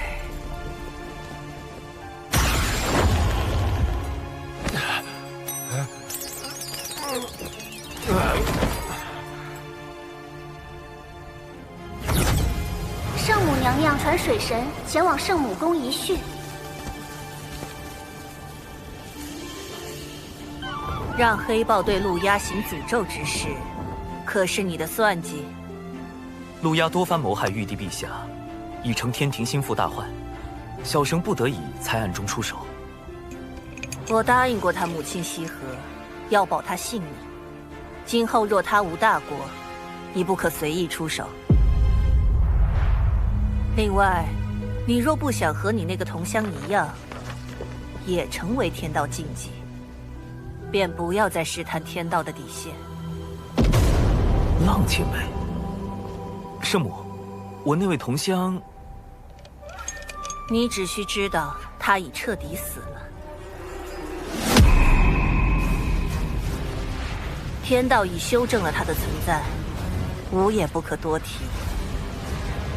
浪前辈死了，那我之前的猜测有误。太清圣人和道祖红军都不可能是浪前辈了。今日召你来，吾还有些事要叮嘱。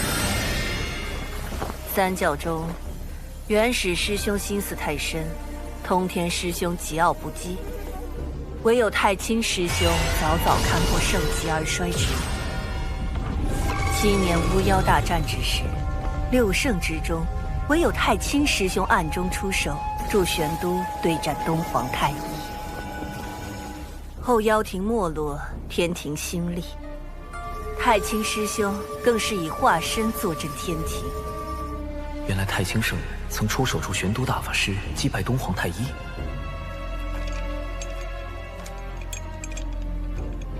等等，大德后土是不是也说过？这是人教对我的许诺，如今七情脱离封印，一切正到了应验之时。人教的许诺，莫非也与太清圣人有关？他竟暗中做了那么多，看来我此前猜测的没错。太清圣人也不愿意看到道门内战，他的计划与我在大劫中捞人的计划并不冲突。多谢圣母指点。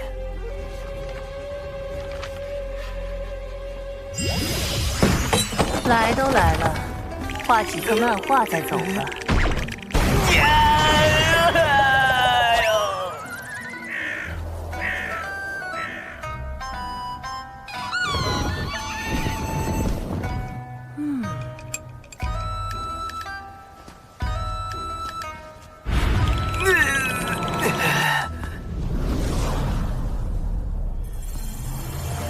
显然陆压还不能提前死，但要计算天道偏差率，样本数据还不够多，尚需10日。眼下，先从试探公明老哥入手。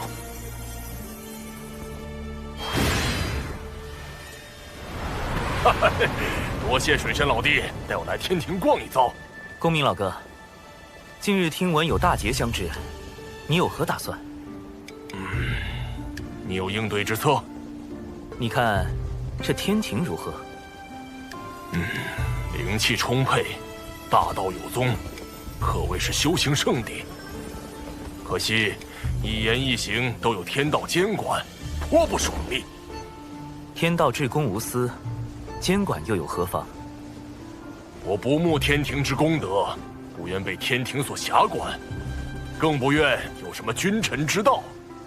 修道为何？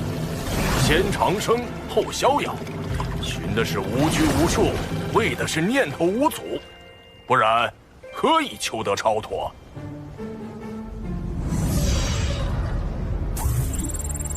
果然，通过让公明前辈加入天庭躲避封神大劫的法子不好使啊！云霄仙子，公明老哥，我究竟怎样才能救下你们？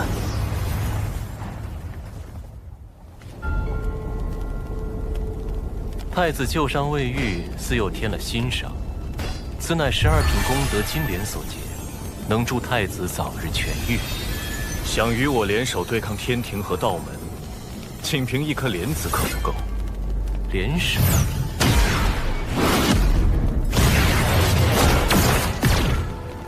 我要的是妖族听命于我，令行禁止，不可违抗。妖帝印玺，此物怎会在你手中？2位妖皇陨落后，妖帝印玺随之隐没洪荒，贫道费了好些功夫才寻到。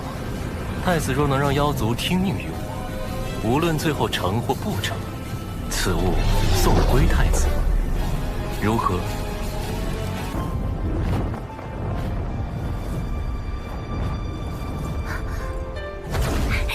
师兄，还未验明正身，就这般毫无提防靠近吗？若站在这儿的师兄都不是师兄，我再小心谨慎，怕也活不了。下山一趟，果然成长不少，心境也非往日。有些事要正式跟你谈一下。啊？正式？啊？玄都小法师，天庭水神，师兄你竟有这么多身份，切记保密。另外，我在外行走，遇见了一位很特别的人。你可听说过云霄仙子？邪教云霄，先天生灵，天地大能。师兄，你和云霄仙子，你为什么？明明是我先。此事解释起来十分复杂，你可以理解为，云霄仙子与我因某些事有了交集，后来又经历了一些事，我们之间的关系比以往更近了一步。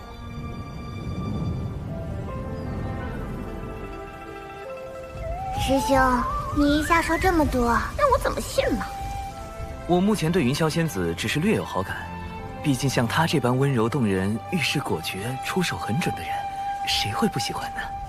先天生灵，圣人弟子，天地大能，美丽动人，温柔贤惠，明显不是对手啊！而你与师父是我最信任之人，你是否愿意站出来，帮师兄处理一些事务？我愿意，师兄，我会做好力所能及之事，成为你的助力。哼，我才没那么容易放弃。哦，灵娥，你何时回来的？有没有受伤？师父！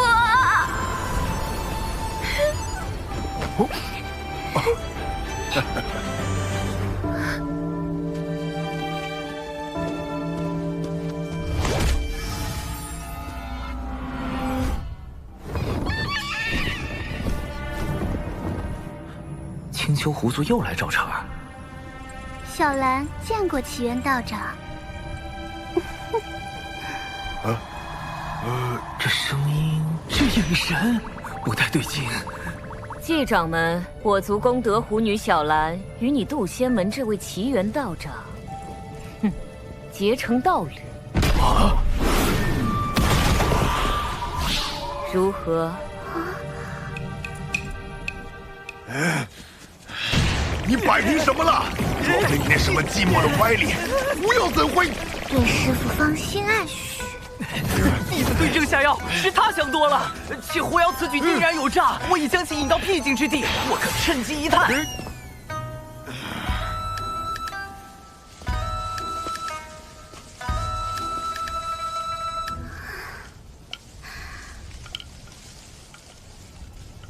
道长一刻也不想见我吗？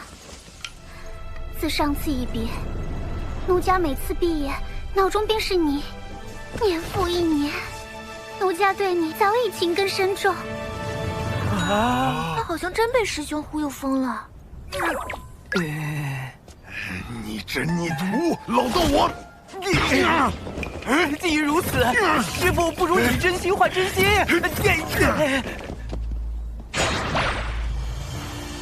师兄，你真相信狐妖看上师父了？非也，此乃狐妖之套路，先忽悠仇敌爱上自己，再翻脸羞辱，以此来报复。蓝道友，可武完了？师父，鼻子。没眼看了，没眼看。狐妖路子这么野，师父能稳住吗？或许能撑3个时辰。道长，我来帮你疗伤。使不得。道长若对我无意，为何不敢正面看我一眼？蓝道友自重，贫道思来想去，有些话还是想跟你说个清楚。师兄，你假扮师父的事要被抖出来了。师父待人诚恳，又岂会再做欺瞒？道长请说。美色当前，臭老头要原形毕露了。道友其实一直认错了人。什么？果然说出来会痛快许多。道长此话何意？与蓝道友相交的是一位高人，他不想被人所知，故用贫道样貌走动。当然，这也是贫道允许过的，只是不曾想。道长何苦骗我？外貌可相似，但道心、性情却难做到完全一样。虚假终归是虚假，蓝道友着了相。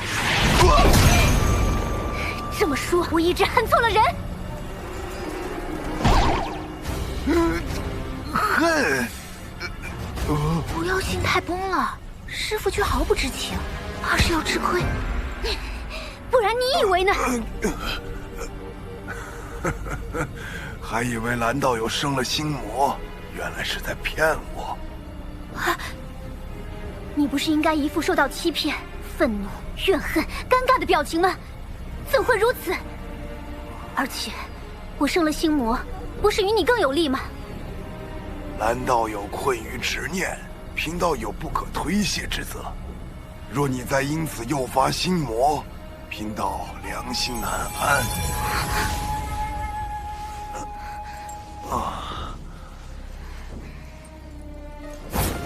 替你样貌之人是谁？事关高人安危，贫道宁死也不会说。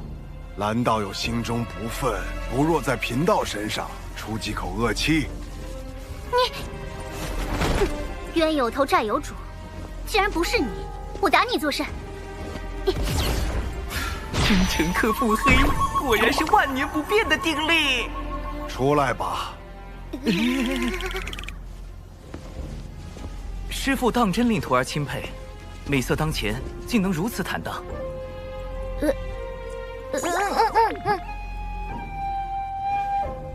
长寿，你随为师走走吧。师兄保重。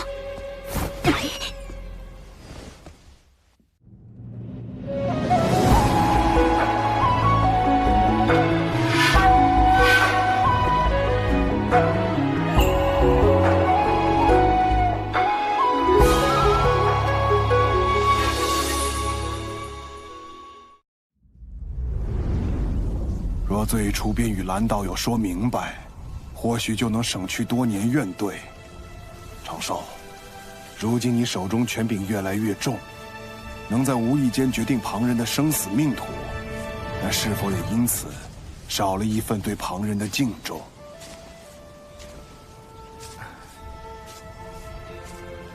为师已教不了你修行，道理也不如你懂得多。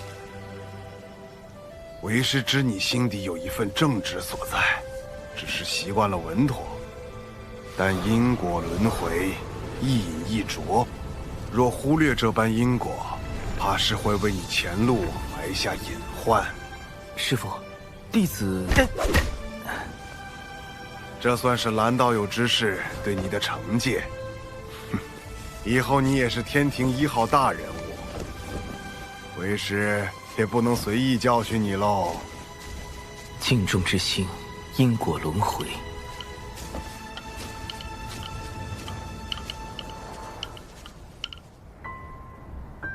尊师所言，有些在理，有些却忽略了你的处境。你发自微弱，又过早参与大教之争，若不遮掩形貌活动，早就身死道消。处置狐妖时，于你而言，本就是两难。仙子可是在为我鸣不平？我处置方式确实粗糙，此番训斥理所应当。只是师父一生情路坎坷，心中执念是与故人重聚。可我并非他，很难做到感同身受。正因如此，才不能把话闷在心里。今后若再有困苦，亦可同我言说。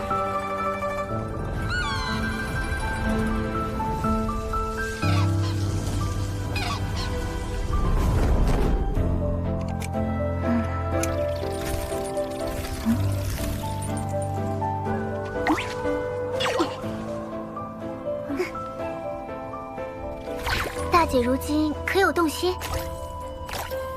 何谓动心？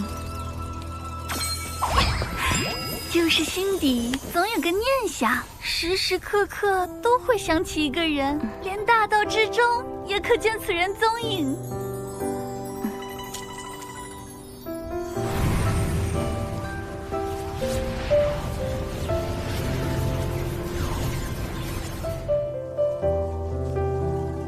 眼下，这般念想是不是劫运作祟？我难以决断，还需闭关思索。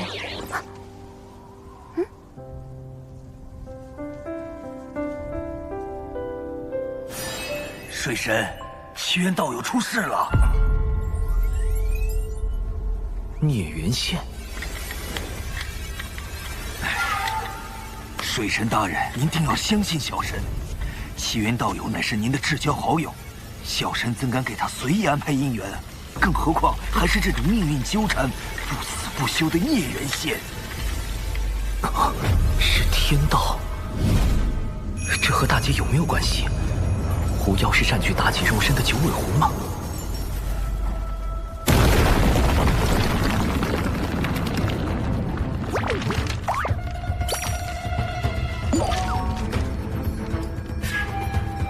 虚假终归是虚假，外有慧而心无恙，亦可修得无上果。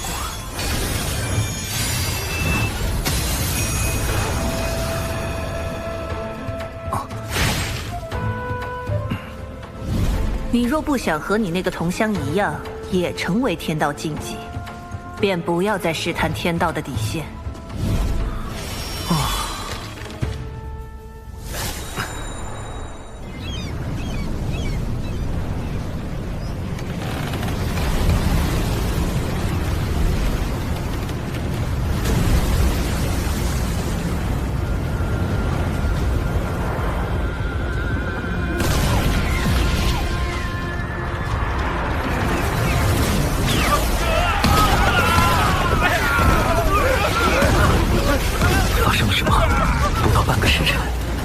162座海神教势力范围的城池遭到妖族袭击。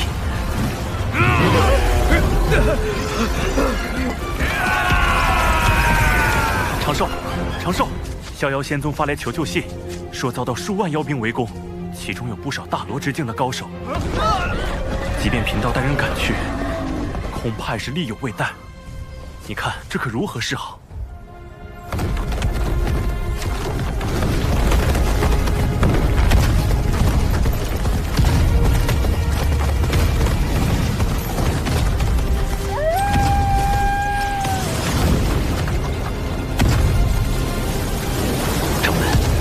门外也有一批妖兵，数量不下10万之众。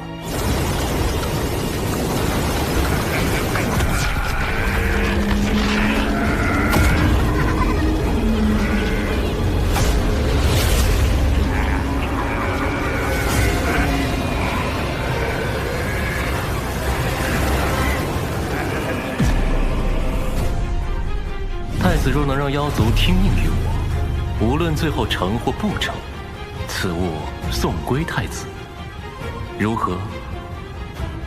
殿下，先帝便是以此印玺，号令百族。若你拿回此物，必能得到北周那批高手的支持。他们都曾追随先帝，实力不亚于当初的10大妖帅。妖帝印玺乃妖庭至宝，自当归于妖庭。可我如何确定事后一定会物归原主？贫道可立天道誓言。怎么，你们西坊教也开始学道门，用天道誓言自证了？方法而已，能达成目的即可。主人，你拿妖帝印玺去赌，小心血本无归。这一次我有17层算计，看水神如何赢我。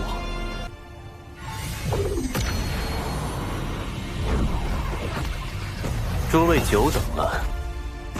地藏，灵山因他而封，没想到这么快就又被尊体圣人启用了。主人，他就是温景。金蝉折损前就怀疑过他。往后见我，不必行跪拜之礼，请起。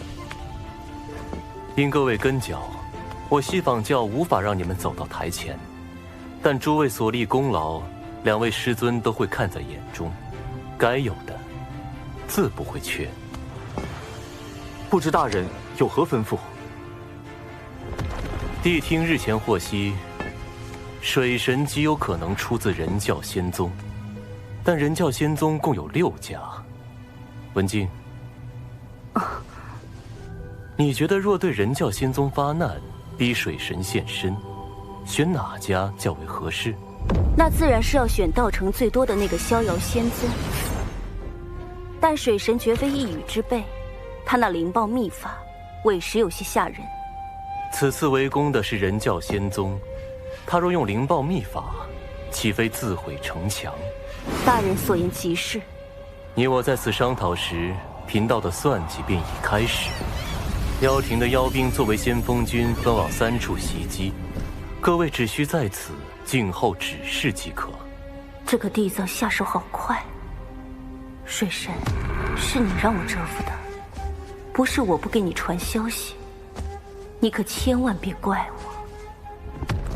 主人，这个文静一直在心里嗡嗡嗡个不停，肯定一肚子坏水。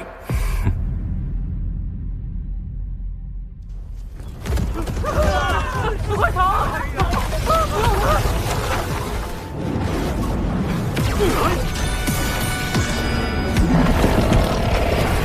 水神，你再不现身，我们就将此地夷为平地！要逼我本体现身进攻熊寨，倒也说得过去，怎么偏偏他选中了渡仙门？不能因为渡仙门菜就那么欺负人吧？掌门莫急，啊，一会儿我会在暗中与您配合。嘿嘿，小家伙，俺又来揍你了！大前辈，太清舍人竟然主动把玄黄塔送来给我防身，看来事情大条了呀！必须启动最高级别防备体系。长寿，掌门，立刻召集宗门上下，赶往地脉挪移大阵。不战而逃？可地脉出的挪移大阵，在上一次渡仙门大战时已经暴露了出口，难保此次敌军不会埋伏在那儿。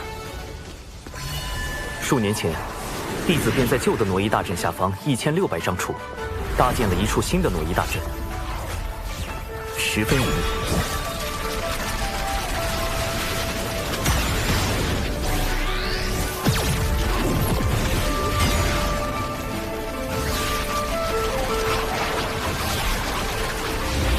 掌门速速带人前去，逍遥仙宗和这里的事情交给我。这次就全仰仗长寿你了。天子纸人军团开启熊寨紧急联络通道，神字纸人军团求援多宝道人。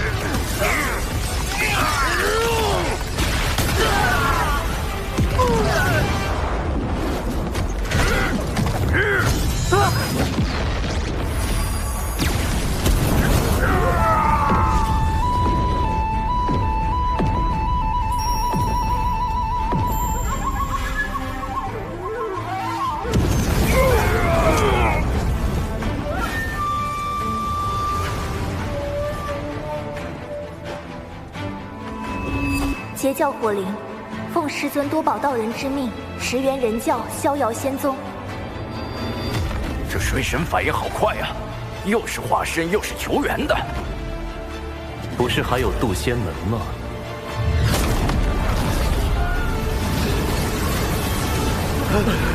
快，让他们跑了！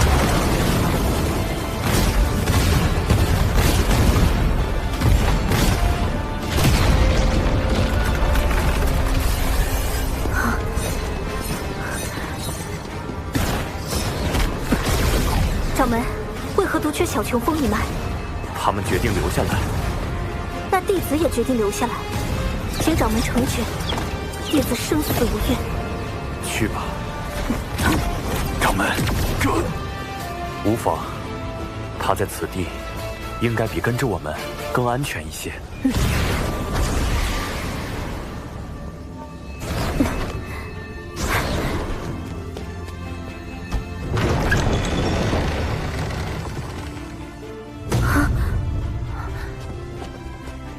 奇缘师叔，究竟是有情师妹，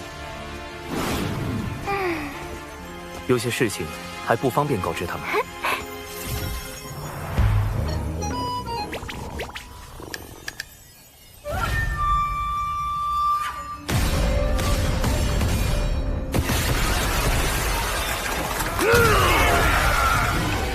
师兄，大阵……放心，一切都已安排妥当。你与灵儿下棋看戏即可。师兄，这是来了多少妖族？哼哼，10万有余。师兄，9成8。不然呢？你可是在质疑为兄的遁法？这可不敢，师兄遁法无双，塔路无敌。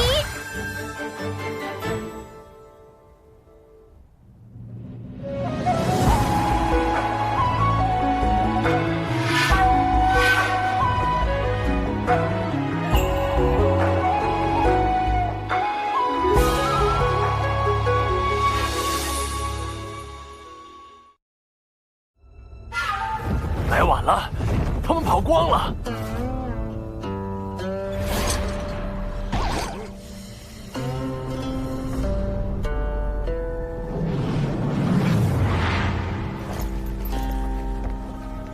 老大，这里会不会有埋伏？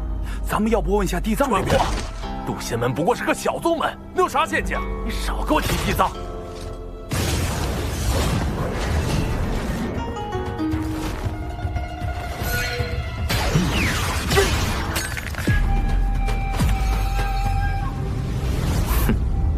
砰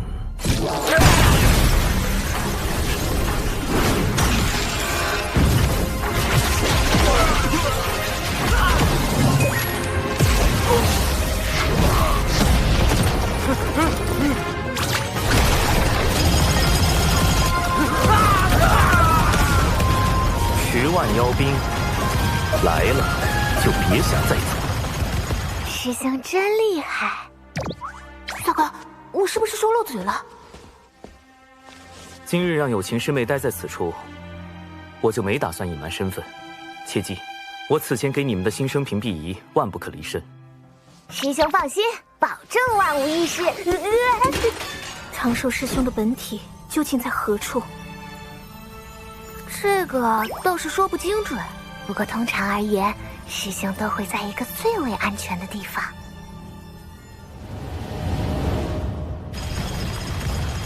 各位莫怕，贫道只不过是天庭文官，并非武将。平日里只是擅长一些撒豆成兵之术，各类符阵以及各种毒丹而已。冲啊！四连符阵，镜子迷宫。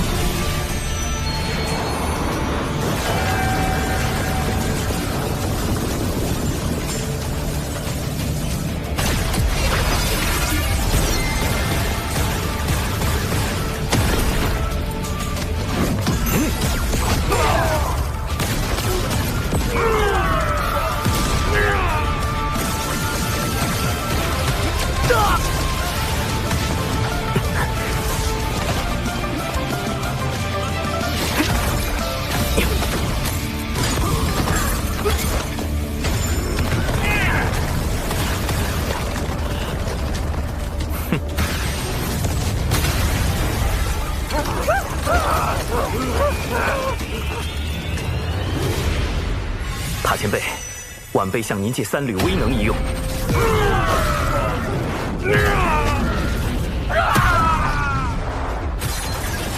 这样一来就能混淆视听，不会暴露我的根脚。这小子，你心眼子也太多了。说好的天庭文官不善武力呢？你这卑鄙无耻之徒！尔等不过是上古败犬，今日竟还敢在此嘤嘤狂吠！我从未见过有如此厚颜无耻之妖。你，水神，你一意孤行，若人妖两族再多大战，此间因果你当一力背负。妖族并非人族之敌，大德大慈的圣母女娲便曾是妖族客卿。只有那些将生灵视为草芥的邪恶生灵，才是全洪荒生灵之敌。怎么感觉水神说的好有道理？不要听他乱说，冲！哎妈，太弱了！这群家伙没吃饭呐，那感觉被他们打，完全就是爬宝界的耻辱啊！地藏派妖兵来送死，恐怕另有用意。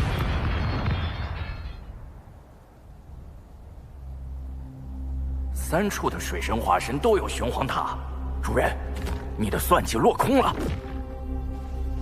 只是第1重罢了。文静，你对眼下局势怎么看？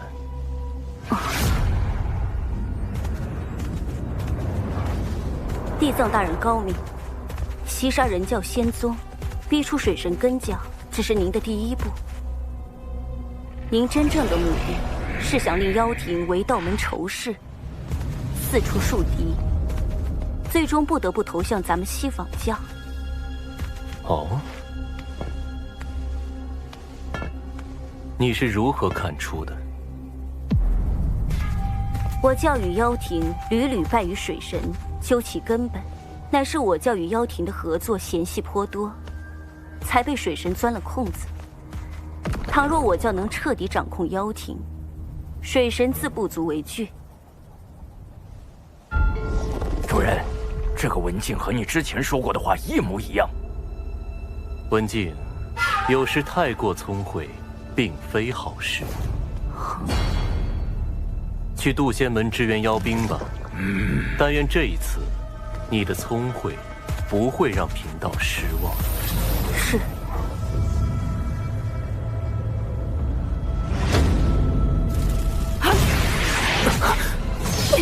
竟欲借机令妖族投向西方教，不愧是地藏。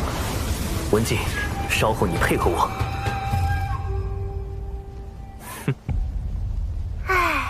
师兄这么一笑，肯定有人要被安排了。今日竟有这么多的妖兵，那位道友果不欺我，当真有大量功德送上门来。那位道友，你什么意思？今日之事，不是只有地藏大人知道吗？难道水神和地藏是一伙的？你们一定是误会地藏大人了。哎呀，被你们发现了！为地藏道友考虑，我今日是绝不能放过你们了。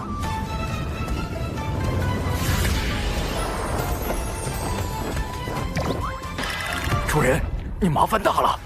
天庭水神长庚以神权宝器为令，命天兵天将包围此地，莫要放走一妖。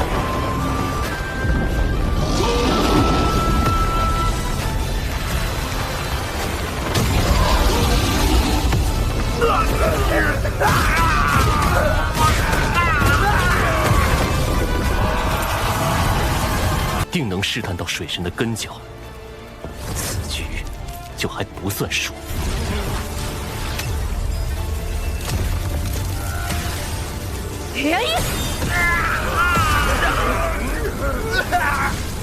完了，主人，他已经出手了。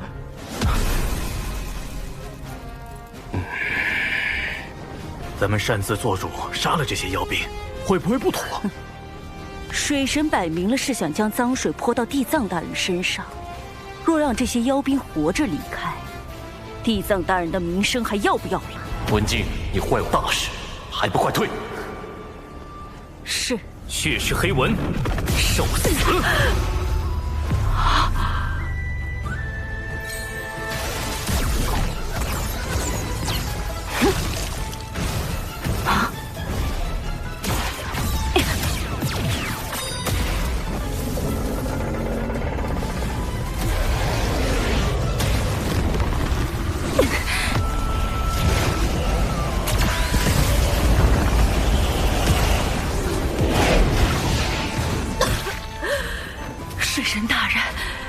知道是在演戏，但你下手也太狠了吧！更狠的还在后面。纸人灵爆阵，核爆起兵。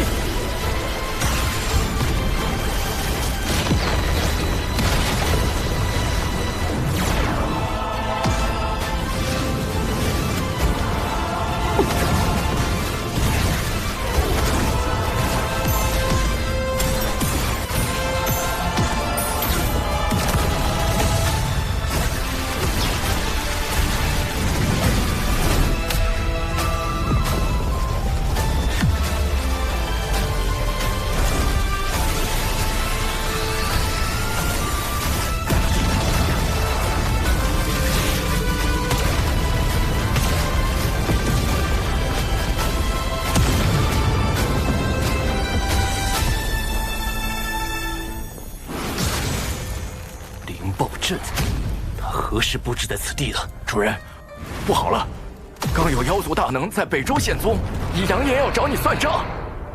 主人，路亚已得知了今天的事情，芳华再也不与西仿教合作。哼！主人，说，水神刚刚在逍遥仙宗说了几句话。主人，你……他说了什么？算了，主人，我怕你被气到吐血。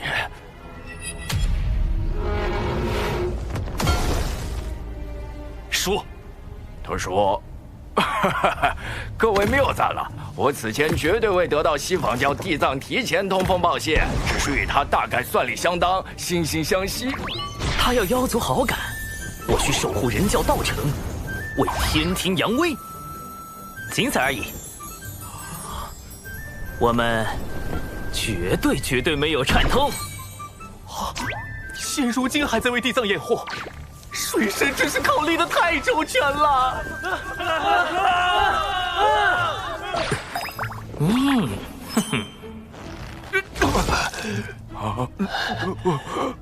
杀人诛心，杀人诛心呐！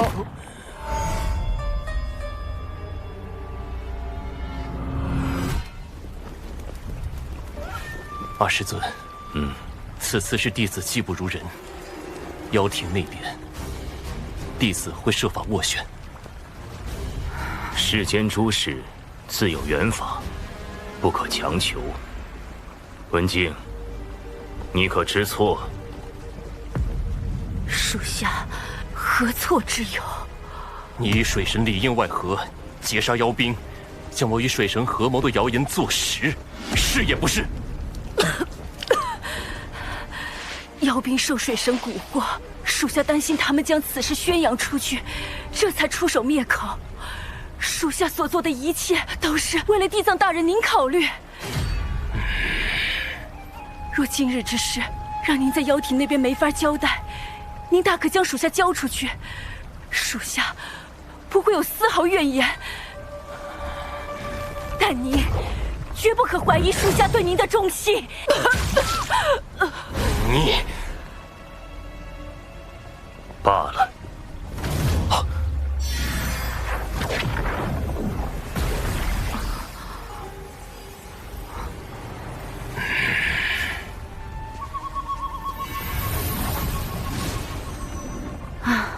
这水神倒也真够厉害的。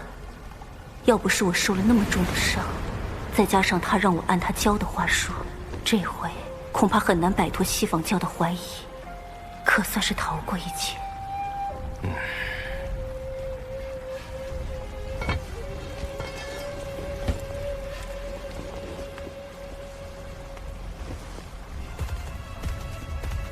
主人，文静真的没问题吗？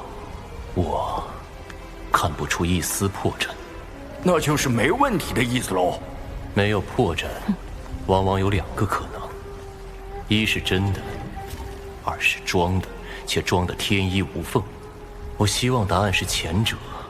若是后者，水神的智谋已到了极高的境界，我西仿教只恐……唉。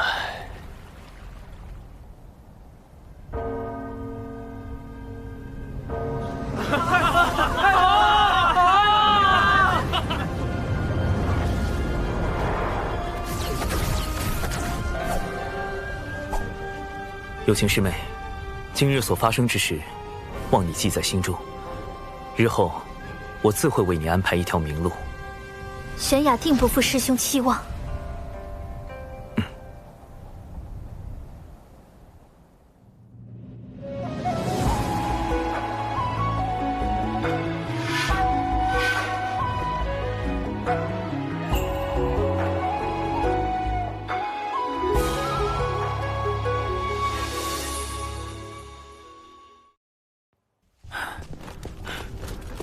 殿下，西方教地藏已在外等候多时了。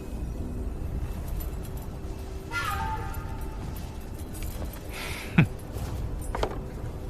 为了这枚妖帝印玺，我妖庭折损了多少妖兵？你去告诉地藏，妖庭不会再与西方教合作。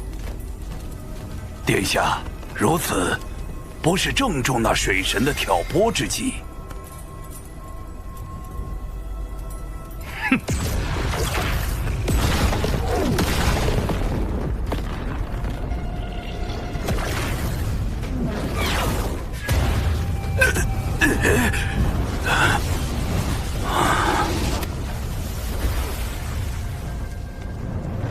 水神挑拨为真，地藏心存他意亦为真。否则，他为何会派妖兵充当先锋军？看在妖帝印玺的份上，我暂且不追究地藏之责。但那劫杀我妖兵的血赤黑纹，最好一辈子别出门，否则我妖庭定将他碎尸万段。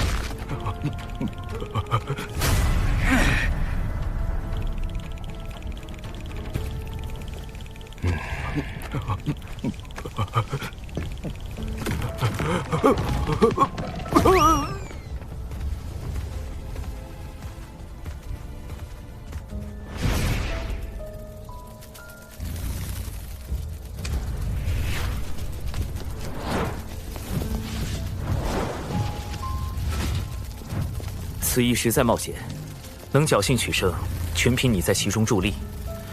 但陆压竟如此大范围的搜捕，此事是我顾虑不周。下一次，还是以保全你自身为主。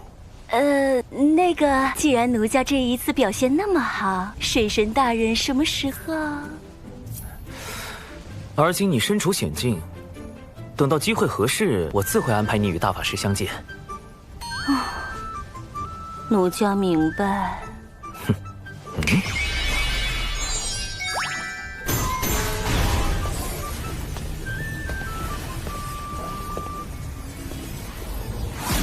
此物唤作周边，也叫谷子，乃是我老家的一种信物。好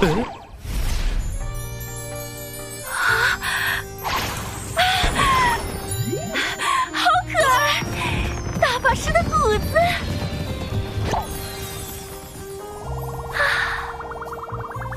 奴家谢过水神大人。谷子，谷子。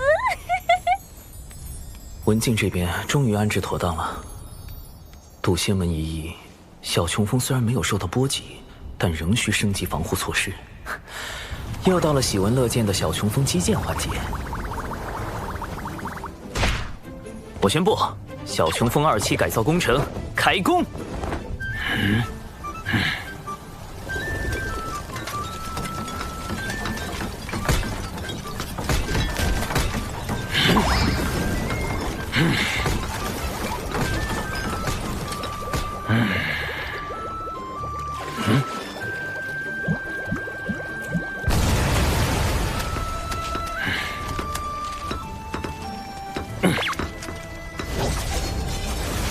新型小琼峰在外表上与以往没什么不同，其中却另有乾坤。不但兼顾了洞府、板砖、自移动超级阵法炮台，还能凭借子乾坤之法，令风中人一同缩小放大。里长寿版新型小琼峰，让跑路变得更加方便。除此之外，一系列法宝也需要升级，尤其是从冉登那里打劫来的乾坤尺。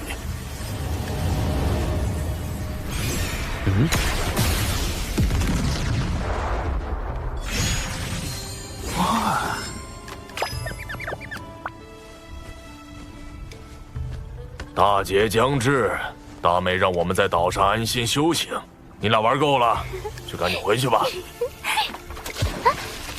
大劫都还没有呢，怕什么呀？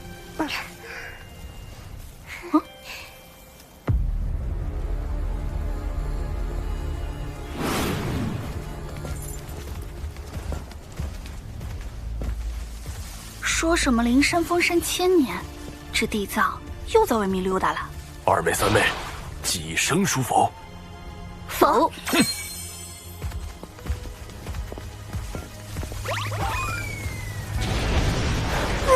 快来助我！有人，好歹助我！大哥，你怎么了？你醒醒啊！西坊教地藏，是你杀的大哥。贫道只是路过。大哥，你醒一醒啊！你们说是要公聊还是要私聊？我刚才可什么都看到了。今天不把话说清楚，就别想走。为什么洪荒会变成如今的模样？要说那地藏反应也是真的快，见我吐血也立马躺地上吐血。什么事情这样好笑？说来与我听听。和我们没关系，一切都是大哥的主意。就是。嘿，你们俩，大妹，你听我解释。公明老哥他们碰瓷地藏，虽说是恶习未改，但也算在无意中替我出了口恶气。你说的可是地藏派妖兵向人教仙宗出手，逼你本体现身一事？仙子知道。你的事情，我总是会多留意些。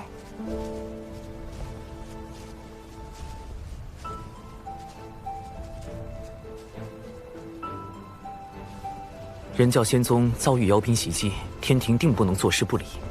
昔年道祖因天庭代其行监管洪荒之权，我欲以天庭之名发布讨妖檄文，如此便师出有名。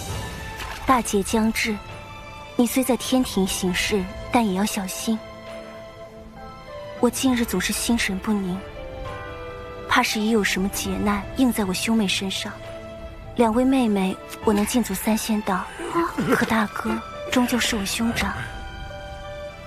倘若劫难避无可避，我定会与你，我定会倾力相助。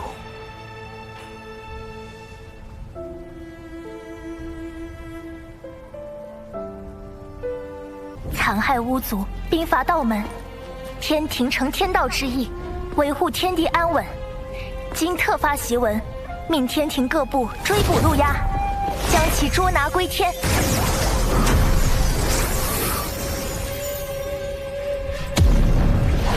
天庭此举，无非是想逼我现身，再无法躲在暗处算计。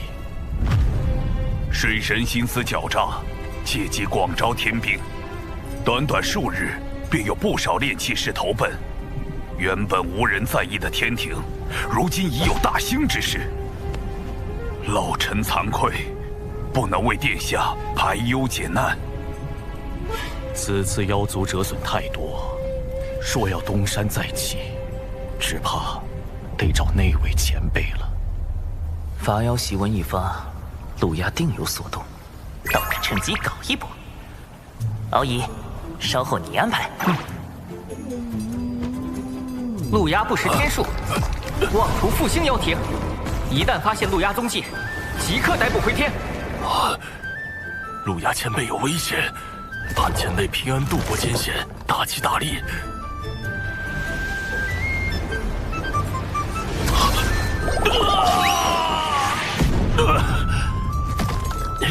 就我这张嘴呀，这可如何是好？这种无缘无故遭灾的情形，为何又来了？莫非霉运是经周天运转，或是我妖族气运不足所致？得尽快请那位前辈出山。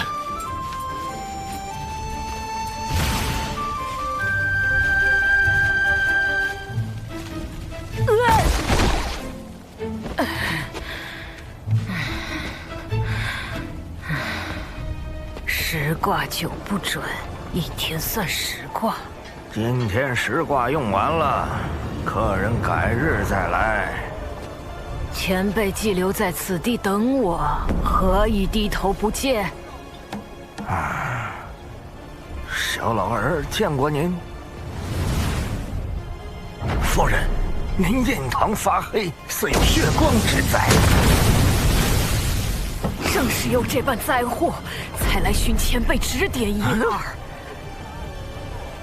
望前辈念在昔日旧情，帮一帮我。我跟您认识。我族被欺凌至此，前辈当真不愿诛？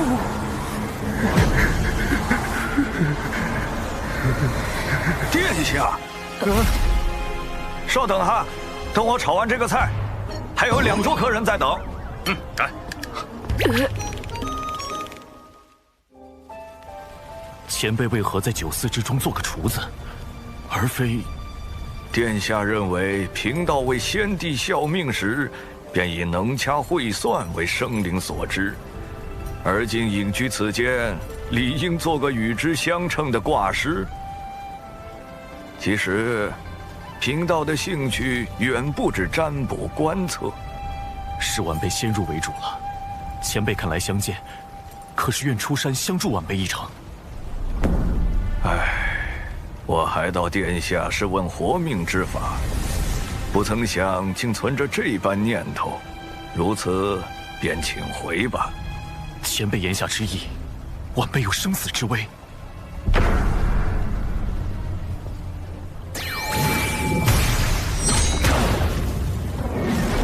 大祸不远矣！天庭水神千方百计害我，阻我妖庭复兴大业，望前辈救我。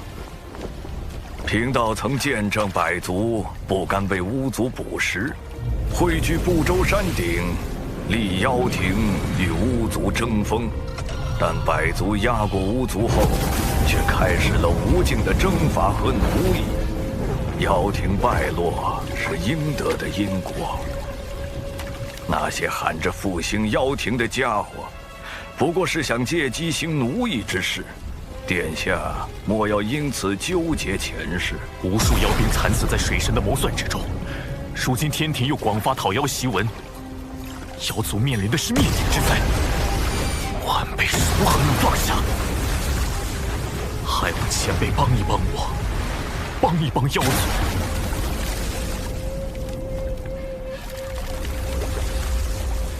妖庭已无力改变败局，我的9个孩子已经在大战中死去，如今唯剩1子。但这孩子有3次生死大劫，望先生解救于他，西河感激不尽。老臣的命是娘娘救下的，但有所托，老臣必不辱命。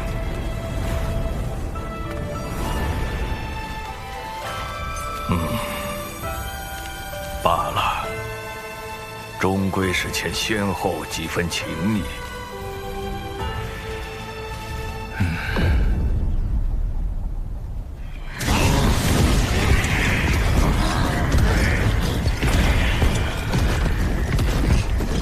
天庭欺我妖族良善，偏帮巫族道门，妖族处处退避，百般忍让，换来的却是一道讨妖檄文。今日，陆押以妖庭太子名义发此檄文，即日，妖族不再遵天庭之命。说的跟以前听过天庭号令一般。水神大人，这些妖族凶到就差直接咬人了，咱们何时起兵伐妖？妖族派系凌厉，难以一心。此时出兵，反倒会促使他们结盟。那时天兵会死伤几何？一旦伤亡过大，哪怕顺利镇压，天庭实力亦会暴露。倘若再败，天威荡然无存。是小神莽撞，思虑不周，望水神见谅。不过妖族不尊天庭，便是不尊天道。诸位身负神职，何不用天道之力削他几层皮？比如雷伐殿给身负业障的妖降雷罚，吓他一下。代管财部的诸神就搞点破财之事。小神代管风波，可令群妖汇聚之地，日日大风，不见天日。小神代管四季轮换，可让群妖居所夜夜大雪，白昼酷热。小神代管黄昏晚霞，可写上妖族必败等话语，乱其军心。小神专管侧神殿，定要妖族如厕时4次爆桶，溃不成军。小神也只能做到这种地步了。算你一功，不过扰乱妖族的关键还得看月老殿，如何让各大妖王互挖墙角，加快妖族内乱。遍副统领，听闻你深谙此道，还望能对月老倾囊相授。是末将的一位朋友深谙挖墙脚之道，听他说，要先与那人结交，温言细语，若事情败露，也可厚着脸皮据理力争。水神老师算计之脏，令己发指，其对老师无比钦佩。若妖族愤而攻打天庭，又当如何？那他们顷刻间便会死无葬身之地，连骨灰都不会留下。教主哥哥定已做好了万全的准备。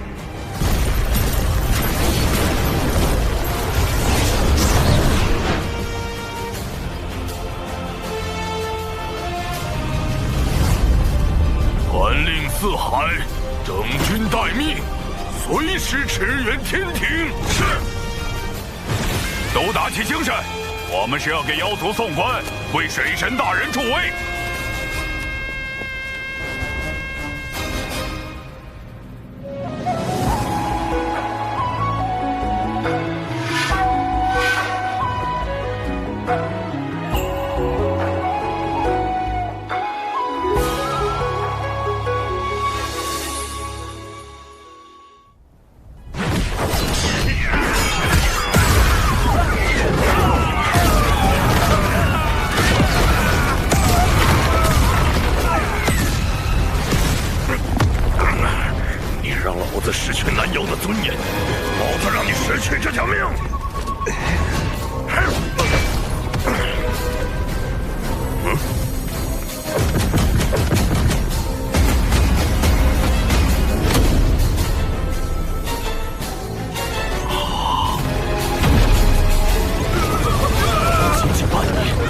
天庭便让妖族内部出现不少裂痕。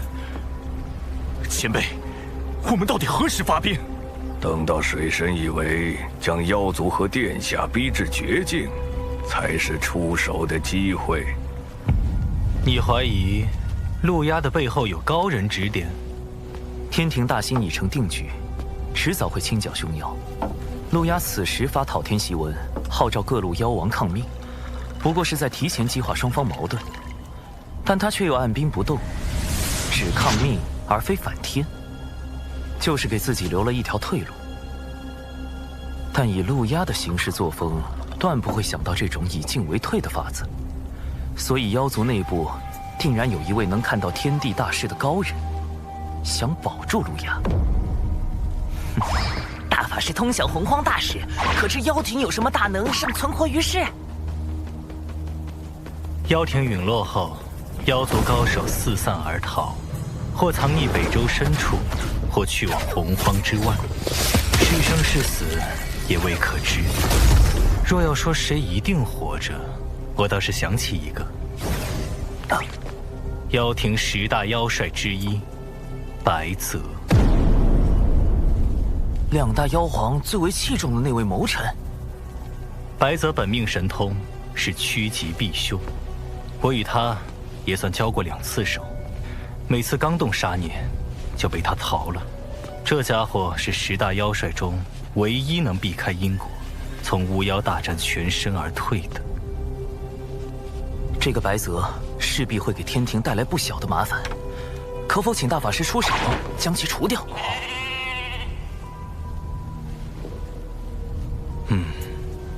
不过这家伙对付起来有点麻烦，我得多耗费一些时日才行。或可利用白泽的神通阴阳逆转，引他入瓮。破局之法便在锦囊之中，不到危急关头切莫打开。殿下，这是贫道最后一次帮您了。前辈要走？水神定已察觉到贫道，现在不走就真的走不了了。不过贫道还要再叮嘱殿下，切莫与水神为敌。玉帝忌惮您是忌惮妖庭太子，可水神自始至终要杀的是陆压。这有何分别？我与水神并无深仇大恨，他为何如此？水神此人，贫道始终捉摸不透。海神庙只有5、6座时，贫道就已无法看清他的根脚，可见他早有防范，且一日未曾懈怠。水神行事确实周全到令人发指。不止，水神善忍耐，且睚眦必报。当初您与金蝉合谋破开海眼，而后金蝉折于灵山，殿下伤于妖生山，地藏造谣道门半日不到，水神便串通三教大师兄逼西方教认错。逼上灵山，何尝不是三教大师兄有意促成？前辈对水神是否夸大其词了？贫道如今能告诉殿下的，便是水神修行至今，绝不超过500年。这怎么可能？此人天赋之高，谋算之深，非我等可及。且面皮于他如无物，宝物宝财如烟云。最让人钦佩的，便是见利而不忘义。贫道虽未与他打过照面，但仿佛神交已久。不可设法除掉水神吗？动他，最先落到你头顶的，不是太清圣人的太极图，也不是通天教主的清平剑，而是道祖的紫霄神雷。殿下莫要多问，贫道不敢沾他半点因果。若依锦囊所说行事，尚有一条活路。妖庭早已不复存在，望殿下放下执念，及时回头啊！人情已还上，咱们今后便不多见吧。殿下保重。白泽，这位上古妖帅趋吉避凶的神通当真敏锐。大法师刚去追查他的下落，他就找到了渡心门。这个白泽，由不得。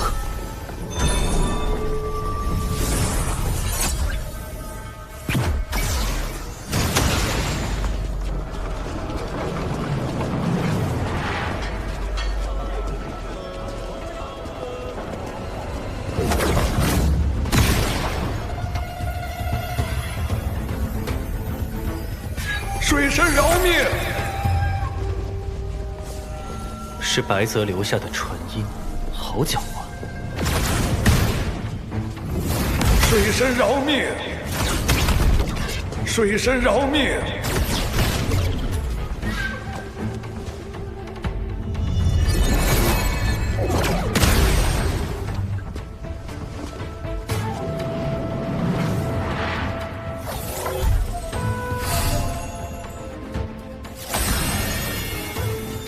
白泽这趋吉避凶的神通当真厉害。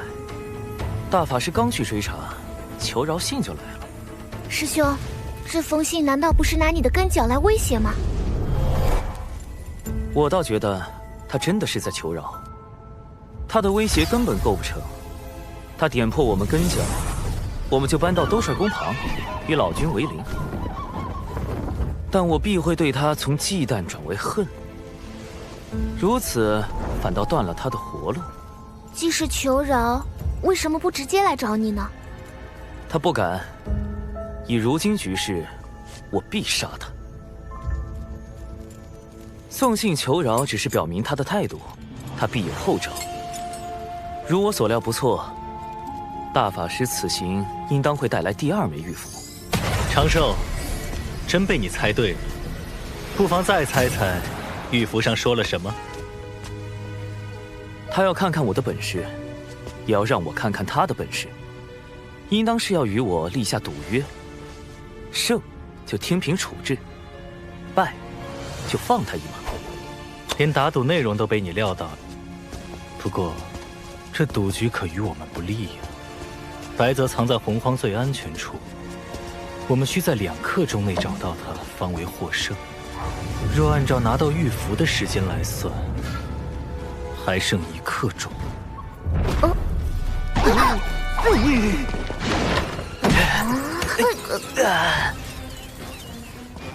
最安全之处吗？已快速检索完洪荒地图，于白泽而言，全洪荒约有126处安全地点。幸有大法师出手，如今已经排除了50处，余下70多处，正在派遣小纸人搜寻。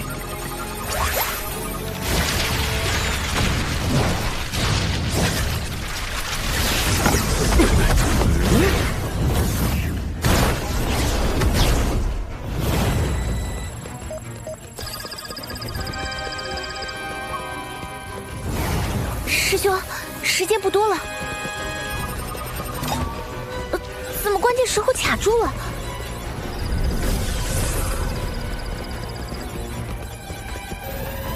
长寿，再不锁定地点，过去可就来不及了。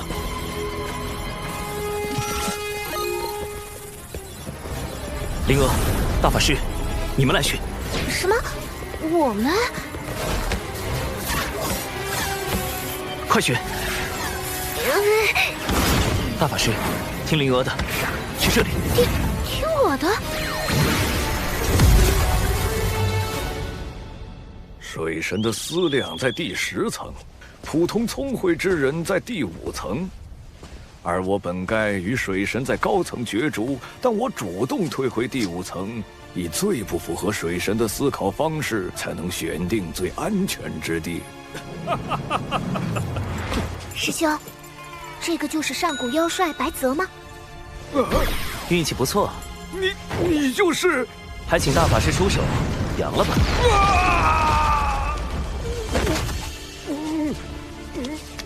白泽是洪荒少有的高雅之士，定宁死不屈，不如杀了，成全他与妖庭同生共死的名声。这般不妥，他身上没有业障，也有瑞兽名头。大法师，不如让他说句话吧，也许他肯将功补过呢。谁说要宁死不屈了？贫道去，贫道现身就是想去。既如此，道友何故插手妖庭之事？水神要抹杀一切与天庭不利之事，又岂会放过妖庭出身的贫道？我可没有这般雄心壮志。若非心怀大志，水神何必与截教交好？其实是一场意外。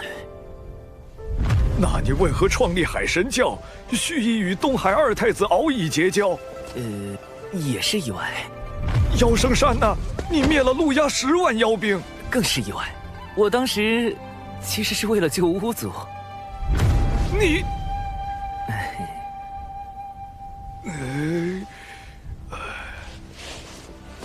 你之志向究竟为何？你不觉得在洪荒这般凶险之地，能安稳活着便已十分不易了吗？还要什么志向？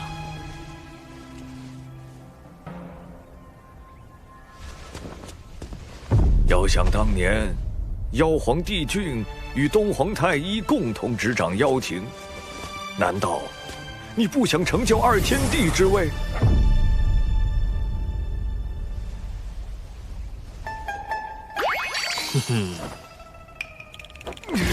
我枉费心机，设下此番赌约，本是心存辅佐明主之意，却不想你竟如此胸无大志。唉，道友，时代变了。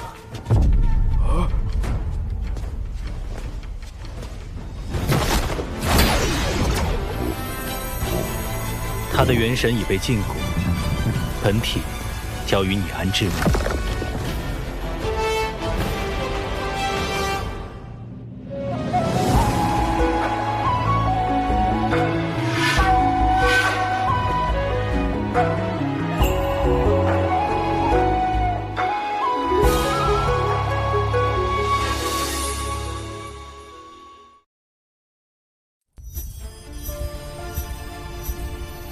师兄，你究竟是怎么找到白泽的？后来又为什么听了我的呢？贫道也想知道。很简单，靠运气。啊！白泽筹备此局良久，我无论做何种选择，他都早已预想到。因此，我将最终决断交给了你与大法师。大法师当时并未思虑太多，而是抱着戏耍的心态，故我将大法师的选择放在可能性第2的选项。而灵娥这般聪慧但思虑难周全之人，给出的答案有3成可能是白泽的藏身之地。3成，这可不像你的性子。所以，此番能够找到白泽，全靠运气。嘿嘿。运气，水神之志非常人所能及，与我的较量更不可能只靠运气。他究竟是怎么找到我的？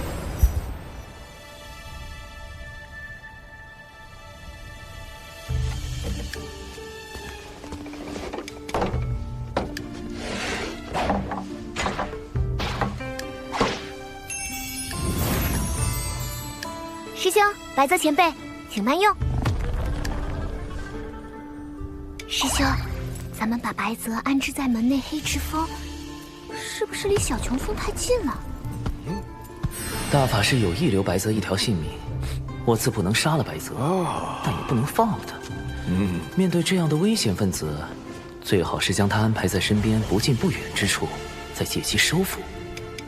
前辈，请。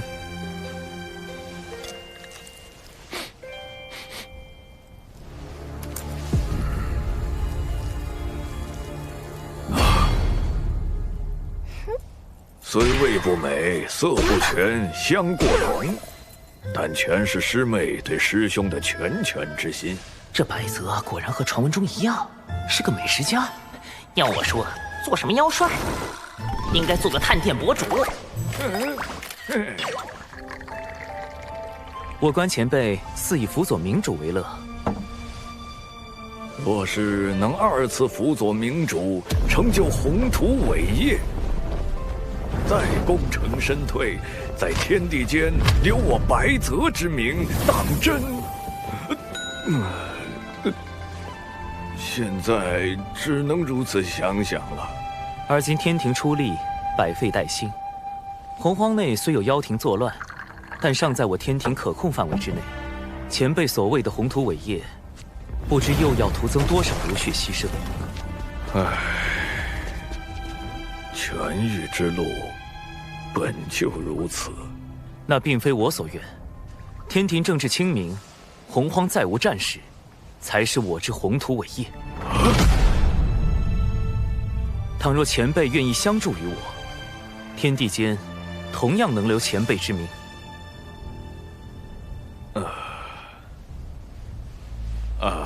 这鱼要是再浇一点，就更香了。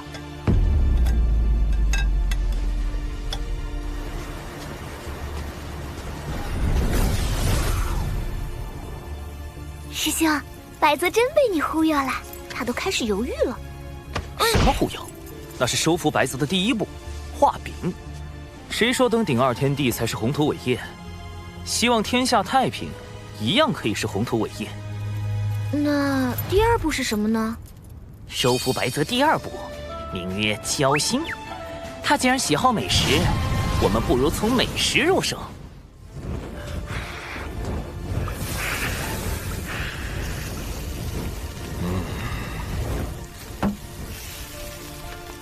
高端的食材往往只需最简单的烹饪。这道白泽烤鱼可是当年的妖庭名菜。今日既提到妖族，你我不如论一论当年妖庭之事。前辈以为，当年妖庭可救，还是不可救？可救，那我便是不可救。前辈请。妖族当年的弊病，在于形同散沙。要救妖庭，须得……非也，巫族只是喜爱捕猎，并未将妖族视为敌人。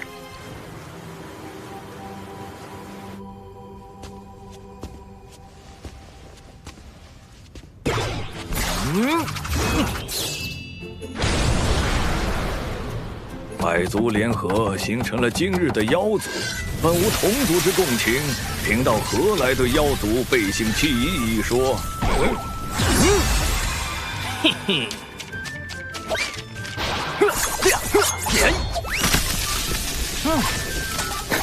您既做了花匠，享受栽培花朵、观其盛放的乐趣，便要忍受花朵枯败、零落成泥的落寞。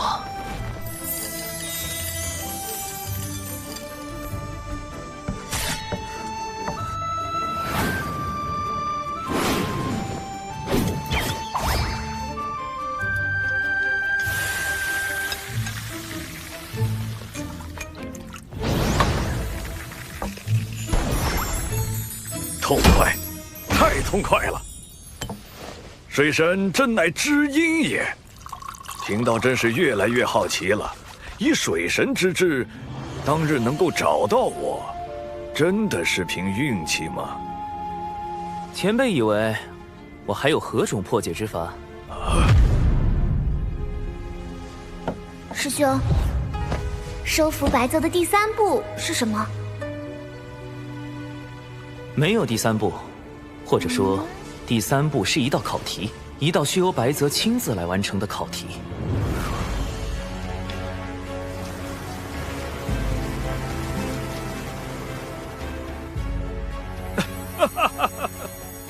前辈这是……好你个水神，说什么寻到贫道是因运气好，贫道一直到今日才想明白。贫道的本能是趋吉避凶，这与天道运转息息相关。而你当时想的是，若这次找不到，下次遇见就杀了我，天道就会认为这次被你找到能活则为吉，下次被找到必死则为凶，所以天道便将我引到了你们最后选的答案。此等谋算，你说是运气保全贫道最后一点面皮，贫道服了，当真服了。水神在上，请受白泽一拜。白泽日后刚为水神驱使，绝无二心。白先生，请起。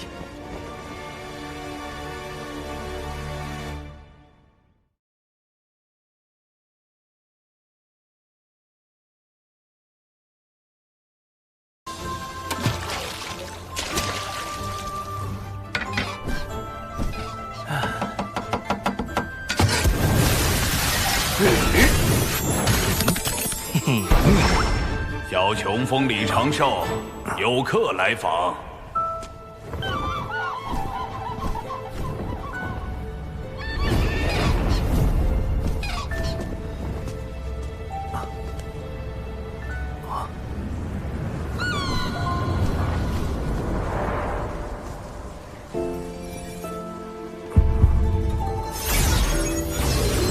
这是掌门令，持此令牌，长寿可随意带人进出山门。多谢掌门厚爱。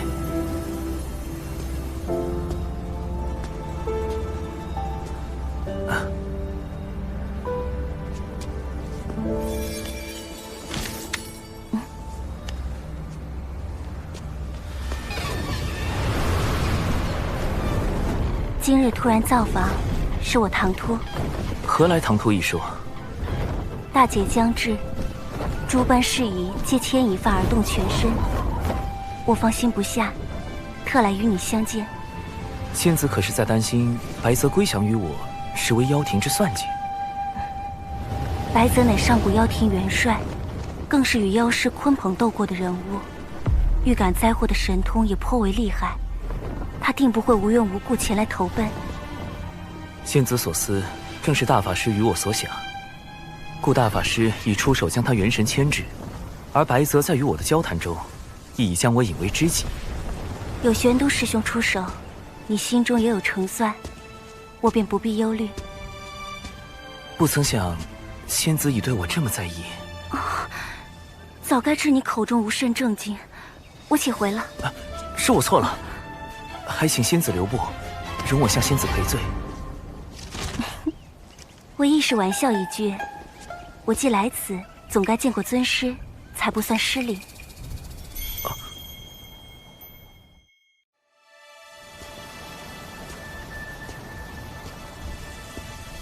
师父，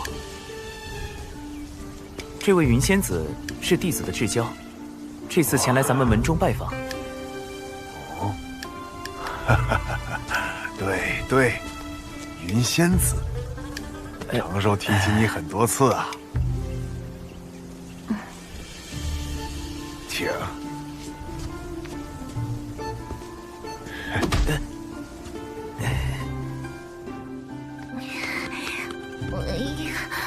云霄仙子怎么突然打上门来了？还被师兄带去见了师傅。我这就快进到家门失守，传闻失火，老家被偷了吗？虽然云霄仙子是典籍中记载的三教高人，天地间有数的大能，但我也不能就这般把师兄拱手相让啊！况且我做了师兄这么多年的贴心小坎肩，要论在师兄心底的位置，我也并不一定会输给云霄仙子吧？这位便是你师妹吗？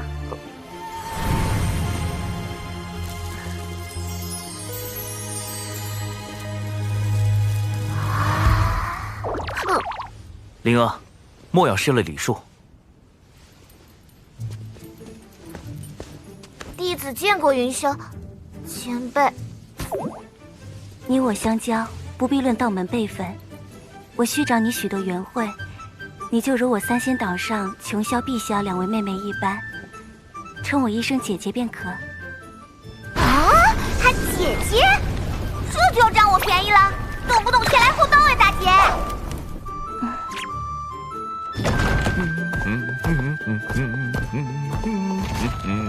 嘿嘿。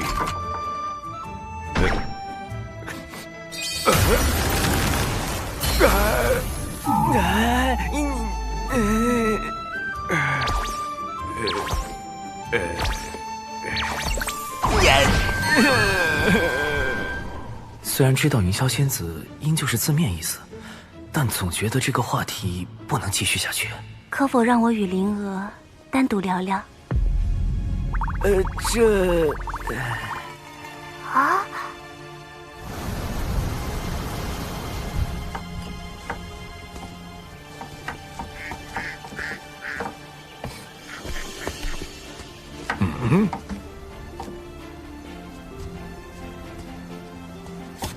水神就这么放心让灵儿与云霄仙子单独相处，不怕出事？小琼峰的指人系统和防御阵法都已完善，灵儿与仙子应当不至于出什么事。不，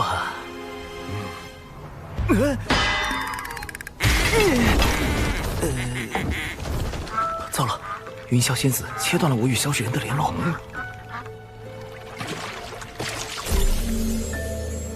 云霄仙子支开师兄，单独把我带来泛舟，还设下这隔绝探听的云雾法阵，是想干什么啊？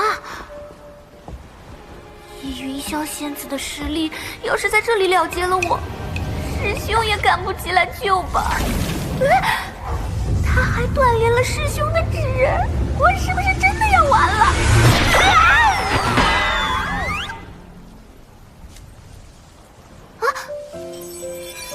灵娥是在害怕吗？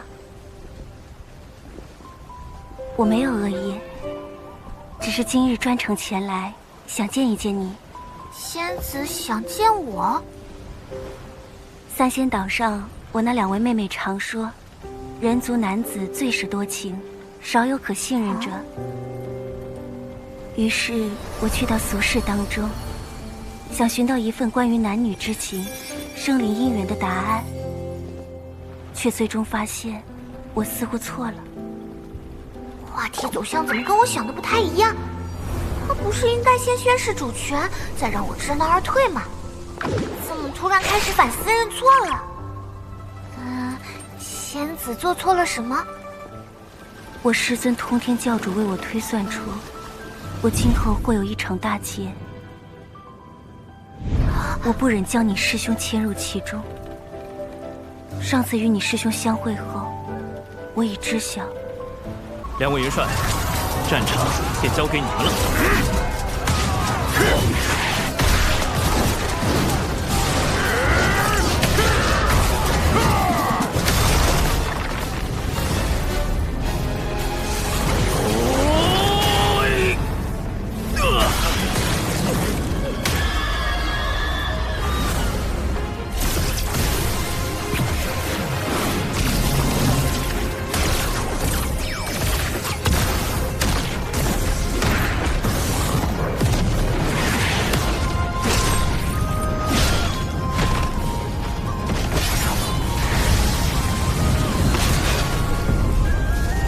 教主哥哥修为精进的如此之快，是不是太吓人了点？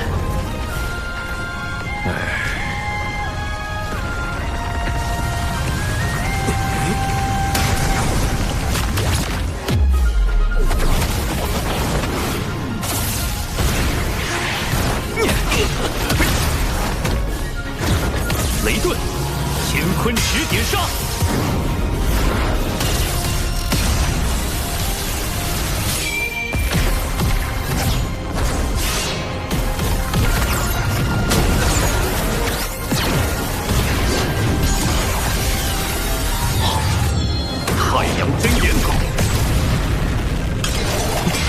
这是经紫金八卦炉升级的太清版乾坤池，我在打造时还融合了太清水德天之精髓，看起来效果还算不错。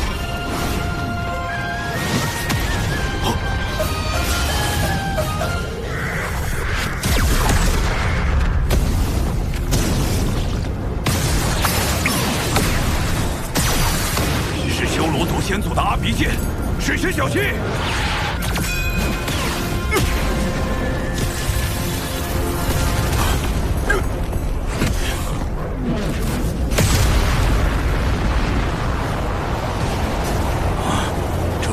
血海气息，能将阿鼻剑施展到如此境界，持剑人定是修罗族老祖血脉，罗刹女。又是修罗族。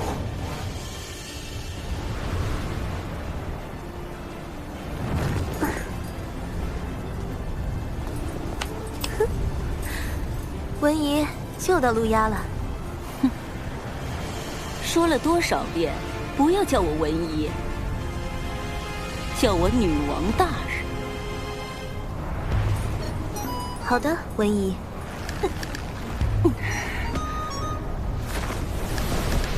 西坊二圣推算出，陆压是至关重要的大劫相关之人，特意吩咐要救下陆压。水神大人莫追，否则该惊动圣人。西坊二圣推算出陆压与大劫相关，他们知道了多少？又打算借陆压行什么算计？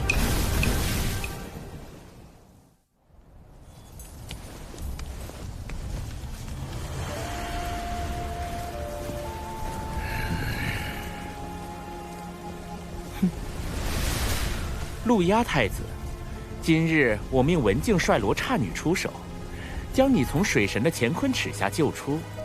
你应当明白我西坊教的诚意，不妨考虑一下。诚意。文静此前杀我大量妖族，逼我下了诛杀令。你白莲道人今日若主动将文静打杀在我面前，我就信贵教的诚意。陆压太子可真是会恩将仇报呢。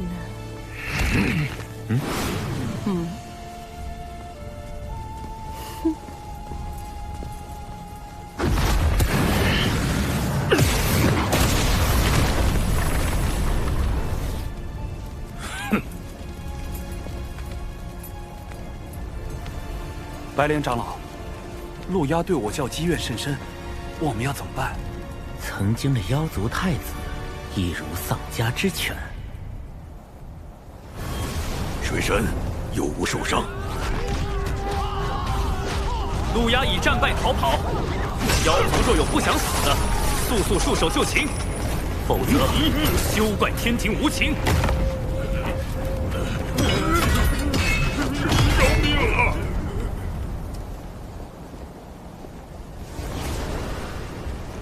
战事一起，生灵涂炭，多谢几位仙子大义为先，能赶来相劝妖族。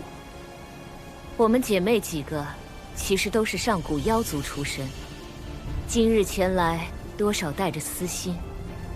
只可惜，终究没能劝住陆压。罢了，此间事毕，我们也该回圣母宫了。水神可有什么要我们带给娘娘的吗？这是圣母女娲在线催更漫画。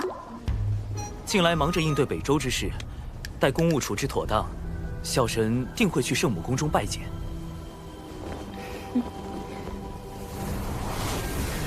圣母待水神当真亲厚。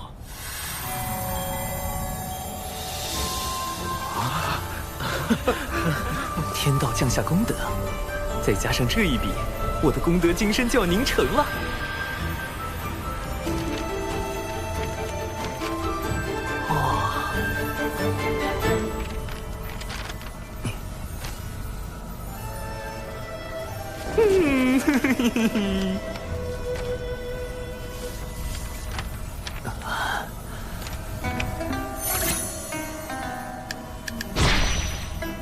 这也行。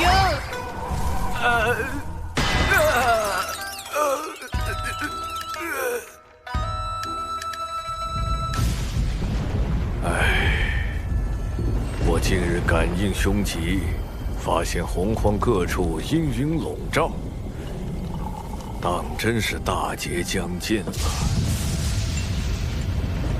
封神大劫，不是玉帝被三教弟子侮辱，从而去紫霄宫中告状，道祖才降下的吗？为何白泽现在就有感应？难道大劫要提前了？长寿，为师要去天庭述职。这个时候，师傅，你何必亲自去述职？我帮你打个招呼就是了。那怎么行？天庭之事，你就按章程办。为师现如今，连出个山门都不可了吗？如今天庭正是事多之时，师傅您不如等过些时日。你是天庭正神，为师也要拿出点天庭正神之师的精气神来。长寿啊，弟子在。为师如今已突破了真仙境，你与灵娥也已经长大了。为师总算有时间可以出去逍遥快活，多去见识见识洪荒的风光。述职结束后，打算去南州看看。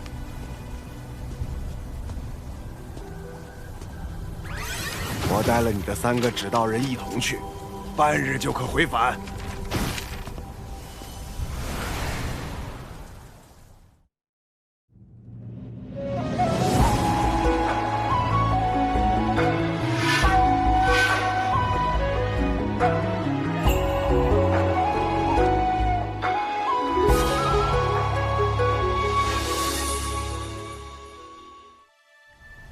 师兄，先前下山历练时，我特意去寻了地仙之祖镇远大仙的道场武装观，只可惜那时我尚未成仙，没有资格入关拜访。武装观，《西游记》里孙大圣偷去人参果的那个武装观。你是想为师傅求人参果？嗯。听闻炼气士若服下此果，便能多活47000年。师兄，我也想帮帮师傅，帮帮咱们小琼峰。也罢，你去就是。只是非常时期，你得再带上2名金仙境之人防身。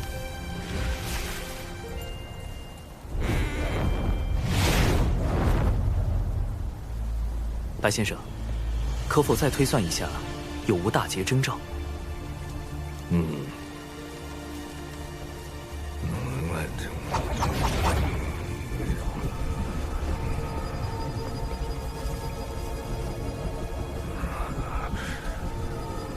什么都感知不到，此前从未遇到过这般情形。白泽竟也无法感应。大法师，弟子欲询问大劫之事。大法师，大法师，怎么联系不上？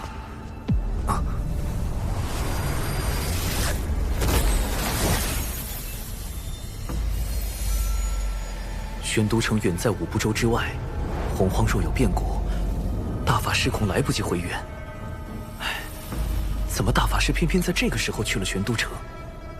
看来只能靠我自己加强防备了。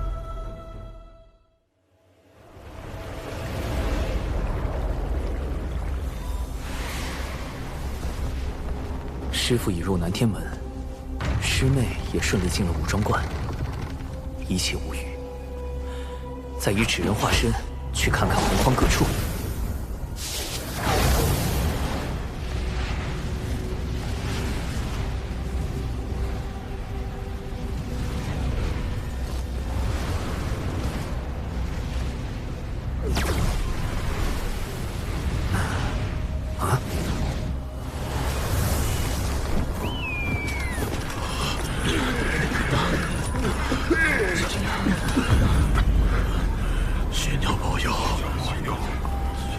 上部落也在按既定轨迹逐渐崛起，大劫究竟会印在何处？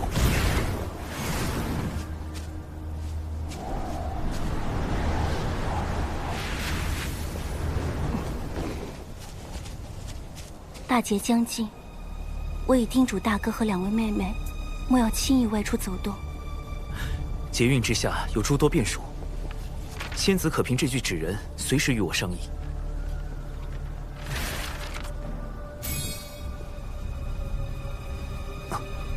我瞧你面带愁容，可是有什么变故发生？正因没有变故，我才更加焦虑。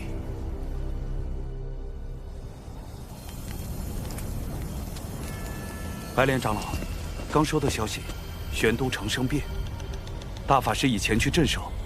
好机会，大法师一走，水神就好对付多了。水神说到底不过是个3阶正神。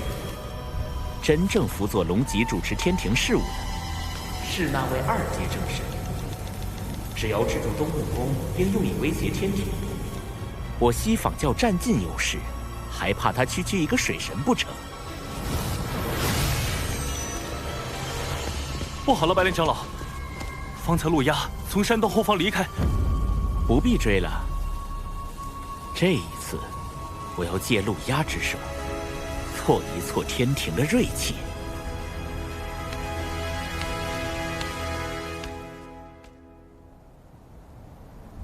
木工事务繁忙，小神自己回返就可。啊，咱们与水神都是至交好友，西远道友不必客气。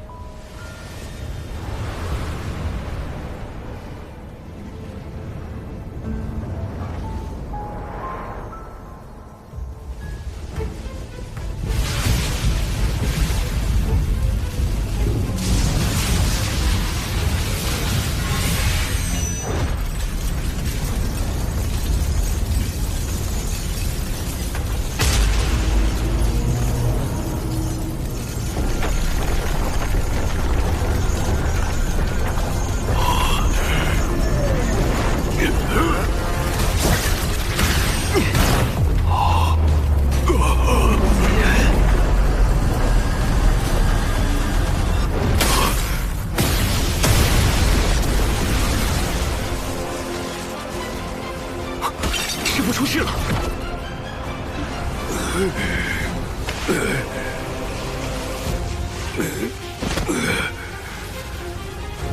天机突然乱了。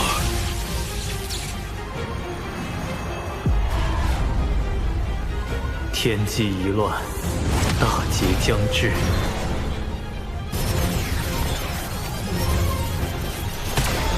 月盈则食，是为天数。此番大劫注定会应在道门身上，尔等自当顺天而行。谨遵师尊教诲。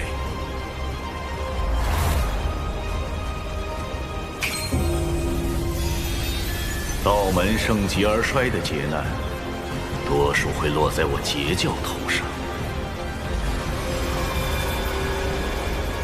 但凡大劫，必先兴起杀意。师父出事了！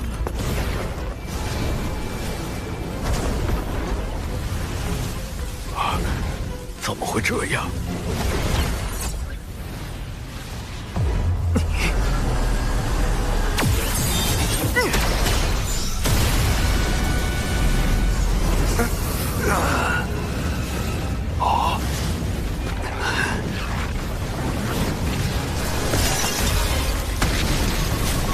纸人2号，带师傅和木工撤退。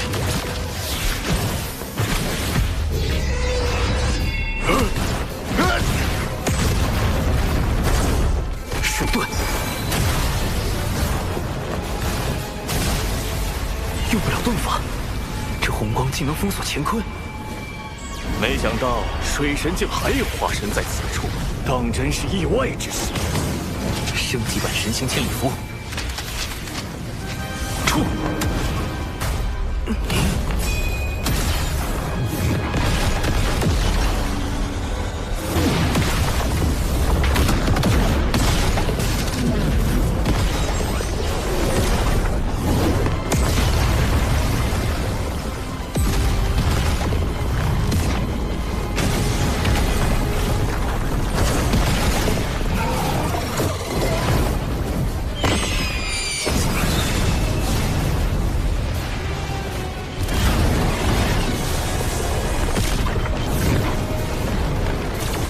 不施展遁法的话，光凭神行千里符跑不了多远。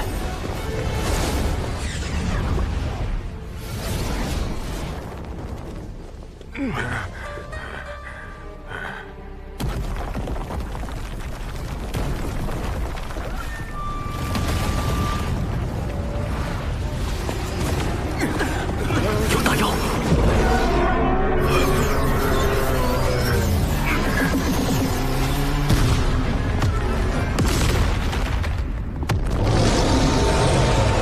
消失了。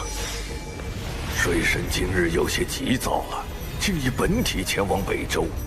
天机紊乱，路阳又有妖帝印玺在手，水神有麻烦了。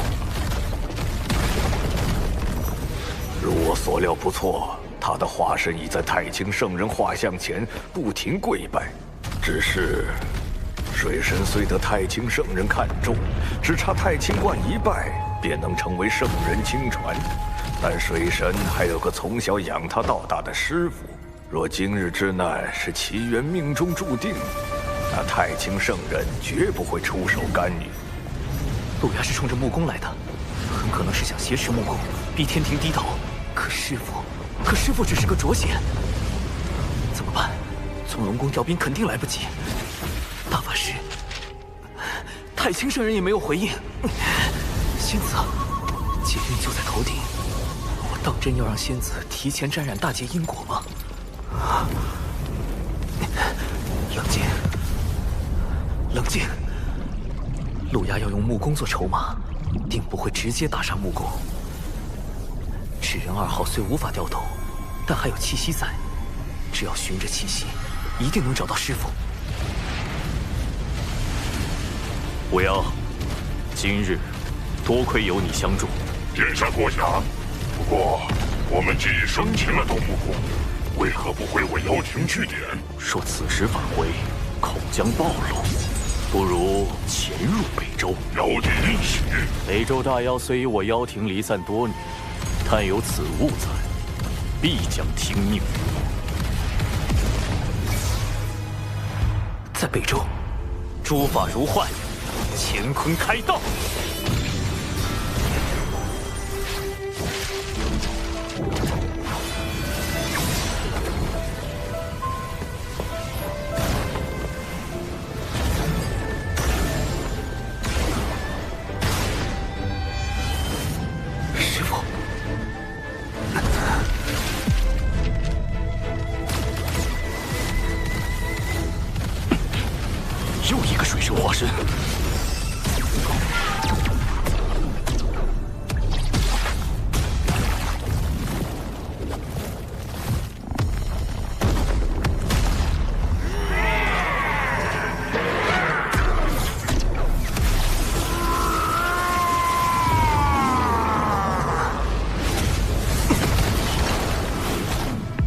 北周妖族听令，我以妖帝一喜命令尔等，系一切代价拦截此人。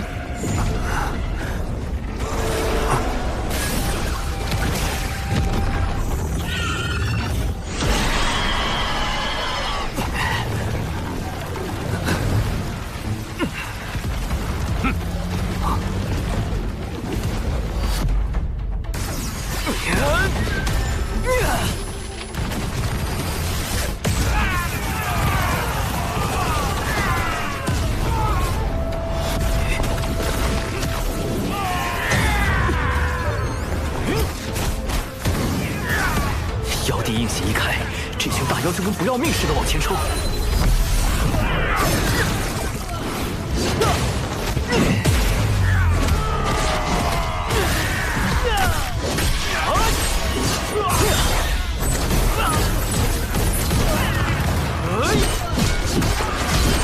塔前辈助我！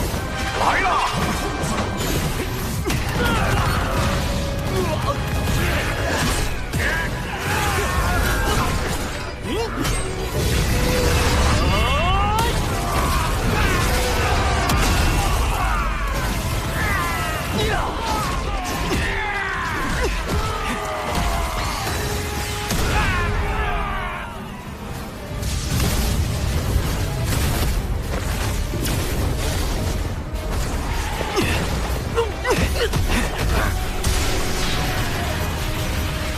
糟了，水师小心，那是天道竟然也介入了此事。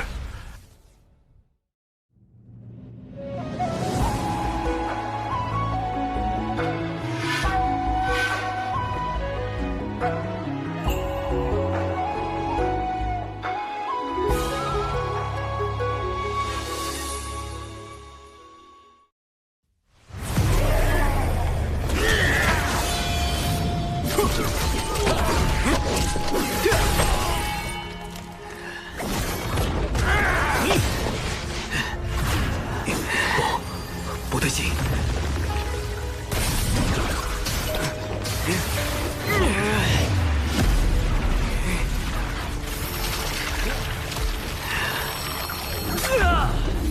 我不是要救师父吗？为什么会被这群大妖拖住脚步？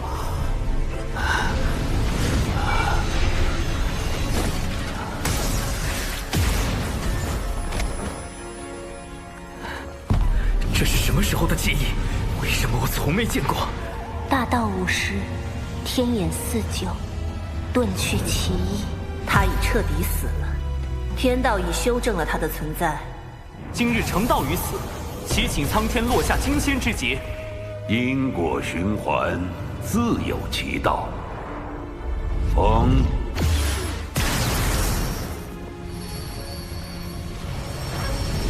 难道天道早已对我出手？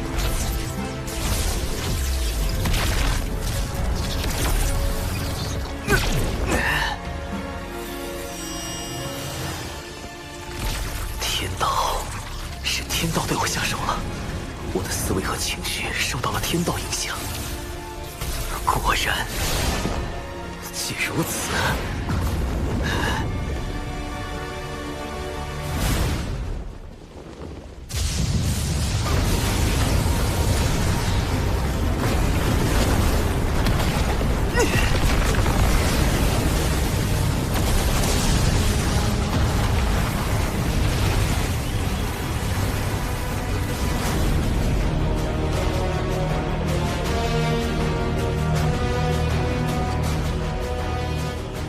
心神归一，无物为我，道自恒生，寂静空明，地牌，空明道心。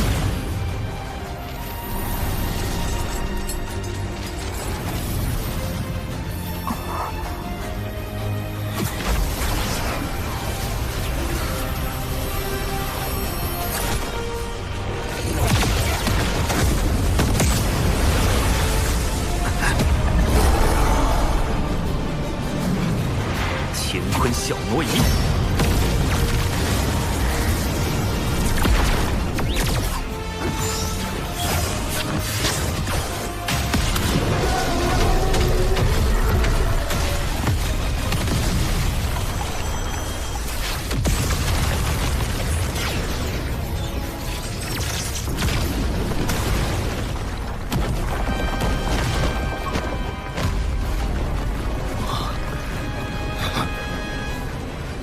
变故的是水神，来的却是渡仙门弟子，还有这尺子，渡仙门弟子、水神、玄都小法师，原来都是同一人。听到如今能告诉殿下的，便是水神修行至今，绝不超过500年。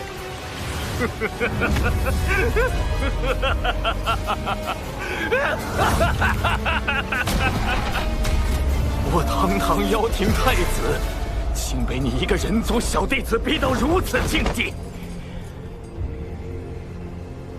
妖庭覆没后，我早已失去了一切。今日即便是死，我也要与你同归于尽。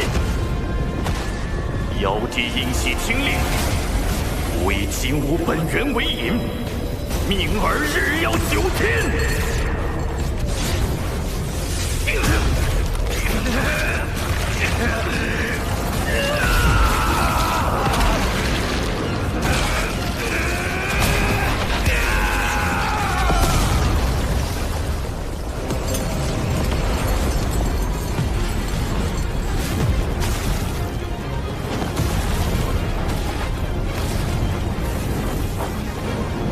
裂天地，破尘魂。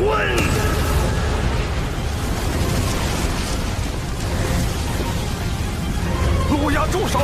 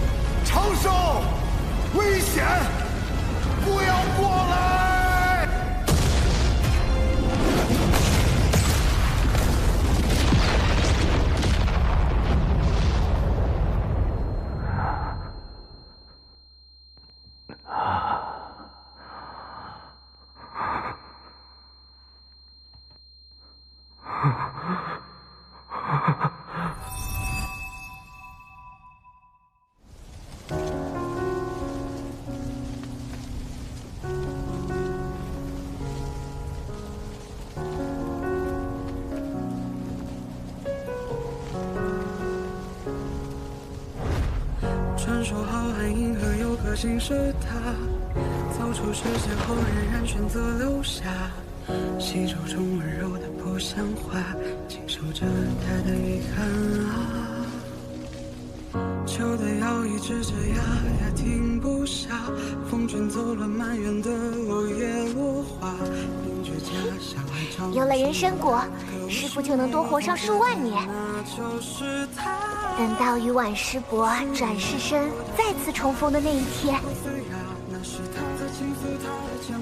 弟子久雨师拜见掌门。唉，纵循环千百次，命数难改。看在我们对彼此都放心不下，就算一阵风一变一个一生的烛光多好啊。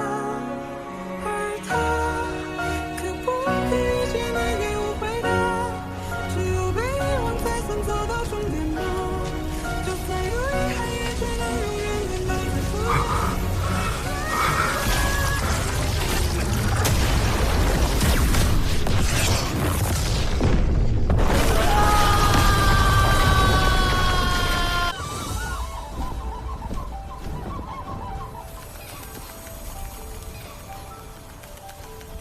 徒儿啊，你入门9年了，为师决定给你赐个道号，改叫逍遥怎么样？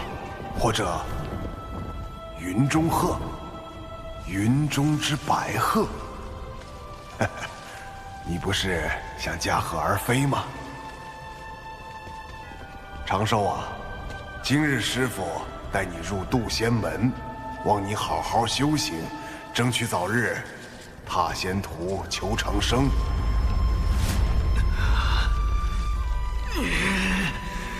得那份逍遥道果。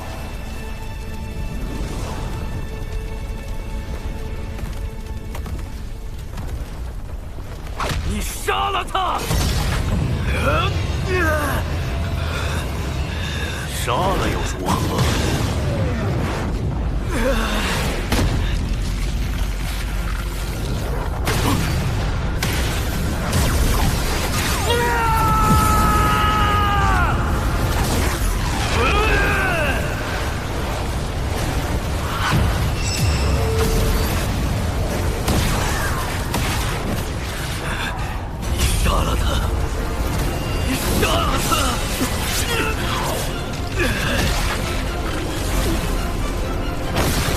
那灼仙与水神究竟是何关系？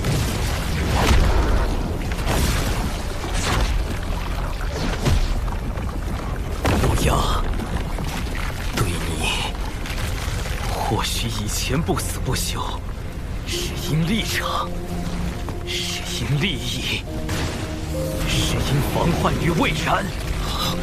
但今日，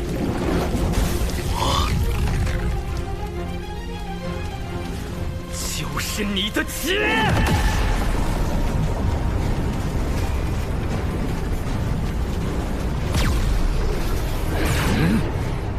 师父，你都不知道弟子修了什么道？万物均衡。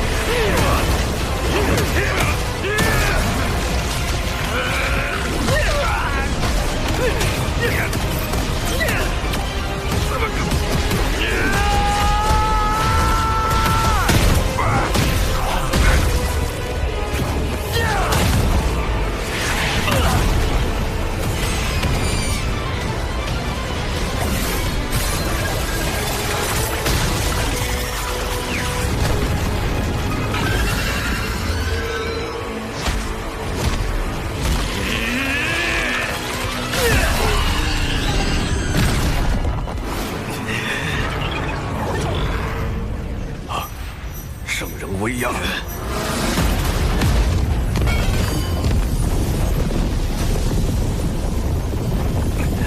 妄动因果，坏我西方大兴之机缘。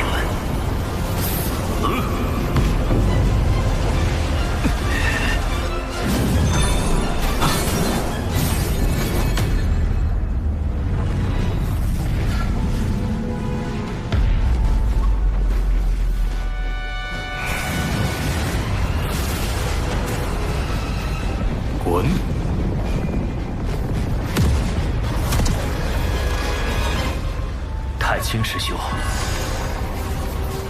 得罪。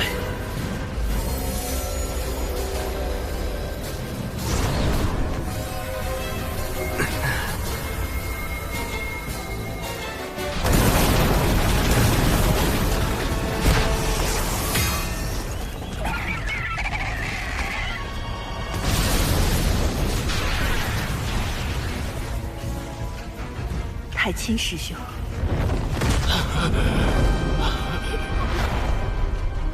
不必求情。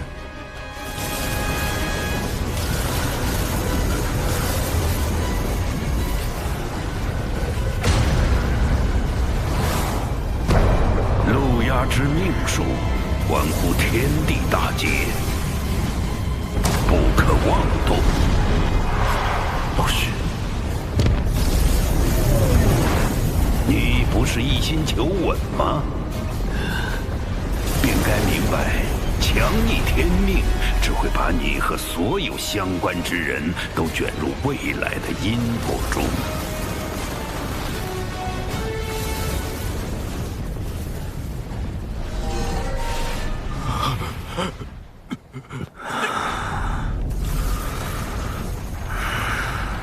那我便以路鸦周身劫运入体，带他入劫。换天道，不得干预路鸦生死。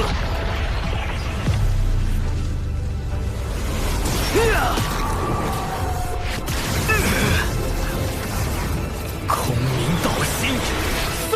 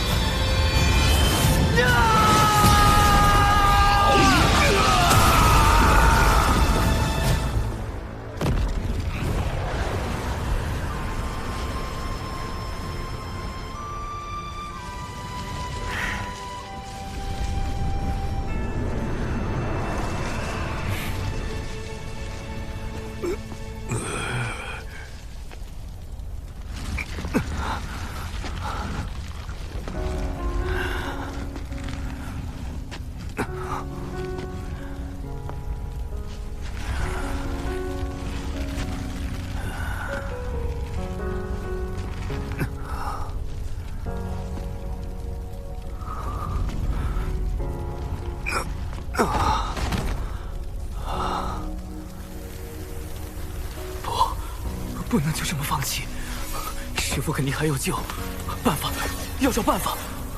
太阳真言虽然凶狠，但只烧了一瞬，残魂，师父或许有残魂留下。不行，肯定还需要什么功德。哪吒剔骨割肉后是用功德重塑的仙躯，只要能换回师父，这一身功德全拿走。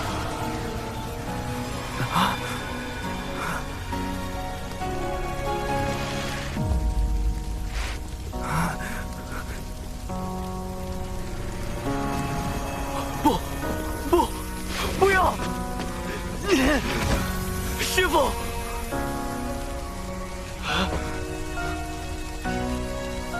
师父！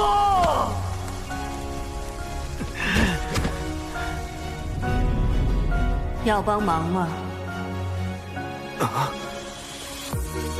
专修人族精魄，还可给他赋予得天独厚的资质。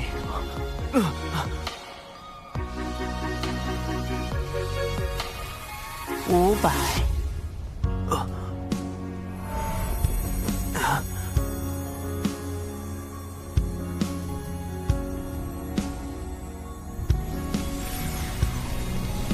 你师父今日已死，再生之灵与你毫无干系，可否？可。送去6道转生盘温养即可。好不容易出来一趟，还要干勾魂元帅的活，我太惨了。生死为大，且还顺便节哀顺变都是要让我变少一点，我太难了。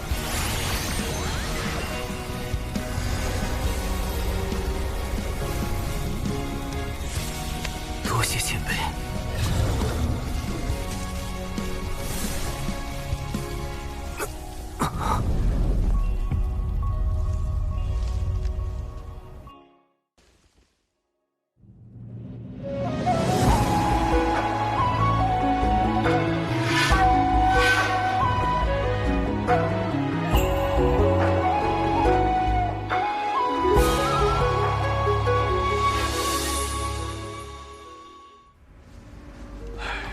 赵公明前辈把人送来就走了，木姑没事吧？去请水神了吗？去水神府求见多次都没见到，听闻木公是遭妖族偷袭，水神会不会也？父王母后历劫未归，木公重伤昏迷，水神老师不知所踪，天庭绝不能乱。怎么了呀？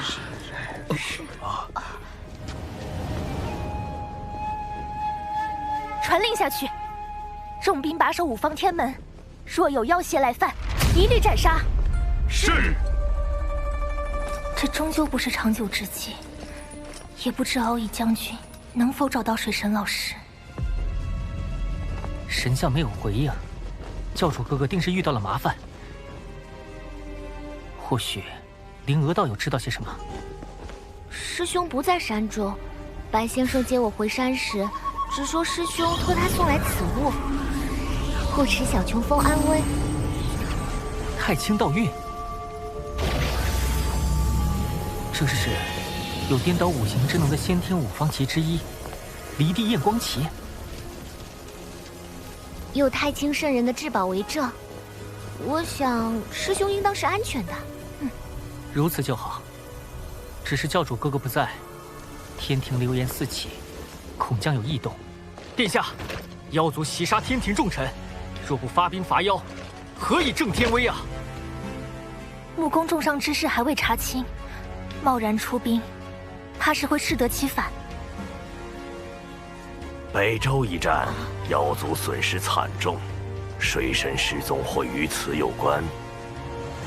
殿下，起兵伐妖，既是正天威，更是向妖族施压，问出水神下落。天庭没有高手坐镇，大战一起，后果难料。可若真如福元大仙所言，水神无事，诸位不必担心。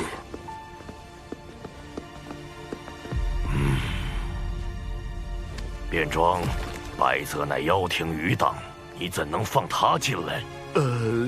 他是水神大人的坐骑，且有水神神权宝器在手，属下不敢阻拦。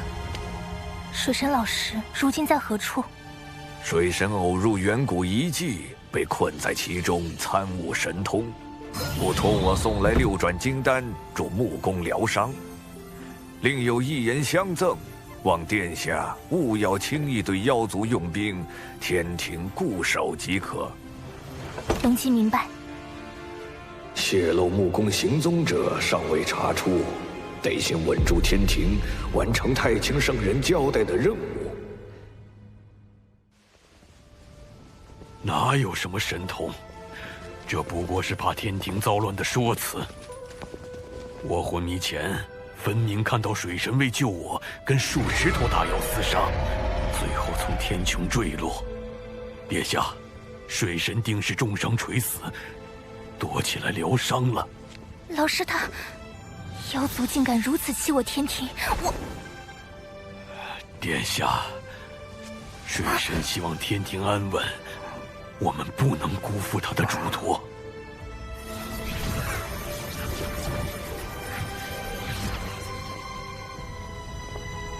一切因果自大劫之时便该定下。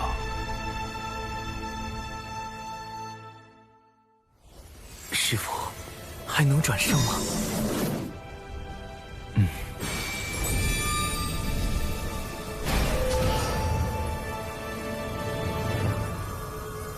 能转生就好。至于人杰不人杰的，就……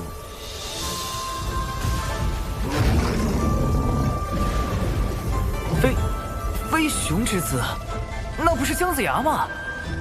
奇缘，七国之缘。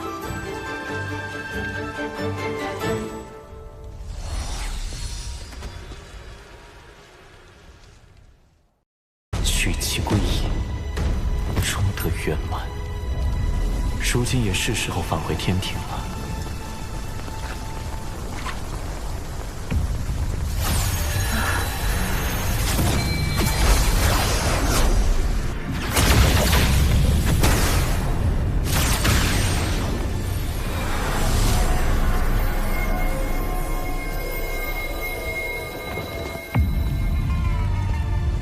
怎么只有木工？长庚爱卿何在？陛下。老臣冒死调用天道之力唤醒陛下，是那妖族欺人太甚，欲袭杀老臣。水神为救老臣，被上古大妖围攻，重伤垂死。12年杳无音讯，老臣这才12年，为何12年才喊醒吾？去，点齐各部天兵。长庚若有3长2短，无视杀尽上古之妖。云霄仙子耗损太多法力，已去静息休养，水神放心。若此时选择退避，有我相助，可确保水神从大劫中脱身。那般不稳，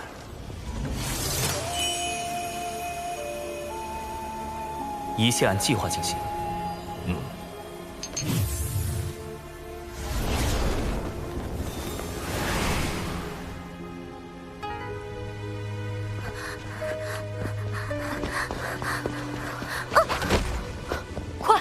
陛下马上就要出兵了，再晚就来不及了。奉玉帝陛下旨意，天庭各部听令，速速整军前往各大天门。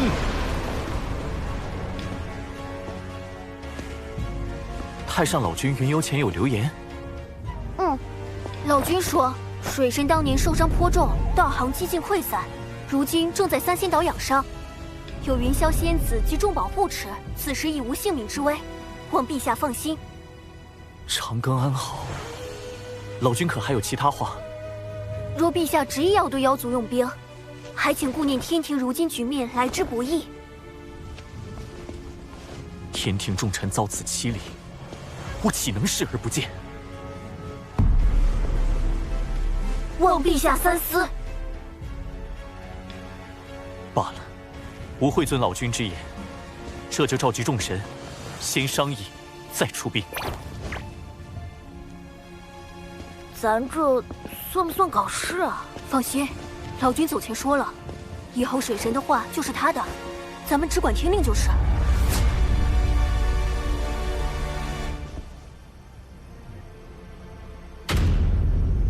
北周妖族谋害天庭重臣，绝不容恕。今日吾要攻打北周，各位爱卿可有良策？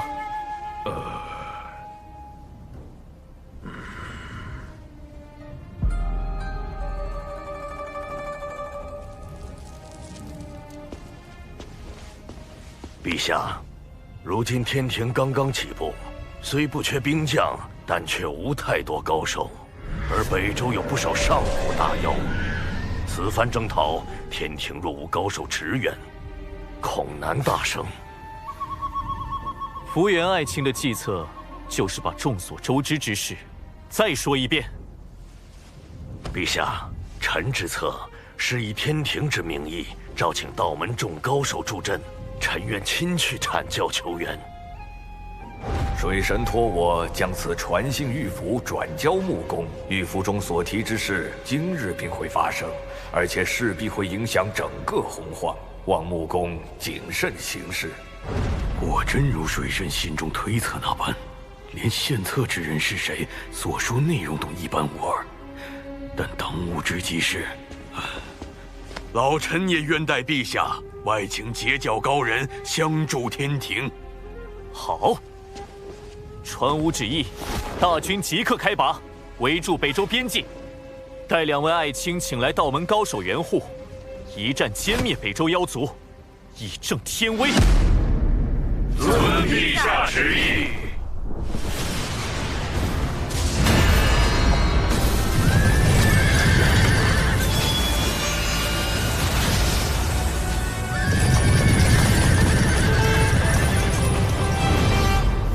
起兵！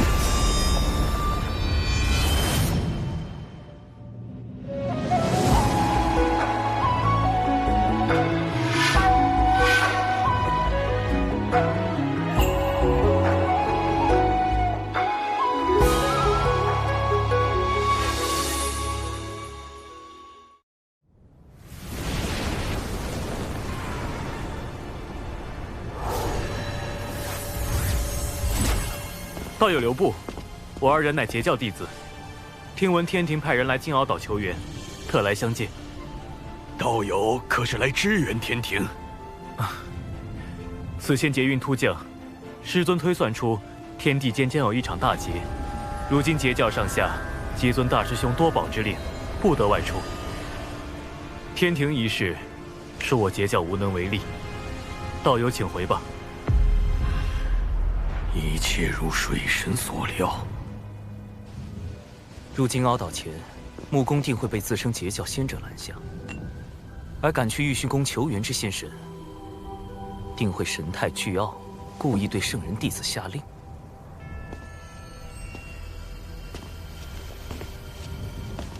我乃天庭正神，奉玉帝之令传召尔等前往北周除妖，还不速速跟来？这话说的，还以为求人的是我们。活久了，当真是什么稀奇东西都能看到。道友既然这般有底气，何必来我阐教求援？回吧。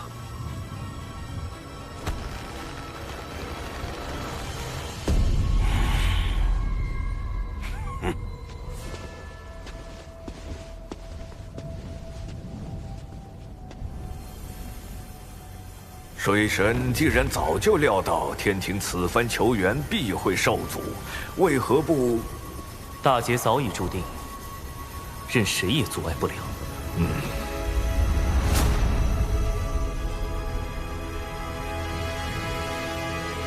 我虽心念道门与天庭，却也要做好取舍，如此才能在大劫降临前寻得变数。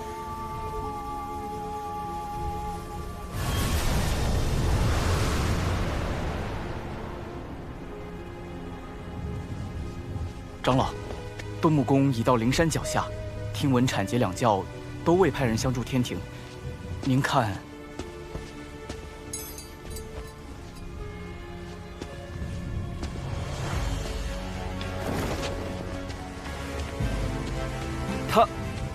他怎么就走了？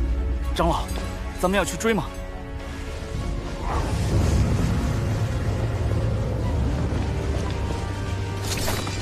老臣愧对陛下。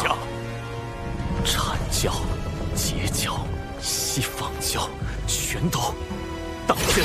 当真！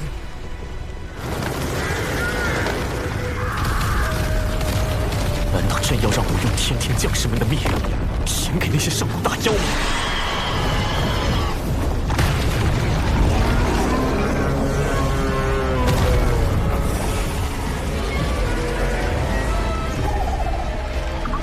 退兵！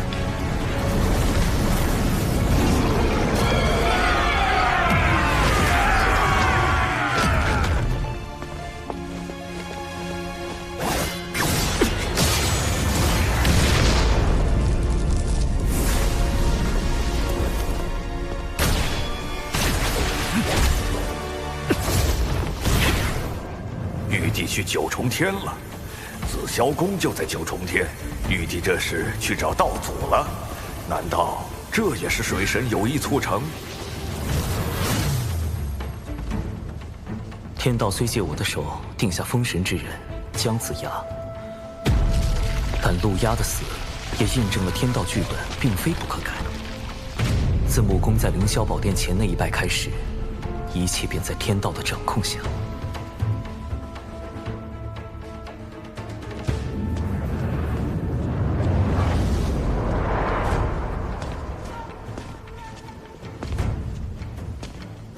陛下震怒，举兵伐妖。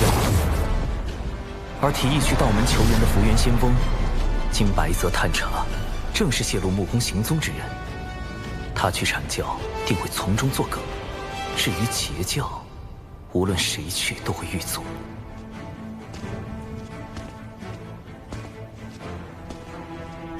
老臣不仅未能请来阐教圣人弟子，还遭了一顿奚落，被赶出玉虚宫。截教弟子受命不得外出。至于西方教，老臣连灵山山门都未能进去。天道就是要让道门入劫，让足够数量的道门弟子成为劫灰，以示天威。而在封神大劫下，阐截两教死伤最多，故而设局最深。人教虽有参与，却未有伤亡，入局最浅，处境亦与劫运之外的西坊教相似。由此可见，阐截两教早已避无可避。既如此，倒不如顺势拉两教入局，化被动为主动，去争取一个变数。只要木工去灵山而不入，便可将玉帝的怒火引向西坊教，进而拉西坊教入劫，把人教摘出去。对于天道而言，人教虽然成了大劫中的变数，但西坊教恰好填补了这一位置。一切有变，却也未变。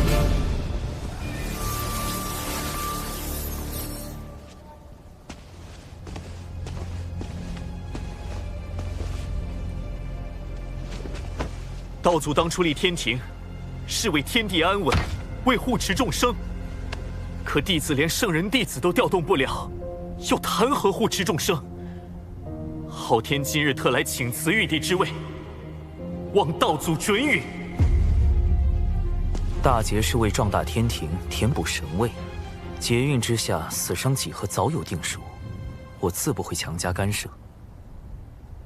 天道在此监察多时，不也看到了我所做出的改动？只是让西坊教取代了原本人教在大劫中的位置，这般一增一减，并不影响整个大劫的运转。所谓均衡，便是如此。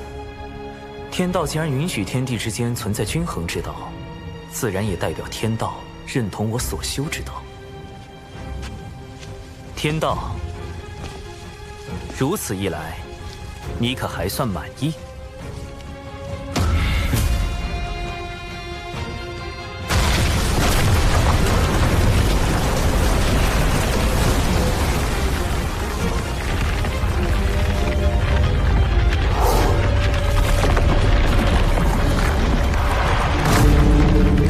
天庭鼎承天意，执掌洪荒，而今阐截西坊三教弟子不遵天庭，不遵天命，当受责罚。你身体可好了？12年来，多谢仙子照料。大劫已定，命唤封神。师尊已外出寻找应对大劫的法宝，令我等小心行事。正是我未能助截教脱离封神大劫。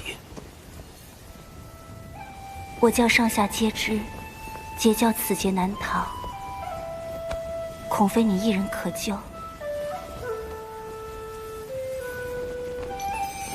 大劫之下，并非全然没有转圜余地。仙子可愿信我？此劫关乎天庭，而你为天庭水神，我只恐你陷入两难。若真有那一天，长庚并舍命相助仙子，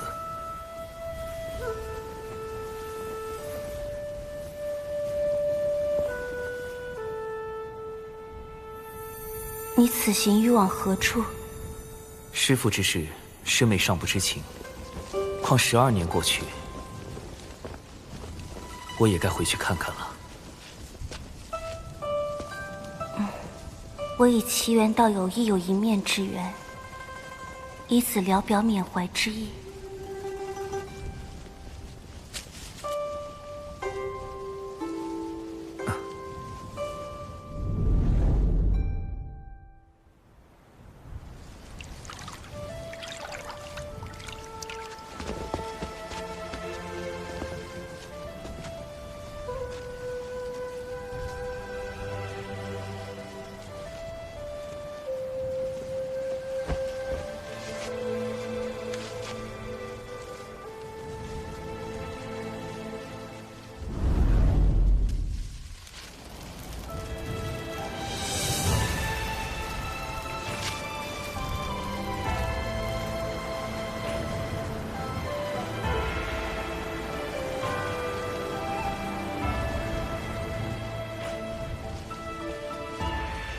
长寿，如今你修为有所精进，灵儿也长大了。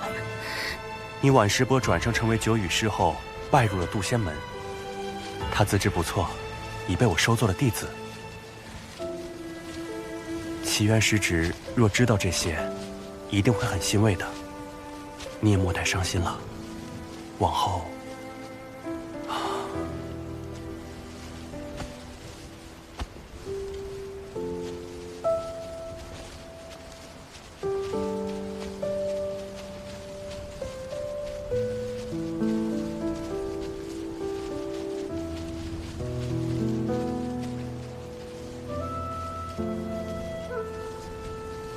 师父，我绝不会就这么算了。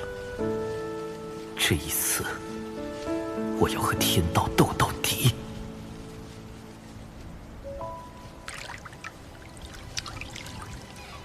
师兄，对于咱们炼气师来说，没有灰飞烟灭，就不算真的去了。师父转生后，虽已不是我们的师父了，但师父一直还是在的，只不过是忘掉了我们，换一个新的身份。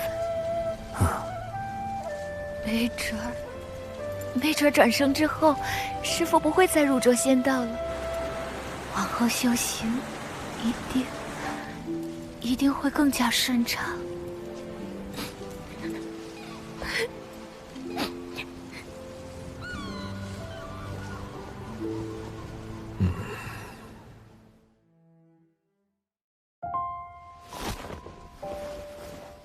水神，你真的可以了吗？陆牙虽身死，但妖庭仍有残州。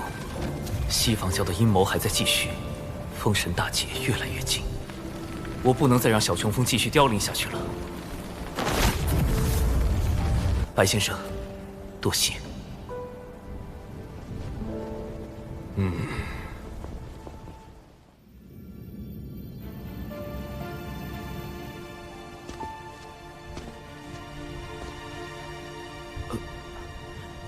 穆清华参见玉帝陛下。好啊，都敢当吾的老师了。李长庚，你可知罪？完了，玉帝啥都知道了，连我的姓都知道了。当时西方教暗中作祟，为保障您的安全，小神只好出此下策。吾稍后再给你算这笔账。此次吾因北周之事，派人求援铲劫西方三教失败，便前往紫霄宫拜见道祖。事后，吾却觉得此间颇有蹊跷。西方教不出手便罢了，那铲劫两教又为何会拒绝？阐教那边，你与黄龙真人、玉鼎真人等人素有交集；截教那边，你更是与云霄仙子相好，怎会？陛下或许不知，自小神杀了陆压起，便已被天道化身盯上了，做出半分阻碍大劫之事，便有性命之忧。小神不得阻碍大劫降临，可小神又心念道门与天庭，故做了取舍。说来听听。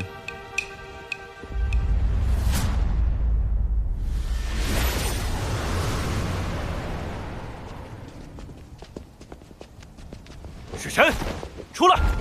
我们好好说道说道。太乙这气势好吓人。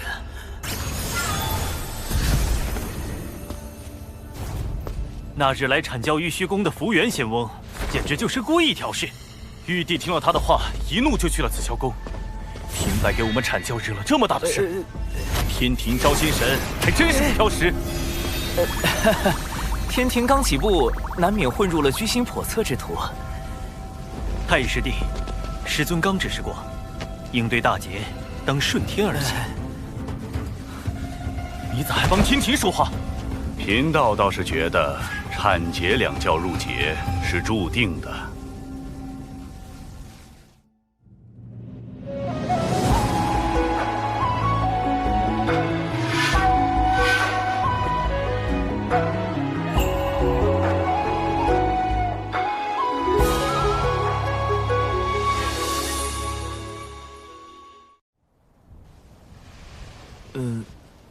可否详细说来？贫道不太会言说。众所周知，每个时代最为兴盛的族群都将迎来大劫。远古大劫应在了龙凤麒麟，近古大劫应在了巫族妖族。如今是人族的时代，道门三教以教化人族立教，借人族气运越多，大劫中要还的就越多。三教皆是如此。有其截教借了太多人族气运，贴补其他族类，恐怕难渡此劫。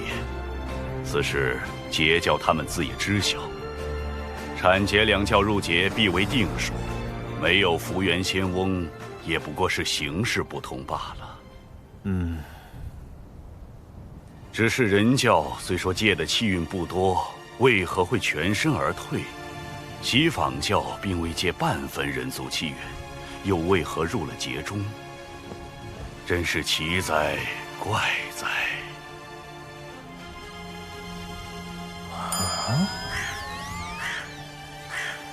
来，何方幽魔在此假冒我玉鼎师弟？我师弟如何有你这般见识？不过是些感悟。师兄，你平日里总琢磨如何骂人，自己修行耽误了。有吗？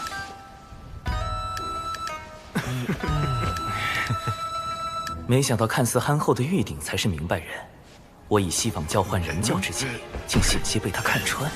还是不够稳健呐！所以，你将阐截两教拉入局，再借无之手引西坊教入劫，将人教自大劫中摘除。此计虽然高明，但万一两教因为此事找你麻烦，陛下，阐截两教上下亦知自己入劫太深，避无可避，小神这才有此铤而走险之计。哼，妙啊，长庚！此次大劫名唤封神，自是天道要扩充天庭。来日天庭昌盛，只要无人为先手，长庚便享次位。另外，大劫开启后，吾赋予你监察之权。多谢陛下。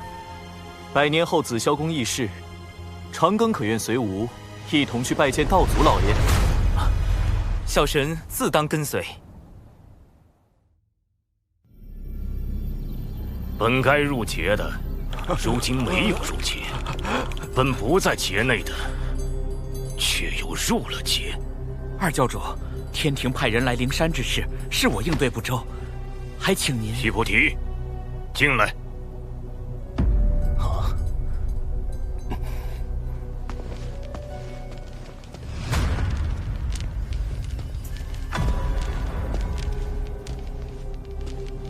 弟子须菩提拜见师尊。今年你一直在外奔波，也算是小有所成。如今有一桩关乎我教大兴之事，要你去做。您是指西游？地藏，将你手头那件事移交给须菩提。阿师尊，弟子筹谋此事数年。怎可筹谋数年未有进展，是何缘故？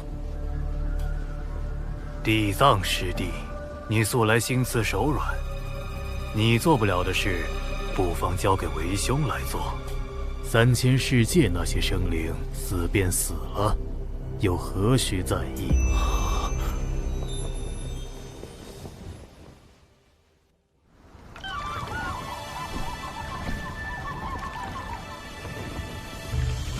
玉帝下凡一次，比之前多了许多人味儿，言谈举止也有了几分血肉之感。想来是人间走一遭，更能明白众生疾苦。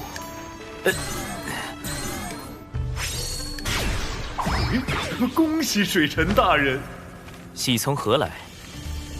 木工刚刚得到陛下旨意，因您干涉陛下转世身历劫之事，陛下震怒，罚您前往广寒宫担当300嫦娥总教习。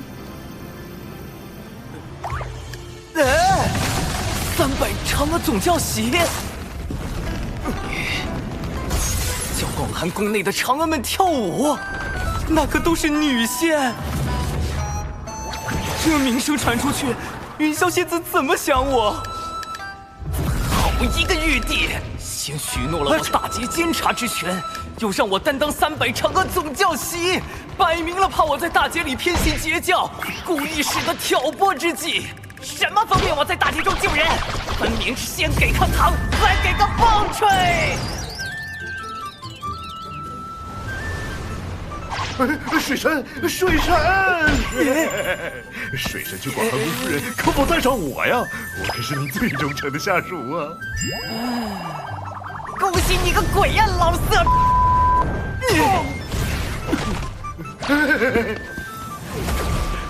恭喜水神啊！木工，你个大嘴巴，怎么什么都往外说？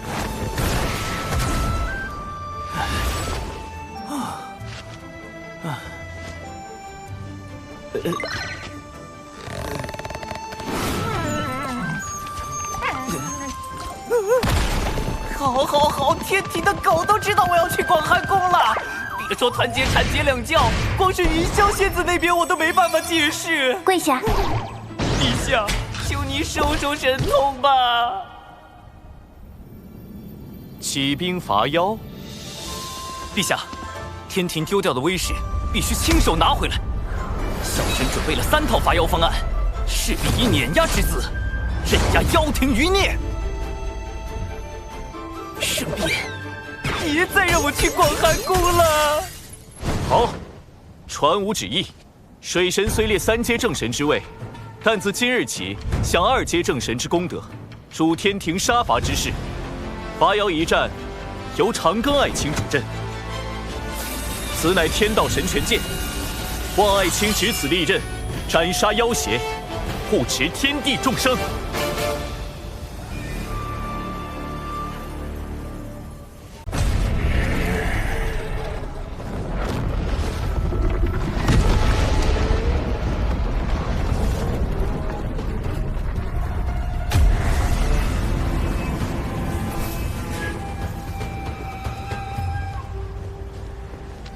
今吾天庭水神，奉玉帝陛下旨意，起兵讨伐尔等。尔等若身无业障，便放下武器离开此处，天庭必不阻拦。莫要听那水神胡言乱语，水神定会对我妖族斩尽杀绝，怎可能轻易放过？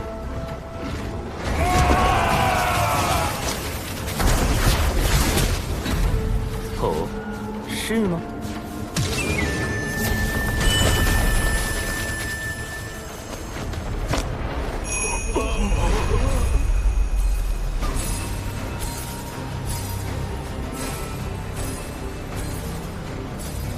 白泽前辈，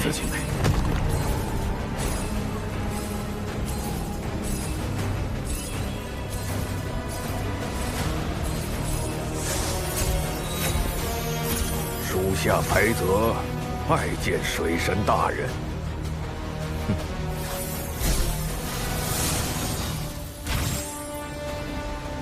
曾经的妖庭元帅，如今已成为了我的坐骑。尔等还不投降？白泽元帅既然真的投降了，不如我们也……白泽降了又如何？别忘了，我妖族还有气运在身。妖族气运？怎会有殿下的气息？莫非……这就是你们妖族的气运？有滴血，有滴血！殿下，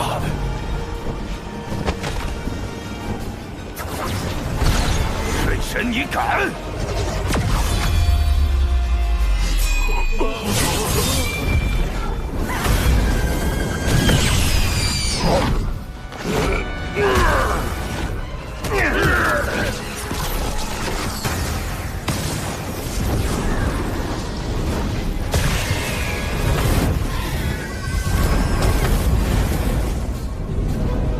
妖庭残存之气运，还妄想与天庭相抗，不自量力！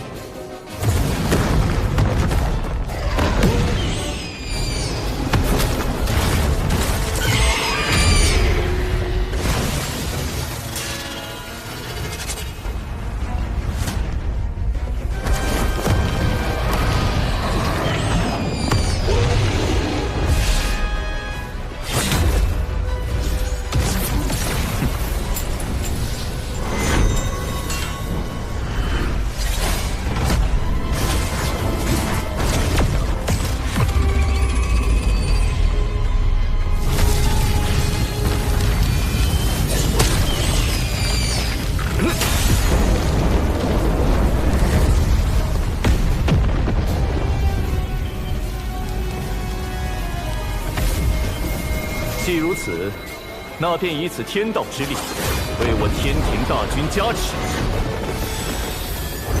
今日我主杀伐，尽灭此地妖族，杀！万物均衡。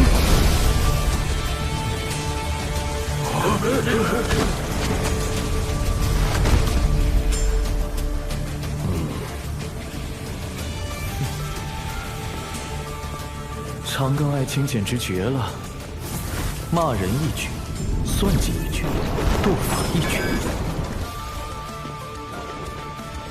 就是让我这玉帝做的毫无存在感。下一个化身也该提升日程了。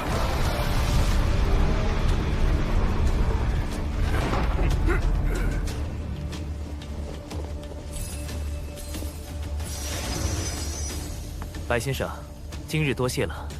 水神不必客气，不过你这万物均衡之道当真厉害，不仅能均衡单飞之妖的急速，连濒死大妖的伤势也能跟其他大妖均衡。今日所用不过是均衡之道的初阶版本，我还有底牌尚未使用。哦，可方便透露一下？我若不顾一切，燃起元神之力，准备好九转金丹，可与大神通者均衡，受髓。那你岂不是？我并不会因此增长修为，但会将对方拉入与我同岁时他的境界。只是此招一出，与同归于尽并无区别。即便有九转金丹，也未必能救回我的元神。牵扯着实太大了，鸡肋。呸！脸呢？此战大捷，各部将士应论功行赏。长庚爱卿居首功，赐功德。谢陛下，此行不但顺利击溃妖庭余孽，还成功转移了玉帝的注意力。300嫦娥总教习，拜拜喽！爱卿别忘了，尽快赴任广寒宫。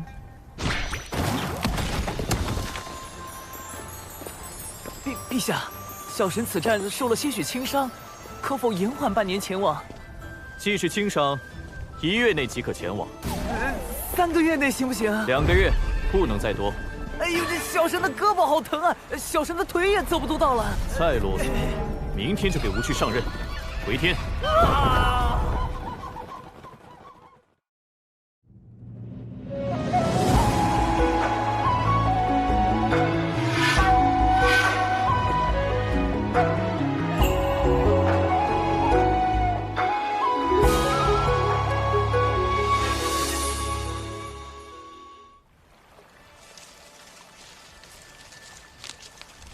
白先生，真的没有办法让陛下改变主意了吗？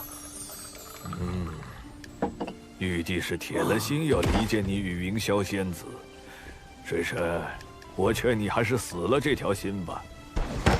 有没有一种可能，我在去广寒宫的路上被妖庭余孽抓走？没有这种可能。天庭突然遭到西坊教进攻？更不可能。水神啊，水神，你有这个时间，不如考虑下，往后怎么和云霄仙子解释吧。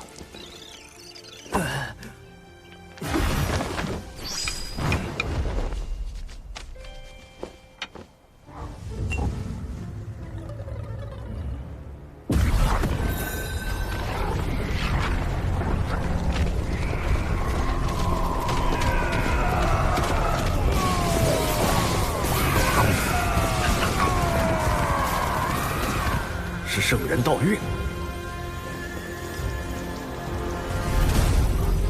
太清圣人来新指示了。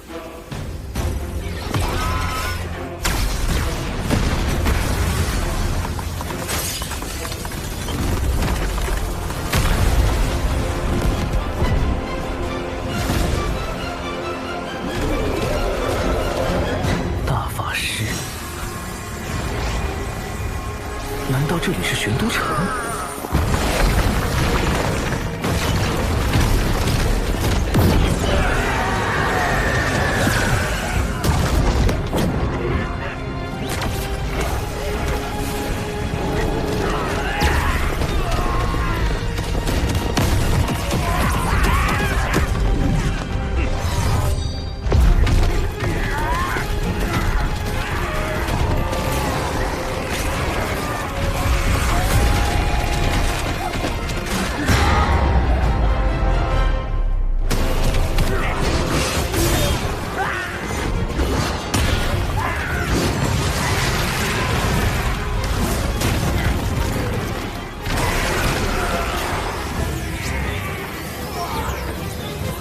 阴阳一转，搅灭乾坤。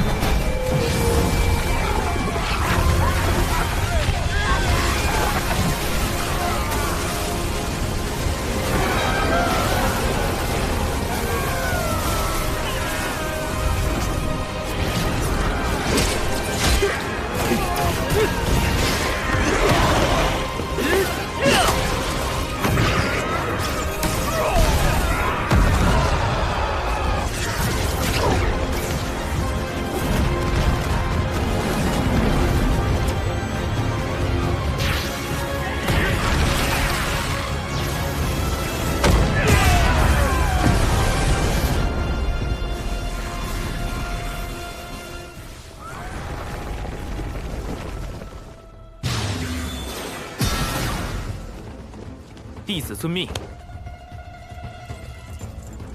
嘿嘿，不是我不想去广寒宫，实在是重任在身啊。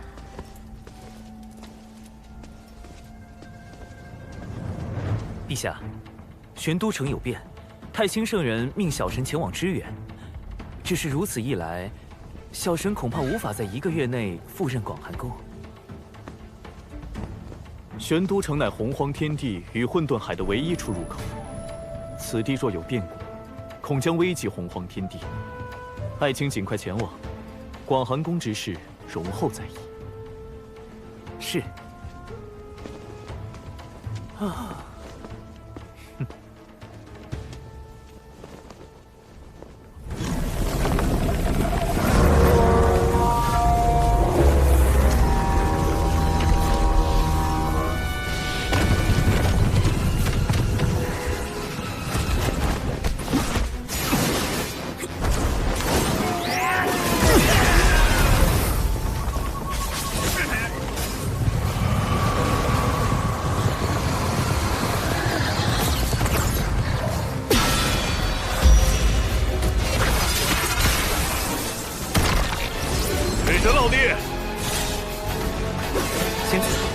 老哥，多宝前辈，你们也来了。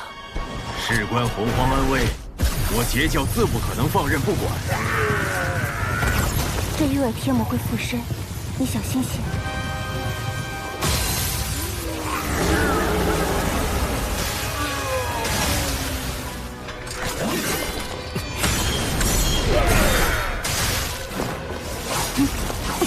看来仙子应该不知道300长的总教习一事。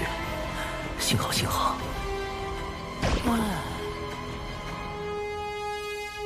奇怪，侵入洪荒的域外天魔不是只有1只吗？怎么有这么多？好多人啊！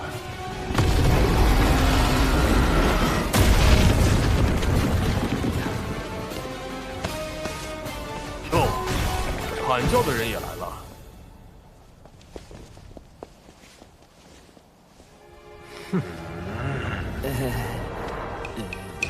域外天魔来势汹汹，我们3教需联手应对。师兄所言甚是。阐解2教关键时候还是一条心的嘛。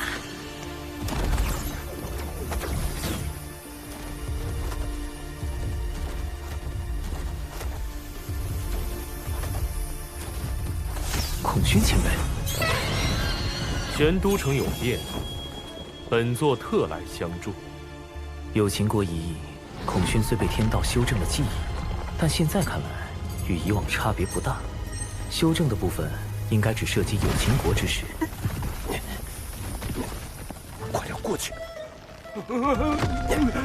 关于西方教大兴自己的活，徐不听抢了就算了，主人你抢着截杀域外天魔的活干什么？主人你自己过去不行吗？我过去，师傅得帮我扒皮抽筋。你看，他们锅都拿出来了。那是混元金斗，大罗金仙落进去都能削成金仙。快过去，不然云霄仙子出手，我们俩都会没的。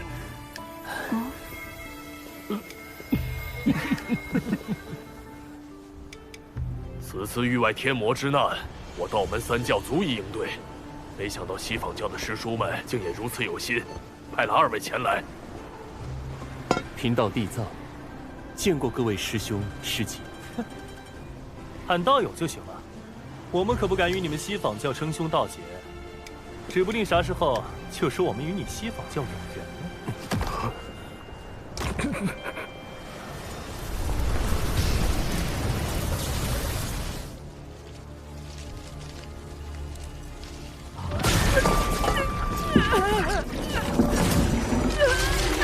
如果我们不能及时击毙域外天魔，届时为了避免洪荒被域外天魔渗透，道祖极有可能直接将此地夷为平地，将这里的凡人连同域外天魔一起。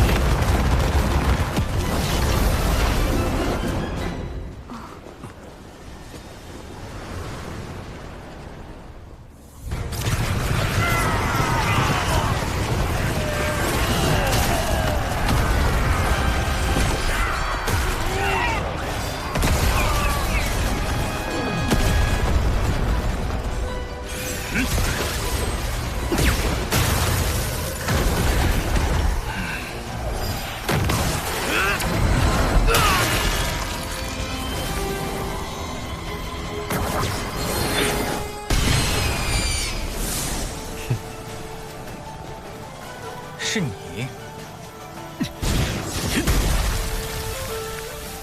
怎么，我不能来？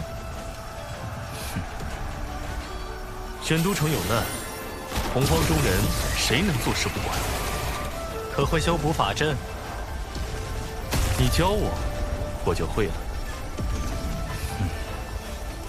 福赐灵宝，速安而位。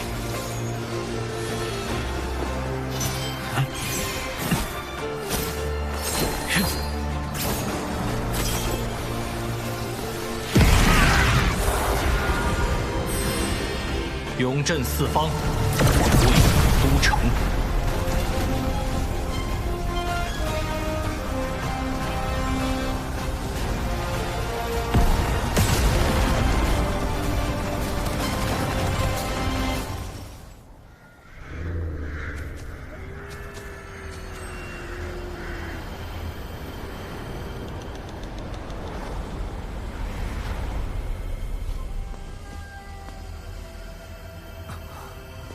他们被吸干了精魄和法力。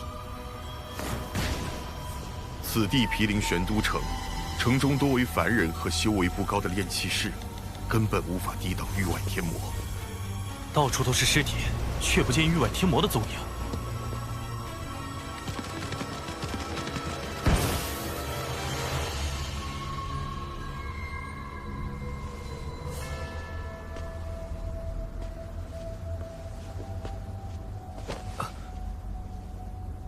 水神，贫道有礼了。道友有何高见？于天地之内，你我立场相对。此前数次隔空交手后，贫道对水神颇为敬重。今日你我不如比较一番，看谁的功劳最大，如何？道友有谛听相助，自是稳操胜券。小兽旧伤复发，马上就不能动了。主人保重啊！跟水神的较量，小兽恐怕无法帮您。你之意，可是要借谛听的神通一用？不错。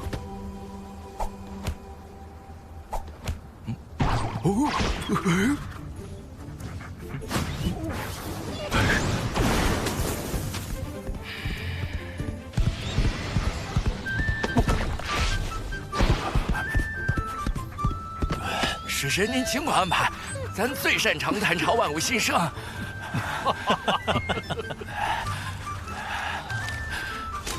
你给我过来！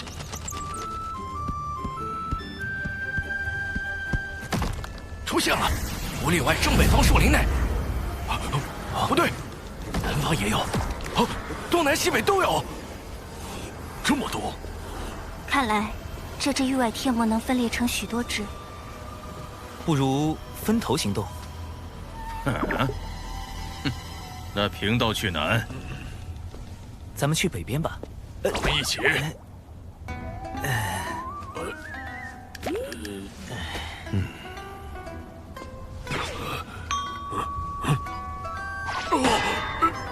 危兄随多宝师兄去南。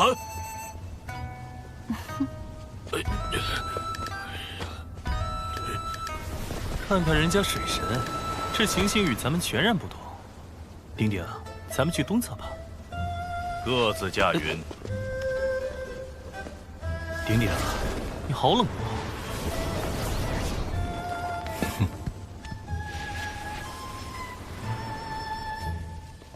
哎，好茶。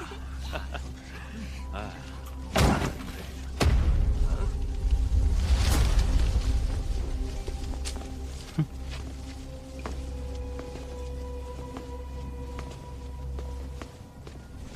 我等奉道祖之命，前来诛杀域外天魔，绝不会伤及无辜，请大家放心。大家不要出声，安静打坐，待仙长查遍。今日只有我们躲在凡人体内，这些圣人弟子根本无计可施。老人家，这域外天魔附身有个特征。哦，是什么？被域外天魔附身的人类，眼圈会比较黑。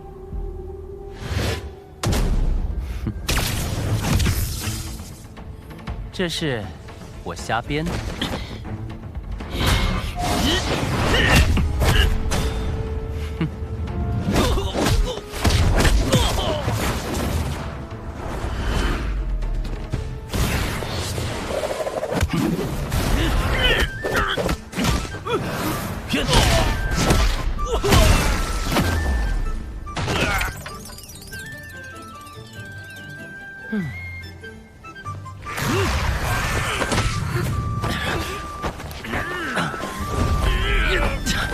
这么麻烦，还不是怕伤到人族本体？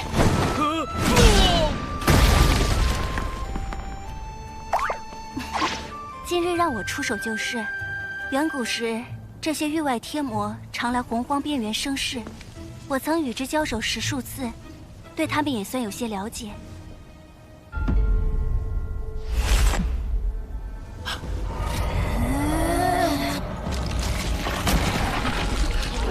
小心，这可是他们的首领。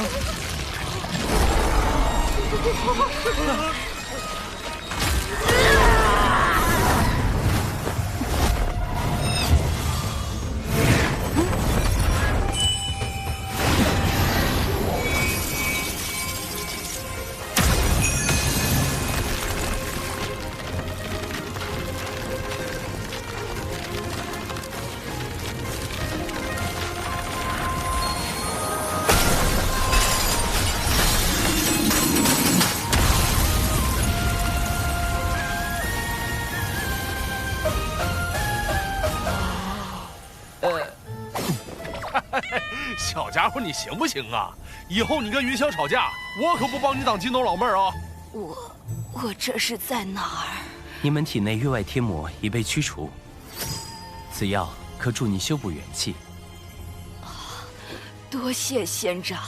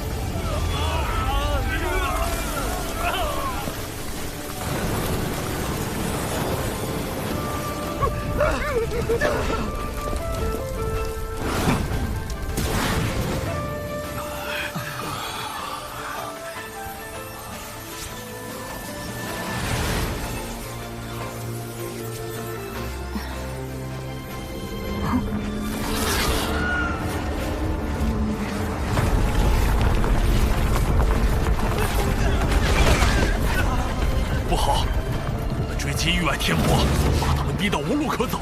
域外天魔要拼死一搏了。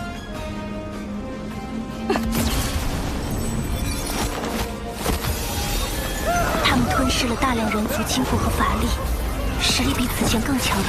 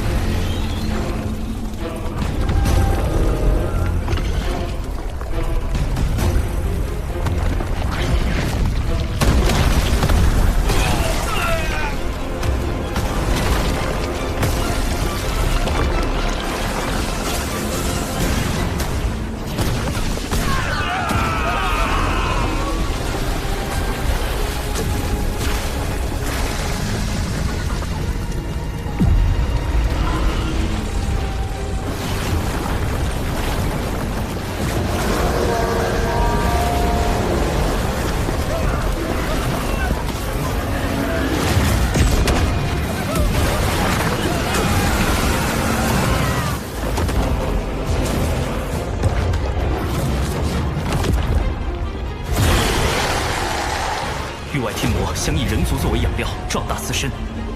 烦请广成子前辈、多宝前辈、黄龙前辈、玉鼎前辈分往陈政四方，护卫此地人族。玉鼎师弟，你跑那么远，师兄怎么没有安全感呢？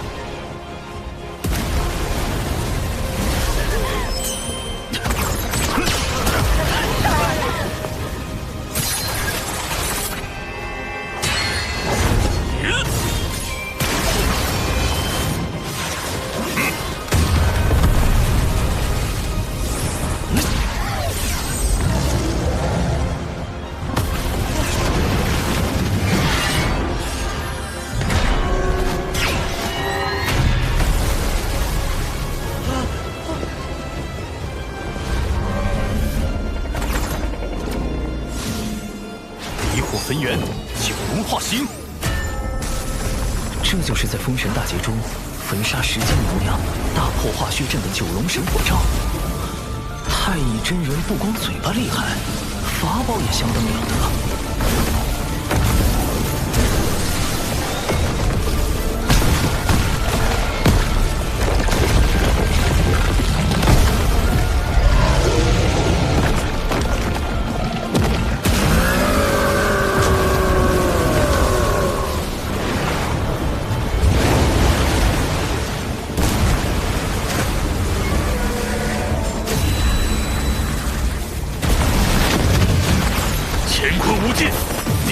凭栏。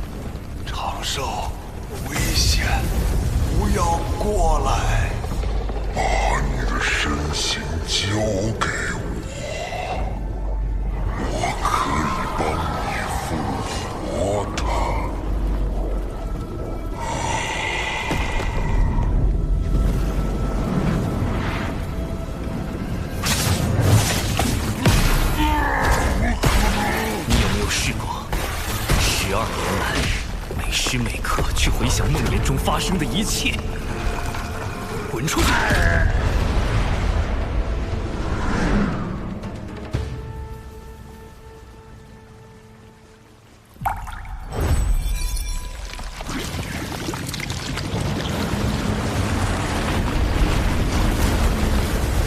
这玉尾天魔也太难杀了，那就杀到他无法临行。仙子，我有办法可以一击必杀。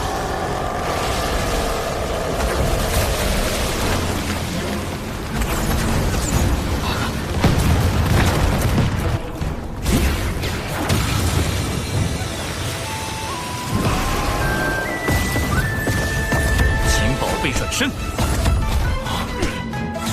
若域外天魔能不断复原，为何独留此处？这才是他的本体。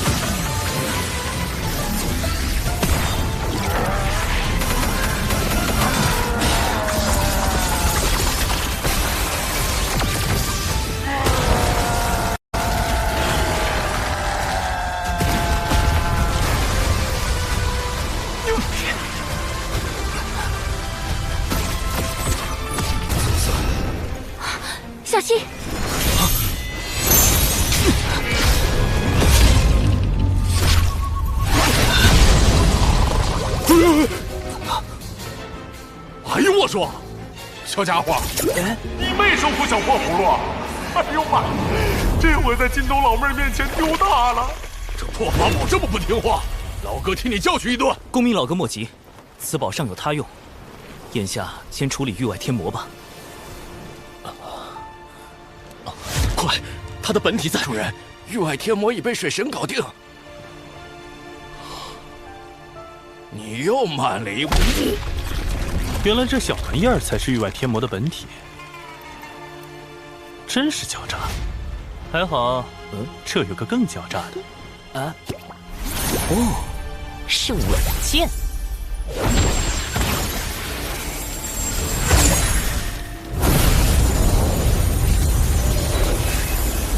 这下应当死透了。水神行事，当真稳妥。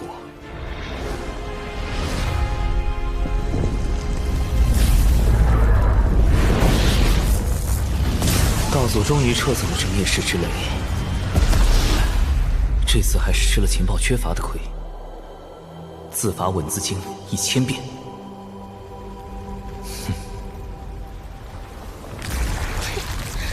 洪荒炼气室的高手，也不过如此。不要掉以轻心，幸亏没问题吸引了他们的注意力，否则……两位，想笑就笑嘛。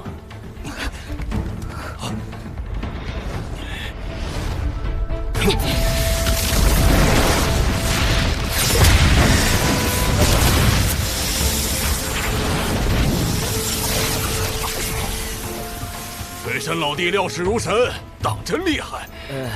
这一点我也想到了，只不过水神开口快了些。每次都迟一步，主人你明显斗不过水神，隐藏没意义。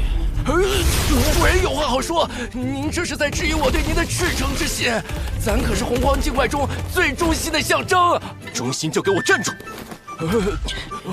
您先收账。若非咱表现突出，水神岂会放过咱？主人，你不能翻脸不认兽。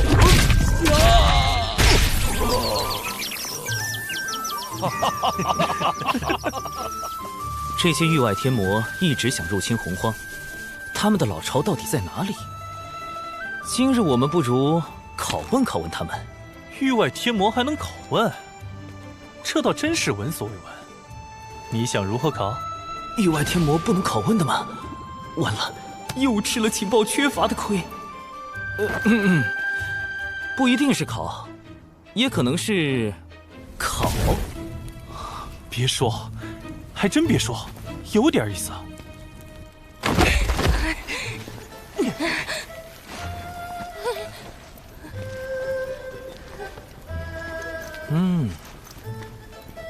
看着与八爪鱼有点类似，先用一点真火烧下试试。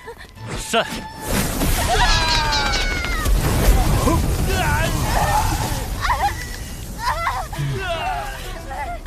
好，来点雷霆。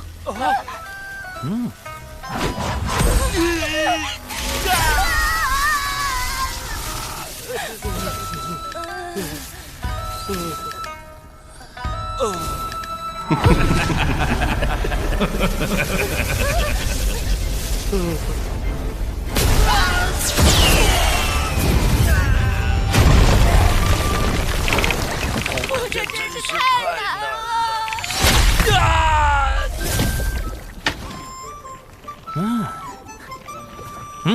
尝尝。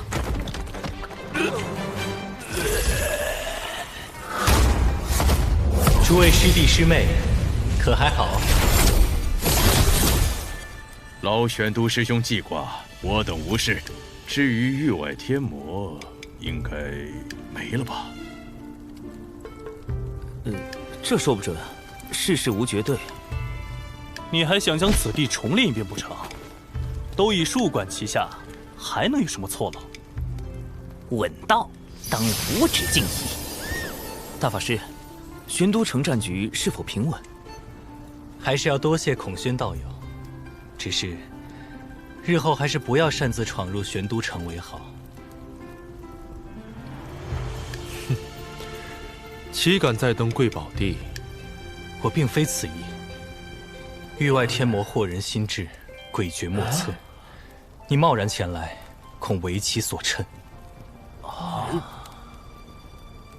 可我怎会坏你的事？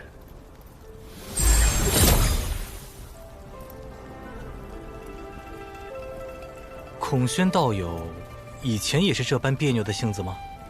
阙州城内10倍妖族血石了却因果时，可是利落得很。奏染灯也，不是。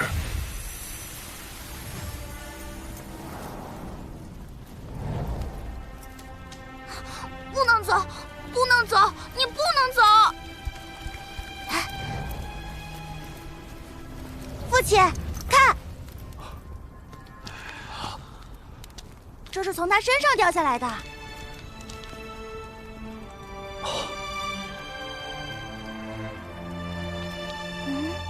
星火，先祖还活着。他们是人族魔兵的后裔。上古时，有不少人族自请驻守玄都城附近，共保洪荒太平。故而这里大多是上古人族的后裔，只是不曾想，竟与人族魔兵有此渊源。你这孩子，不可无礼！这是咱们祖上去打妖怪的老祖宗啊！可妖怪早就被打跑了，老祖宗为什么不回家呀？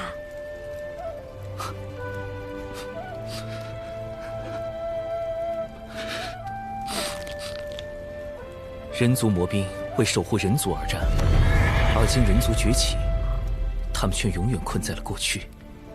人族魔兵早已摒弃七情，即便至亲相见，也无法相认。唉。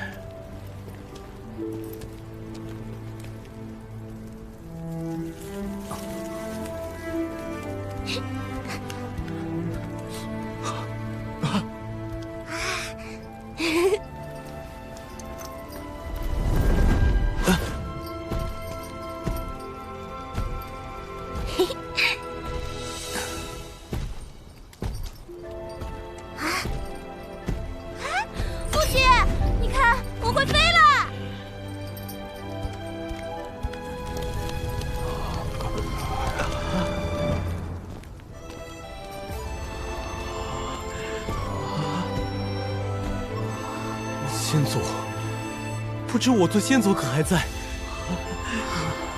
我们活下来了。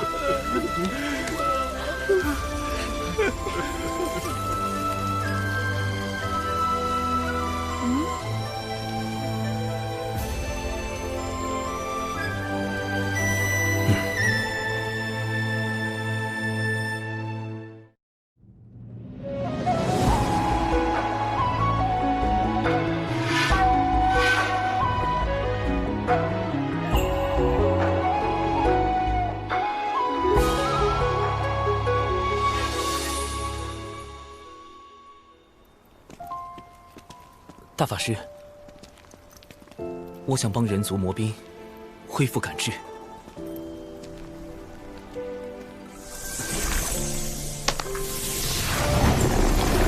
这些斗兵与人族魔兵一样，不受域外天魔所扰，可代替他们留守玄都城。人族魔兵已在无知无觉中度过数千万年，曾经的亲人、战友早就逝去。沧海桑田，世上或许已没有他们可留恋之物。现在再恢复感知，未免太残忍了些。不问，又怎知他们心中所想？这些前辈都是上古人族英豪，是他们护着人族走到了今日，总不能到当时还要再为人族征战。世上没这般道理。只是人族魔兵的归宿，不该由你我决断。多谢大法师指点，我这便去火云洞走一趟。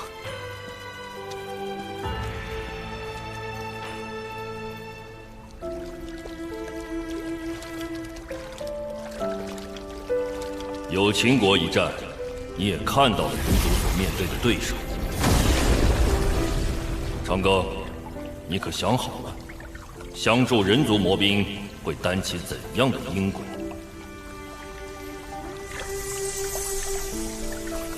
生而为人，有些因果本就是我辈应该担负的。人族有你，很好。你们一定也想看看自己拼命换来的盛世，如今有多壮丽。且随他去吧。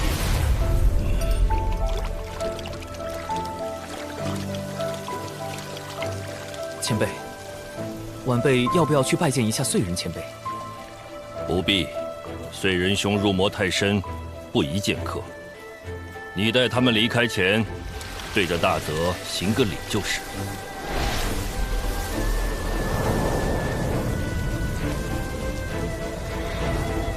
人族子弟拜见穗人前辈，愿前辈早日康复，愿我人族长盛不衰，四海安宁。穗人前辈应是想多看看同袍，晚辈定会助各位前辈恢复七情。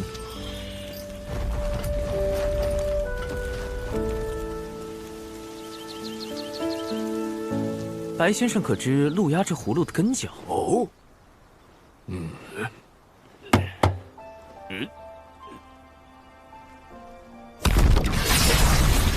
哎呀，这大葫芦，解自不周山上那株先天葫芦藤，和兜率宫里装九转金丹的紫金葫芦所出同源。先天葫芦藤共结下7颗葫芦，大师伯太清圣人，二师伯元始天尊与我师尊通天教主各摘1颗。余下4颗也都被各路大能摘得，这1颗应当是东皇太一摘下的，此后就留在妖庭。这葫芦内蕴含无比锐利的先天剑气，可斩万物元神，但葫芦本身很难操控。难怪之前我欲用这斩前飞刀，却被剑气所伤。那咱们今日再试试，看能不能将其收服。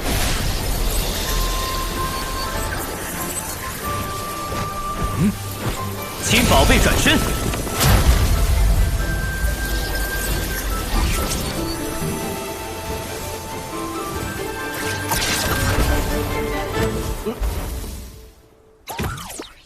哎，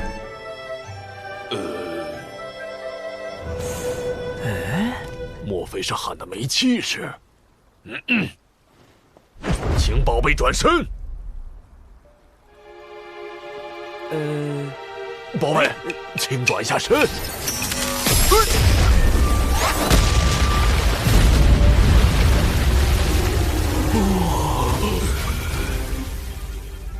哼，我还就不信治不了他了。可否请公明道友以定海神珠定住方才那抹云雾？葫芦里似有玄机。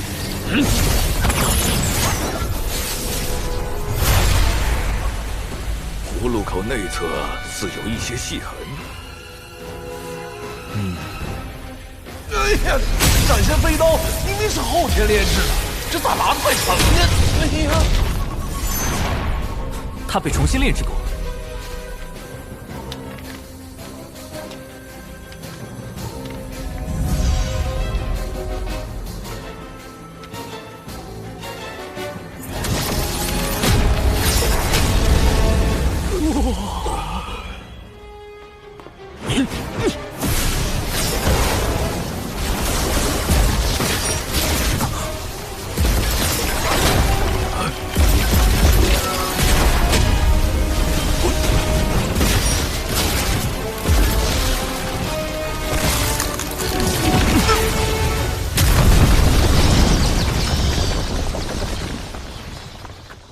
入魔，便是将自身执念化为魔气。此法极易使得本体失控，可他们似乎并未如此。这些前辈入魔后，对外界失去感知，但为了保留敌我认知，他们选择封七情于体内，受执念所化的魔气折磨。你是不愿他们被执念支配，想让我帮他们恢复七情？前辈之七情，可以影响万物，或也能引动他们的情绪，让他们挣脱执念枷锁。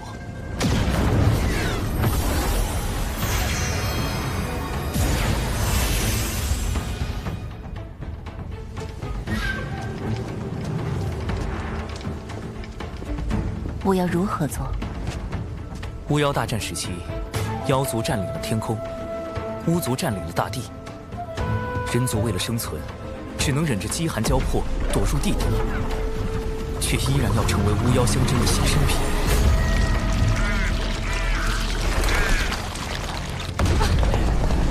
巫妖又开战了，快跑！等一下，快跑！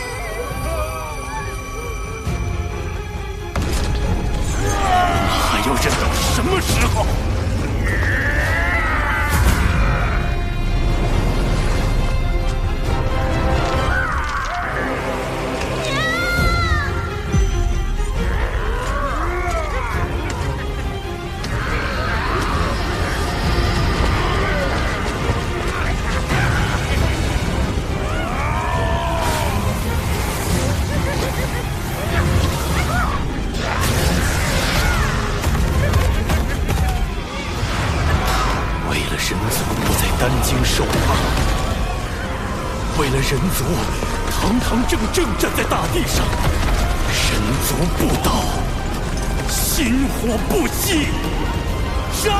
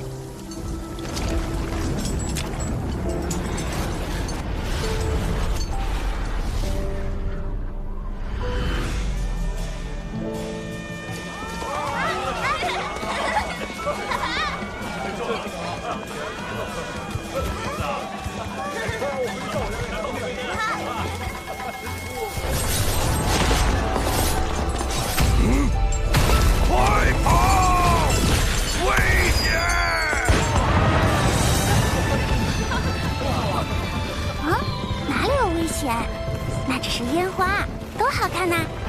没有危险。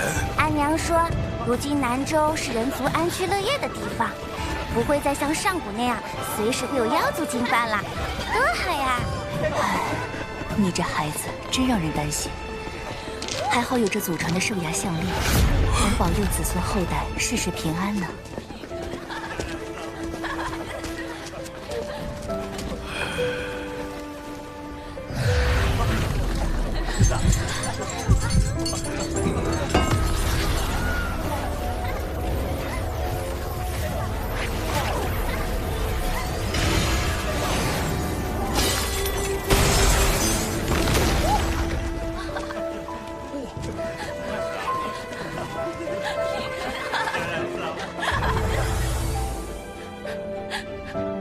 方才见他们一击人族危难，魔气险些失控，却宁愿自伤也要收敛魔气。我才知该如何让他们获得解脱。原来如此，他们始终对世间抱有善意，只是苦为执念所困，所以想让他们恢复七情，便要化解他们心中执念。而他们的执念，自始至终，只是为了让人族更好的活下去。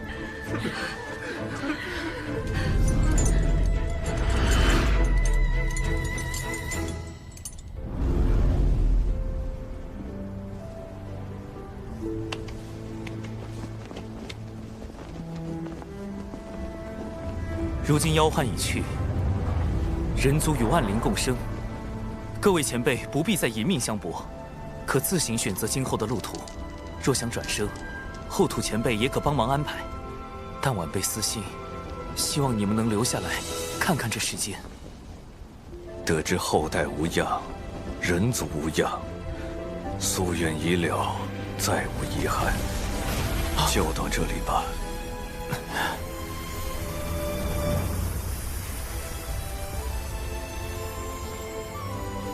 征战百回，幸未死；落雨春风，身凋零。一缕幽魂，不如归去，不如归去。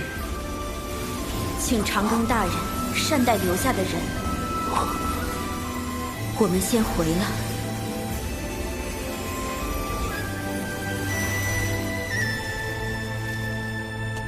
竟无一人想去转生。他们自上古至今，已是活得太苦了。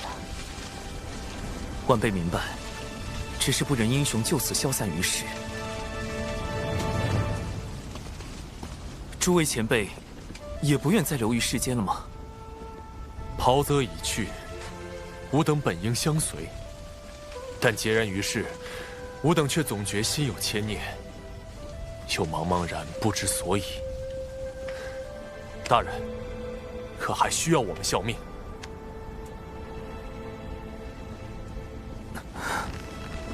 若我说一句不许，他们是否也要消散？人族已不许你们继续抛头颅洒热血，你们有选择未来的权利。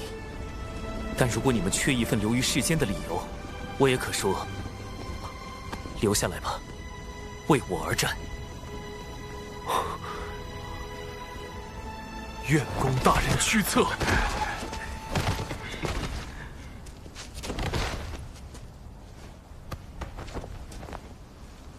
你们可还记得自己的名字？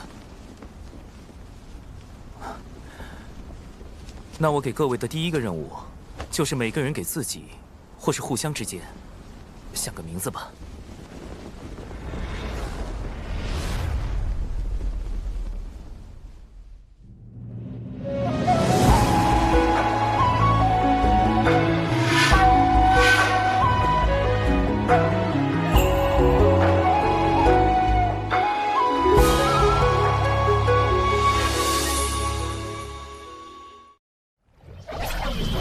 那咱们今日再试试，看能不能将其收服。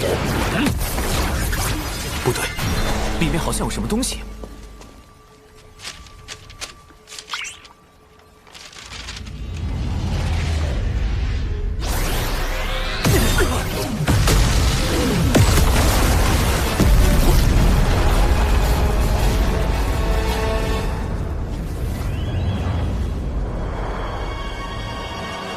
里面好像囚禁着一个人。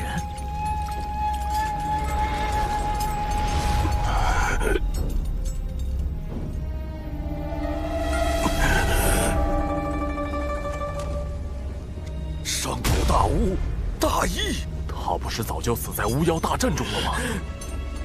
这可能是大义精魄。恐怕是大义射杀金乌九子，妖庭怀恨在心，便拘役大义精魄，并用以重炼葫芦。唉，冤冤相报。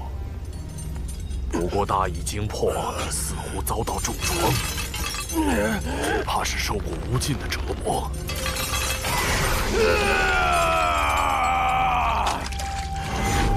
为对抗妖庭，大义前辈毕竟也曾是一代英豪，如今却落得如此下场，实在令人扼腕。水神老弟，你欲如何？斩仙飞刀乃是洪荒一大杀器，我若要将其收归己用，必先唤醒大义精魄。如此便可两全其美。唤醒大义精魄，看来得先找到与他有交情之人。说来，大义前辈不是有个老婆吗？敖乙，通知广寒宫，说我即刻赴任300嫦娥总教习。长庚爱卿赴任广寒宫了。恭喜陛下达成所愿。吾有何愿？大劫在即，陛下故意将水神安排去广寒宫赴任，不就是为了杜绝水神与截教云霄来往过密吗？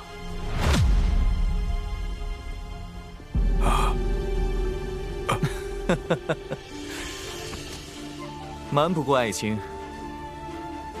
而今截教已入劫，长庚爱卿若与其牵扯太多，恐遭大劫反噬。不如让恒娥好好点化调教他一番。陛下真够混蛋的。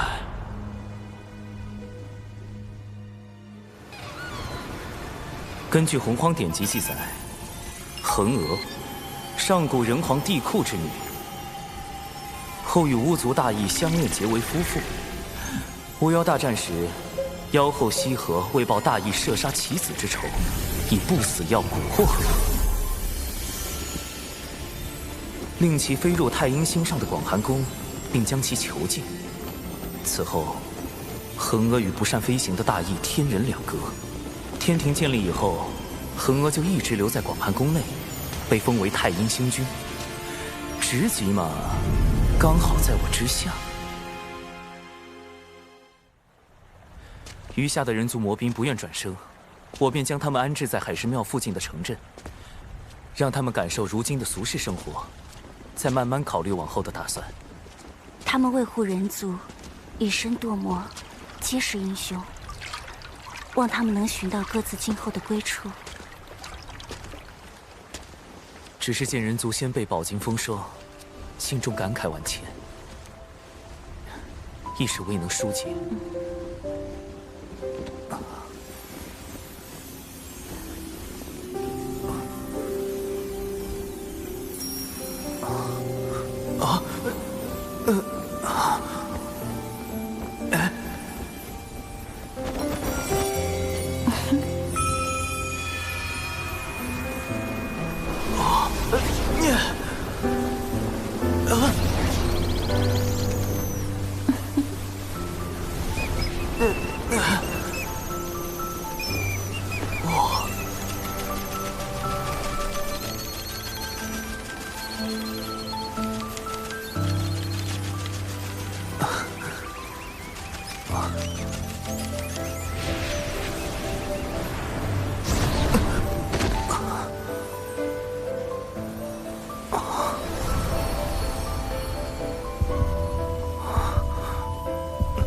此前三妹为瓶颈所困，树元会无法突破时，也曾焦急忧虑许久。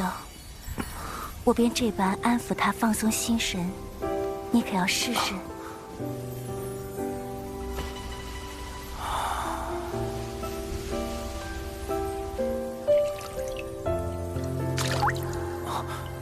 对了，仙子，我还有件事想跟你报备来着。嘘，你就好好的睡一会儿吧。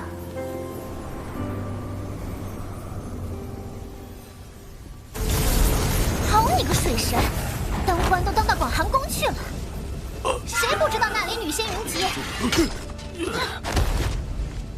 让他等着，找他算账去。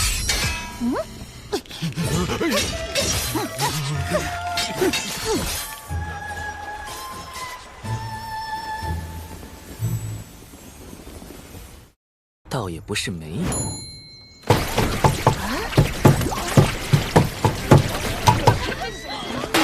瞧一瞧，看一看，小琼峰新建猫仙卜算筒，投喂1颗灵石便可答疑解惑。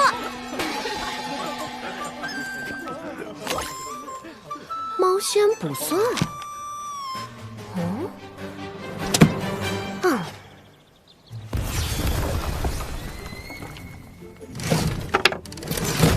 冒险，我有个道友，他最近爱上了自己的师姐。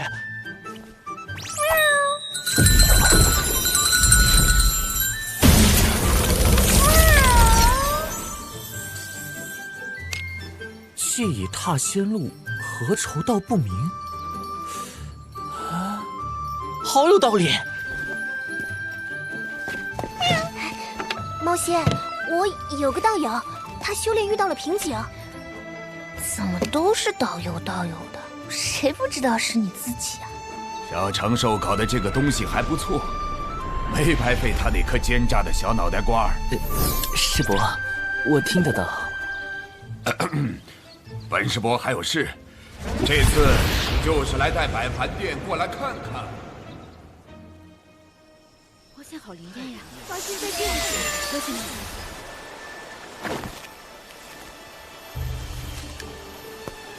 真那么管用？九九师叔果然来了。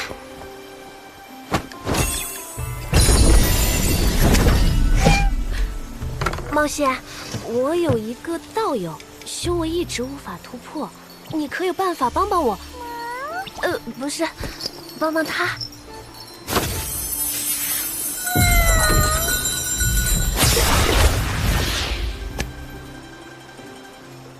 我自凡尘来，得道寻长生。凡尘。这里就是猫仙指的地点，这里能有啥？鬼影子都没有，怎么感觉似曾相识？啊！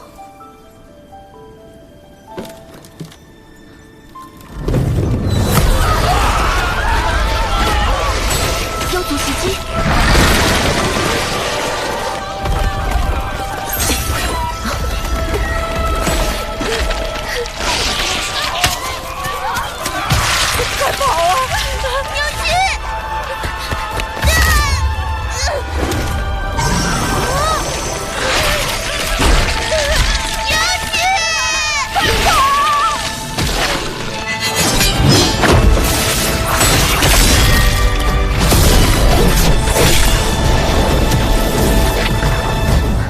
你不要紧吧？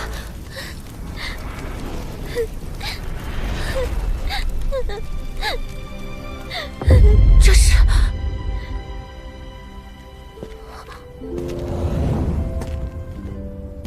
你没事吧？九儿，没事就好，没事就好。母亲，南州妖兽不断，我们实在没有办法养活这个孩子。道长既说他有修仙天分，便带回去吧。如此，你们便少有机会见面了。他活着就好。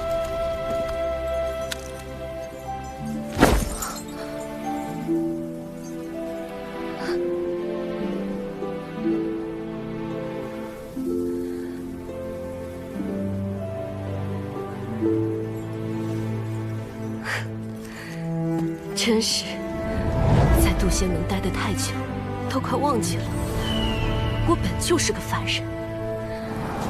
踏仙途，求长生，我原只是为了像他一样保护更多的人，仅此而已。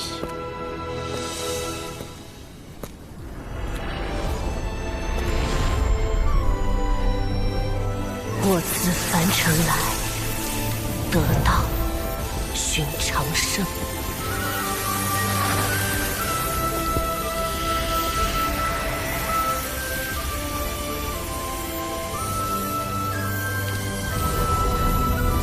九九师叔从真仙境突破到天仙境了。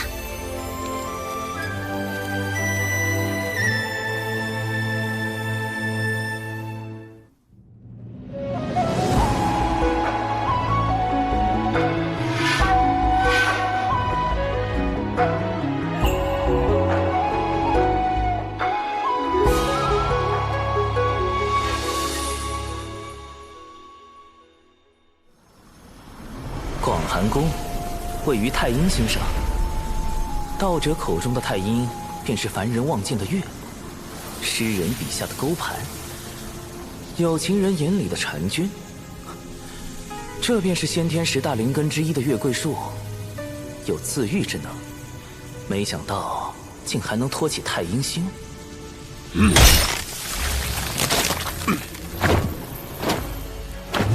仅靠一把普通的斧头就能砍上月桂树，这个人是……啊！晚辈见过吴刚前辈。没我，永昌广寒宫计划第1步，靠近我，进一步了解大义横额的过往。前辈恢复时，似与大禹帝君一般，隐有契合大道之事。你去过火云洞？你是谁？为何能随意出入此地？古籍上说，吴刚乃上古人皇帝库的侍卫长，还真是没错。一个普通的天庭仙神。我奉人皇之命，在此守护恒娥殿下。你若对殿下不利，我可不管你是神是魔。前辈放心，晚辈也出身人族，只是对当年之事有些好奇。前辈与太阴星君如何会来到这清冷的太阴星？晚辈也读了不少古籍，但很多事都语焉不详。一个不是你死就是我亡的世道，没什么好说的。我一心只想斩断此树，了结殿下当年的誓言。怎么感觉这里面有别的故事？不知是否与大义有关？至于你，我辈土狗不留名，人族千古养河山。前人打出来的这片天地，你们定要努力守住才是。定不负前辈所托。吴将军。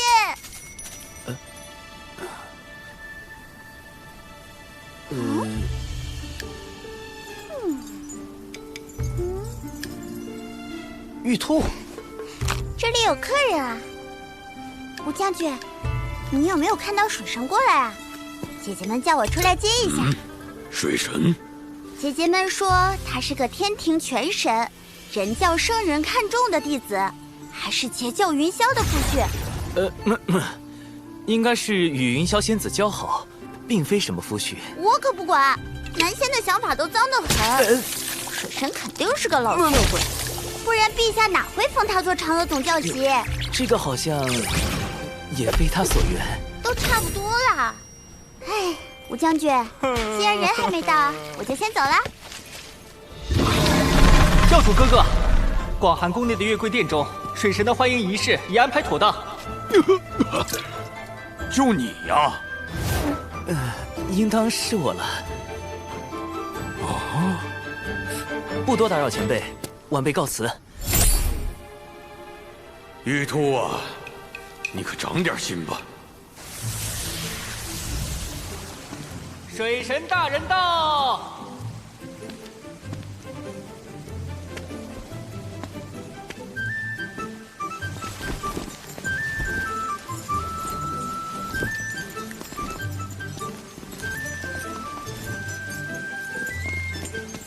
老色，老色，老色，老色，啊！竟然是他！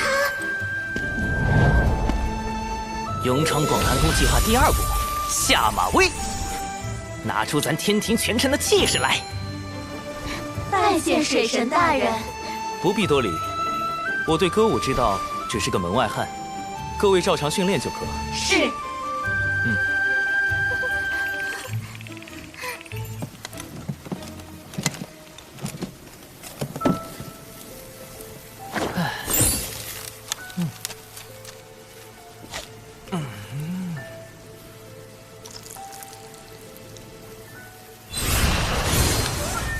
兔肉还是烤着比较香。